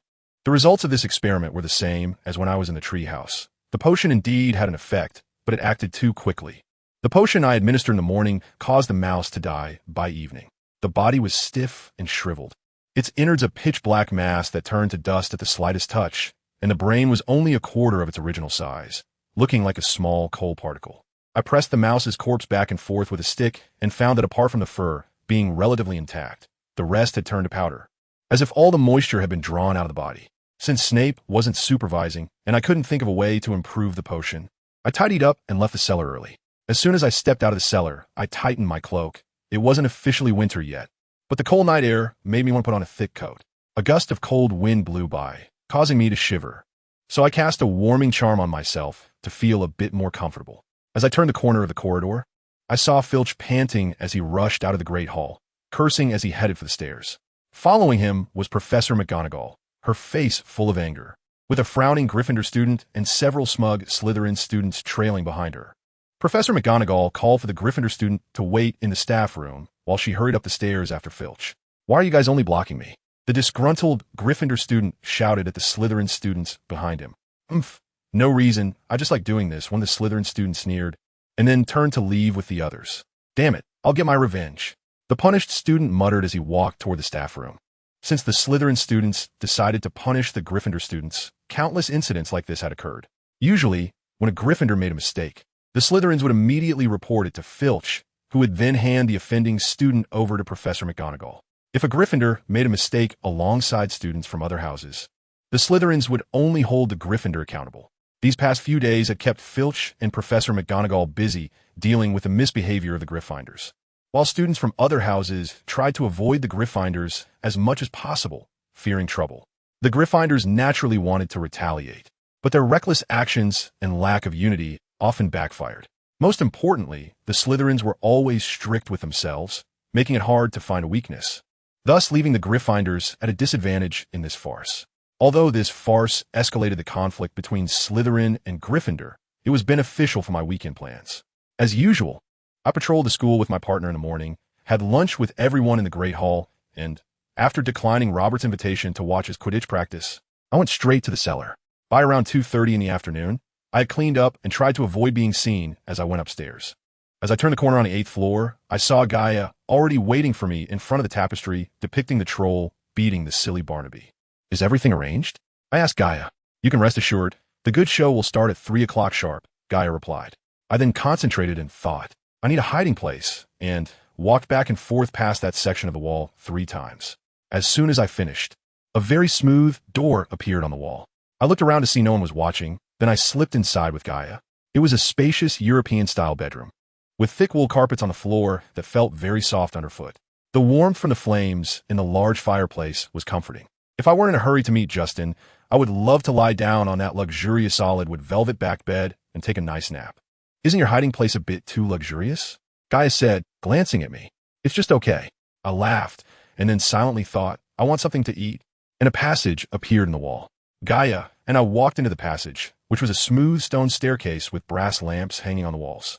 As we walked in, we turned a corner and saw a very steep downhill slope. Noticing Gaia's cautious demeanor, I picked her up and tucked her into my pocket. How can we get out if we can't use magic? How will I avoid others' notice? I asked. It's fine. I'll just stay in your pocket and use my magic to make you both invisible. As long as you don't speak or touch anything, no one will notice you. Gaia said, poking her head out of the pocket. You can make us invisible? Why haven't I seen you use that before? I asked curiously.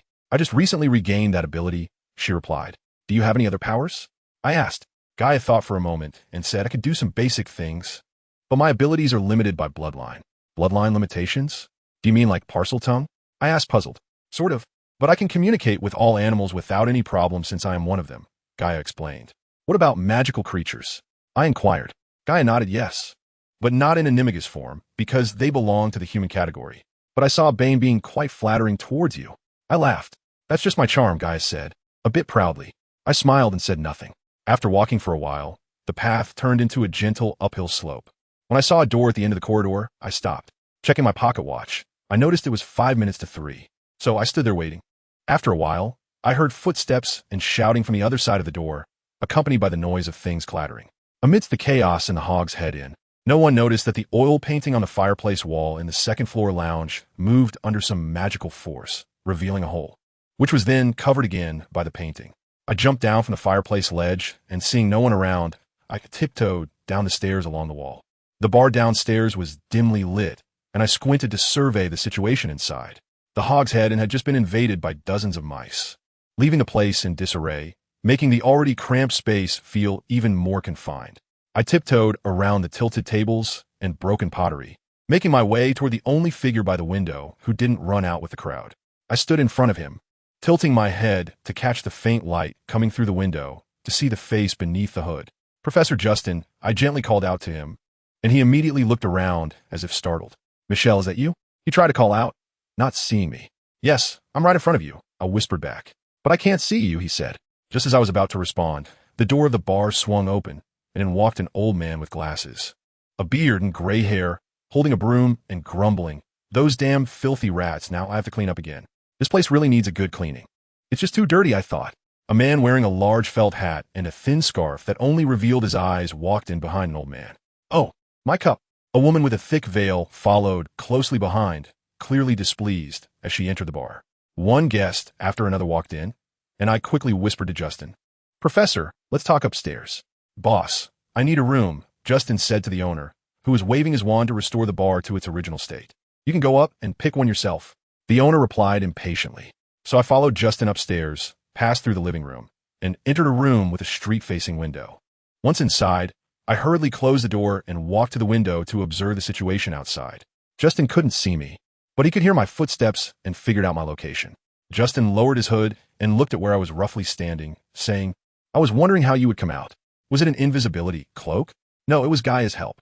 I said, taking Gaia out of my pocket, and my figure immediately became visible. Justin looked at me in surprise, then glanced at Gaia squatting on the windowsill. Every time I see you, you manage to surprise me. I smiled awkwardly. Professor, are you in a hurry to see me because of white? Justin's eyes widened even more. You're really something else, aren't you? How much do you know? I shook my head. Actually, I didn't want to believe anything before you wrote to me. After receiving your letter, I only started to doubt because I couldn't imagine why white would frame me. The whole thing is just because you look like Emma Sybil Riddle. Emma Sybil Riddle? I exclaimed in surprise, and this astonishment was genuine. Upon hearing that name, I couldn't help but guess some terrifying truths. Who is she? Justin said with a very serious expression. She is the daughter of the Dark Lord. The Dark Lord's daughter? Are you serious? But the books don't mention anything about the Dark Lord having a daughter. I asked. This is absolutely true, but it's always been a secret. If I hadn't seen her with my own eyes, I would also think it's a ridiculous lie. You have seen her? Where is she? I asked.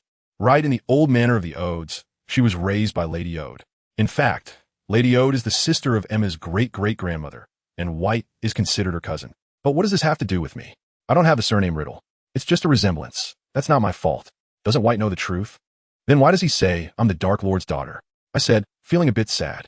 The main reason for this is that it involves a secret agreement between the Ode family and the Dark Lord, and that's why you're caught in the crossfire.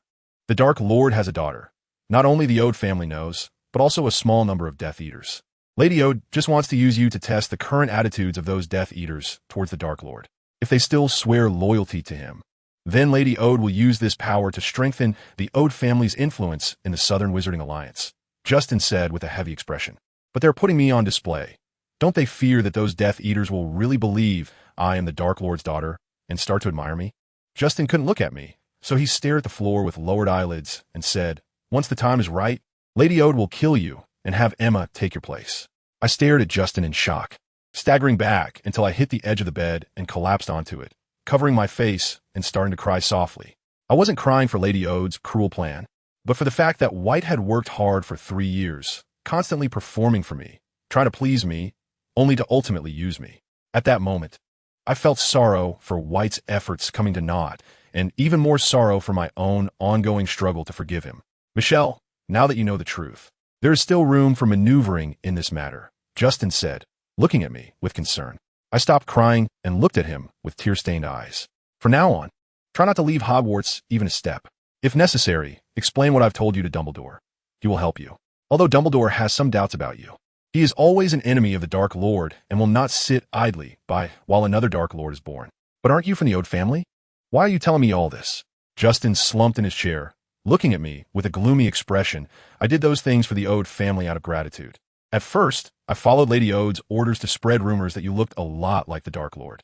Later, realizing Lady Ode's scheme, I thought it would be better to let you die quickly than to let you suffer humiliation. So I curse your broom.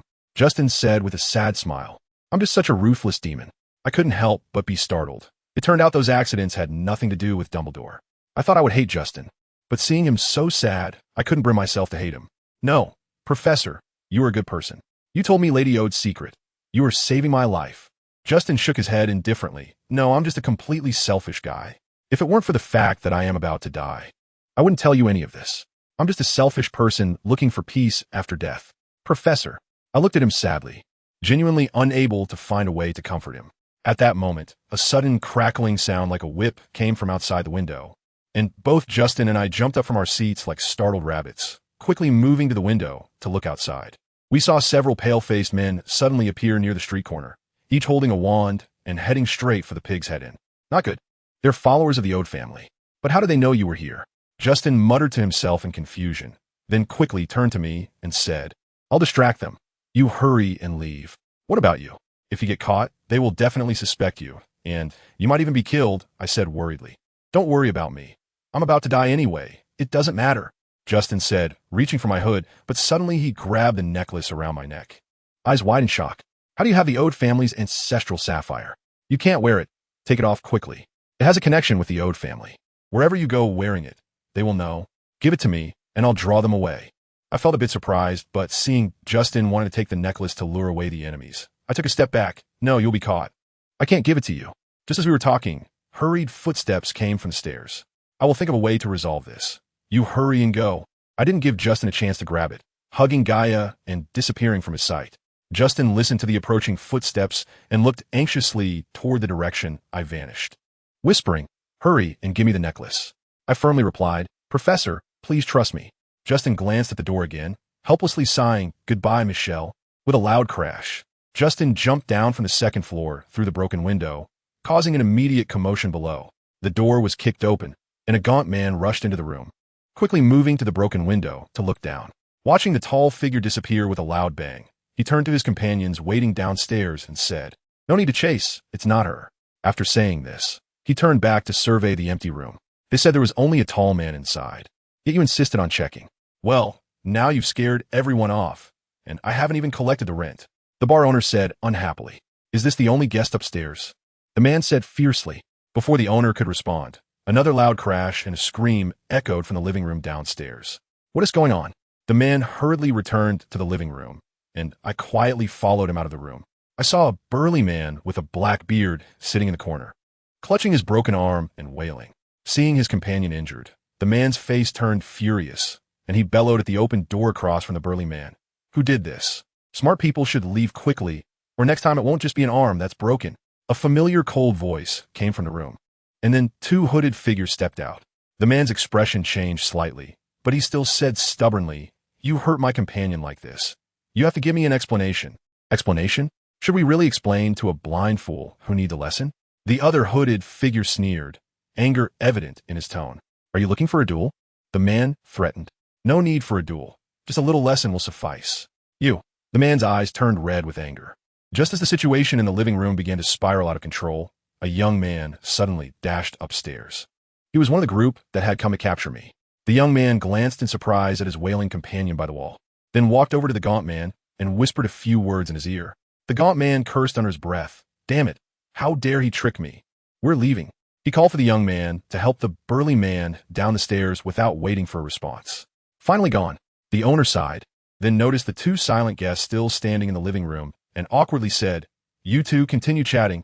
Someone's calling me downstairs. I'll go take care of it. In reality, no one was looking for him downstairs. He was just looking for an excuse to leave. Once the owner went downstairs, one of the men in the living room spoke first. Snape, the plan is still on track. There are no issues with the Ministry of Magic. The main thing now is to get that little guy to agree. Snape slightly raised his head, his cold face barely visible under the hood. I don't know how to appease a child. You know what this plan means for us. We can't give up easily. If we can handle our kid, we can certainly deal with a little girl. The hooded man said, patting Snape on the shoulder, I can't stay here too long. I have things to handle with the ministry. As he spoke, the man walked downstairs. I watched as Snape stood there with a dark expression. Suddenly a plan flashed in my mind. I quietly followed Snape downstairs, and as he squeezed through the bar's narrow space, I reached out and slipped a necklace into his pocket. Then I deftly avoided others and quietly returned to the living room upstairs, retracing my steps back to the corridor behind the oil painting. Once in the corridor, Gaia eagerly asked, Why did you give the necklace to Snape? Wouldn't it be better to throw it away? I thought the same at first, but then I realized if the necklace suddenly went missing, White might get suspicious. Plus, with Lady Iad's persistent nature, she would surely find a way to get a similar monitoring device near me again. And then I would have to be on guard against hidden dangers, which would just create more trouble, I explained. Since you figured out how to deal with the necklace, you must have a corresponding strategy for White as well. Of course, I'll use my old method, I said with a smile. What method? The time turner. Do you know where it is? Gaia asked. It's hanging around Percy Weasley's neck. I smiled slightly. Nothing escapes your eyes. Gaia exclaimed. I hadn't revealed anything about my past life to Gaia, nor did I intend to explain that my deep understanding of many things stemmed from the books I had read in my previous life. When we stepped out of the room of requirement, it was already 5:30 p.m. The dim evening sun shone on Hogwarts, casting weak reflections on the marble floor and the spotless windows, making everything feel hazy. I held Gaia as we invisibly walked down the stairs and along the corridor to the basement. Seeing no one around, I revealed myself and turned the doorknob to Snape's office, finding it locked. It seemed Snape hadn't returned yet. Life and death water. I had just finished speaking when the office door clicked open. Once inside, I directly summoned Yuta. Master, what is your command? Yuta bowed and asked, Did White come looking for me this afternoon? I asked. Yes, Master. Did he go to the clock tower to deliver a message? He went twice. The first time was before you went looking for the necklace. The second time was after you returned to your dormitory, Yuta said, showing a puzzled expression. What time did he deliver the message the first time? Yuta looked at me with slight confusion. It was at 4 o'clock. I reported this to you at the time. I smiled. Is that so? Now, you need to find a way to get the time turner from around Percy's neck and bring it here to me. Remember, don't let anyone see you. Understood, Master, Yuta said happily, bowing deeply before disappearing. Before long, Yuta returned with the time turner. How did you get it? I asked. I put Percy Weasley under a sleeping spell, Yuta replied with a smile. And where is Percy? He's sleeping in the broom closet. You weren't discovered, were you? No, Master. I smiled and said, Well done, Yuta. Did Yuta go directly to your dormitory to get the time turner, Master? Yuta asked. I paused and then laughed. Yes. At your command, Master. Yuta bowed respectfully and disappeared. Are you coming back with me? I asked Gaia. I don't like that thing. You should go by yourself, Gaia said, turning to open the door and leave the office. I looked at the mechanical pocket watch in my pocket. It was already 6 o'clock, so I turned the time turner 2 circles. I felt myself flying backward, and the hands of the watch spun counterclockwise. When everything stopped, I stood in the empty office again. But the sunlight streaming through the window was much brighter than before, and the watch showed 4 o'clock. I was organizing my robes and preparing to leave the office when Yuta suddenly appeared in front of me, his voice trembling with excitement. Little Master, why just now? Had Jilly sent a message? I smiled slightly, realizing that Yuta had already told me about White sending a message. I nodded and said, All right, you've already told me once. Yuta looked at me with a puzzled expression, not understanding what I was saying. It's nothing, you can go now. Yes, little Master. As I walked along the corridor to the hall, I ran into White, who had just come down from the clock tower. The moment he saw me, his eyes widened and his pupils constricted as if he had been startled. Hey, Michelle, what are you doing here? White asked, his voice trembling slightly. I just came out of the dormitory, and I was about to go to the library. Why? Do you need something from me? I replied with a smile. I wanted to discuss the collective meeting next Monday night with you. I've been looking for you everywhere, and I didn't expect to run into you here. White said. I nodded and said, So that's it. But didn't you say you didn't want me to handle student council matters? I just wanted you to help with some suggestions. After all, the content of the weekly meetings needs to be constantly summarized and updated. And I wanted to hear if you had any good topics. I thought for a moment and said, How about discussing how to change Gryffindor's unruly behavior? Everyone has been talking about Gryffindor lately, so you might as well take advantage of that. White shook his head. If we really discuss this, it's likely to turn into a fight. Let them fight. This matter needs to be understood. Dragging it on like this will upset the headmaster. I said. White thought for a moment. I don't want to drag it on either, but now is not the time to stop. All right then, you just manage the timing yourself. I still have to go to the library, bye. I waved to White. Wait. White called out to me, staring at my neck. Aren't you wearing a necklace today? I pretended to be puzzled and touched my neck. I should be wearing it. When I realized I couldn't feel it, I pondered for a while, and finally, with a look of realization, I said, oh, I was afraid it would fall into the cauldron while handling potion materials in the potions classroom this afternoon. So I left it in the headmaster's office. It should still be there. Let me go find it. I said as I turned to walk back. I'll go with you. White said. Okay. I replied. I knocked on Snape's office door, but when there was no answer, I twisted the doorknob. And there was still no response. It seemed the headmaster was not in the office. Do you know the password? White asked me. I do. But the headmaster isn't here. It wouldn't be good to barge in like this, I said. White frowned and remained silent, seemingly lost in thought. Is that necklace really that important? I asked worriedly. If not, should we just go in and look for it? Forget it. It's just an ordinary necklace. Nothing special. Since the necklace is inside, we can just wait for the headmaster to return and then get it, White said, pretending to be indifferent. We should still go in and look. Death water. I didn't give White a chance to stop me and said the password, and the door opened immediately. I stepped in first, quickly walking to the desk to search. Seeing no necklace on the desk, I turned around and looked on the table where the containers were placed, but still didn't find it. I started to panic. What should I do? It seems the necklace is lost. I turned back and looked at White with a bit of grievance. I clearly remember I put it on the desk. How could it just disappear? Seeing White about to speak, I hurriedly said, could it be that I forgot to take it, and the headmaster helped me put it away? That's a possibility. White said, it seems we can only wait for the headmaster to return and then ask him. I said dejectedly, after coming out of the basement. I still felt a bit down. It was all my fault. Had I known this would happen, I shouldn't have worn it. No, Michelle, White said eagerly. I gave it to you because I wanted you to wear it all the time. Don't worry, I'll find a way to get it back. I nodded anxiously. Look at you, you seem so down. You should go back to the dormitory and rest. I nodded and walked unhappily toward the common room. Back in the dormitory, I took the time converter out of my pocket and played with it in my hands, thinking about White's sincere expression just now, and a cold smile involuntarily crept onto my lips. This is the price of wanting to believe in others. Trust can easily be exploited. It seems I can only trust myself from now on. Just after 6, Yuta appeared in the dormitory, bowing respectfully to me. Little master, go back now, I said, handing the converter to Yuta. Yes, little master. Snape only appeared at the long table on the dais when dinner began, while Percy hurried into the hall after the dessert was served. After dinner, I went straight to the basement to find Snape, explaining that while making potions, I accidentally put the necklace in his pocket. Snape didn't believe me, but he didn't get angry. Instead, he reluctantly reached into his pocket, and to my surprise, he really found a sapphire necklace in there. Is this your necklace? Snape asked coldly, frowning. Yes, Professor, I said, reaching out to take it. Looks like your plan is going well. Snape sneered. I don't understand what you mean, I said, snatching the necklace and turning to leave. Be careful not to be too happy, Miss Beckett. As soon as Snape finished speaking, the door slammed shut behind me. I turned around angrily and stuck out my tongue at the closed door, realizing that Snape was not going to follow Malfoy's plan to please me. In the past few days, a foul smell of dung bombs had been wafting from outside the Slytherin common room, and everyone was sure this was Gryffindor's act of revenge. Since the dung bomb throwers always struck after curfew, it was hard to catch the culprit.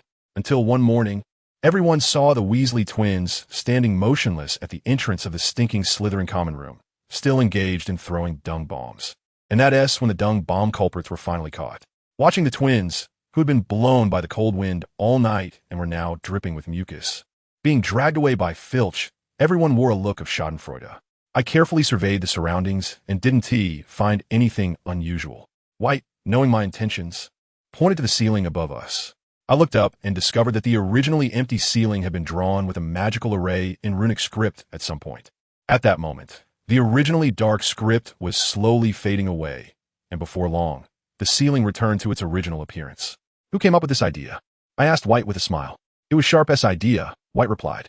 Great!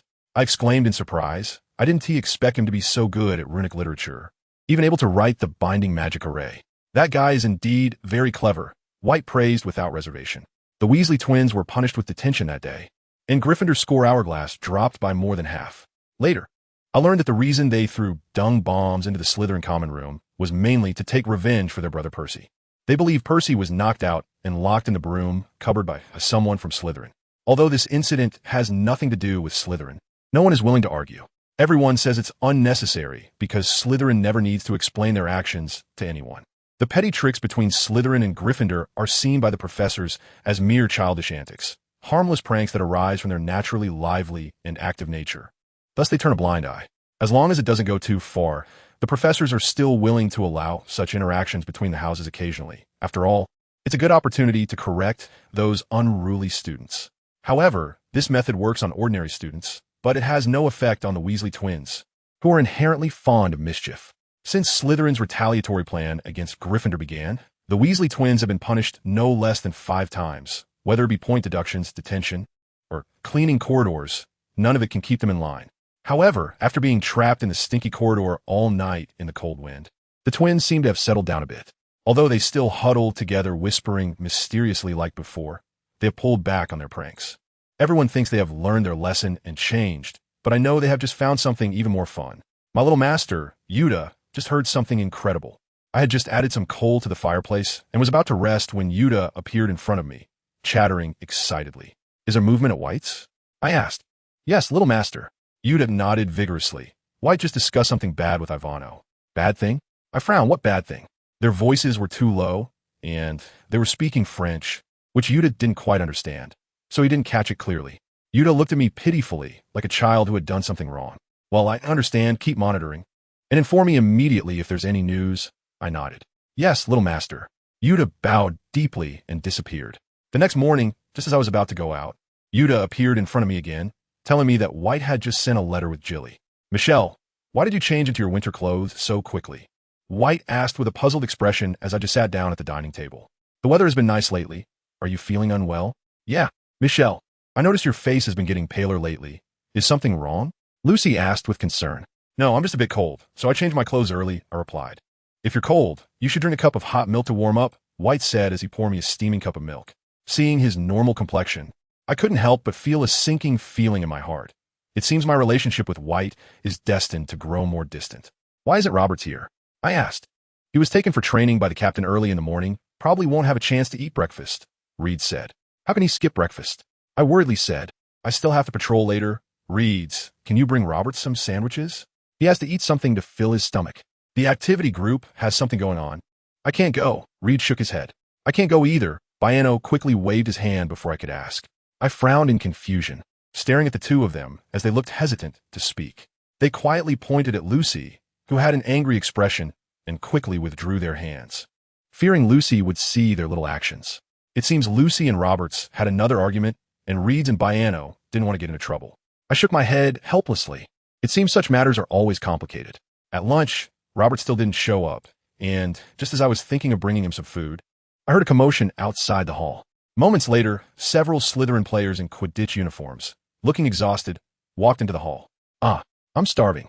Starving, Roberts exclaimed, panting as he collapsed onto the dining table, grabbing a piece of pumpkin pie with his left hand and reaching for a plate of steak with his right, looking like a hungry wolf pouncing on its prey. Take it easy. You might choke, I said as I poured him a cup of pumpkin juice. No fear, no fear.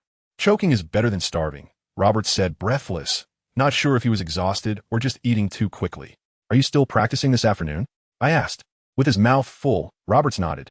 Then I'll come watch you practice this afternoon. I said, looking at Lucy, Lucy, you should come with me. It'll all be nice to have some company.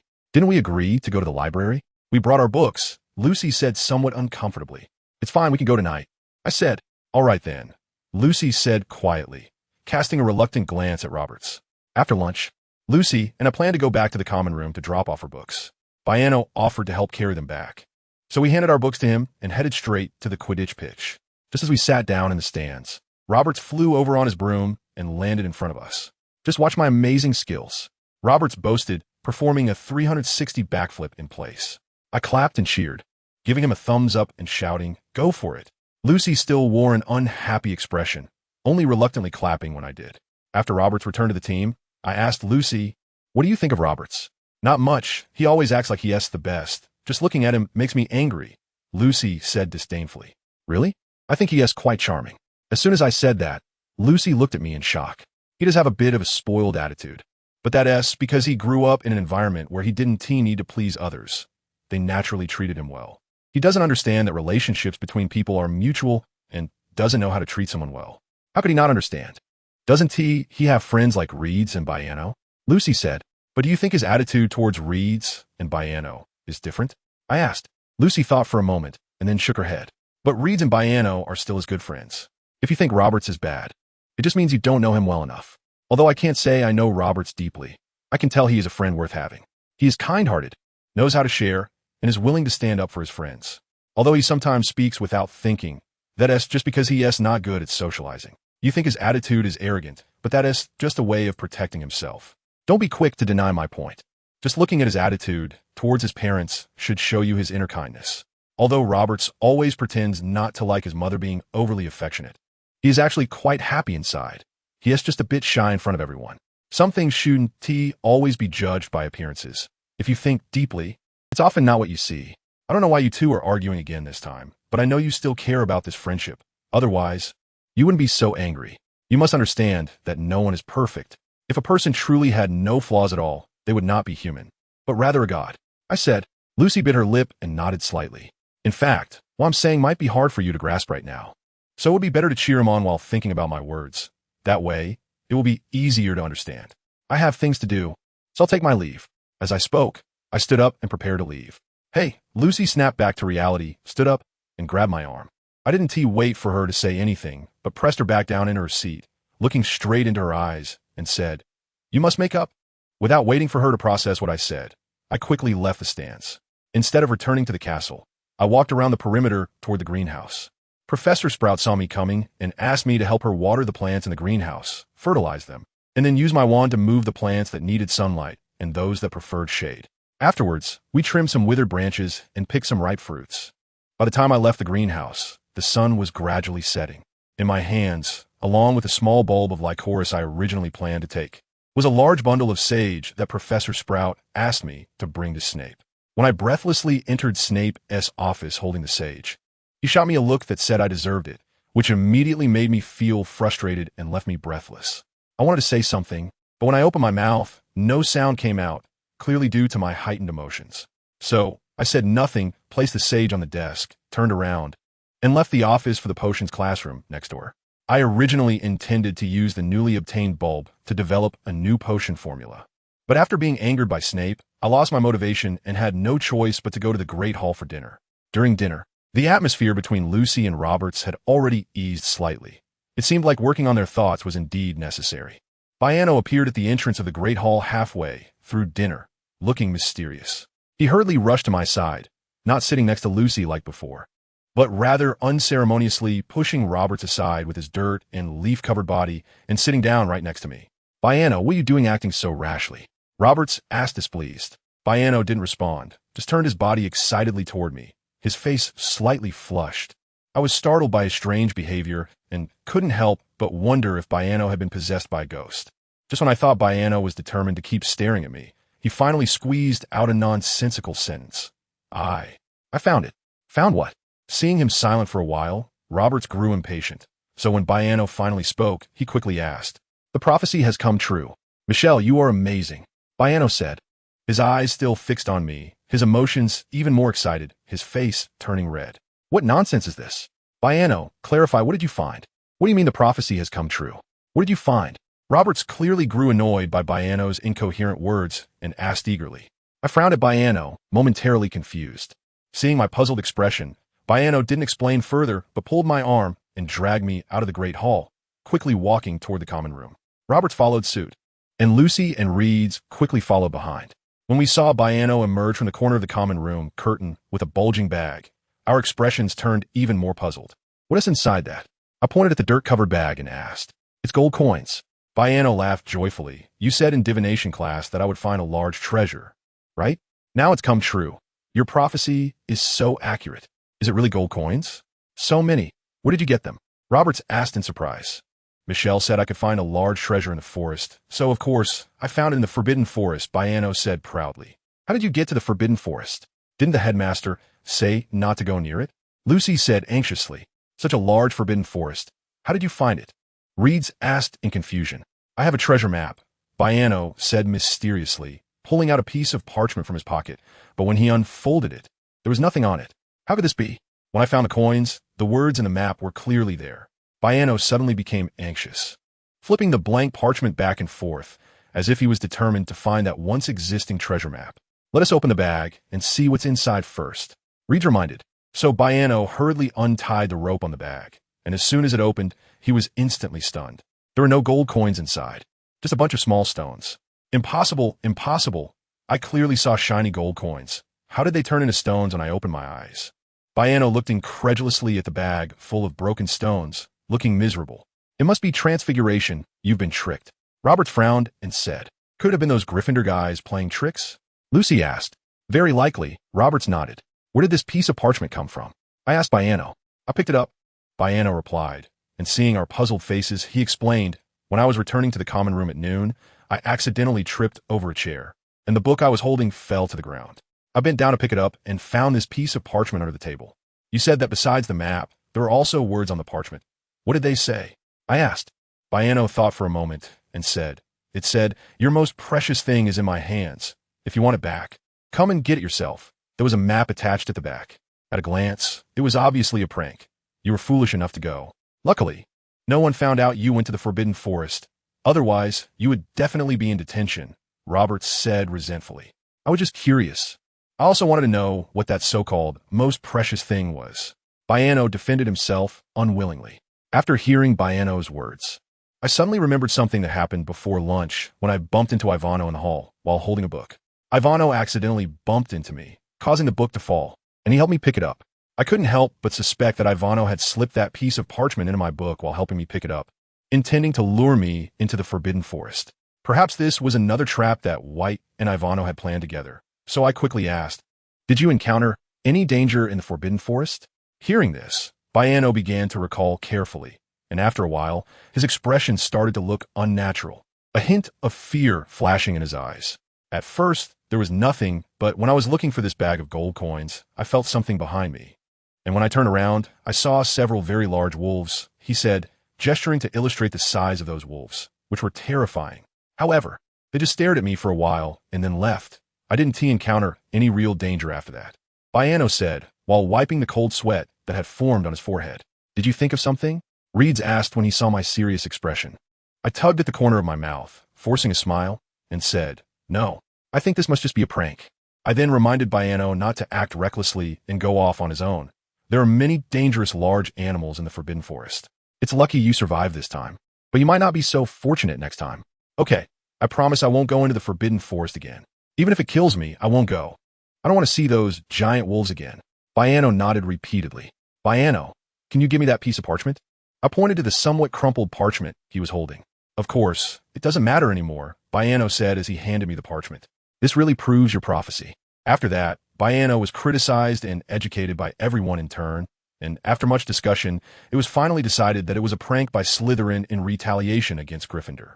In the end, not only did Baiano not receive any gold coins, but he also had to carry that bag of stones out of the common room.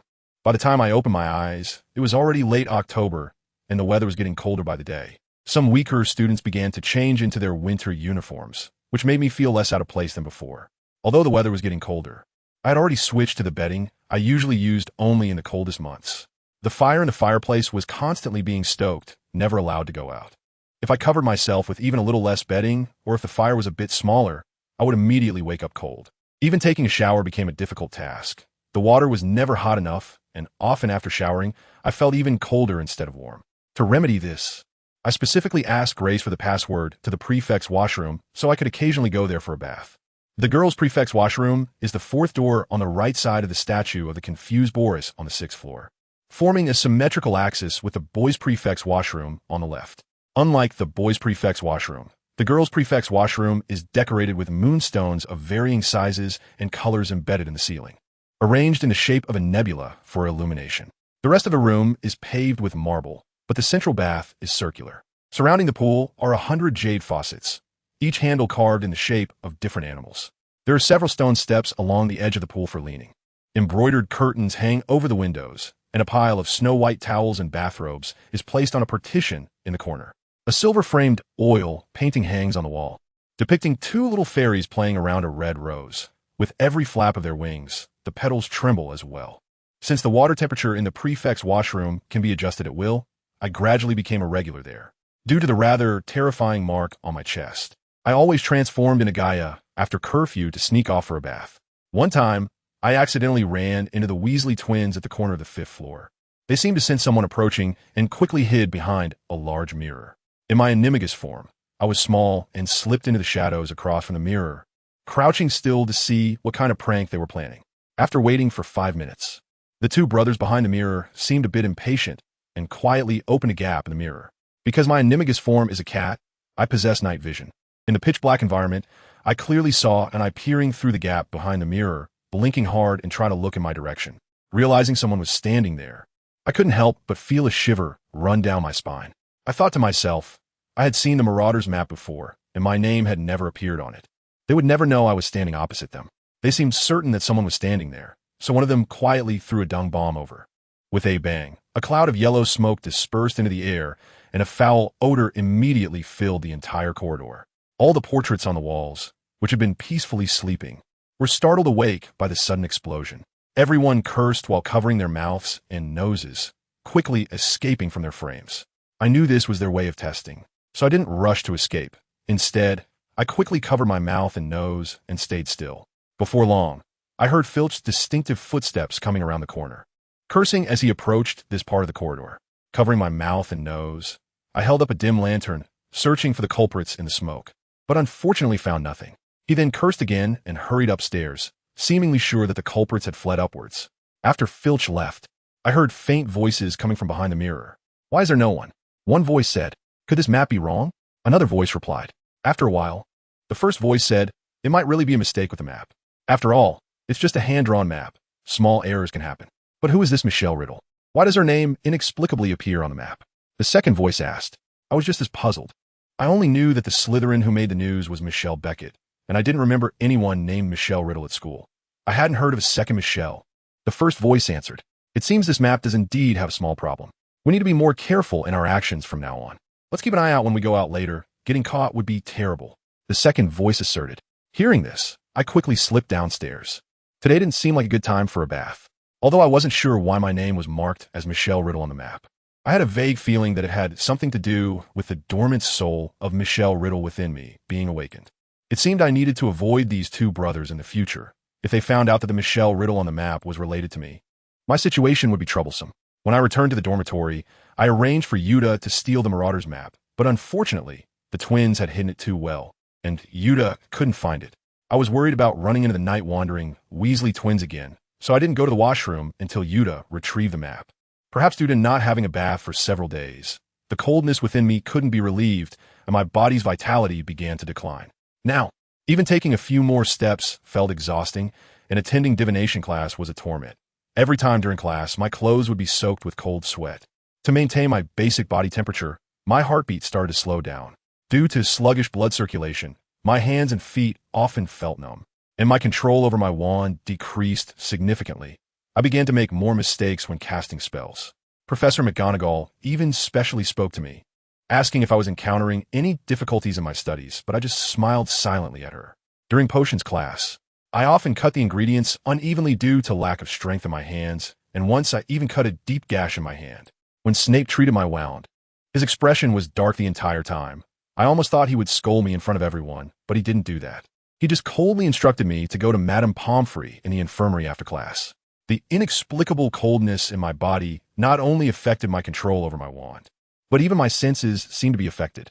My nose was often blocked, and unless the smell was very strong, it was hard to distinguish between potions of the same color, so I stopped making progress on the new potion.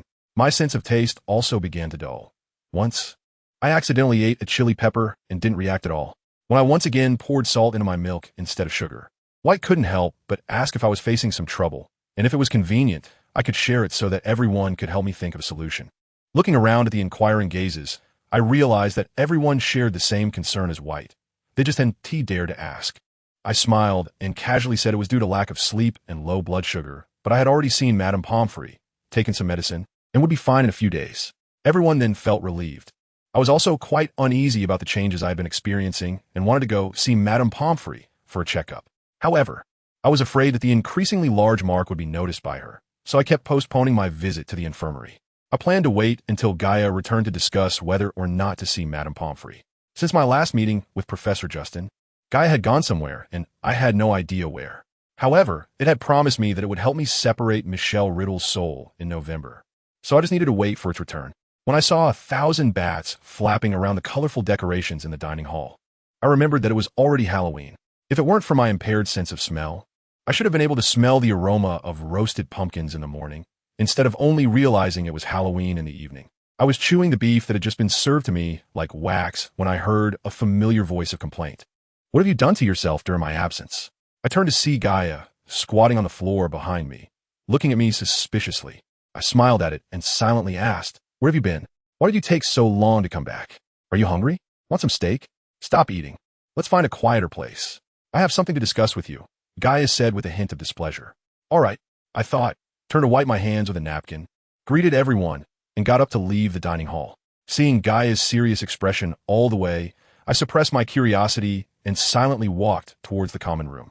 "The dormitory is cramped. Let us find a more spacious place where we won't be disturbed," Gaia suggested. "How about the girls' washroom on the 6th floor? It's spacious enough," I thought. It was Halloween, and everyone was busy celebrating, so the Weasley twins would likely linger in the dining hall for a while longer, and I didn't have to worry about them discovering anything. "Sound good." Gaia nodded and took the lead towards the 6th floor. I couldn't walk too fast, so I followed at a leisurely pace, and Gaia glanced back at me without urging me on. When we finally entered the spacious washroom, I was drenched in cold sweat and immediately sat down on the marble edge of the bathtub. Gaia nimbly jumped around the dozens of faucets, turned a few on, and soon the tub was filled with warm water, pink mist rising from the surface, occasionally disturbed by the rolling water. "Get in and soak. It will be more beneficial when my power intervenes once your blood circulates," Gaia said seriously. I nodded, took off my robe, uniform, and shoes, and walked down the steps into the bathtub, stopping at a suitable water level without going deeper. The rolling warm water washed over my originally cold and pale body. Soon, my skin gradually regained its normal color due to the soaking. "It should be good now," I said, turning to look at Gaia by the edge of the bathtub. To my surprise, I found a large, snow-white creature squatting there, looking at me with a puzzled expression. I jumped in shock, lost my balance, and fell backward, getting completely submerged in the water. Since I couldn't swim, I had measured the maximum water level of the tub on my first visit. The deepest part was only up to the top of my head, and I could just take a few steps to surface. But in my panic, I couldn't think of that and just flailed around in the water. "Why are you so clumsy?" a deep male voice said, and then I felt myself resting on something soft that lifted me to the surface. "You're not dead yet, are you?" the voice continued.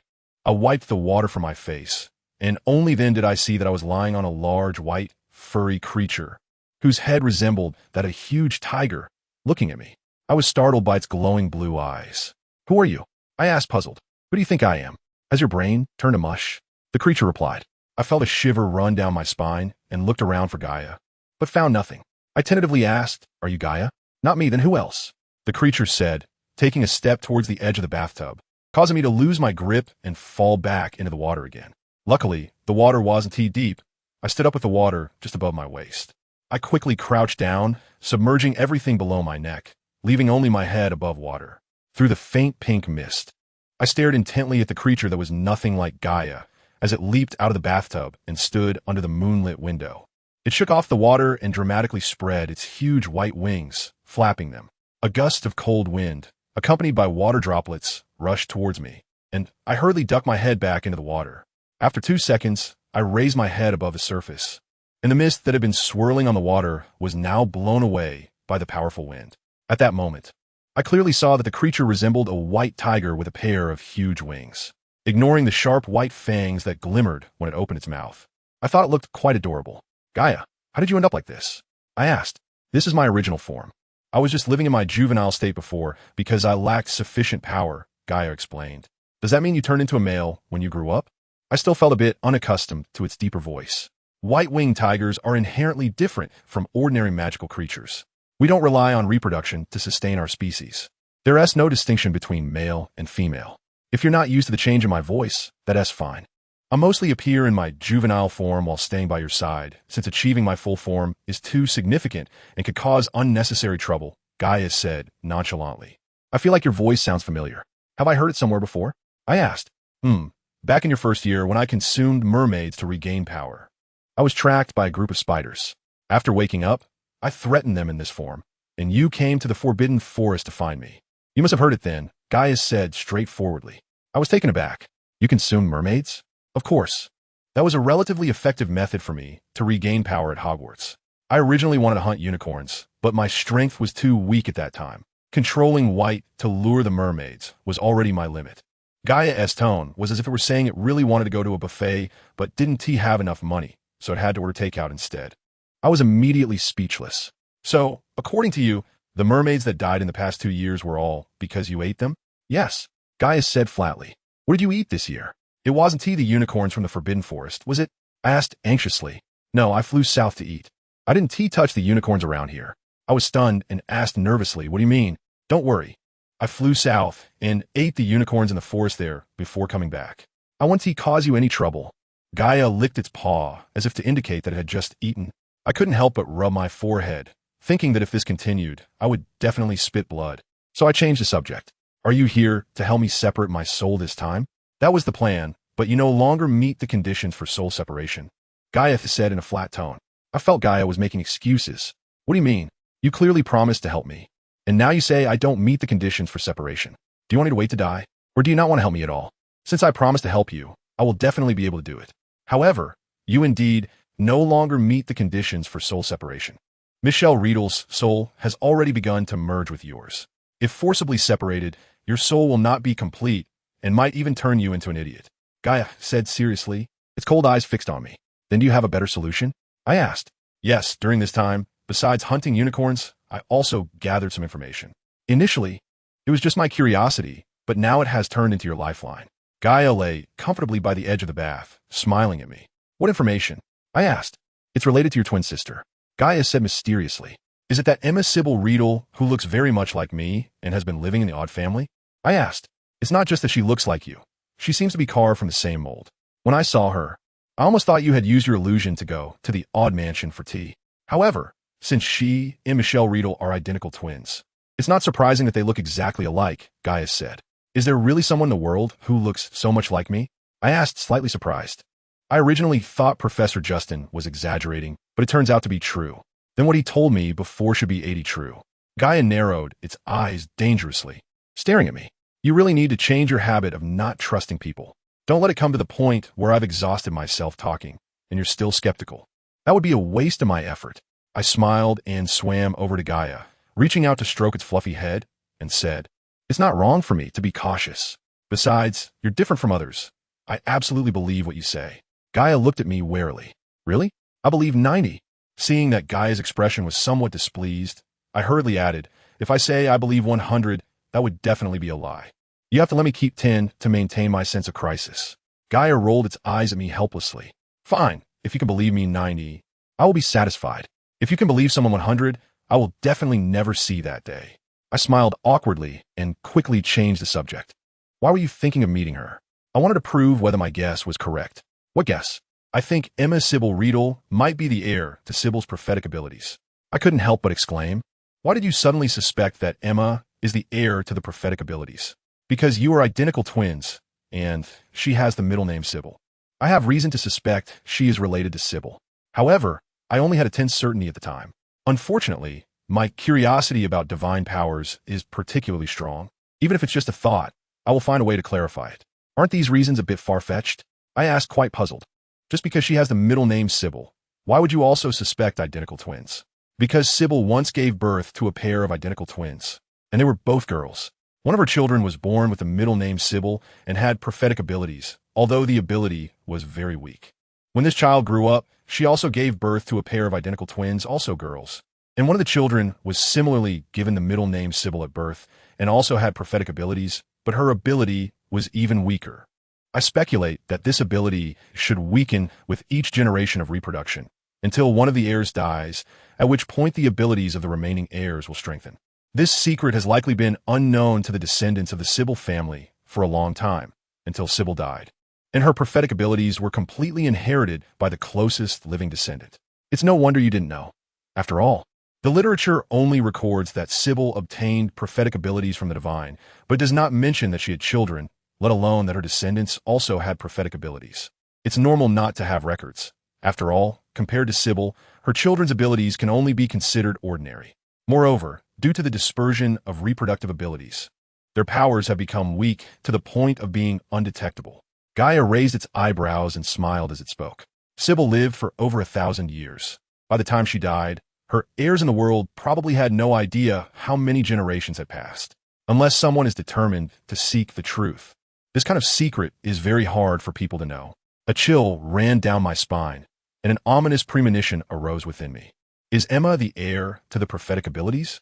She is indeed the heir to the prophetic abilities, but she probably has not fully inherited this power yet. Gaia paused before continuing. However, your birth mother, Emma Arnott, is not the heir to the prophetic abilities, which leads me to believe that Emma Sybil Riedel's inheritance is not through normal genetic means. Moreover, the person who truly possesses prophetic abilities must still be alive in some corner of the world. I frowned and asked, but according to what you said before, this ability is inherited genetically. Isn't Emma Arnott our birth mother? No, she is indeed your birth mother. That is beyond doubt. The existence of Emma's situation can only confirm that the inheritance can be transferred. This is a self-protection mechanism of the prophetic abilities. In that distant era, many powers that could only be inherited through bloodlines were given this kind of protection. However, this method of transfer is not as simple as mutual agreement.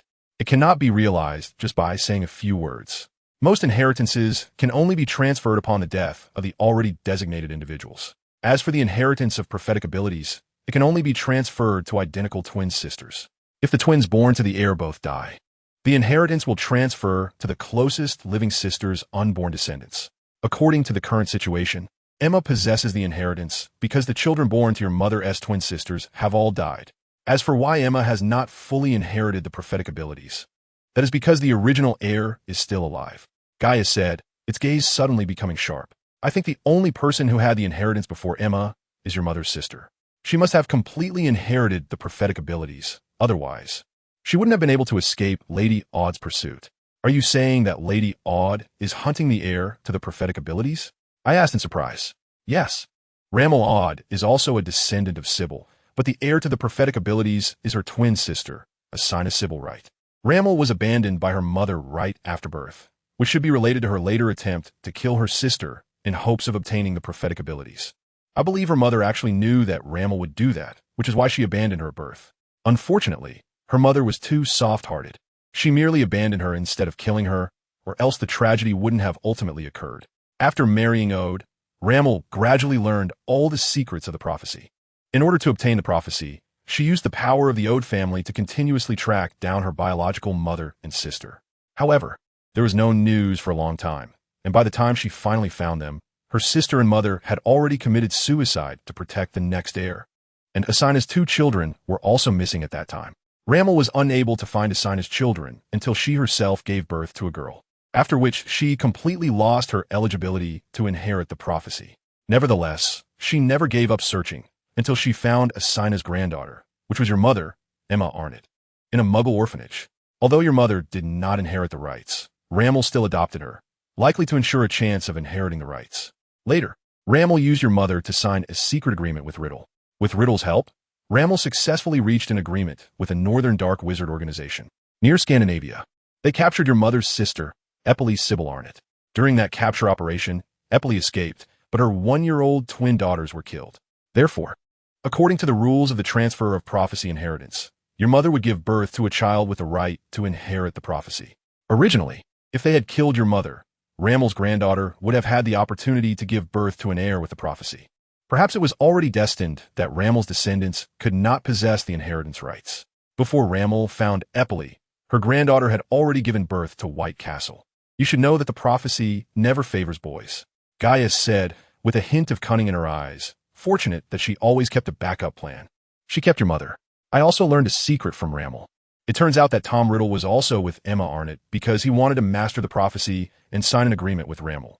However, it was evident that Tom did not value the prophecy as much as Rammel. Otherwise, He wouldn't have given Ramel the opportunity to take away the prophecy inheriting Emma Sybil Riddle while she was giving birth. Gaia paused, glanced at me thoughtfully, and continued. However, it is fortunate that Ramel took the child. Otherwise, Emma Arnott would not have known she was deceived.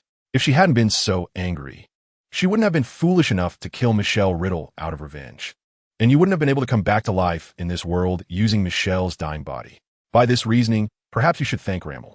As for why Riddle didn't kill you, I suspect he wants to emulate Ramel's initial act of taking your mother. He should be looking for an opportunity to take back Emma. With you in his hands, even if he fails, he could find a way to eliminate Emma and make you the heir. Although Riddle has been defeated now, when he rises again in the East, Ramel's good days are likely over. At that time, my good days will also be over. I sighed. Not at all, as long as I am by your side. No one can harm you, Gaia said proudly, raising her head with the demeanor of a ruler. You should focus on keeping my life safe first. I reminded her. No problem. You just hold on to my paw first. I need to confirm something, Gaia said, extending one of her front paws resting on the edge of the bathtub to me. As soon as I grabbed the furry paw, I immediately noticed a faint white light enveloping Gaia's massive body. Strands of glowing silver threads slowly wrapped around my fingers along the paw I was holding, gradually spreading up my arm and eventually enveloping my entire body in a soft white glow. Unknowingly, I fell into a deep sleep, and when I woke up from Gaia's furry belly, the moon was already high in the sky. I slipped back into the water and asked how things were confirmed. As I had anticipated, Michelle Riddle's soul grew so rapidly because of the Sybil bloodline within her, although she is not the rightful heir to the prophecy. Until Emma fully inherits the prophetic abilities, Michelle Riddle will still possess a faint prophetic ability, ready to undergo the transfer of inheritance due to death before Emma inherits the prophetic abilities. She has now absorbed my power, and the latent bloodline within her continues to enhance with the awakening of her soul. Given the right conditions, she could even possess powers similar to the prophecy. I said with concern. The stronger Michelle Riddle becomes, the more dangerous my situation will be, right? Do you really have a way to solve this? Gaia said firmly. Of course, we just need to help Emma fully obtain the prophetic abilities, and then Michelle Riddle's latent Sybil bloodline will lose its necessity to exist, and your crisis will naturally be resolved. I felt a bit surprised. Do you mean we need to find a way to kill Eppley Sybil Arnott so that Emma can successfully obtain the prophetic abilities? So far, this is the only way. Gaia's gaze was resolute, as if telling me it had to be done. I didn't respond. I just submerged myself in the water, wanting to think carefully about whether I should proceed with this. Suddenly, a piercing scream came from above the water's surface, and I quickly surfaced. It turned out that Gianna had unknowingly barged into the washroom and was now looking at Gaia, who was standing by the bathtub, with a terrified expression. When she saw me suddenly emerge from the water, she screamed again and then rushed out of the washroom. I didn't have time to cast a spell and watched helplessly as Gianna disappeared at the door. Before I could get up, Gaia leaped and quickly followed Gianna out of the washroom. When I wrapped myself in a bathrobe and chased outside, I saw Gianna collapsed at the corner of the stairs, already unconscious, surrounded by students who had come to see the commotion. Felch was loudly scolding, trying to prevent the fainted Gianna from being trampled by the ever-growing crowd. Gaia, who had already transformed into her juvenile form, quickly darted up from beneath the crowd and crouched beside my feet, whispering, I have modified her memory. She will only think she saw a big rat in the washroom and was scared, causing her to fall down the stairs. Just as Gaia finished speaking, several professors had already arrived at the scene. Professor McGonagall squeezed into the crowd, crouched down to check Gianna's injuries, and upon finding she was not seriously hurt, instructed a few girls to take Gianna to the infirmary. Professor Flitwick curiously looked back and forth between me and Gianna, seemingly eager to know what had happened. Professor Cliff stood among the crowd, frowning as he watched the injured Gianna. Only after Gianna was taken away did he look up and glance at me. Snape arrived hurriedly just as Gianna was being taken to the infirmary. He briefly glanced at Gianna and then fixed his cold gaze on me. Michelle, you should go back to the washroom and change your clothes, Professor McGonagall said as she walked over to me. Okay. By the time I changed and came out, the crowd had already dispersed. Only Professor McGonagall and Snape stood facing each other in front of the confused Boris statue, whispering to each other. Upon seeing me come out, they stopped talking. Let's talk in my office, Professor McGonagall said, glancing at Snape. Seeing that Snape did not object, she turned and headed downstairs. Snape followed closely behind, and I walked quickly behind Snape. The three of us proceeded in silence down the stairs to Professor McGonagall's office on the second floor. Upon entering the office, Snape surprisingly remained silent, standing stiffly to the side with his arms crossed. Professor McGonagall looked at me and asked what had happened. I shook my head, feeling quite awkward. I wasn't really sure myself. At that time, I was in the shower when I heard someone scream, and then I saw Gianna standing at the bathroom door, looking very frightened before she ran out shouting. By the time I got up, put on my bathrobe and went outside, I saw a crowd gathered around the corner of the staircase, with Gianna lying there motionless. Since that's the case, you should go back and rest, Professor McGonagall said with a smile. Okay, I replied, turning to leave the office. Back in the common room, I found many people gathered together, excitedly discussing something. Lucy rushed up to me, hugged me tightly, and exclaimed, Michelle, you did great. I've never liked Gianna. It's about time she got a lesson. Didn't T leave any loose ends, did you? What if Gianna wakes up and points a finger at you? Robert said, looking somewhat worried. What are you talking about? I asked incredulously. You don't think I pushed Gianna down the stairs, do you? Wasn't T at you? Lucy asked. I pretended to be angry and lightly tapped her on the head. You really think I did that? How could you, my good friend, think that I would push someone down the stairs? If it wasn't you, then who could it be? Biano asked, looking confused. Gianna is so unlikable. She must have many enemies. It's hard to guess. Rach frowned, pondering seriously. I was immediately exasperated and frowned, asking, you all don't really think it was me, do you? As soon as I finished speaking, the entire common room fell silent. Everyone looked at me hesitantly, some with expressions of uncertainty, while others glanced at each other. Soon, everyone began mumbling various excuses to leave the common room and went back to their rooms to sleep. I stared blankly at the suddenly empty common room, feeling a wave of frustration. I never expected my image in everyone's mind would be like this. Slytherins are known for settling scores. You'd better get used to it, Gaia said, stretching on the cushion, jumping down to the floor leisurely, and speaking earnestly. I'll try, I silently replied, feeling somewhat displeased. I need to handle Apollyon. Before I return, make sure you don't fall under Michelle Riddle's mind control. With your current physical condition, if you use it again, you'll definitely be in danger. Gaia said seriously. Okay, got it. But you should be careful too, since Apollyon has Sybil's mind control. He won't be easy to deal with, I thought, my face showing concern. I will. You must stay alive until I return, Gaia said before turning and walking out of the stone door of the common room, disappearing from sight. After Gianna woke up, she recounted her memories of the incident to Professor McGonagall, clarifying some of the malicious speculations about me. I initially thought the matter would end there, but those rumors not only failed to disappear, but actually intensified. Some said it was because Gianna was unhappy with my exceptional entry into the student council, targeting me everywhere, and that I pushed her down the stairs in self-defense during a dispute over the use of the girls' bathroom. Others claimed that Gianna and I both liked the same boy, and to gain his favor, we agreed to meet in the girls' bathroom to settle things, leading to Gianna accidentally falling down the stairs. There were even rumors that Gianna and I had started to harbor animosity due to the recent rivalry between our two houses. And when we met in the bathroom, the house conflict turned into a personal fight, resulting in Gianna being pushed down the stairs by me. In short, regardless of the reason that led to my and Gianna's encounter in the girls' bathroom, it was clear that we had a conflict there, and whether it was intentional or accidental, Gianna ultimately fell down the stairs because of me. Among the rumors were some malicious speculations. The most terrifying one I heard was that when I pushed Gianna down the stairs, I had used an ancient dark magic similar to the soul-sucking curse, causing her to forget that it was I who pushed her down. I didn't feel anger towards such speculation. Instead, it made me feel an impulse to have a good chat with this imaginative person. I wanted to tell him that the so-called ancient dark magic he referred to was something I had mastered when I first learned to use a wand, and I had already used it liberally on the sorting hat on the very first day of school. If he wanted to learn, I would gladly teach him the soul-sucking curse. Perhaps we could even become great partners in spell research. I couldn't tell if Gianna was just an empty-headed person or if she was genuinely influenced by the rumors, but I noticed her attitude toward me had worsened significantly. The very next morning after the incident, Gianna couldn't wait to send me a dual letter. Miss Beckett, I'm extremely annoyed by the recent rumors circulating among the houses, although I don't believe in such nonsense. These rumors are undoubtedly an insult to my character. I strongly request a duel to restore our dignity, although I personally do not endorse such barbaric behavior. Engaging in a duel is the most basic respect for a Slytherin. The duel is set for tonight at 9 o'clock in the open area behind the greenhouse, with wands as our weapons. To ensure personal safety, the attacking spells are limited to the most basic disarm, and defensive spells are unlimited, with the removal of the opponent's wand as the standard for victory. For a third-year student, I believe these duel conditions are quite humane. Given that school rules explicitly prohibit students from fighting privately, I believe it is unnecessary for a third party to know about this matter until the duel has reached a conclusion. The language in the letter was quite unreasonable.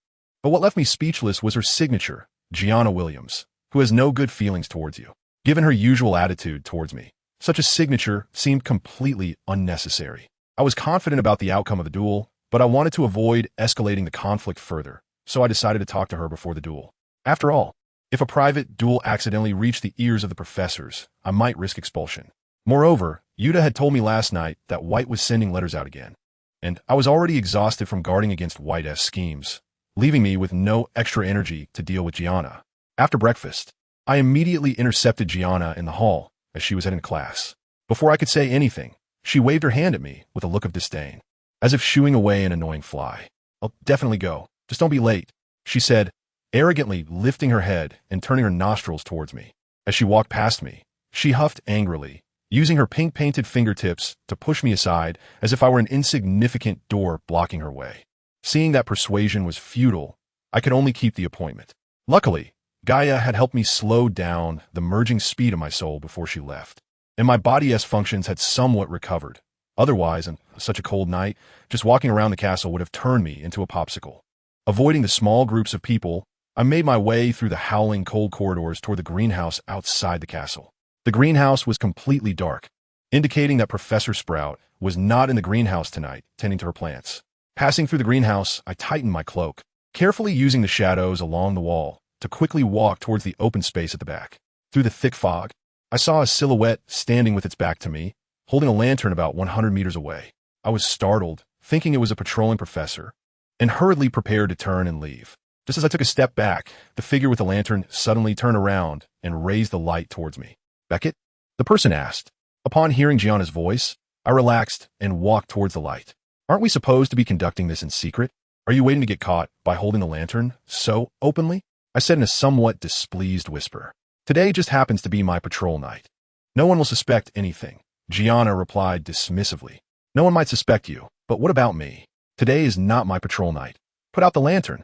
I felt a flicker of anger at her self-centeredness. Daring to challenge me to a duel, yet afraid of getting caught? "You Slytherins have such strange thinking." Gianna scoffed and bent down to blow out the candle. I found her words puzzling. How could it be that I challenged her to a duel when she was the one who sent me the duel letter by owl? Just as Gianna blew out the candle and heard my words, she immediately tilted her head to look at me. Although the light from the candle was gone, I could clearly tell that Gianna was now wearing a face of surprise and confusion. "I would never do something so boring. You dare challenge me to a duel? You can't even admit it?" Gianna questioned angrily. "Are you out of your mind? I'm a third-year student. Why would I willingly challenge you, a seventh-year student, to a duel? Do I really look like someone who seeks trouble for no reason?" I retorted without holding back. "If it wasn't you, then who could it be?" Gianna asked hesitantly. I pondered for a moment, and suddenly a terrible thought flashed through my mind. "Oh no, run," I said, urgently grabbing Gianna's hand and running towards the castle. Gianna was yanked so hard that she almost fell, and the lantern in her hand fell to the ground and shattered. "What are you doing?" Gianna said angrily. I hadn't even had time to answer when a massive wolf suddenly jumped out of the thick fog. "Ah!" Gianna screamed, gripping my hand tightly. "Run." I pushed the stunned Gianna and pulled her to run in another direction. I was still trying to find a way to avoid falling into White's trap, but it was inevitable. Looking around, the dense fog isolated us from our surroundings, and we could only vaguely make out a faint light coming from the castle on our left. Although I couldn't clearly identify our position, I was certain that the wolf behind us was herding us towards the forbidden forest. The wolf didn't pounce on us. Instead, it kept a safe distance, slowly following behind us to drive us into the forbidden forest. Its actions clearly exposed its weakness of being outnumbered. So I said to Gianna, "Let's not go into the forest yet. It might be even more dangerous inside. We should work together to deal with the wolf behind us and run towards the castle." "No, wolves always act in packs. Its companions might be nearby. If we recklessly stop to attack it, we might attract its friends, which would be even more dangerous. The patrolling professors are nearby in the forest. If we run towards them, we'll encounter them soon," Gianna insisted stubbornly. Seeing that I couldn't persuade Gianna, I took out my wand and, while running, attacked the wolf behind us, attempting to bind it quickly. Because I was running, my spell accuracy wasn't very high, and the wolf nimbly dodged it. Although my spell didn't hit the wolf, it did give us a chance to escape. Just as I was about to pull Gianna towards the castle, I realized we had already entered deep into the forbidden forest, completely lost our way, and the previously discernible light had vanished into the thick fog. In a moment of desperation, I didn't have time to think. I just pulled Gianna off the path the wolf had set for us and raised my wand high, shooting red sparks straight up into the sky. The sparks exploded above us, and through the thick fog, we could only vaguely make out a small point of light. I wasn't sure how long it would take for help to arrive, so I didn't care about aiming. I just kept throwing spells behind me, trying to buy a little more time for rescue. Gianna screamed sharply again, and when I turned around, I found that several more wolves had appeared behind us. Among these wolves, 5 were massive, while the rest were of average size, but they all looked fierce, as if they wanted to tear us apart. Clearly, they were chasing us out of frustration after their previous ambush failed. If I hadn't been continuously casting spells to keep them at bay, we would have been done for within half a minute. Gianna also drew her wand, and we ran while casting spells to defend ourselves. However, the surroundings were eerily silent, with no sign of any rescue. No. With Gianna's desperate scream, we stopped in our tracks, faced with a dark lake, with no way forward. Suddenly, Gianna was struck down by a spell, and I quickly turned to raise my wand in front of me. With a flick of my wand, I blew away the interfering fog, and a powerful gust of wind swept around me, not only dispersing the fog, but also knocking down the wolves that attempted to ambush me. With the fog gone, the moonlight easily illuminated the surrounding scene, and I could clearly see a tall figure hiding in the woods. He held his wand aloft, a sinister grin on his face. Clearly the one who had cast the spell that took Gianna down. Beside the man, 4 other massive wolves hidden in the shadows began to transform gradually, their claws retracting to reveal human hands, their fur disappearing, and their sizes shrinking. In no time, the 4 bear-sized wolves transformed into 4 tall men. One of the men I recognized. He was the burly man with a black beard who broke his arm after Snape threw him out of the pig's head and while looking for me. Clearly, the 4 newly transformed individuals, like the man with the wand, were werewolves. Are you coming with us willingly, or should I deal with you directly here? The man with the wand threatened coldly as he approached me. I frowned, staring at the restless men and wolves in front of me, calculating my chances of winning. I glanced nervously at Gianna, who was unconscious on the ground. Her eyes were tightly closed, and her face was dark, which reminded me of the scene I witnessed when I saw Snape and Hagrid looking for Gianna by the lake the day she was attacked by the Red Hat. I was determined, sneered at the man, and said coldly, "Then let's see what you're capable of." Sandstorm. As soon as I finished speaking, a whirlwind filled with tiny sand and stones rushed towards the approaching group. As they retreated, raising their arms to shield themselves from the sand, I quickly retracted my wand and leapt into the icy lake behind me. I wasn't sure how long it would take Snape and Hagrid to arrive, so I held my breath and sank to the lake bottom, hoping to avoid being caught if they jumped in after me. Since I had mentally prepared myself before falling into the water, choosing to sink to the bottom without knowing how to swim didn't frighten me much. However, when I could no longer hold my breath and wanted to surface for air, my exhausted body could no longer move. I began to feel fear coming at me from all directions, the cold lake water starting to invade my body little by little through my mouth and nose. The sensation of suffocation, accompanied by a sharp cold pain, intensely stimulated every nerve in my body, and gradually this feeling began to fade away as my mind grew fuzzy. I felt I was about to die. My eyelids started to droop bit by bit, just as I was about to completely close my eyes. The gemstone necklace hanging around my neck began to emit a faint blue light, the glow growing brighter as I gradually lost consciousness. Just before I completely lost my senses and closed my eyes, I vaguely heard the sound of someone jumping into the water. When I woke up again, it was already the afternoon of the next day. The cold, damp wind, accompanied by distant raucous cheers, whistled through the gap in the tightly closed window above me, dispersing the sharp smell of disinfectant in the infirmary. The surrounding white curtains were blown up by the wind, and in a moment they fluttered. I saw Gianna lying on the bed next to me. Her complexion was rosy, and her expression was serene, completely showing no signs of having been attacked by a curse. I struggled to sit up, taking out my clean uniform from the low cabinet by the bed, with my necklace and wand neatly placed on top of it. As I changed out of the hospital gown and pulled back the curtain at the foot of the bed, Madame Pomfrey approached me with a steaming cup of revitalizing potion. She looked troubled, as if worried about something. "Why has the mark on your chest gotten bigger again?" Madame Pomfrey handed me the potion, lowering her voice. "I'm not quite sure. It might only disappear once all the symptoms have appeared," I said with a smile, taking a sip of the potion without a care. Do you have any other uncomfortable symptoms? Madame Pomfrey asked, looking puzzled. I shook my head and replied no. Aside from looking a bit ugly, I don't feel anything special about the mark. That's really strange. I've gone through quite a few medical books recently, but I still can't find any similar symptoms to yours, Madame Pomfrey said with concern. It's okay if you can't find anything. After all, it doesn't hurt or itch, I reassured her. Just as Madame Pomfrey was about to say something else, Gianna woke up, and she hurriedly went to check on her. After the examination, Madame Pomfrey turned to get medicine, leaving only Gianna and me in the large infirmary. We exchanged slightly awkward glances for a moment before looking away. Did you just wake up too? I asked. No, I woke up yesterday, but I wasn't feeling well, so I didn't rush to leave, Gianna said gently, completely unlike her usual arrogant self. Did they ask you about that matter? Yes, Gianna nodded slightly. The headmaster and the professors were there. I wanted to tell them, but the letter was completely blank, she said, her expression excited as she handed me a crumpled piece of parchment from under her pillow. The parchment was entirely blank, looking nothing like a letter that was once filled with writing. Are you sure it's that letter? I asked, puzzled. I've kept it in my pocket since I received it, she said, glancing at me somewhat awkwardly. I originally wanted to show it off after defeating you. But who would have thought that when I woke up, all the words had disappeared? Maybe it was written with some kind of invisible ink, I said uncertainly. Maybe, Gianna said dejectedly, without physical evidence. I'm afraid the professors will think I'm lying. So I had to say that I happened to run into you near the greenhouse while on my night patrol. In that situation, I couldn't help you cover for it. After saying that, Gianna looked at me with a hint of apology. I shrugged nonchalantly. It's fine. I'll find a way to solve it myself. But what did you say about the incident afterward? Of course I told the truth. There's nothing to hide about being attacked by a werewolf. I nodded. All right. I want to slip up. Don't you want to know who sent us the letter? Gianna asked, puzzled. That's easy to guess. Someone plotting a private duel between you and me must want to stir up trouble between Gryffindor and Slytherin. There's no need to investigate such people. Just ignore them. I insisted on separating the letter and the wolf pack, hoping to avoid Gianna making too many guesses.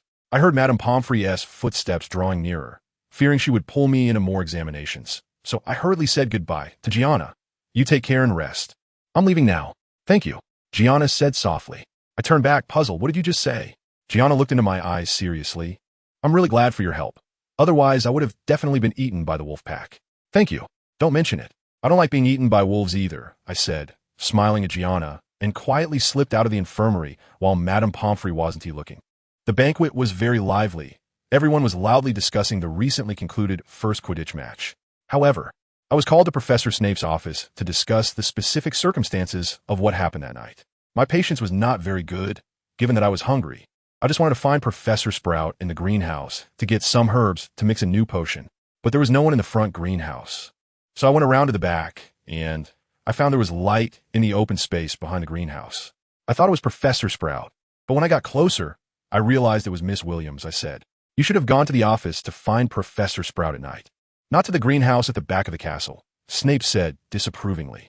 "But Professor Sprout usually leaves the greenhouse just before curfew. I thought she would be there that day," I replied, intentionally adding a hint of grievance to my tone. Snape ignored my feigned pity and instead shot me a disdainful glance, continuing in his emotionless voice, "It would be better if the facts were just as you said." What happened next? Then a wolf suddenly sprang out from somewhere, and we were so scared that we ran into the Forbidden Forest. We set off red flares for help, but more and more wolves chased us, driving us to the edge of the lake. Later, Miss Williams probably fainted from exhaustion, and fearing the wolves would pounce on me. "I jumped into the lake to escape," I said. "You call that escaping?" Snape sneered, knowing full well you're not good at swimming and still daring to jump in. "Such foolish behavior cannot be called escaping." Snape looked at me with contempt. "During dueling class, I saw your reactions were quite quick. You don't seem like someone who would make such a stupid decision. Did you accidentally leave your brain in the dormitory that night?" I pouted in discontent, but I wasn't foolish enough to argue with Snape, seeing that I was unhappy but still maintaining a proper attitude. Snape educated me a bit more before letting me go to the banquet. When I entered the dining hall, the joyful atmosphere of the banquet had just reached its peak, with an eagle engulfed in magical flames flying around the ceiling, indicating that Ravenclaw had won the first match. "Michelle, where have you been?" "After the match, we went to the infirmary to see you, but Madame Pomfrey said you had already woken up. Why didn't you come directly to the banquet?" Lucy asked with a worried expression as soon as she saw me. "Professor Snape called me to his office for a talk, so I was delayed for a bit," I said as I took a piece of roasted chicken from Robert's. while Reeds also served me a steaming bowl of vegetable soup. What are you all talking about? White asked, lowering his voice and pretending to be curious. About what happened that night, I replied, cutting a piece of chicken and putting it in my mouth.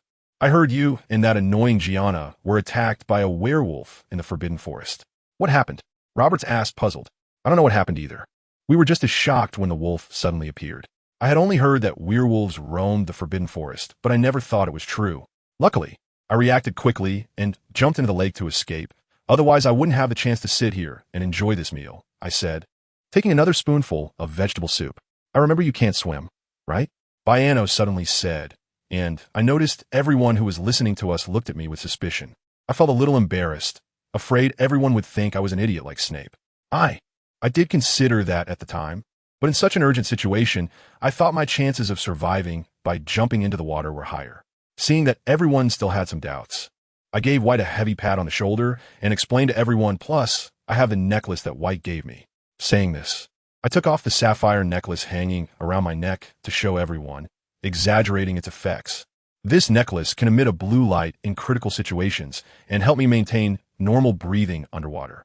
White was eager to defend himself, and I hurriedly whispered in his ear, "You don't want them to think I'm an idiot, do you?" White immediately closed his mouth, looking helplessly at me as I continued to babble. With the help of the necklace, even if I can't swim at all, staying in the lake for a few hours is completely fine. But Roberts began to speak, and I quickly stepped on his foot, causing him to widen his eyes in surprise. I leaned over and whispered in his ear, "If you dare to ask one more question, I'll let you taste the heel of my shoe." After hearing this, Roberts gave an awkward smile. "I have no problem." Only then did I take my foot back.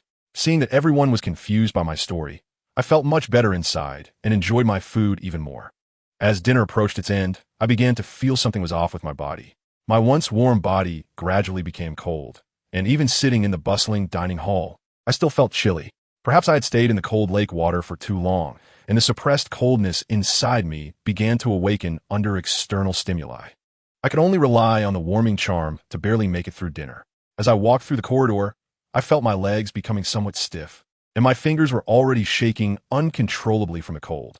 Finally back in the common room, I didn't even bother to say goodbye to Lucy and the others. Rushing quickly into the dormitory, I hurriedly searched through the space pocket in my cabinet, remembering that I still had some unused, invigorating potions. I tipped my head back and poured the potion into my mouth, and my body finally warmed up a bit.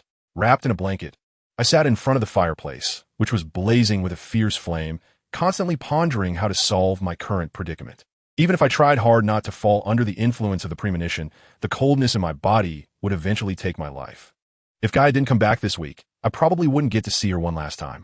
The next morning, I went to the infirmary without needing to make any excuses, just based on my cold hands and pale face. Madame Pomfrey handed me a large bottle of invigorating potion without hesitation. With this potion, I could at least move normally and not be frozen stiff and unable to move.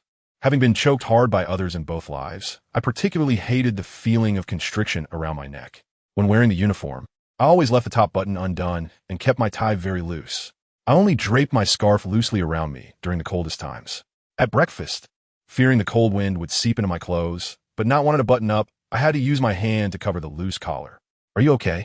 White asked, puzzled, seeing me only using one hand to serve vegetables from the plate. "I'm fine," I said, continuing to struggle with the vegetables using just one spoon. "Let me do it," White said, reaching out to take the spoon from me, using his left hand to steady the plate, and successfully scooping a large spoonful of vegetables into my bowl, also drizzling some salad dressing on it. "Thank you." I smiled at him. "You seem particularly nice to me lately. Did I do something wrong?" White said, looking a bit wronged. "No, you're great. It's not bad to be polite among friends," I said with a smile. "Are we just friends?" White looked at me helplessly. "I think our relationship should be a bit closer than just friends." I felt my face heat up a bit, unsure whether it was from embarrassment or anger. If he had said something like this before, I might have been a little moved, but now it was absolutely impossible. How could I believe the sweet words of someone who had repeatedly tried to take my life? However, White clearly misunderstood my reaction, thinking I had the same feelings for him. He smiled and pinched my nose, and I was startled, my hair standing on end, and my muscles tensed up. White moved in closer, seemingly ready to say something, so I hurriedly stood up. "I have to go to class," I said, grabbing my backpack and quickly escaping the dining hall without waiting for Lucy and the others. In her biology class, Robert said, gossipingly, White seems to have a bit of a thing for you. What do you mean seems? It's obvious. Lucy said confidently. I thought so too. That guy White has something special for Michelle. Baiano expressed a knowing look. You're so smart. Roberts glared at Baiano in dissatisfaction. Michelle, what do you think of White? Lucy asked. I felt a bit awkward and didn't know what to say when Reeds suddenly reminded softly, Professor Sprout is coming. Everyone immediately quieted down, just looking down to change the soil in the flower pots. Professor Sprout came over and called me to help her. For the first time, I felt that being able to help Professor Sprout was actually a happy thing. Fortunately, after class, no one brought up the matter again, and I couldn't help but breathe a sigh of relief.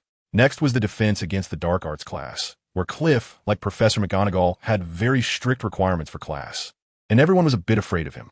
Cliff liked to lecture straight from the book, and if it weren't for the occasional need for some magical creature's assistance, this class would basically be as boring as Professor Bin's history of magic.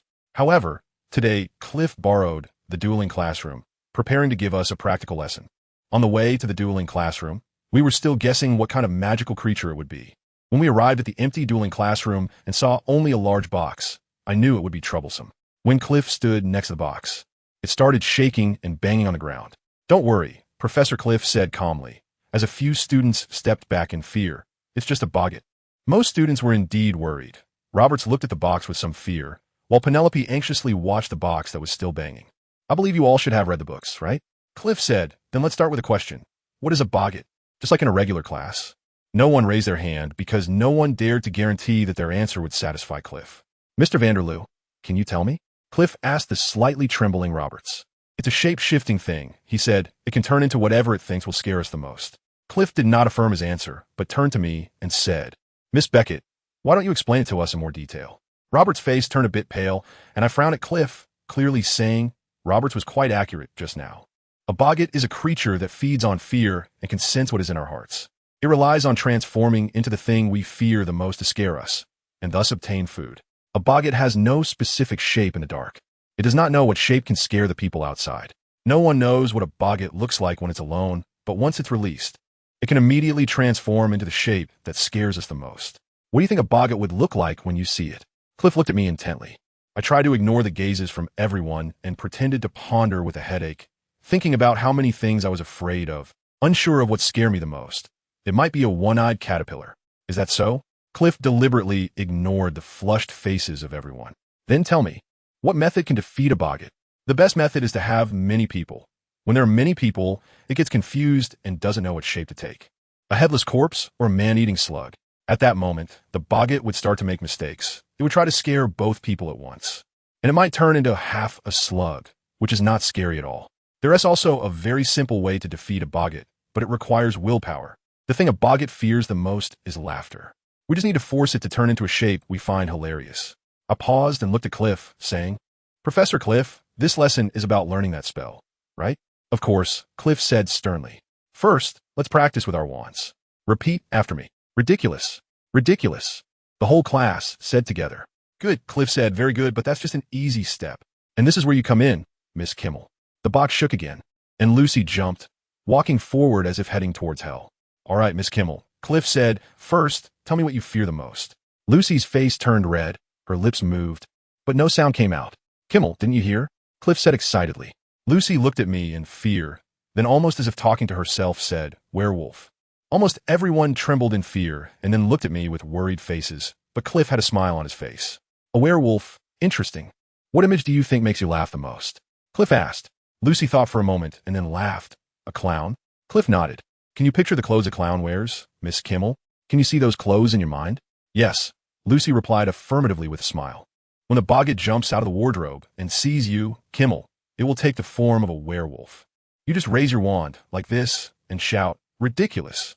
Then think hard about the clown's clothes and appearance. If you do it well, the werewolf will be forced to dress up as a clown. Everyone chuckled, and the box shook violently again. If Miss Kimmel succeeds, the boggart will likely turn its attention to us, Cliff said sternly. I think you all should think about what scares you the most, and then think about how to make it look funny.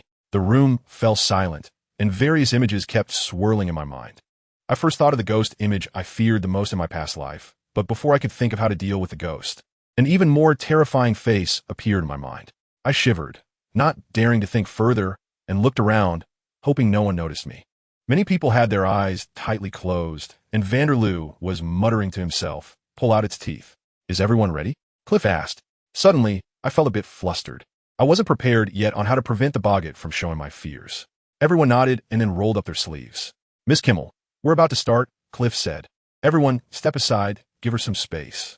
After Kimmel is done, I will call the next person up, and you all step back." We all stepped back against the wall, leaving Lucy alone facing the box. Lucy looked pale and terrified, but she had already rolled up her sleeves and raised her wand. "Kimmel, I'm going to count to 3. Cliff said, pointing his wand at the box's latch. 1, 2, 3, out.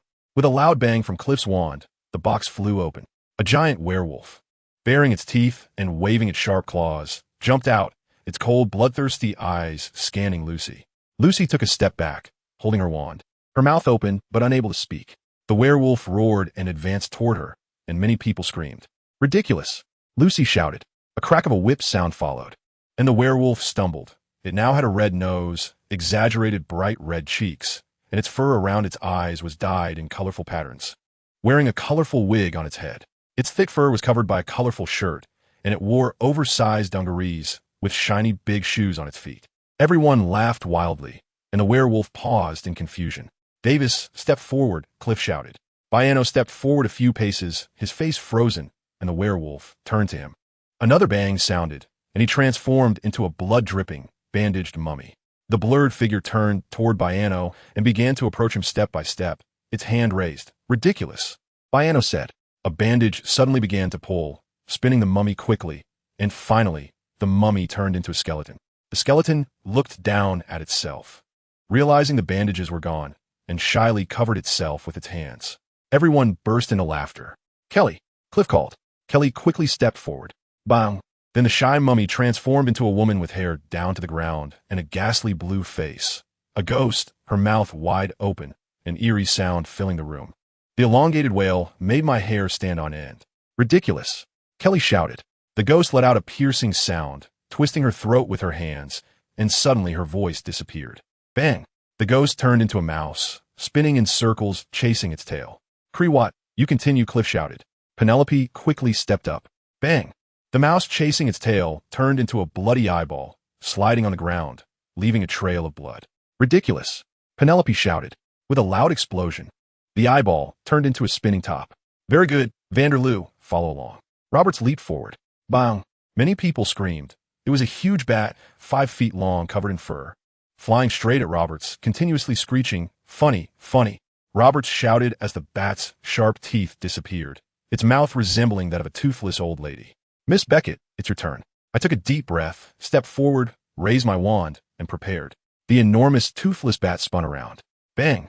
A middle-aged woman in a traditional Chinese qipao appeared in front of me, and everyone gasped in surprise. I snapped out my daze. The woman before me was my mother from my past life, dressed just as she had been that evening, noble and beautiful. "There," and everyone else looked just as bewildered. The woman smiled at me, but her head seemed to have suddenly caved in from a blow. Blood began to flow continuously from the wound. The woman, her face covered in blood, still smiled as she slowly walked towards me. I stood there, watching her come closer. "Mom," I called softly, wanting to reach out and hug her.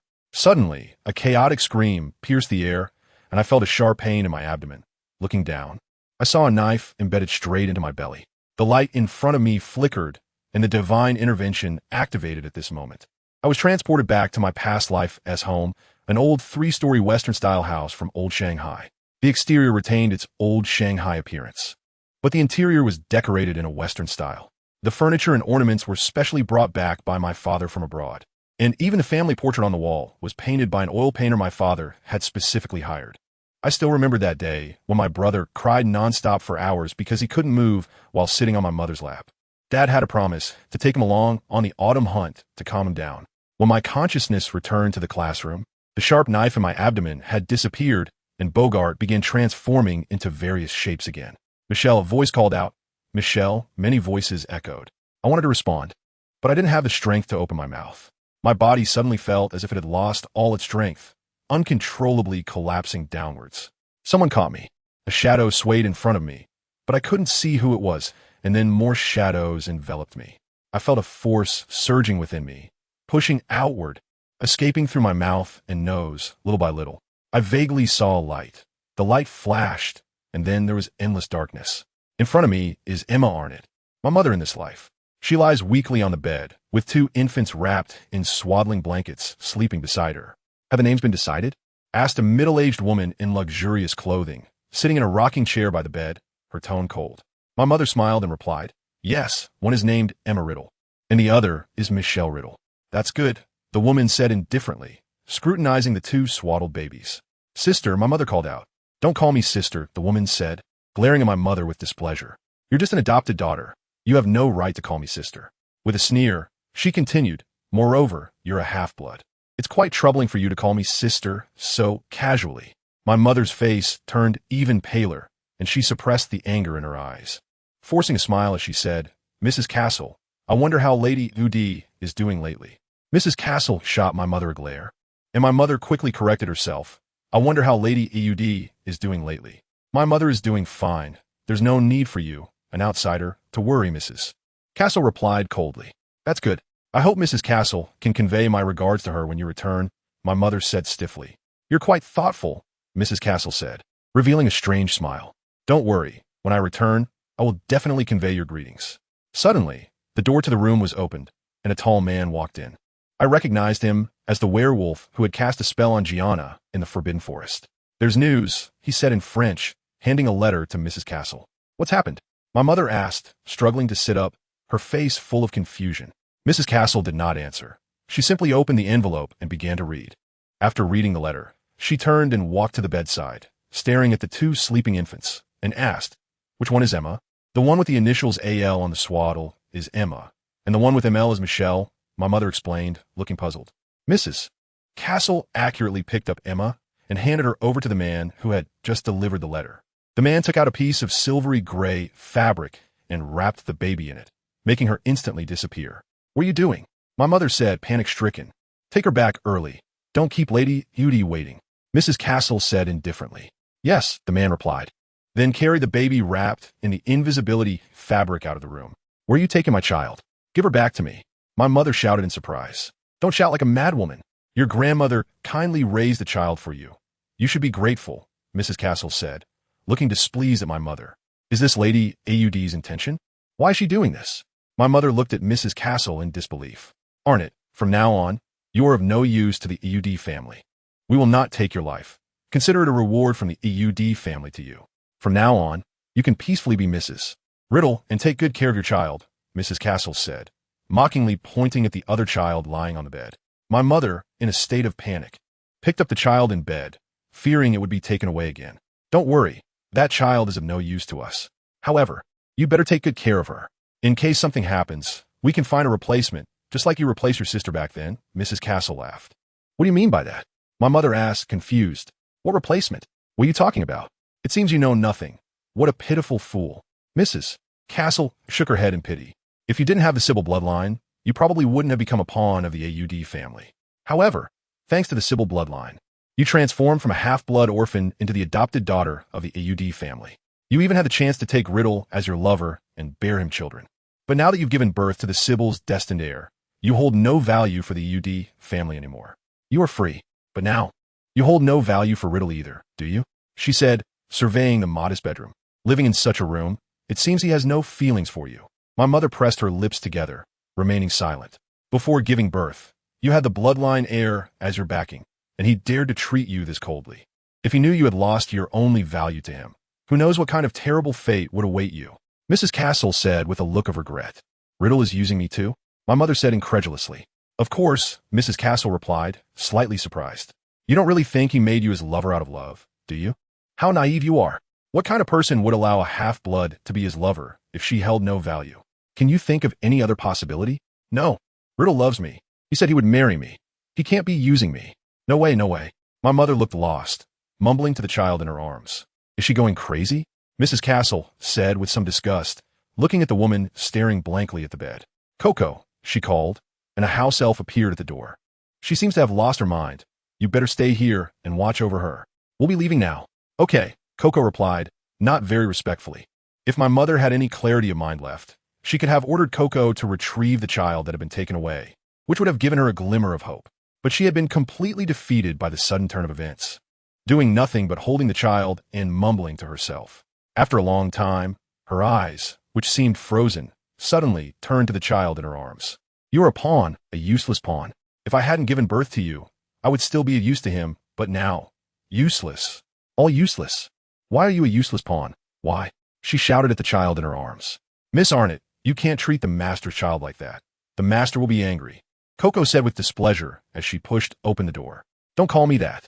I am Mrs. Riddle, Mrs. Riddle," my mother shouted loudly. "Miss Arnott, please give me the master's child. You will hurt her like this." Coco approached the bed without backing down, suddenly looking panicked. "Why is there only one child? Miss Arnott, where's the other child? She is a useless pawn."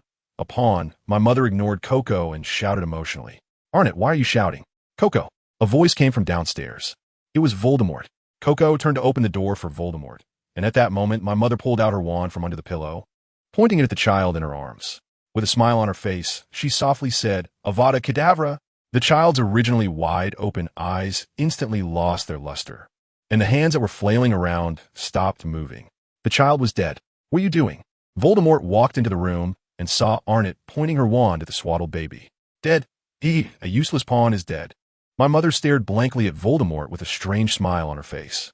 Voldemort furrowed his brows as he walked to the bedside, looking at the lifeless child in the swaddling blanket, his expression suddenly becoming extremely terrifying. "I'm sorry, Master. It's all Coco's fault for not taking good care of the two young masters," Coco said, her face filled with fear. "Where's the other child?" Voldemort questioned fiercely. "Coco doesn't know. Mrs. Castle has always forbidden Coco from approaching the room." Coco trembled as she spoke. "Damn old man. He really has his plans well laid out," Voldemort said darkly, snatching the dead infant from Arnott's arms. "Take this madwoman to the basement, and don't let her out without my permission." "Why, yes, Master," Coco said as she went to grab the mother on the bed. Suddenly, the child in the swaddling blanket began to cry, startling everyone in the room. "Impossible, impossible. I clearly killed her. She can't be alive. It's not possible." The mother on the bed suddenly shouted, reaching out towards the child in Voldemort's arms. Voldemort immediately stepped back, dodging the woman's hand. "Quick, lock her in the basement." "Yes, Master," Coco said submissively, grabbing the mother's arm, and then with a loud explosion, Coco and the mother disappeared from the room. Voldemort looked perplexedly at the wailing baby in his arms, a smile suddenly appearing at the corner of his mouth. "It seems you are destined to be my daughter, Voldemort. You will have to fight for your life." After saying this, he wiped the smile off his face and walked out of the room with a cold expression. The scene changed again, and I found myself in a classroom for defense against the dark arts, where 7th-year students from Slytherin and Gryffindor were attending. Fickliffe was patrolling the students who were writing exercises, and when he reached White, White suddenly looked up and gave him a glance. Fickliffe nodded in understanding. When class ended, everyone was cleaning out their bags, and Fickliffe coldly said, "Mr. Castle, please wait a moment." Once the classroom was left with only Fickliffe and White, Fickliffe suddenly spoke in French.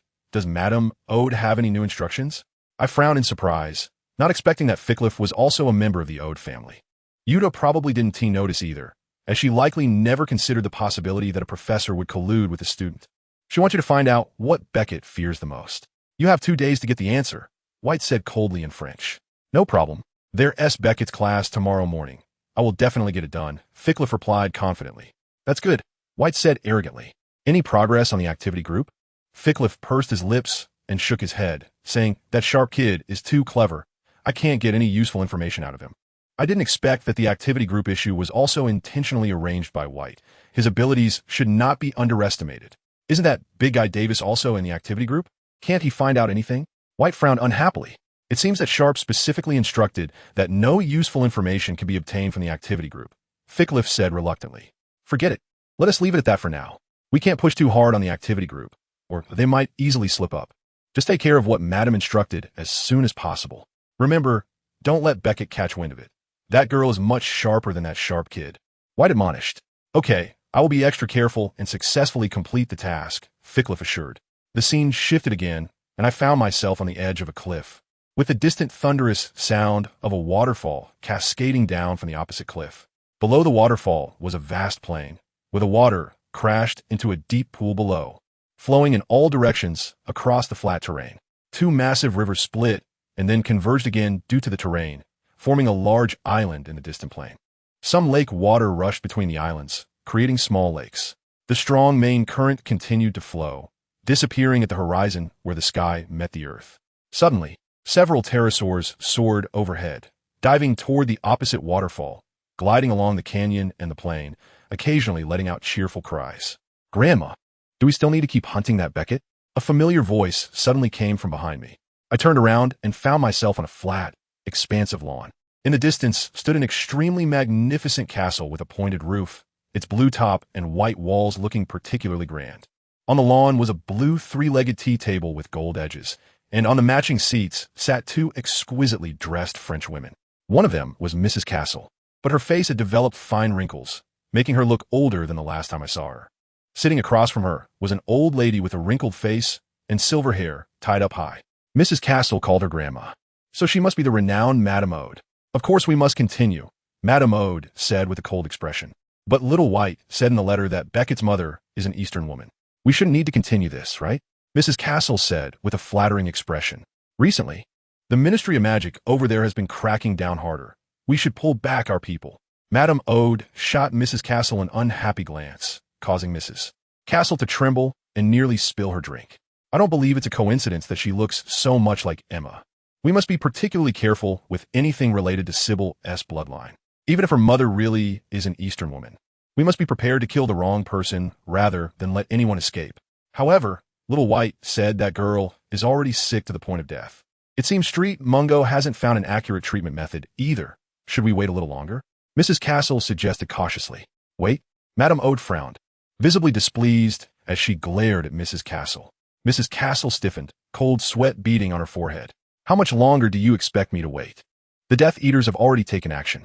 If we don't eliminate that girl quickly, as soon as they get in touch, it will be hard for us to use her anymore." "Grandma, I'm sorry. I'll arrange it right now," Mrs. Castle said, her voice trembling as she stood up to leave. "Wait," Madame Ode called coldly. Mrs. Castle stopped in her tracks, waiting for instructions. "Last time the operation failed, you said it was because Hogwarts supervision was too strict. This time it's St. Mungo. You wouldn't use the same excuse, would you? And no, I already sent people to infiltrate Street Mungo. This time, it will definitely not fail, Mrs. Castle stammered. "That's good. Go and arrange it," Madame Ode said, taking a sip of her tea. "Yes, yes," Mrs. Castle replied repeatedly, standing up and with a bang of apparition. She disappeared. The scene transformed again, and I opened my eyes to a dazzling light that forced me to squint. A slight movement of my body sent a sharp pain through my muscles, indicating that I had truly awakened this time. "Michelle," familiar voice called. "Gaia, where are you?" I thought to myself, I'm in the wardrobe. St. Mungo doesn't allow animals to come and go, so I secretly followed the visitor in invisibly, Gaia said. I tried to turn my body towards the wardrobe by the door, which was empty, but I knew Gaia was standing there. "Have you found Arnott? I'm okay now, right?" I asked. "I found him, but things went a bit wrong. I need your help," she said. "But I'm in so much pain, I can't do anything. I probably can't help at all." I lamented. "You have to come with me. This body is almost at its limit. If you don't kill Arnott soon, you'll be dead." Gaia said anxiously. "All right, I'll think of a way," I replied. "Miss Beckett, you're awake." The door was suddenly pushed open, and a young woman in a green robe entered with a clipboard. I noticed a badge embroidered with a wand and a bone on her chest, and immediately understood she was my healer. "I'm Melian Straw, your healer. You can call me Melian," she said with a gentle smile. I struggled to sit up, but the pain in my body was too much for me to muster the strength. Seeing me break out in a cold sweat from the pain, Melian asked with concern, "Is there anywhere that feels uncomfortable? I'm in pain all over. Could you please give me some painkillers?" I said weakly.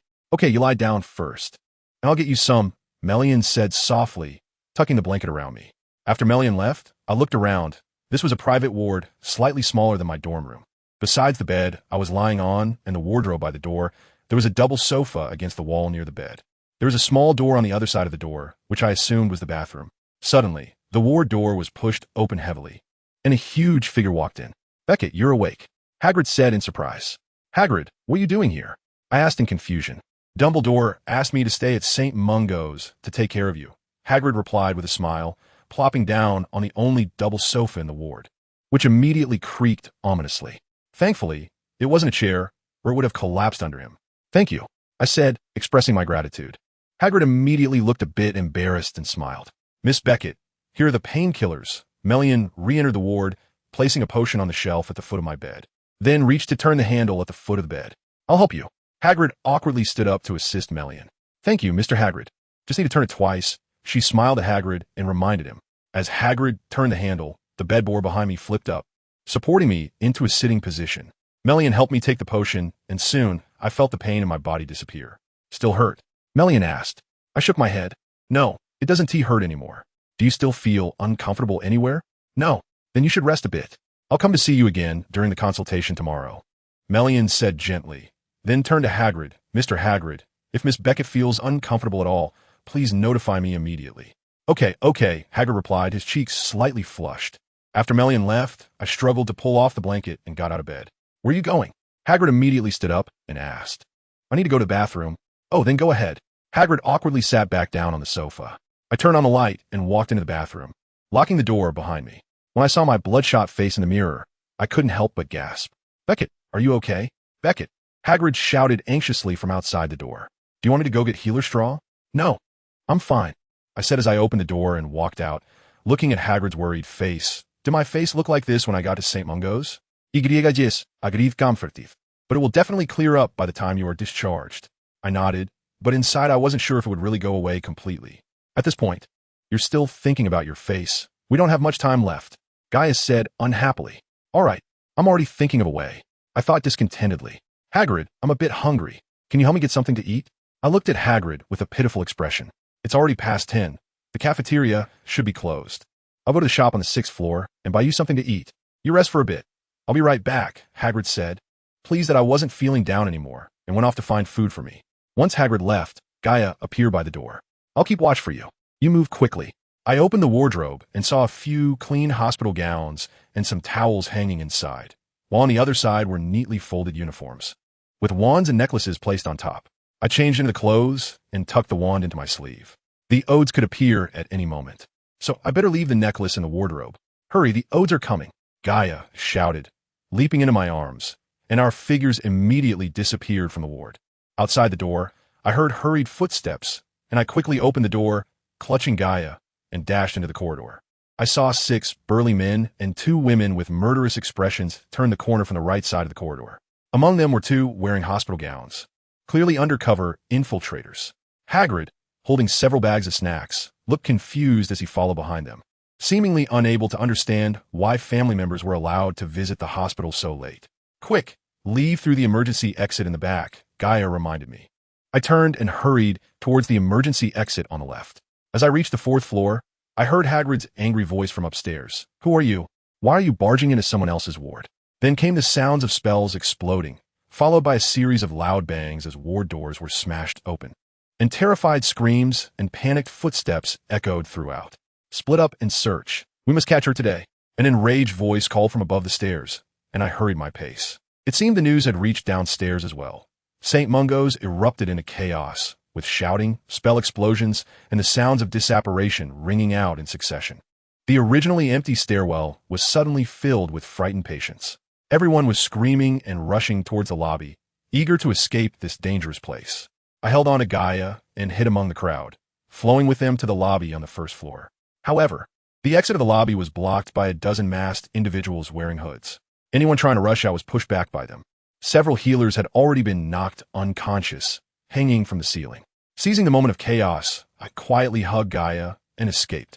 As soon as I reached the street, the noisy sounds suddenly vanished, and the streetlights around began to extinguish one by one, plunging St. Mungo's into silence. Personnel from the Ministry of Magic surged towards St. Mungo's from all directions, and I vaguely spotted Dumbledore in the crowd. I held Gaia and crossed the street, avoiding the Ministry personnel, and ran into the distance. Suddenly, I heard the sounds of spells exploding and cries of pain behind me. However, the people inside the surrounding houses seemed oblivious to anything, all going about their business. We walked along the dark street for over 10 minutes and arrived at a dimly lit alley. That's it, Gaia said, breaking free from my arms and jumping onto the road in her adult form. Quick, climb onto my shoulder. We have a long way to go, and we can only fly there, she said, crouching down. Is it really far? Why not use a disillusionment charm to get there? Aren't you powerful? I asked, but still climbed up, sitting right in front of her winged joint. I'm a magical creature with powerful magic, but I'm not a wizard skilled in casting spells. I can use my magic to enhance my physical abilities and travel anywhere I want by running, flying, or swimming. However, large spells like disillusionment charms are new products developed by wizards through repeated spellcasting experiments based on the characteristics of magic. They're not something you can achieve just with strong magic. Gaia explained it somewhat helplessly. You always say you're amazing, and I thought you could do anything. I sighed in disappointment. You'll get to know my abilities gradually. For now, please hold onto my neck tightly. We're leaving. I don't want you to fall from the sky. Gaia reminded me. I leaned down and held on her neck, but the fur on her neck felt a bit strange, so I rubbed it back and forth. Can you be more serious? Gaia said, looking exasperated, as she spread her wings and took off smoothly. We soared through the hazy night of London, looking down from the clouds at the colorful lights flickering in the black buildings. The cold air rushed towards me during the flight, making it hard to speak. So, I used telepathy to communicate with Gaia, saying, I'm not being inattentive. I just think the fur on your neck feels a little different. Like it's a bit harder than other places. That's because the gills are underneath, Gaia explained. Gills? I thought, puzzled. You actually have gills. No wonder you said you're a swimming expert. I didn't expect that. So you can live underwater too, right? Living underwater would be so boring. If it weren't for food, I wouldn't want my soft fur and clean feathers, Gaia scoffed. Hold tight. We're going to speed up. Gaia flapped her wings more vigorously, and the airflow became more intense. I felt the temperature of the air drop sharply, making it difficult to breathe. A layer of silvery light began to appear around Gaia, gradually enveloping both of us. Suddenly, my breathing became smooth and the chill dissipated. Since Gaia was flying fast, I could clearly see the scenery around us flying by. Even the moon above us gradually moving backwards. So amazing, I thought happily, this speed must be faster than a plane.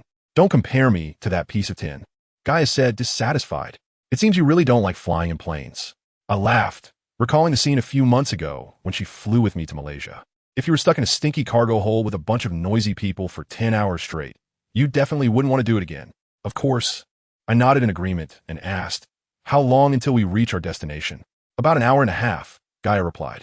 That long? I exclaimed, where are we actually going? The Black Tower. The Black Tower? I responded, confused. What kind of place is that? I've never heard of it. No, you must have heard of it. Muggles like to call it the Bermuda Triangle, or the Devil's Triangle, or the Death Triangle. It's more famous than the magical world, Gaia laughed. Why is that? Long before the magical world took shape, there were all sorts of rumors circulating among wizards about this sea area.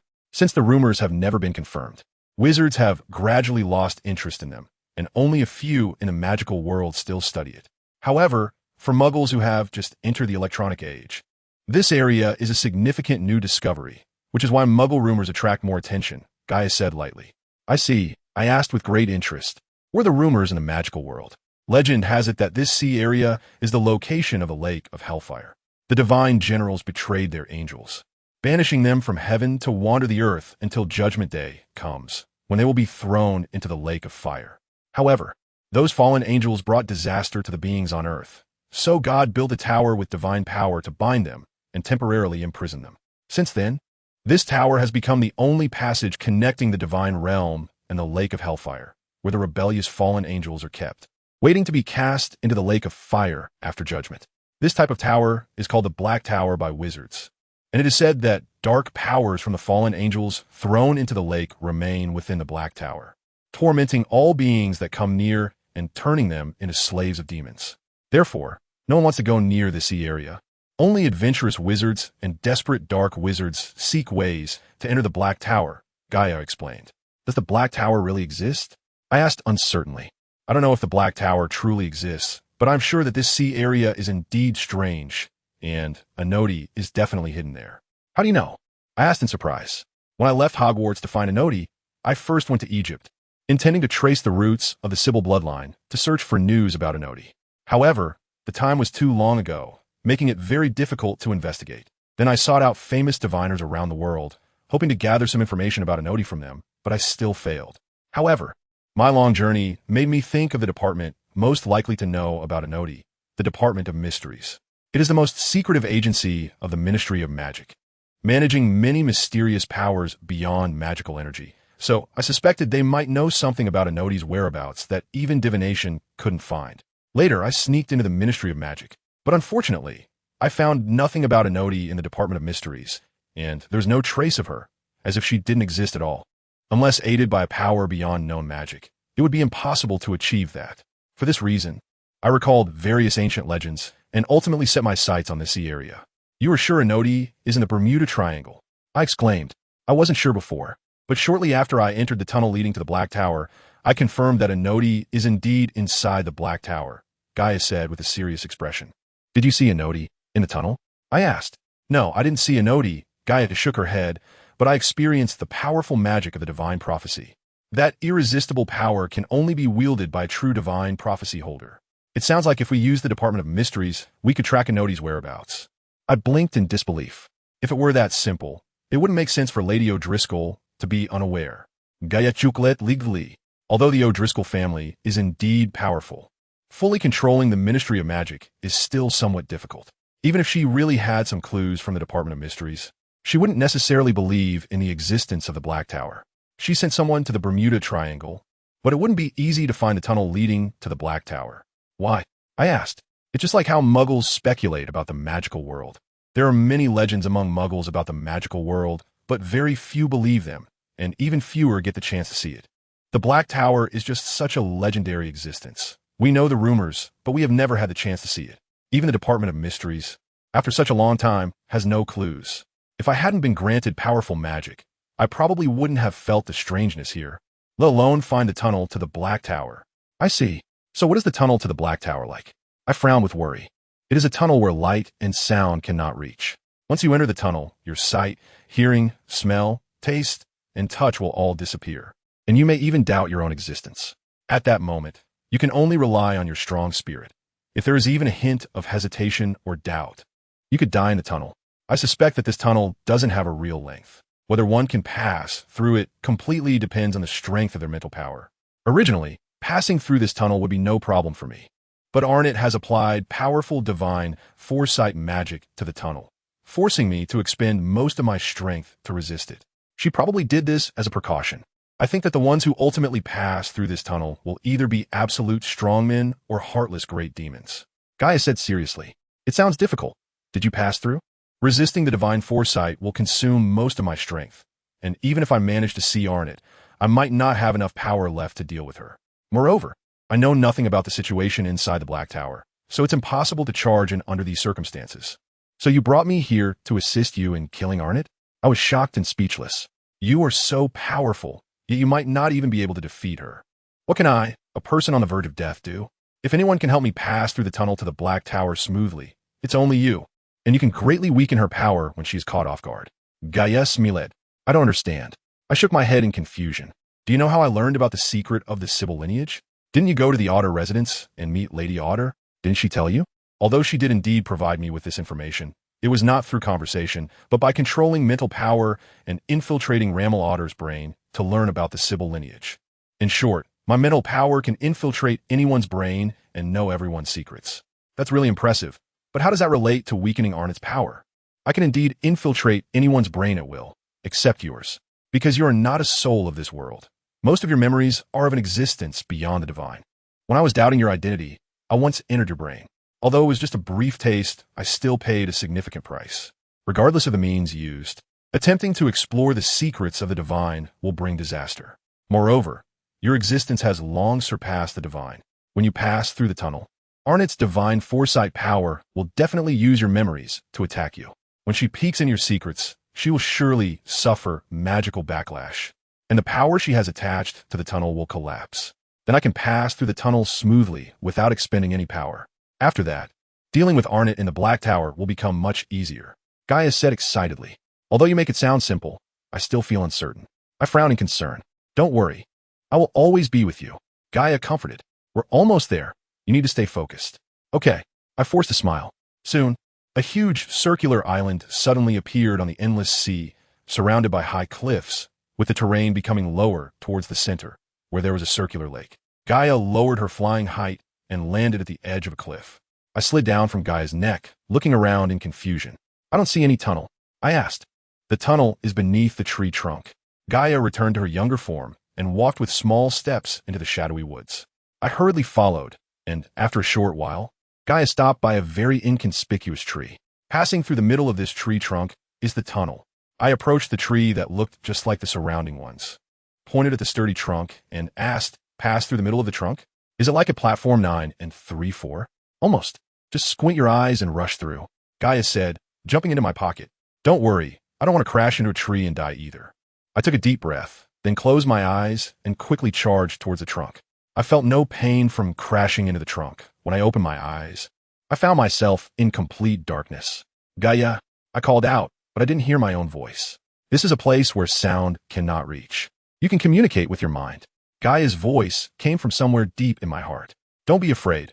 I'm still in your pocket. Just keep moving forward. I touched my pocket and could indeed feel a small, round object there. I felt relieved and took steps forward. Before long, I began to lose the feeling in my hands and feet, as if only my soul was still wandering in this dark world. Gaia, I called out again, but I wasn't sure if I had spoken from my mouth because I didn't even know where my mouth was. I'm here. Gaia's voice came from somewhere, Michelle. Don't be afraid. Your senses have disappeared. Arnott's divine foresight is about to activate, so be careful. Okay, I replied to Gaia. The darkness in front of me disappeared, and I found myself standing in a dilapidated old house. The door was tightly closed, and in the dimly lit room stood two men with East Asian features. While in the corner lay two blindfolded and tightly bound children, a girl who looked about 11 or 12 and a boy who appeared to be 6 or 7. Has the third one not returned with the ransom for so long? Could something have gone wrong? One of the scruffy men asked anxiously. The small-eyed man remained calm, clearly more composed than the scruffy man. He said in a flat tone, Bosco wouldn't want to part with his two precious children, so he will definitely pay the ransom. Let's wait a little longer. Suddenly, a rustling sound of footsteps came from outside the door. The small-eyed man frowned and cursed.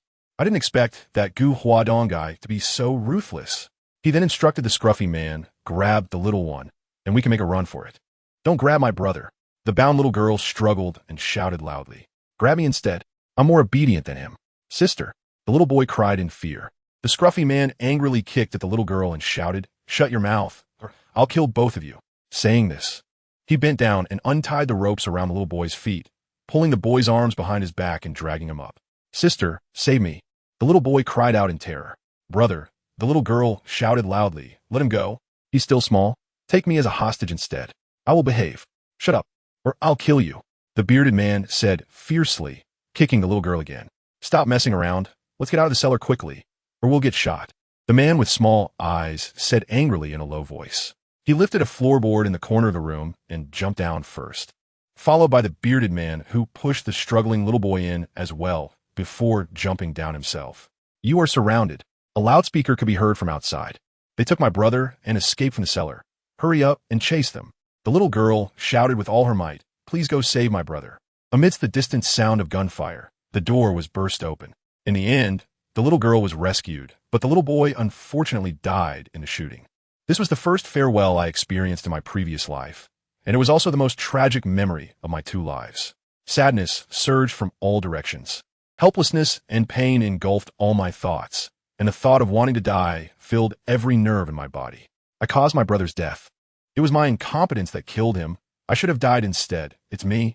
A voice echoed continuously in my mind, each note bringing immense sorrow and guilt. A dagger suddenly appeared in my hand. If I die, I won't suffer so much. If I die, everything will end. The voice whispered in my mind. Filled with infinite hope for a new life, quickly stab the dagger into your chest. You won't feel a bit of pain. You're just dreaming. Once you wake up, everything will return to the way it was. Quickly stab the dagger into your chest, and you will wake up. You will escape all this pain. Hurry. Michelle, wake up. Don't fall for Arnott's trick. Gaia's voice suddenly rang out, and I woke up, immediately throwing the dagger away from my chest. The scene before me changed again. It was a sight I had experienced countless times in my dreams, but it felt extraordinarily real. Watching my mother stab me with a knife and ruin my appearance. I felt sad, but also somewhat numb.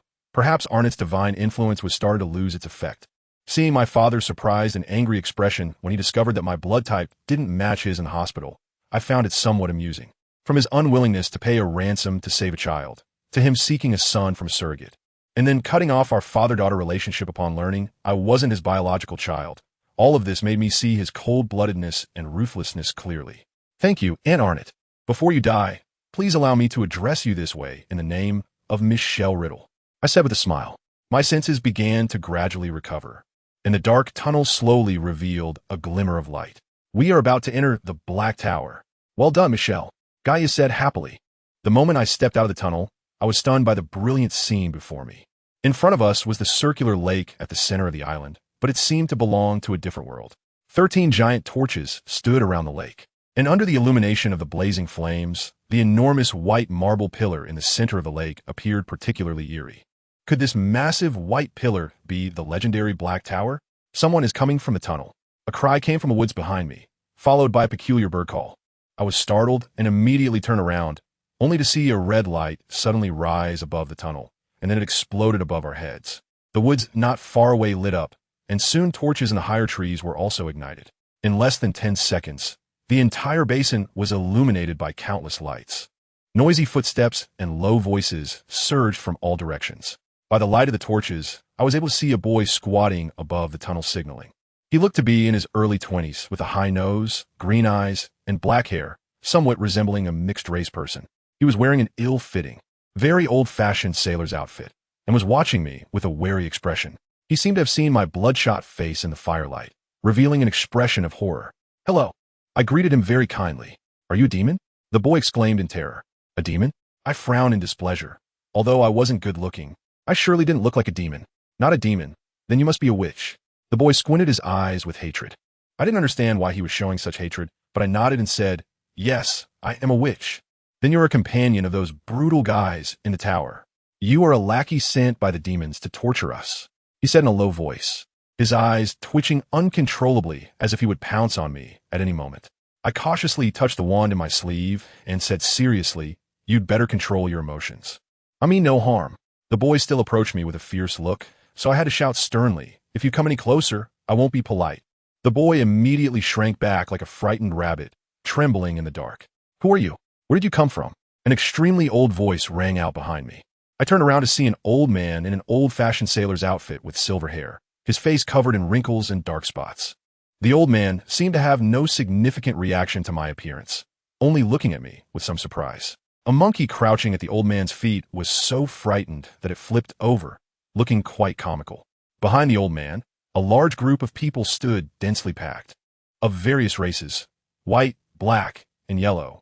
There were elderly, children, and people of every age group. "She came from the tunnel. She's a witch." The boy jumped down from the trees above the tunnel, shouting as he ran to the crowd behind the old man. The crowd immediately began to whisper nervously among themselves, clearly very tense. "What's going on?" I asked Gaia worriedly. "Is this really the legendary Black Tower?" "It should be," Gaia said somewhat uncertainly. "Wasn't it said that ordinary people can't enter the Black Tower? Then what are these muggles doing here? They must be shipwrecked victims, probably slaves swept in by the demon's power." Gaia pondered. "This doesn't quite match the legend," I said alertly. "It's called a legend. How can you believe it all?" Gaia said discontentedly. "Hello." I politely greeted the wary crowd. The old man pondered for a while, was about to say something, when suddenly a bang-bang sound of a stick hitting a stone came from above the lake. The crowd immediately fell silent, looking with fear towards the stone pillar in the center of the lake, as if something terrifying had appeared. I followed their gaze in confusion and saw a stone door that had appeared on one of the steps winding up the pillar, with a woman standing against the light in front of the stone door, leaning on a cane. "You useless trash, go back to sleep. This is none of your business," the woman scolded arrogantly. Upon hearing this voice, the crowd immediately retreated back into the woods, and soon the lights in the woods gradually extinguished. "Come up," the woman said to me, turning and walking into the stone door. I walked towards the lake, searching for a boat or bridge to reach the center, but there were no tools along the shore to help me cross. Just as I was hesitating whether to use magic, I suddenly noticed something strange about the water. The lake was incredibly calm. Not even a ripple appeared when the wind blew. The reflections of the stone pillars and the scenery on the shore, even the nebula above us, were all clearly discernible, as if it were a mirror. I tried taking a step into the lake, but my foot didn't sink. The water felt solid, as if it were congealed, and walking on it was as easy as walking on solid ground. Looking down, my reflection was clearly visible. But this reflection was grinning at me with a fierce expression, terrifying and unfamiliar. "Gaia, this lake is so strange," I said with concern. Gaia poked his head out of my pocket and looked at the reflection on the lake. In the reflection, a tiger head was protruding from my pocket, unmistakably Gaia in his adult form. Gaia curiously shook his head at the reflection, and the reflection also shook its tiger head in response. "I don't know. I've never encountered such a thing before," Gaia squinted and said, "but it seems to reflect the true nature of the soul. However, it clearly doesn't work on you. An outsider. It only reflects the soul of Michel Riedel within your body. This lake is truly bizarre. I whispered in awe. Let's keep going. This lake shouldn't be dangerous. Gaia reassured me and retreated back into my pocket. From the shore, the surface of the massive white stone pillar appeared to be carved with strange patterns. But as I got closer, I realized they were actually reliefs of expressionless human figures. The carvings were very realistic and had a strong, three-dimensional effect. Though they were arranged chaotically, all head down and feet up. The figures were stacked on top of each other, tightly packed like a pile of bodies, with the innermost figures appearing very old, while the outer layer looked new, as if it had been layered over time. Due to the sheer number of figures, the original ones had been completely submerged, leaving only an arm or a leg visible. Staring at the figures gave me the sensation of visiting a mass grave. Strange and horrifying. I climbed up the stone steps and soon saw an archway beside the pillar that was free of reliefs, with a dragon-shaped stone handle on the door. It seemed to lead to a room. I continued upward, and when I passed the second stone door, I noticed it was slightly ajar. The darkness beyond the crack was overwhelming, but with the light from my torch, I spotted a pale white eye peeking through the gap, staring intently at me. Although it lacked a pupil, I could still feel it assessing me.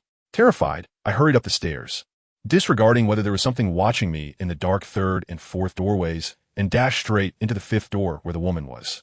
As soon as I entered the doorway, I was startled. I had been here before, in a dream. The floor, walls, and ceiling of the room were covered with magical circles and star maps. Even every object in the room had them. A woman in a black cloak, standing with her back to me on the carpet in the middle of the room, turned around. Although I already knew that Anath and my mother in this life were identical twins, I couldn't help but call out Mom the moment I saw her face. They looked so alike, and looking into those cold, decisive light blue eyes made my throat tighten. "I'm not your mother. Don't get twisted," Anath said with a sneer. "You don't need to pretend in front of me. I've known your background since the moment you entered the tunnel. You demon." "Demon?" I frowned. This was the second time I'd been called that since entering the Black Tower, and it was truly annoying. Entities beyond divine power should be cast into hell, Anath growled angrily. "Sorry, but I don't want to go to hell yet," I replied coldly. Anath suddenly laughed. "Whether you like it or not, you're already in hell. Just stay here until the fire lake devours you." I raised an eyebrow, confused. "Hell? Fire lake? Where is that?" Anatha's laughter grew stronger. "You still don't know?" She pointed with her staff to the stone door behind me. "This is hell." I looked back and only saw the treetops at the highest point of the distant island, along with the vast sea and night sky. "This hell is quite different." I laughed. Seeing that I didn't believe her, Anath immediately grew furious. "Do you think I'm joking?" I shrugged, appearing indifferent. "Once you come in, you're trapped here forever. No matter how powerful you are, you'll meet the same fate as the other guys in the tower. With all your abilities, you will only be buried on this little island. Moreover, after you die, your body will be thrown into the fire lake beneath the tower, and your soul, like everyone else's, will be imprisoned in the stone tower, never to be freed. Rather than saying the Black Tower is a passage to the Hellfire Lake, it's more like a temporary residence built within hell," Anath said, her expression turning particularly grotesque. I thought of the reliefs on the pillar, and my stomach churned. "Are you scared?" Anath mocked. "If you weren't so focused on killing me, and instead sought a powerful wizard to forcibly sever your soul, perhaps you could have lived happily in the outside world for decades. But your ambition is too great, and in the end, you can only bring about your own demise. It seems you know very well why I came. Now do you wish to commit suicide, or hope I act?" I narrowed my eyes at her and said coldly. Anatha's expression slightly changed, and she looked at me with disdain. "Are you sure you could defeat me? If it were outside, I might have to consider the influence of the tracking, but here, I can let loose. After all, using magic here can't be traced by the outside world. Otherwise, you wouldn't have been able to hide here for so long without being discovered." I smiled as I spoke. "Besides, you're already severely injured. Casting magic must be very difficult for you. You've let me live this long knowing I came to kill you, probably for that reason." Anatha's face turned extremely ugly, and she roared almost madly. "Kill me? With your ability, you'd be tortured to death by the other guys in the tower within 3 days." She struggled to control her emotions, lowering her voice, rather than dying a miserable death at the hands of those guys like those muggles. "You might as well let me invite the madman from the 6th floor to help you sever your soul. Although you would become foolish, I would protect you, allowing you to live out your life here. I found it quite amusing that 2 possibilities you mentioned will definitely not happen, because I will kill you and then leave through the tunnel. You say that because you don't understand this place." Anath narrowed her eyes. If there were really a way out, I would have figured it out long ago. Those old monsters in the Tower Wound Tea have stayed here for hundreds of years without getting out. They are very keen on the outside world and the blood of their enemies. Even those useless muggles always want to escape, but it's simply impossible. The tunnel is right there. Kill you, and the divine interference will naturally disappear. At that time, those with firm beliefs can leave. I scoffed. Anath sneered. You really are naive. Do you think I haven't tried that? For so many years, I have walked in and out repeatedly. Each time I enter the tunnel, I end up circling in the darkness and return to the starting point. Everyone here, without exception, has the same ending. I feel a bit uneasy and my expression darkens. You should take my advice. Shedding your soul will make your life easier, Arnott said with a smile. I pondered for a moment, then replied with a smile. Aren't you also unsure? What?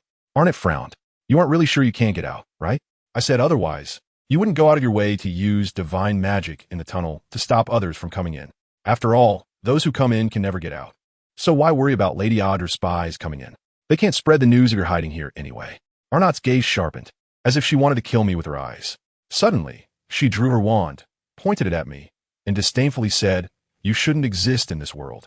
What does it matter if you die? Trying to exchange my life for yours is impossible. I was taken aback. It seemed the scene from my dream was about to appear. Nothing is impossible. A threatening voice suddenly rang out, and a huge white figure leaped out from behind me. Before Arnott could recover from her surprise, she was bitten in the neck by the adult form of Gaia. Warm red liquid sprayed onto my face, and the strong smell of blood made my stomach spasm. I widened my eyes in shock, not because of Arnott's death, but because I was certain that Gaia had just spoken in human language. How did you suddenly start speaking? I don't understand either. This is the first time. Gaia warily scanned the surroundings. Perhaps it's related to this black tower. I always felt that this black tower exuded an eerie aura, making me very uneasy. Just as I was about to ask Gaia what felt strange, Arnott's corpse suddenly floated into the air, startling both me and Gaia with this bizarre scene. Gaia fixated on the floating body, letting out a threatening low growl. Arnott did not resurrect, as I imagined. Her body seemed to be manipulated by an invisible force, slowly drifting out of the room. Her body floated in the air outside the black tower, right above a mirror-like lake. The demon queen of the 5th floor is dead. An excited shout came from the woods, and at that moment, a raging fire suddenly erupted from the lake, engulfing the entire lake in flames.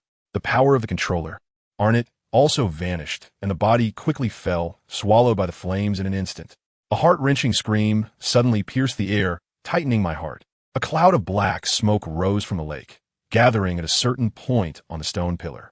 As the smoke gradually dissipated, a brand new relief sculpture appeared at the spot where the smoke had gathered. My eyes drifted between the burning lake and the spot where the sculpture emerged, and the fear from the depths of my heart gradually overwhelmed me.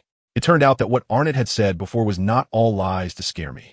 I trembled in fear, every muscle in my body tightening, my stomach spasming to the point of wanting to vomit. Ah, another piercing scream echoed in the air, causing me to step back in fright, collapsing onto the stone steps against the stone wall. That was my scream, but it did not come from my throat. I knew it was the cry of the soul of Michelle Riddle, being swallowed by the lake of fire. Due to the fear, I couldn't feel even a hint of joy for being able to live on. Suddenly, my body was lifted by an invisible force from the steps, being pulled into the air above the lake of fire. I was terrified, my mind in chaos. Not good, Gaia screamed, quickly spreading her wings and swooping down to grab my neck. The lake of fire wants to take Michelle Riddle's body, Gaia shouted. I widened my eyes in terror, quickly wrapping my arms around Gaia's neck. Gaia immediately dashed towards the direction of the tunnel. The flames in the lake seemed to sense our attempt to escape, rapidly rushing towards our fleeing direction. Due to the blockage ahead, Gaia had to change direction to break through. However, the flames seemed to act with awareness, continuously attacking us. Fortunately, Gaia was agile, dodging each attack from the flames. We were getting closer to the tunnel, and it seemed we were about to escape this hell. The 13 torches on the shore suddenly erupted with fierce flames, forming a wall of fire that completely isolated us from the tunnel. Gaia roared in frustration, furiously flapping her massive wings, creating a strong whirlwind that collided with the firewall. However, the wind did not disperse the flames. Instead, it intensified the fire. The flames of the lake formed a giant fire dragon, constantly attacking us, and Gaia struggled to evade the dragon's assault, leaving no room for counterattack. In this life-and-death moment, I had to force myself to overcome my inner fear and think of a way to break through. I looked around, searching for useful methods. But there was nothing here except fire and stone pillars. Fire is subdued by water, but the only lake beneath us was ablaze. In my anxious state, I suddenly remembered that this was an island, and not far away was the sea. So I quickly drew my wand, pointed it at the sky, and shouted, "Dragon of the river, emerge!" Instantly, a powerful water column shot down from above the firewall, fiercely rushing towards the fire dragon. However, the flames in the lake were not ordinary. The water column only managed to hold the fire dragon back for a few seconds before being quickly consumed by it. I was in a panic, and it seemed Gaia beneath me was also nearing exhaustion. At this rate, we would eventually perish in the lake of fire. I looked at the wand in my hand, feeling unwilling. Is this the result of nearly 10 years of magical study? Is this my limit? It's so frustrating. I have suffered so much, and in the end, I can't even subdue the fire dragon. Tears streamed down my face as I thought only of surviving, but ultimately, I still couldn't escape death. Anger welled up inside me. I was unwilling. I want to live. I must live. Regaining my composure, I wiped my tears with my left hand, which was not holding the wand. Suddenly, a flash of inspiration struck me. My left hand, my ability to control the wand with my left hand, was much stronger than with my right. Perhaps I could defeat the fire dragon. So, I switched the wand to my left hand, pointed it at the sky again, and shouted, "Dragon of the river, emerge!" This time, the water column was evidently much stronger than before, but it only blocked the fire dragon's assault. It did not extinguish it. So, I adjusted the flow of the water column, aiming it directly at the tunnel.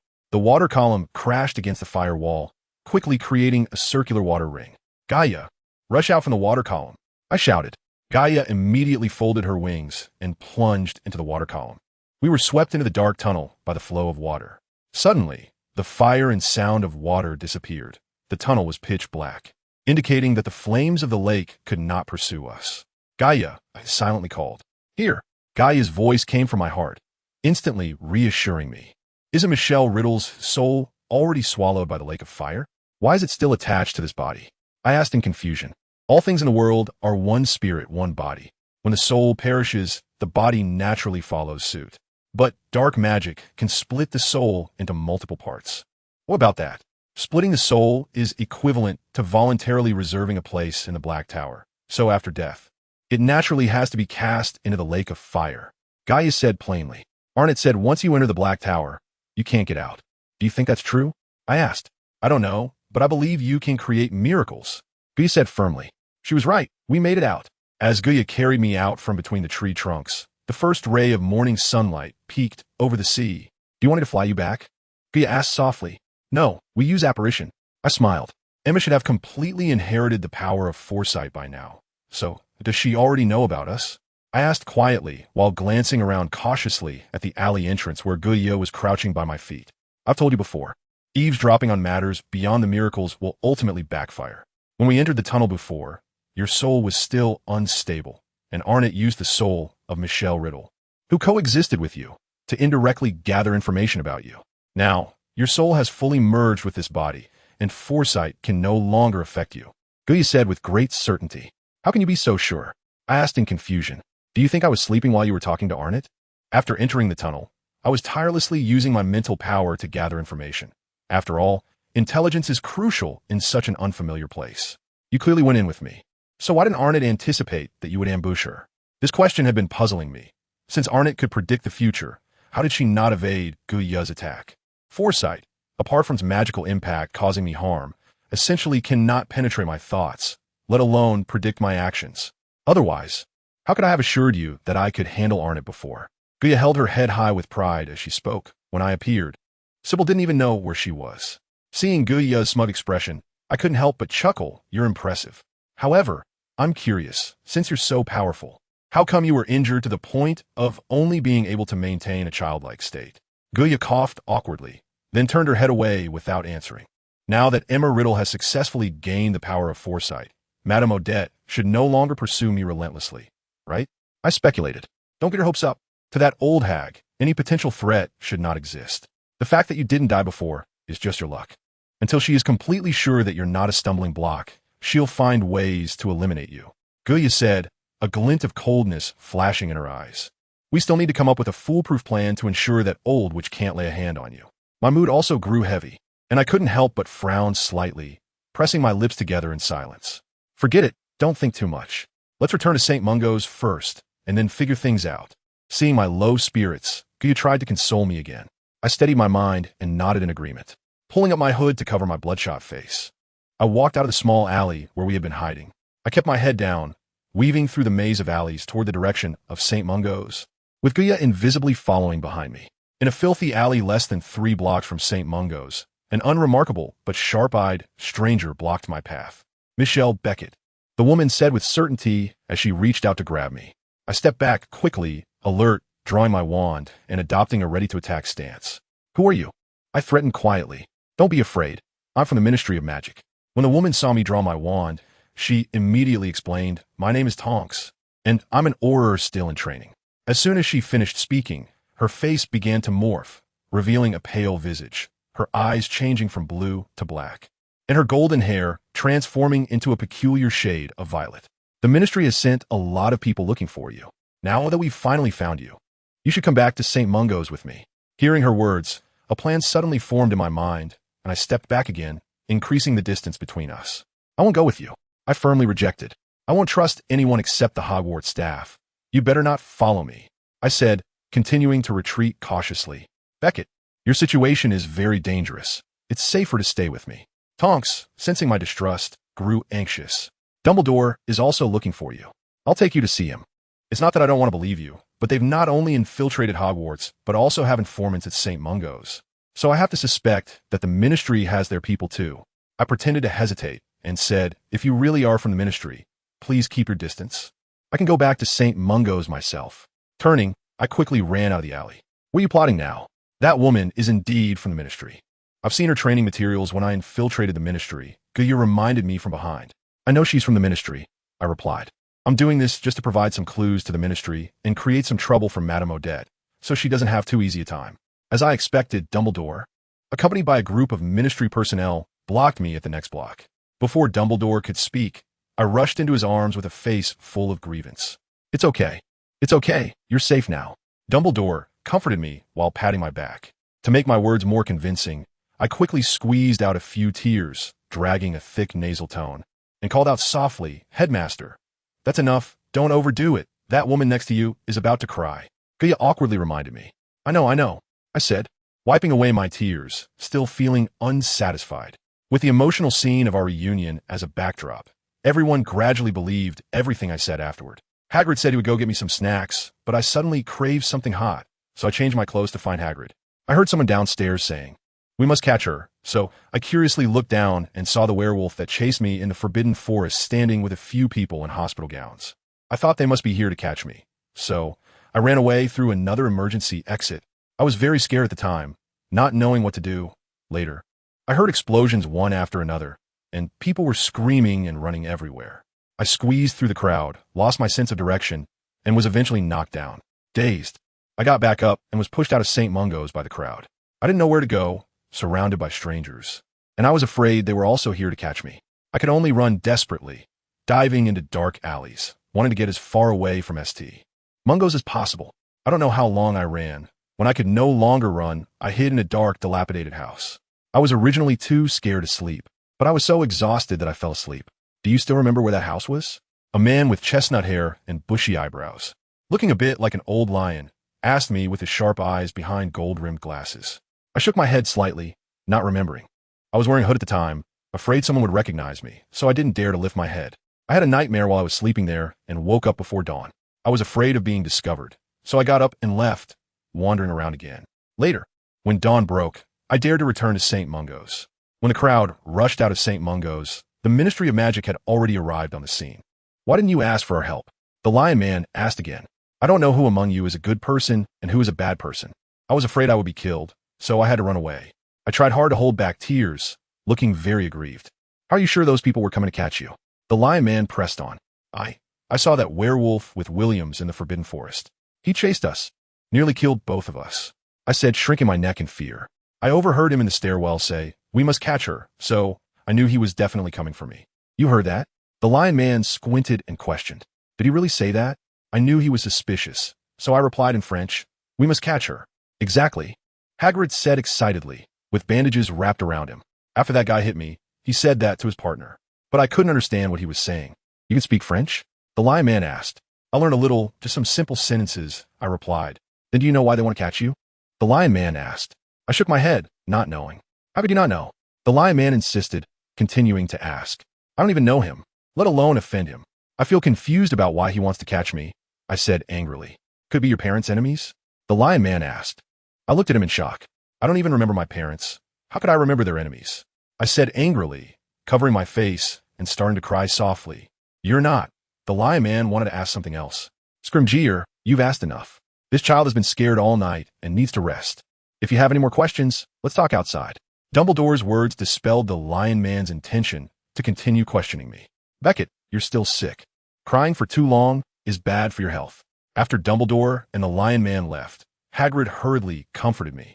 I wiped my tears and nodded. Hagrid continued, fortunately, you're clever and ran fast.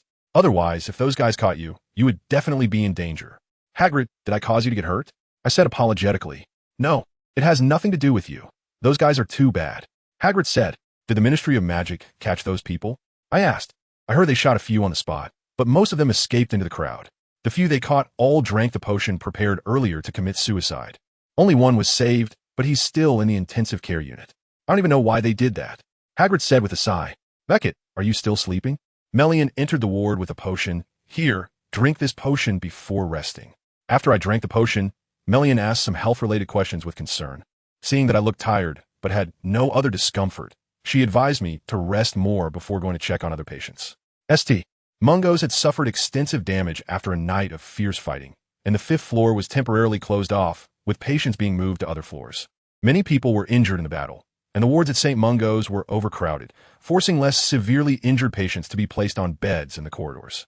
However, in such a tense situation with bed shortages, I was still placed in a separate room. I thought that even if someone was dissatisfied with this arrangement, they probably dared not voice it, as no one besides Hagrid wanted to share a ward with me. The next day, the Daily Prophet published an article titled The Mystery of Michelle Beckett's Origins, and it was clear who wrote it. The article was entirely based on my performance in the defense against the dark arts class, then elaborately crafted into a tragic story starring me. In a seeming attempt to echo the speculation about the identity of those who had been hunting me at the end of the story. This article was even deliberately formatted in the supplement section of the follow-up report on the St. Mungo's attack. Are those people really sent by your mother, who abused you since childhood? Hagrid was completely immersed in the story created by Rita Skeeter, wiping his tears with a handkerchief while looking at me curiously. I shook my head helplessly. When I see that woman who abused me, I will ask her. Hagrid jumped up in horror. That bad woman? You'd better not meet her. I collapsed on the hospital bed with a cry, truly at a loss for words. Beckett, you have mail, Melian said, placing a stack of condolence cards and letters on the tray with the potion. Since St. Mungo's did not allow owls to enter, all letters were distributed manually through St. Mungo's communications office. While drinking the potion, Melian kept looking at me with sympathetic eyes, probably brainwashed by Rita Skeeter. Don't be too sad. Let the past be the past. Actually, forgetting could be a good thing. St. Mungo's is very safe now, and the Ministry of Magic will find a way to protect you, Melian said, encouragingly patting my shoulder. I suddenly understood why irresponsible journalists like Rita Skeeter could stay at the Daily Prophet for so long. After lunch, I received even more cards and letters, and quite a few enthusiastic people came in person to visit me. Fortunately, under the supervision of the Ministry of Magic staff, Melian politely declined those kind-hearted people's offers, saying I was still ill and it was inconvenient for me to accept visitors. Afterward, the Ministry of Magic made an official response to the St. Mungo's attack, with Minister Millicent Bagnold insisting that the attack was carried out by extreme elements dissatisfied with society, and the ministry was closely pursuing the fugitives. Although they provided an explanation, people still seemed more willing to believe the more sensational tragic stories. Therefore, while I couldn't accept visitors, cards, gifts, and flowers continued to be delivered to my hospital room. Soon, it became difficult for Hagrid to move around freely in the ward, and I had to ask Melian to help transfer the gifts and flowers to other patients in need. Once people's enthusiasm gradually waned, my ward finally welcomed its first visitor. The arrival of this person truly surprised me. I'd seen him a few times before, but today was the first time we had direct contact. Miss Beckett, I am honored to meet you today, Lucius Malfoy said politely, bowing slightly. If we could talk alone, that would be even better, he said, glancing at Hagrid, who stood beside me like a guard. I smiled at Hagrid. Hagrid, Could you give me a cup of hot milk? Hagrid watched Malfoy warily, looking reluctant to leave. So, I tugged at Hagrid's hand and gently nodded to him, indicating that I could handle it, and he reluctantly left the ward. I was quite curious. How did they agree to let you see me? I asked with a smile. You're not trying to confront him here, are you? Gaia exclaimed. Not yet. I thought to myself. Lucius Malfoy raised his eyebrows slightly in surprise. You? I'm not an idiot. I know a bit about many things. I wonder if you're satisfied with what you see now, or is it just as similar as the rumors say? I raised my eyebrows and asked him. Lucius Malfoy suddenly laughed, finding it interesting. It seemed that this was indeed worth the money. However, I was not entirely satisfied with what I saw. To be precise, it was an overstatement. I knew why he thought this way.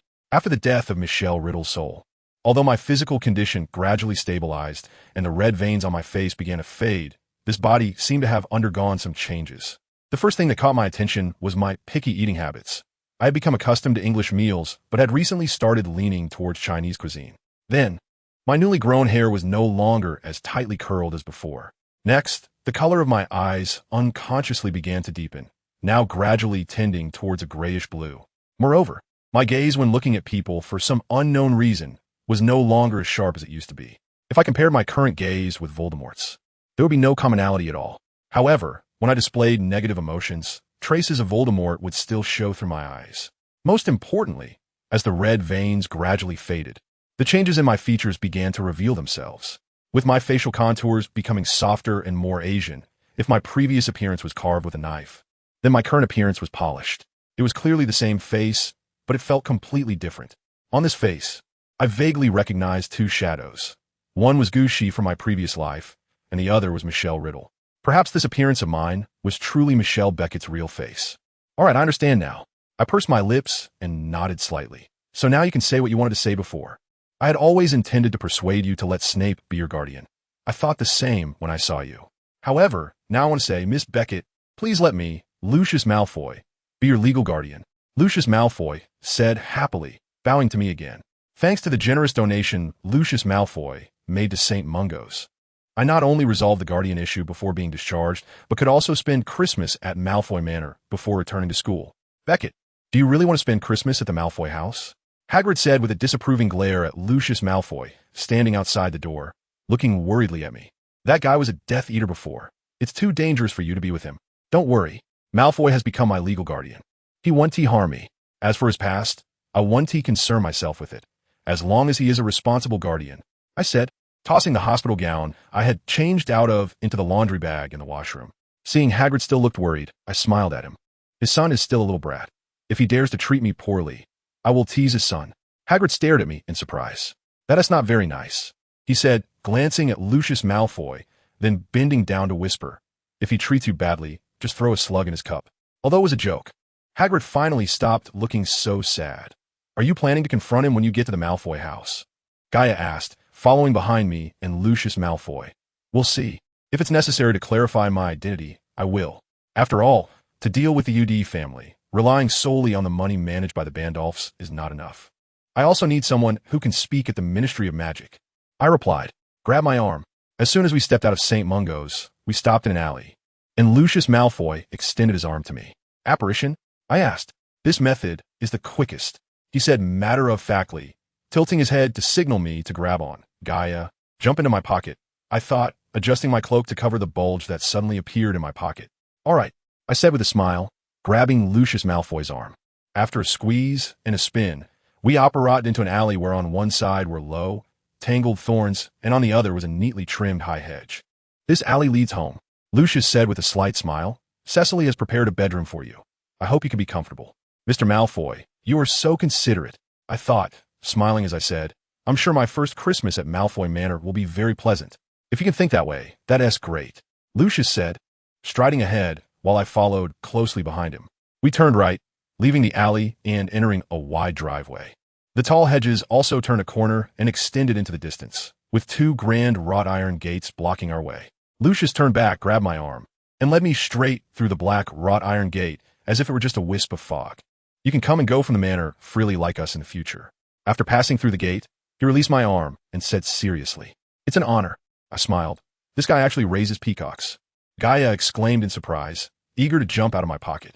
The white peacock that had been crouching beside us suddenly began to run around wildly, as if something were chasing it. "What is going on?" Lucius shouted as he rushed forward to drive the frenzied peacock away. "Gaia, stop messing around," I called helplessly in my heart. All right. Gaia replied with dissatisfaction. The peacock stopped running around and finally settled down, but Lucius Malfoy still drove it into the garden behind the hedge. "Useless creature," Lucius Malfoy muttered under his breath. The peacock's abnormal behavior made Lucius Malfoy's expression very unpleasant. Perhaps he felt it was embarrassing. We fell silent and quietly walked toward the manor at the end of the driveway. We stepped on the gravel path, which creaked underfoot, heading towards the front door. As soon as we reached the entrance, the door opened automatically. As I stepped into the foyer, the portraits on the walls turned their gazes toward me. "Oh, Lucius, you finally brought her here." A beautiful blonde woman came to greet us from the inner side of the foyer. Behind the woman was a small boy with light golden hair and a pale, oval face who had inherited his father's light gray eyes.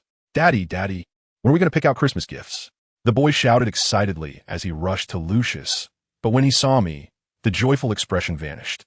He frowned and looked me up and down with extreme arrogance.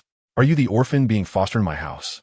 "Draco, that's very rude," the blonde woman screamed, pulling Draco behind her, a look of panic flashing across her face as she hurriedly offered me an apologetic smile. "Mommy, I didn't say anything wrong," Draco argued stubbornly. "Draco," the woman's voice carried a hint of panic, clearly flustered. Seeing Lucius's expression growing increasingly displeased, hinting at a tendency to explode, I took a step closer to Draco and smiled as I extended my right hand to him. "I'm Michelle Beckett, and you are?" The woman saw my smiling face, and her tense heart relaxed. She gently nudged her son, signaling him to shake hands with me. The boy squirmed in resistance, but Lucius coughed lightly, and he immediately stopped moving like he had been electrocuted, reluctantly shaking my hand. "Draco Malfoy." "Sissy, take Beckett to see her room," Lucius said, turning to his son. "Draco, let's go to the living room." Draco looked at his mother with a face full of grievance, but Narcissa shook her head and waved him off, indicating he should follow his father to the living room. I followed Mrs. Malfoy through the luxurious foyer, where the pale-faced portraits on the walls continued to watch me with curious eyes. As we ascended the stone steps to the second floor, Mrs. Malfoy suddenly said softly, "Draco doesn't mean any harm. He just isn't very social. His earlier behavior is actually quite normal," I continued, as Mrs. Malfoy turned back to look at me in surprise. "If my parents suddenly brought home a strange child to raise, I would feel resistant too. Draco's reaction was just a manifestation of his inner discomfort. I can't understand. That's wonderful that you can think that way." A hint of disbelief crossed Mrs. Malfoy's face as she smiled. "We've prepared several rooms for you," she said, walking up to the right side and opening a door. This was a room that could accommodate more than 20 people, complete with sofas, a fireplace, and tea sets. "This can be your reception room. You can invite friends over during the holidays," she said, crossing the reception room and opening another door inside. This room was larger than the previous one, capable of holding nearly 100 people if squeezed in. Besides the necessary furniture, there was also a piano, and a few of the latest model flying brooms hung on the walls, with a display case filled with various magical games. "This can be your activity room. If you need new songs or other entertainment facilities, we can add more," Mrs. Malfoy said, glancing back at me. Noticing my indifferent expression, she slightly furrowed her brows. She quickly walked past several windows draped with curtains and opened another door on the side of the corridor, leading to a lounge. Although not as spacious as the previous room, from here you could see half of the garden's view. Her tone carried a hint of excitement, seemingly pleased with her arrangements. This was a high corridor with floor-to-ceiling windows on the outer side, tightly closed to shield against the biting cold wind outside. Against the backdrop of the snowy garden, the massive dragon design on the ceiling became even clearer. "It's indeed beautiful," I said, walking to the nearest large window, admiring the grand garden with its fountain. "This is your study." Mrs. Malfoy seemed less satisfied with my reaction and directly opened a very impressive door on the inner side of the corridor. "Since I didn't know what kind of books you like, I've arranged a few," she said, allowing me into the room. Looking at the not-yet-filled bookshelves, I felt a sense of belonging rise within me, and a smile unconsciously appeared on my face. Next door was the dressing room, and Mrs. Malfoy took me to see her carefully designed dressing room, followed by the last large bedroom on the inner side of the corridor. Unsurprisingly, the bedroom was furnished with everything from a grand four-poster oak bed to beaded curtains, all of the highest quality. "There are still 2 hours until dinner," You can freshen up and change into something more comfortable, Mrs. Malfoy said, lighting the fire in the fireplace. Dobby, with Mrs. Malfoy's call, a deliberately suppressed running sound came from outside the door. Soon, a house elf wearing a shabby pillowcase, with large bat-like ears and bulging green eyes the size of tennis balls, appeared at the door, panting. Madam. Dobby stepped forward and bowed deeply, his long flat nose almost touching the carpet. You can directly tell Dobby if you need anything. He will do his best to meet your requests, Mrs. Malfoy said, glancing at me with a hint of curiosity. Thank you, madam, I replied calmly. After Mrs. Malfoy left, Dobby prepared hot water and towels for me. After I finished my bath and changed into the loungewear Mrs. Malfoy had prepared for me, I sat by the fireplace, resting and flipping through a travel book. As the sunlight outside gradually disappeared, the lights in the room turned on, and a low running sound came from outside the door. Dobby opened the door, and another house elf stood outside. Miss Beckett, madam sent Dobby to call you downstairs for dinner, Dobby said, turning to me. Got it, I replied, adjusting my collar in front of the gilded dressing mirror before following Dobby to the dining room on the first floor. The dining room was large, and the Malfoy family was already seated at the exquisitely decorated long table. My place was arranged next to Draco, who looked at me with a hint of curiosity rather than the hostility he had shown before. Beckett, are you satisfied with your room? Lucius asked first. Very satisfied. It's clear that Mrs. Malfoy put a lot of thought into it. That's good. I'm looking forward to the days we will spend together, Lucius said with a smile. Me too, I replied, giving him a slight nod. Let us serve the food, Mrs. Malfoy said. However, there were no utensils or food on the dining table in front of me. With a creak, a small door in the dining room opened, and a house elf pushed in a cart filled with food. What do they want to do? Gaia squatted by my feet, asking in confusion. First, they let the elf serve you, and now they have those guys swaggering in with the food. Is this family as crazy as you? I didn't answer, merely watching as the cart moved beside the table. When the food was finally served to me, I realized Lucius's intention. The one serving us was none other than Coco, who had been tricked by Lucius. Coco approached me with a plate of foie gras. The moment it saw me, it trembled as if startled, nearly dropping the plate on the floor. Although it was just a moment, I knew it hadn't escaped Lucius's eyes. Coco tried hard to act as if nothing had happened, saying, Miss, this is your foie gras. Thank you, Coco, I said with a smile. Lucius jumped up from his seat in shock, staring at me with his pale gray eyes, his originally pale face becoming even more colorless. Mrs. Malfoy nearly fainted, tightly clutching the tablecloth over her chest, as if she were about to suffocate. Draco looked at me with a mix of surprise and curiosity, as if I were a Christmas present. A little master? Coco asked in disbelief. Why are you so surprised? Have you forgotten me after living in the Malfoy house for a few months? Coco dare not. Coco just thinks the little master has changed a bit. Almost thought Coco recognized the wrong person. Coco said excitedly, glancing at Lucius with slight doubt. I had a strange illness before, and after recovering, I turned out like this, I said, looking back at Lucius. I haven't properly thanked you for having Coco around for so long. It was rude of me. And no, not at all. This is what I should do, Lucius said, waving his hands repeatedly. How do you know our house elf? Draco suddenly asked. Draco, Lucius interrupted his question harshly, Narcissa. Take Draco back to his room. Mrs. Malfoy jumped up from her seat and waved to Draco across the dining table, signaling him to go with her. After they left, Lucius suddenly walked over to me, bending down as if to kiss my skirt. I took a step back to avoid him. Mr. Malfoy, there's no need for that. I'm not like him. Lucius ignored me and looked up at me with a pained expression. Young master, please forgive my mistakes. Forgive me. So far, you haven't done anything wrong to me.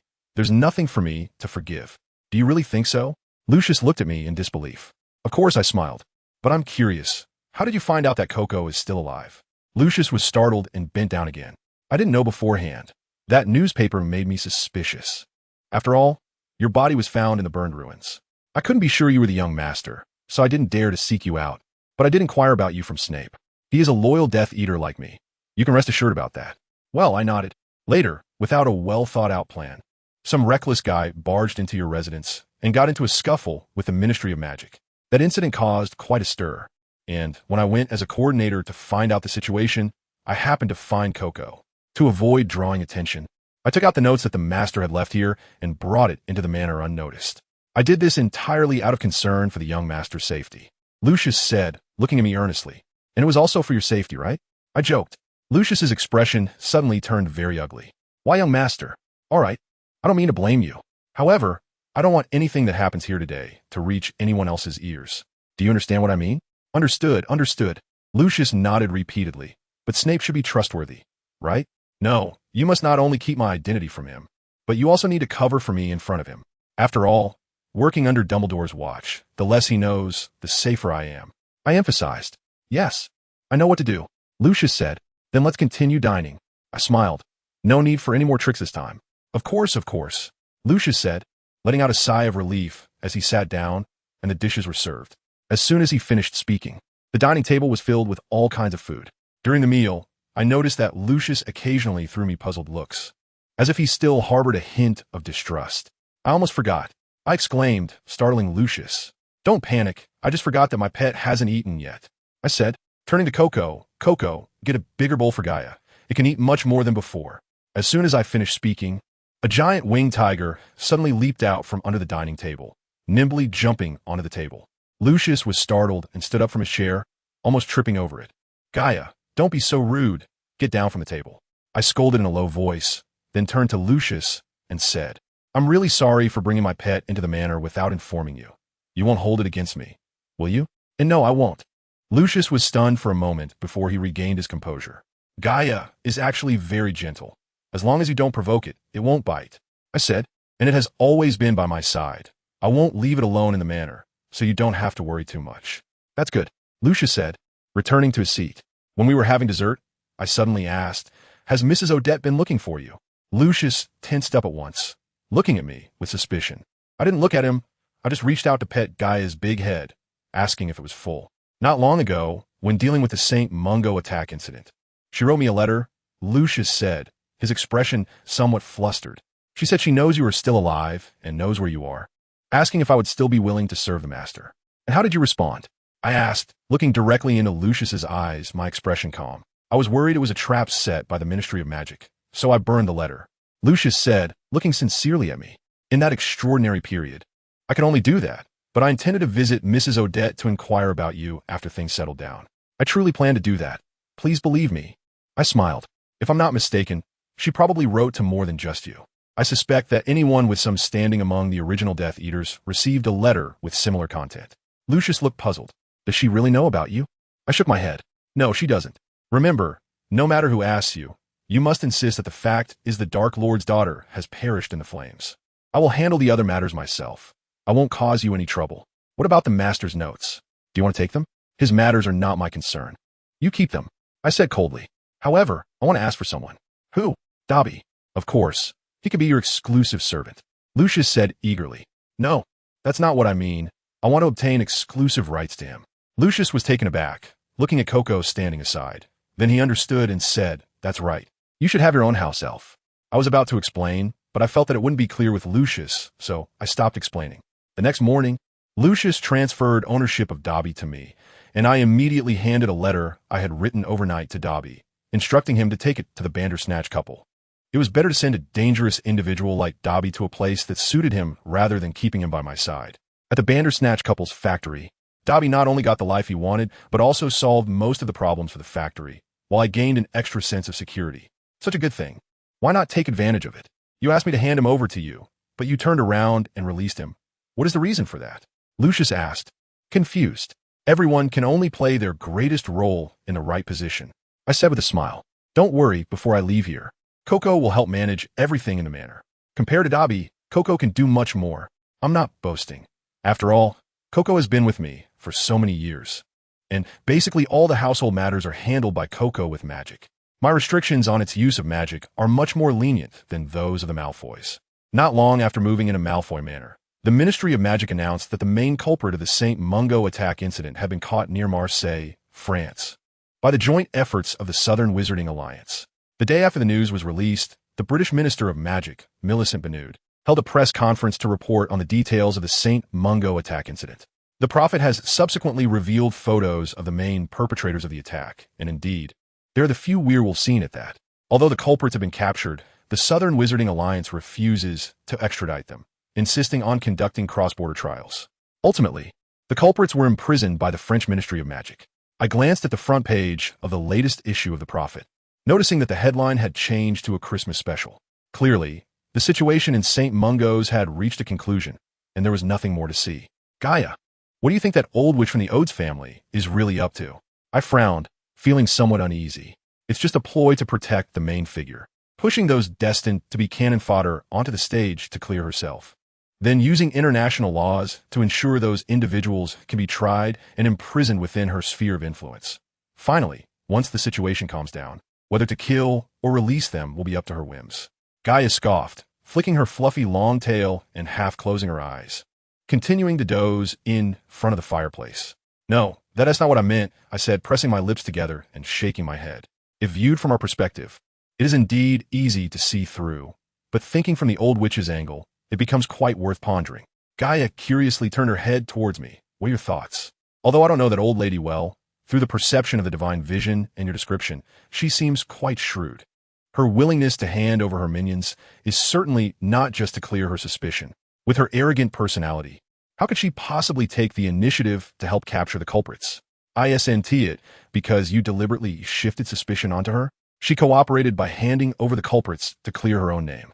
In this context, her active assistance in capturing the culprits for the Ministry of Magic, while also using the law to conduct local trials, would make it easier for her to manipulate things.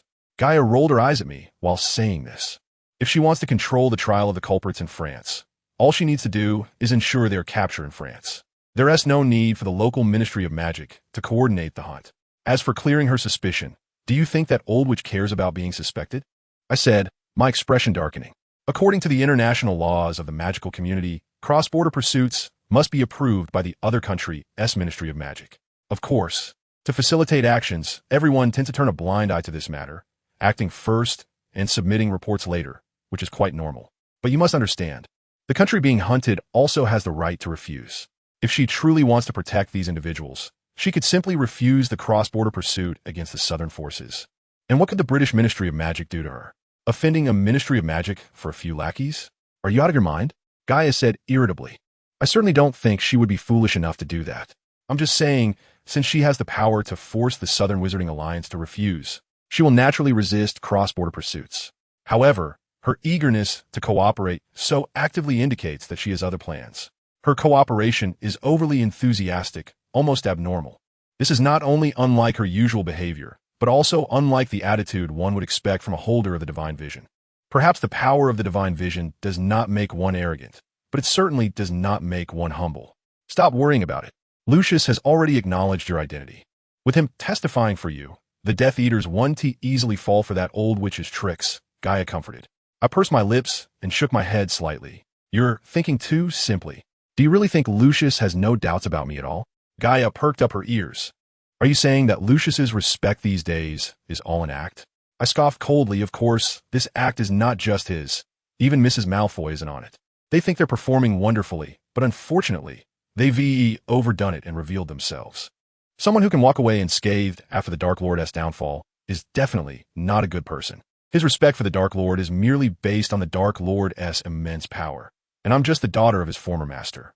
A novice who has yet to show any real power. How could he genuinely treat me with respect? I still have that much self-awareness. Since he fundamentally does not recognize you, why would he go to such lengths to get close to you? He must have some ulterior motive. I think he wants to keep a backup plan for himself. After all, everyone believes the Dark Lord will eventually return, and for a traitor like Lucius, he must be most worried about that day actually coming. Therefore, he needs to find a bargaining chip to ensure the Dark Lord has a reason not to kill him. And taking in the Dark Lord's daughter would certainly become his best excuse for survival. If he sees you as a bargaining chip for survival, he wouldn't harm you. So what is there to worry about? Gaia asked, confused. What I'm worried about is not that Lucius will deliberately harm me, but that he might suspect my identity after meeting Emma. I rubbed my furrowed brow, feeling increasingly anxious. Indeed, comparing my appearance to Emma's, everyone would probably think she is the Dark Lord's daughter. But we have Coco as a witness. Coco shouldn't mistake her own master, right? After all, Emma is also the Dark Lord's daughter. If she really intends to compete, I would definitely not be her opponent. I don't mind if Mrs.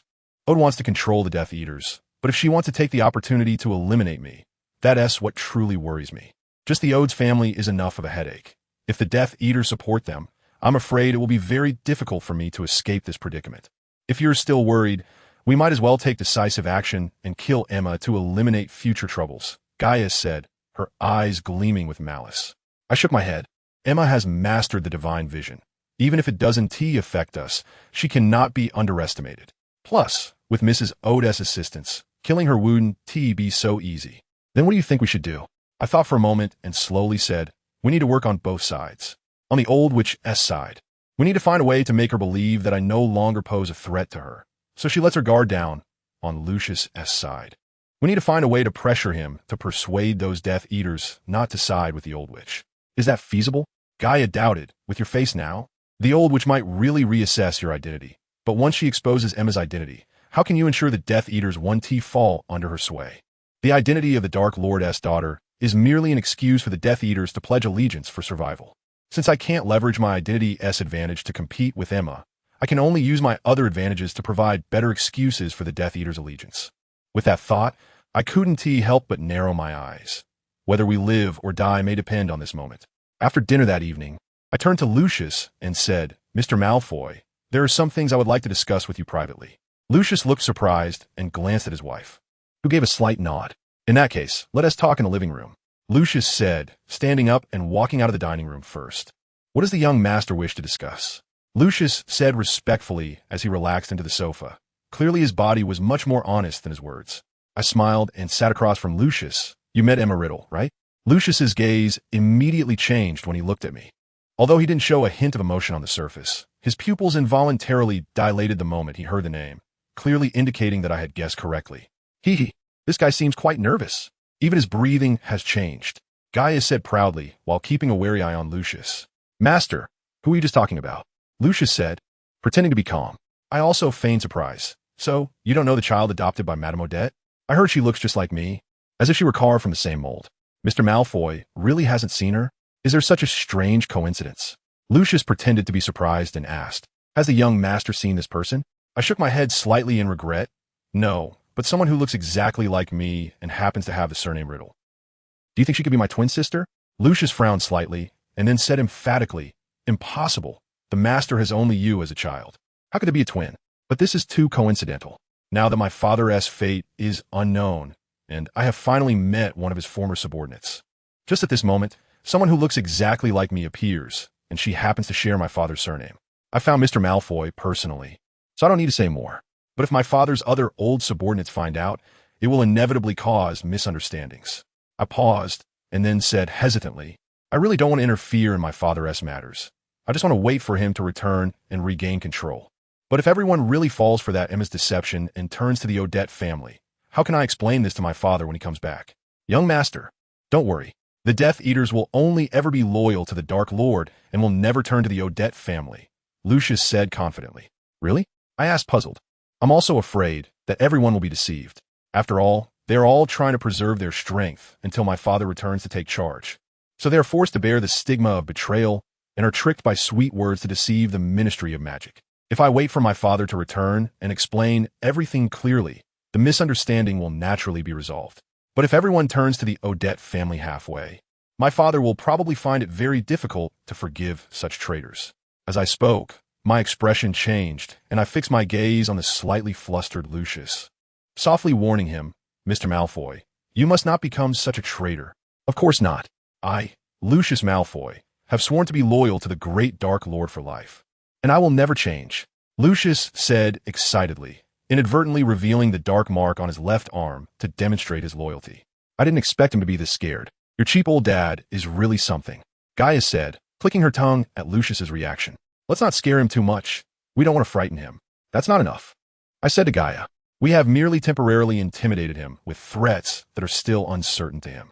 However, deep down, he still harbors a glimmer of hope for the infinite possibilities of the future. When this hope is tempted, it will still stir. To ensure safety, I must completely crush this hope. Mr. Malfoy, I can sense your loyalty, but I'm worried that others might be deceived. I wonder if Mr. Malfoy can find a way to prevent such a tragedy from happening, I said with a worried expression. I will find a way to inform the other companions. The young master need not worry too much, Lucius reassured me. That's great, I said with a smile. Whether they can survive to see my father depends entirely on Mr. Malfoy. Upon hearing this, Lucius's expression changed slightly, and he nervously asked, Young master, what do you mean by that? I looked at Lucius in confusion. Do you think I would let a repeatedly treacherous Death Eater live to see my father? That would be such an insult to my father. Are you going to kill them? Lucius asked in surprise. No, if you can persuade them, I won't need to take action, I said with a smile. What if I can't persuade them? Lucius asked worriedly. Then I will have to take matters into my own hands and eliminate the traitors for my father, I said with a regretful expression. Lucius's eyes widened as he stared at me, motionless. You needn't worry. I have been strictly trained by my father since childhood, and the unforgivable curse is second nature to me. Killing one or two people is no problem, I said calmly, slightly curling the corners of my mouth at Lucius. You are still underage. Casting spells outside of school will be detected by the Ministry of Magic, Lucius said anxiously. I forgot to tell you. Trace spells are ineffective against me, I said, grabbing Lucius's arm and disapparating. After a moment of dizziness and pressure, Lucius and I stood on the clock tower of Elizabeth Tower. Looking at the bustling crowd in the snow, I smiled at the now pale Lucius beside me and said, It's too cold outside. Let's go back, I said, using disapparition once again to return to the living room. I released my grip on Lucius's arm, and he staggered slightly but managed to steady himself. I think you should be able to express your stance regarding Madame Odette now, I asked with a smile. Lucius took 2 shocked steps back, straightened up while holding onto the chair's back, and said with a slight tremor, You know everything? I smiled but did not answer. Lucius clenched his fists and then relaxed, saying, Young master, I was just momentarily confused. That Emma looks too much like that photo. And she also has the surname Riddle, so I couldn't help but suspect she was the master's daughter. But I was only suspicious. I didn't fully believe Madame Odette's words. Nor did I tell her your identity. Young master, please forgive my momentary confusion. I knew that compared to Emma, she indeed looked more like my father's daughter. However, I was the one who grew up in Little Hangleton, trained by the Dark Lord. Emma was merely the adopted daughter raised by Madame Odette. She was not worthy of the title of the Dark Lord's daughter, I said coldly without expression. Lucius nodded seriously. I believe in your identity and will never doubt it again. I smiled lightly and reiterated, I'll leave informing others to you, but be sure not to expose my identity. Yes, young master, Lucius said, slightly bowing respectfully. I sat back down on the sofa and took a sip from my teacup. Young master, the Ministry of Magic is preparing a charity banquet on Christmas Eve. Will you be attending? Lucius asked. I looked at Lucius in confusion. Madame Odette will also attend, Lucius said uneasily. She knows I am your guardian, so she wants me to bring you along to the banquet. She wants to see me. I laughed. I don't know what she is up to. If you don't want to go, you don't have to pay her any mind, Lucius said, looking slightly uncomfortable. No, I actually want to meet this Madame Odette in person, I said with a smile, then asked, Will Emma be going? Lucius's expression darkened, and he said with some concern, I hope she doesn't go. Why? I asked puzzled. I actually hope she comes. Aren't you afraid of your identity being exposed? Lucius asked in surprise. With my current appearance, the chances of being exposed are very slim. If you add Emma's comparison, my chances of exposure become even smaller. I chuckled lightly. However, the Death Eaters might become suspicious. Lucius worriedly said, What is there to be suspicious about? Just firmly insist that the Dark Lord's daughter died in the fire, and temporarily stabilize those guys. Once the Dark Lord returns, there will be ways to resolve the situation. Is that feasible? Lucius said uncertainly. I raised an eyebrow at Lucius and smiled, saying, Isn't that what everyone is hoping for? Lucius's expression changed dramatically, and he hurriedly wanted to argue. Young master. I waved my hand to stop him, saying there was no need for an explanation. I understand why you think this way. People want to live. I understand, and I believe the Dark Lord will understand as well. As I spoke, I stood up, saying, I will go to the banquet. You go prepare? Yes, young master. Hosting a charity banquet is just to provide a legitimate trading place for the wealthy and powerful. From a silver-edged compass key in Lucius's hand, one can infer that tonight's banquet will definitely be luxurious. Everyone formed a circle, reaching out to touch the key. Fortunately, Mrs. Malfoy's dress was not too large, so the 4 of us gathered around the key without feeling crowded. Everyone gently grasped the key, and Mrs. Malfoy held Draco's arm with her other hand, fearing he might fall. Get ready, I'm going to turn the pointer, Lucius said, resetting the compass's pointer, which had deviated from true north. At that moment, we all lifted off the ground as if pulled by an irresistible force. I could clearly see the other 3, but the surroundings began to swirl continuously, blending into a deep ink color. This chaotic color gradually lightened until it turned into a pure white. When we gently landed, we found ourselves in a vast expanse covered in white snow. Looking around, Apart from the endless ice field and the guests in formal attire who had just arrived like us, there was nothing else. Lucius handed the compass to a wizard standing straight in front of us, adorned in standard servant attire. The man took the compass, placed it in a large box behind him, and then tapped his wand in the air behind him. A snow-white door appeared out of thin air, slowly opening, and we could hear the sounds of joyful conversations and the crisp sound of hooves from inside. It seemed like another world behind the door. It was also snowy, but the falling snowflakes did not feel cold, and each flake was distinct and visible. Snow fairies danced above people's heads, transforming snowflakes into various animals running and jumping in the air.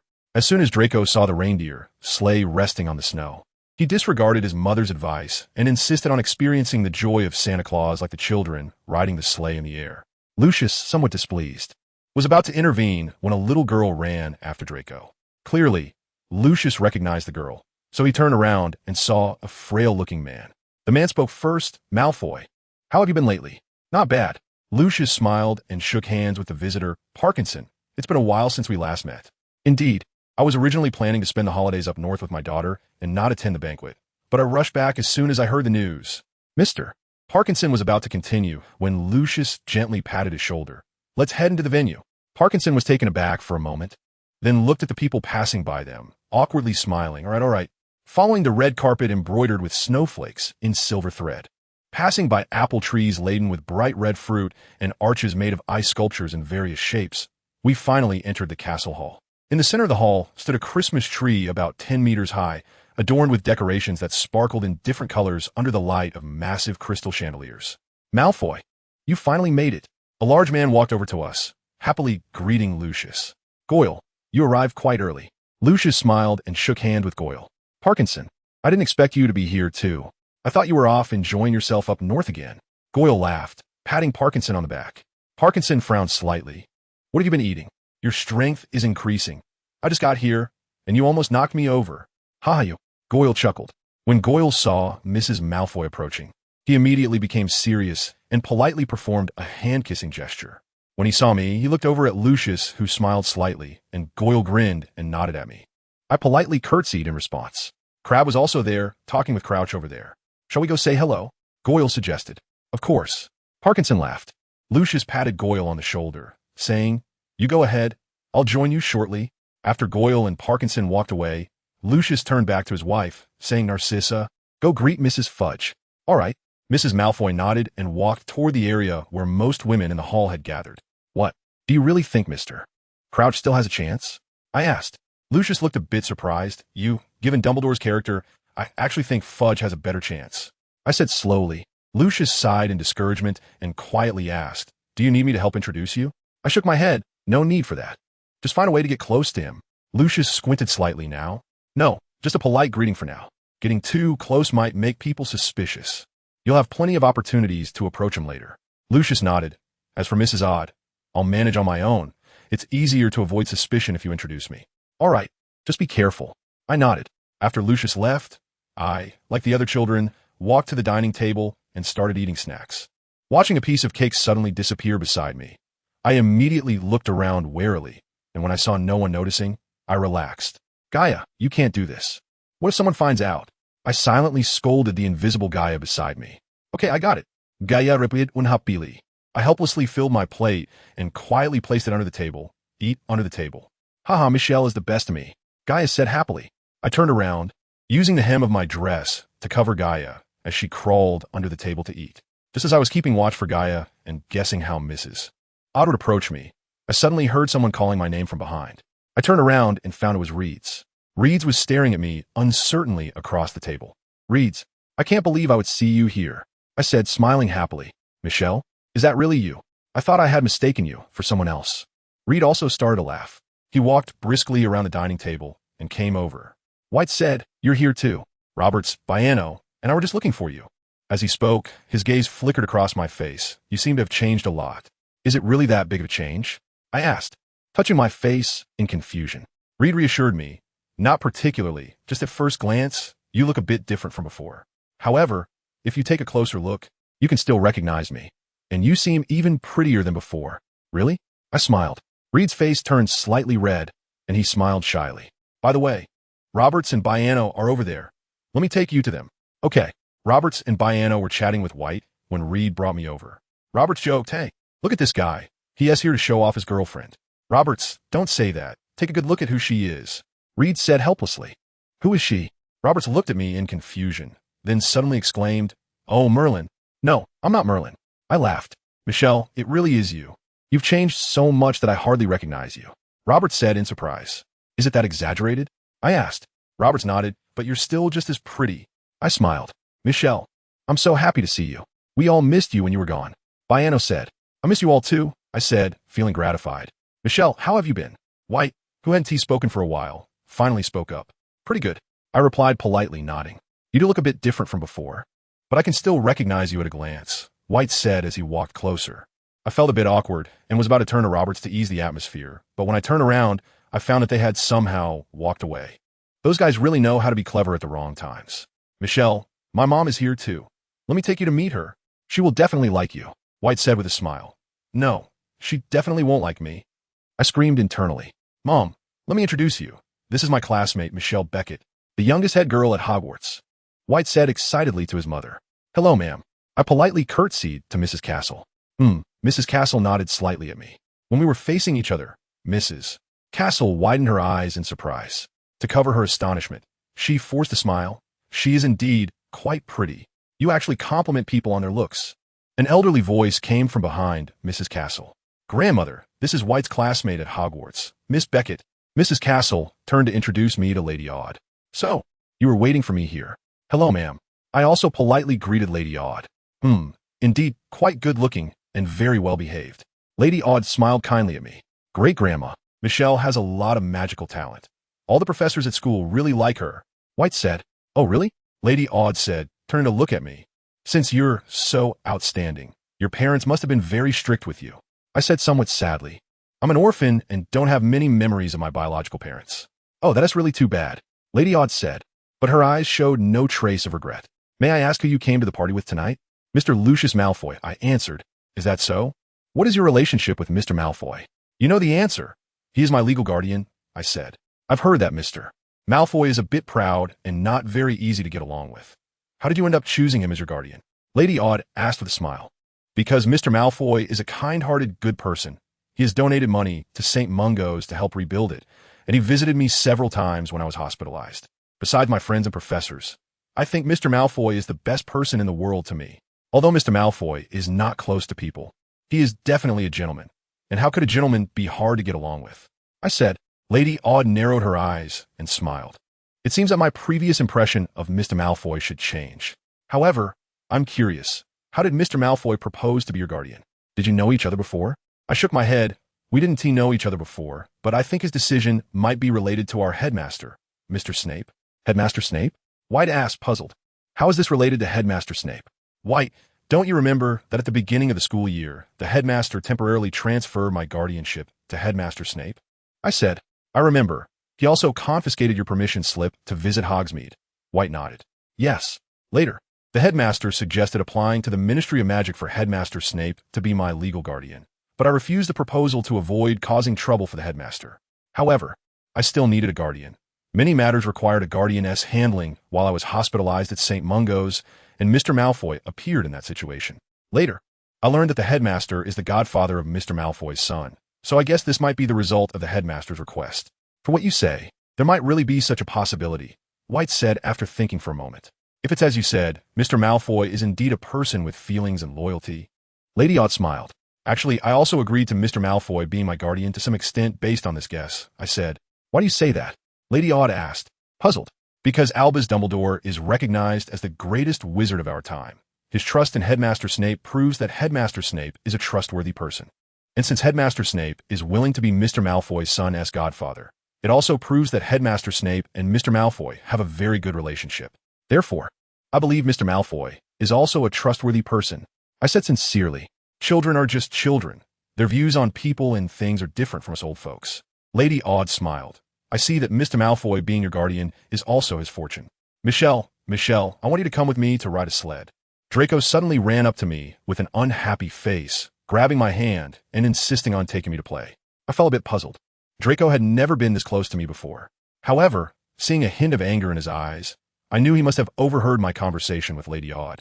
Okay, I said, soothing Draco while saying to Lady Odd, "Ma'am, it was a pleasure talking with you today."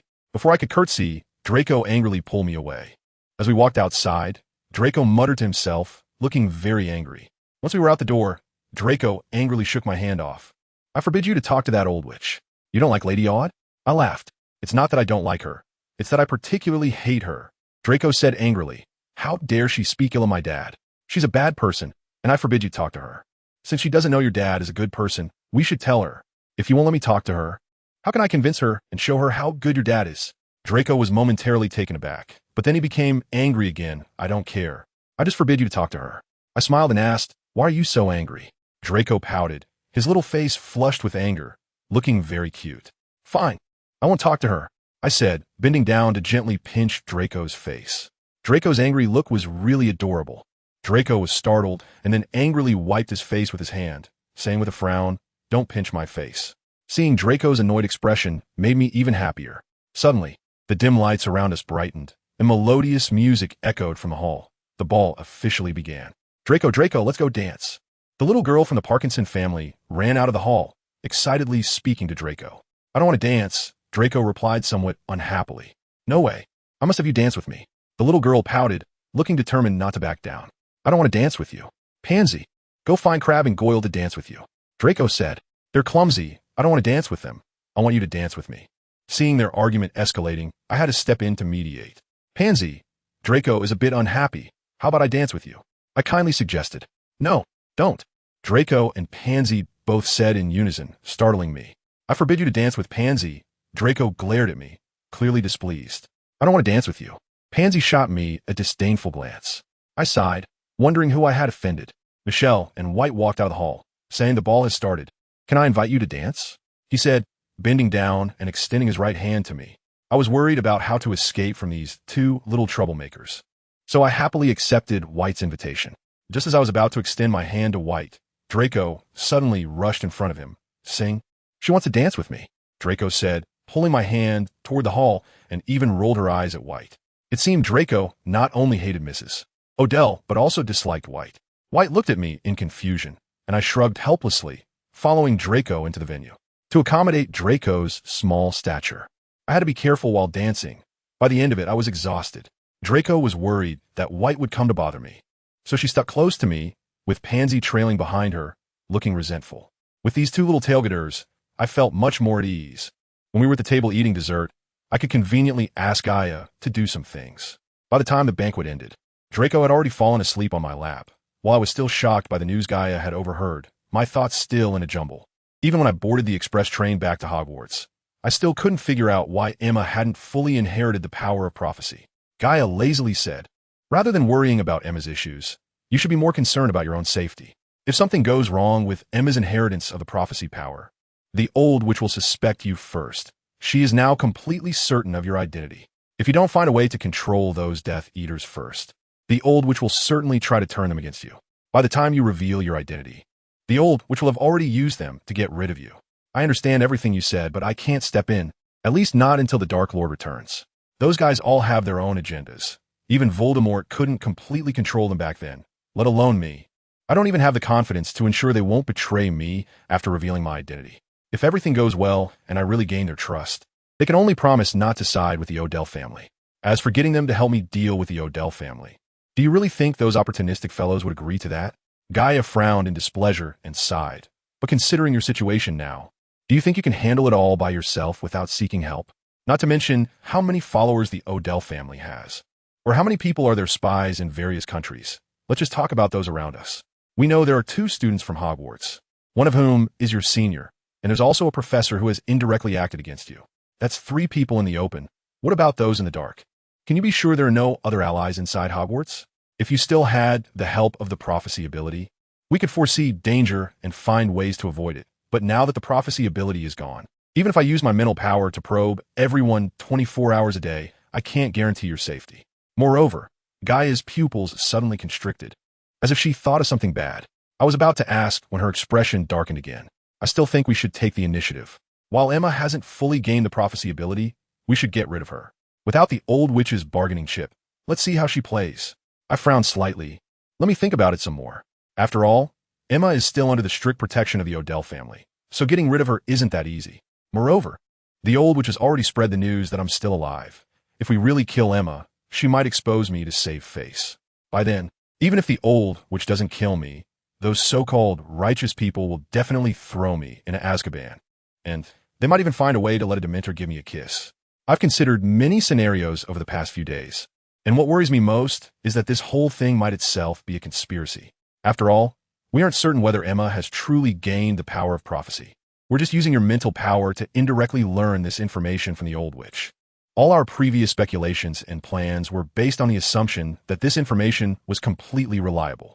Do you doubt my ability? Gaia said somewhat unhappily. No, I'm not doubting your ability. I'm doubting that Emma might not be the child we think she is, someone who can be easily manipulated. A child who has lacked parental love since childhood is inherently more mature and sensitive than their peers. Moreover, to avoid being discovered, she's been hidden in the manor without any freedom. I think, deep down, she must really want to change her situation. So once she gains the power of prophecy, she will do everything she can to change her circumstances. Are you saying that the news of Emma not fully gaining the prophecy ability might be fake? That Emma is deceiving the Old Witch? Gaia asked in surprise. It's very possible. After all, according to the prophecy inheritance rules you mentioned, after Aunt Ephemera's death, Emma could completely inherit the prophecy ability. And we witnessed Aunt Ephemera fall into the fire lake and her soul get embedded in the stone pillar. There's no way it could be wrong. Then why would she do that? Gaia asked in confusion. It should be to divert attention. Think about it. If Emma tells the Old Witch that she has fully gained the power of prophecy, what do you think the Old Witch would do? With the divine foresight as a guarantee, the Old Witch will definitely be eager to present Emma as the daughter of the Dark Lord. With Emma's own abilities, combined with the power of the Odd family, the Death Eaters will surely buy it. By then, even if you jump out and say you're Voldemort's daughter, no one will probably care. Yes, by then, Emma will also become a puppet of the Odd family for life. Aside, Emma must know this would be the outcome. She doesn't want to be pushed out too early, so she lies to deceive the Old Witch, letting the Old Witch focus her attention on me first, giving her time to plan her next steps. If she wants to buy time, she could completely deny the fact that she has gained divine foresight. That would make things easier. Is it possible that she's willing to take the risk of being exposed by the Old Witch just to drag you down? Gaia asked. I bit my lip, frowning and pondering, unable to understand why Emma would want to go against me. Michelle, what are you thinking? Roberts, sitting across from me, interrupted my thoughts. I'm wondering why you haven't talked to Lucy, I said, glancing at Lucy, who was sitting by the door. Since getting on the train, Roberts and Lucy hadn't said a word to each other. Roberts had been busy playing wizard chess with Ritas and Biano, while Lucy had been quietly sitting next to them, reading her book, The Life and Social Customs of British Muggles. Lucy used to always participate in wizard chess, even if she didn't play. She would sit nearby and occasionally give advice, so the four of them always played more lively than others. Today, I don't know why, but Lucy didn't join in or even try to chat with me. I have nothing to say to her, Roberts said, his expression slightly awkward. I'm going to the restroom, Lucy said coldly, standing up and opening the compartment door to leave. What's going on? I looked at the closed door and turned to Roberts. Ignorant people tend to have bigger tempers, Roberts said casually, not looking at me. I looked at Ritas, hoping he could give me an answer. Ritas shrugged helplessly and nodded towards Roberts. I then looked at Biano. Like Ritas, remained silent, just shaking his head and shrugging. Seeing that I couldn't get an answer, I stood up to find Lucy. As I reached the restroom door, I faintly heard intermittent sobbing from inside. Since the door was locked from the inside, I gently knocked on the door. Lucy, are you in there? The sobbing stopped, followed by the sound of running water. After the water stopped, the door was opened. Lucy came out, wiping her face with a handkerchief, and I felt a bit drowsy, so I washed my face. You go in. I'm not here to use the restroom. I just wanted to make sure you're okay, I said worriedly. I'm fine, Lucy smiled at me. What could happen from washing my face? Seeing her insist, I said. I was in the hospital for a while, and I don't know what happened at school. If you're really okay, that's good, but if something is wrong, you must tell me. We are good friends. Lucy smiled and nodded. Ma'am, I will definitely tell you, she said, affectionately linking her arm with mine. I'm a bit hungry. Let's go buy some snacks. Although Lucy and Roberts still ignored each other, after having dessert, everyone's mood improved, and the atmosphere in the compartment became relaxed. The boys started playing Exploding Snap, and Gaia complained about their noise. So she crawled into my cloak pocket to take a nap. Lucy and I began playing a word-guessing game with the newly bought revealing rubber. As the train was about to arrive, it started snowing outside again, so everyone put on the scarves and gloves they had taken off when boarding. I'm more sensitive to the cold, so I changed into a temperature-regulating robe. This robe was a Christmas gift from Mrs. Malfoy. At the banquet, everyone seemed more interested in me than in the delicious food on the table, stealing glances at me now and then and whispering to the person next to them. Even the professors sitting at the head table would steal glances at me. Although I didn't like being noticed, I pretended not to know and just focused on eating. Although Freely was still in her second year, her boisterous personality remained unchanged. "Michelle Sr., have you had plastic surgery?" she asked, crouching down and speaking to me over several people. Even though the hall was very noisy, the people around us definitely heard her. The chatter abruptly died down. Whether it was the effect of the group dynamics or not, everyone gradually stopped talking, and for a moment, the entire hall seemed particularly quiet. Everyone looked at each other, puzzled about what had just happened. After a few seconds, Professor Dumbledore stood up with a joyful expression and said, taking advantage of this rare moment of silence, "I want to say another toast. Everyone raise your glasses." It seemed that everyone had not yet come to their senses and cooperatively raised their glasses, whether they were full or empty. "Welcome back to school safely. Cheers," Dumbledore said happily. "Cheers." Everyone responded in unison, drinking the juice or milk in their cups. After the toast, no one focused on my change anymore. It seemed Freely also forgot her earlier question. People's attention can be so strange. It can suddenly spark curiosity about something and just as suddenly make you lose interest in it. After the banquet, I learned the new password from Grace and went straight to the basement. Besides serving my detention, I also had something to hand over to Snape. I knocked on his office door. "Professor," I said, gently pushing the door open. Snape was sitting at his desk, and when he saw me come in, he angrily shouted, "We'll let you in. Get out." I didn't know why Snape was angry with me, and for a moment, I didn't know how to respond, so I just stood there. Seeing that I didn't move, Snape's anger became more evident. "Has Street Mungo forgotten to treat your ears?" "My ears are fine," I replied. "Is that so?" Snape said coldly. "Then why are you still standing here? Didn't I tell you to get out?" I frowned slightly. I hadn't had a chance to talk to him today, and couldn't think of anything that might have annoyed him. "Get out." Snape was even more furious, and I could see the veins throbbing at his temples. Realizing he was genuinely angry, I obediently retreated towards the door. "Wait," Snape suddenly said, "take your things with you." He opened the drawer on the right side and threw a sparkling object at me. I looked down and realized it was the necklace I had deliberately left in the hospital room the day I was attacked. "Such a valuable item. You should take good care of it," Snape said sarcastically, a look of disdain on his face.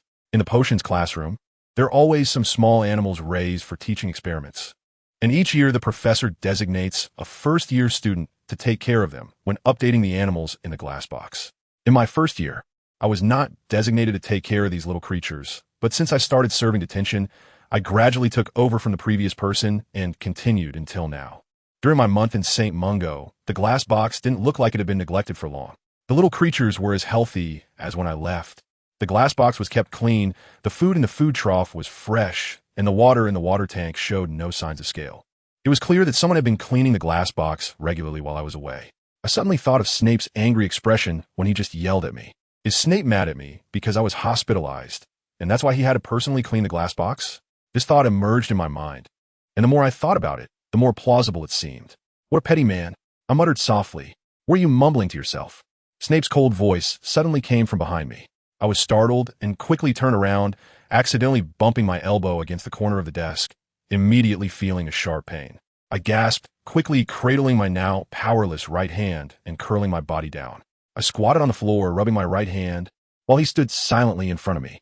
This silence lasted for a long time, long enough for the numbness in my hand to start shifting to my legs. Yet Snape remained standing there, silent and still. Since I had immediately squatted down after bumping my elbow, I hadn't seen Snape's expression at that moment, and now I didn't dare to look up at him, unsure of what he was thinking. After a while, he still hadn't spoken. As the numbness in my legs began to irritate me, I started to feel increasingly restless and stifled, growing angrier by the moment. I plopped down on the ground, looking up at Snape with an impatient expression. I saw him pressing his lips tightly together, his brow slightly furrowed, and a hint of confusion in his eyes. Seeing my impatient look, his expression immediately darkened, and with a somewhat sarcastic tone, he said, "Do you really think you've encountered a knight? That his family would definitely protect you?" He sneered contemptuously, "If you don't want to be confined, then get lost." With that, he turned and walked out of the classroom. As I contemplated Snape's words, I walked towards a common room. Just as I entered, I saw the carpet embroidered with the Slytherin crest. and a sudden thought flashed through my mind, sending chills down my spine. Snape received the letter too. Dumbledore had clearly vouched for Snape during his trial and explicitly stated that he had switched sides before the fall of the Dark Lord. I had originally thought that the old woman wouldn't send the letter to Snape, but to my surprise, she did. I really couldn't tell if the old woman was too foolish or overly shrewd, daring even to scheme against Dumbledore. However, Dumbledore never showed any particular reaction, so it seemed that the old woman was quite at ease with the situation here. I estimated that when she took action next time, she wouldn't be so hesitant. "Michelle, are you all right? You look pale," Grace said, reaching out to support me. I then realized that I was so frightened that my legs were weak, and I was leaning against the stone wall. "Are you sick? Your hands are ice cold," Grace said, helping me sit down on the sofa by the fireplace. "No, it's just a bit cold at night." I weakly forced a smile at Grace. "Here, have a cup of hot cocoa to warm you up," Gavin said, handing me a steaming cup of cocoa with a smile. "Thank you," I said as I reached out to take the cup, smiling gratefully at both of them. As my body gradually warmed up, I noticed that there were only the three of us in the common room. Grace was sitting at the table filling out daily records, while Gavin was busy updating the notice board. It was clear that curfew was approaching, so only the new head boy was left to wrap things up. "Have you seen White?" I asked. Since getting on the carriage, White hadn't said a word to me, which made me a bit uneasy. I saw him sitting on the sofa, staring blankly at his potion book. "He should have gone back to rest by now," Gavin replied, turning his head. "Oh," I nodded. "Then who was on patrol tonight? Don't you know?"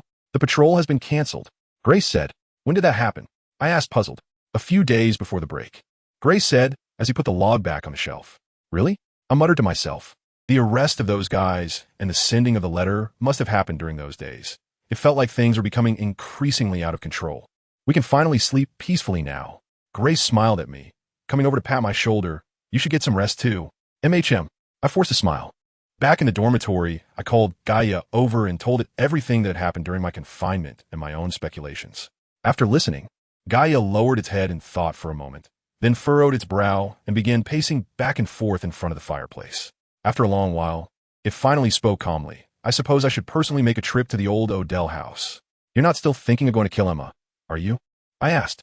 Gaia looked straight at me and said, "I fear it's not just Emma. That old man Odell also needs to be dealt with." I shook my head disapprovingly. Since Odell decided to send a letter to Snape, we have been in a passive position. If we don't eliminate them quickly, I don't know what else they will do. Gaia seriously advised, "The timing is not yet right." "When will it be considered the right time?" I asked. "In this situation, we cannot just sit back and watch the tigers fight." Gaia paused for a moment, its eyes fixed on me. "Michelle, you should also make up your mind. As the daughter of the Dark Lord, you have no capital for mercy. If you don't act decisively now, you could be killed at any moment." Gaia said, its eyes filled with determination. I slightly lowered my head, looking at my hands, which were glowing red from the firelight. "No, I can't do it. Before things reach a dead end, I will not strike." Although I wanted to survive, I didn't want to continue down a path of endless killing. I looked up at Gaia and said in a voice tinged with sorrow, "I am Michelle Beckett, not Michelle Riddle." With that, I blinked my stinging eyes, trying hard not to let the tears flow. Gaia didn't say anything, just quietly looked at me. And after a while, it pouted and said, "All right, what you wish is what I wish." I smiled knowingly at Gaia, reaching out to stroke its fluffy little head. "Thank you, Gaia." Gaia didn't shy away, just shot me a disdainful glance. "Since you don't want to kill, are we really going to do nothing and just wait for them to come for us? They want to kill me at Hogwarts, but it won't be that easy." Dumbledore won't act lightly before things are clarified. Since he has decided to wait, we should also be patient. With that, I couldn't help but show a calculating smile. Gaia rolled its eyes at me. "You're really annoying when you smile like that." Having missed classes for over a month, I was not worried about falling behind. I just feared that divination class might be a bit challenging. The bloodline talent that belonged to Sybil had already embedded itself into the Black Tower along with Michelle Riddle's soul, and the scope of vision required for divination was also limited. Fortunately, I had specifically studied divination in the old apartment to make a living. Otherwise, given the current situation, I really wouldn't have the confidence to make it to graduation. This semester, Professor Trelawney started teaching us, and it didn't require much talent to guess 8 out of 10 palm readings, so I found it relatively easy to learn. Even Biano, under my supervision, had memorized the book knowledge and could read palmistry correctly about 6 or 7 times. Lucy and Robert still ignored each other, and since the situation hadn't worsened too much, I wasn't overly concerned. However, by the 3rd week, Robert suddenly appeared in Ancient Runes class, holding a textbook, and that's when I realized something was off. Since Riddles was sitting in the middle, I had to lean down and poke my head to ask him, "What are you doing here?" "Attending class." Roberts replied as if it were obvious. "Stop talking nonsense. Go back," I said irritably. "Starting today, I'm not attending Muggle studies. I'm switching to ancient runes," Roberts said earnestly, flipping open a half-worn textbook he had found from somewhere and engrossing himself in it. I frowned slightly. "Michelle, let us talk after class." Riddles blocked my view, smiling wryly as he advised. "You knew all along, didn't you?" I glared at Riddles and asked. "Biano and I have tried to persuade him, but it didn't work." Riddles immediately made his stance clear. I bit my lip and glanced unwillingly at Roberts. After class, no matter how I tried to persuade him, Roberts firmly stated that he found Muggle studies boring and decided to switch subjects for no other reason. I certainly didn't believe him, but I couldn't get the truth out of him either. When we passed the Muggle studies classroom and saw Lucy and a few Gryffindor girls chatting and laughing as they exited, I finally understood what was going on. "Lucy," I called out, making sure she could hear me. She paused slightly but continued walking, never turning back. I wanted to rush over and stop her, but Riddles held me back. "It's not the right time yet," Riddles whispered. That's the Lucy we know. She really disgusts me," Roberts said, staring disdainfully at Lucy's back. "You didn't try to persuade her, and she didn't explain herself, did she?" I asked. "When has a Slytherin ever needed to explain their actions to others?" Roberts said mockingly, walking away alone. "I just left for a month. How did it end up like this?" I wondered. "Actually, this is quite good," Reed said in a flat tone. "Experiencing it firsthand is better than our countless warnings. With the atmosphere of our two houses, do you think she can handle a real fight?" I said with irritation. "Don't worry, I'm keeping an eye on her. Right now, she's injured, and we're here for her, but after graduation it won't be so easy," Reed said with a smile. "You shouldn't worry too much. It's also a good thing for her to recognize reality early on." At dinner, Lucy changed her seat and sat with her roommate. I felt a bit annoyed, had a haphazard dinner, and went straight to the basement. I didn't expect someone to arrive before me. "Diggory, you're quite early today." I greeted Diggory, who was cleaning the toad tank. "I want to clean it up early to avoid disturbing the senior," Diggory said politely. "Anyway, I come every day, so leave these things to me. You freshmen have to be busy during your first year. No need to waste time on these small matters," I said, rolling up my sleeves, ready to help. No, this is a task assigned to me by Professor Snape. I should do it well. If the professor finds out, I'll definitely be punished." Diggory waved his hands repeatedly, firmly refusing my help. "All right then." I reluctantly withdrew my hands. I took the key from my pocket and opened the door to the storage room. Since deciding to improve the potion, I specifically cleared out the storage room to facilitate the development of my dangerous items. Steam was rising from the cauldron where the potion was being brewed, and the smooth glassware shimmered with a faint blue light under the reflection of the flames. After improving the formula, the brewing time was noticeably extended, and I had to let Yuta check on the cauldron every couple of hours, fearing that the potion would go awry in my absence. The progress of the potion improvement was not smooth. When the cauldron emitted a nauseating stench for the third time, I began to feel a bit irritated, worried that I would fail again and uncontrollably want to blow up the whole storage room. I cast a cleaning spell and left. As I walked through the chilly corridor, I suddenly heard faint footsteps coming from the direction of the lounge. I instinctively thought it was Snape coming out after inspecting the dormitory, but upon closer listening, the footsteps seemed deliberately suppressed, with a pace that was sometimes quick and sometimes slow, stopping and starting, as if a student was trying to sneak out to have some fun. Not wanting to disturb anyone, I quietly hid in the shadows around the corner, waiting for the person to pass before returning to my dormitory. Watching the tall figure wrapped in a cloak sneak past me, I couldn't help but feel amused, my breathing becoming heavy. Just as the figure had walked far, it suddenly turned back and looked in my direction. The moonlight dimly illuminated the face hidden under the hood. The features were not clear, but the pair of malicious eyes were very striking. My heart tightened, and I instinctively used a silencing spell. But those eyes still fixated on me. It wasn't a mere instinctive vigilance, but a focused gaze that seemed to lock onto its prey, as if those eyes could see through my disillusionment charm. He walked slowly and steadily towards me, getting closer and closer, besides the palpable malice. I could even hear the thick mockery in his breath. A surge of anger rose within me, and I slid my wand out from my sleeve, gripping it tightly, ready to attack at any moment. He immediately stopped, squinted hesitantly, and then turned around and walked away quickly.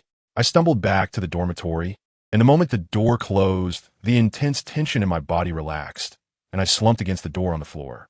My hands were still trembling slightly from fear. "What happened? Why did you come back invisibly?" Gaia jumped down from the bed, looking puzzled. It was then that I realized I had been so tense earlier that I forgot to cancel the disillusionment charm, or perhaps under the gaze of those eyes. I had completely forgotten that I was invisible. Can people see through magic? I asked. I only know that in the eyes of gods, mortal magic is nothing to hide. After all, strength is not on the same level. But why did you suddenly think to ask this? Gaia asked curiously. Gods? Impossible. It was clearly just an ordinary person. I shook my head affirmatively and recounted what had happened in the corridor. So amazing, Gaia exclaimed. A powerful wizard can judge a person's position through magical fluctuations. It's not difficult. If their power reaches a peak, they can even create an illusion of being seen through. But I've never encountered a wizard who can directly see through magic. Are you sure he really saw through your magic? I'm sure he knew I was hiding there, and I'm certain he knew I pulled out my wand. If he was to be able to see through magic. I really don't know how to explain his sudden stop. Is he a Slytherin student? Although I didn't see his face clearly, he did come from the direction of the lounge and was wearing a Slytherin cloak. I affirmed. With your keen senses, can you guess who it might be? I shook my head. From his build, I could tell he was a robust male, but his steps had the agility of a girl. I didn't know anyone like that among my acquaintances. His gaze towards me was extremely fierce, indicating he held a deep grudge against me. But I completely couldn't recall having any enmity with anyone. That's the truth. Although you don't like to take the initiative to make friends, you occasionally cause some minor trouble, but it's not to the point of making enemies. This is indeed strange. Just thinking about how such a powerful character was lurking around us without me noticing was truly frightening, Gaia said with a serious expression, then turned back to comfort me. Since he ran away after seeing you pull out your wand, it means he has some concerns. It's very likely that his magical ability is weaker than yours. He just happened to have the ability to see through magic, so don't worry too much. I knew Gaia was trying to comfort me. After all, someone with such an ability couldn't be just superficial. No matter what reason he had for not attacking me, at least I was still safe for now. Hearing Gaia say this made me worry about him too much, so I could only temporarily suppress my doubts and wait for an opportunity to investigate further. Let's hope so. I pretended to smile lightly, got up, and went into the washroom. After washing up, I hastily went to bed. The next morning, I hurried to the hall to find White, hoping to ask him if he knew who went out from the boys' dormitory last night before the Quidditch match started. But when I arrived at the hall, I couldn't find anyone. After asking Gavin, I learned that besides the fifth-year student council members who stayed behind to guide the students for meals and entry into the match, all the other upperclassmen had been taken by White to arrange the specifics of the match. Since I couldn't see anyone, I had to settle down and eat. Before long, I heard a commotion at the door of the hall. Members of Slytherin and Gryffindor dressed in Quidditch uniforms were being crowded in by the crowd. Before separating to sit down, the two teams were making various provocative gestures at each other, drawing rounds of whistles and exclamations. Fully armed, Roberts crossed over the benches and plopped down right next to me without waiting for my consent, taking my half-eaten sandwich and biting into it. Fred sat down next to Roberts, looking up at his hero eating the sandwich, and immediately poured a cup of hot milk and carefully handed it over. I shook my head helplessly and got up to get myself another sandwich. Did anyone leave the boys' dormitory after the lights went out last night? I asked. I don't know. Roberts shook his head while stuffing the other half of his sandwich into his mouth. Senior Castle personally checked the dorm last night and specifically instructed everyone to rest early to avoid affecting the players' match the next day. So everyone went to bed early. FLI explained while helping Roberts cut his bread. I looked over at Redus and Biano, who were sitting across from me. Biano shook his head with a mouthful of pumpkin pie, indicating he didn't know. Redus frowned and thought for a moment before shaking his head as well, saying that he had read for a while after pulling the bed curtain before going to sleep, and that no one from their dorm went out. But he couldn't be sure about the other dorms. I nodded in understanding. It seemed I would need to find an opportunity to ask White. After the meal, the Quidditch players left the hall first, followed by the other students led by their respective student council representatives to the pitch. Once outside the hall, I left the group and headed along the corridor to the cellar to continue studying potions. Did something happen last night? Rita's caught up with me after leaving the group and asked. Nothing serious. I just saw a figure walking past from the direction of the lounge when I returned to the dorm last night. I thought it might be someone from our house out for a nighttime stroll, so I was asking around. After all, I'm kind of a prefect too. It wouldn't be good to just hold on to that title without doing anything. I forced a nonchalant smile. As long as it's not a big deal. Do you need me to ask other people? I quickly waved my hand and said, no need. Since everyone doesn't know, it's better not to inquire further. Unless it gets back to the professors, what starts as a small matter could turn into something bigger. I'll just find a chance to talk to White myself. Redus replied absent-mindedly, as if lost in thought. Then I'll go. You should watch the game, I said. Just as I turned around, Redus suddenly grabbed my arm. Michelle, he called out in a slightly urgent whisper. What? I turned back in confusion. Redus looked worried and frowned. Are you engaged to Castle? Or something? What? I was perplexed by Redus' stammering and asked, What are you trying to say? Are you secretly engaged? Redus hurriedly lowered his voice and spoke quickly. I almost didn't understand. Seeing Redus' inquisitive expression, I couldn't help but laugh softly. Where did you hear that rumor? Engaged to White? You really came up with that? No. Redus seemed unable to believe it and blinked. You really aren't engaged to Redus? Don't worry, if I were really engaged to someone, I would definitely be the first to tell you. I laughed and patted Redus on the shoulder. Then did you give Castle a lock of hair? Why would I give him hair? I was even more confused. So it was a misunderstanding. Ha! Redus released my arm, awkwardly scratching the back of his head and laughing. Then I'll leave first, he said, hastily turning to leave, but I grabbed him and stopped him. I squinted and asked, You haven't finished talking, don't rush off. You still haven't told me where you heard this. Actually, I just guessed it myself. No one is spreading rumors. Redus hurriedly explained. Really? I said in disbelief. It's true. Redus quickly turned around and nodded. There must be some basis for your guess. You don't seem like someone who just makes things up, I said with a serious expression. Well, Redus hesitated, looking as if he didn't know whether to speak or not. What are you afraid of? Is there anything you can't say in front of me? I said a bit irritably. Redus bit his lip and tentatively said, I'll tell you, but don't be upset. I want tea. I smiled and assured him. I saw a strand of hair trapped in the ring around White's neck, and it was black, so I thought it might be your hair, which is why I wanted to ask you. I don't believe it. I didn't see White wearing any ring. He keeps it hidden. Yesterday, their prefect took the players to the prefect's bathroom for a bath, and Roberts invited me and Biano along. While changing in the locker room, I happened to stand next to White. When he put the necklace in the locker, I caught a glimpse of it. Did anyone else see it? I asked. Probably not. Even though there were many people, the locker was open and blocked the other side, so only I could see it from my angle. Besides, White is quite protective of that necklace. He immediately stuffed it into the locker when he took it off to bathe and always keeps it close, never showing it. Redus said seriously. He nodded expressionlessly, indicating he understood. Since you didn't give him hair, could it be that he secretly took it from you, or used some means to get it? Redus asked uncertainly. I don't know. Then, could it be someone else's hair? Redus asked again. I shot him an annoyed glance. Anyway, I haven't given anyone hair. And as for whose hair White is wearing, I don't care. You shouldn't gossip about other people as private matters. Let us put a stop to this conversation here. If I hear a second person talking about this, I won't tell anyone else. Don't worry. Redus laughed. Thanks. After Redus left, I immediately sobered up, thinking I needed to clarify this matter, but White has never confirmed our relationship. I didn't have the standing to ask.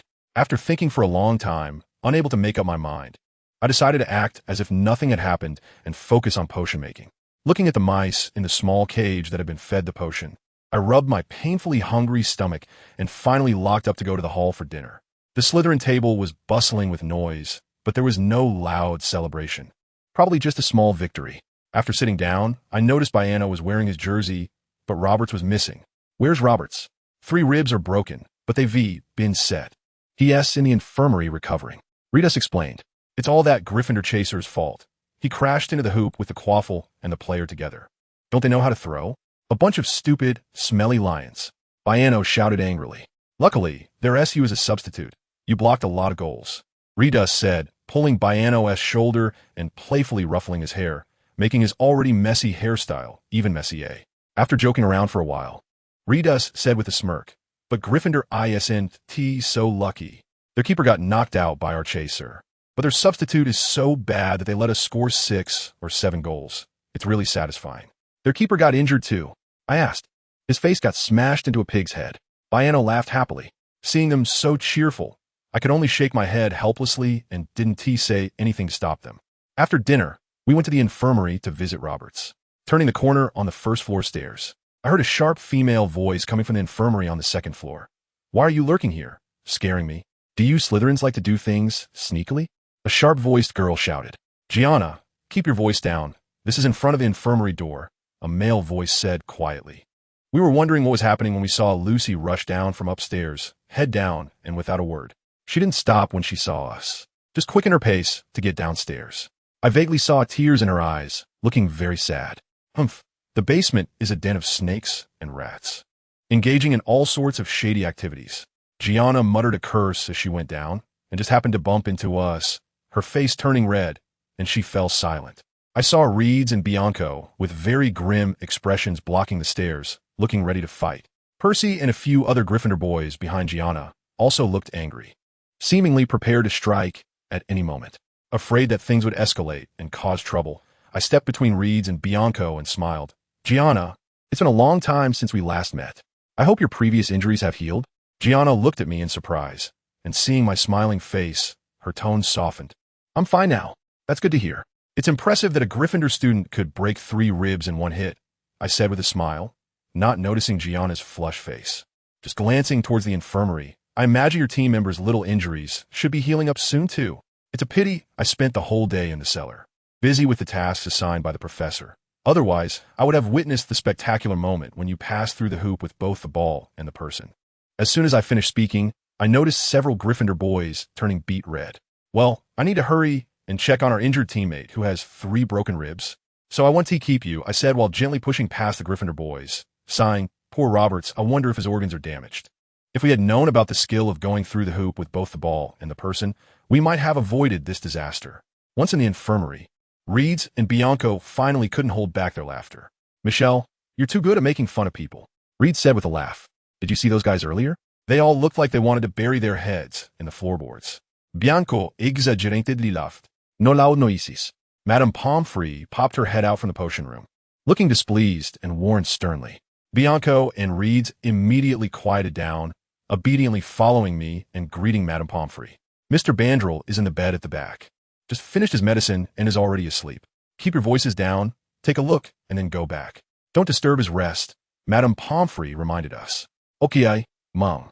We walked to the back where the curtains were drawn, gently lifted one corner of the curtain, and slipped in. Roberts was lying on the bed, secured with wooden boards, eyes closed and lying stiffly. It seemed he had already fallen asleep. However, he was sleeping very restlessly, occasionally furrowing his brows, indicating that the injury was still painful. We stood by the bed for a while, unable to bear waking him, and quietly left. Just as we exited the infirmary, we saw White walking towards us. Roberts is already asleep. Let us come back tomorrow, I kindly reminded him. Oh, then I want to disturb him. But I still need to get some medicine for Madame Pomfrey, so you all go ahead, White said without elaborating, pushing open the infirmary door and going inside. Reeds glanced at White's back, then turned to me with a worried expression and said, Shall we head back? I didn't say much more and turned to go downstairs. Back in the common room, we sat around the fireplace doing homework, and until we finished, White still hadn't returned. Knowing I was waiting for someone, Reeds pulled Bianco to go back to the dormitory first. I curled up on the big sofa, casting spells at the unlit 3-headed candelabrum on the table. Sometimes I made it slide along the edge of the round table. Other times I made it do flips on the carpet.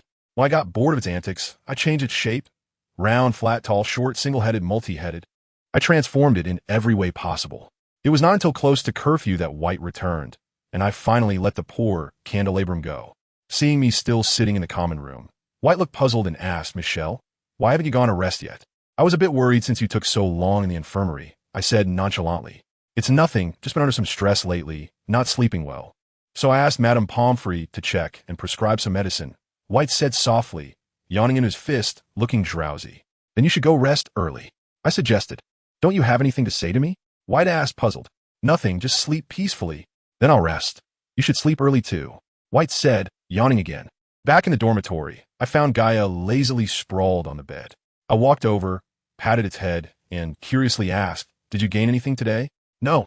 I spent the whole day running around the stands, almost exhausting myself, Gaia lamented. Not only did I have to eavesdrop on their secrets, but I also had to avoid being trampled by those girls. You have no idea how miserable I was today, it complained, rolling around on the bed with a pleading look. All right, I know you've had a tough day. This Sunday, I'll take you to Honeyduke's in Hogsmeade, and I'll buy you whatever you want, I said, rubbing its little belly and smiling. That's more like it. Gaia stopped rolling, stretched lazily, and asked, Did you tell White about last night? No, I'm not sure if it's related to the Odd family. I'm afraid of alarming them if I ask. So let us do some digging ourselves. Fair enough, to avoid complications. But my reward should be doubled, Gaia said, raising its paw. No problem. Eat as much as you want, I said, smiling and giving a high five. When I handed him the permission slip for visiting Hogsmeade to Snape, he was expressionless, but his gaze was particularly cold. Looks like you and Mr. Malfoy get along quite well. He smirked. I didn't mind the sarcasm in his words and responded with a beaming smile. Indeed, much better than with some people. Snape's expression darkened even more. The headmaster didn't give you any trouble, did he? The group waiting in the corridor, including Roberts, couldn't wait to ask as soon as they saw me. No, why would he trouble me? I asked in confusion. A father would be angry if his daughter fell into someone else's arms. Roberts said seriously. Looks like you're not hurt enough, I said, smiling as I flexed my wrist, ready for another round. No, just kidding. Roberts laughed, waving his hands. I barely got Madame Pomfrey to let me out early, and I want to celebrate with you guys in the village. I don't want to nut back in bed before I even step out. Then let us hurry. Our young master needs to go to the infirmary for a checkup before dinner. Reeds joked, putting an arm around Robert's shoulder. Madame Pomfrey specifically instructed that Roberts shouldn't drink alcohol. Bianco emphasized this seriously. I held Gaia in my arms and laughed. Then our young master Roberts will have to celebrate with Gaia over hot milk. Roberts smiled nonchalantly at us, saying they only said no alcohol, but they didn't say anything about beer. After finishing, I shook off Reed's arm and swaggered towards the village while humming a tune. The temperature in early spring had gradually warmed up, and the cold wind weaving through the forest was no longer biting. But my nose still felt a bit painful from the walk. Just before entering the village, Biano spoke up first. Are we going straight to the 3 broomsticks or to the ingredients first? Or you can decide. I need to make a trip to Davies and band shop. Reed said, is something broken that you need to fix? I asked. It's not mine. It's a magical item borrowed by the activity group from Professor Fickley. I thought it would last through the semester, but those little brats are too rough with it. Reed said helplessly. I happen to need to pick a few good quills at the scholar's residence, so I'll go with you. I turned to Roberts and Biano. Are you coming? Roberts shook his head. No, Biano, and I will wait for you at the ingredients shop. At least the stuff there isn't as boring. After we decided, we parted at the entrance of the magical joke shop. Roberts and Biano squeezed into the crowded joke shop while Reed and I continued walking. As we passed the intersection leading to the Pig's Head pub, I caught a glimpse of a familiar figure going inside. Michelle, what's wrong? Reed asked curiously as I suddenly stopped. I think I saw White. I said, it shouldn't be. He seems to be busy with exams and arranging graduation internships lately. How could he have the leisure to come to the village? I happen to need to find him, so I'll look for you later. I told Reed and hurriedly turned into the side road, quickly reaching the entrance of the Pig's Head pub. I didn't walk directly inside. Instead, I stood outside surveying the area, looking for possible escape routes. Gaia, you stay outside while I go in to find someone. I communicated with Gaia mentally. Just be careful, Gaia said as it jumped out of my pocket. I pushed open the pub door and walked in. The originally noisy crowd suddenly fell silent, and those who had their faces covered turned to look at me. While I surveyed the surrounding customers, I cautiously walked further inside. Michelle, come, sit over here. Ivano approached with a smile and pulled me to a window seat. Ivano, what are you doing here? I asked. I've been busy with exams and got a bit dizzy, so I took this opportunity to come out and relax with White, Ivano said with a smile. White is here too. Yeah. He wasn't feeling well and went to the restroom. He should be back soon, Ivano said, glancing behind me and gesturing. I turned around to see White frowning, holding his head, staring blankly at us, and looking around in confusion. Michelle just came over. I wasn't sure she was looking for you, Ivano said as he stood up and brought White over. You were looking for me? White asked. I saw you come in at the intersection earlier, but I wasn't sure it was you, so I came in to check, I said. Oh, White nodded wearily, appearing distracted. I still need to meet up with Roberts and the others, so I won't disturb you. See you, I said as I stood up to leave. Let's go together, White said as he stood up. The 3 of us left the Pig's Head pub, and Gaia eagerly climbed back into my pocket. Did you find that guy? I don't know, I frowned in thought. Why the long face? Is there trouble? White asked. Just thinking about being grounded tonight, I casually made an excuse. Michelle is so impressive. How could she still be grounded? Ivana laughed. It's all in the past. Let's not mention it. I waved my hand dismissively. You haven't finished your grounding, and the headmaster let you out? White asked seriously. It was Mr. Malfoy who helped me sign the permission form. I forgot. He's your guardian now? White said coldly. I didn't respond, my anxiety growing. We turned the corner and returned to the main street. And White asked, where did you plan to meet up? We agreed to meet at the ingredients shop, but I don't know if they're still there. I'll take you there, White said. When we arrived at the ingredients shop, we didn't see Roberts and the others. So we continued walking until we reached the 3 Broomsticks pub. Through the window, I saw Roberts and the others sitting together drinking butterbeer, with an extra cup on the table, clearly prepared for me. You go in, Ivano and I will head back, White said. Let's go in together for a drink. I said, no, I still have to study for exams. Have fun. White said, patting my head and reminding me. Be safe. Remember to come back to school before dinner. Could it be that I really saw it wrong? I silently said to myself as I watched White leave. What is wrong? Gaia asked. I clearly saw that guy go into the Pig's Head pub, but when I went in, I couldn't find him, only saw someone who looked exactly like him. White. How do you explain that? So, the person you encountered that night was White. Impossible. That guy's gait and posture are completely different from White's. It couldn't be him. I insisted. Did you mistake him at the intersection? After all, it was just a quick glance. I don't know. I felt that was the guy I saw that night. How could he just disappear? The more I thought about it, the more anxious I became. Then I'll go back and investigate again. Gaia said as it tried to escape my pocket. I quickly pressed its little head down. Forget it. It's been so long. If that guy wanted to escape, he would have. Since we know he is at Hogwarts, we'll find him eventually. Once inside the pub, as soon as I sat down, Roberts leaned in with a gossiping look. Why didn't Senior White come in with you? He was busy studying for exams. Is he that busy? He doesn't even have time for a beer? Roberts said with a mischievous smile. He said he was busy. I can't just drag him in. I shot him a glare. You two must have some secret. Come on, spill it. Roberts grinned. If you want to know so badly, then trade me your secret. I laughed. Roberts instantly turned red and said wide-eyed, I don't have any secrets, nothing to trade. What a pity. I'm very interested in your secrets. No. If you want to trade, go find those two. Roberts said, hurriedly pointing at Reed and Baiano across the table. I'm not trading. Baiano quickly turned to protect himself. You guys are really boring. Can what you trade even be called secret? Reed said as he pushed the butterbeer back in front of me. I waved my hand. I don't like it. Just order me a cherry juice. Since you don't like it, then I'll drink it, Baiano said, snatching it away. Roberts looked at Baiano with disdain and scolded. Drink less. If you get drunk, no one will be able to carry you. Baiano tilted his head back and drank the beer, burped loudly, and then turned to shout at Reed waiting at the bar. Order me another beer. No, two. Roberts raised his hand, wanting to grab Baiano for a scolding, when suddenly he saw the bar door open and Lucy, along with a group of girls, walked in chatting and laughing. Roberts let out a cold snort, and Lucy immediately noticed us, her expression turning very ugly. She turned to whisper something to the girls beside her, and they turned around and left the bar. Roberts snorted again, considering her to be sensible. What happened? I asked. Roberts and Lucy had another fight at the spice shop, Baiano said. I sighed, looking at Roberts with a helpless expression. This time it's her fault, Roberts argued with wide eyes, her expression agitated. Do you know what she was doing? She was chatting and laughing with Wood from Gryffindor. That guy is a stinky lion, and his teammate injured me badly. How can she still joke around with him? Can she still be considered a Slytherin? Can she still be our friend? Didn't we agree to give her time to think it over? What you're doing now is equivalent to pushing her away, I said. I can see her heart has long been away from us. Roberts huffed angrily. How do you know? You haven't even bothered to talk to her properly. No need to talk. I heard her crying secretly by Wood's bedside the day I was hospitalized, not knowing how heartbroken she was, like she had lost her lover. If it weren't for that lioness Gianna kicking her out, I don't know when I would have fallen asleep, Robert sneered. Listening to Robert's complaints, I felt a dull pain in my head. These guys were becoming increasingly troublesome, so I looked for an excuse to go out for a stroll. I'm going to buy a cool pen. You guys sit here for a while. I already bought it for you.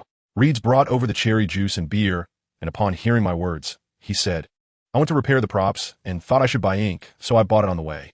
Saying this, he took out a bag from under the stool. You bought a lot. Did you get mine? Roberts asked. Yes, I bought swan feathers, crow feathers, eagle feathers, and finch feathers.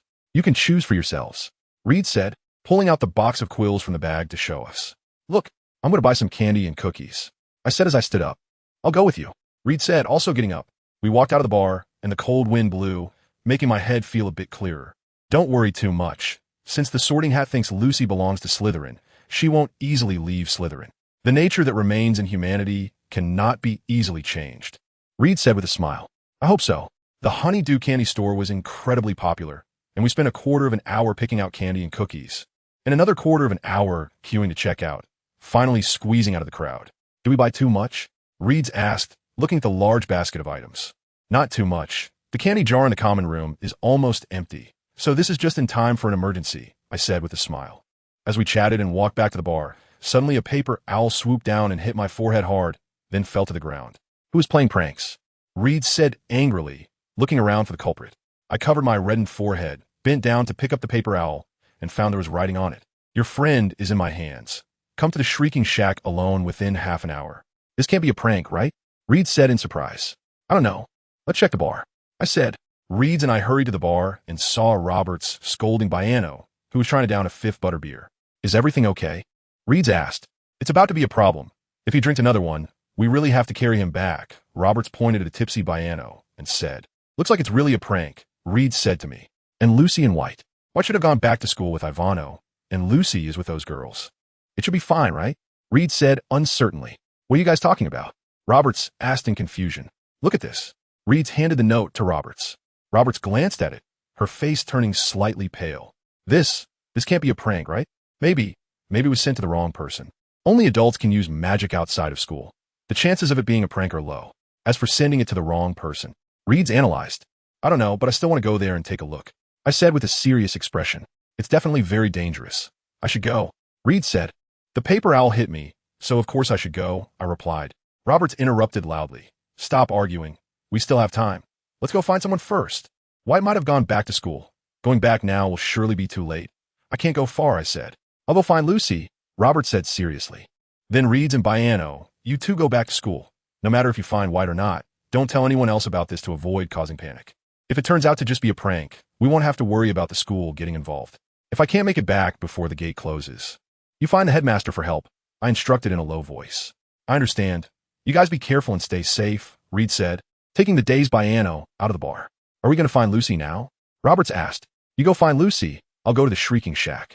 If you find Lucy, meet me at the Shrieking Shack. If you don't find me, go back to school and meet up with Reeds to go find the headmaster for help. If you can't find Lucy, make sure to return to school before the gate closes and tell Reeds about this. It's too dangerous, Roberts worriedly said. It's fine. I'll manage on my own. You go find Lucy. I hope this is just a prank. I didn't wait for Roberts to say more and ran towards the Shrieking Shack. Do you think this is a prank? Gaia asked. Of course not. That paper owl isn't a little toy sold at the spice shop. There's definitely real magical residue on it. Only adults can use magic outside without any hesitation. I don't think an adult would joke with me. Then who would be caught? I don't know. Maybe no one was caught. I laughed.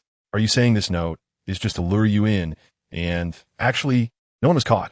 It's possible. After all, I'm the most obvious target. Have you thought of countermeasure? Nothing to think about. Just react to the situation. I just hope he really hasn't caught anyone, so I won't be too restricted. As I thought about this, my head started to ache again. The area near the Shrieking Shack was quite open. If someone approached, the people inside could notice immediately. I was paying attention to the situation inside the shack while walking closer. Suddenly, a sharp whistle rang out, startling the surrounding birds to take flight. I followed the sound and saw a tall figure hiding in the dense shadows of the trees, stepping out of the shadow while taking their hand away from their mouth. It was a burly man in a black felt coat, with dark eyes staring straight at me. As I scrutinized him, he slightly tilted his head, indicating for me to follow him, then turned and walked into the forest. I jogged to keep up with him. The light in the woods was dim, and under the withered, yellow grass lay the thawed ground that had just melted after a winter. Stepping on it made a distinct squelching sound, so I had to be extra careful with every step. I followed him for quite a while, yet he showed no signs of stopping, and the light in the forest grew even darker. I knew I couldn't continue forward any longer. Where have you taken my friend? I asked. He didn't respond and kept walking. If you won't say anything, then I'm going back, I declared, halting my steps. Do you really think you can run away now? The man stopped, turned around with a grin on his face, and said. I frowned slightly. His voice sounded somewhat familiar, as if I had heard it somewhere before. Be careful. He has visited Saliza at the treehouse, Gaia warned, nimbly jumping out of my pocket to stand in front of me, lowering her body and raising her tail to confront the man, hissing occasionally. Did Saliza send you to do this? I quickly drew my wand while asking, squinting my eyes to scan the surroundings for Saliza's figure. Saliza does miss you, but I'm not here for her today, the man replied with a smile. Why should I believe you? I said, cautiously stepping back, looking for an opportunity to escape. Thinking of running away? The man's grin widened. Don't you want to save your friend? I sneered. You say you've captured my friend, yet I haven't seen her. Do you think I would still believe you? Penelope Crivet is your friend, right? I was taken aback, then laughed. Are you joking? How could a Slytherin befriend someone from another house? If you don't have any other hostages, then I'll take my leave. With that, I turned to walk away. The man suddenly threw his head back and laughed. Is that so? Then you shouldn't mind if I kill her. I tightly pressed my lips together, clenched my fists, forcing myself to keep walking, thinking. As long as I act indifferent, Penelope will have no value to them, and they won't harm her. Still walking? The man smacked his lips, saying regretfully, when those girls were loudly insulting you at the tea house, she was the only one who stood up to defend you. I really thought she was your friend. Since she isn't, I'll take her back for testing. Enough. I couldn't hold back any longer and stopped. I turned back with an angry expression, gripping my wand tightly, and ran back to confront him. What do you want from me? Just wanted to mess with you.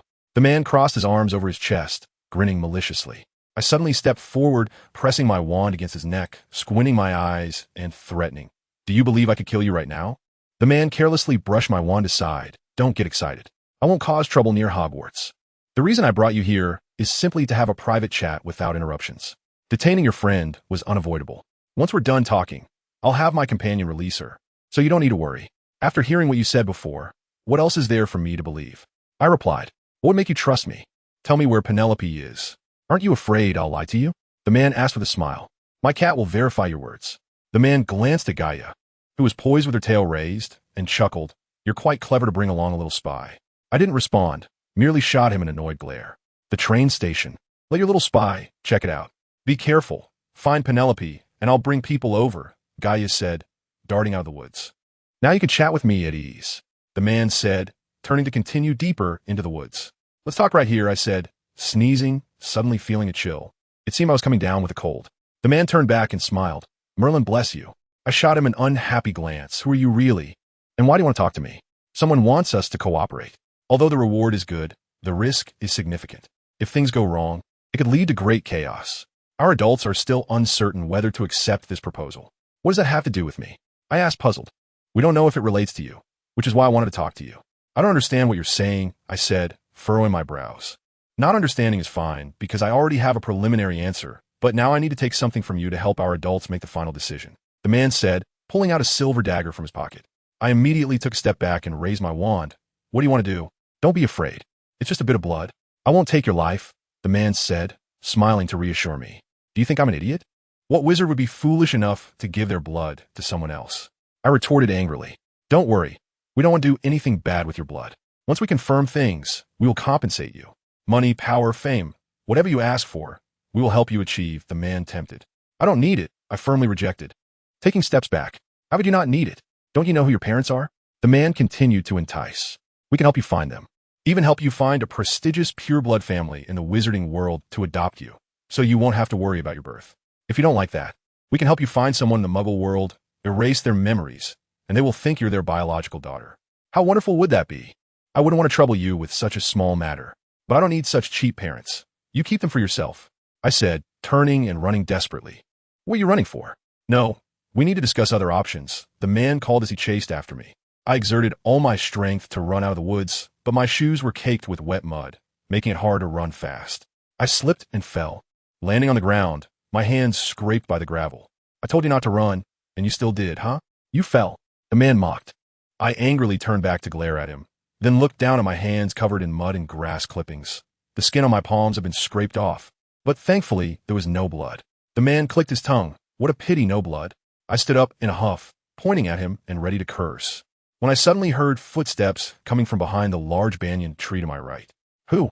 The man wiped the smile off his face, drawing his wand and loudly demanding the direction from which the footsteps were coming. But it's me. A familiar voice emerged as Saliza, leaning on a cane and hunched over, stumbled out from behind the tree. I looked at the man called, but with a cold smile, and said, You said you weren't sent by Saliza. You've been exposed. I really wasn't, but defended, then turned to Saliza, who was drawing closer, confused and asking, Didn't you go back? Why are you here? I heard you whistling, so I came to join the fun. I didn't expect you to bring her here. It really was effortless, Saliza said, staring at me with her murky eyes. I sneered. Stop glaring. Can you even see with those eyes? How do you know I can't see?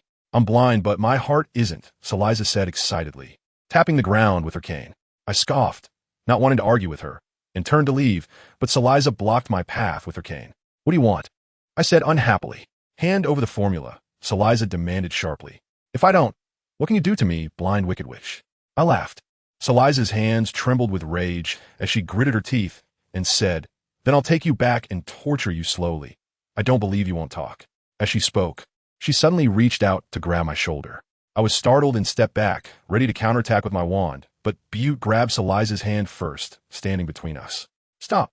The adults said not to cause trouble at Hogwarts. Do you want to defy the adults' orders? Butte questioned sternly. He is your adult, not mine. I won't give up until I get the formula today, Saliza said with a twisted expression, staring directly at me. Looking at Saliza's contorted face, I couldn't help but feel a chill and sarcastically said, I've already given you the formula. The eye drops with added ingredients must taste good. Upon hearing this, Saliza froze for a moment, then opened her mouth in anger, revealing her few remaining black teeth, and shouted, I want to kill you. Kill you. As she spoke, she raised her cane to strike at me. Butte pushed her away, saying, Saliza, don't force me to take action. Oomph.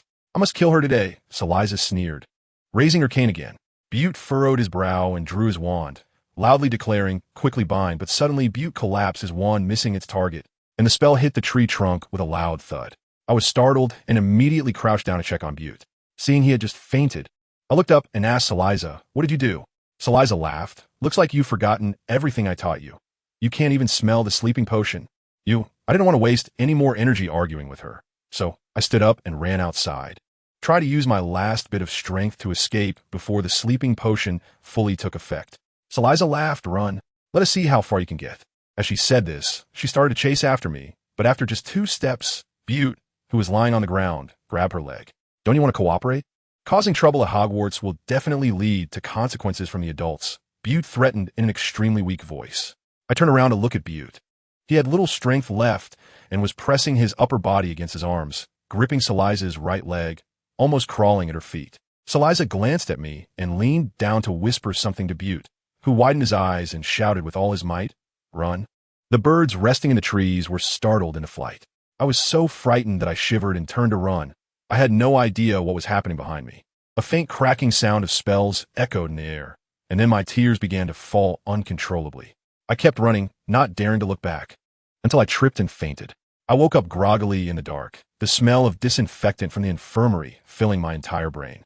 I groaned softly in discomfort, and something warm moved over from my feet.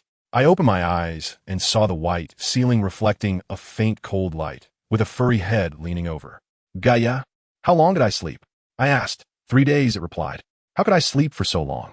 You still know you slept for a long time. Did your head hurt from sleeping so much? Madame Pomfrey said as she lifted the curtain and walked over to me. Is Penelope okay? I asked. She's fine. Just a bit scared, Madame Pomfrey replied, then touched my forehead, asking if my throat hurt or if my nose was blocked. I'm fine, just a bit dizzy. You fell and got blood all over your face. Of course, something's wrong, Madame Pomfrey said with a doting smile. Fortunately, we found you in time, or your little face would have been ruined. Is that person in the woods okay? I struggled to ask. What person? Snape brought you back. Madame Pomfrey replied, puzzled. Did we not find anyone else in the woods? Ah, my head is spinning again. Another wave of pain hits. It hurts again. I'll go get you some medicine. Madame Pomfrey said worriedly as she opened the curtain and left. Don't think about it. His accomplices took them away, Gaius said. Are they dead? I asked, clutching my head painfully. I don't know. When we found you, you were covered in blood. I thought you were dead. There was no time to worry about anyone else. You lay there motionless for 3 days. You have no idea how worried I was. Now that you're awake, you don't say anything nice, just asking if others are dead. Are you lacking a brain? Gaia said irritably. Looking at Gaia's angry expression, I laughed, pulling it into my arms and pressing my face against its furry little face, saying, Gaia, you're the best. Madame Pomfrey brought over the medicine, and seeing me and Gaia playing, pretended to be angry and said, oh, not feeling well and still playing with the cat. Get up and take your medicine. After taking the medicine, my head gradually relaxed, and I had a dreamless night. In the morning, I returned to the dormitory to wash up, changed into my school uniform, and took my books to the Great Hall for breakfast. Since I was a bit late, many people had already eaten, so there were a lot of people standing in the corridor. Everyone kept glancing at me, whispering among themselves. As I approached the Great Hall, I ran into the professors who had just finished breakfast and were preparing for class. Seeing me standing to the side, they all cast inquisitive looks my way. Come with me, Snape said, stepping out of the crowd and tugging at my robe. Reluctantly, I shuffle my feet, and Snape shot me an angry glare. I hurriedly said in a small voice, I haven't eaten breakfast yet. Though my voice was small, it didn't escape the ears of the curious. Just as I finished speaking, Professor Flitwick let out a snicker, and when he saw Snape glare at him, he quickly covered his mouth. The others also wore amused expressions, with Hagrid trying to stifle a laugh, his face turning red. Even the usually stern Professor McGonagall walked over with a kind smile, ruffled my hair, and said to Snape, "Let the child eat first." After saying this, she turned and coughed a couple of times, straightened her robe, and resumed her serious expression as she walked away. The other professors behind her wanted to laugh, but didn't dare, tightly pursing their lips and quickly walking away.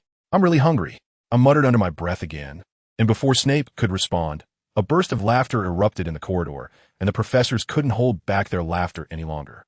"Are you going to starve to death if you skip a meal?" Snape said angrily. "I haven't eaten for 3 days," I said, feeling wronged. Snape grimaced and loudly ordered, "Come to my office." Once in the office, Snape had Wands bring over a plate of roasted chicken, a serving of cheesy mashed potatoes, and a cup of hot milk tea. "Wait in the office," Snape said before taking his lesson plan and heading to class. I finished my breakfast in the office and then started to feel aimless. For the first time, I felt that a class period was incredibly long. I leaned on Snape's desk in a daze and couldn't help but think of what had happened in the forest. As I pondered, tears began to well up, and I wiped at them with my sleeve, but they just wouldn't stop. I was busy wiping my tears and didn't notice Snape walking in. Seeing me crying continuously, he mocked, "Did you cry your tear ducks out from the fall? Didn't Madame Pomfrey help you?" I pursed my lips and sniffed, wiping my face with my sleeve, and stubbornly looked at Snape, saying hoarsely, "I didn't cry. You saw it wrong." Snape smirked, mocking, "I never said you cried. How could someone as heartless as you cry?"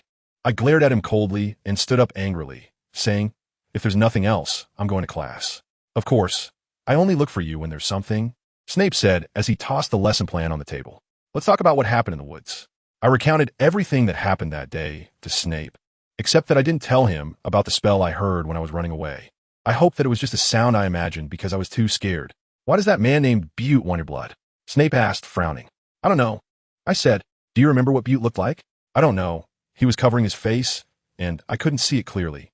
I thought Butte didn't look like a bad person, so I hid his appearance. Should I praise you for being bold, or scold you for being brainless?" Snape scolded harshly. "Do you follow anyone who waves at you? Others didn't even give you a candy, and you just follow them. You're too easy to fool." He handed me a note.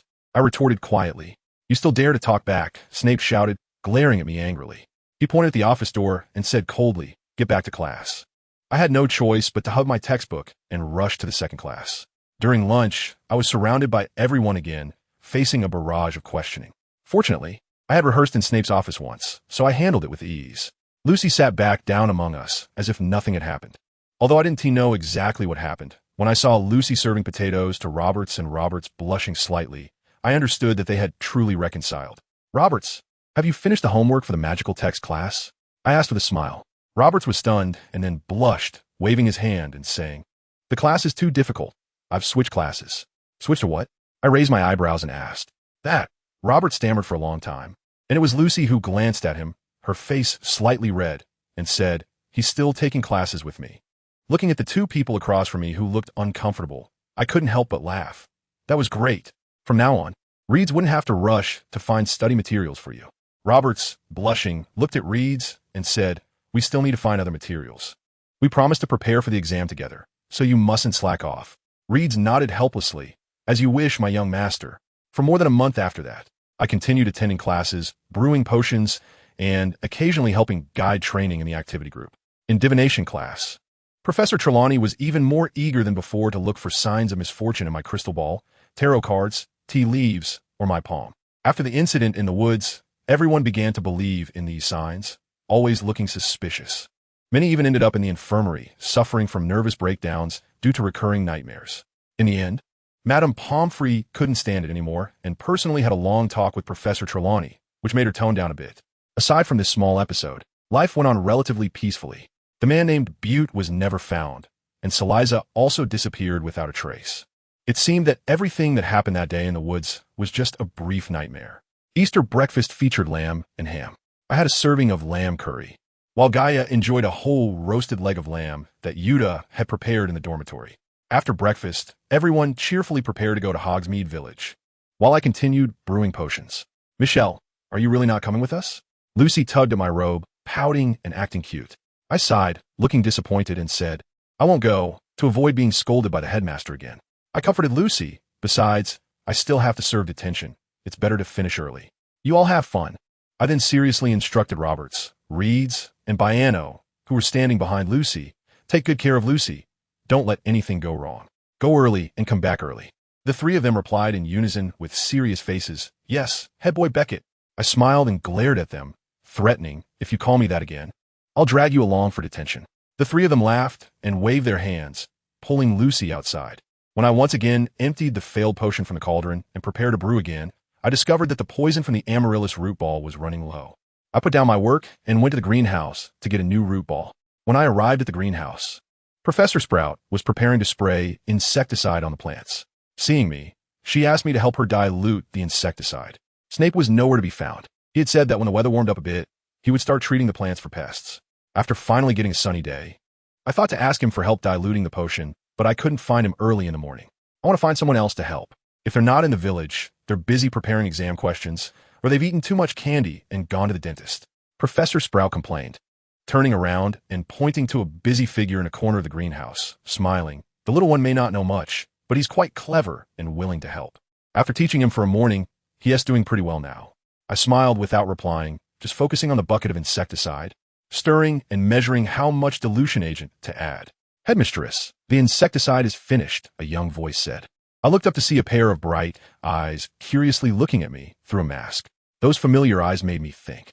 All right, once the potion is diluted, we can continue, Professor Sprout said, turning to enter the storage room next door. I poured 2 cups of the dilution agent into the insecticide, gently stirred it twice, and the originally light purple potion gradually turned into a colorless liquid. Since the ratio was just right, no white precipitate formed. I took off my gloves, removed my mask, and smiled at the little boy in front of me, saying, all done. Thank you, Senior Beckett, the little boy said politely. I was taken aback, carefully examining the little boy, and smiled, asking, are you Cedric Diggory? The little boy was surprised, his big eyes staring at me. Senior, you recognize me like this? I smiled and ruffled his hair, of course. Diggory said nothing, lowering his head to pour the diluted potion into the spray bottle. How did you get here? I asked. The headmaster went to the basement to find Professor Snape. I just finished changing the water in the tank and was called to help, Diggory said softly, looking down. Is it tiring? I asked quietly. Not all, Diggory hurriedly defended. I smiled, seeing that Professor Sprout was still rummaging in the storage room. So I bent down slightly and teased Diggory quietly. After spraying insecticide for a whole morning, don't your arms feel sore? Diggory, with red ears, stammered for a long time before softly saying, a little. Seeing that he was shy, I didn't continue to tease him. I still have half a bottle of potion. Once you're done with your work, come find me in the potions classroom, and I'll give it to you. There's no need. Diggory quietly refused.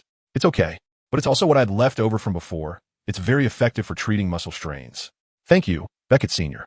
You're welcome, I said, patting his shoulder, and turned to go into the greenhouse to get the bulbs. Diggory suddenly stopped me and reminded me they just sprayed some chemicals inside. It's better if you don't go in, but I can't do the experiment without the bulbs. Tell me where they are, and I'll help you get them, Diggory suggested. So I told him where I had placed the bulbs, and shortly after, Diggory brought out a bulb covered in dirt. Thank you, Diggory, I said with a smile as I took the bulb. You're welcome, Diggory said quietly. I bid farewell to Professor Sprout, who was still busy counting the pots in the storage room, and left the greenhouse to head back to the basement to handle the bulbs. As I passed through the corridor, I saw Professor Fickliffe hurriedly walking by, the hem of his robe still covered in dirt and grass clippings, looking like he had been to the Forbidden Forest. After bottling the toxin essence I had made, dinner time was approaching.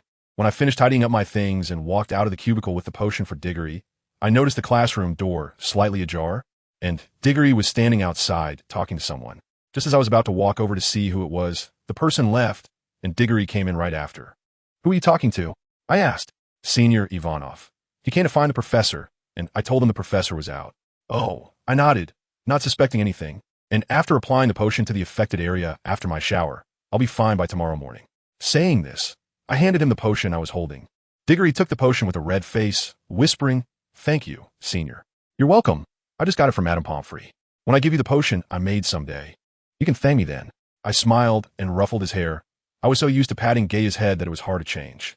I withdrew my hand and said, Come on, let's go have dinner in the Great Hall. Diggory nodded obediently, following behind me as we left the basement. Torches floated along both sides of the corridor, and the rich aroma of chocolate wafted through the air. In the middle of the Great Hall stood a huge hot chocolate fountain, with a chocolate rabbit statue at its center. One paw carried a basket full of colored eggs, while the other held a decorated egg featuring a rabbit and a girl. Everyone was happily scooping hot chocolate from the fountain, chatting and sharing various colored eggs bought in hog meat. I saw Lucy holding a rabbit dressed in a tuxedo, continuously feeding it candy, and I couldn't help but feel puzzled. Since when did rabbits start eating candy? Lucy smiled and handed the rabbit to me, saying, "This is the Easter bunny. If you feed it candy, it will produce various jelly beans. It's really fun." I frowned as I inspected the rabbit in my hands, and suddenly the rabbit stood up, patted its hind legs, and then trembled, producing a few pink chocolate beans in my arms. Clearly, Lucy had just fed it strawberry gummies and chocolate. I chuckled and handed the rabbit back to Lucy, asking, "This rabbit isn't a new breed from Honeydukes, is it?" "No, this is a new product from the candy factory. Due to some procedural issues, it couldn't be released before Easter this year. This one is a test item that my mom had a friend send over for us to play with," Robert said with a smile. "How long can this rabbit last?" I asked. "About 3 days. When its magic is about to fade, it won't eat candy anymore and will eventually turn into a chocolate rabbit filled with syrup," Lucy said excitedly. I raised an eyebrow at Roberts and said, "The market response is great. It will definitely sell well." The last Quidditch match in April was Slytherin versus Ravenclaw, and it would be the last celebration before the exam season this year, so everyone was excited for breakfast. As the crowd surged towards the field with the players, I walked alone through the corridor to the basement to continue brewing potions. Suddenly, I heard a series of deliberately lowered footsteps coming from the direction of the corridor. I thought someone was trying to play a prank while everyone was away, so I quietly followed to take a look. I found it was Professor Fickliffe sneaking through the corridor with a large bag of something, quickly walking past the passage leading to the back door, leaning against the door to peek outside. Seeing him looking guilty, I knew he must be up to something bad, so I cautiously followed him out of the castle. Before long, he ran into the Forbidden Forest and vanished from sight. I released my magical senses while searching for Fickliffe. I walked deep into the Forbidden Forest for nearly an hour before I finally spotted Fickliffe in a huge depression. I crouched behind some bushes on the slope and peered down.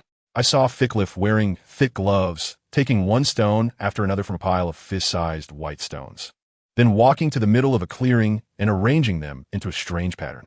Judging from the size of the stones, it was clear that Fickliffe had been preparing for a long time. He must have also come to the Forbidden Forest to collect stones on Easter. After nearly half an hour, I gradually figured out what was going on. Fickliffe was clearly setting up a teleportation magic circle. I couldn't help but wonder, was he trying to teleport someone in? But such a magic circle couldn't be activated without sufficient magical power, and it would make quite a noise. The chances of successfully activating the magic circle without being detected and breaking through Hogwarts' protective shield were virtually non-existent. I shook my head regretfully and quietly left the Forbidden Forest. As I passed through the corridor and walked down the stairs to the basement, I suddenly heard a series of spell-casting sounds coming from below. I hurried down and found the basement corridor silent, with no one in sight. I thought Snape had returned, so I intended to knock on his office door. As I passed the potions classroom, I noticed residual magic still lingering on the door lock. So, I took out my wand and tapped the door lock. The door creaked open, but there was no one inside the classroom. I looked around and suddenly caught sight of my potion brewing room with the door slightly ajar. I was startled and quickly went to check. Inside was a complete mess, and all the potions on the shelves were gone. Just as I was about to check the cabinet where I store my spatial pocket, I suddenly heard the sound of the cabinet being opened from outside the door. I quickly darted to the side of the door and cast a body-binding curse at the two little thieves attempting to escape from the classroom. I frowned as I stepped out of the cubicle and waved my wand, causing the classroom door to slam shut with a loud bang and lock itself. Then I lifted the body-binding curse. The two little ones were momentarily stunned, exchanged glances, and then reluctantly turned to look at me. "We were just passing by," one of them said. "We were bored," the other quickly added. "Absolutely no other intentions," they both said simultaneously. "Don't worry, I won't tell anyone about what happened today," I said with a smile. "Really?" the two said happily. "As long as you tell the truth," I said, smiling at them. "If there's one lie, you bear the consequences." The two looked at each other in confusion and asked, "What consequences? Do you know what's inside there?" I pointed at the cubicle and asked. "No," one said. "We've never been in there," the other said. "Oh, really? Then what are you sneaking around here for? If you say the things in there aren't yours, I might believe you. But will Professor Snape believe it? Filch will definitely be the first to come out and testify, saying you must have stolen them." "We really didn't steal anything," one said. "If you don't believe us, search us," the other said. "There is nothing on you. Maybe it's hidden somewhere? Or given to someone. That is possible. You can't just guess like that," one said. "It's unfair," another said. I didn't speak, just waved my wand and opened the classroom door. Since you're unwilling to tell me the truth, you can go. I will report honestly at the time and 1T frame you. The two frowned and looked at each other with distressed faces. Finally, they sighed and closed the door again. We came to steal the test questions, one said. But we can't open the office with spells, another said. You need a password, I said. That's what we thought too, one said animatedly. But after trying for a long time, we still couldn't open it, another sighed. So you heard me coming and used a spell to open the classroom door, then hid in the cupboard? I asked. That's right, one said. We're telling the truth, another emphasized. Who told you there are test questions in Professor Snape's office? I asked. We overheard someone talking about it in the restroom during the break of the match, one said. We just happened to have. Another started, but then shut his mouth, emphasizing. Anyway, we absolutely did not go through that door. Did you meet anyone else when you came over? I asked. We didn't meet anyone, but, one said. If you really know something, just say it. If it's useful, I can consider helping you cover it up, I tempted. We know someone has gone out from here. Another said eagerly. Who? Your house prefect, White Castle, one said. Is it him? I muttered to myself. And someone called Emma Sybil or something, another added. Emma Sybil Riddle. I frowned and said. Yes, that's the name, one said. The two are very close, often together, as if they are one person, another said. I asked in confusion. Often together? Yes. They often sneak out at night and went to Hogsmeade together, one said with certainty. He exaggerated a bit. It's not that often, the other said, pulling his companion and looking apologetic. I understood he misunderstood that I was jealous. So I smiled and said casually, It's fine. What else did you find? It seems there is nothing else, one said, frowning in thought. Does seeing Professor Ficklecliffe go to the Forbidden Forest count? Another asked. I nodded it counts. Anything else? The two looked at each other, shrugged, and said together, Really nothing else. Then you can go. I said, Really let us go? One asked. Really? You won't tell anyone about today, right? Another asked. I won't. But you also mustn't tell anyone about what happened here. Or if it gets out, you can't blame me, I reminded. No problem, the two said cheerfully in unison. After they left, I returned to the compartment, found a spatial pocket that had fallen by the cupboard, and sighed coldly. I crossed the bustling stands and arrived at the Slytherin section, but did not find White. Lucy saw me and ran over happily with Gaia in her arms. We just scored again, leading by 30 points. We're definitely going to win this time. I smiled and nodded. Come, sit next to me. Lucy pulled my hand, trying to lead me to her seat. I waved my hand. No, I'm looking for White. I want to ask him something. What happened? Gaia asked. It's nothing serious. I can handle it myself. I smiled and patted Gaia's head. This matter involved too many people, and just relying on Gaia and me couldn't resolve it. So I simply let Gaia rest and directly borrowed help from others. Lucy tilted her head and smiled at me with a mysterious look. I understand. However, shortly after the match started, I didn't know where White had gone. You could try looking in the logistics room under the podium, she suggested. Leaving the stands, I walked along the corridor to the logistics room, but still didn't find White, only a few student council members preparing for post-match cleanup. I asked them about White's whereabouts, but got nothing. Since I didn't find White in the field, he should still be in the castle, so I returned to the castle. In the corridor of the field, I encountered Penelope again. She was coming out of the restroom with a few Ravenclaw girls. Seeing me, Penelope seemed a bit nervous. Her lips pressed tightly and her cheeks slightly flushed. The other girls greeted me amiably, while Penelope opened her mouth in excitement but made no sound. Thinking of looking for White, I didn't linger and just politely returned the greeting before walking away. On the way from the field to the castle, Penelope rushed up, panting. Michelle, is there something? I turned back and asked. Thank you for saving me, Penelope said, her face flushed with gratitude. I smiled. Don't mention it. You getting caught was because of me, so of course, I had to save you. I would do the same for anyone else. Really? Penelope said, slightly disappointed. But if I weren't so weak, I wouldn't have been easily caught, and you wouldn't have gotten hurt. Penelope said, her eyes reddening with guilt as she lowered her head. I patted Penelope's shoulder and comforted her. Don't think too much. Since I was willing to save you, I should bear the consequences myself. I'm glad you appreciate me. But feeling guilty for my injury would make me uneasy. Michelle, I'm sorry. Penelope said, choking up, I used to be too cowardly and misunderstood you. I shouldn't have treated you that way. No, you didn't do anything wrong to me, just different choices, I said very seriously. But I feel my previous choice was wrong. You are a friend worth having. From today on, Penelope Clearwater will be Michelle Beckett's friend, supporting you unconditionally and being a true friend.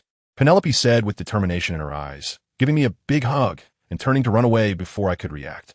I stood there dazed. The confession was too sudden, and my head was still trying to catch up.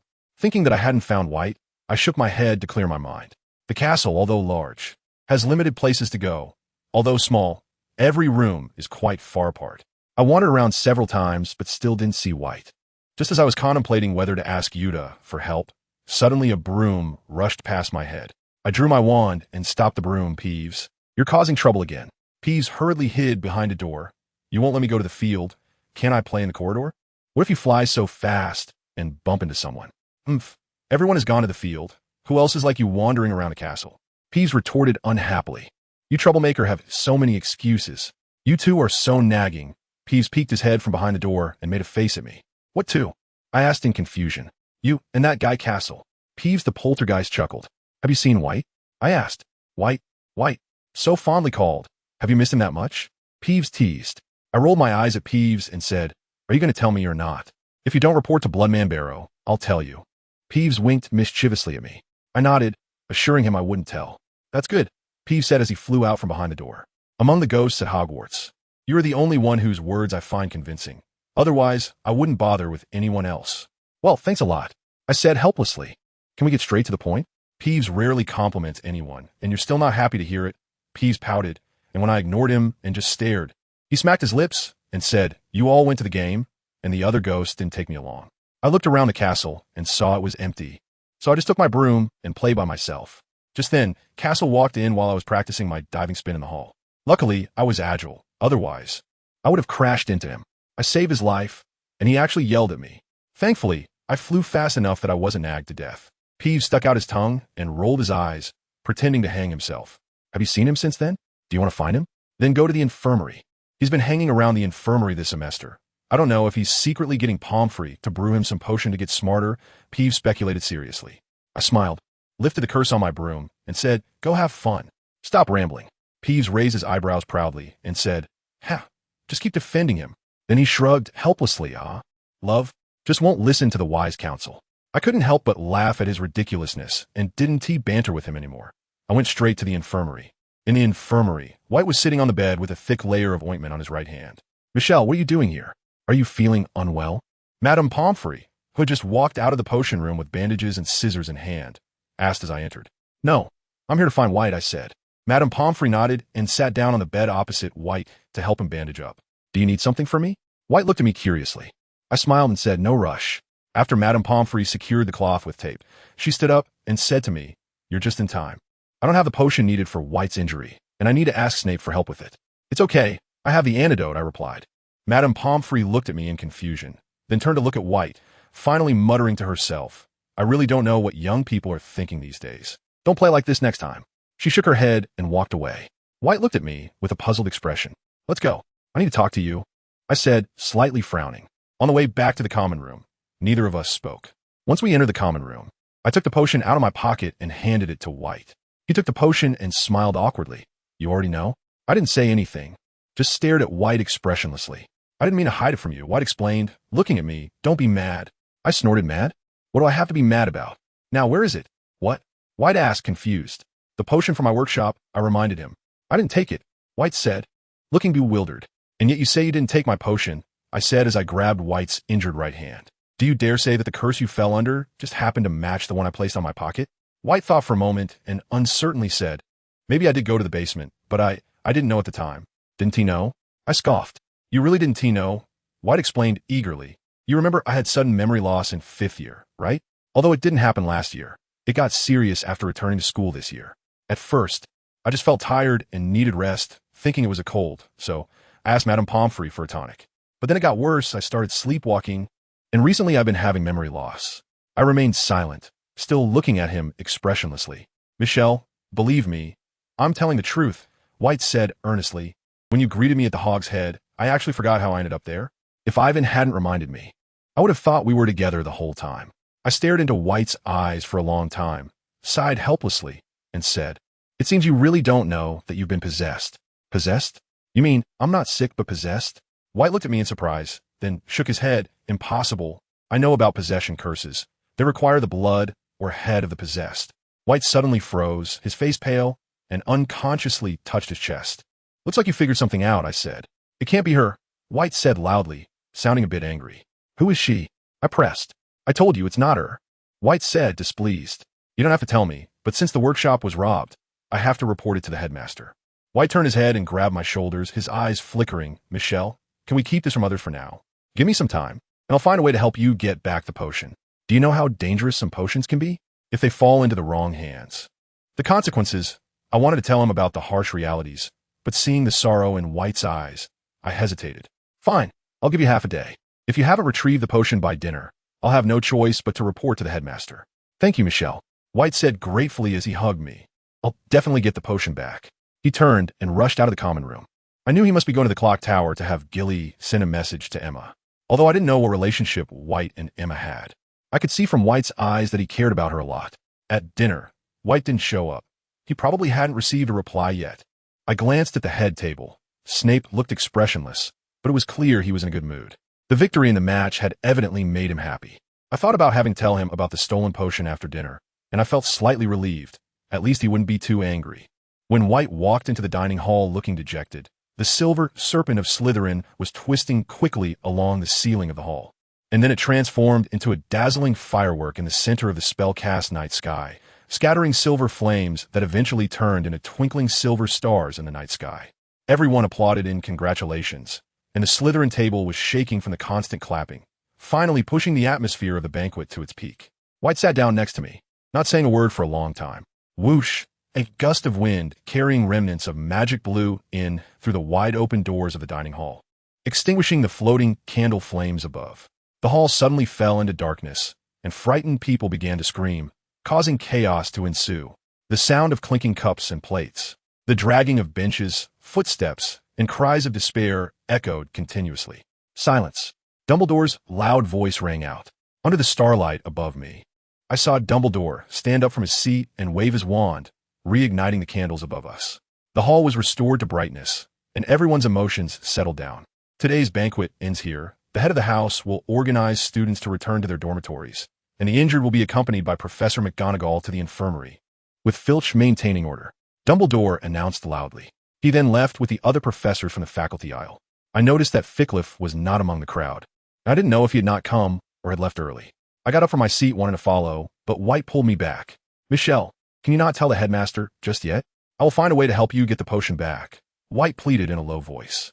I've already given you a chance, and I've given her a chance. Now I must tell the headmaster everything. The sooner we resolve this, the better we can lessen the mistakes we've made, I countered quietly. Then I'll go with you. After all, I'm the main culprit, White said firmly. Seeing his persistence, I stopped trying to dissuade him. So the two of us followed the faculty aisle, searching for Professor Snape's whereabouts, and saw Dumbledore walking outside the castle with Snape and several other professors. As we reached the porch, Professor Hawk blocked our way. From now on, no one is allowed to leave the castle, Professor Hawk said sternly. But I have something very important to report to Professor Snape, I said eagerly. Wait until the professors return to talk, Professor Hawk said, turning around and locking the door. Helpless, we had to return to the hall first. The hall was empty. Even the corridors were devoid of any sound, eerily silent. Let's go back to the dormitory, White suggested. No, I want to wait here, I said, sitting down on the steps of the hall. Then I'll wait with you, White said, sitting down next to me. At first, neither of us spoke, just gazing at the door from a distance. Eventually, White could no longer hold back and spoke up. Her name is Emma. Her parents passed away at birth, and since there was no one to take care of her, my mother adopted her. I was very young then, and when I saw baby Emma, I was overjoyed and begged to hold her, but my mother wouldn't let me. I could only stand by the cradle, peering over the edge to look inside. I still remember when I first saw her. She had just woken up, her big dark eyes staring straight at me. Even though her wrinkled little face looked like an old man's, I found her incredibly cute, White said softly, a smile of happiness on his face. We grew up together, played together, caused trouble together, and got punished together. When we were young, we didn't understand, so we thought we were family and that we should be treated the same. But as we grew up, I gradually realized we were different from the beginning. My clothes and necessities were always the best, while Emma wore old clothes. I lived in a bright master bedroom, while Emma's room was next to the kitchen. Whenever we were punished, I was just grounded in my bedroom. While Emma had to do heavy chores, when I was 11, I received a notice from school and joyfully went to school, while Emma was ordered not to go to school and could only study at home. Every time I wanted to confront my mother about it, Emma would stop me, say she didn't mind what my mother did to her, that she could endure it all. She just didn't want to see me conflict with my mother. When I was home, I could take care of her, but when I was at school, I didn't know what kind of grievances she faced at home. Although Emma often received unfair treatment, she never complained to me, always appearing cheerful, as if nothing in the world could make her sad. White's voice darkened as he continued. How could someone as resilient and kind-hearted as her do such a malicious thing? I've never met Emma, and I don't know what kind of person she is. Maybe she is a good person in your eyes, but in mine, she is a suspect. You may not care about what she has done, but I must be responsible for the safety of everyone at Hogwarts, I said expressionlessly. Michelle, how could you become so unfeeling? White looked at me incredulously. In the face of right and wrong, we all need to be rational. Is that potion so important to you? White stood up angrily, questioning me. I also stood up and said loudly, of course it's important. Not only is the potion important to me, but I also think our friendship is important. White's eyes widened in surprise, seemingly not expecting me to say such a thing. I am indeed afraid that the potion will be used for bad things. But I am even more afraid that you will be used by someone and not even realize it. White, wake up. You can't distinguish between ghosts and people just by looking. You have to see with your heart. White slightly averted her eyes. I believe Emma. I sighed helplessly, feeling frustrated. I heard the sound of the door opening and knew that Snape and the others had returned, so I went out to greet them. I saw that the professors had furrowed brows and looked very uneasy. As soon as they stepped into the hall, the other professors scattered, leaving only Dumbledore and Snape walking towards me and White. Dumbledore spoke first. Castle, I need you to organize the student council members to take account of the students in your house. If anything unusual is found, report it to Professor McGonagall immediately. I'll do it right away. White nodded in agreement and reluctantly left the hall. Beckett Group, do you have something to discuss? Dumbledore asked. It's about detention. I want to talk to Headmaster Snape, I said, pretending to be indifferent. Dumbledore nodded and turned to Snape, saying, then I'll leave the next matter to you and Minerva. As he spoke, he ascended the stairs along the stone steps of the hall. Keep up, Snape said darkly as he turned and walked out of the hall. We hurried down the corridor, and it was clear that Snape was in a very bad mood. I jogged behind him, trying my best not to fall behind. What is it? Snape asked emotionlessly. I cautiously said, the potions in the lab have been stolen. Snape immediately stopped, and fortunately I was prepared, so I didn't bump into him like before. Snape frowned slightly and asked, somewhat displeased, when did this happen? Not wanting Snape to know, I deliberately delayed, saying I discovered it before dinner. Weren't you in the lab today? Snape turned around coldly. I was afraid Snape would realize I'd been in the Forbidden Forest, so I said I felt a bit unwell, so I didn't go to the lab today. I just wandered around the castle for some fresh air. Really? Snape said skeptically, if you were really wandering outside the castle. You should know if there was any movement in the Forbidden Forest. I wasn't sure what Snape knew, so I dared not hide too much. Nothing particularly special happened, but I thought I saw Professor Fickliffe enter the Forbidden Forest with a large bag. Was it him? Snape's cold eyes narrowed slightly, and he turned and walked back quickly. What about the potions? I pressed. Snape said impatiently, just leave it for now. But I hadn't finished speaking. Snape suddenly stopped as he turned into the hall, and with a cold face, he ordered, this is none of your business. Go back to the common room, he said, stepping up the stairs. Watching Snape's swirling black cloak disappear around the corner of the second floor, I thought for a moment and decided to follow him. I searched along the second floor and found Snape and Professor McGonagall standing at the door of Fickleffe's office, whispering about something. Professor McGonagall caught sight of me and waved for me to come over. Miss Beckett, do you have something to discuss? Professor McGonagall asked. Just as I was about to speak, Snape shot me a glance and then said to Professor McGonagall, don't mind her. We need to make a decision quickly. Should we go in or not? Professor McGonagall frowned and hesitated. You need to decide quickly. Time waits for no one, Snape reminded coldly. Professor McGonagall said helplessly, then let's go in. No sooner had she finished speaking than Snape waved his wand, and with a loud bang, the office door was blasted open. Professor McGonagall was taken aback, her eyes wide in shock at Snape's rough manner of opening the door.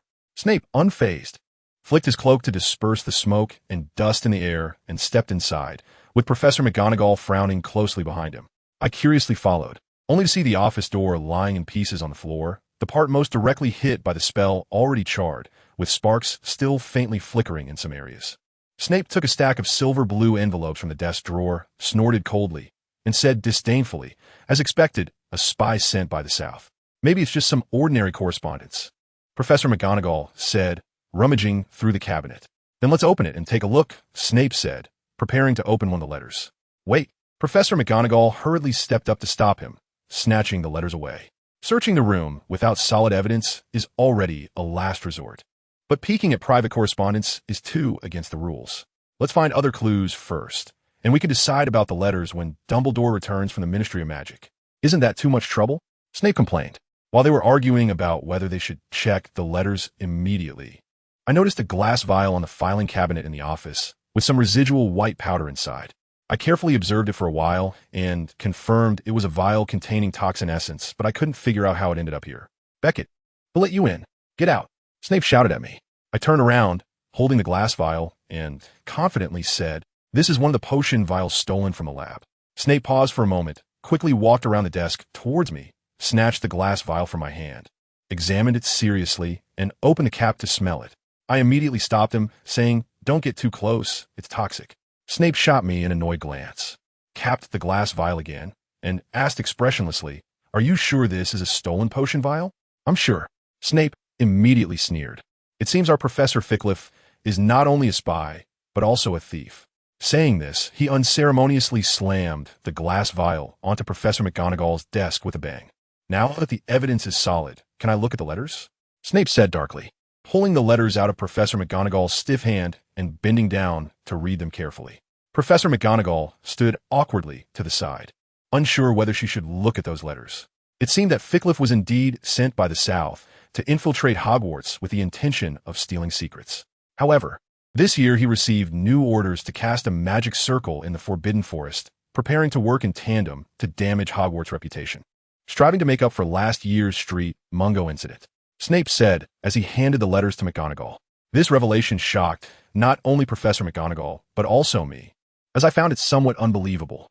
But at that time, they were cooperating with the Ministry of Magic to capture criminals. Why would they do this? Professor McGonagall wondered. Do you really think they were cooperating willingly? You should know how terrifying a woman's pride and desire for revenge can be, Snape said bluntly, completely unconcerned that there were two women standing in front of him. Professor McGonagall's face slightly flushed with embarrassment as she said unhappily, "Yes, I should know. I need to send a letter to Dumbledore right now. We can't let Fickliffe escape," Snape said fiercely, quickly walking towards the door. As he passed in front of me, he stopped and said coldly, "The thief has been found. Don't let me see you again tonight." "But I think—" "Shut up. Go back to sleep," Snape reprimanded, striding out. "Let me walk you back to the common room," Professor McGonagall said softly, approaching with the letters and vial. I smiled and declined, saying it's okay. I'll go back by myself. Hogwarts has just encountered a minor issue, so it's safer for me to escort you back. I nodded and obediently followed Professor McGonagall back to the common room. The common room was empty. Everyone else must have gone back to their dormitories to rest, and only White was lying on the sofa asleep. I walked over and patted his shoulder to wake him up. "You're back," White said, blinking sleepily. "Earlier, the headmaster and Professor McGonagall found a missing potion bottle in Professor Fickle's office," I said. "Are you saying the potion is in Fickle's hands?" White jumped up from the sofa, then puzzledly asked, "But why would Emma give the stolen potion to Fickle? They don't even know each other. Why would she do that?" "I don't know. Maybe you should ask Emma directly," I said, sitting down on the car chair by the desk. "Could it be that Fickle stole the potion, and Emma just happened to pass by?" White defended Emma. "Impossible. Fickle has been in the Forbidden Forest all morning. He didn't have time to return to the castle to steal the potion," I countered. "How do you know Fickle has been there the whole time? Did you follow him?" White asked, surprised. "It's not really following," I said, somewhat impatiently. "Why were you following Fickle?" White looked at me uneasily. "I was just curious about what he was doing in the Forbidden Forest," I said expressionlessly. "It can't be that simple. You're hiding something from me?" White didn't believe my excuse. I didn't want to get entangled in this matter, so I tried to change the subject. "It must be you hiding something from me." "What could I be hiding from you?"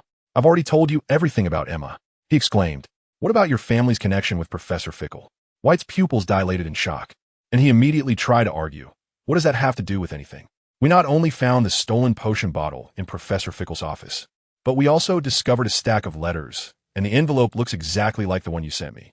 "Impossible," White exclaimed loudly, clearly astonished by the appearance of the letters. "I don't want to make too many guesses, but Fickle has indeed caused quite a stir at Hogwarts. You might want to write back and ask. Someone must be framing him on purpose. I'm going to write a letter right now," White said, heading for the door. "There are professors guarding outside. Let's wait until tomorrow morning," I advised. White pouted, unwilling. "One night won't change anything. The truth will eventually come out. You should go back and rest early," I said. Reluctantly, White returned to his dormitory, but I felt a bit overwhelmed, so I didn't rush back to my dormitory.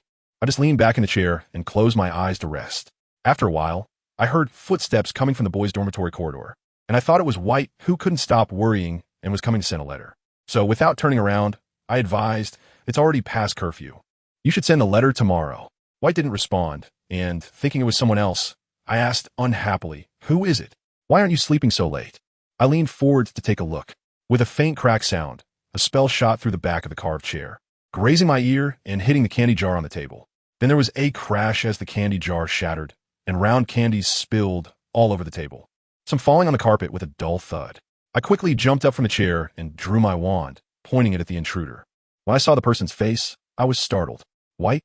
I called uncertainly because the person looked exactly like White, but had red eyes. "Hello, Michelle. I'm Emma Riddle," the person said in a very strange tone, as if White was deliberately imitating a woman's voice. "Why are you still using the possession curse on White?" I shouted angrily. "Only by possessing him can I easily get close to you." The possessed White showed a strange smile that was truly unsettling. "Are you trying to kill me?" I said coldly. "How can you say that?" White made an innocent childlike expression and said in a very naive tone, "I just hope you die." I narrowed my eyes and snorted coldly. "I don't think I've offended you, have I? Really?" White tilted his head cutely and thought for a moment.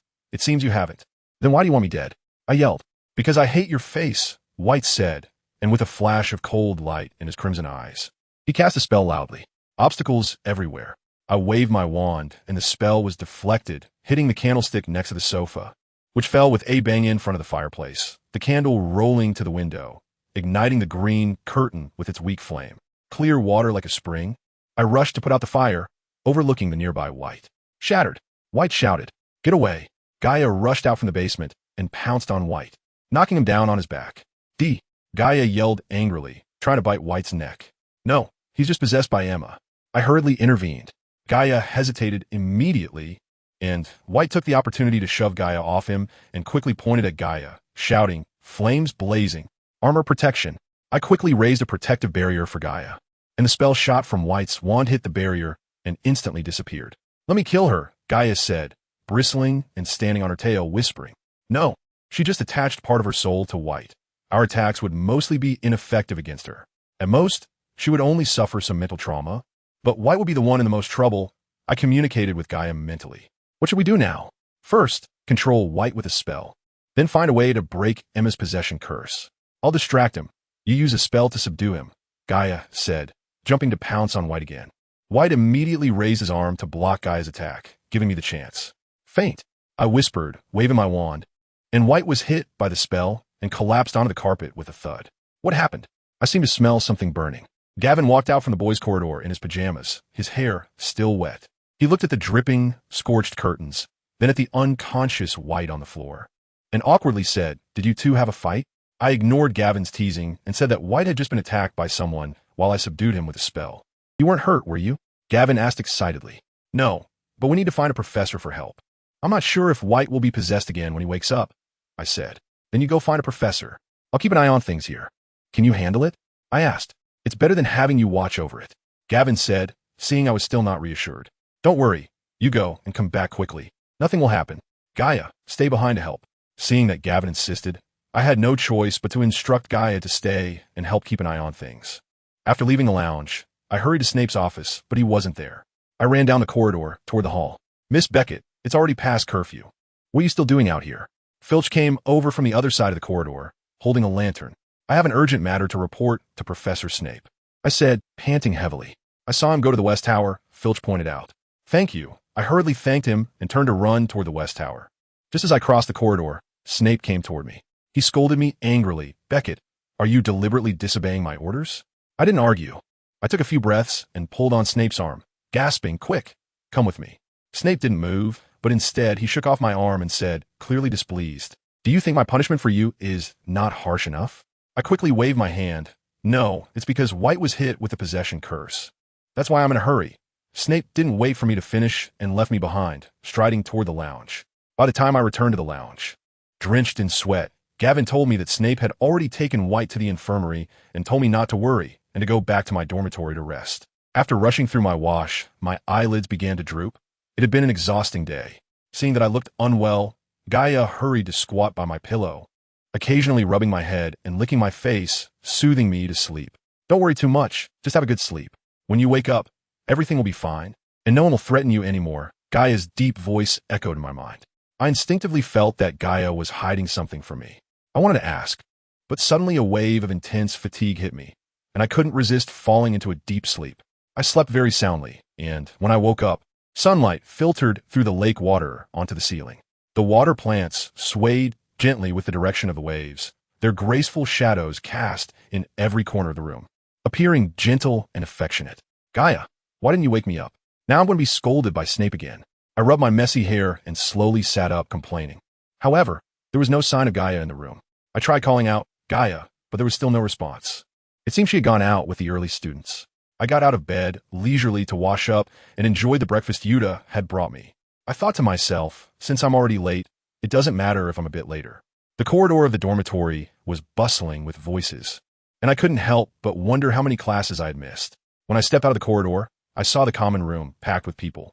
Lucy was waving at me from by the newly changed curtains, and Roberts and his group turned around as well.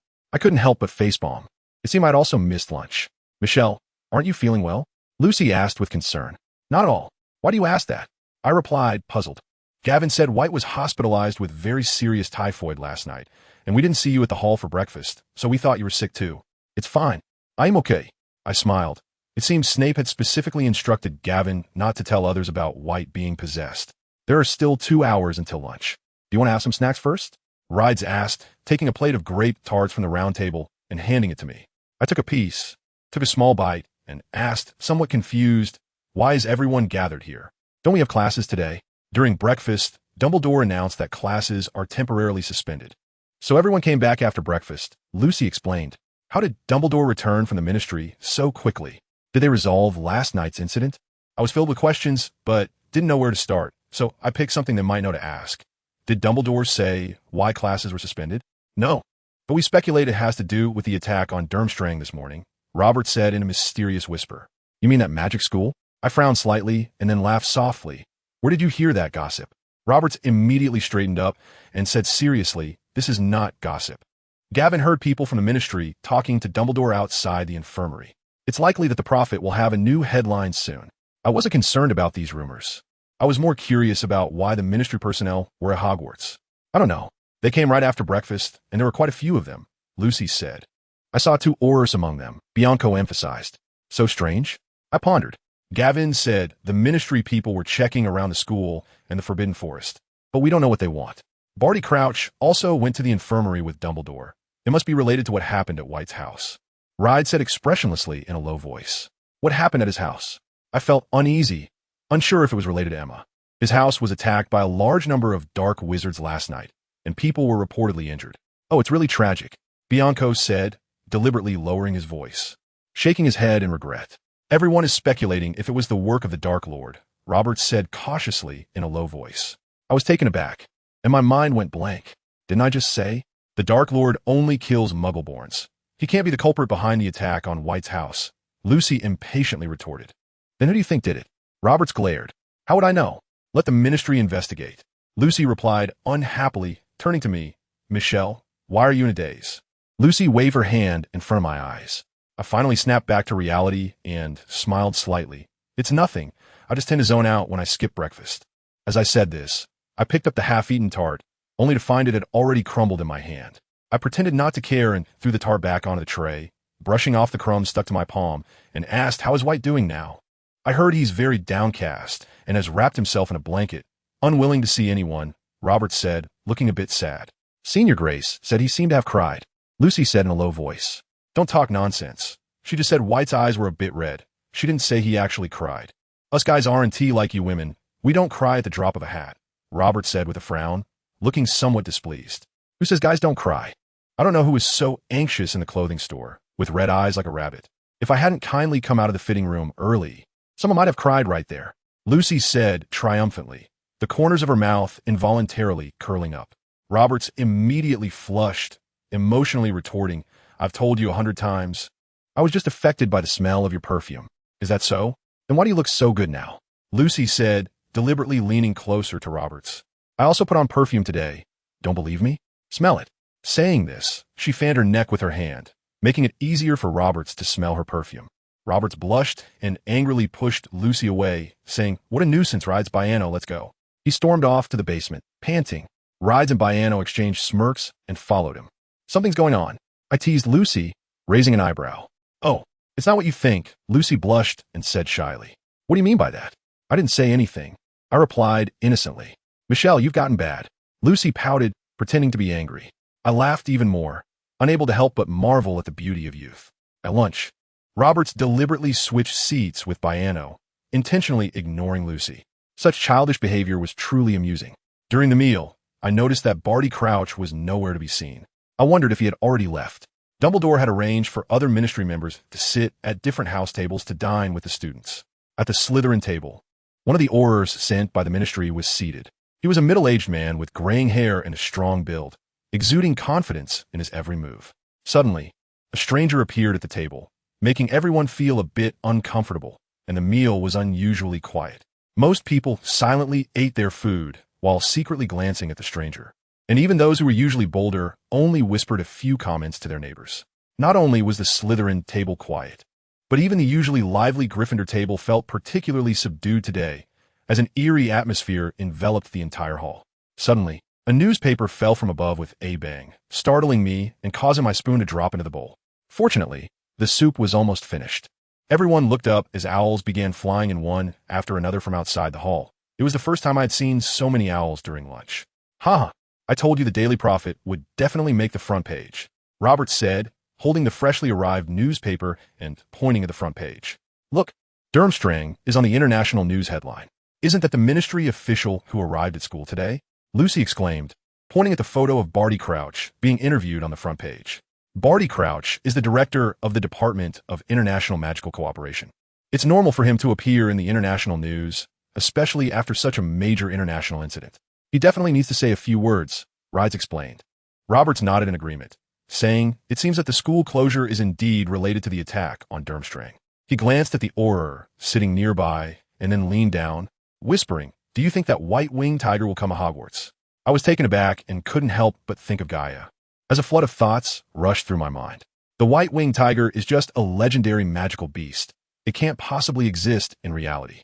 There must be some conspiracy behind this, Rides said solemnly. There are testimonies from Durmstrang's professors and staff. They all said they saw the white-winged tiger. It can't be fake. Roberts countered, pointing at the newspaper. Let me see the newspaper, I said, trying to appear calm to Rides. He handed it to me, smiling. You don't believe this nonsense, do you? I'm just curious. Whether I believe it or not is another matter, I said, pretending to be indifferent as I carefully flipped through it. The first page featured a press conference held by Barty Crouch regarding the Durmstrang attack, with a picture showing him looking arrogant under the camera flashes. The statements at the press conference were mostly just bureaucratic platitudes, lacking substantial content. Turning to the second page, it was about the Bulgarian Ministry of Magic's press conference regarding the Durmstrang attack, which was similar in content. The third page provided a detailed account of the events and testimonies from witnesses, using extensive descriptions that took up 2 whole pages. Seemingly afraid that being too vague would lead people not to believe it. The 5th page contained the illustration of the white-winged tiger I had been looking for, but it was not a photograph from the scene. Instead, it was a later sketch depiction. To an outsider, this illustration lacked authenticity, but I knew that the person who drew it had indeed seen the white-winged tiger. I couldn't help but worry about Gaia's safety, wondering if it had returned by now. I've never seen a real white-winged tiger. It would be great if it came to Hogwarts, Roberts said happily. Aren't you afraid it will eat you? Baiano asked expressionlessly while eating the roast meat on his plate, causing Lucy to grin beside him. Roberts playfully grabbed Baiano by the neck and threatened. Out of all of us, you're the biggest. If it really wanted to eat someone, it should start with you. Baiano wrinkled his nose and pointed to the page he was looking at, saying, doesn't it say here that Durmstrang's 2-headed phoenix injured that white-winged tiger and drove it away? I think it should be caught soon. You're thinking too simply. A white-winged tiger is not a magical creature that can be easily dealt with. To say that a 2-headed phoenix could drive away a white-winged tiger, I think this report is quite exaggerated, Roberts said confidently. Lucy glanced at the headline on the 6th page. Reading it with surprise, it even published historical information about the white-winged tiger.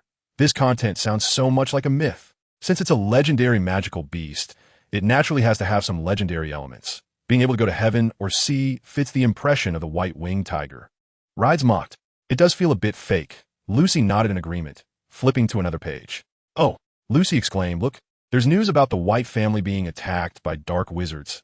I didn't expect it to be reported so quickly. Today's international news is indeed overflowing. Right side. Do you think the Whites are reading the newspaper right now? Biano asked worriedly. Owls can't enter the infirmary. They probably haven't seen it yet. Roberts said uncertainly.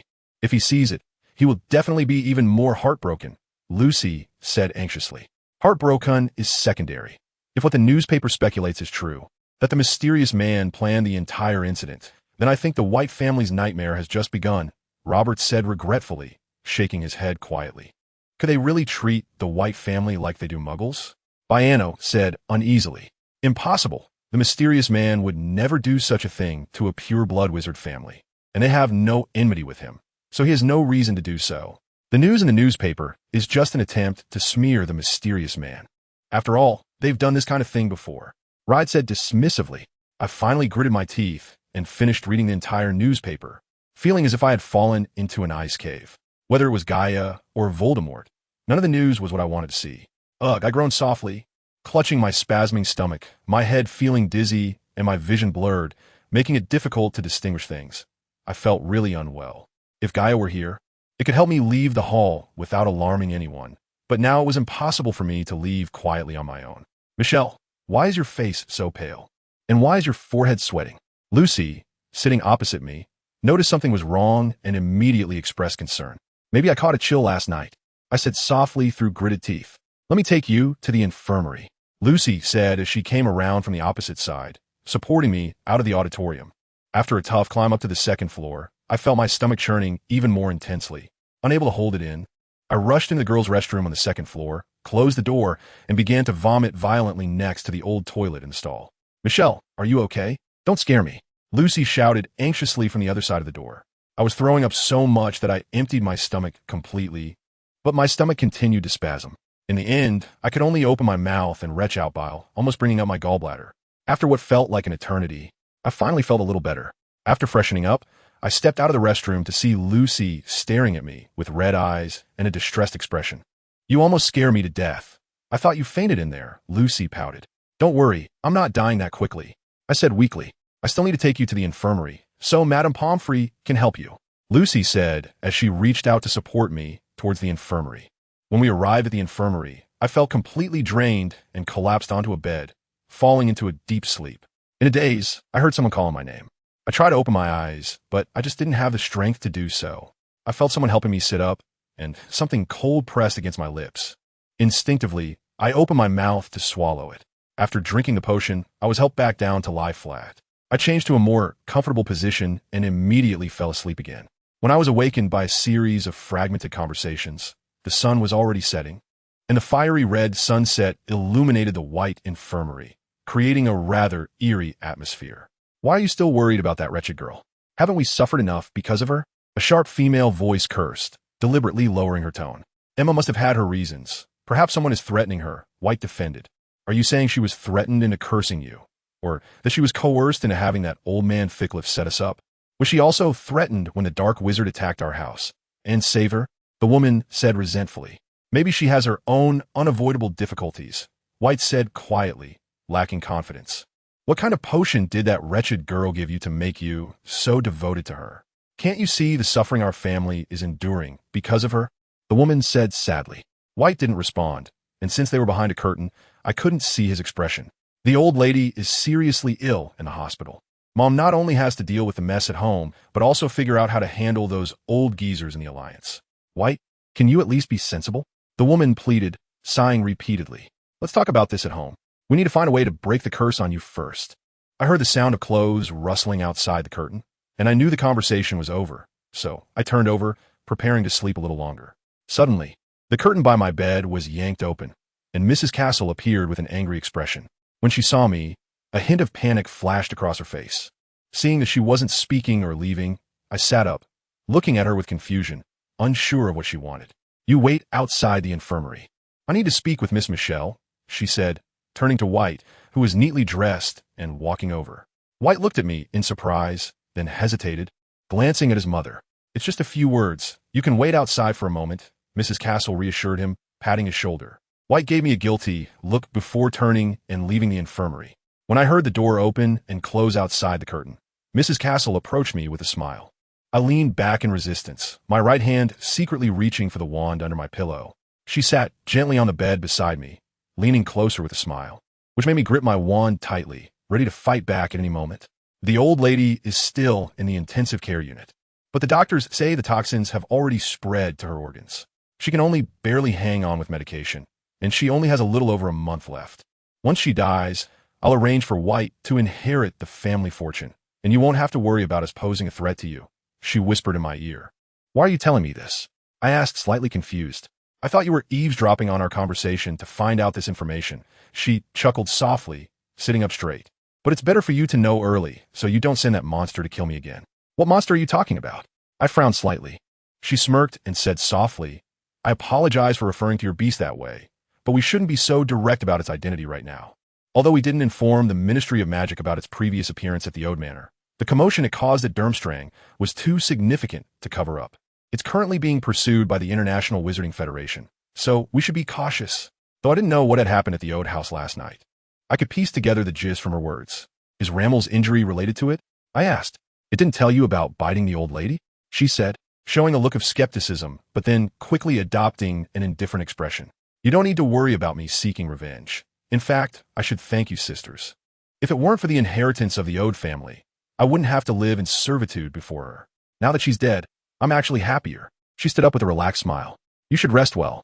I won't disturb you. Once the family matters are settled, I'll invite you over as a guest. Looking at her smug expression made me feel nauseous. No need, I flatly refused. She waved her hand dismissively, chuckling softly. Don't be so quick to decline. We can still talk about your rise to power.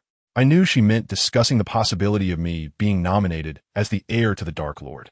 Just ensure you don't choose the wrong side. The rest isn't for you to worry about. I narrowed my eyes and whispered coldly. She awkwardly brushed her hair back, forcing a smile. Haha, then I won't disturb your rest. She quickly walked out of the infirmary. At dinner, at the Gryffindor table, Gianna was chatting animatedly with the people around her, occasionally bursting into exaggerated laughter. Grace, clearly displeased with Gianna's behavior, complained to me because White left school early. The male student council president will be taken over by Dick from Gryffindor. Look at her pretentiousness. She's just showing off because her boyfriend became president. Grace said with disgust. It's obvious she's just an ignorant mudblood. Robert chimed in with a frown. Reeds, with a smile, said, Roberts, you can't say that about mudbloods. Then Reeds, Roberts, and Bianco exchanged glances and simultaneously put down their forks, pretending to cry while rubbing their eyes with their fists. Their noses sounding thick as they said, because they cry. Ha ha. Everyone around them burst into laughter at their antics. Lucy pretended to be disgusted and said, You three are terrible. I remained silent, just shaking my head helplessly with a smile. After dinner, I went to Snape's office to continue my detention. Snape merely waved his hand at me with a cold expression, telling me to get out and that the detention was canceled, urging me to get as far away as possible. I was somewhat surprised that he so easily let go of an opportunity to torment me, but I felt a bit disappointed at losing a chance to brew potions legitimately. From a newspaper in Madame Castle, I deduced that Gaia must have first gone to the Ode's Manor to find Emma and Rammel, but Emma had already been rescued by the Dark Wizard at that time. So Gaia bit Rammel and threatened them. Gaia then attacked Durmstrang, likely connected to Emma. However, there was no news about Emma in the papers, and Gaia still hadn't returned, leaving two possibilities. Either she was captured by Emma, or she was seriously injured and hiding somewhere to recover, unable to return for a while. I had never considered the possibility of Gaia dying. After all, I had made a pact with Gaia, and I would definitely feel it if she died. I wanted to go out to find Gaia, but I didn't know where to start, and the International Magical Cooperation Department had already issued a search warrant internationally. So going out wasn't wise. I had no choice but to send a letter with Nantin to Malfoy the next day, asking him to keep an eye on any news from the Ministry of Magic regarding the White-Winged Tiger. That way, even if the Ministry captured her, I would know sooner and could find a way to rescue her. However, a week passed, and Malfoy hadn't found out any news about Gaia.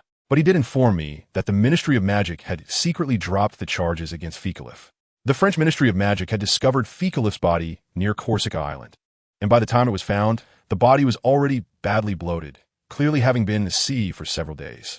On the day the news broke, the Ministry's personnel withdrew from Hogwarts, only patrolling the perimeter of the school, and classes resumed. It was only then that everyone realized Professor Fekalif had been missing for a week, and Snape had also quickly resumed teaching defense against the dark arts. So no one paid much attention, assuming it was just another professor leaving early.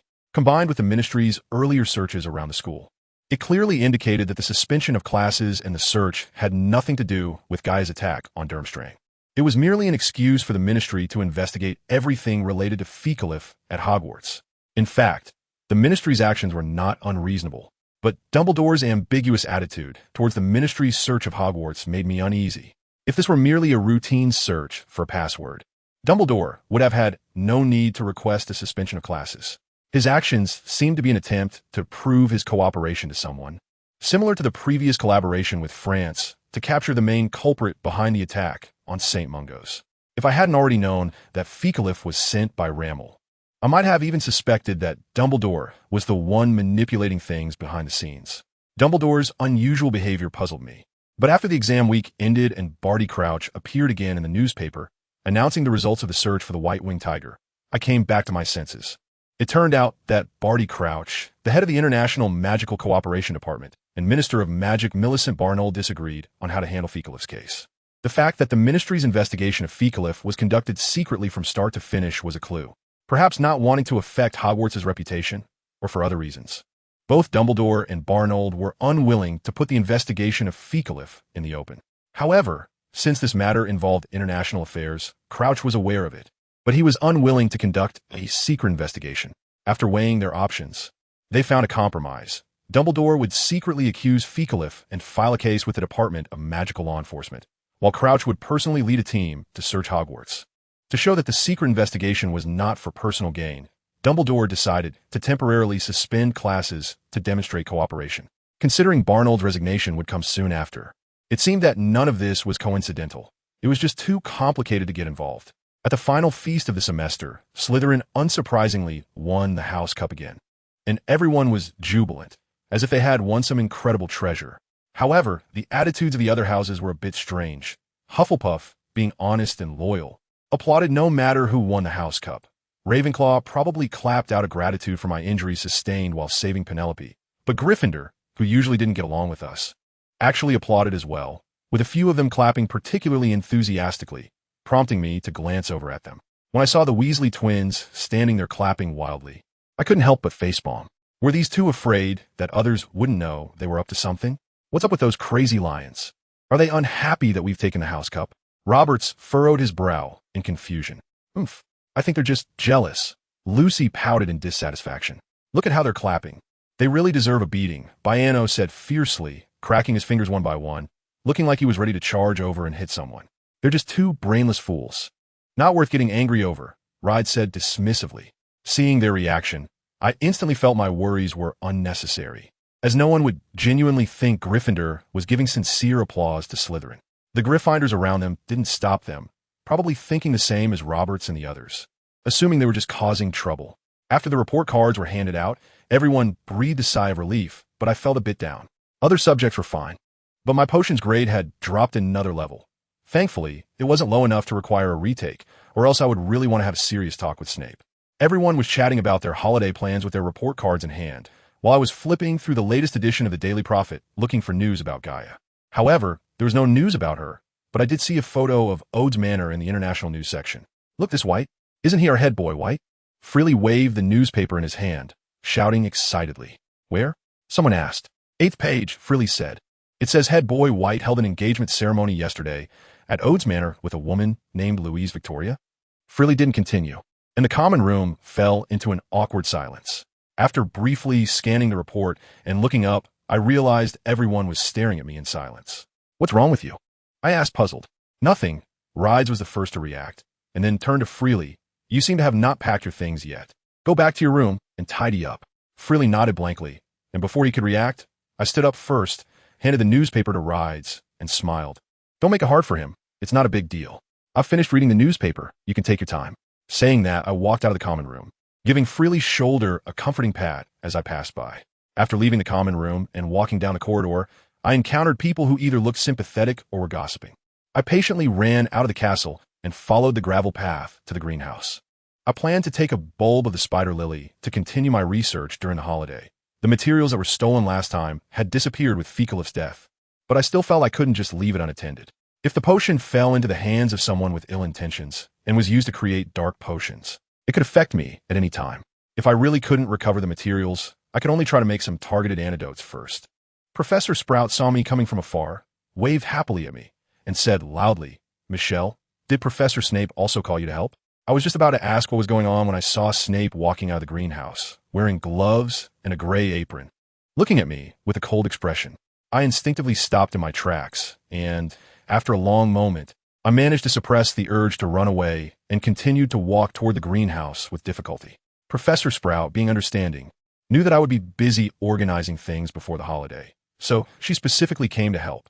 To my surprise, not only did she come herself, but she also brought you and Diggory along to help. Professor Sprout said happily, completely ignoring Snape's icy demeanor, as she put her arm around my shoulder and led me to the storage room to find me a cleaner pair of gloves and an apron.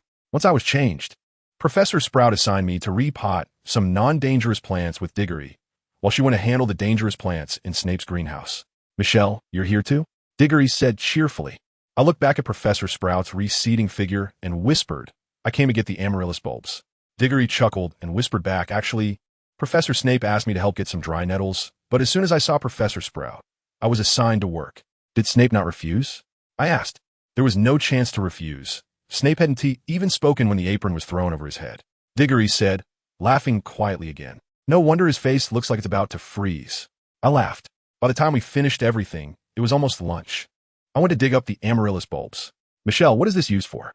Diggory asked, curiously peering over as I dug up the bulbs. "It can be used to make potions. But it's poisonous, so you have to be very careful when handling it," I explained. "Is the white powder in that potion bottle made from this?" A cold voice asked. I was momentarily taken aback and blurted out, "Yes, that's the main ingredient." "Can this stuff really be used to make potions?" "I'll take a few back to experiment with." Before I could finish, a large hand reached out in front of me, taking all 3 bulbs I had just dug up. I turned around, somewhat angrily, only to find it was Snape, so I had to purse my lips and remain silent. "Since this stuff is used to make potions, what do you want to take it back for? Are you planning to brew potions at Malfoy Manor? I don't recall assigning such homework." Snape looked at me with displeasure, and seeing that I didn't retort, he strode away. As he reached the greenhouse door, he turned back and commanded, "Professor Sprout will take you to get the dry nettles. Remember to put them in the potion classroom's compartment." In the end, not only did I not get the amaryllis bulbs, but I also ended up running an errand for Snape. The next day, after everyone had their last breakfast, we dragged our luggage back. This time, Nightshade did not exhibit any abnormal behavior. Even though Nightshade had no pupils, I could clearly feel that those silvery eyes were fixed on me. Nanton anxiously rubbed against my cheek, so I had no choice but to put it in the cookie basket and cover it with a towel. When the Hogwarts Express slowly pulled into Platform 9, and we took a long time to get through the ticket gate. "Michelle, you must come to my birthday party this year," Lucy said. "You 3 should remember my house. I'll send an owl to invite you." "Thank you," I said with a smile. "I will definitely come this time." We walked towards the exit back to the Muggle world, with people passing by us, saying goodbye to each other. The Weasley twins were laughing and chasing each other, causing many to frown. "Bye, Michelle," the twins suddenly shouted as they squeezed past us. Then they laughed and ran off. "Were they just saying goodbye to you?" Roberts said with wide eyes, looking incredulous. "I think they were trying to scare us on purpose," Lucy said, clearly still shaken. "If I see them again, I'm going to give them a good beating," Bianco said angrily. "They were just saying hello. No need to react so strongly," I said with a smile, waving my hand lightly to tell them not to take it so seriously. "Are you close to them?" Reedus asked curiously as he watched the twins walk away. "Not really, they're just kids like Fred. We just greet each other when we meet," I said with a shy smile. "I don't think they're the same as Fred. Those 2 are really bad," Robert said, pouting. After we passed through the exit, we immediately saw Lucius standing with Draco and Mr. Banderloo in the crowd of people waiting to pick us up, all looking our way. I quickly changed the subject. "Mr. Malfoy is here to pick me up, and Roberts, your dad, is over there. Why are they standing together?" Robert said, slightly surprised. "Don't they know each other? What's wrong with standing together to chat?" I asked, puzzled. "They know each other, but the relationship isn't particularly good," Robert said awkwardly. Seeing his expression, I guessed it was the hierarchy in pure-blood families at play, so I didn't press any further. "Miss Beckett, how have you been lately?" Mr. Banderloo asked with a smile, looking down at me. I was surprised that he suddenly called me Miss Beckett so politely, and I nodded, "Pretty good." "Let us go," Lucius said expressionlessly, tilting his head as he took the luggage from my hands and turned to walk away. Draco also came up and tugged at my sleeve. Imitating his father's proud expression, "Michelle, we're going home." I smiled helplessly and turned to everyone, saying, "I'm sorry, but I'll be leaving now. See you at the birthday party. Have a great holiday," Lucy said, looking incredulously at Lucius's back, clearly surprised by Malfoy's attitude. "Of course. I hope you all have a great time too," I smiled, allowing Draco to pull me out of the crowd. On the way back to Malfoy Manor, Draco kept tugging at my sleeve, looking very obedient. I ruffled his hair and laughed. "Why are you so well-behaved today? You actually thought to come pick me up?" "I came out because I was too bored at home, not specifically to pick you up," Draco said, his face slightly flushed as he stubbornly pouted. "Didn't you miss me at all during this time? I'm really heartbroken." I feigned a very dejected expression. Draco hesitated, furrowing his brow, and gently tugged at my sleeve to comfort me. "Michelle, actually I did miss you a little, just a little bit." I immediately showed a delighted expression, cupping Draco's little face and gently teasing him. "I knew you missed me a lot, but you won't admit it. What a stubborn little child." "I didn't miss you that much, just a little bit, just a little." Draco struggled to break free from my hold, waving his hands in protest loudly. "You really miss me a lot, just admit it." I tilted my head and laughed, reaching out to ruffle his hair again. "I didn't." Draco pouted, looking down and muttering, crossing his arms over his chest and tossing his head in annoyance. Looking at Draco's expression, I couldn't help but think of my younger brother who passed away in my last life, a sense of pity rising in my heart. I smiled and gently wrapped my arms around Draco's shoulders, softly saying, "I know Draco is thinking of Michelle, and Michelle is very happy because Michelle is also thinking of Draco." "You're so cheesy." Draco's face turned even redder. To alleviate his embarrassment, he leaned over to the opposite sofa and looked out the window at the scenery. Since Draco had moved to the opposite sofa, only Lucius and I sat side by side. "How's your time at school been this year?" Lucius respectfully asked, turning his head to look at me. "No major incidents," I replied calmly. "We received a letter about your injury, but you previously instructed us not to appear too close, so we..." Lucius explained in a troubled whisper. I waved my hand to stop him from continuing, saying, "You already explained in the letter, and I agree with your approach. Besides, it was just a minor injury. There's no need to make a fuss." I shrugged, indicating that I didn't mind, and asked, "Is there still no news about that man named Butte? Because there is currently unrest in the east, and the north is on full alert for fear of being affected. It is indeed very difficult to gather information from there," Lucius said, pursing his lips.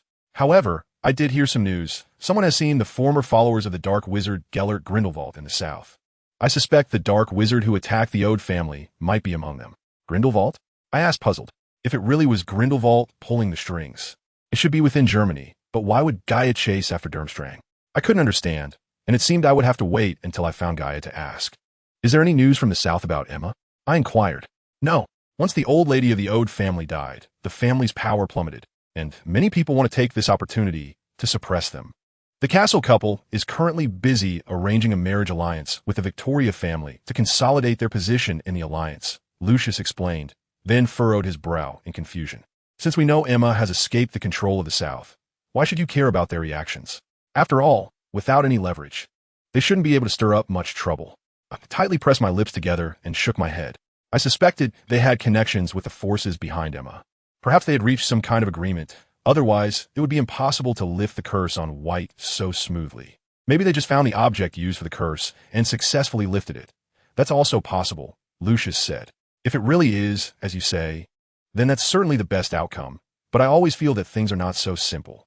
Those who could snatch someone from the Southern forces and succeed are definitely not ordinary individuals, and their methods are certainly beyond our expectations. Who exactly is in the North? If it really is Grindelwald scheming behind the scenes, what is his purpose?"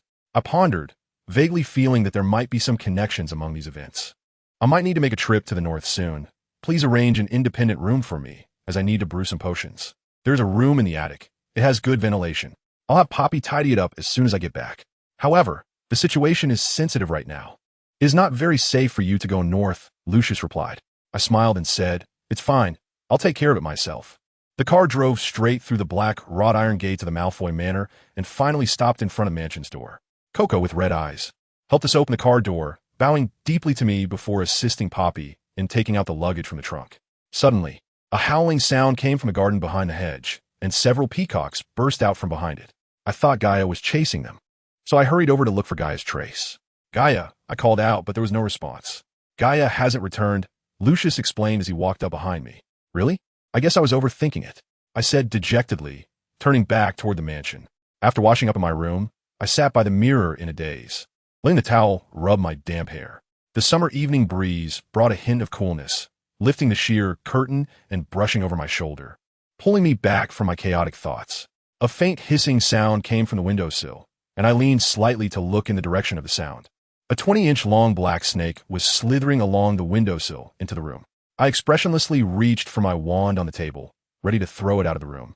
Michelle, a hissing voice gently said.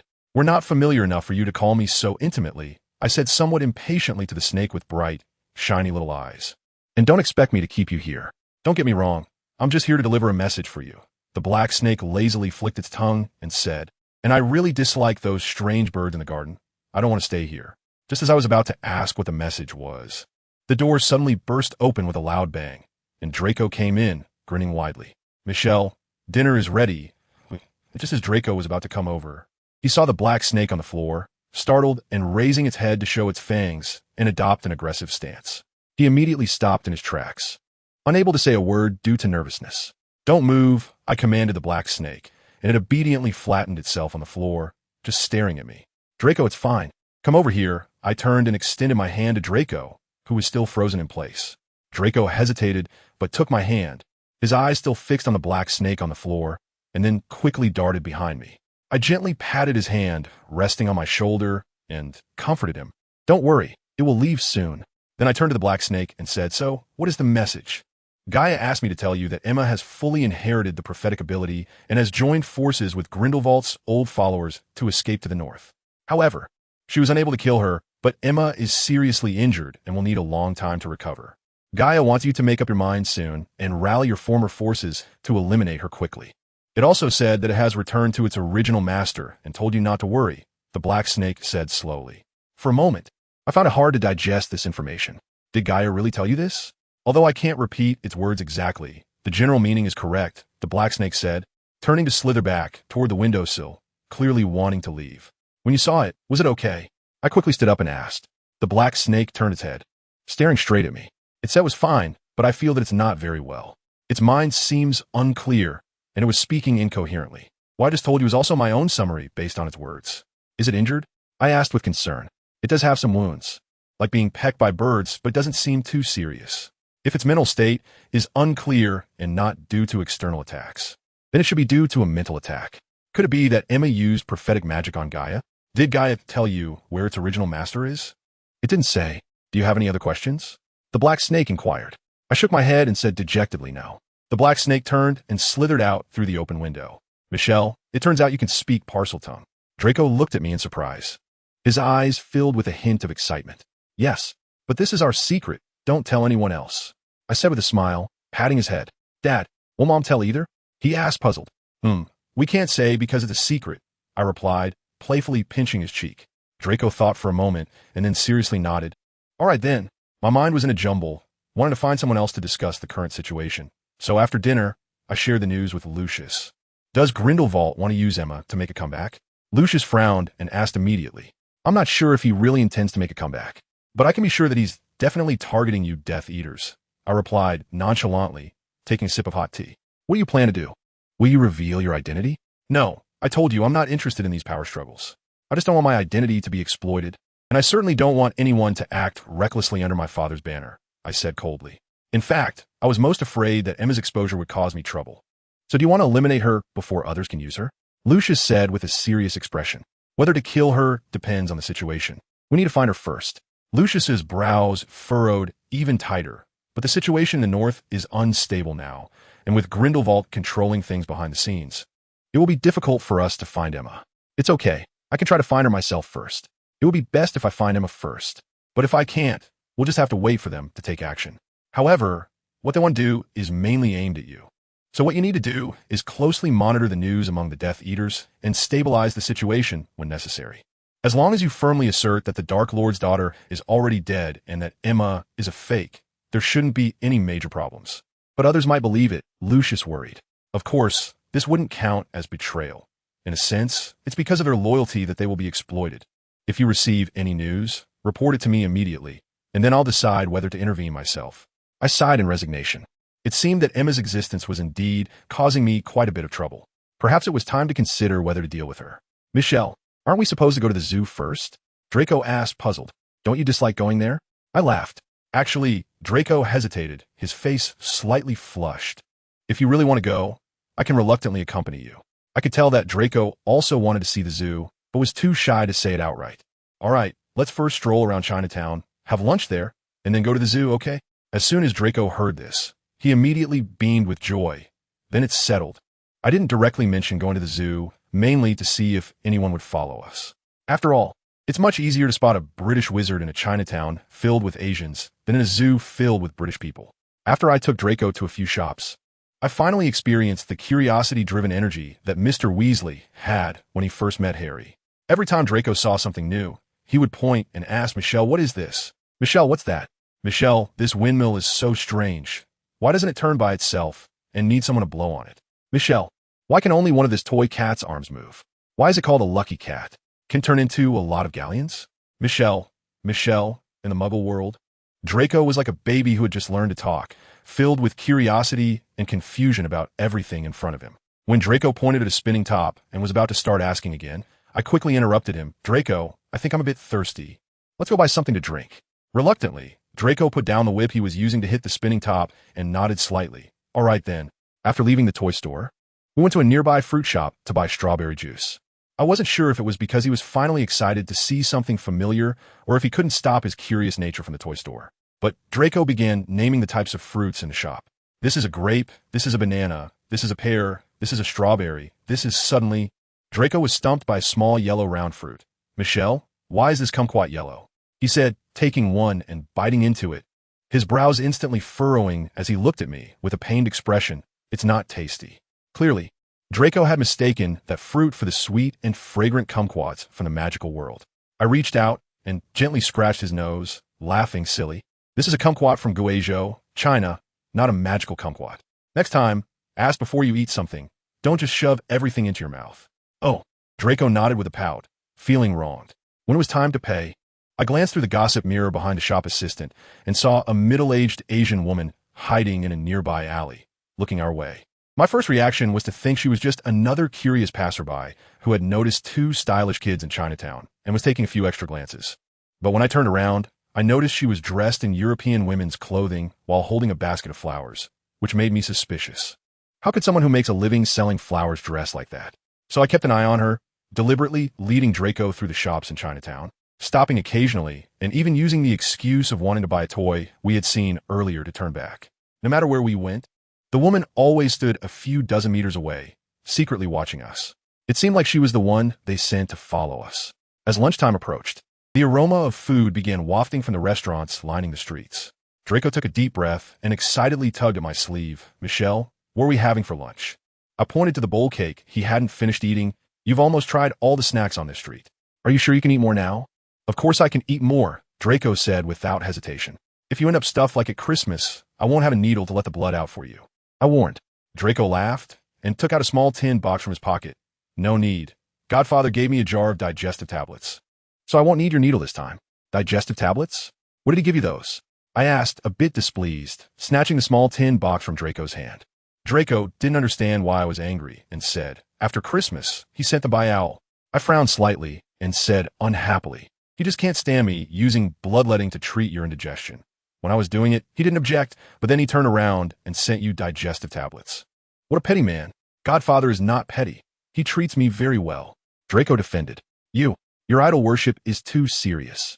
You need to change," I said, feigning anger as I lightly tapped his head with the tin box. Draco pouted in grievance and stopped talking. I opened the tin box and found specially formulated digestive tablets inside, with a faint fruit aroma. I couldn't help but feel a bit annoyed and muttered to myself, "He puts more wormwood juice in my potion, but tries to make his own child's tablets as sweet as possible. What a guy who is nice to people, but not to matters." Draco noticed that I was a bit angry about the digestive pills, so he cautiously asked, "Michelle, are we still having lunch?" "Yes, of course we are. I want to see how effective his pills are," I said fiercely as I walked into a Sioux cuisine restaurant. Since it wasn't mealtime yet, there were plenty of empty tables in the restaurant. So we chose a private room that was a bit further inside, but still had a view of the performance in the hall. Before long, a woman dressed in a bright red embroidered cheapao walked in with a menu. "Miss Gu, it's been a long time since you came to our restaurant. How have you been recently?" She greeted me warmly in Chinese and handed me the menu. "Pretty good," I smiled and took the menu, handing it over to Draco for him to choose the dishes. "Last year, there was a gas explosion in the area where you lived. I heard it sealed off half the street. Are you okay?" The woman asked with concern. "The house I rented was right next to it, and it was pretty much destroyed," I said nonchalantly. "Oh no, how unfortunate. A young girl like you must find it difficult to look for a new place on your own," the woman said worriedly. "There are still some rental houses on our street. Although they are quite small, they are clean. If you haven't found a place yet, you can come and have a look at ours," she offered. I waved my hand with a smile. "No need. I'm currently staying at my uncle's house. Why decide to move out? I'll come to you for help." "Michelle, what are you talking about with that muggle?" Draco complained as he was unhappy that I was speaking Chinese with the woman. "It's nothing. Have you decided what to eat?" I asked. "I don't know.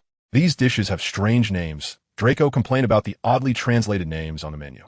"Then let me order," I said, turning to the woman in Chinese. "My cousin is a bit hungry. Let's order first." The woman nodded. "Okay, you can say." I began to flip through the menu to order, and she took notes with a pen. After ordering 5 dishes and a soup, the woman asked, "Is it okay to order so much?" "It's fine. My cousin likes to eat," I replied. The woman took the menu and left, and I caught a glimpse of the woman who had been following us, who had also entered the restaurant at some point and was sitting in the private room next to us. "Michelle, are you very familiar with that waitress?" Draco asked curiously. "I used to come here often when I lived in the London district." "Were you just speaking Chinese?" "Yes. You're really impressive. Can you speak Swedish or Norwegian?" Draco asked curiously. "I've only learned a little bit." "Why do you ask?" I replied. "Dad wants me to go to Durmstrang for school. I heard there are many Swedish and Norwegian students there, and I'm worried about communication being a bit troublesome," Draco said, feeling a bit down. "It's okay. Your mom won't agree to let you go to Durmstrang. It's too far." I laughed. "But," Dad said, "the learning environment there is very free, and you can learn a lot of things that you can't learn at Hogwarts." I thought for a moment and said, "There's a saying in China, a master leads you to the door, but the practice is up to you. It means that teachers teach knowledge to students. But if students want to learn well, they need to work hard and practice diligently to master it. Teachers can only teach the basics or a technique and can only guide. How much can be learned and to what extent depends on the student's comprehension and effort. As for how much more Durmstrang teaches compared to Hogwarts, I don't know, but I know that students graduating from Hogwarts are no less capable than those from Durmstrang. Moreover, from my personal experience, it's not about how much knowledge you learn, but about how precise it is. Even the same spell can show different effects depending on the caster's reaction speed and the magic power infused. If we want to achieve the desired effect, we must practice more, especially our reaction speed, which can only be reached through long-term practice. There's also a more important point, which is the magic power within us. A familiar melody suddenly filled the hall, and I turned to see a young woman in a light green embroidered cheapao sitting gracefully on a wooden chair on stage, gently plucking her pipa while singing softly. I watched her quietly, and couldn't help but recall a past life where I sat smiling on the railing of a corridor next to the garden, holding my young brother while watching my mother sing and weave through the jasmine flowers to find suitable branches for the vase. Back then, the sky was still blue, the flowers still fragrant, and even my mother's smile was gentle. Everything was so beautiful. "Michelle, why are you crying?" Draco's soft voice brought me back to reality. I wiped the corner of my eye and said, "I was choked by the peppers." "We're not in a Sichuan restaurant," Draco said knowingly. "How many Chinese dishes have you eaten to know the different cuisines?" I laughed. "I don't know much, but I still know that those with a lot of peppers are Sichuan dishes," Draco said proudly. "I've eaten Chinese food for over 20 years and wouldn't dare say I understand the cuisines. How long have you been eating it to be so bold?" I laughed. "Over 20 years? Michelle, you're bragging." Draco immediately pointed out the contradiction in my words. Just then, the dishes were about to be served, so I quickly laughed and said, "You caught me for saying something wrong." The dishes were served, and we ate while they were hot. Halfway through the meal, the woman from the next private room suddenly stood up and walked out. I curiously peeked outside and discovered that there was a crow perched on the sign of the restaurant across the street. The woman walked over, and the crow landed on her shoulder. She pulled a note from the crow's leg, looked at it, and walked away without turning back. I guess it might be because Lucius had obtained something and they realized they had been exposed, so they hurried to retreat. Although the follower had left, I still couldn't relax, fearing there might be others lurking in the shadows. I dared not let my guard down, and after finishing the meal with Draco, We took a moment to rest before heading to the zoo by subway. At the zoo, Draco seemed relaxed and comfortable, often looking down on the animals around him. He either complained that there were no live creatures in the dinosaur exhibit or that the aquarium only had fake mermaids. Even the peacocks were deemed inferior to the ones he raised at home. Whenever he stood behind a crowd of visitors complaining that this animal wasn't glamorous or that one didn't understand commands and couldn't perform, adults would look at him in confusion, thinking it's strange for a child to believe animals should be smarter than humans, while children looked at him enviously, thinking he must never miss any animal performance. I thought this trip to the zoo would make him develop a dislike for it, but unexpectedly, when I asked him if he would come again next time, he said without hesitation, "Of course. There's nothing more interesting than watching ignorant muggles." I couldn't help but facepalm, truly unsure of which path I was leading him down, fearing my actions would negatively impact his values. When we returned to Malfoy Manor, it was already late. Narcissa stood outside, waiting eagerly. When she saw Draco enter the manor, she ran over and hugged him tightly, checking him over with concern, afraid he might have gotten hurt during his brief outing. Draco excitedly told his mother about where he had been today, what strange toys he had seen, how much he had eaten that he had never tried before, and how he had encountered a large group of ignorant muggles excitedly taking pictures around his silly lion. Narcissa, seeing that Draco was not only unhurt, but seemed even happier than before, cast a grateful glance at me. After playing all day and eating many snacks, Draco didn't eat much at dinner and began to doze off. Narcissa hurriedly led him upstairs to rest, giving me the opportunity to ask Lucius about the listening device. I didn't say anything but glanced up at Lucius, who sighed slightly, put down his spoon, wiped his hands, and then left his seat, clearly not wanting to discuss this matter in the dining room. Once we reached the lounge, Lucius took out a note from his sleeve and handed it to me. I opened it to find only one sentence written. The British Ministry of Magic and the French Ministry of Magic reached an anti-dark wizard alliance in mid-June. It was done by the ministry. I said, "Yes, I know the guy from the cottage. He is a trainee member of the Auror Command. Fortunately, he is just a rookie, and his crisis awareness is still weak. Otherwise, it would be hard to catch him," Lucius said, looking somewhat weary. "How many people are being monitored?" I asked. "Everyone suspected by the ministry of being loyal to the Dark Lord." Didn't they explain anything? I wondered. They said this was an order issued directly from the minister's office. That was all they said to dismiss me, Lucius replied, the corner of his eye twitching slightly, clearly furious. I let out a cold laugh, squinted my eyes slightly, and suddenly a flame sprang up in my hand, instantly turning the note to ashes. I brushed the ash off my hand and said to Lucius expressionlessly, "It seems necessary to put the issue of the transition on the agenda." Lucius looked somewhat surprised. "Are you going to take action against Barnard?" I smirked and said, "She has given us such a big gift. It would be unreasonable not to return the favor." "What do you plan to do?" Lucius asked. "If people find out that the ministry is casually monitoring the privacy of ordinary wizards, what do you think the public will think?" I raised an eyebrow and smiled. "If they're also monitoring a major newspaper, guess which side the media will take?" Lucius nodded, showing a look of understanding. I looked out at the night sky filled with dark clouds and said softly, "I hope Lady Castle has gone to bed yet. Otherwise, we might really disturb her tonight." Fortunately, I had previously used my clairvoyance to visit the Audra state, which allowed me to quickly arrive at my destination via apparition. It was already past midnight, but the Audra state was bustling with activity. The originally flat and open lawn was now occupied by tall and luxurious tents. Before I could figure out what was going on, an arrow gleamed coldly and whoosh, struck hard into the ground in front of me. "Who are you? And why are you in our camp?" A harsh voice came, and a group of elven warriors armed with bows and spears rushed out from behind the tents, surrounding me. "Don't want to answer?" The voice said again, as the warriors parted slightly to let out an elf clad in a black cloak and carrying a longbow, clearly the one who had shot the arrow. "I came to see Lady Castle," I said. "You came too early. The wedding is tomorrow. Today she is still not a castle," the elf taunted. I was somewhat confused by what the elf meant, but then I realized, since White has inherited the Audra state, the Lady Castle here should refer to the unmarried Miss Louise Victoria. "No, I mean the elder Lady Castle. That is Mr. Castle's mother," I said. The elf snorted dismissively. "If you're a guest of the Audra state, you should be at the front door, not sneaking around near our tents. Now, what exactly is your intention?" As soon as he finished speaking, all the elven warriors immediately drew their bows and pointed them straight at me. "I have no intention. I just accidentally took a wrong turn," I replied calmly. "Sneaking into our camp in the middle of the night, wrapped in a cloak and covering your face. And you dare to say you just took a wrong turn?" The elf glared at me fiercely, reaching for my hood. I want to see what kind of thing you are. Let go of your dirty hands. I quickly drew my wand from my belt, pointing it at his throat, and said calmly, "So you are a wizard?" The elf sneered, releasing his grip. "What is going on?" A cold voice came from outside the crowd, and the elven warriors parted to let the person through. An elf holding a baby, wearing a crown made of branches and a silver-gray satin robe, approached with an unhappy expression. The elf in front of me immediately bowed and replied respectfully, "Your Majesty, we have captured a wizard who sneaked in." The elven king frowned and looked me up and down with disdain, saying, "They only sent you alone? This is too disrespectful to our elven race. Since I dare to bring my only son to the feast, I have confidence in leaving unscathed," he said, bending slightly, bringing his face close to mine so I could see the confident and resolute expression on his face.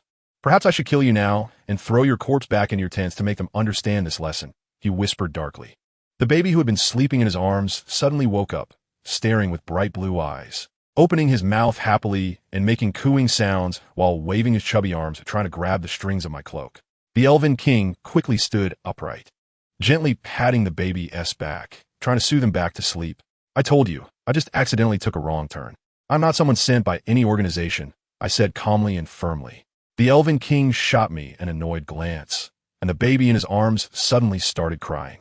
He immediately put on a smile and bent down to entertain him. "Captain of the guards, did she steal anything from us?" the elven king asked. The elf who had been harshly addressing me earlier replied respectfully, "No, but..." The elven king immediately interrupted. "Then let her go. Don't disturb my son's rest." Saying this, he continued to soothe the baby while turning to leave the crowd. "Can I leave now?" I asked. The captain of the guards, somewhat displeased, raised his arm, and the elven warriors surrounding me immediately dispersed. "I will send 2 guards to escort you out." As he spoke, 2 elves armed with long spears stood behind me, clearly indicating they would be escorting me. Although I felt displeased, I didn't express refusal. After all, I was on their territory, so it was better not to create conflict. The wizard's tents are to the south. The 2 elves escorting me reminded me as I headed straight toward the mansion. I came to find Lady Castle, so of course, I am going to the mansion, I said coldly, passing through the elves' tents and the already constructed floral arch. I walked along the red carpet to the front of the mansion, and the elves behind me turned to leave. I climbed the steps and was about to knock on the door. "Good evening. The master is already resting. If it's not urgent, please come back tomorrow morning," the silver door knocker said. "It's very important. I need to see him tonight," I said. "How should I address you?" the beast head asked again. I thought for a moment and softly said, "Emma, please wait in the reception room." The beast-headed figure spoke as the door opened inward, walking into the brightly lit foyer. The coat closet door immediately swung open, and an iron tentacle reached out. I waved it off and didn't take off my cloak, instead walking towards the well-lit reception room.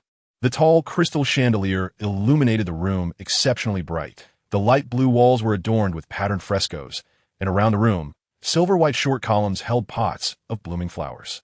"I knew you would come back. I knew it," White exclaimed excitedly, wearing pajamas and slippers as he rushed into the reception room and embraced me tightly, saying joyfully.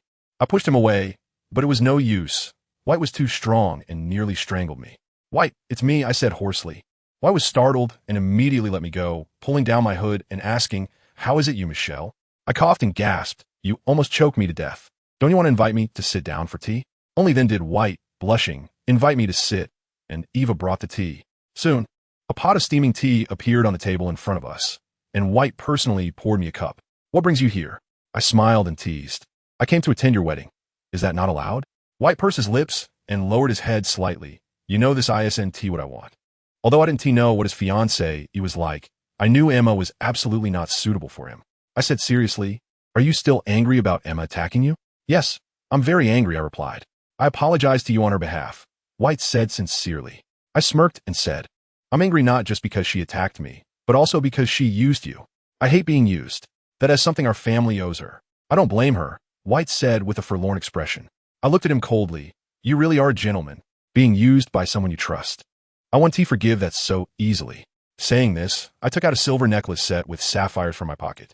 "I think it's better to return this necklace to you. After all, it's a family heirloom, and someone like me can't afford it. Besides, I haven't worn it for a long time. For you, it has no value anymore." I tossed the necklace onto the table and then lowered my head to drink the tea. You know everything," White said, looking guilty. "Yes." I smiled as I set down my teacup. I know everything that I should know and shouldn't know. And I came here tonight mainly to see your mother. May I meet her? Of course. White immediately replied, Eva, go to the guest room and ask the lady to come over. Just say Michelle is here. After that, we fell into silence. And finally, it was White who couldn't help but speak up. Michelle, I'm sorry. I apologize for my actions and for our family investigating you. Is it just an apology for your investigation? Shouldn't you also apologize for almost killing me? I said coldly. Do you also think Street Mungo was something our family orchestrated? White asked in surprise. Whether it is or not, you can ask your mother, I said, turning my gaze to Mrs. Castle, who had just entered the reception room. White turned around and saw his mother, immediately asking, Mother, is what Michelle said true? Mrs. Castle didn't answer, but said to me, he doesn't know anything. You don't need to make it difficult for him. Mother, tell me, is this true? Did those people really come from you? White asked, his expression agitated. Good child, go rest now. Tomorrow you are the main character. Mrs. Castle softly comforted. No, you must tell the truth. You clearly only said you wanted to find out if Michelle and Emma are biological sisters, but you never mentioned wanting to kill Michelle. White pleaded, unwilling to believe he had become an accomplice in a murder plot. Child, I had no choice. It was that old witch who forced me to do this. She threatened me that if I didn't help her, she would give the inheritance of the Ode family to your distant cousin. I had to do this to help you inherit the Ode family smoothly, Mrs. Castle said sadly. Is it really you who did this? Why did you deceive me? White said dejectedly. I know you like Emma, and Michelle looks so much like Emma. You surely couldn't bear to hurt her. So I had to hide the truth from you, Mrs. Castle explained. You can shift the blame for previous events onto Rammel, but you cannot deny the deal with the British Ministry of Magic for the Anti-Dark Wizard Alliance. I said in a cold tone. Yes, that was my doing. But I had my reasons, Mrs. Castle said, her gaze resolute. I glanced at White and said, Don't tell me it's because of White. I don't see any signs of him being controlled by a curse. White immediately widened his eyes, surprised, and grabbed his mother's hand, asking Mom, What does Michelle mean? What have you done for me? Mrs. Castle comforted White by patting his hand. Mom did this just to get back the cursed item. But Mom didn't want to kill anyone. She just concealed the truth, calling Grindelwald's attack on the Ode Manor the work of Death Eaters. Weren't you trying to kill someone with a borrowed knife? I scoffed. No, when they asked me to pin this on the Death Eaters, I had already considered it. So I only told the British side that the Death Eaters were suspects. But I never expected the Ministry of Magic to use the correspondence between Fickley and Ode Manor to force us into an alliance. I never intended to provoke you again. But I had no other choice, Mrs. Castle said, stroking White's head, hugging him tightly with tearful eyes. After all, he is my only child. For his safety, I'm willing to do anything. Whatever you want to do to me, I will accept, but please don't hurt him. You say they forced you into an alliance? ISNT, Fickley, one of your people? Don't treat me like a fool, I said contemptuously. Fickley is indeed one of us. But we didn't instruct him to set up any teleportation magic circle. Our previous target has always been you. How could we suddenly be so bold as to strike at Hogwarts? Besides, we had no idea what the stolen potions were for. So how could we let Fickley steal them? Little White told me that you suspected the potions were stolen by Emma while using the possession curse. I can now tell you with certainty that those potions could only have been stolen by her, Mrs. Castle said with a determined gaze. Mom, it can't be Emma. White defended, but he didn't sound as firm as before. Silly child, if the potions weren't stolen by you, then they must have been stolen by Emma while possessing you, Mrs. Castle said, looking at White with pity. Are you trying to say that it was Emma who stole the potions and gave them to Fickley? And that it was also Emma who wrote to Fickley to set up the teleportation circle? And in the end, it was Emma who killed Fickley? Are you trying to pin everything on one person? I said with a cold smile. No, I don't know if Emma handed the potion to Fakirif. I don't know who wrote the letter, and I don't know why Fakirif died. I'm just telling you the truth as I know it. If there were a truth serum, I could drink it right now, she said firmly. So you mean to say that you were forced into signing the Anti-Dark Wizard Alliance from the beginning to the end? I asked. Of course. We never intended to sign any alliance, she answered without hesitation. I smiled. If one day you were publicly asked about this, can you still say with such conviction that you were forced? She widened her eyes in surprise. Are you asking me to tell everyone? But they have Fakirif's letters. Didn't you say those letters weren't written by you? I raised an eyebrow and asked. But people will still be suspicious, she said worriedly. Compared to a Ministry of Magic that monitors the people, they would be more willing to believe you. Tell me, can you do that? I smiled. Yes, she nodded slightly. Then I won't delve into the past anymore. You should rest early. I'm leaving, I said, putting my hood back on. Mrs. Castle hesitated and asked, Are you really not going to pursue the past? Yes. Then your father's followers 1T come to persecute us, will they? She said expectantly. I smiled. So you're afraid of the Death Eater's retaliation. No wonder you are being so cooperative. No, but if you dare to meddle in our affairs again, we will definitely retaliate. Saying this, I vanished from the parlor, thinking this action would make her more resolute in her decision. Michelle, wake up. I was shaken awake from my dreams by Draco. As I opened my eyes, I found it was already bright outside. It seemed I'd slept too soundly last night. Hurry, the Ministry of Magic is here. They're searching the whole house. Get up quickly, Draco said, panic-stricken, gripping my arm. I struggled to sit up, rubbed my still-dazed head, yawned slowly, and asked, when did they arrive? Just now. Dad just left and they came? Draco replied anxiously. Where did your dad go? I asked. To the Ministry of Magic. They sent him a summons letter. I thought to myself, the timing is too coincidental. It must be related to yesterday's events. Where's your mom? Did she send you to wake me up? Yes, Mom asked me to come and call you for breakfast. Just to tell me to go down for breakfast? Draco nodded, yes. It seems that Narcissa just sent Draco to inform me and did not seek help. So I gently pinched Draco's nose and laughed. Why are you so flustered just about breakfast? Those people are too savage. It's safer for us to stay with Mom. Michelle, hurry up, they're coming up, Draco said nervously, trying to drag me out of bed. I pulled off the covers, got out of bed, and let Draco pull me into the washroom. Hurry, they're coming up. Draco hurriedly helped me squeeze toothpaste, grabbed a towel, and kept urging me, acting like a worried caretaker. I washed up slowly, and Draco didn't stop, standing behind me on tiptoe to help me comb my hair. It was obvious it was his first time doing this. He pulled out several strands of hair, and I bore the pain to avoid discouraging his enthusiasm. After finally finishing up, with quite a few hairs lost, Draco looked at the hair on the floor with a guilty expression and said softly, I didn't mean to. I smiled and rubbed his cheek. Next time remember to start combing from the ends, so you 1T pull out so much hair. Saying this, I burned the fallen hair. I'll remember. Draco nodded seriously, looking at me. With a click, the door was opened, and a bespectacled man walked into the room, holding a metal box, and said in an indifferent tone, we need to conduct a routine inspection of this room. Please step aside. I replied with a smile. Okay. I opened a retractable door leading to the adjoining cloakroom, took out a light long coat, and then left the bedroom with a disgruntled Draco. As we passed through the corridor, I noticed that there were already Ministry of Magic personnel searching the study, but judging by their flustered appearance, they probably hadn't found anything of value. In the downstairs hall, dining room, lounge, parlor, entertainment room, art room, and sculpture room, there were Ministry of Magic people moving around, and I could see many people in the yard through the open doors. This commotion was so large that it was no wonder Draco felt so uneasy. Michelle, the dining room door is open.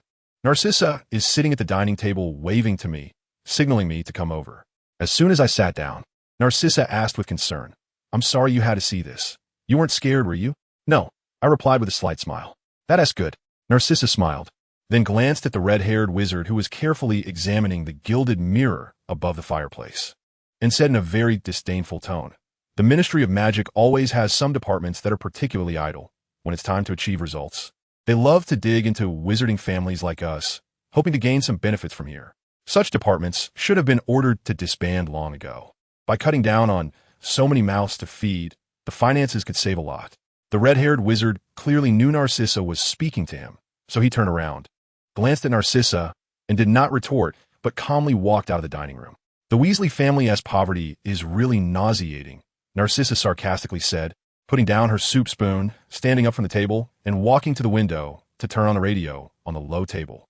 A woman's voice came from inside, stating that investigations revealed that the Northern Durmstrang attack and the Southern OD family attack were both demonstrations by dark wizards around the world, which have had a serious impact on both the wizarding and muggle worlds. Various misdeeds indicate that we have been too lenient with the dark wizards regarding the prohibition policies. On July 10th, the Ministry of Magic will hold a legislative meeting for all wizards to amend the control bill. Prior to this, the Ministry of Magic will summon wizards with historical issues for investigation and conduct a thorough search of their residences. If any prohibited items are found, responsibility will be pursued according to the law, and serious offenders will be sent to Azkaban after trial. Effective immediately, the Ministry of Magic will also conduct a comprehensive rectification of the wizarding market, imposing the strictest penalties on individuals or groups involved in the production, sale, and operation of prohibited items. As the news came from the radio, The defiant expression on Narcissa's face disappeared, replaced by tension and unease. She pressed her lips tightly, furrowed her brows slightly, and stared intently at the radio. Although she strongly resisted the woman's words, she was afraid of missing a single note. The purpose of this operation is to suppress the arrogance of dark wizards and maintain peace and stability in the wizarding world, hoping for public support. The woman's voice faded, followed by a rustling sound. Narcissa, somewhat agitated, frowned and gently tapped the radio, fearing it hadn't received the subsequent content due to a mechanical failure. However, another man's voice came from the radio, stating that this was the important speech of Millicent Barnold at this morning's press conference. And now, let us turn our attention to the news from the international radio. Recently, the marriage of the new heir of the French Od family to the Lorraine family has drawn great attention in the wizarding world. These two prominent wizarding families are at the forefront in politics, economics, and historical status, truly a match made in heaven. This marriage not only has a significant impact on the political landscape of the French wizarding community, but also on France's status in the international wizarding world. Today's wedding ceremony is being held grandly at the Ode Manor, attended not only by figures from the French wizarding political scene and members of the International Wizarding Federation, but also by royal members of the Elf clan. As early as the beginning of the Common Era, the Elf clan chose to live in isolation, refusing to engage with the outside world. During the implementation phase of the International Secrecy Act, Gamp once visited the Elf clan with friends but was driven out, claiming non-interference with the wizarding world. This time, the Elf clan's participation in the banquet raises questions about their motives and whether it will affect the current international landscape. Humph. Narcissa snorted coldly, then turned off the radio, irritated that they dared to be so ostentatious after getting into trouble. Truly, Narcissa, with a cold expression, raised her head high and laughed softly. I hope they can fight. Clearly, she blamed the humiliation she suffered today entirely on the Ode family. As the dishes disappeared from the dining table, the search came to an end. Standing in the hall, Narcissa saw officials from the Ministry of Magic approaching with a small box and reached out to stop them. What? Are the things on our desk contraband? She questioned, pointing at the books and a pile of parchment in the box. Whether they are contraband or not still needs to be verified at headquarters. If not, we will inform you to pick them up after 10 working days, said the bespectacled man who had searched her room, expressionless. Narcissa looked displeased and shot a sidelong glance at the man, withdrew her hand, and turned to enter the lounge. After the Ministry of Magic officials left the manor, Narcissa leaned dejectedly on the sofa in the lounge, while Draco sat beside me anxiously, looking at his mother with a worried expression, unsure how to comfort her. I smiled and patted Draco's head, gently saying, "It will be fine, don't worry too much." Of course, this was meant not only for Draco, but also for Narcissa. Narcissa looked up at me, then at her son, smiled faintly, and sat up. She gently waved at Draco, who hurriedly ran over with a smile and nestled contentedly in her embrace. She held her son with one arm and gently stroked his hair with the other, occasionally kissing his forehead, looking very satisfied. Perhaps because she had been so tense before, she suddenly relaxed, and Draco gradually fell asleep in her arms. Watching this warm and happy scene, I felt a sudden tightness in my throat that made it hard to breathe. Something in my heart was swelling, causing a faint pain, and I wanted to shout loudly, but I knew no one would respond. I don't know how long it had been when footsteps and the sound of a cane tapping the ground came from outside. Both Narcissa and I looked towards the lounge door, as Lucius had returned. Lucius entered the lounge with a somewhat gloomy expression. Narcissa opened her mouth in worry, but said nothing, as Lucius gave her a look. "I'll take young Draco back to his room to rest. You two talk." After Narcissa said this, she carried the still sleeping Draco upstairs. "How long will it take to prepare that matter?" Without waiting for Lucius to speak, I asked directly. Lucius momentarily didn't understand, then thought for a moment before realizing. It's probably best to wait until the investigation is over before taking any action. It's better to find suitable partners during this chaotic time while the Ministry of Magic is restructuring the market. You understand what I mean, right? I slightly raised my eyes to look at him. Understood. There are indeed many dissatisfied with the Ministry of Magic's decisions right now. But I feel it's not the right time. We should wait a little longer. It will be easier to act once people start to show their anger clearly. Lucius said calmly. You need to grasp this timing yourself. I still have to find Gaia, so I can't be of much help. However, you don't need to worry about the southern side. Feel free to act. I believe in you. I smiled. Yes, young master. I will work hard to handle everything perfectly and not let you down, Lucius said respectfully, bowing slightly. He stood up with interest and asked, Don't you want to know what I said during the trial today? I slightly curled the corners of my mouth, smiling. At this moment, betraying me one T benefit you. Even if I don't trust your loyalty to me, I should trust your clever brain. Lucius's face flushed slightly, clearly struggling with my mockery. My loyalty, Merlin can testify, Lucius said, bowing slightly to me. I didn't want to watch him continue the charade. So I stood up and walked outside. This place was no longer suitable for brewing potions, and I needed to find another place. You cover for me. If anything happens, let Nan send me a message. Understood, Lucius replied. After returning to my room to pack my belongings, I took my wand, put on my hood, and after a wave of dizziness, I apparat to Little Hangleton. Before me stood the Gunter Manor, a house half hidden among the tangled trees between two steep slopes.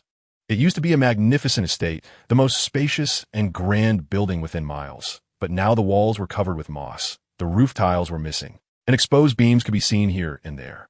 Dense nettles grew around the house, with tall nettles reaching the window, and those windows were very small, covered in thick layers of grime. I didn't immediately go inside. Instead, I turned around and gazed into the distance. On the opposite slope was a ruin of broken walls. That was my birthplace, once a splendid mansion. Unfortunately, 9 years ago, to escape pursuit, I had to burn it down. If you look closely, you should still find traces of the fire's damage. I took a deep breath and turned to enter the garden of Gunter Manor, which showed signs of having been trimmed but was still overgrown with weeds. I hesitated about whether to push open the door nailed with a dead snake when a hoarse voice came from behind. You bunch of rabbit bastards. Coming to cause trouble in the middle of the day. Get lost. I turned around to see an old man limping through the garden, waving his cane at me. I quickly dodged aside and calmly said, the real estate company sent me here. They said there's land for sale, so I specifically came to take a look today. The old man lowered his cane, looking at me suspiciously, and asked, since they sent you, why are you the only one here? I've been looking at the land for a few days. Those salespeople don't tell the truth. So it's better for me to come here myself to see clearly. I replied, how old are you? You sound like a kid. Don't try to fool me. The old man said unhappily, I just sound young, but I'm already an adult. If you don't believe me, I can show you my ID. As I said this, I reached into my pocket, and the old man unconsciously leaned towards me to see my ID. The white mist of a confundus charm floated out from my pocket, enveloping the old man's face. When the smoke dissipated, the old man's expression immediately became vacant. You didn't hear anything just now, and you didn't see anything. You are very tired now and want to go back to your room to take a nap. I softly induced. I didn't hear anything just now. I didn't see anything. I'm very tired now and want to go back to my room to take a nap. The old man blankly repeated my words, slowly turning around to cross the garden and return to his little wooden house. I looked around, thinking I would stay here for a while, so I should try to avoid making it obvious that someone lived in the house. Therefore, I cast a muggle-repelling charm around the house to at least avoid being disturbed. I walked around to the back of the house, and before I could take out my wand, the door, almost completely covered by ivy, clicked open from the inside. Coco stood in the dimly lit kitchen, staring at me with her big, watery eyes, and excitedly said, young master, are you here to take Coco home? Not yet. I'm here to find a place to brew potions, I replied, continuing to walk inside and pushing open the kitchen door, where a faint musty smell wafted in. Outside the door was a corridor with sunlight streaming in through the large, straight-pane windows on either side of the front door. Inside, there was only a small amount of furniture and old-fashioned decorations, making the house feel empty, clearly indicating that its owner had lived a very lonely life. The furniture and floorboards looked very old, but they were kept very clean without any dust, indicating that Coco had already tidied up. Has the young master had lunch yet? Coco asked softly. Not yet. You go prepare it, I said as I prepared to go upstairs to take a look. Coco hurried off to prepare. She cheerfully returned to the kitchen to get lunch ready. Following the stone steps upstairs, I looked around the landing, which had about dozens of rooms. After thinking for a moment, I turned right, reached the end of the corridor, and pushed open the last door. This room seemed to be a lounge, as it contained nothing but an old armchair, a worn-out carpet, and a cold fireplace. Feeling a bit tired, I leaned against the armchair and closed my eyes for a short nap. Before long, Coco brought in a plate of dark soup. Coco is too clumsy. I couldn't find the rice that the young master loves to eat, so I can only give you this, Coco said with a hint of a sob, a large bump on her forehead showing that she had punished herself. It's okay, it's a special time. No need to be too picky, just do your best, I said nonchalantly, taking a few spoonfuls of the soup. Since I had eaten breakfast quite late, I wasn't very hungry and put down the spoon after a few bites, wiping my mouth with a napkin. That's enough. I will be staying here to brew the potion. So you go tidy up a bedroom? Yes, young master. Coco respectfully bowed and hurried out of the room. I rested for a moment, then took out the space pouch from my waist, pulled out the cauldron and potion ingredients, lit the fire in the fireplace with my wand, and began brewing the compound potion. Brewing the compound potion required patience. It took more than 20 days, so usually. Besides tending to the fire, I hid in the old Gunter house, experimenting with the antidote for the amaryllis bulb toxin or doing homework. The antidote experiment required amaryllis bulbs and some basic ingredients, and Saliza's secret cave was my free ingredient garden. Although apparition made a huge noise, the villagers here seemed uninterested in the sounds coming from the house, likely out of fear and unwillingness to approach. One day, the town police asked Frank Bryce, who was standing outside the garden, about the noise, but it was not because of the noise. Rather, it was because the villagers had recently been experiencing thefts. So they asked if he had seen any strangers wandering nearby. Bryce, under the influence of a charm, completely forgot that he had seen me before, and thus answered that he had not seen anyone. After the police left, I had to scold Coco. I should have told you when borrowing something, you should leave the money in a prominent position. Young master, Coco is really sorry. Coco has always followed your instructions when borrowing things from the village, always leaving double the pounds. But most villagers are greedy. They take the money and still want to get their things back. Coco looked sad about the trouble she caused and said she would punish herself. It's fine. Since you were just following orders, it's not your fault. I will find a way to solve the food issue. You can go down now. I rubbed my forehead and said. From that day on, the instances of apparition increased once again, but the police no longer patrolled the village.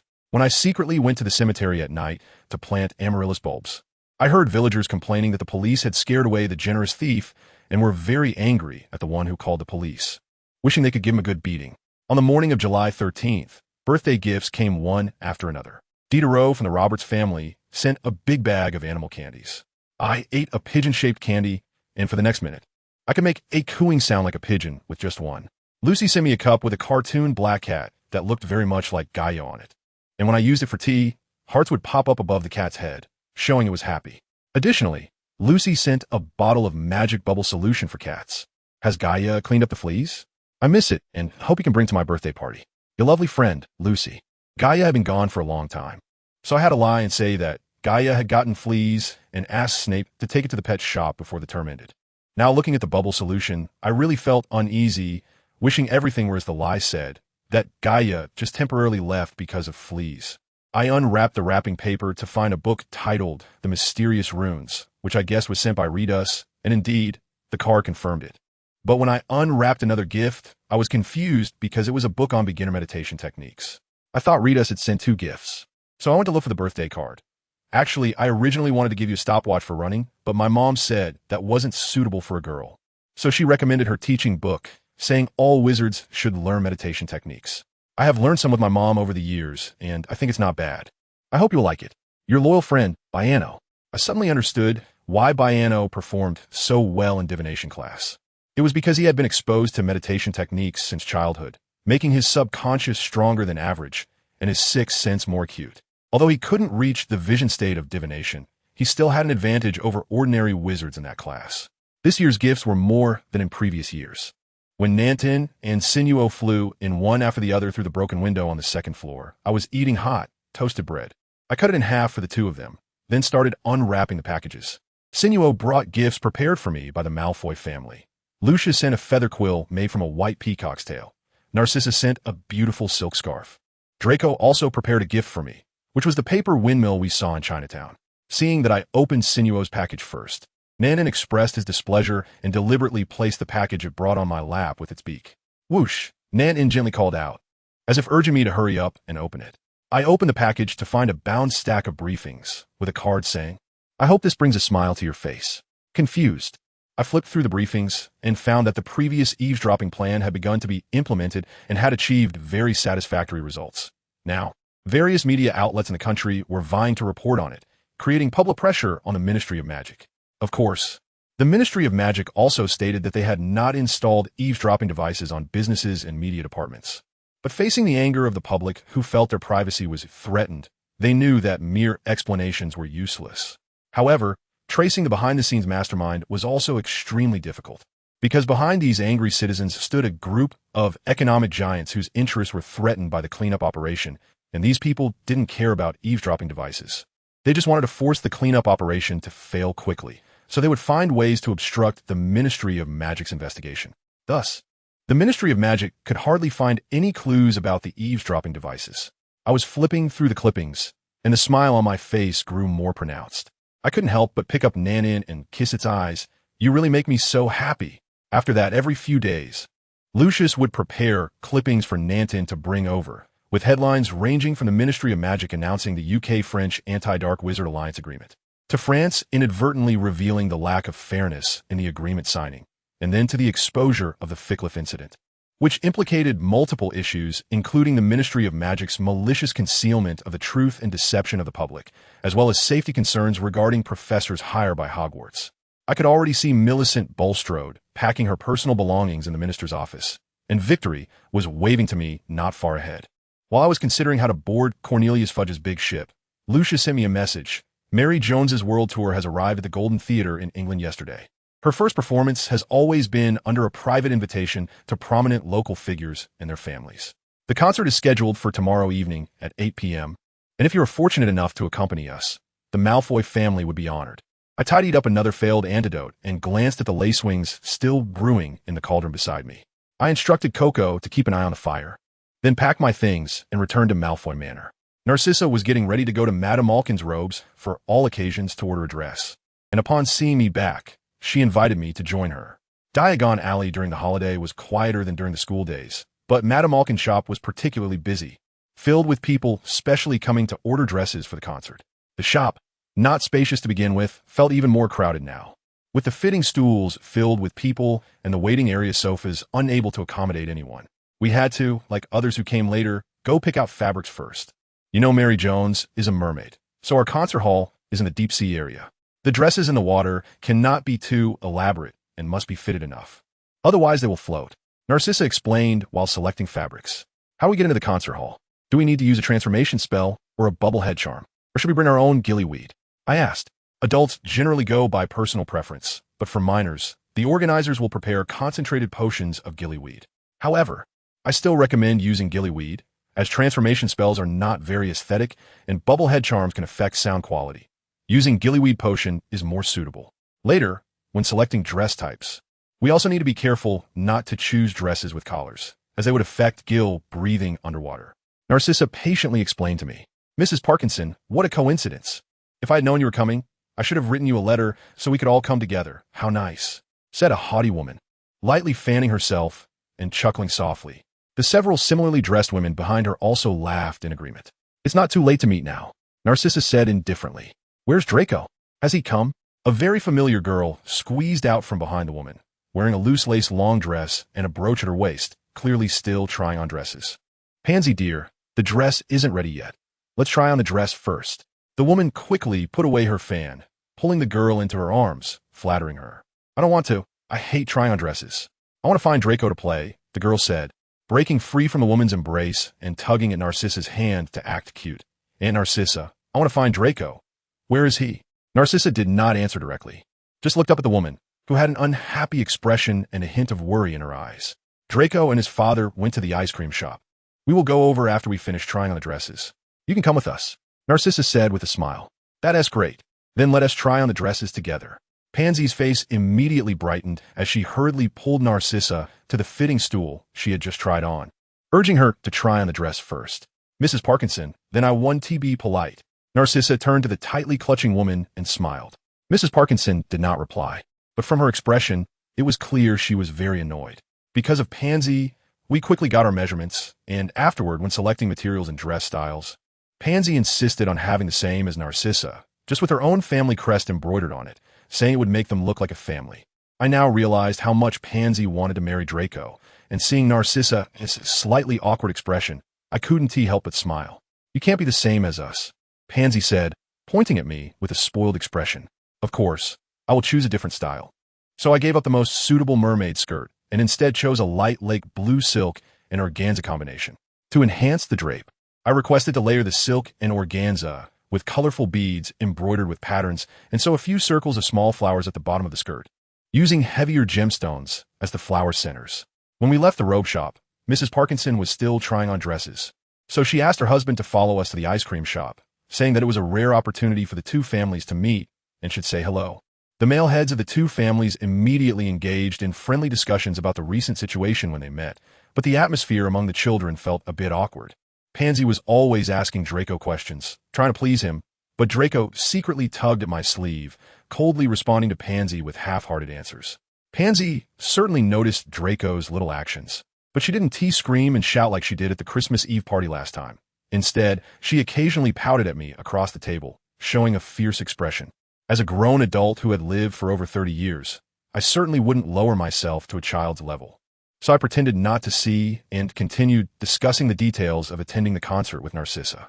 The next morning, the dresses were delivered, and, after breakfast, we began selecting hair accessories and jewelry. To prevent the hairstyle from being affected in the water while still looking natural, we decided to pin our hair up and then pair it with a headband or a hair hoop. After lunch, we gradually began preparing, and by 6 in the afternoon, we had changed into our clothes and were standing in the hall. Everyone sat around a wooden box, and Lucius opened it, revealing a large black card with a flowing golden musical note printed on it. On the count of 3, everyone place your hands on the card, Lucius said seriously. 1, 2, 3. As soon as he finished speaking, we all placed our hands on the card, and with the magic of the door key, our feet lifted off the ground. We flew higher and higher, and just as we were about to hit the ceiling, suddenly the ceiling transformed into a thick ink and dissipated, leaving a chaotic scene around us. Gradually, this chaos began to clarify, revealing a dim night sky, and we slowly landed on a massive stone bridge covered with red carpet. Below the bridge was a vast lake, dark and bottomless. At the end of the bridge stood a golden-spired castle, with brilliant lights streaming from the open doors and huge stained glass windows, and we could faintly hear the sound of instruments playing. Lucius placed the card on the tray, held by a servant dressed in medieval attire by the door. The card flickered slightly before disappearing. We passed through the intricately carved golden doors and were almost dazzled by the hall's all-gold decor. Golden murals, golden chandeliers, golden fountains. And even the tableware and wine glasses on the buffet table were gold. Fortunately, the varying colors of people's clothing provided some relief for the eyes. Arriving 2 hours early for the concert was not wasted. Every handshake and every glance revealed the thoughts of each person, especially given the current unstable situation, making it even more significant. Therefore, tonight we must be very careful, weighing who to greet, who to keep at a distance, who we can be close to, and who we can talk to privately. And the duration of our conversations must also be measured. In this hall, there are many keen observers, all watching each other, trying to gauge the changes in tomorrow's situation based on others' actions. In such occasions, adults often calculate and strategize, while children unreservedly choose their playmates based on their likes and dislikes. Millicent Bagnold has been secretly suspended, but with several months until the next election, the House is still debating whether it is necessary to advance the election. Lucius took advantage of a break in the conversation to quietly share the latest news he had received. What could a suspended minister possibly do? I said with some displeasure, unconsciously shifting my gaze to Bagnold, who was talking to a member of parliament not far away. They still think Bagnold performed well during her term and should be given a dignified resolution rather than being forcibly dismissed, Lucius said, handing me a piece of cake from his plate in a low voice. To outsiders, it merely appears that Lucius is fulfilling his guardian duties. I smiled as I took the plate, gently saying, it's precisely because she performs so well that she attracts jealousy, isn't it? Moreover, the more capable someone is, the less willing they are to fade into obscurity. If the members of parliament sense Bagnold's intention to run for a third term, do you think their reactions will remain as calm as they are now? Lucius widened his eyes slightly, looking startled, but he quickly regained his usual calm demeanor. Are you suggesting that we must hasten to oust her? This little trick isn't enough to go that far. But even if we can't get rid of her immediately, we won't let her have it too easy. If she has any self-awareness, she should make a wise choice. However, if Bagnold were to leave early, I'm afraid we won't have enough time to mobilize. Right now, the loudest call is for Dumbledore, who will be quite difficult to deal with, Lucius said, looking somewhat troubled. I laughed and said, don't worry, even if Dumbledore didn't have this intention before, even if he does now, with Ficklius' situation, he certainly won't have the audacity to run for election. What about Barty Crouch? You were certain he wouldn't be competent before, but recently, due to scandals within the ministry, He has gained quite a bit. Now, besides Dumbledore, he is the second candidate. This guy has never shown us any mercy, this time at the Legislative Council. He demanded a reassessment of our identities. If he takes office, it would be nearly a devastating blow for us, Lucius said, rubbing the ring on his hand anxiously. I scoffed. Have you forgotten what his son's identity is?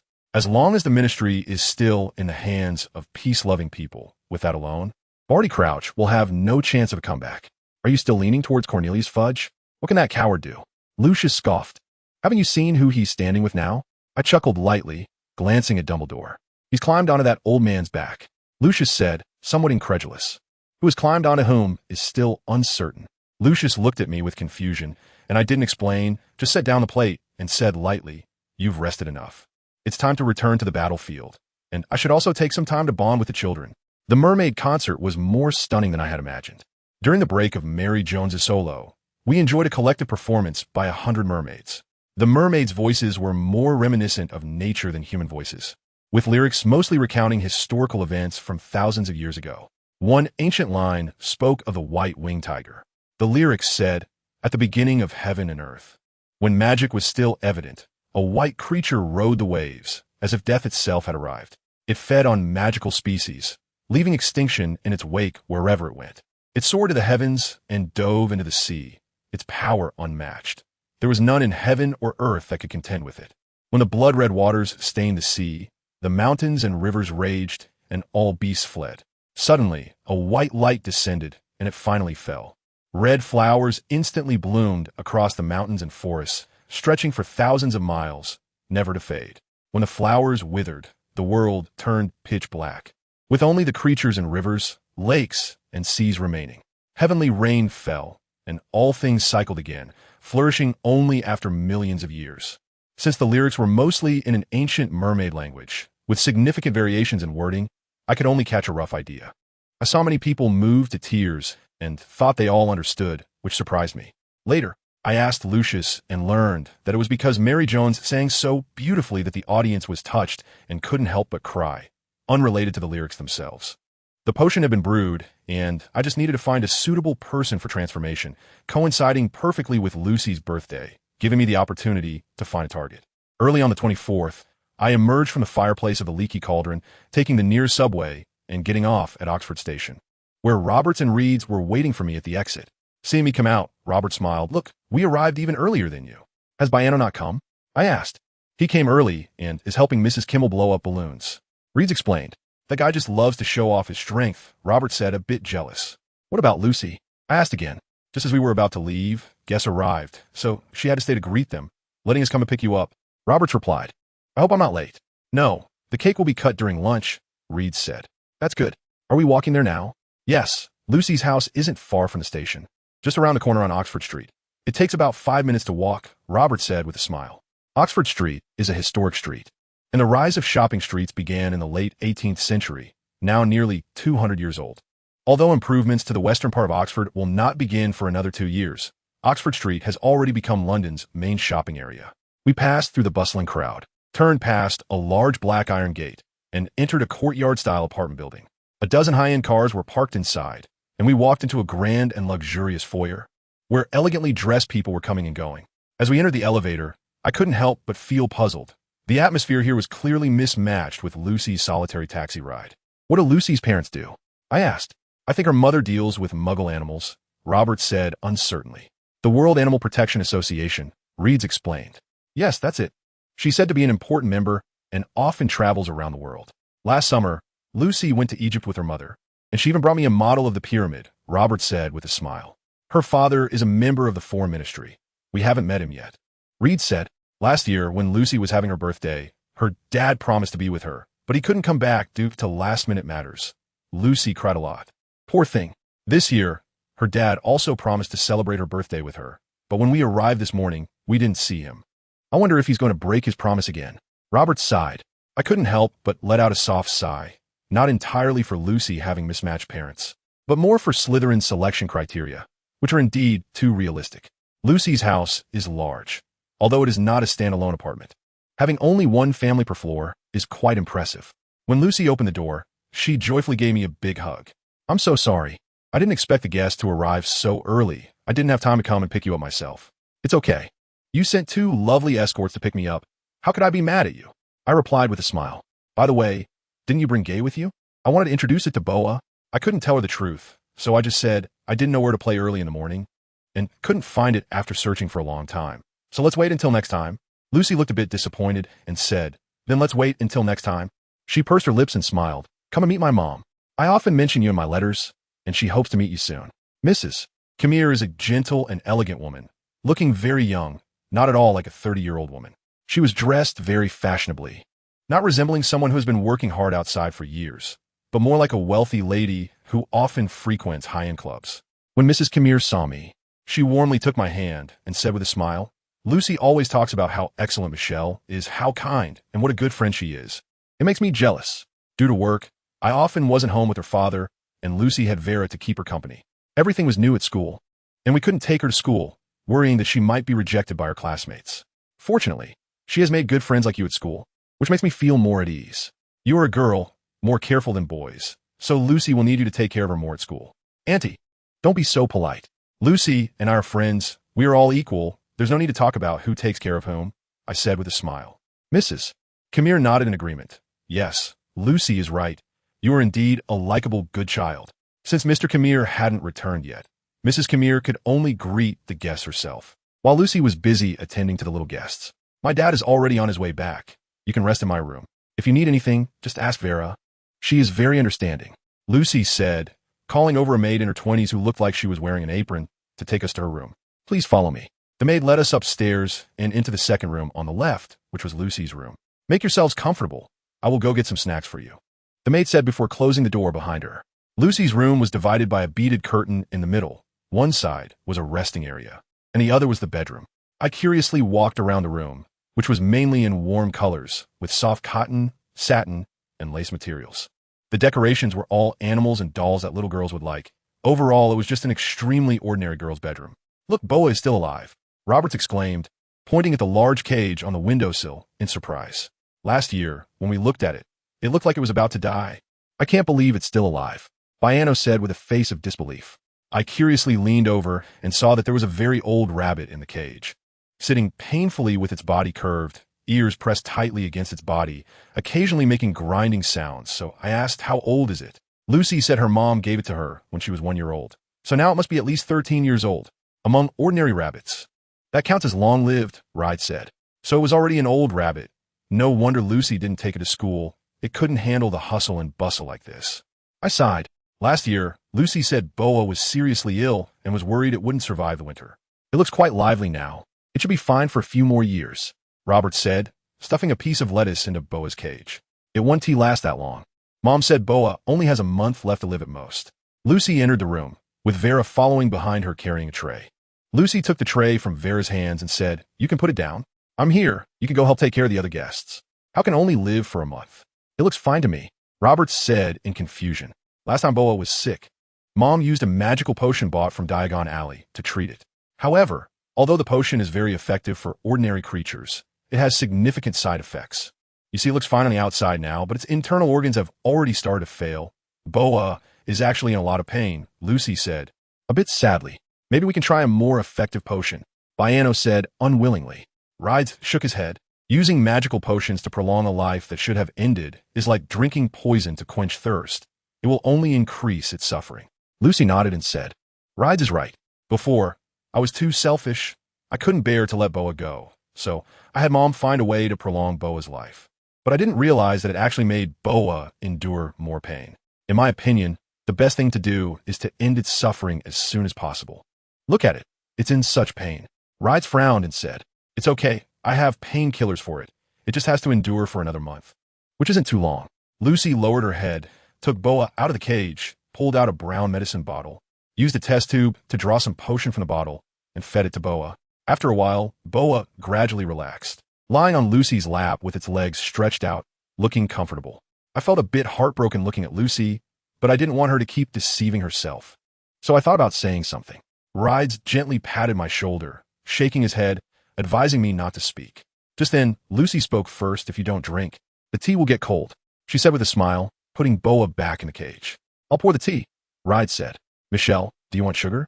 Michelle never adds anything when drinking tea. How could you forget? Lucy laughed. I just didn't think of it. Rides chuckled. I knew Rides hadn't forgotten, but was trying to change the subject to avoid me expressing my opinions on Boa's situation. I knew that continuing the discussion would only make Lucy feel uncomfortable, so I also shifted my attention. Lucy accompanied us for tea before going downstairs to attend to the guests, taking out a wizard chess set from the cabinet for us to pass the time. Why don't we go down and play together? I asked. With Muggles at the birthday party, you can't expect too much. Last year was embarrassing enough for us. Roberts said earnestly. Wasn't a band invited? I asked. As soon as I finished speaking, Roberts and Rides burst into laughter, while Baiano shook his head in horror, saying, I absolutely refuse to dance with Muggles again. It was a disaster. It seemed their experience last year must have been quite eventful, so I suggested, maybe we could try switching to rock music. The guests at their home also hold a high status in the Muggle world. They definitely wouldn't accept rock music at a birthday party. It doesn't match their style, Robert said meaningfully. This occasion should be a joyful gathering for children. But look, most of the guests are adults, so it's clear this is not our place to take the lead, Ride said while fiddling with the chess pieces. Living in such an environment. No wonder Lucy, I started but stopped, just turned to look at the already sleeping Boa in the cage. Mister. Camille hurried back just as it was time to cut the cake, and a joyful expression appeared on Lucy's face, clearly showing how delighted she was by her father's arrival. Amid everyone's blessings, Lucy, with a happy smile, blew out the candles and warmly hugged her parents. While Lucy was happily distributing cake to the little guests, her father only whispered to a group of politicians holding champagne for a moment before rushing to say goodbye to her. Lucy forced a smile as she hugged her father goodbye, but she quietly wiped away her tears the moment they parted. As everyone happily enjoyed their cake, Lucy walked into the kitchen alone. I knew Lucy was very sad and needed comfort, but I didn't know how to console others. In fact, what I should do now was to pretend I hadn't seen her and give her time to lick her wounds alone. But looking at her back, I couldn't bear it, as I wasn't sure if Lucy could heal alone like I could. Lucy, are you okay? I couldn't help but follow her. With her back to the door, Lucy didn't realize someone had come in. She seemed startled for a moment, then said in a hoarse voice, It's nothing. I just wanted to come in and get you some juice. As she spoke, she reached for a cup and then went to grab a large crystal jug filled with juice on the counter, but her hands were shaking and juice spilled everywhere. Look at my clumsy self, she said self-deprecatingly, then tried to pull some paper towels to wipe up the spilled juice, but no matter how hard she pulled, the paper towels wouldn't tear. I'll do it. I couldn't bear to see her suppressing herself, so I reached out to help her wipe the stains off the counter with a paper towel. Michelle, am I really unlikable? Lucy suddenly asked. I turned to look at her in confusion, but she kept her head down, making it impossible to see her expression. Why do you ask that? Otherwise, why would T-Dad stay? She said, her voice hoarse as she continued. He hasn't even eaten cake yet. I haven't told him that I really like the dress he gave me. I haven't introduced him to my friends. I haven't even had the chance to tell him that I'm 14 this year, not 12. Lucy became more and more agitated, her body starting to tremble involuntarily, looking just like me in my past life in a dream. Without thinking, I pulled her into my arms, and she suddenly began to cry loudly. I couldn't help but softly comfort her. Don't be afraid. It's okay. It's all over. Nothing can hurt you now. Nothing can hurt you. Nothing can hurt us. I didn't know how long Lucy cried in my arms. It was until she tapped my shoulder to signal that she was all right that I came to my senses. Thank you, Michelle, Lucy said, her eyes red. It's nothing, I replied with an awkward smile. When we walked out of the kitchen, we discovered Rides standing by the door, apparently having kept watch while no one else had entered the kitchen. When the party ended and we all left, I still wasn't sure whether it was I who comforted Lucy or if it was Lucy who helped me. Back at the Gunther mansion, I added a certain noblewoman's hair, which I had obtained during the party, into the already brewed compound potion. The potion, which looked like thick, dark mud, immediately began to bubble and smoke like boiling water, and a second later, it turned a deep purple. I divided the potion into a dozen soft leather flasks and then tossed everything into my magical pocket, leaving only one flask on the table. Coco, pack your things and head back to Malfoy Manor now, I instructed. Young master, aren't you going back? Coco asked. I'm going to find Gaia. Tell Lucius the first LL be back before school starts, and he should be prepared. If anything comes up, I'll have Nan send a message I arranged. All right, young master. I wish you a safe journey, Coco said as she left the room, and soon after, a loud sound of apparition came from the kitchen. I took a sip from the flask on the table, and before long, my body began to change. Luckily, I had changed into a loose robe. Or I might have torn my clothes. I put on the long robe I had worn while drinking the compound potion, and fortunately, it fit well, so I draped a thick cloak over it and put on the hood. At the moment of my apparition, the muggle-repelling charm cast around the house lost its effectiveness. Everything in Hangleton was as usual, as if nothing had happened. The destination of my apparition was Durmstrang. Although it wasn't as familiar as my previous trip to the OD Manor, it was still reliable. Durmstrang is located in the northwest corner of Europe, near the Scandinavian peninsula, in a high-latitude area where winter nights are long and is known as the Dark Place. Although it was July, the narrow corridors within the castle remained chilly and damp, clearly unable to block the cold emanating from the stone walls. Despite the thick drapes hanging on the walls and the wool carpets underfoot, the thick rock walls did provide good insulation in winter, but they felt completely unnecessary during the summer in Scandinavia. Even though a cool breeze drifted along the narrow window frames in the corridor, it brought no warmth. The sound of heavy hammering echoed in the corridor, and upon careful listening, it was easy to discern the sound of a hammer striking stone. Damn it! Was that an explosion just now? A coarse voice came from behind the drapery, clearly having heard the sound of my apparition. Well, whatever, another indifferent voice replied.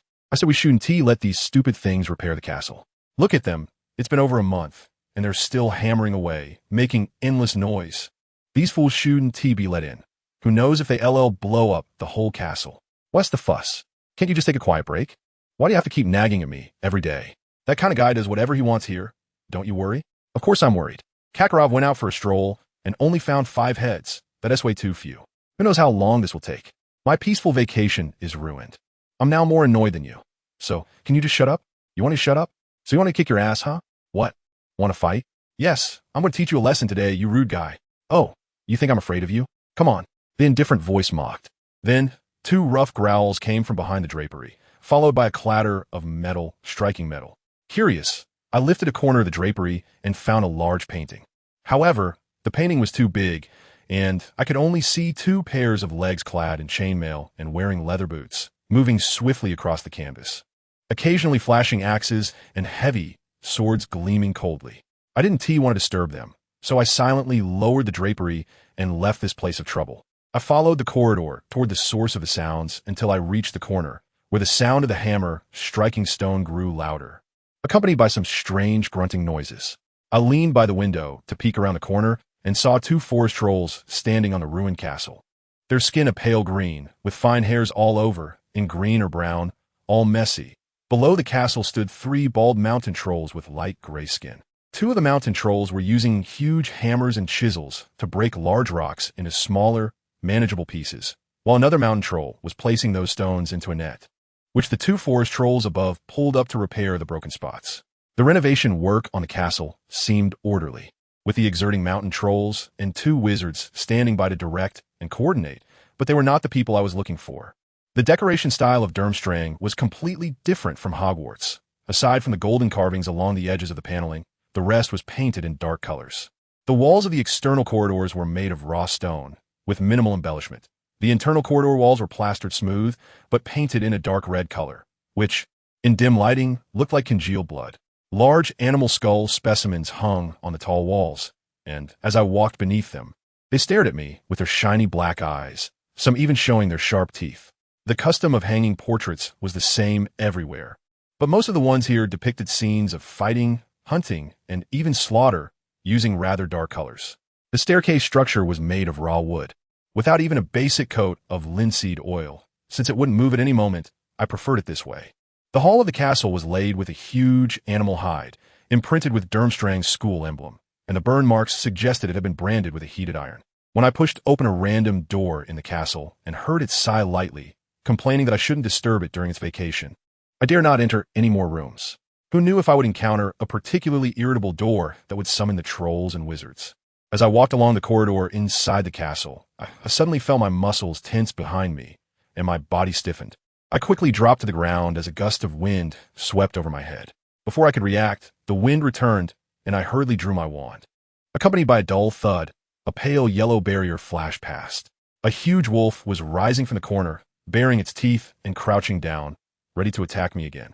A deep voice came from behind me, Fells, and the wolf halted its attack, but continued to snarl at me. Warily, I turned around to find the owner was right there. Mr. Hudson, I said with a smile, slowly standing up against the wall. Who are you? And how did you get in? Hudson asked, looking at me warily, his rough beard appearing even messier than in the newspapers, completely obscuring his mouth. I smiled but didn't answer. Instead, I unscrewed the flask at my waist with one hand and took a swig, not knowing how long I would have to confront him. It was safer to drink a potion first.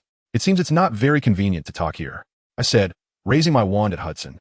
He didn't expect me to disregard the wolf's threat and directly confront him. He frowned and stepped back, reaching for his own wand. A thick rope shot from the tip of my wand, binding Hudson before he could cast a spell, and his wand fell to the ground. At the same time, I felt a gust of wind behind me, knowing it was the giant wolf. I reached out with my left hand in a claw-like manner toward the wind, and the giant wolf was immediately restrained in midair, unable to move. You. Hudson was stunned and about to speak when I cast a tongue-binding curse on him, and he immediately pressed his lips tightly together, unable to utter a word, only glaring at me with wide eyes and twisting his body in protest. But with each twist, the ropes tightened a little more, and gradually he stopped his futile struggles, only widening his eyes further in anger. I shook my head with a smile, lowering the suspended wolf to the ground, and it immediately collapsed, falling into a deep sleep. I picked up Hudson's wand and threw him into the storage room, which was probably the only room in Durmstrang without a door. Now we can have good talk, I said, removing the tongue-binding curse from Hudson with a smile. Damn woman, who are you? Hudson shouted in fury. I crouched down and pressed my wand against his throat, threatening, shut your filthy mouth. From now on, I will ask a question, and you will answer. If you dare to say another word, I will send you straight to Niflheim. You black-hearted. Hudson began to curse again. Slap. I gave him a hard slap across the face, but unfortunately it didn't knock him out. Instead, I used too much force and almost dislocated my hand. Ha ha ha.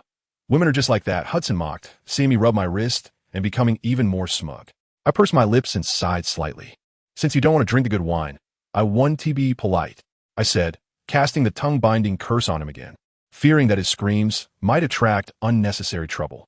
Directly pressing my wand against his temple, Hudson seemed to realize something bad was about to happen.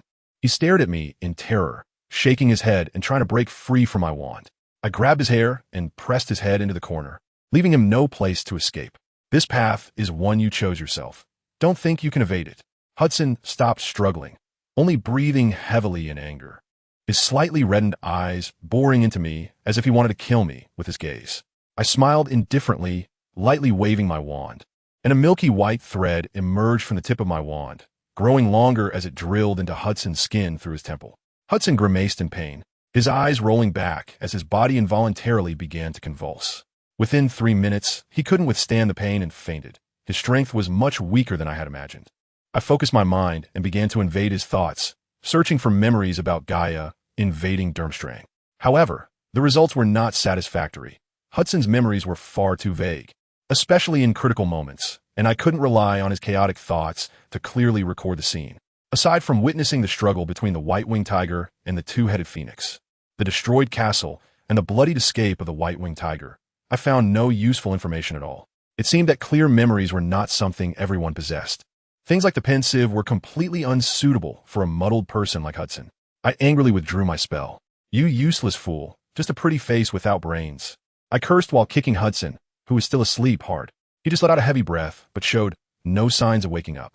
I waved my wand to remove all the spells on him, erasing his memories of me, and then I used apparition to leave Durmstrang, putting on my hood and heading towards the nearest wizarding village. Only in populated places could I gather information, even if most of it was distorted rumors. There would always be a kernel of truth. Not far from Durmstrang, there was a wizarding village, perhaps serving a similar purpose to Hogsmeade for Hogwarts, mostly catering to students. It was currently the holiday season, and with the sun setting, most shops were closing, making the streets look quite desolate. The Wooden Escape Tavern still had its lights on. I pushed open the heavy wooden door and stepped inside the bar, finding that the not-so-spacious tavern was spotless, with a few patrons quietly sitting in corners, discussing in hushed tones. Seeing someone come in, aside from the 30-something owner behind the bar who lazily glanced at me, the others ignored me, keeping their heads down and silently drinking their own drinks. I walked directly to the bar and sat down. A cup of tea, I said, placing a gold coin on the table, then turned to see if there was anyone who might have news. First time in a bar? What? I momentarily didn't understand what the owner meant. Are you here to inquire about the white-winged tiger? The owner raised an eyebrow at me, casually pushing a cup of hot water toward me. I became vigilant, frowning at him. The boss chuckled softly. Isn't it too late to ask about the situation now? Do you have any news? I shrugged and took a sip from my teacup. If you want to gather information, head over to the harbor. There's a pirate bar over there, he said, picking up the gold coins on the table and giving me a mysterious smile. As long as the price is right, you can find out anything. Thanks, I said, preparing to get up and leave. Wait, the boss suddenly called out to me. I have to remind you. It's a holiday now, I understand. I smiled, revealing the wand hidden in my sleeve. Then good luck, the boss said, kissing the gold coins in his hand. I turned and walked out of the bar, heading east towards the harbor, following the direction of the sea breeze. As I turned the corner, I could clearly sense that a few tails had appeared behind me. I didn't care. I instinctively touched the wand in my sleeve and looked up at the distant afterglow, suddenly wondering to myself, have I ever killed anyone? Nothing happened along the way, and I breathed a sigh of relief, both for myself and for those who were spying on me. The pirate bar looked like a dilapidated warehouse, with tables and chairs scattered haphazardly, making the originally spacious layout feel particularly cramped. The torches burning on the pillars illuminated the bar brightly, revealing the filthy floor stained with alcohol and vomit. I wrinkled my nose slightly as I navigated through a group of large men reeking of sweat and sour odors, heading straight to the bar without paying attention to the dozen pairs of malicious, probing eyes. A glass of goat's milk or a lollipop? The big bearded boss wearing an eye patch taunted maliciously. The onlookers erupted into exaggerated laughter. I watched them expressionlessly until their exaggerated laughter turned into dull chuckles. In the gaps, a few people sneaked in through the door and quickly dispersed into the crowd. Before long, the laughter ceased and only faint whispers of discussions could be heard. A beer, please, I said. This one's on me. A man with a pair of small mustaches, dressed in a gray linen long robe, sat next to me and addressed the big bearded boss. Go ahead. What do you have a trade? I turned to the small mustache man and asked. 10 gold coins. He replied bluntly. Then let's see if your news is worth that much. I chuckled lightly and took a sip from my drink. Aren't you curious about the whereabouts of the white-winged tiger? I've seen that guy, the small mustache man said with a mysterious grin. Really? When and where? I inquired. Not long after Durmstrang was attacked in the mountains west of the Scandinavian peninsula, he whispered. Don't listen to his nonsense. His mouth is famous for deceiving people without a trace. A white-bearded old man in a brown leather coat warned loudly as he walked to my other side. I'm not lying. I really saw it. The small mustached man replied, glaring excitedly at the old man. There are so many people looking for it. How come no one else has seen it? The white-bearded old man mocked. A group of guys wearing gray fur cloaks and black masks took it away. The small mustached man retorted. That's the white-winged tiger. It can't just be taken away so easily. The white-bearded old man pressed again. They skinned it and threw its meat into the sea, the small mustached man stated. You mean it's dead? I frowned and asked. Dead as can be. The small mustached man said emphatically. Oof. Nonsense. The white-bearded old man, somewhat annoyed, downed the drink in his glass and slammed the empty cup on the bar. I turned my head towards the white-bearded old man. From your tone, you've also seen the white-winged tiger? He's about to start rambling on about his tragic story again. Don't believe him. He'll just waste your time. The small mustached man warned stubbornly. It's fine. I want to hear, I said casually, and the small mustached man walked away in disinterest. Actually, I haven't seen it with my own eyes, but I have a rough idea of where it is, the old man said, his eyes slightly melancholic. How much? I smiled. What? The old man was taken aback for a moment, then came to his senses. No, I don't want money. But if you really catch it, I hope to get a piece of its meat. I asked in confusion, what grudge do you have against it? It killed my wife and child. The old man said fiercely, his eyes red. Are you sure it was the white-winged tiger? I asked. What else could tear a wizard and 2 wolves to pieces so easily? It must have been badly injured and escaped there, relying on human flesh to regain strength. The old man said, his expression agitated. Are you saying the white-winged tiger escaped near your home? Where's your home? I asked expressionlessly. The old man, seeing that I was unmoved, looked a bit dazed and after a while said, head north, it's near the polar region. So why are you here? I asked. I want to take revenge for my family, but I'm old now. I can't fight it. But I know there will definitely be someone coming here to ask about the white-winged tiger's whereabouts. So I want to tell this news to someone capable, hoping to use their strength to help me take revenge, the old man explained. How many people have you told? And why tell me? I laughed. I've told many people. Most of them don't believe me. Only a few wizards from the east said they would go check it out. But they haven't returned after more than half a month. They're mostly doomed. The old man sighed, staring intently into my eyes. Since you dare to spend a high price to buy information, it proves you have confidence in catching it. so I'm willing to tell you everything I know, just hoping you can bring me a piece of its meat. Don't listen to this old fool. All that about the white-winged tiger killing his whole family is nonsense. If you want to see the live white-winged tiger, I can take you there for 500 gold coins, and I'll throw in a tooth. A rough voice came from behind me. I turned around and saw a Swedish man in his 40s speaking to me. He had a long scar on his face that looked like it had been made by the claws of a large beast. The man was only wearing a shiny leather vest, exposing his muscular arms, unconsciously showcasing his immense strength. Are you saying the white-winged tiger is not only alive, but also in your hands? I asked with a laugh. Of course, the scar-faced man replied arrogantly. How'd you keep it locked up? In a cage? I asked again. Such a large beast must be kept in a cage. We also used an iron lock around its neck, locking it up like a dog, so you don't need to worry about any danger getting close. The scar-faced man boasted proudly, but seeing me smile without responding, he furrowed his brows in annoyance and asked, "Are we making this deal or not? Just give me an answer." I lowered my head and chuckled softly. You say the white-winged tiger is in your hands. What evidence do you have?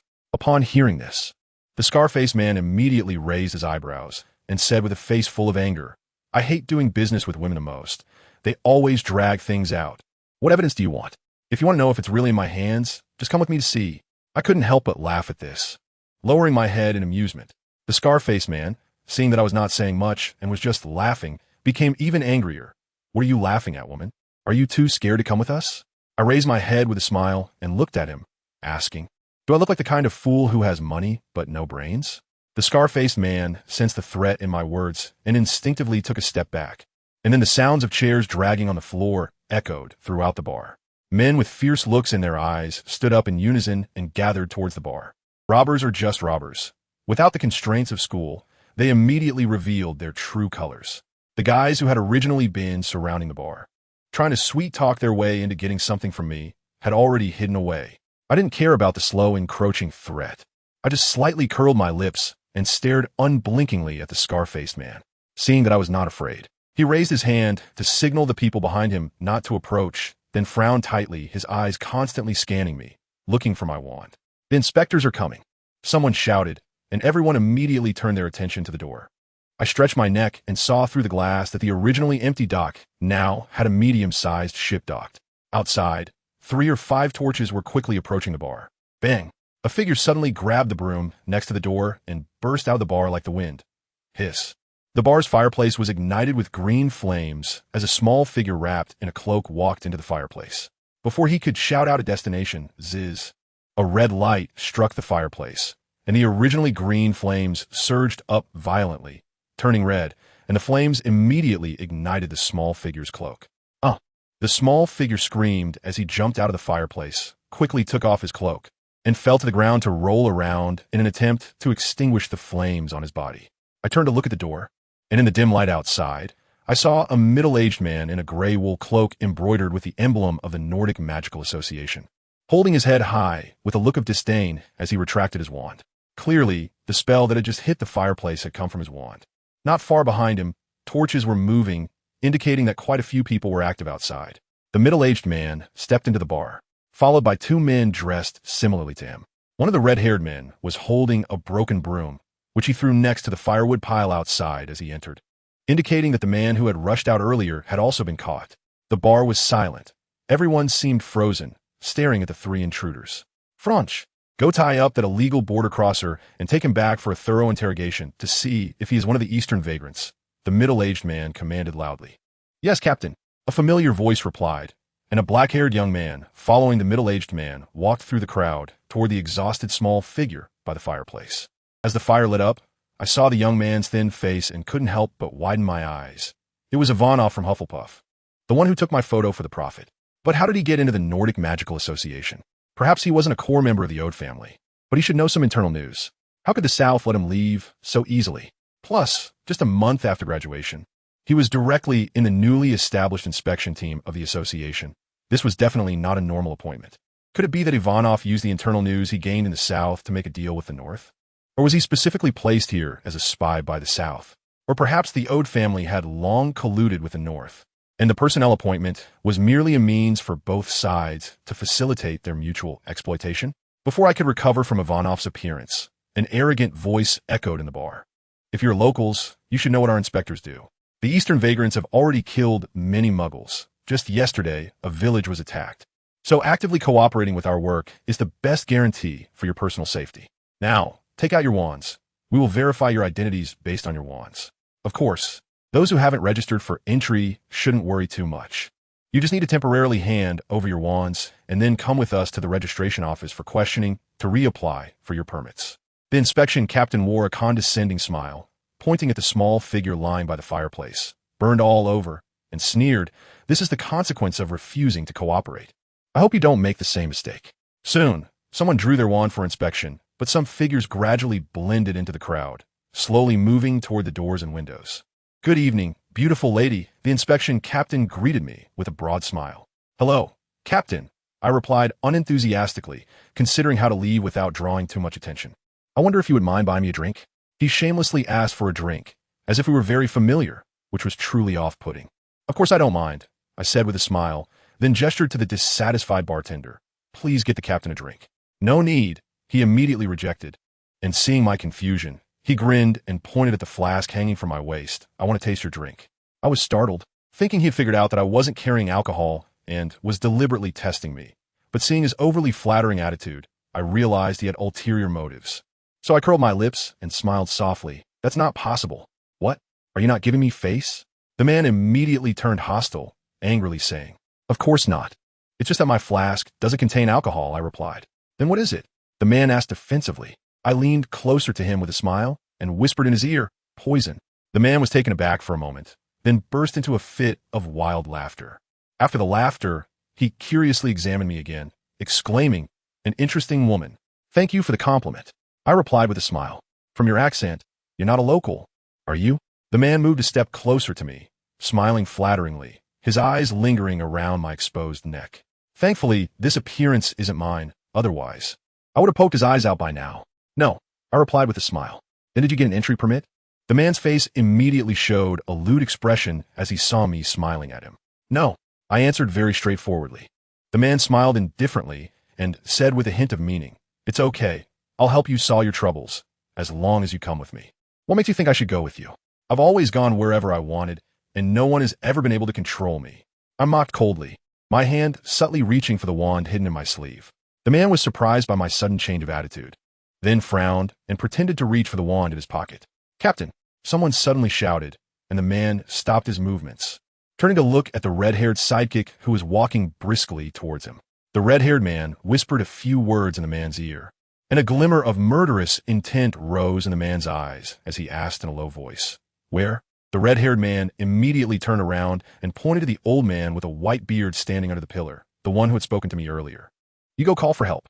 The man instructed in a low voice, and the red-haired man quickly ran out the door. The man shot a fierce glare at me, as if warning me not to move, then walked towards the old man with the white beard. "How long have you been here?"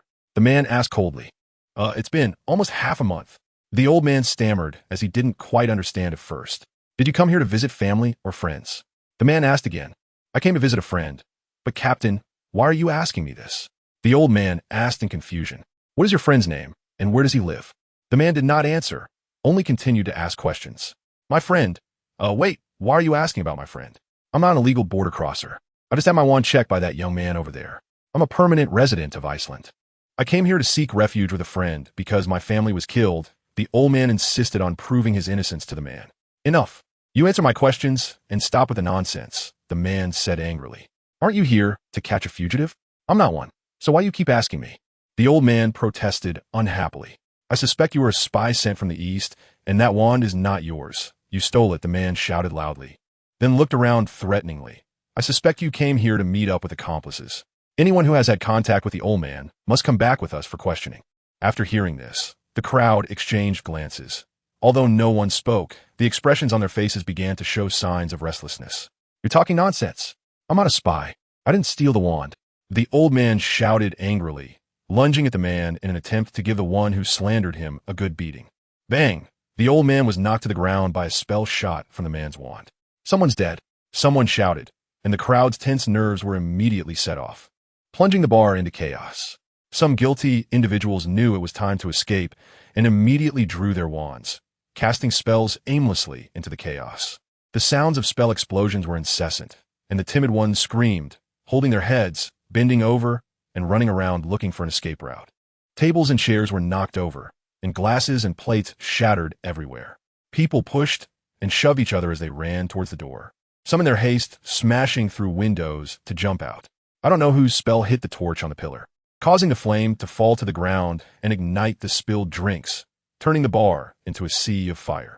I also took the opportunity to escape, but outside the bar had already become a battlefield.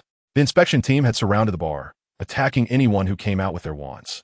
Most of those who managed to escape were knocked unconscious in their panic as soon as they emerged, but there were also quite a few who reacted quickly and immediately fought back with their wands. When I saw a spell coming towards me, I quickly used a spell to block it, and a barrier shimmered with a pale yellow light.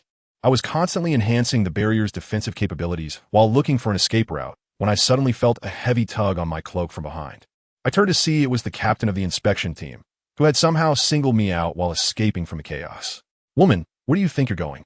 Let me give you a ride," the captain said with a self-satisfied smile, making his already grimy appearance even more disgusting. "That will be much appreciated," I replied with a smile. He thought he had the upper hand and released his grip on my cloak, intending to wrap his arms around my waist. I immediately hooked my left arm around his neck, gripping his hair tightly. He let out a cry of pain and tried to grab me with his hands. A thick rope shot out from the tip of my wand, binding him tightly, forcing him to tilt his head back in resignation, exposing his neck. "Everyone back off," I shouted, pressing my wand threateningly against the man's throat. The two nearest inspection officers immediately stopped their attacks, and the escaped individuals were quickly knocked to the ground. Seeing this change, the situation in the battle immediately reversed. The inspection officers switched from attacking to defending, while the people trying to escape began using offensive spells, pushing step by step towards the outskirts. "Woman, you really shouldn't struggle unnecessarily. Once you escape, you'll immediately become a wanted person, unless you never set foot in Scandinavia again. This will be your permanent prison," the man maliciously reminded me. Yet he had to slowly move forward with the crowd under the pressure of my wand. "If you think you can use my current appearance to put me on the wanted list, I'm afraid you'll never succeed," I said with a laugh. The man paused for a moment, then began to struggle violently, shouting in anger, "You damn bastard! How dare you use potions to fool me?" I didn't respond because we had already left the bar's range of the disillusionment charm. Watching the people around me escape one by one, I used a spell to throw the bound man high into the air, tossing him towards the sea. While most of the inspection officers were focused on rescuing the man, I used apparition to disappear. This time, the destination of my apparition was Iceland. I felt that the actions of the inspection team in the bar were very strange. I had clearly exposed my identity as an illegal border crosser, yet they had unhesitatingly let me go while questioning an old man with no flaws in his identity. This abnormal behavior could only mean that the inspection team's purpose was not to catch Eastern fugitives, but something else. There must be something unusual going on, and this anomaly might be related to Gaia, so I carefully thought it over. The captain of the inspection team seemed to be very sensitive to the old man's identity as a refugee from Iceland. Therefore, I decided to head to Iceland first to check the situation. Apparition brought me to the vicinity of southwestern Iceland, and it was late July, with Iceland clearly entering a period of long daylight and almost no nighttime. Although the thick clouds obscured the sun, the soft light provided convenience for my journey. The originally thick cloak was still quite useful in this environment of about 10 degrees, and I didn't need to add any extra clothing. Looking at the vast plateau, feeling the oppressive air, and touching my now empty stomach, I realized I needed to find a place to rest. To avoid encountering the inspection officers from the Magical Committee again, I chose to stay directly in a Muggle town this time. Most people choose to enter Iceland during the summer, so the Muggle town was filled with many travelers and tourists from other places, with plenty of oddly dressed Muggles, making my outfit seem less conspicuous. "Hello, I would like a single room facing the street." As I walked into the inn, I first asked the middle-aged woman behind the counter, who looked like the owner, for a room. When I handed over the pounds for the deposit, the owner glanced at the currency and then started calculating on the calculator based on the most recent exchange rate. £25 for one night. Check out by 10 tomorrow morning. The woman pushed the calculator towards me. "Is there room service?" I took out £30 and handed it to her, then asked. "The standard meal costs an extra £5. The woman didn't use the calculator, just stated the price, then took back a pile of Icelandic krona that was originally meant to be my change, and raised her eyebrows slightly, asking, "Do you need any alcohol?" "We have wine, champagne, and beer." "No, just this is fine," I said. The woman handed me a key with a number tag, and a girl about 16 or 17 years old in uniform led me upstairs. As we ascended, I asked the girl walking in front. Are there any fun places around here?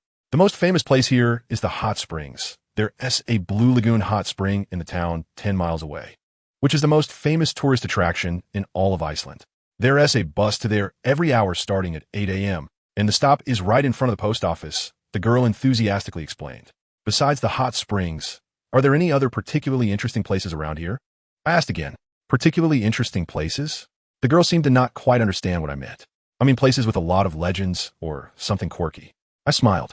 The girl thought for a moment, shook her head, and said, I haven't heard of such places nearby, but you can go further north to Saft where you are. Guests returning from there said they occasionally felt slight earthquakes, claiming that some volcano there is about to erupt. They also said someone saw a polar bear there.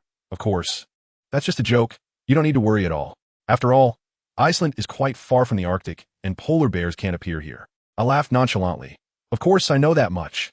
Though I said that, I'd already set my sights on moving forward. Saft is a city in the northwest of Iceland, with only about 3,000 residents, most of whom live in the mountains and valleys, making it seem particularly desolate and peaceful. I wandered around the town and didn't find anything special, so I decided to rely on the flying skills I inherited from Voldemort and searched along the coast to the north. Flying doesn't require any magical tools, but it tests balance and control. At first, I couldn't completely master the technique, so it consumed a lot of energy. Therefore, I had to fly a certain distance, then rest for a while, and continue flying. The search process was arduous and tedious. After several hours, I hadn't encountered a single wizard, nor had I seen even a strand of polar bear fur. So I decided to take a break for a while and find a scenic spot to solve my lunch problem. Sitting on a tall rock by the sea, looking at the boundless ocean, accompanied by the salty sea breeze, I slowly stuffed a codfish sandwich into my mouth, feeling so comfortable I could almost die. I closed my eyes, enjoying the tranquility and peace of the moment, imagining building a house of my own here. The house should be built so that it can overlook the entire city, so it must have a very solid foundation. A house that tall would probably need a drilling machine to build, and when drilling, it would rumble, shaking the ground. I couldn't help but pause for a moment, feeling a bit annoyed, wondering how I suddenly thought of a drilling machine while looking at such a beautiful view. I shook my head with a smile, trying to banish the unsightly drilling machine from my mind, but suddenly I felt a slight tremor beneath me, indicating that my earlier association was not unfounded. I adjusted my flying height upwards until I reached an altitude of 500 meters, and in the distance to the north, I faintly saw a soft white light flash by. I exerted all my effort to speed towards the white light, and as I got closer, I discovered it was a massive magical barrier. Looking in from outside the barrier, there was nothing but a narrow coastline and slippery rocks. I gently approached the barrier with my hand, and there was no repulsion. My hand passed straight through. I withdrew my hand, waited for a while, and saw nothing moving inside, thinking that this barrier, like the other barriers I had encountered before, had no effect on me. This time, I first passed my head through the barrier, glanced around, and seeing no danger above, I no longer hesitated and stepped fully inside. The scene inside the barrier was completely different from what I saw outside. The originally empty coastline was now bustling with activity, with about 100 wizards cloaked in gray fur, wearing black masks, holding wands in one hand and long whips in the other, herding over 1,000 giants and polar bears along a transparent long bridge made by solidifying seawater with spells, heading toward a giant mast ship anchored a kilometer away from the coast. The ship was enormous, like a castle on the sea, seemingly capable of easily accommodating another 1,000 giants. Crack! A wizard standing on the water bridge waved his long whip, driving a water monster that was trying to jump off the bridge back into the line. Be good and don't think of anything funny, or you'll taste the whip. Although the polar bears couldn't understand what the wizard was saying, they were very wary of the long whip, so they behaved particularly docilely, with better discipline than the giants. Splash! Suddenly, my eyes were blinded by a strong flash of white light, and I quickly raised my hand to shield my eyes, slowly lowering my altitude in the air. A bunch of useless fools. Can't even handle such a small matter. Hurry up and clean it up, don't delay important things. A wizard with a cane, looking gray-haired and in charge, scolded loudly. 2 wizards standing nearby immediately stepped forward and lashed the 5 giants pulling the cart. Crack, crack, with a few whip cracks. The 5 giants wearing leather gloves immediately smartly righted the overturned cart, then bent down laboriously, carefully picking up the scattered items piece by piece. Curiously, I flew towards the pile reflecting white light, and upon getting closer, I discovered it was a heap of transparent crystals emitting faint magical energy. some of the fragments bearing very similar cracks. As I simulated and pieced together in my mind, I found that they resembled human bones. Looking back at the 6 or 7 other carts filled with fragments, I couldn't help but feel a chill. How many skeletons could this be? Lord Og, I really lack manpower. Can't you leave me some more? A gray-robed wizard stepped out from the cart line, pulled down his black mask, revealing a haggard face covered in stubble, and gasped as he spoke to the wizard with the cane. Greenland has plenty of manpower. Why don't you ask them for help? I guarantee that as long as you ask, they'll be eager to follow you. Old Og glanced at him with slight annoyance, reprimanding the complaining wizard. Bjorn didn't respond, just smiled, looking at the old man with hopeful eyes. Og was irritated by his gaze, picked up his cane, and aimed a light strike at Bjorn, but it was not hard. Bjorn seemed to know and laughed without dodging. Og was amused by him, but pretended to glare seriously, then helplessly sighed. Bjorn, when will you mature a bit? Can't you see what the situation is now? This is neither the front line nor the end of the search operation. Now, all you need is your men to guard the position and prevent those guys from sneaking across again. Why are you still hoping for so many people? Can you eat them? Bjorn moved closer to Og with a flattering expression and said, although Iceland isn't large, its coastline is long, and it's a must-pass through the interior. 50 people can patrol, but what if those guys sneak across again? I want to even have extra manpower to catch them. Didn't I leave you 100 giants? Og retorted irritably. Those guys are useless. Bjorn laughed. Og's expression instantly darkened. Was that little brat Raf sending you to be a negotiator? BJ Arn rubbed his hands somewhat awkwardly and smiled. Please don't be angry. This isn't just Rafe's idea. I'm really short-staffed, and besides, it's better to keep our own brothers. It's easier to work with them. Speaking of brothers, why don't you ask that Canute guy to come here and keep you company? He was appointed at the same time as you, right? I heard you were in the same dormitory. How could you forget him on the battlefield? OG grumbled. Isn't he staying inland as the inspection team leader? With such a good position, how could I ask him to come here and suffer with me? BJRN replied with an awkward smile. You don't want your brother to suffer, but there are thousands of people in Greenland who aren't your brothers and are still fighting desperately. They also have brothers in the rear, and they want their brothers to pull some strings for an easier job, to rest a bit. But is that possible?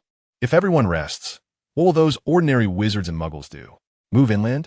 You know, a team of polar skeletons with polar bears snuck into the Scandinavian peninsula half a month ago and almost crossed the mountains into the interior. If we hadn't conducted a timely search and destroyed the bodies, do you know how serious the consequences would have been if the public had noticed? OG scolded angrily. His face flushed. It turned out that in the pirate bar, the little mustache hadn't completely lied. Those guys in gray fur cloaks with black masks covering their faces were indeed OG search team. And the dead polar bear was mistakenly identified by him as a white-winged tiger. Seeing that the old man was genuinely angry, BJRN felt a bit ashamed. But looking at the pairs of hopeful eyes in the team, he continued to persuade under pressure. I know the situation is serious, and I understand that asking you for help puts you in a difficult position. But I'm worried that we have too few people here, and if we lose, it will affect the entire situation. I think we should use those trolls to exchange for some manpower. After all, there are plenty of those trolls. At worst, I can find some more people to go into the mountains and forests to bring back more trolls. Swap trolls? Are you thinking of swapping for people and then sending them to Greenland in exchange for your brother? Trying to play tricks with me won't work. You need to fool those desperate guys into risking their lives for your brother. Nowadays, people are as cunning as ghosts. Even swapping 10 trolls for one wizard might not be taken. OG said irritably. Half a month ago, Kakarlov only needed 5 trolls. Why has it gone up to 10 now? BJRN asked in confusion. OG sneered and said, half a month ago, didn't you also say you would send the polar skeletons back to their mothers? How come now you're only trying to play tricks in front of me? BJRN's face turned red from being called out, and after a while he tentatively asked, how about we ask the Union to send more manpower to support us? OG's expression changed, and he frowned, saying, support? Do you think the Union has manpower to support us in this situation? All capable personnel have already been pulled away. What's left are just administrative staff sitting in offices. Those guys wouldn't even let me take a troll in exchange. And you actually want to entrust her back to them? Aren't you being a bit too optimistic? How about finding help from abroad? Rascal. Before BJRN could finish, OG shouted, raising his cane and striking at him. This was a solid hit, making BJRN cry out in pain and fall to the ground, hugging his legs and wailing, Uncle, I'm your own nephew. This is going to cost me my life. OG was so angry he was shaking, raising his cane as if to hit again, but BJRN quickly got up and hugged OG, preventing him from moving. Let go of me, you little rascal. OG scolded. Uncle, if you promise not to hit me, I'll let go. BJRN replied with a laugh. OG didn't respond, but he couldn't break free, and his wand was stuck, so he had no choice but to reluctantly agree, fine, I won't hit you. BJRN let go, and OG immediately turned hostile, raising his cane to strike back, but unfortunately, BJRN nimbly dodged. Uncle, you don't keep your word, BJRN complained. Oomph. Knowing how to dodge proves you have a guilty conscience, realizing that your previous words deserved a beating. Now that I can't hit you, your father will naturally teach you a lesson when we get back. You can dodge for a moment, but you can't dodge for a lifetime, OG said coldly. Uncle, I know I was wrong. Please don't tell my dad. He really will beat me to death. BJRN pleaded with a mournful face, continuously begging. I think I should just strangle you now to prevent you from causing trouble outside and getting yourself killed by your own stupidity. Will told fiercely, while BJRN appeared obedient, listening to the scolding. Do any of our neighbors have a good word? Asking them for help is equivalent to seeking death. That family to the east, didn't they just fight among themselves because the benefits weren't distributed well? Even if they fight, they do it behind closed doors. Do you know why we need to establish a border inspection team? Just like the east, it's to prevent others from taking advantage of the fire. You, on the other hand, are in such a hurry to expose your internal issues, effectively handing a stick to others to beat you with, possibly even creating an opportunity for the East to unite again. To remain invincible, you either need to strengthen yourself or weaken the enemy. Relying on weakness to gain sympathy and seeking help will only get you a beating. If someone punches you to death, that's a relief. But if they smear poison on you, that's the most vicious. Lord OG, I know I was wrong. I'm short-sighted and ignorant. Please show mercy and let me off. I swear to Merlin that I will absolutely listen to you from now on. Whatever you ask me to do, I will do, and I won't utter a word of complaint, BJRN said seriously as he swore. I don't expect you to listen to me. As long as you cause trouble for me, that will be enough for Merlin's mercy. OG shook his head helplessly. My lord, the numbers have been counted. Here is the receipt. A wizard standing by the bridge, checking the numbers, handed a piece of processed parchment to OG. All right, let Rafe bring the people onto the ship. OG instructed without looking up at the receipt. Yes, my lord. The wizard who delivered the receipt left to arrange personnel matters. BJRN became anxious and leaned closer to OG, pleading with a cry. Uncle, please don't take them away. I really don't have enough manpower here. You wouldn't want your dearest nephew to become one of the polar skeletons, would you? Are you scared just because a few ice skeletons scared you this much? What a coward. OG shouted loudly, clearly angry. Uncle, it's not that I'm cowardly, but those guys are too clever. How can I fight them with those brainless trolls? If they outnumber us and surround us, I wouldn't even know where to cry. BJRN said with a face full of reluctance. When we were conducting the search before, they used encirclement tactics and wiped out several wizard families. One of them had 2 wizards and 2 adult giant wolves torn into pieces. The scene was truly horrifying, BJRN said, seemingly pained. From his description, it should have been the family of that white-bearded old man in the bar. Unfortunately, the old man did not face the facts and misjudged the target. After being taken away by the inspection team, he would surely have his memory erased and ultimately miss the truth. Do they even know how to encircle? I haven't heard the control division mention it. OG said, somewhat surprised. We were encircled once before, but fortunately, we had people on the outside. Only through cooperation could we break through the barrier. However, when I chased after them later, I found that they always fled in groups of more than 5. When their numbers dropped below 5, they would immediately gather towards the nearest companion, ensuring that their group always consisted of at least 5. I felt that they seemed to have intelligence, knowing that to establish a magical barrier, they must stay together in groups of at least 5. Completely unlike what the control division said, that they were just a species that relied on numbers to win. Bjorn said with a tense expression, Is what you said true? Wasp sternly. What I said is true. If you don't believe me, you can ask any of my subordinates. They were all present at the time and almost got wrapped up in dumplings. Bjorn said, feeling very frustrated. Since that day when a long-extinct white-winged tiger suddenly appeared, accidents have been occurring one after another. I wonder if there's an intrinsic connection between the two. OG sighed and patted Bjorn on the shoulder. I will report your situation to the higher-ups in a timely manner, but we cannot spare manpower. That depends on the Federation's arrangements. Within my capacity, I can only send you some giants. 3 days later, the mainland will transport the last batch of giants to Greenland. I will inform Covey to leave you 100. Bjorn wanted to say something more, but was interrupted by OG waving his hand. These 100 giants are for you. Use them well and don't cause me trouble. Recently, The disaster response departments of the Nordic countries have collectively complained to the Federation about our hunting team's inappropriate actions, which have caused them great inconvenience in their work. Just yesterday, your brother Knut caused panic during an inspection due to improper handling, and the Swedish Ministry of Magic directly reported him to the Federation. If it weren't for the minister stepping in to guarantee him, and considering the current special circumstances, Knut would have already been dismissed. You little brat even envied him. Don't think it's comfortable staying in the rear. This time, it's a joint operation of 5 countries, and there are many eyes watching. The day you cause trouble, they will come and skin you alive, and then replace you with their people. Uncle, don't scare me like that. It makes me quite afraid, Bjorn said, feeling guilty. It's good that you know fear. It means you'll take your work seriously. If this incident can end satisfactorily, your future path will be much smoother, OG said as he gently patted Bjorn on the shoulder, looking at the already decorated mast ship in the distance, and sighed. I'm leaving. You take good care of yourself. Without waiting for Bjorn to reply, he walked to the back of the team and went up the water bridge. Bjorn watched OG's back and shouted, Yes, Lord OG, may Merlin bless you. A wizard standing behind Bjorn walked over and whispered, Captain, what about Raph and the others? I've done my best. I've said what I should and shouldn't say. I hope you won't blame me.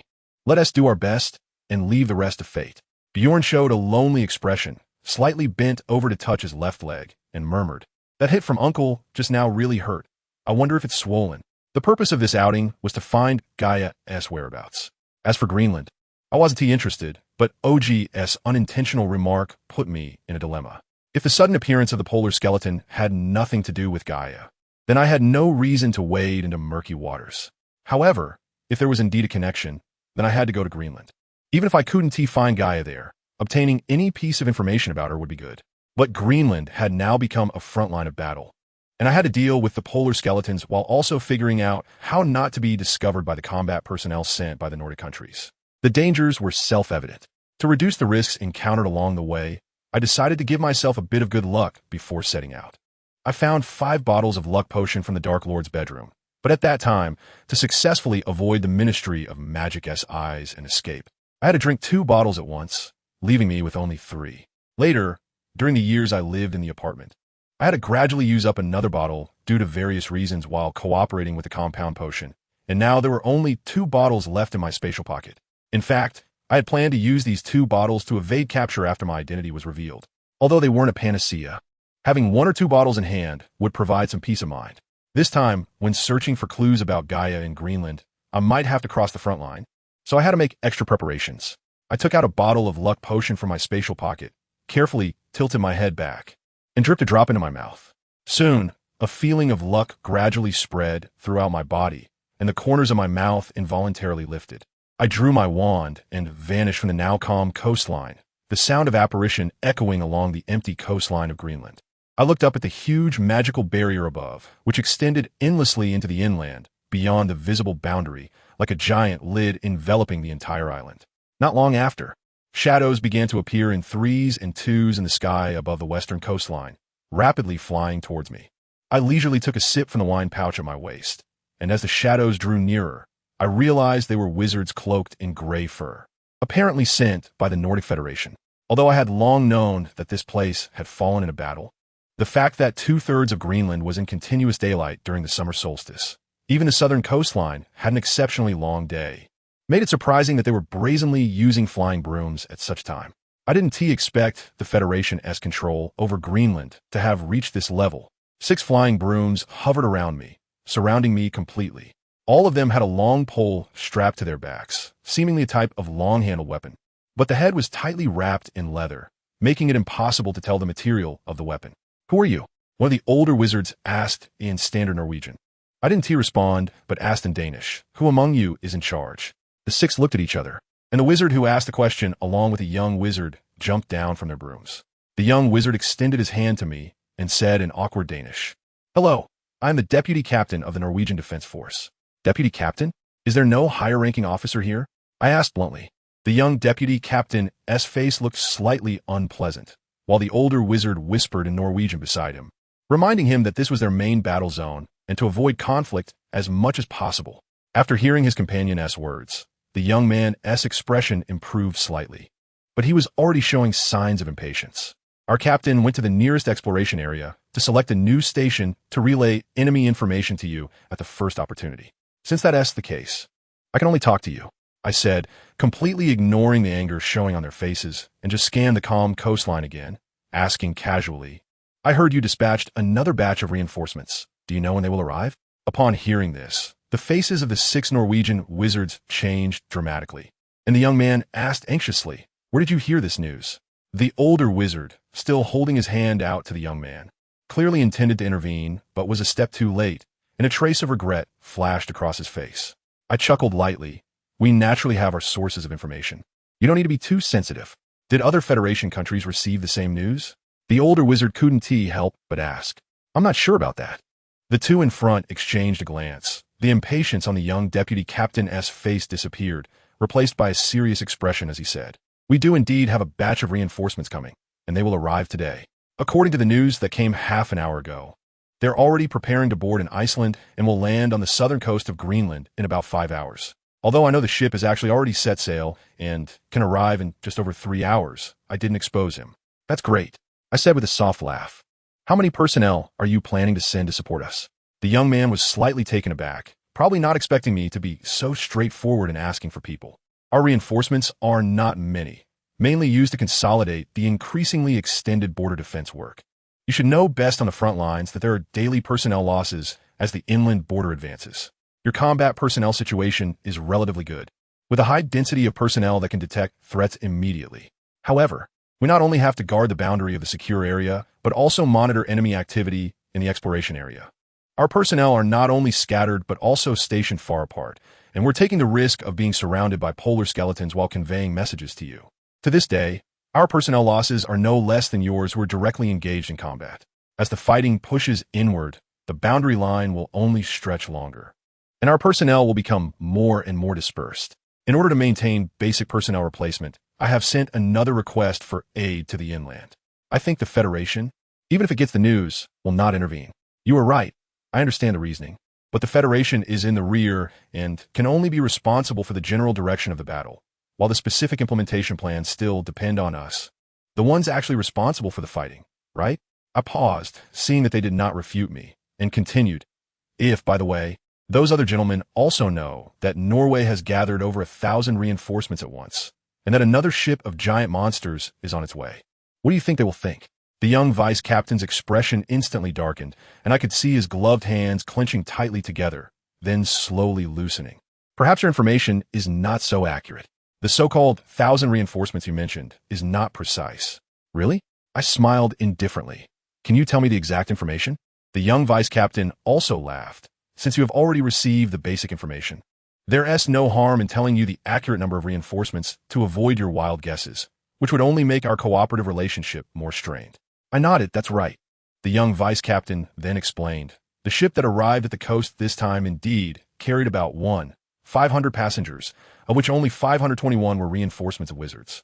The rest were giant monsters and polar bears. Due to inevitable losses during the journey, we cannot specify the exact number right now.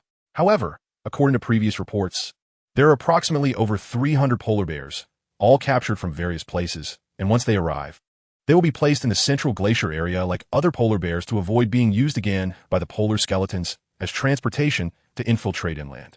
The remaining ones are the giant monsters requisitioned from various places, totaling around 700, which will be arranged to the front line along with another batch of about 500 giant monsters that will be brought later.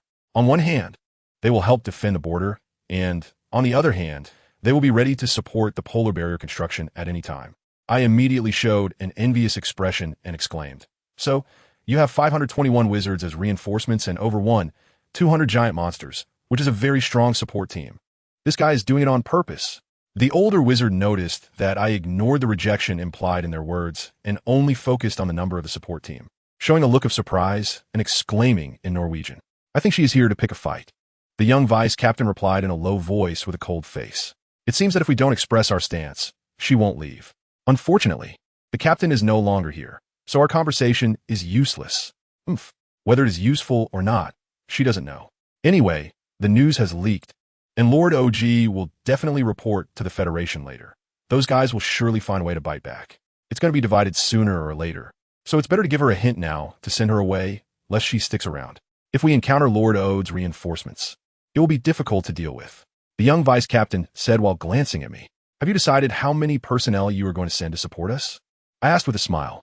This will have to wait until our reinforcements arrive, and we can discuss according to the actual situation. The young vice captain, seeing my expressionless face, smiled again, saying, I will definitely convey your words to the captain, and you will definitely have a share in the personnel allocation. That's the best. My expression softened a bit, and the other party seemed to breathe a sigh of relief. I slightly curled my lips and began to discuss serious matters. But there is one more thing I need to trouble you with. What is it? The young vice captain began to get nervous again. There is news that a white-winged tiger has been spotted on Greenland. As boundary defense, you should have some information, right? I said. The young vice captain glanced at his teammate beside him, and the older wizard immediately shook his head. He then looked at the others around, and the responses he received were either head shakes or shrugs.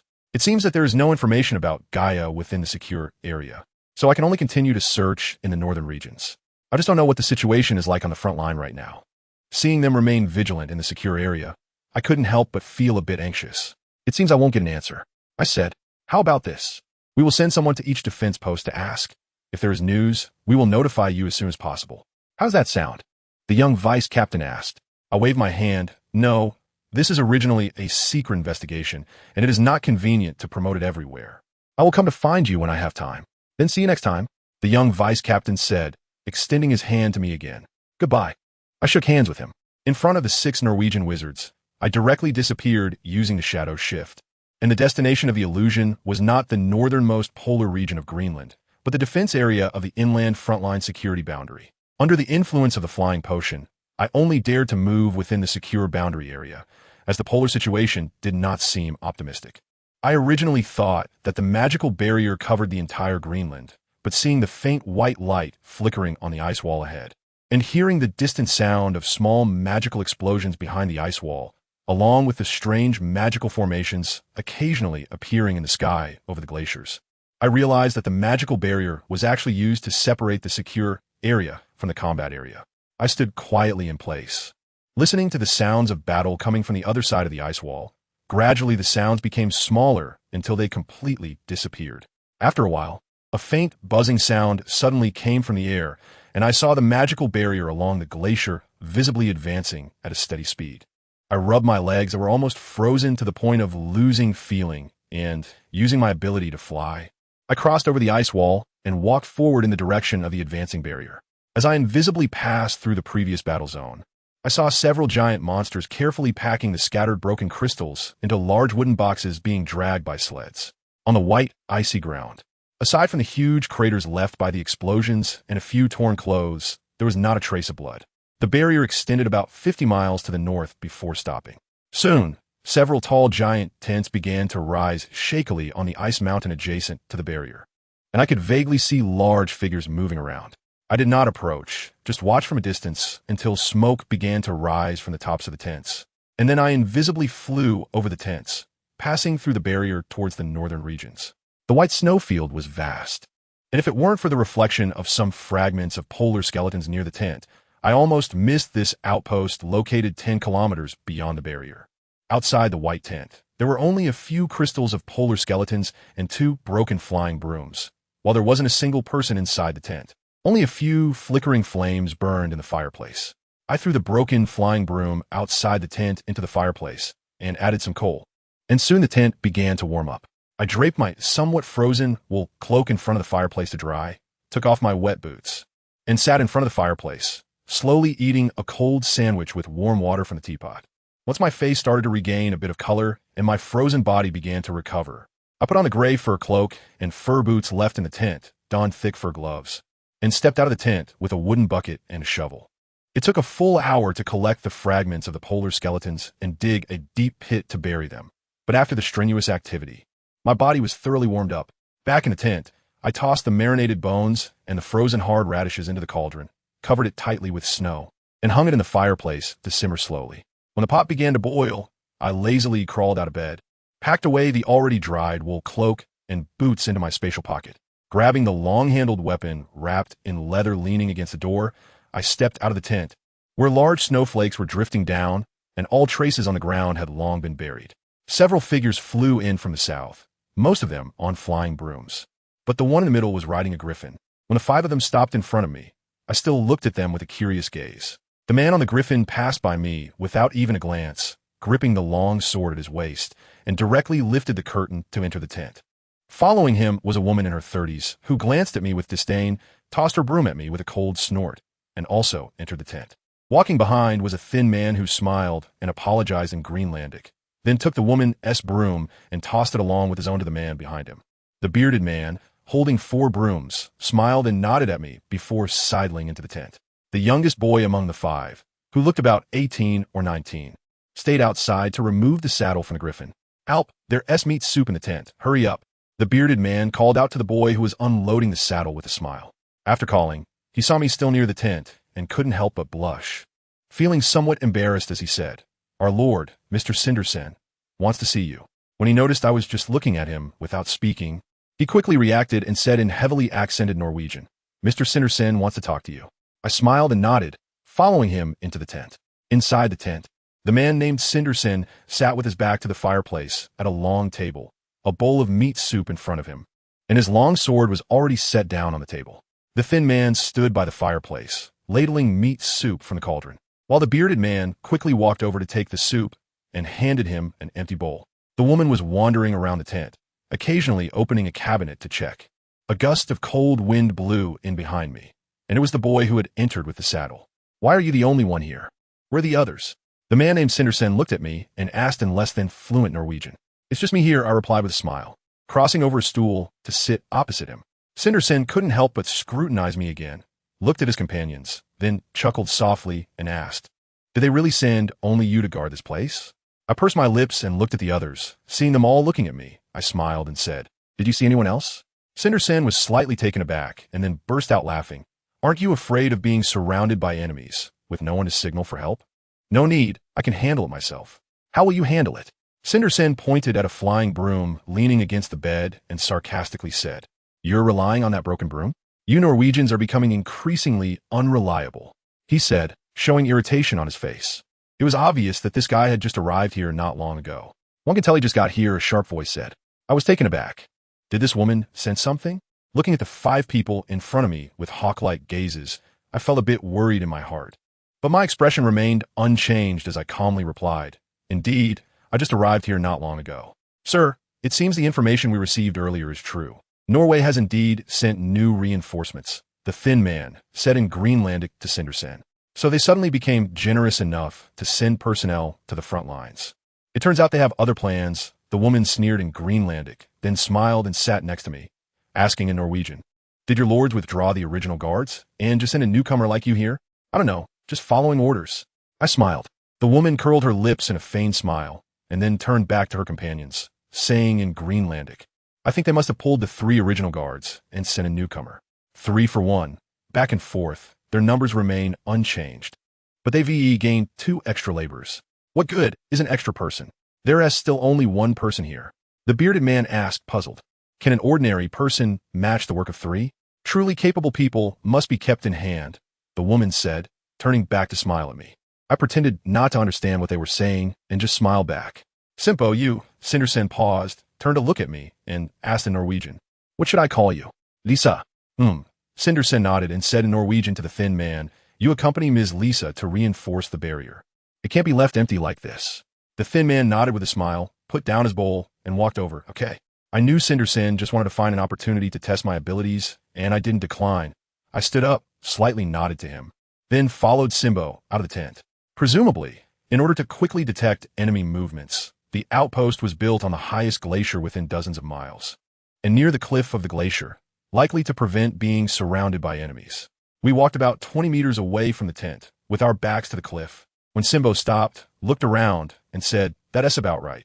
The magic circle is too large, and the magical power is dispersed, which is actually not conducive to resisting attacks." He pointed to the spot beneath my feet, and then to the cliff. "This distance is just right. It allows us to observe enemy movements at the cliff's edge while keeping the tent at the center of the magic circle." I nodded and said nothing, directly pulling out my wand to start drawing the magic circle. "Wait," Simbo frowned and stopped me. "You plan to use the wand directly? What's wrong with that?" I asked, puzzled. "They wouldn't have assigned you here without briefing you on everything, would they?" Simbo said with a look of surprise. What do they have briefed me on? I asked. Didn't they tell you about some precautions regarding the polar skeletons? Simbo looked at me with suspicion. He seemed to be starting to doubt me. I glanced at him and said, they're just some low-level magical creatures. How hard can they be to deal with? Xianbo's expression slightly changed, and his body instinctively retreated. Try to create distance between us. His hand slowly moved up, as if to grab the wand in his arms. He seemed to be a perceptive guy. I smiled and added, as long as we keep their numbers below 5, they won't form a magic barrier. And we'll be fine as long as we discover them in time. Seeing that I truly understood the polar skeletons, Xianbo's expression immediately relaxed. And he said with a smile, that's true, but you shouldn't underestimate those guys. Although their individual abilities are limited, if we can't find them in time, they can slowly absorb the magic power of a magic circle. A single polar skeleton can absorb the magic power of an ordinary magic array in about 3 minutes. As the number of polar skeletons increases, 4 of them can break through the magic array in less than half a second. If we encounter 5 or more, once they form a magic barrier, it only takes 3 impacts to directly shatter a basic magic array. Therefore, magic arrays drawn with wands are generally not very effective. Even high-level magic arrays can only withstand the impact of a polar skeleton's barrier for about 5 minutes at most. Do you have any good suggestions? I asked.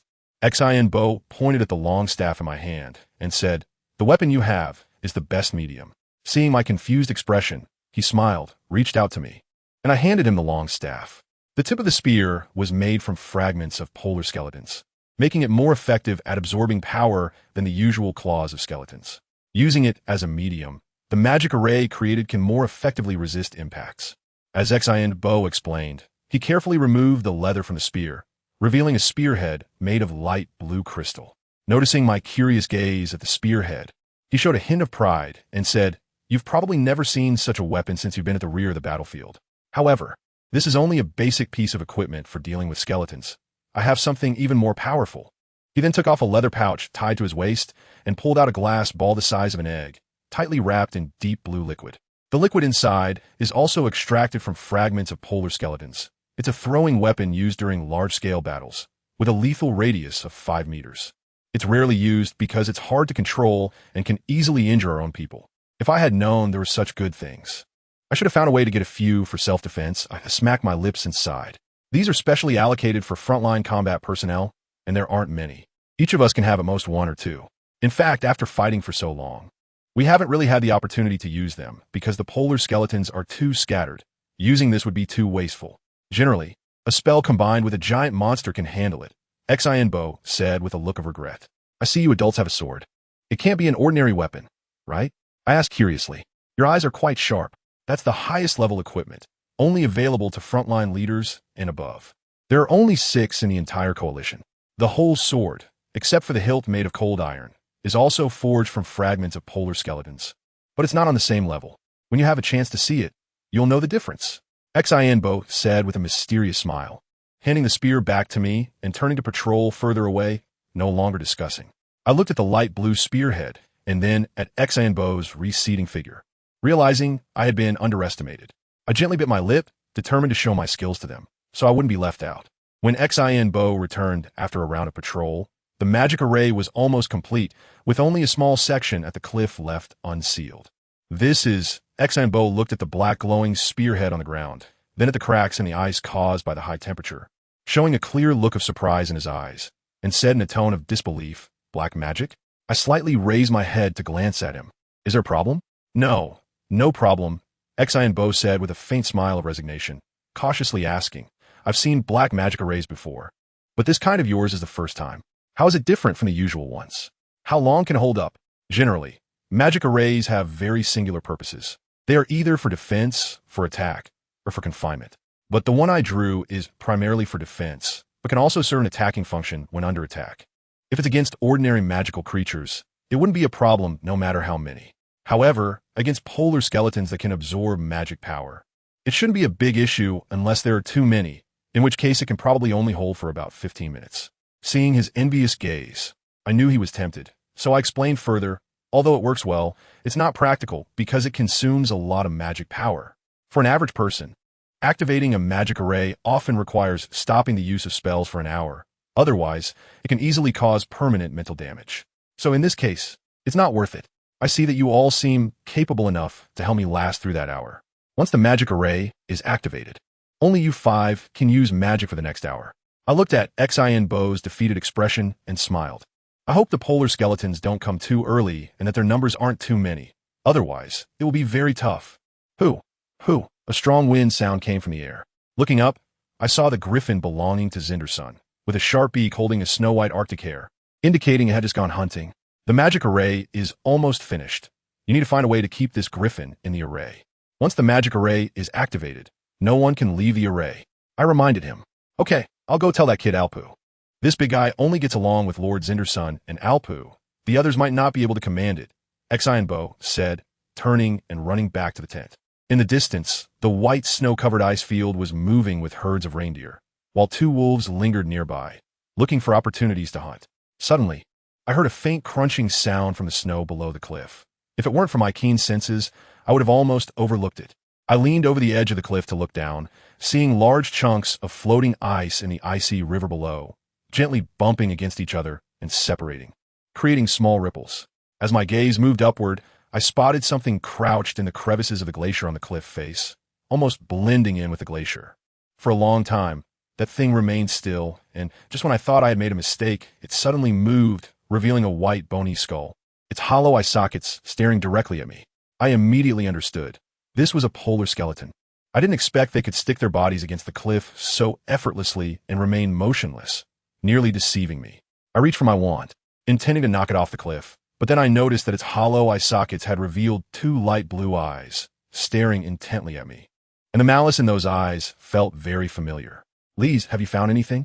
Xianbo's voice suddenly came from behind me, and I quickly turned around to see him walking toward me. When I looked back, there was no sign of the skeleton on the cliff. Only the ice river below was creating ripples, indicating it must have submerged into the water. Is there any movement in the river? Xianbo had already reached my side, leaning over to look into the water. I intended to tell him what had just happened, but what came out instead was just checking for safety. So far, there's nothing to report. I didn't know why I lied. I could only attribute it to the effects of the potion. Xianbo nodded, telling me that the griffin was settled, and then he turned to leave. I took another glance at the glacier, and seeing it remain still, I completed the last bit of the magic circle.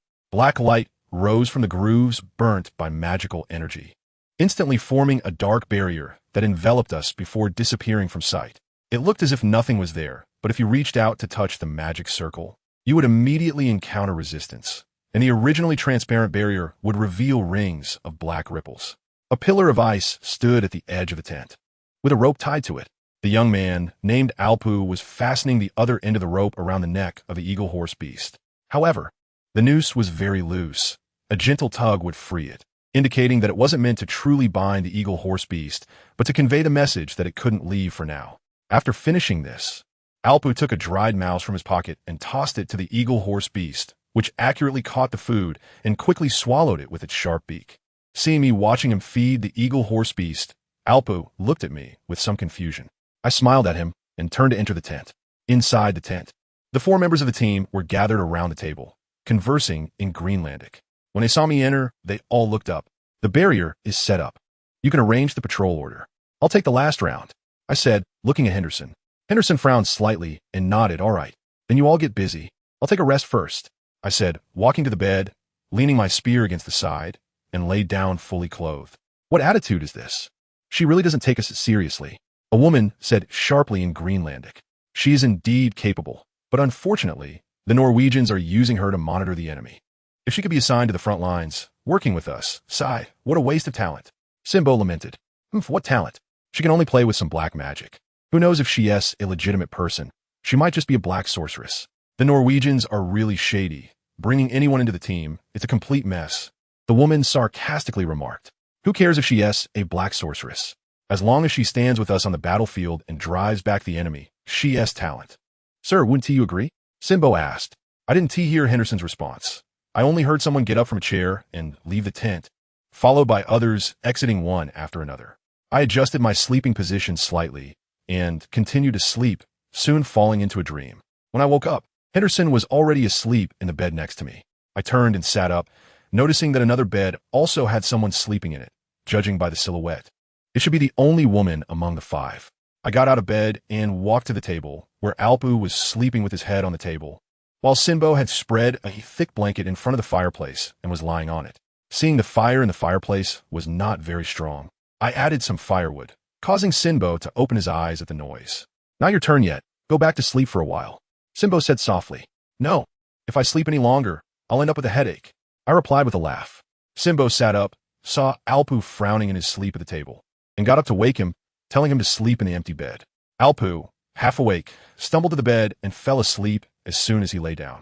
Noticing there was too much tea left in the teapot, I made a new pot. Just as the tea was ready, the big man returned. It's quite quiet.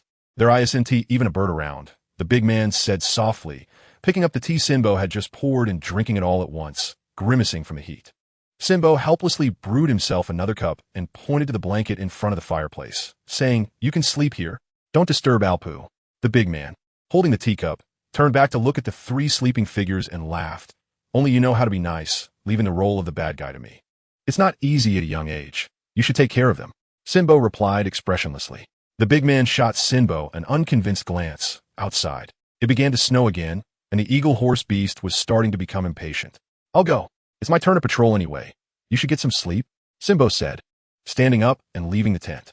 The big man finished his tea and lay down on the blanket in front of the fireplace, preparing to rest. I felt a strange sensation in my hand, as if it were slowly shrinking, so I quickly unbuckled the wine pouch on my waist and took a big swig, the discomfort immediately disappearing. The big man sat up with a pleased expression, staring at the wine pouch in my hand. Perhaps due to his limited knowledge of Norwegian, he awkwardly asked in English, Are you drinking alcohol? No, I don't drink, I replied calmly, reattaching the pouch to my waist. Then what are you drinking? The big man pressed. I smiled at him and said, It's medicine. Without waiting for him to ask further, I stood up, took my spear, and stepped out of the tent. Snowflakes were floating outside the tent, and it seemed to be snowing heavier. Sinbo was feeding dried mice to the eagle horse beast, but the beast was not cooperating, either pacing back and forth or scratching the icy ground with its front claws, looking quite agitated. Sinbo frowned, glancing at the distant plain and then up at the heavy snowfall in the sky, turned back to me and said, I'll go take a look ahead. I nodded, and once Sinbo walked away, I headed towards the cliff. The icebergs and the glacier had all been pushed to the opposite shore, revealing pairs of pale, skeletal hands struggling to climb up the cliff. Some skeletons had already reached the cliff but were pushed back into the river by those behind them, and they were scrambling over each other, continuously climbing up on the bodies of the ones in front. The glacier wall beneath my feet was covered with layers of skeletons, a massive number stacked one on top of the other. Outside the tent, Alpu was putting a leather saddle on the eagle horse beast. It seems Sinbo had also noticed the polar skeletons. Upon entering the tent, I found all four of the men standing by the fireplace looking at me with serious expressions. A large number of polar skeletons have suddenly appeared on the ice field. You need to deactivate the magic circle and send a red signal to the rear, Henderson said gravely. I shook my head with a smile. We can't deactivate the magic circle now. Saying this, I took out the spatial pouch from my pocket. What do you mean by that? Are you suggesting we wait here to die? The woman shouted sharply. We've already been surrounded by them. Once the magic circle is deactivated, we can only fight. Do you have confidence that we can hold out until help arrives? I raised my eyebrows at the woman. Are there skeletons on the other side of the cliff too? Henderson asked Sinbo in Greenlandic. Yes, many. I think they should have climbed up by now, I said with a laugh in somewhat clumsy Greenlandic. How do you speak Greenlandic? The woman asked in astonishment. I smiled but didn't answer. Instead, I took out the bottle of healing elixir I had previously used and downed the remaining dose in one go. What are you drinking? The big man asked loudly. Healing elixir, I replied, tossing the bottle towards Henderson, who deftly dodged it, and the bottle fell into the fireplace. You idiot! Are you looking for death? The big man shouted excitedly, pulling out his wand. Sir, it's bad. We've been surrounded. The polar skeletons are outside the circle, attacking the magic circle, and many more are continuously coming from all directions. Alpu rushed into the tent. Let's go check it out, Henderson said, leading the way out of the tent, and the others immediately followed. Soon, the five of them returned to the tent with worried faces. So, do you still want to lift the magic array now? I said with a smirk, slowly sipping from my teacup. Damn you, who sent you here? The woman glared at me fiercely and asked, Who sent me? Why would you think that? I raised an eyebrow at her and smiled. We just saw it. There were 3 freshly uniformed, mutated corpses in the skeleton group. Clearly they were the Norwegians originally stationed here, and you were just a shameless impersonator. The woman pointed at my nose angrily. Did you come from the east? Shinbwa asked tentatively. No, I said displeased.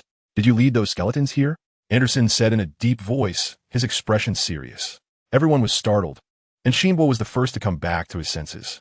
Sir, are you saying that the skeletons outside? Shinbwa didn't continue, seemingly lacking the courage to say it.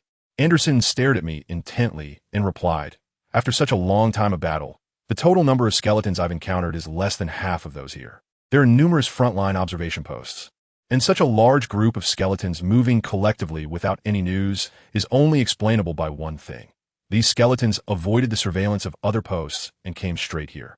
Can she control the polar skeletons? The woman looked at me suspiciously with wide eyes. Control? I'm not that powerful, but these skeletons were indeed led here by me. I said arrogantly. Who exactly are you? Anderson asked, frowning slightly. You are really strange. You don't ask about my purpose in attracting the polar skeletons, but only care about my identity? I sneered. Is there even a need to ask about the purpose? You just want to use the skeleton's power to kill us, because you know you can't handle the 5 of us alone, the woman mocked. I snorted. If I really wanted to kill you, I could just lift the magic array directly. No need to waste so much time talking to you. Then what is your true purpose? Anderson asked.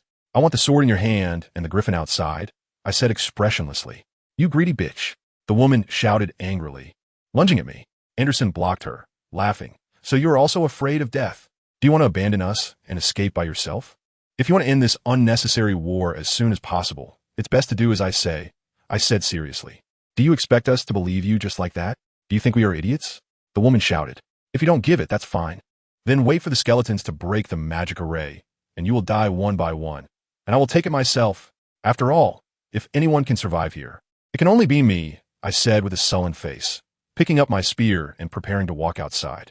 Wait. Anderson reached out to stop me. Do you really have a way to end this war? Sir, you can't really believe her words, right? Shinbwa said in surprise. That bitch is a spy. Don't listen to her. The woman was furious, rushing over to grab me, but was blocked by Shinbwa. Yet she still shouted loudly, I want to tear that bitch's mouth apart. Enough. Anderson shouted loudly with a frown. The woman finally stopped her noise. He unsheathed the sword from his waist and placed it on the table, saying, Now, tell me your plan. Give me the things. I want to go to their lair. When I get what I want, I will try my best to help you solve some troubles, and if I can't solve them, I can at least help you scout the way, I said. How can we guarantee that after you leave, you unilaterally lift the magic array and put us in a predicament? Shinbwa asked. I will temporarily open a gap in the magic array, and you can send out a distress signal. When I ride the griffin out, I will throw the spear to you. Since the tools for casting the array are not in my hands, you don't have to worry about me doing anything underhanded. The magic array can still hold for a while, but if this drags on, I can't guarantee it will last until reinforcements arrive. For me, you being alive is more useful than dead. At least you can help hold back some of the skeletons, allowing me to leave here more smoothly. Anderson was silent for a moment, finally making up his mind to slide the sword in front of me. I hope you keep your word. I picked up the sword, drew it from its scabbard, and a chill surged out immediately. A white mist condensed in the air, and the deep blue crystal sword body reflected a faint light in the glow of the furnace. I closed the scabbard and said, Pleasure doing business. The group exited the tent, and Anderson nodded slightly at Alp, who reluctantly brought over the griffin and threw the reins to me. Since it was its owner who personally handed over the reins, the griffin, although unwilling, could only impatiently pace back and forth without actually throwing me off. Sitting on the griffin, I gripped the reins, prepared to raise the spear and slash towards the magic array above, but suddenly stopped. Is there a problem? Anderson asked. I remember you seem to have other equipped weapons, those glass balls with blue liquid in the middle. Let us use a few, I said directly to Anderson. Anderson shot a glance at Shinbwa, who lowered his head in guilt. With so many skeletons outside, it should be better to help you eliminate a few more. I reminded coldly. Anderson sighed unhappily, said nothing, and reached out to the woman. The woman rolled her eyes at me, displeased, and pouted as she took 3 out of her pocket. Anderson handed them to me, and I said expressionlessly, the more, the better. Anderson immediately frowned, glanced at me, and then reached out to the woman again. The woman said, Sir, I only have 3. Take mine, Anderson said. The woman helplessly took out another 3 from her pocket and handed them to Anderson, who then passed them to me, saying, We need to leave some for self-defense. I said nothing, packed the items, raised the spear again, and lightly slashed at the barrier shimmering with black waves above my head. The barrier instantly cracked open a gap, revealing the gray-white sky. Bang! A huge red spark exploded in the sky, which was very eye-catching even in the heavy snow. I pulled back the reins. The 12-foot-long wings spread wide beside me and flew toward the closing gap in the barrier. The moment I flew out of the barrier, I threw the spear behind me, and it lodged back at Anderson's feet. The skeletons, seeing me riding the griffin flying out of the barrier, immediately became restless, stretching out their arms to grab me, while the smarter ones began to form a circle to create a skeleton human ladder. But unfortunately, it was all in vain. Riding the griffin, I dodged one skeleton human ladder after another, suddenly crashing into a barrier. The griffin neighed, shaking its head and flapping its wings to hit upward. I quickly pulled the reins, looking around but didn't see any wizards, so I let the griffin slowly approach the barrier. I reached out to touch it. As my hand got closer, I could clearly feel the chill, and when I made contact, I could feel the magic power flowing out along my fingers. I quickly withdrew my hand. Counting, there were already more than a dozen skeleton human ladders standing in midair, and the barrier that suddenly appeared in the air was formed by the magic power of the skeleton human ladders. There are indeed some tricks. I chuckled, then took out a glass ball I had just scavenged and gently threw it below the human ladder. Boom! The crowd of skeletons surging beneath the human ladder was immediately blown apart, and the human ladder collapsed, right after, the barrier flickering and disappearing. Gently pulling the reins, the griffin understood and immediately flapped its wings to fly forward. To avoid crashing into the barrier again, I drew my wand and cautiously cast spells ahead. When the spells collided with the barrier and exploded, the griffin instinctively slowed down, and I used a glass ball to blow up the nearby skeleton human ladder. We advanced little by little, blowing up 4 or 5 skeleton human ladders in succession. Just as I was down to my last glass ball, an explosion suddenly came from behind. Turning to look, I saw a black mass of people in the southern ground rushing into the crowd of skeletons, blue fireworks constantly exploding among the skeletons. In the sky, griffins and flying brooms were soaring, and one skeleton ladder after another collapsed. The sky and land were in chaos, and I tightened the reins, flying northward. I didn't need to deliberately search for the polar skeleton's lair. The small waves of skeletons I encountered along the way had already pointed out the path for me. After flying intermittently for nearly 3 hours, I was almost near the pole when I discovered a large ice cave on a towering iceberg. A group of polar skeletons was winding down the ice cave, stretching for miles until the foot of the mountain, with skeletons continuously emerging from the cave. Although the procession was slow, it steadily extended southward like an endless river. I pulled the reins and squeezed my legs, and the griffin understood and dived toward the cave entrance. As soon as we rushed into the cave, I turned around and threw a spell at the cave entrance, collapsing it to block the skeletons outside. I initially thought the cave would immediately plunge into darkness, ready to use luminescence, but I found that there was still light inside. Seeing several glowing skeletons rushing towards me, I realized that the light inside came from these glowing polar skeletons.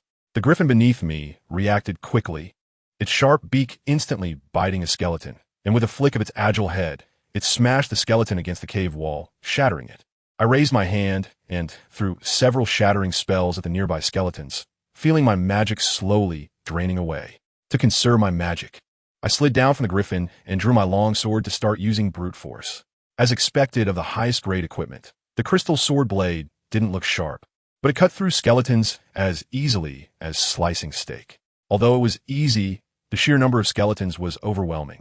As I continued to kill my way inside, sweat began to bead on my forehead, and my hands gradually grew sore, forcing me to switch hands while wielding sword.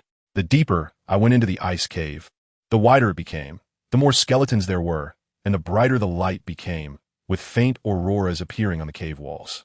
Bursting into the innermost part of the cave, I was startled by the sudden appearance of a gigantic skull, but upon seeing the pale blue eyes within it, my heart immediately settled, and a smirk of sarcasm involuntarily crept onto my lips.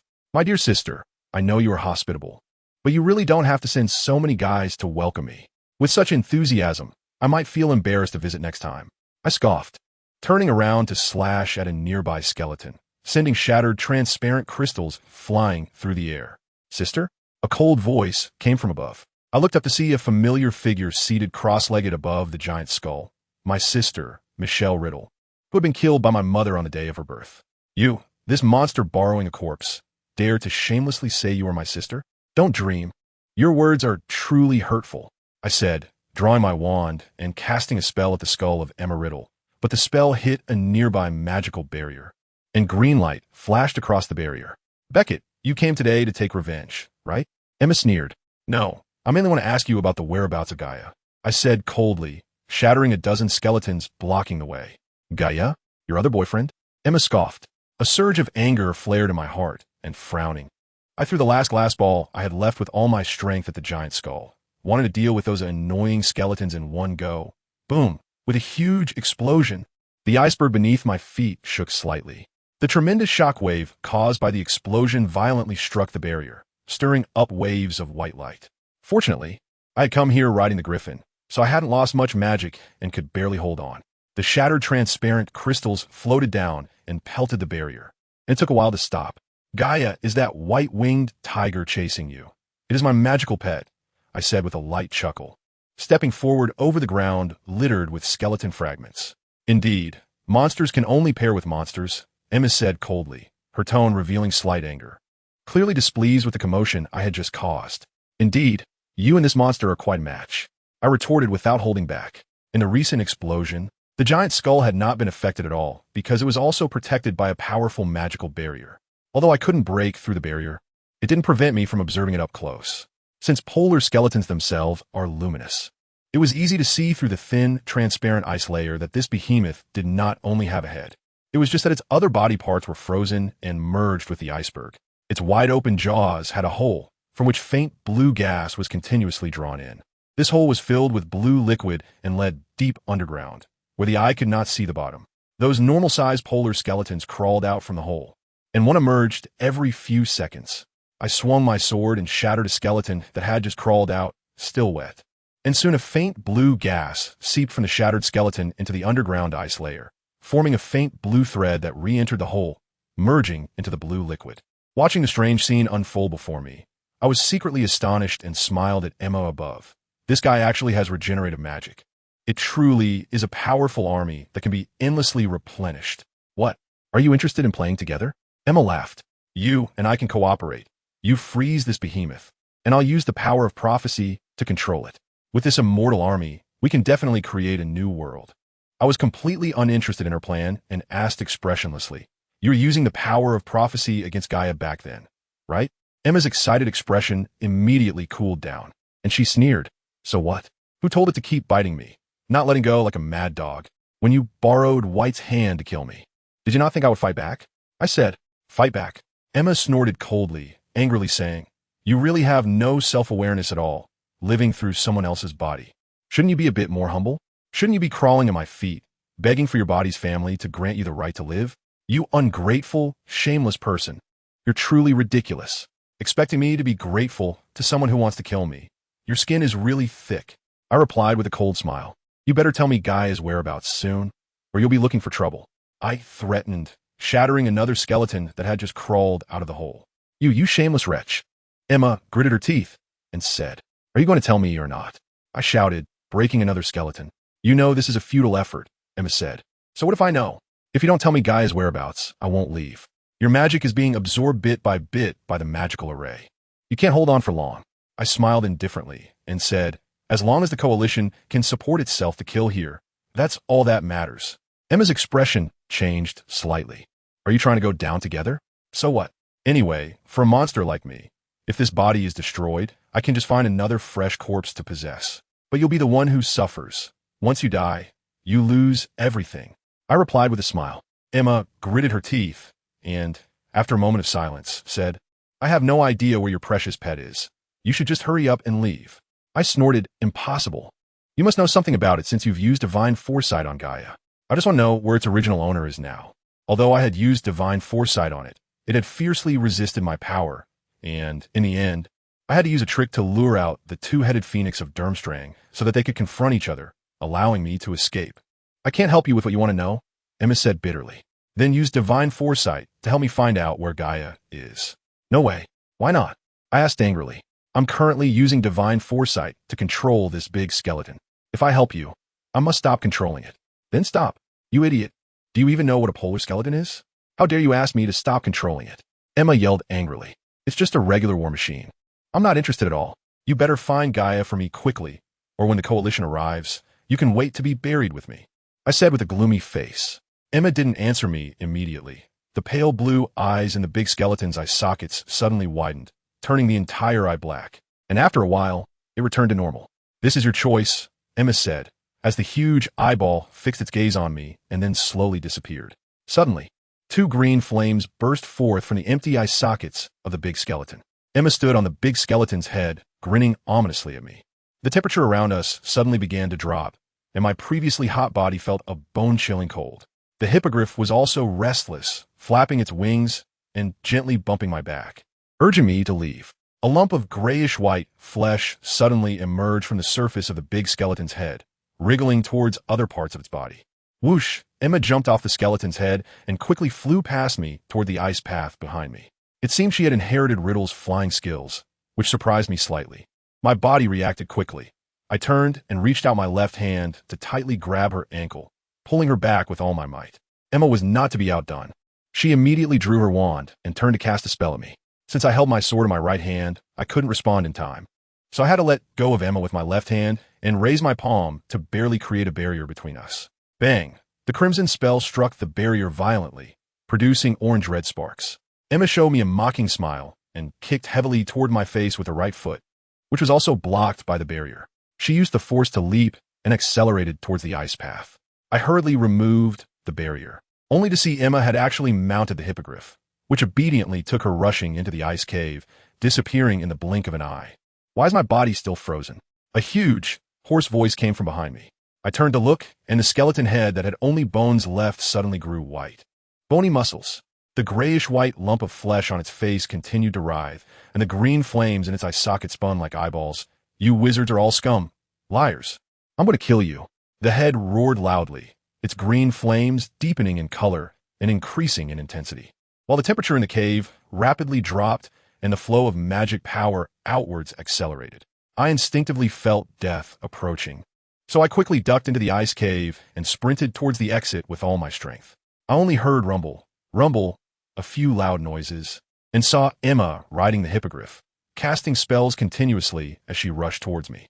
Emma shot me a fierce glance. "Do you want to die here? Hurry up and help," she shouted at me. I frowned slightly, feeling confused, and took a few steps forward, only to see a group of grayish-white, naked corpses running or jumping towards us with their mouths wide open, roaring and waving their arms. "We can't let them get close, nor can we be surrounded, or we'll be doomed," Emma shouted loudly, tightening the reins to make the hippogriff stop beside me. She turned around and threw a few spells into the pile of corpses, blowing apart a group of them. "What kind of monsters are these?" I swung my sword, cutting down several corpses trying to get close, but the corpses that had their hands and heads chopped off surprisingly got back up, stumbling forward. "These are the true forms of polar skeletons. Just cutting off their bodies won't work. You have to stab their hearts," Emma shouted loudly. I was secretly horrified, squinting my eyes to focus on the chests of the corpses, and suddenly thrust my sword in with all my might. Once stabbed in the heart, the corpse's flesh quickly shriveled into a glowing skeleton and immediately shattered into sparkling powder. Since the skeleton had grown flesh, stabbing the heart required greater strength. I stabbed over a dozen, and my arm began to ache and swell, my movements slowing down. However, the endless stream of corpses seemed never-ending. We were forced to keep retreating, and it looked like we would have to return to the cave soon. "We can't continue like this. If we don't hurry up and leave, even if we aren't eaten by these skeletons, we will be drained of magic power and die from the Skeleton King," Emma said while waving her wand, her spells rapidly losing effectiveness. "So what do you suggest we do? You must have thought about this situation." I frowned and glanced at her. I did think about it, but I never expected I would be trapped here myself. Emma chuckled self-deprecatingly. "You were just planning to run away and leave me here to fend for myself, weren't you?" I laughed. Emma glared at me and turned her head to look at me. "So what if I was? Since you dared to force me to stop controlling the Skeleton King, you should be prepared to face the consequences alone. You can only blame yourself for being so lazy when you came in, thinking only about collapsing the cave entrance and giving me an opportunity. Don't you know that leaving those skeletons outside will lead to endless troubles? I came here just to find out Gaia's whereabouts. Whether those skeletons are dead or alive has nothing to do with me," I said. "Well, now it does," Emma scoffed. "Aren't you stuck here too?" I replied unhappily. "This is all your fault for disrupting my plan and putting me in this predicament. After we get out this time, don't let me see you again. Every time I see you, nothing good happens," Emma said angrily. Just tell me where Gaia is. And once we get out of this cave, I'll disappear immediately, I said expressionlessly. Emma frowned and glanced at me. If we want to survive and get out of here, we have three options. The first is to fight our way out, which is clearly impossible. The second is for me to regain control of the Skeleton King. But given the current situation, it clearly doesn't trust me anymore and won't give me a chance to get close. The third is to seal the Skeleton King again and lift its control over the skeletons, so we can easily eliminate these obstacles. However, with my current magic power, that's impossible, so it's up to you. Up to me? I was taken aback, but seeing Emma struggling to cast spells, I quickly dismissed my doubts and asked, how do we seal it?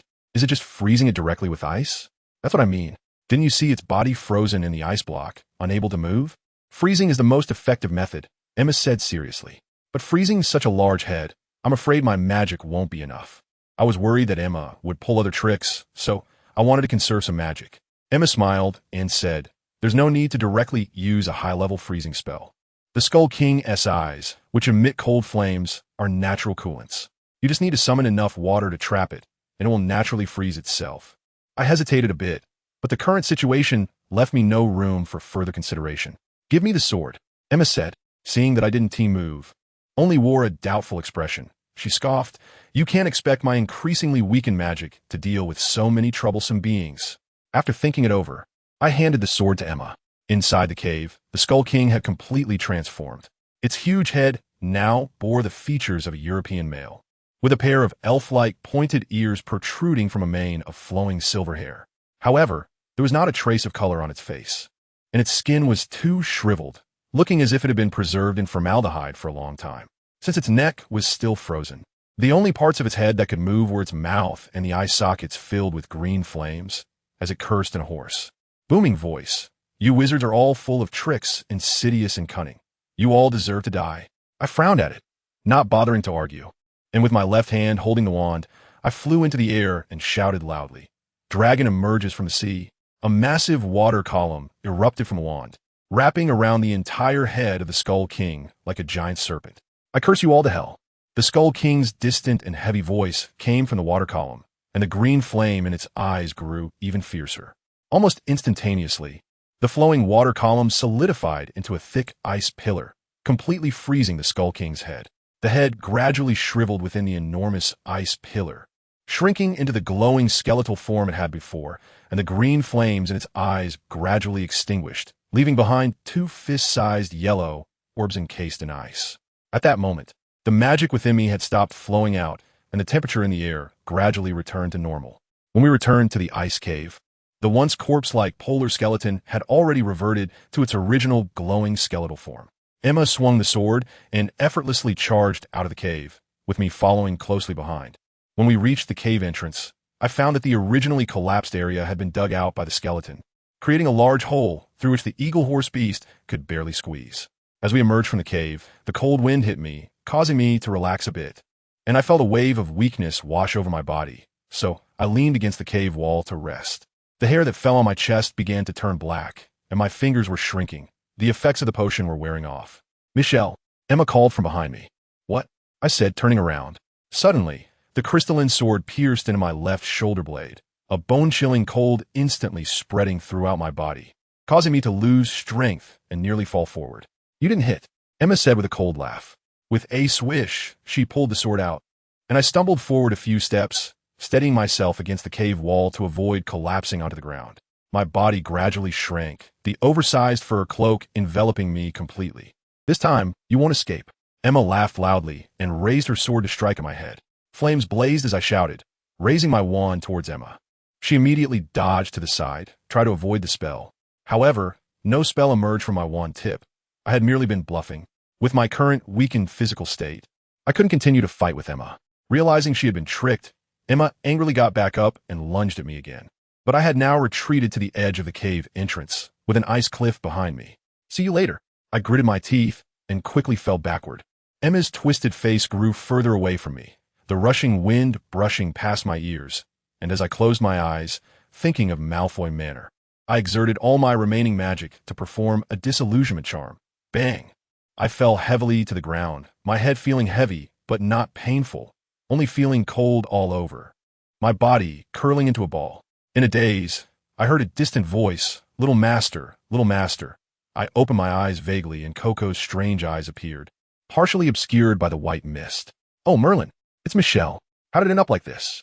Narcissa's astonished voice floated in and out. "Draco, go notify your father. Have him send a message to Snape." Okay, Mom." Draco's childish voice trembled slightly. Another shadow leaned forward. Something touched my forehead and quickly withdrew. "Oh, that's too cold. We need to hurry to St. Mungo's," Narcissa said, lowering her body to try to hug me. "No, don't go. I can't let anyone know I'm injured," I weakly said, the mist in front of me thickening further. "Go find Snape. He might have a way to save me. Make him swear never to reveal my identity." "All right, I'll go find Snape right now. You hold on," Narcissa said as she disappeared into the thick fog. "Little master, are you all right?" Coco called softly, looking at me with a worried expression. "I'm so cold," I whispered, closing my eyes tighter and curling my body even more, but I was still very cold. "Coco will get you a blanket," Coco said softly, her voice becoming increasingly faint. After a long time, I remained in a daze, my mind blank. I felt as if I were lying naked in the snow, the bone-chilling cold penetrating every pore of my body, invading my organs, merging into my flesh and blood. Cold. So cold that I gradually became numb until I completely lost consciousness. Suddenly, I felt a lightness in my body, as if I were about to fly away. The cold, icy snow was no longer around me, but rather a misty cloud. Above me, I heard my mother's distant and gentle call. "Yower, yower, I want to pass through the clouds and return to my mother's side," but my feet seemed rooted, unable to move at all. I looked down and saw a bright red spell wrapping around my ankle like a chain, holding me tightly with no chance of escape. Not willing to give up, I kicked and struggled desperately, seeing the spell beginning to loosen. At that moment, my heart suddenly trembled violently, and the spell that was about to loosen immediately tightened, pulling me down sharply. The bone-chilling cold wind rushed through my trachea and reached my chest, causing a violent cough. Little master, Coco's choked voice came from afar. I struggled to calm my breathing, slowly opening my eyes. Through the white mist, I could see several shadows standing nearby. Suddenly, everything went dark, and I felt my head being gently lifted. A warm object pressed against my neck, sending warmth throughout my body, driving away the cold within me. "You'll be all right. Just rest well." Narcissa's gentle voice came from above me, and I closed my eyes and soon fell asleep. I don't know how long I slept, but I felt hot and uncomfortable, as if I had even broken into a sweat. In my drowsy state, I uncomfortably turned my body. "Little master, what's wrong?" Coco asked. "Hot," I replied, keeping my eyes closed.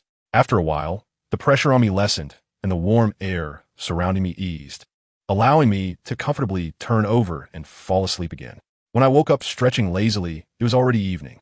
The summer evening breeze brushed against the window curtains, bringing coolness and the noisy chirping of cicadas. Nantin stretched its neck, jumped from the windowsill to the bed, and carefully walked to my side, lowering its body and pushing its head towards my hand. I smiled and patted its small head. It comfortably rolled over, exposing its round belly in a rather ungraceful manner, gently biting my hand and nudging it towards its belly. Reluctantly, I used my fingertips to gently rub its little belly to help it digest its food. "Little master, are you hungry? Coco has prepared some snacks for you." Coco carried a tray of tea snacks to the bedside, looking very obedient. You can set it down for now. I want to take a shower first. I feel sticky all over," I said, pulling back the thin blanket covering me and rolling out of bed. I casually glanced at the bedside table and noticed a palm-sized wooden box. The wooden box looked very familiar, so I reached out to pick it up. It was quite ordinary, with no special patterns. Only the shape of the lock resembling two intertwined little snakes with emeralds for their eyes. The more I looked at it, the more familiar it felt, and suddenly I remembered its origin. My heart trembled, and I hurriedly opened the box, only to find it empty. I quickly asked Coco, "Who brought this box?" "It was Snape.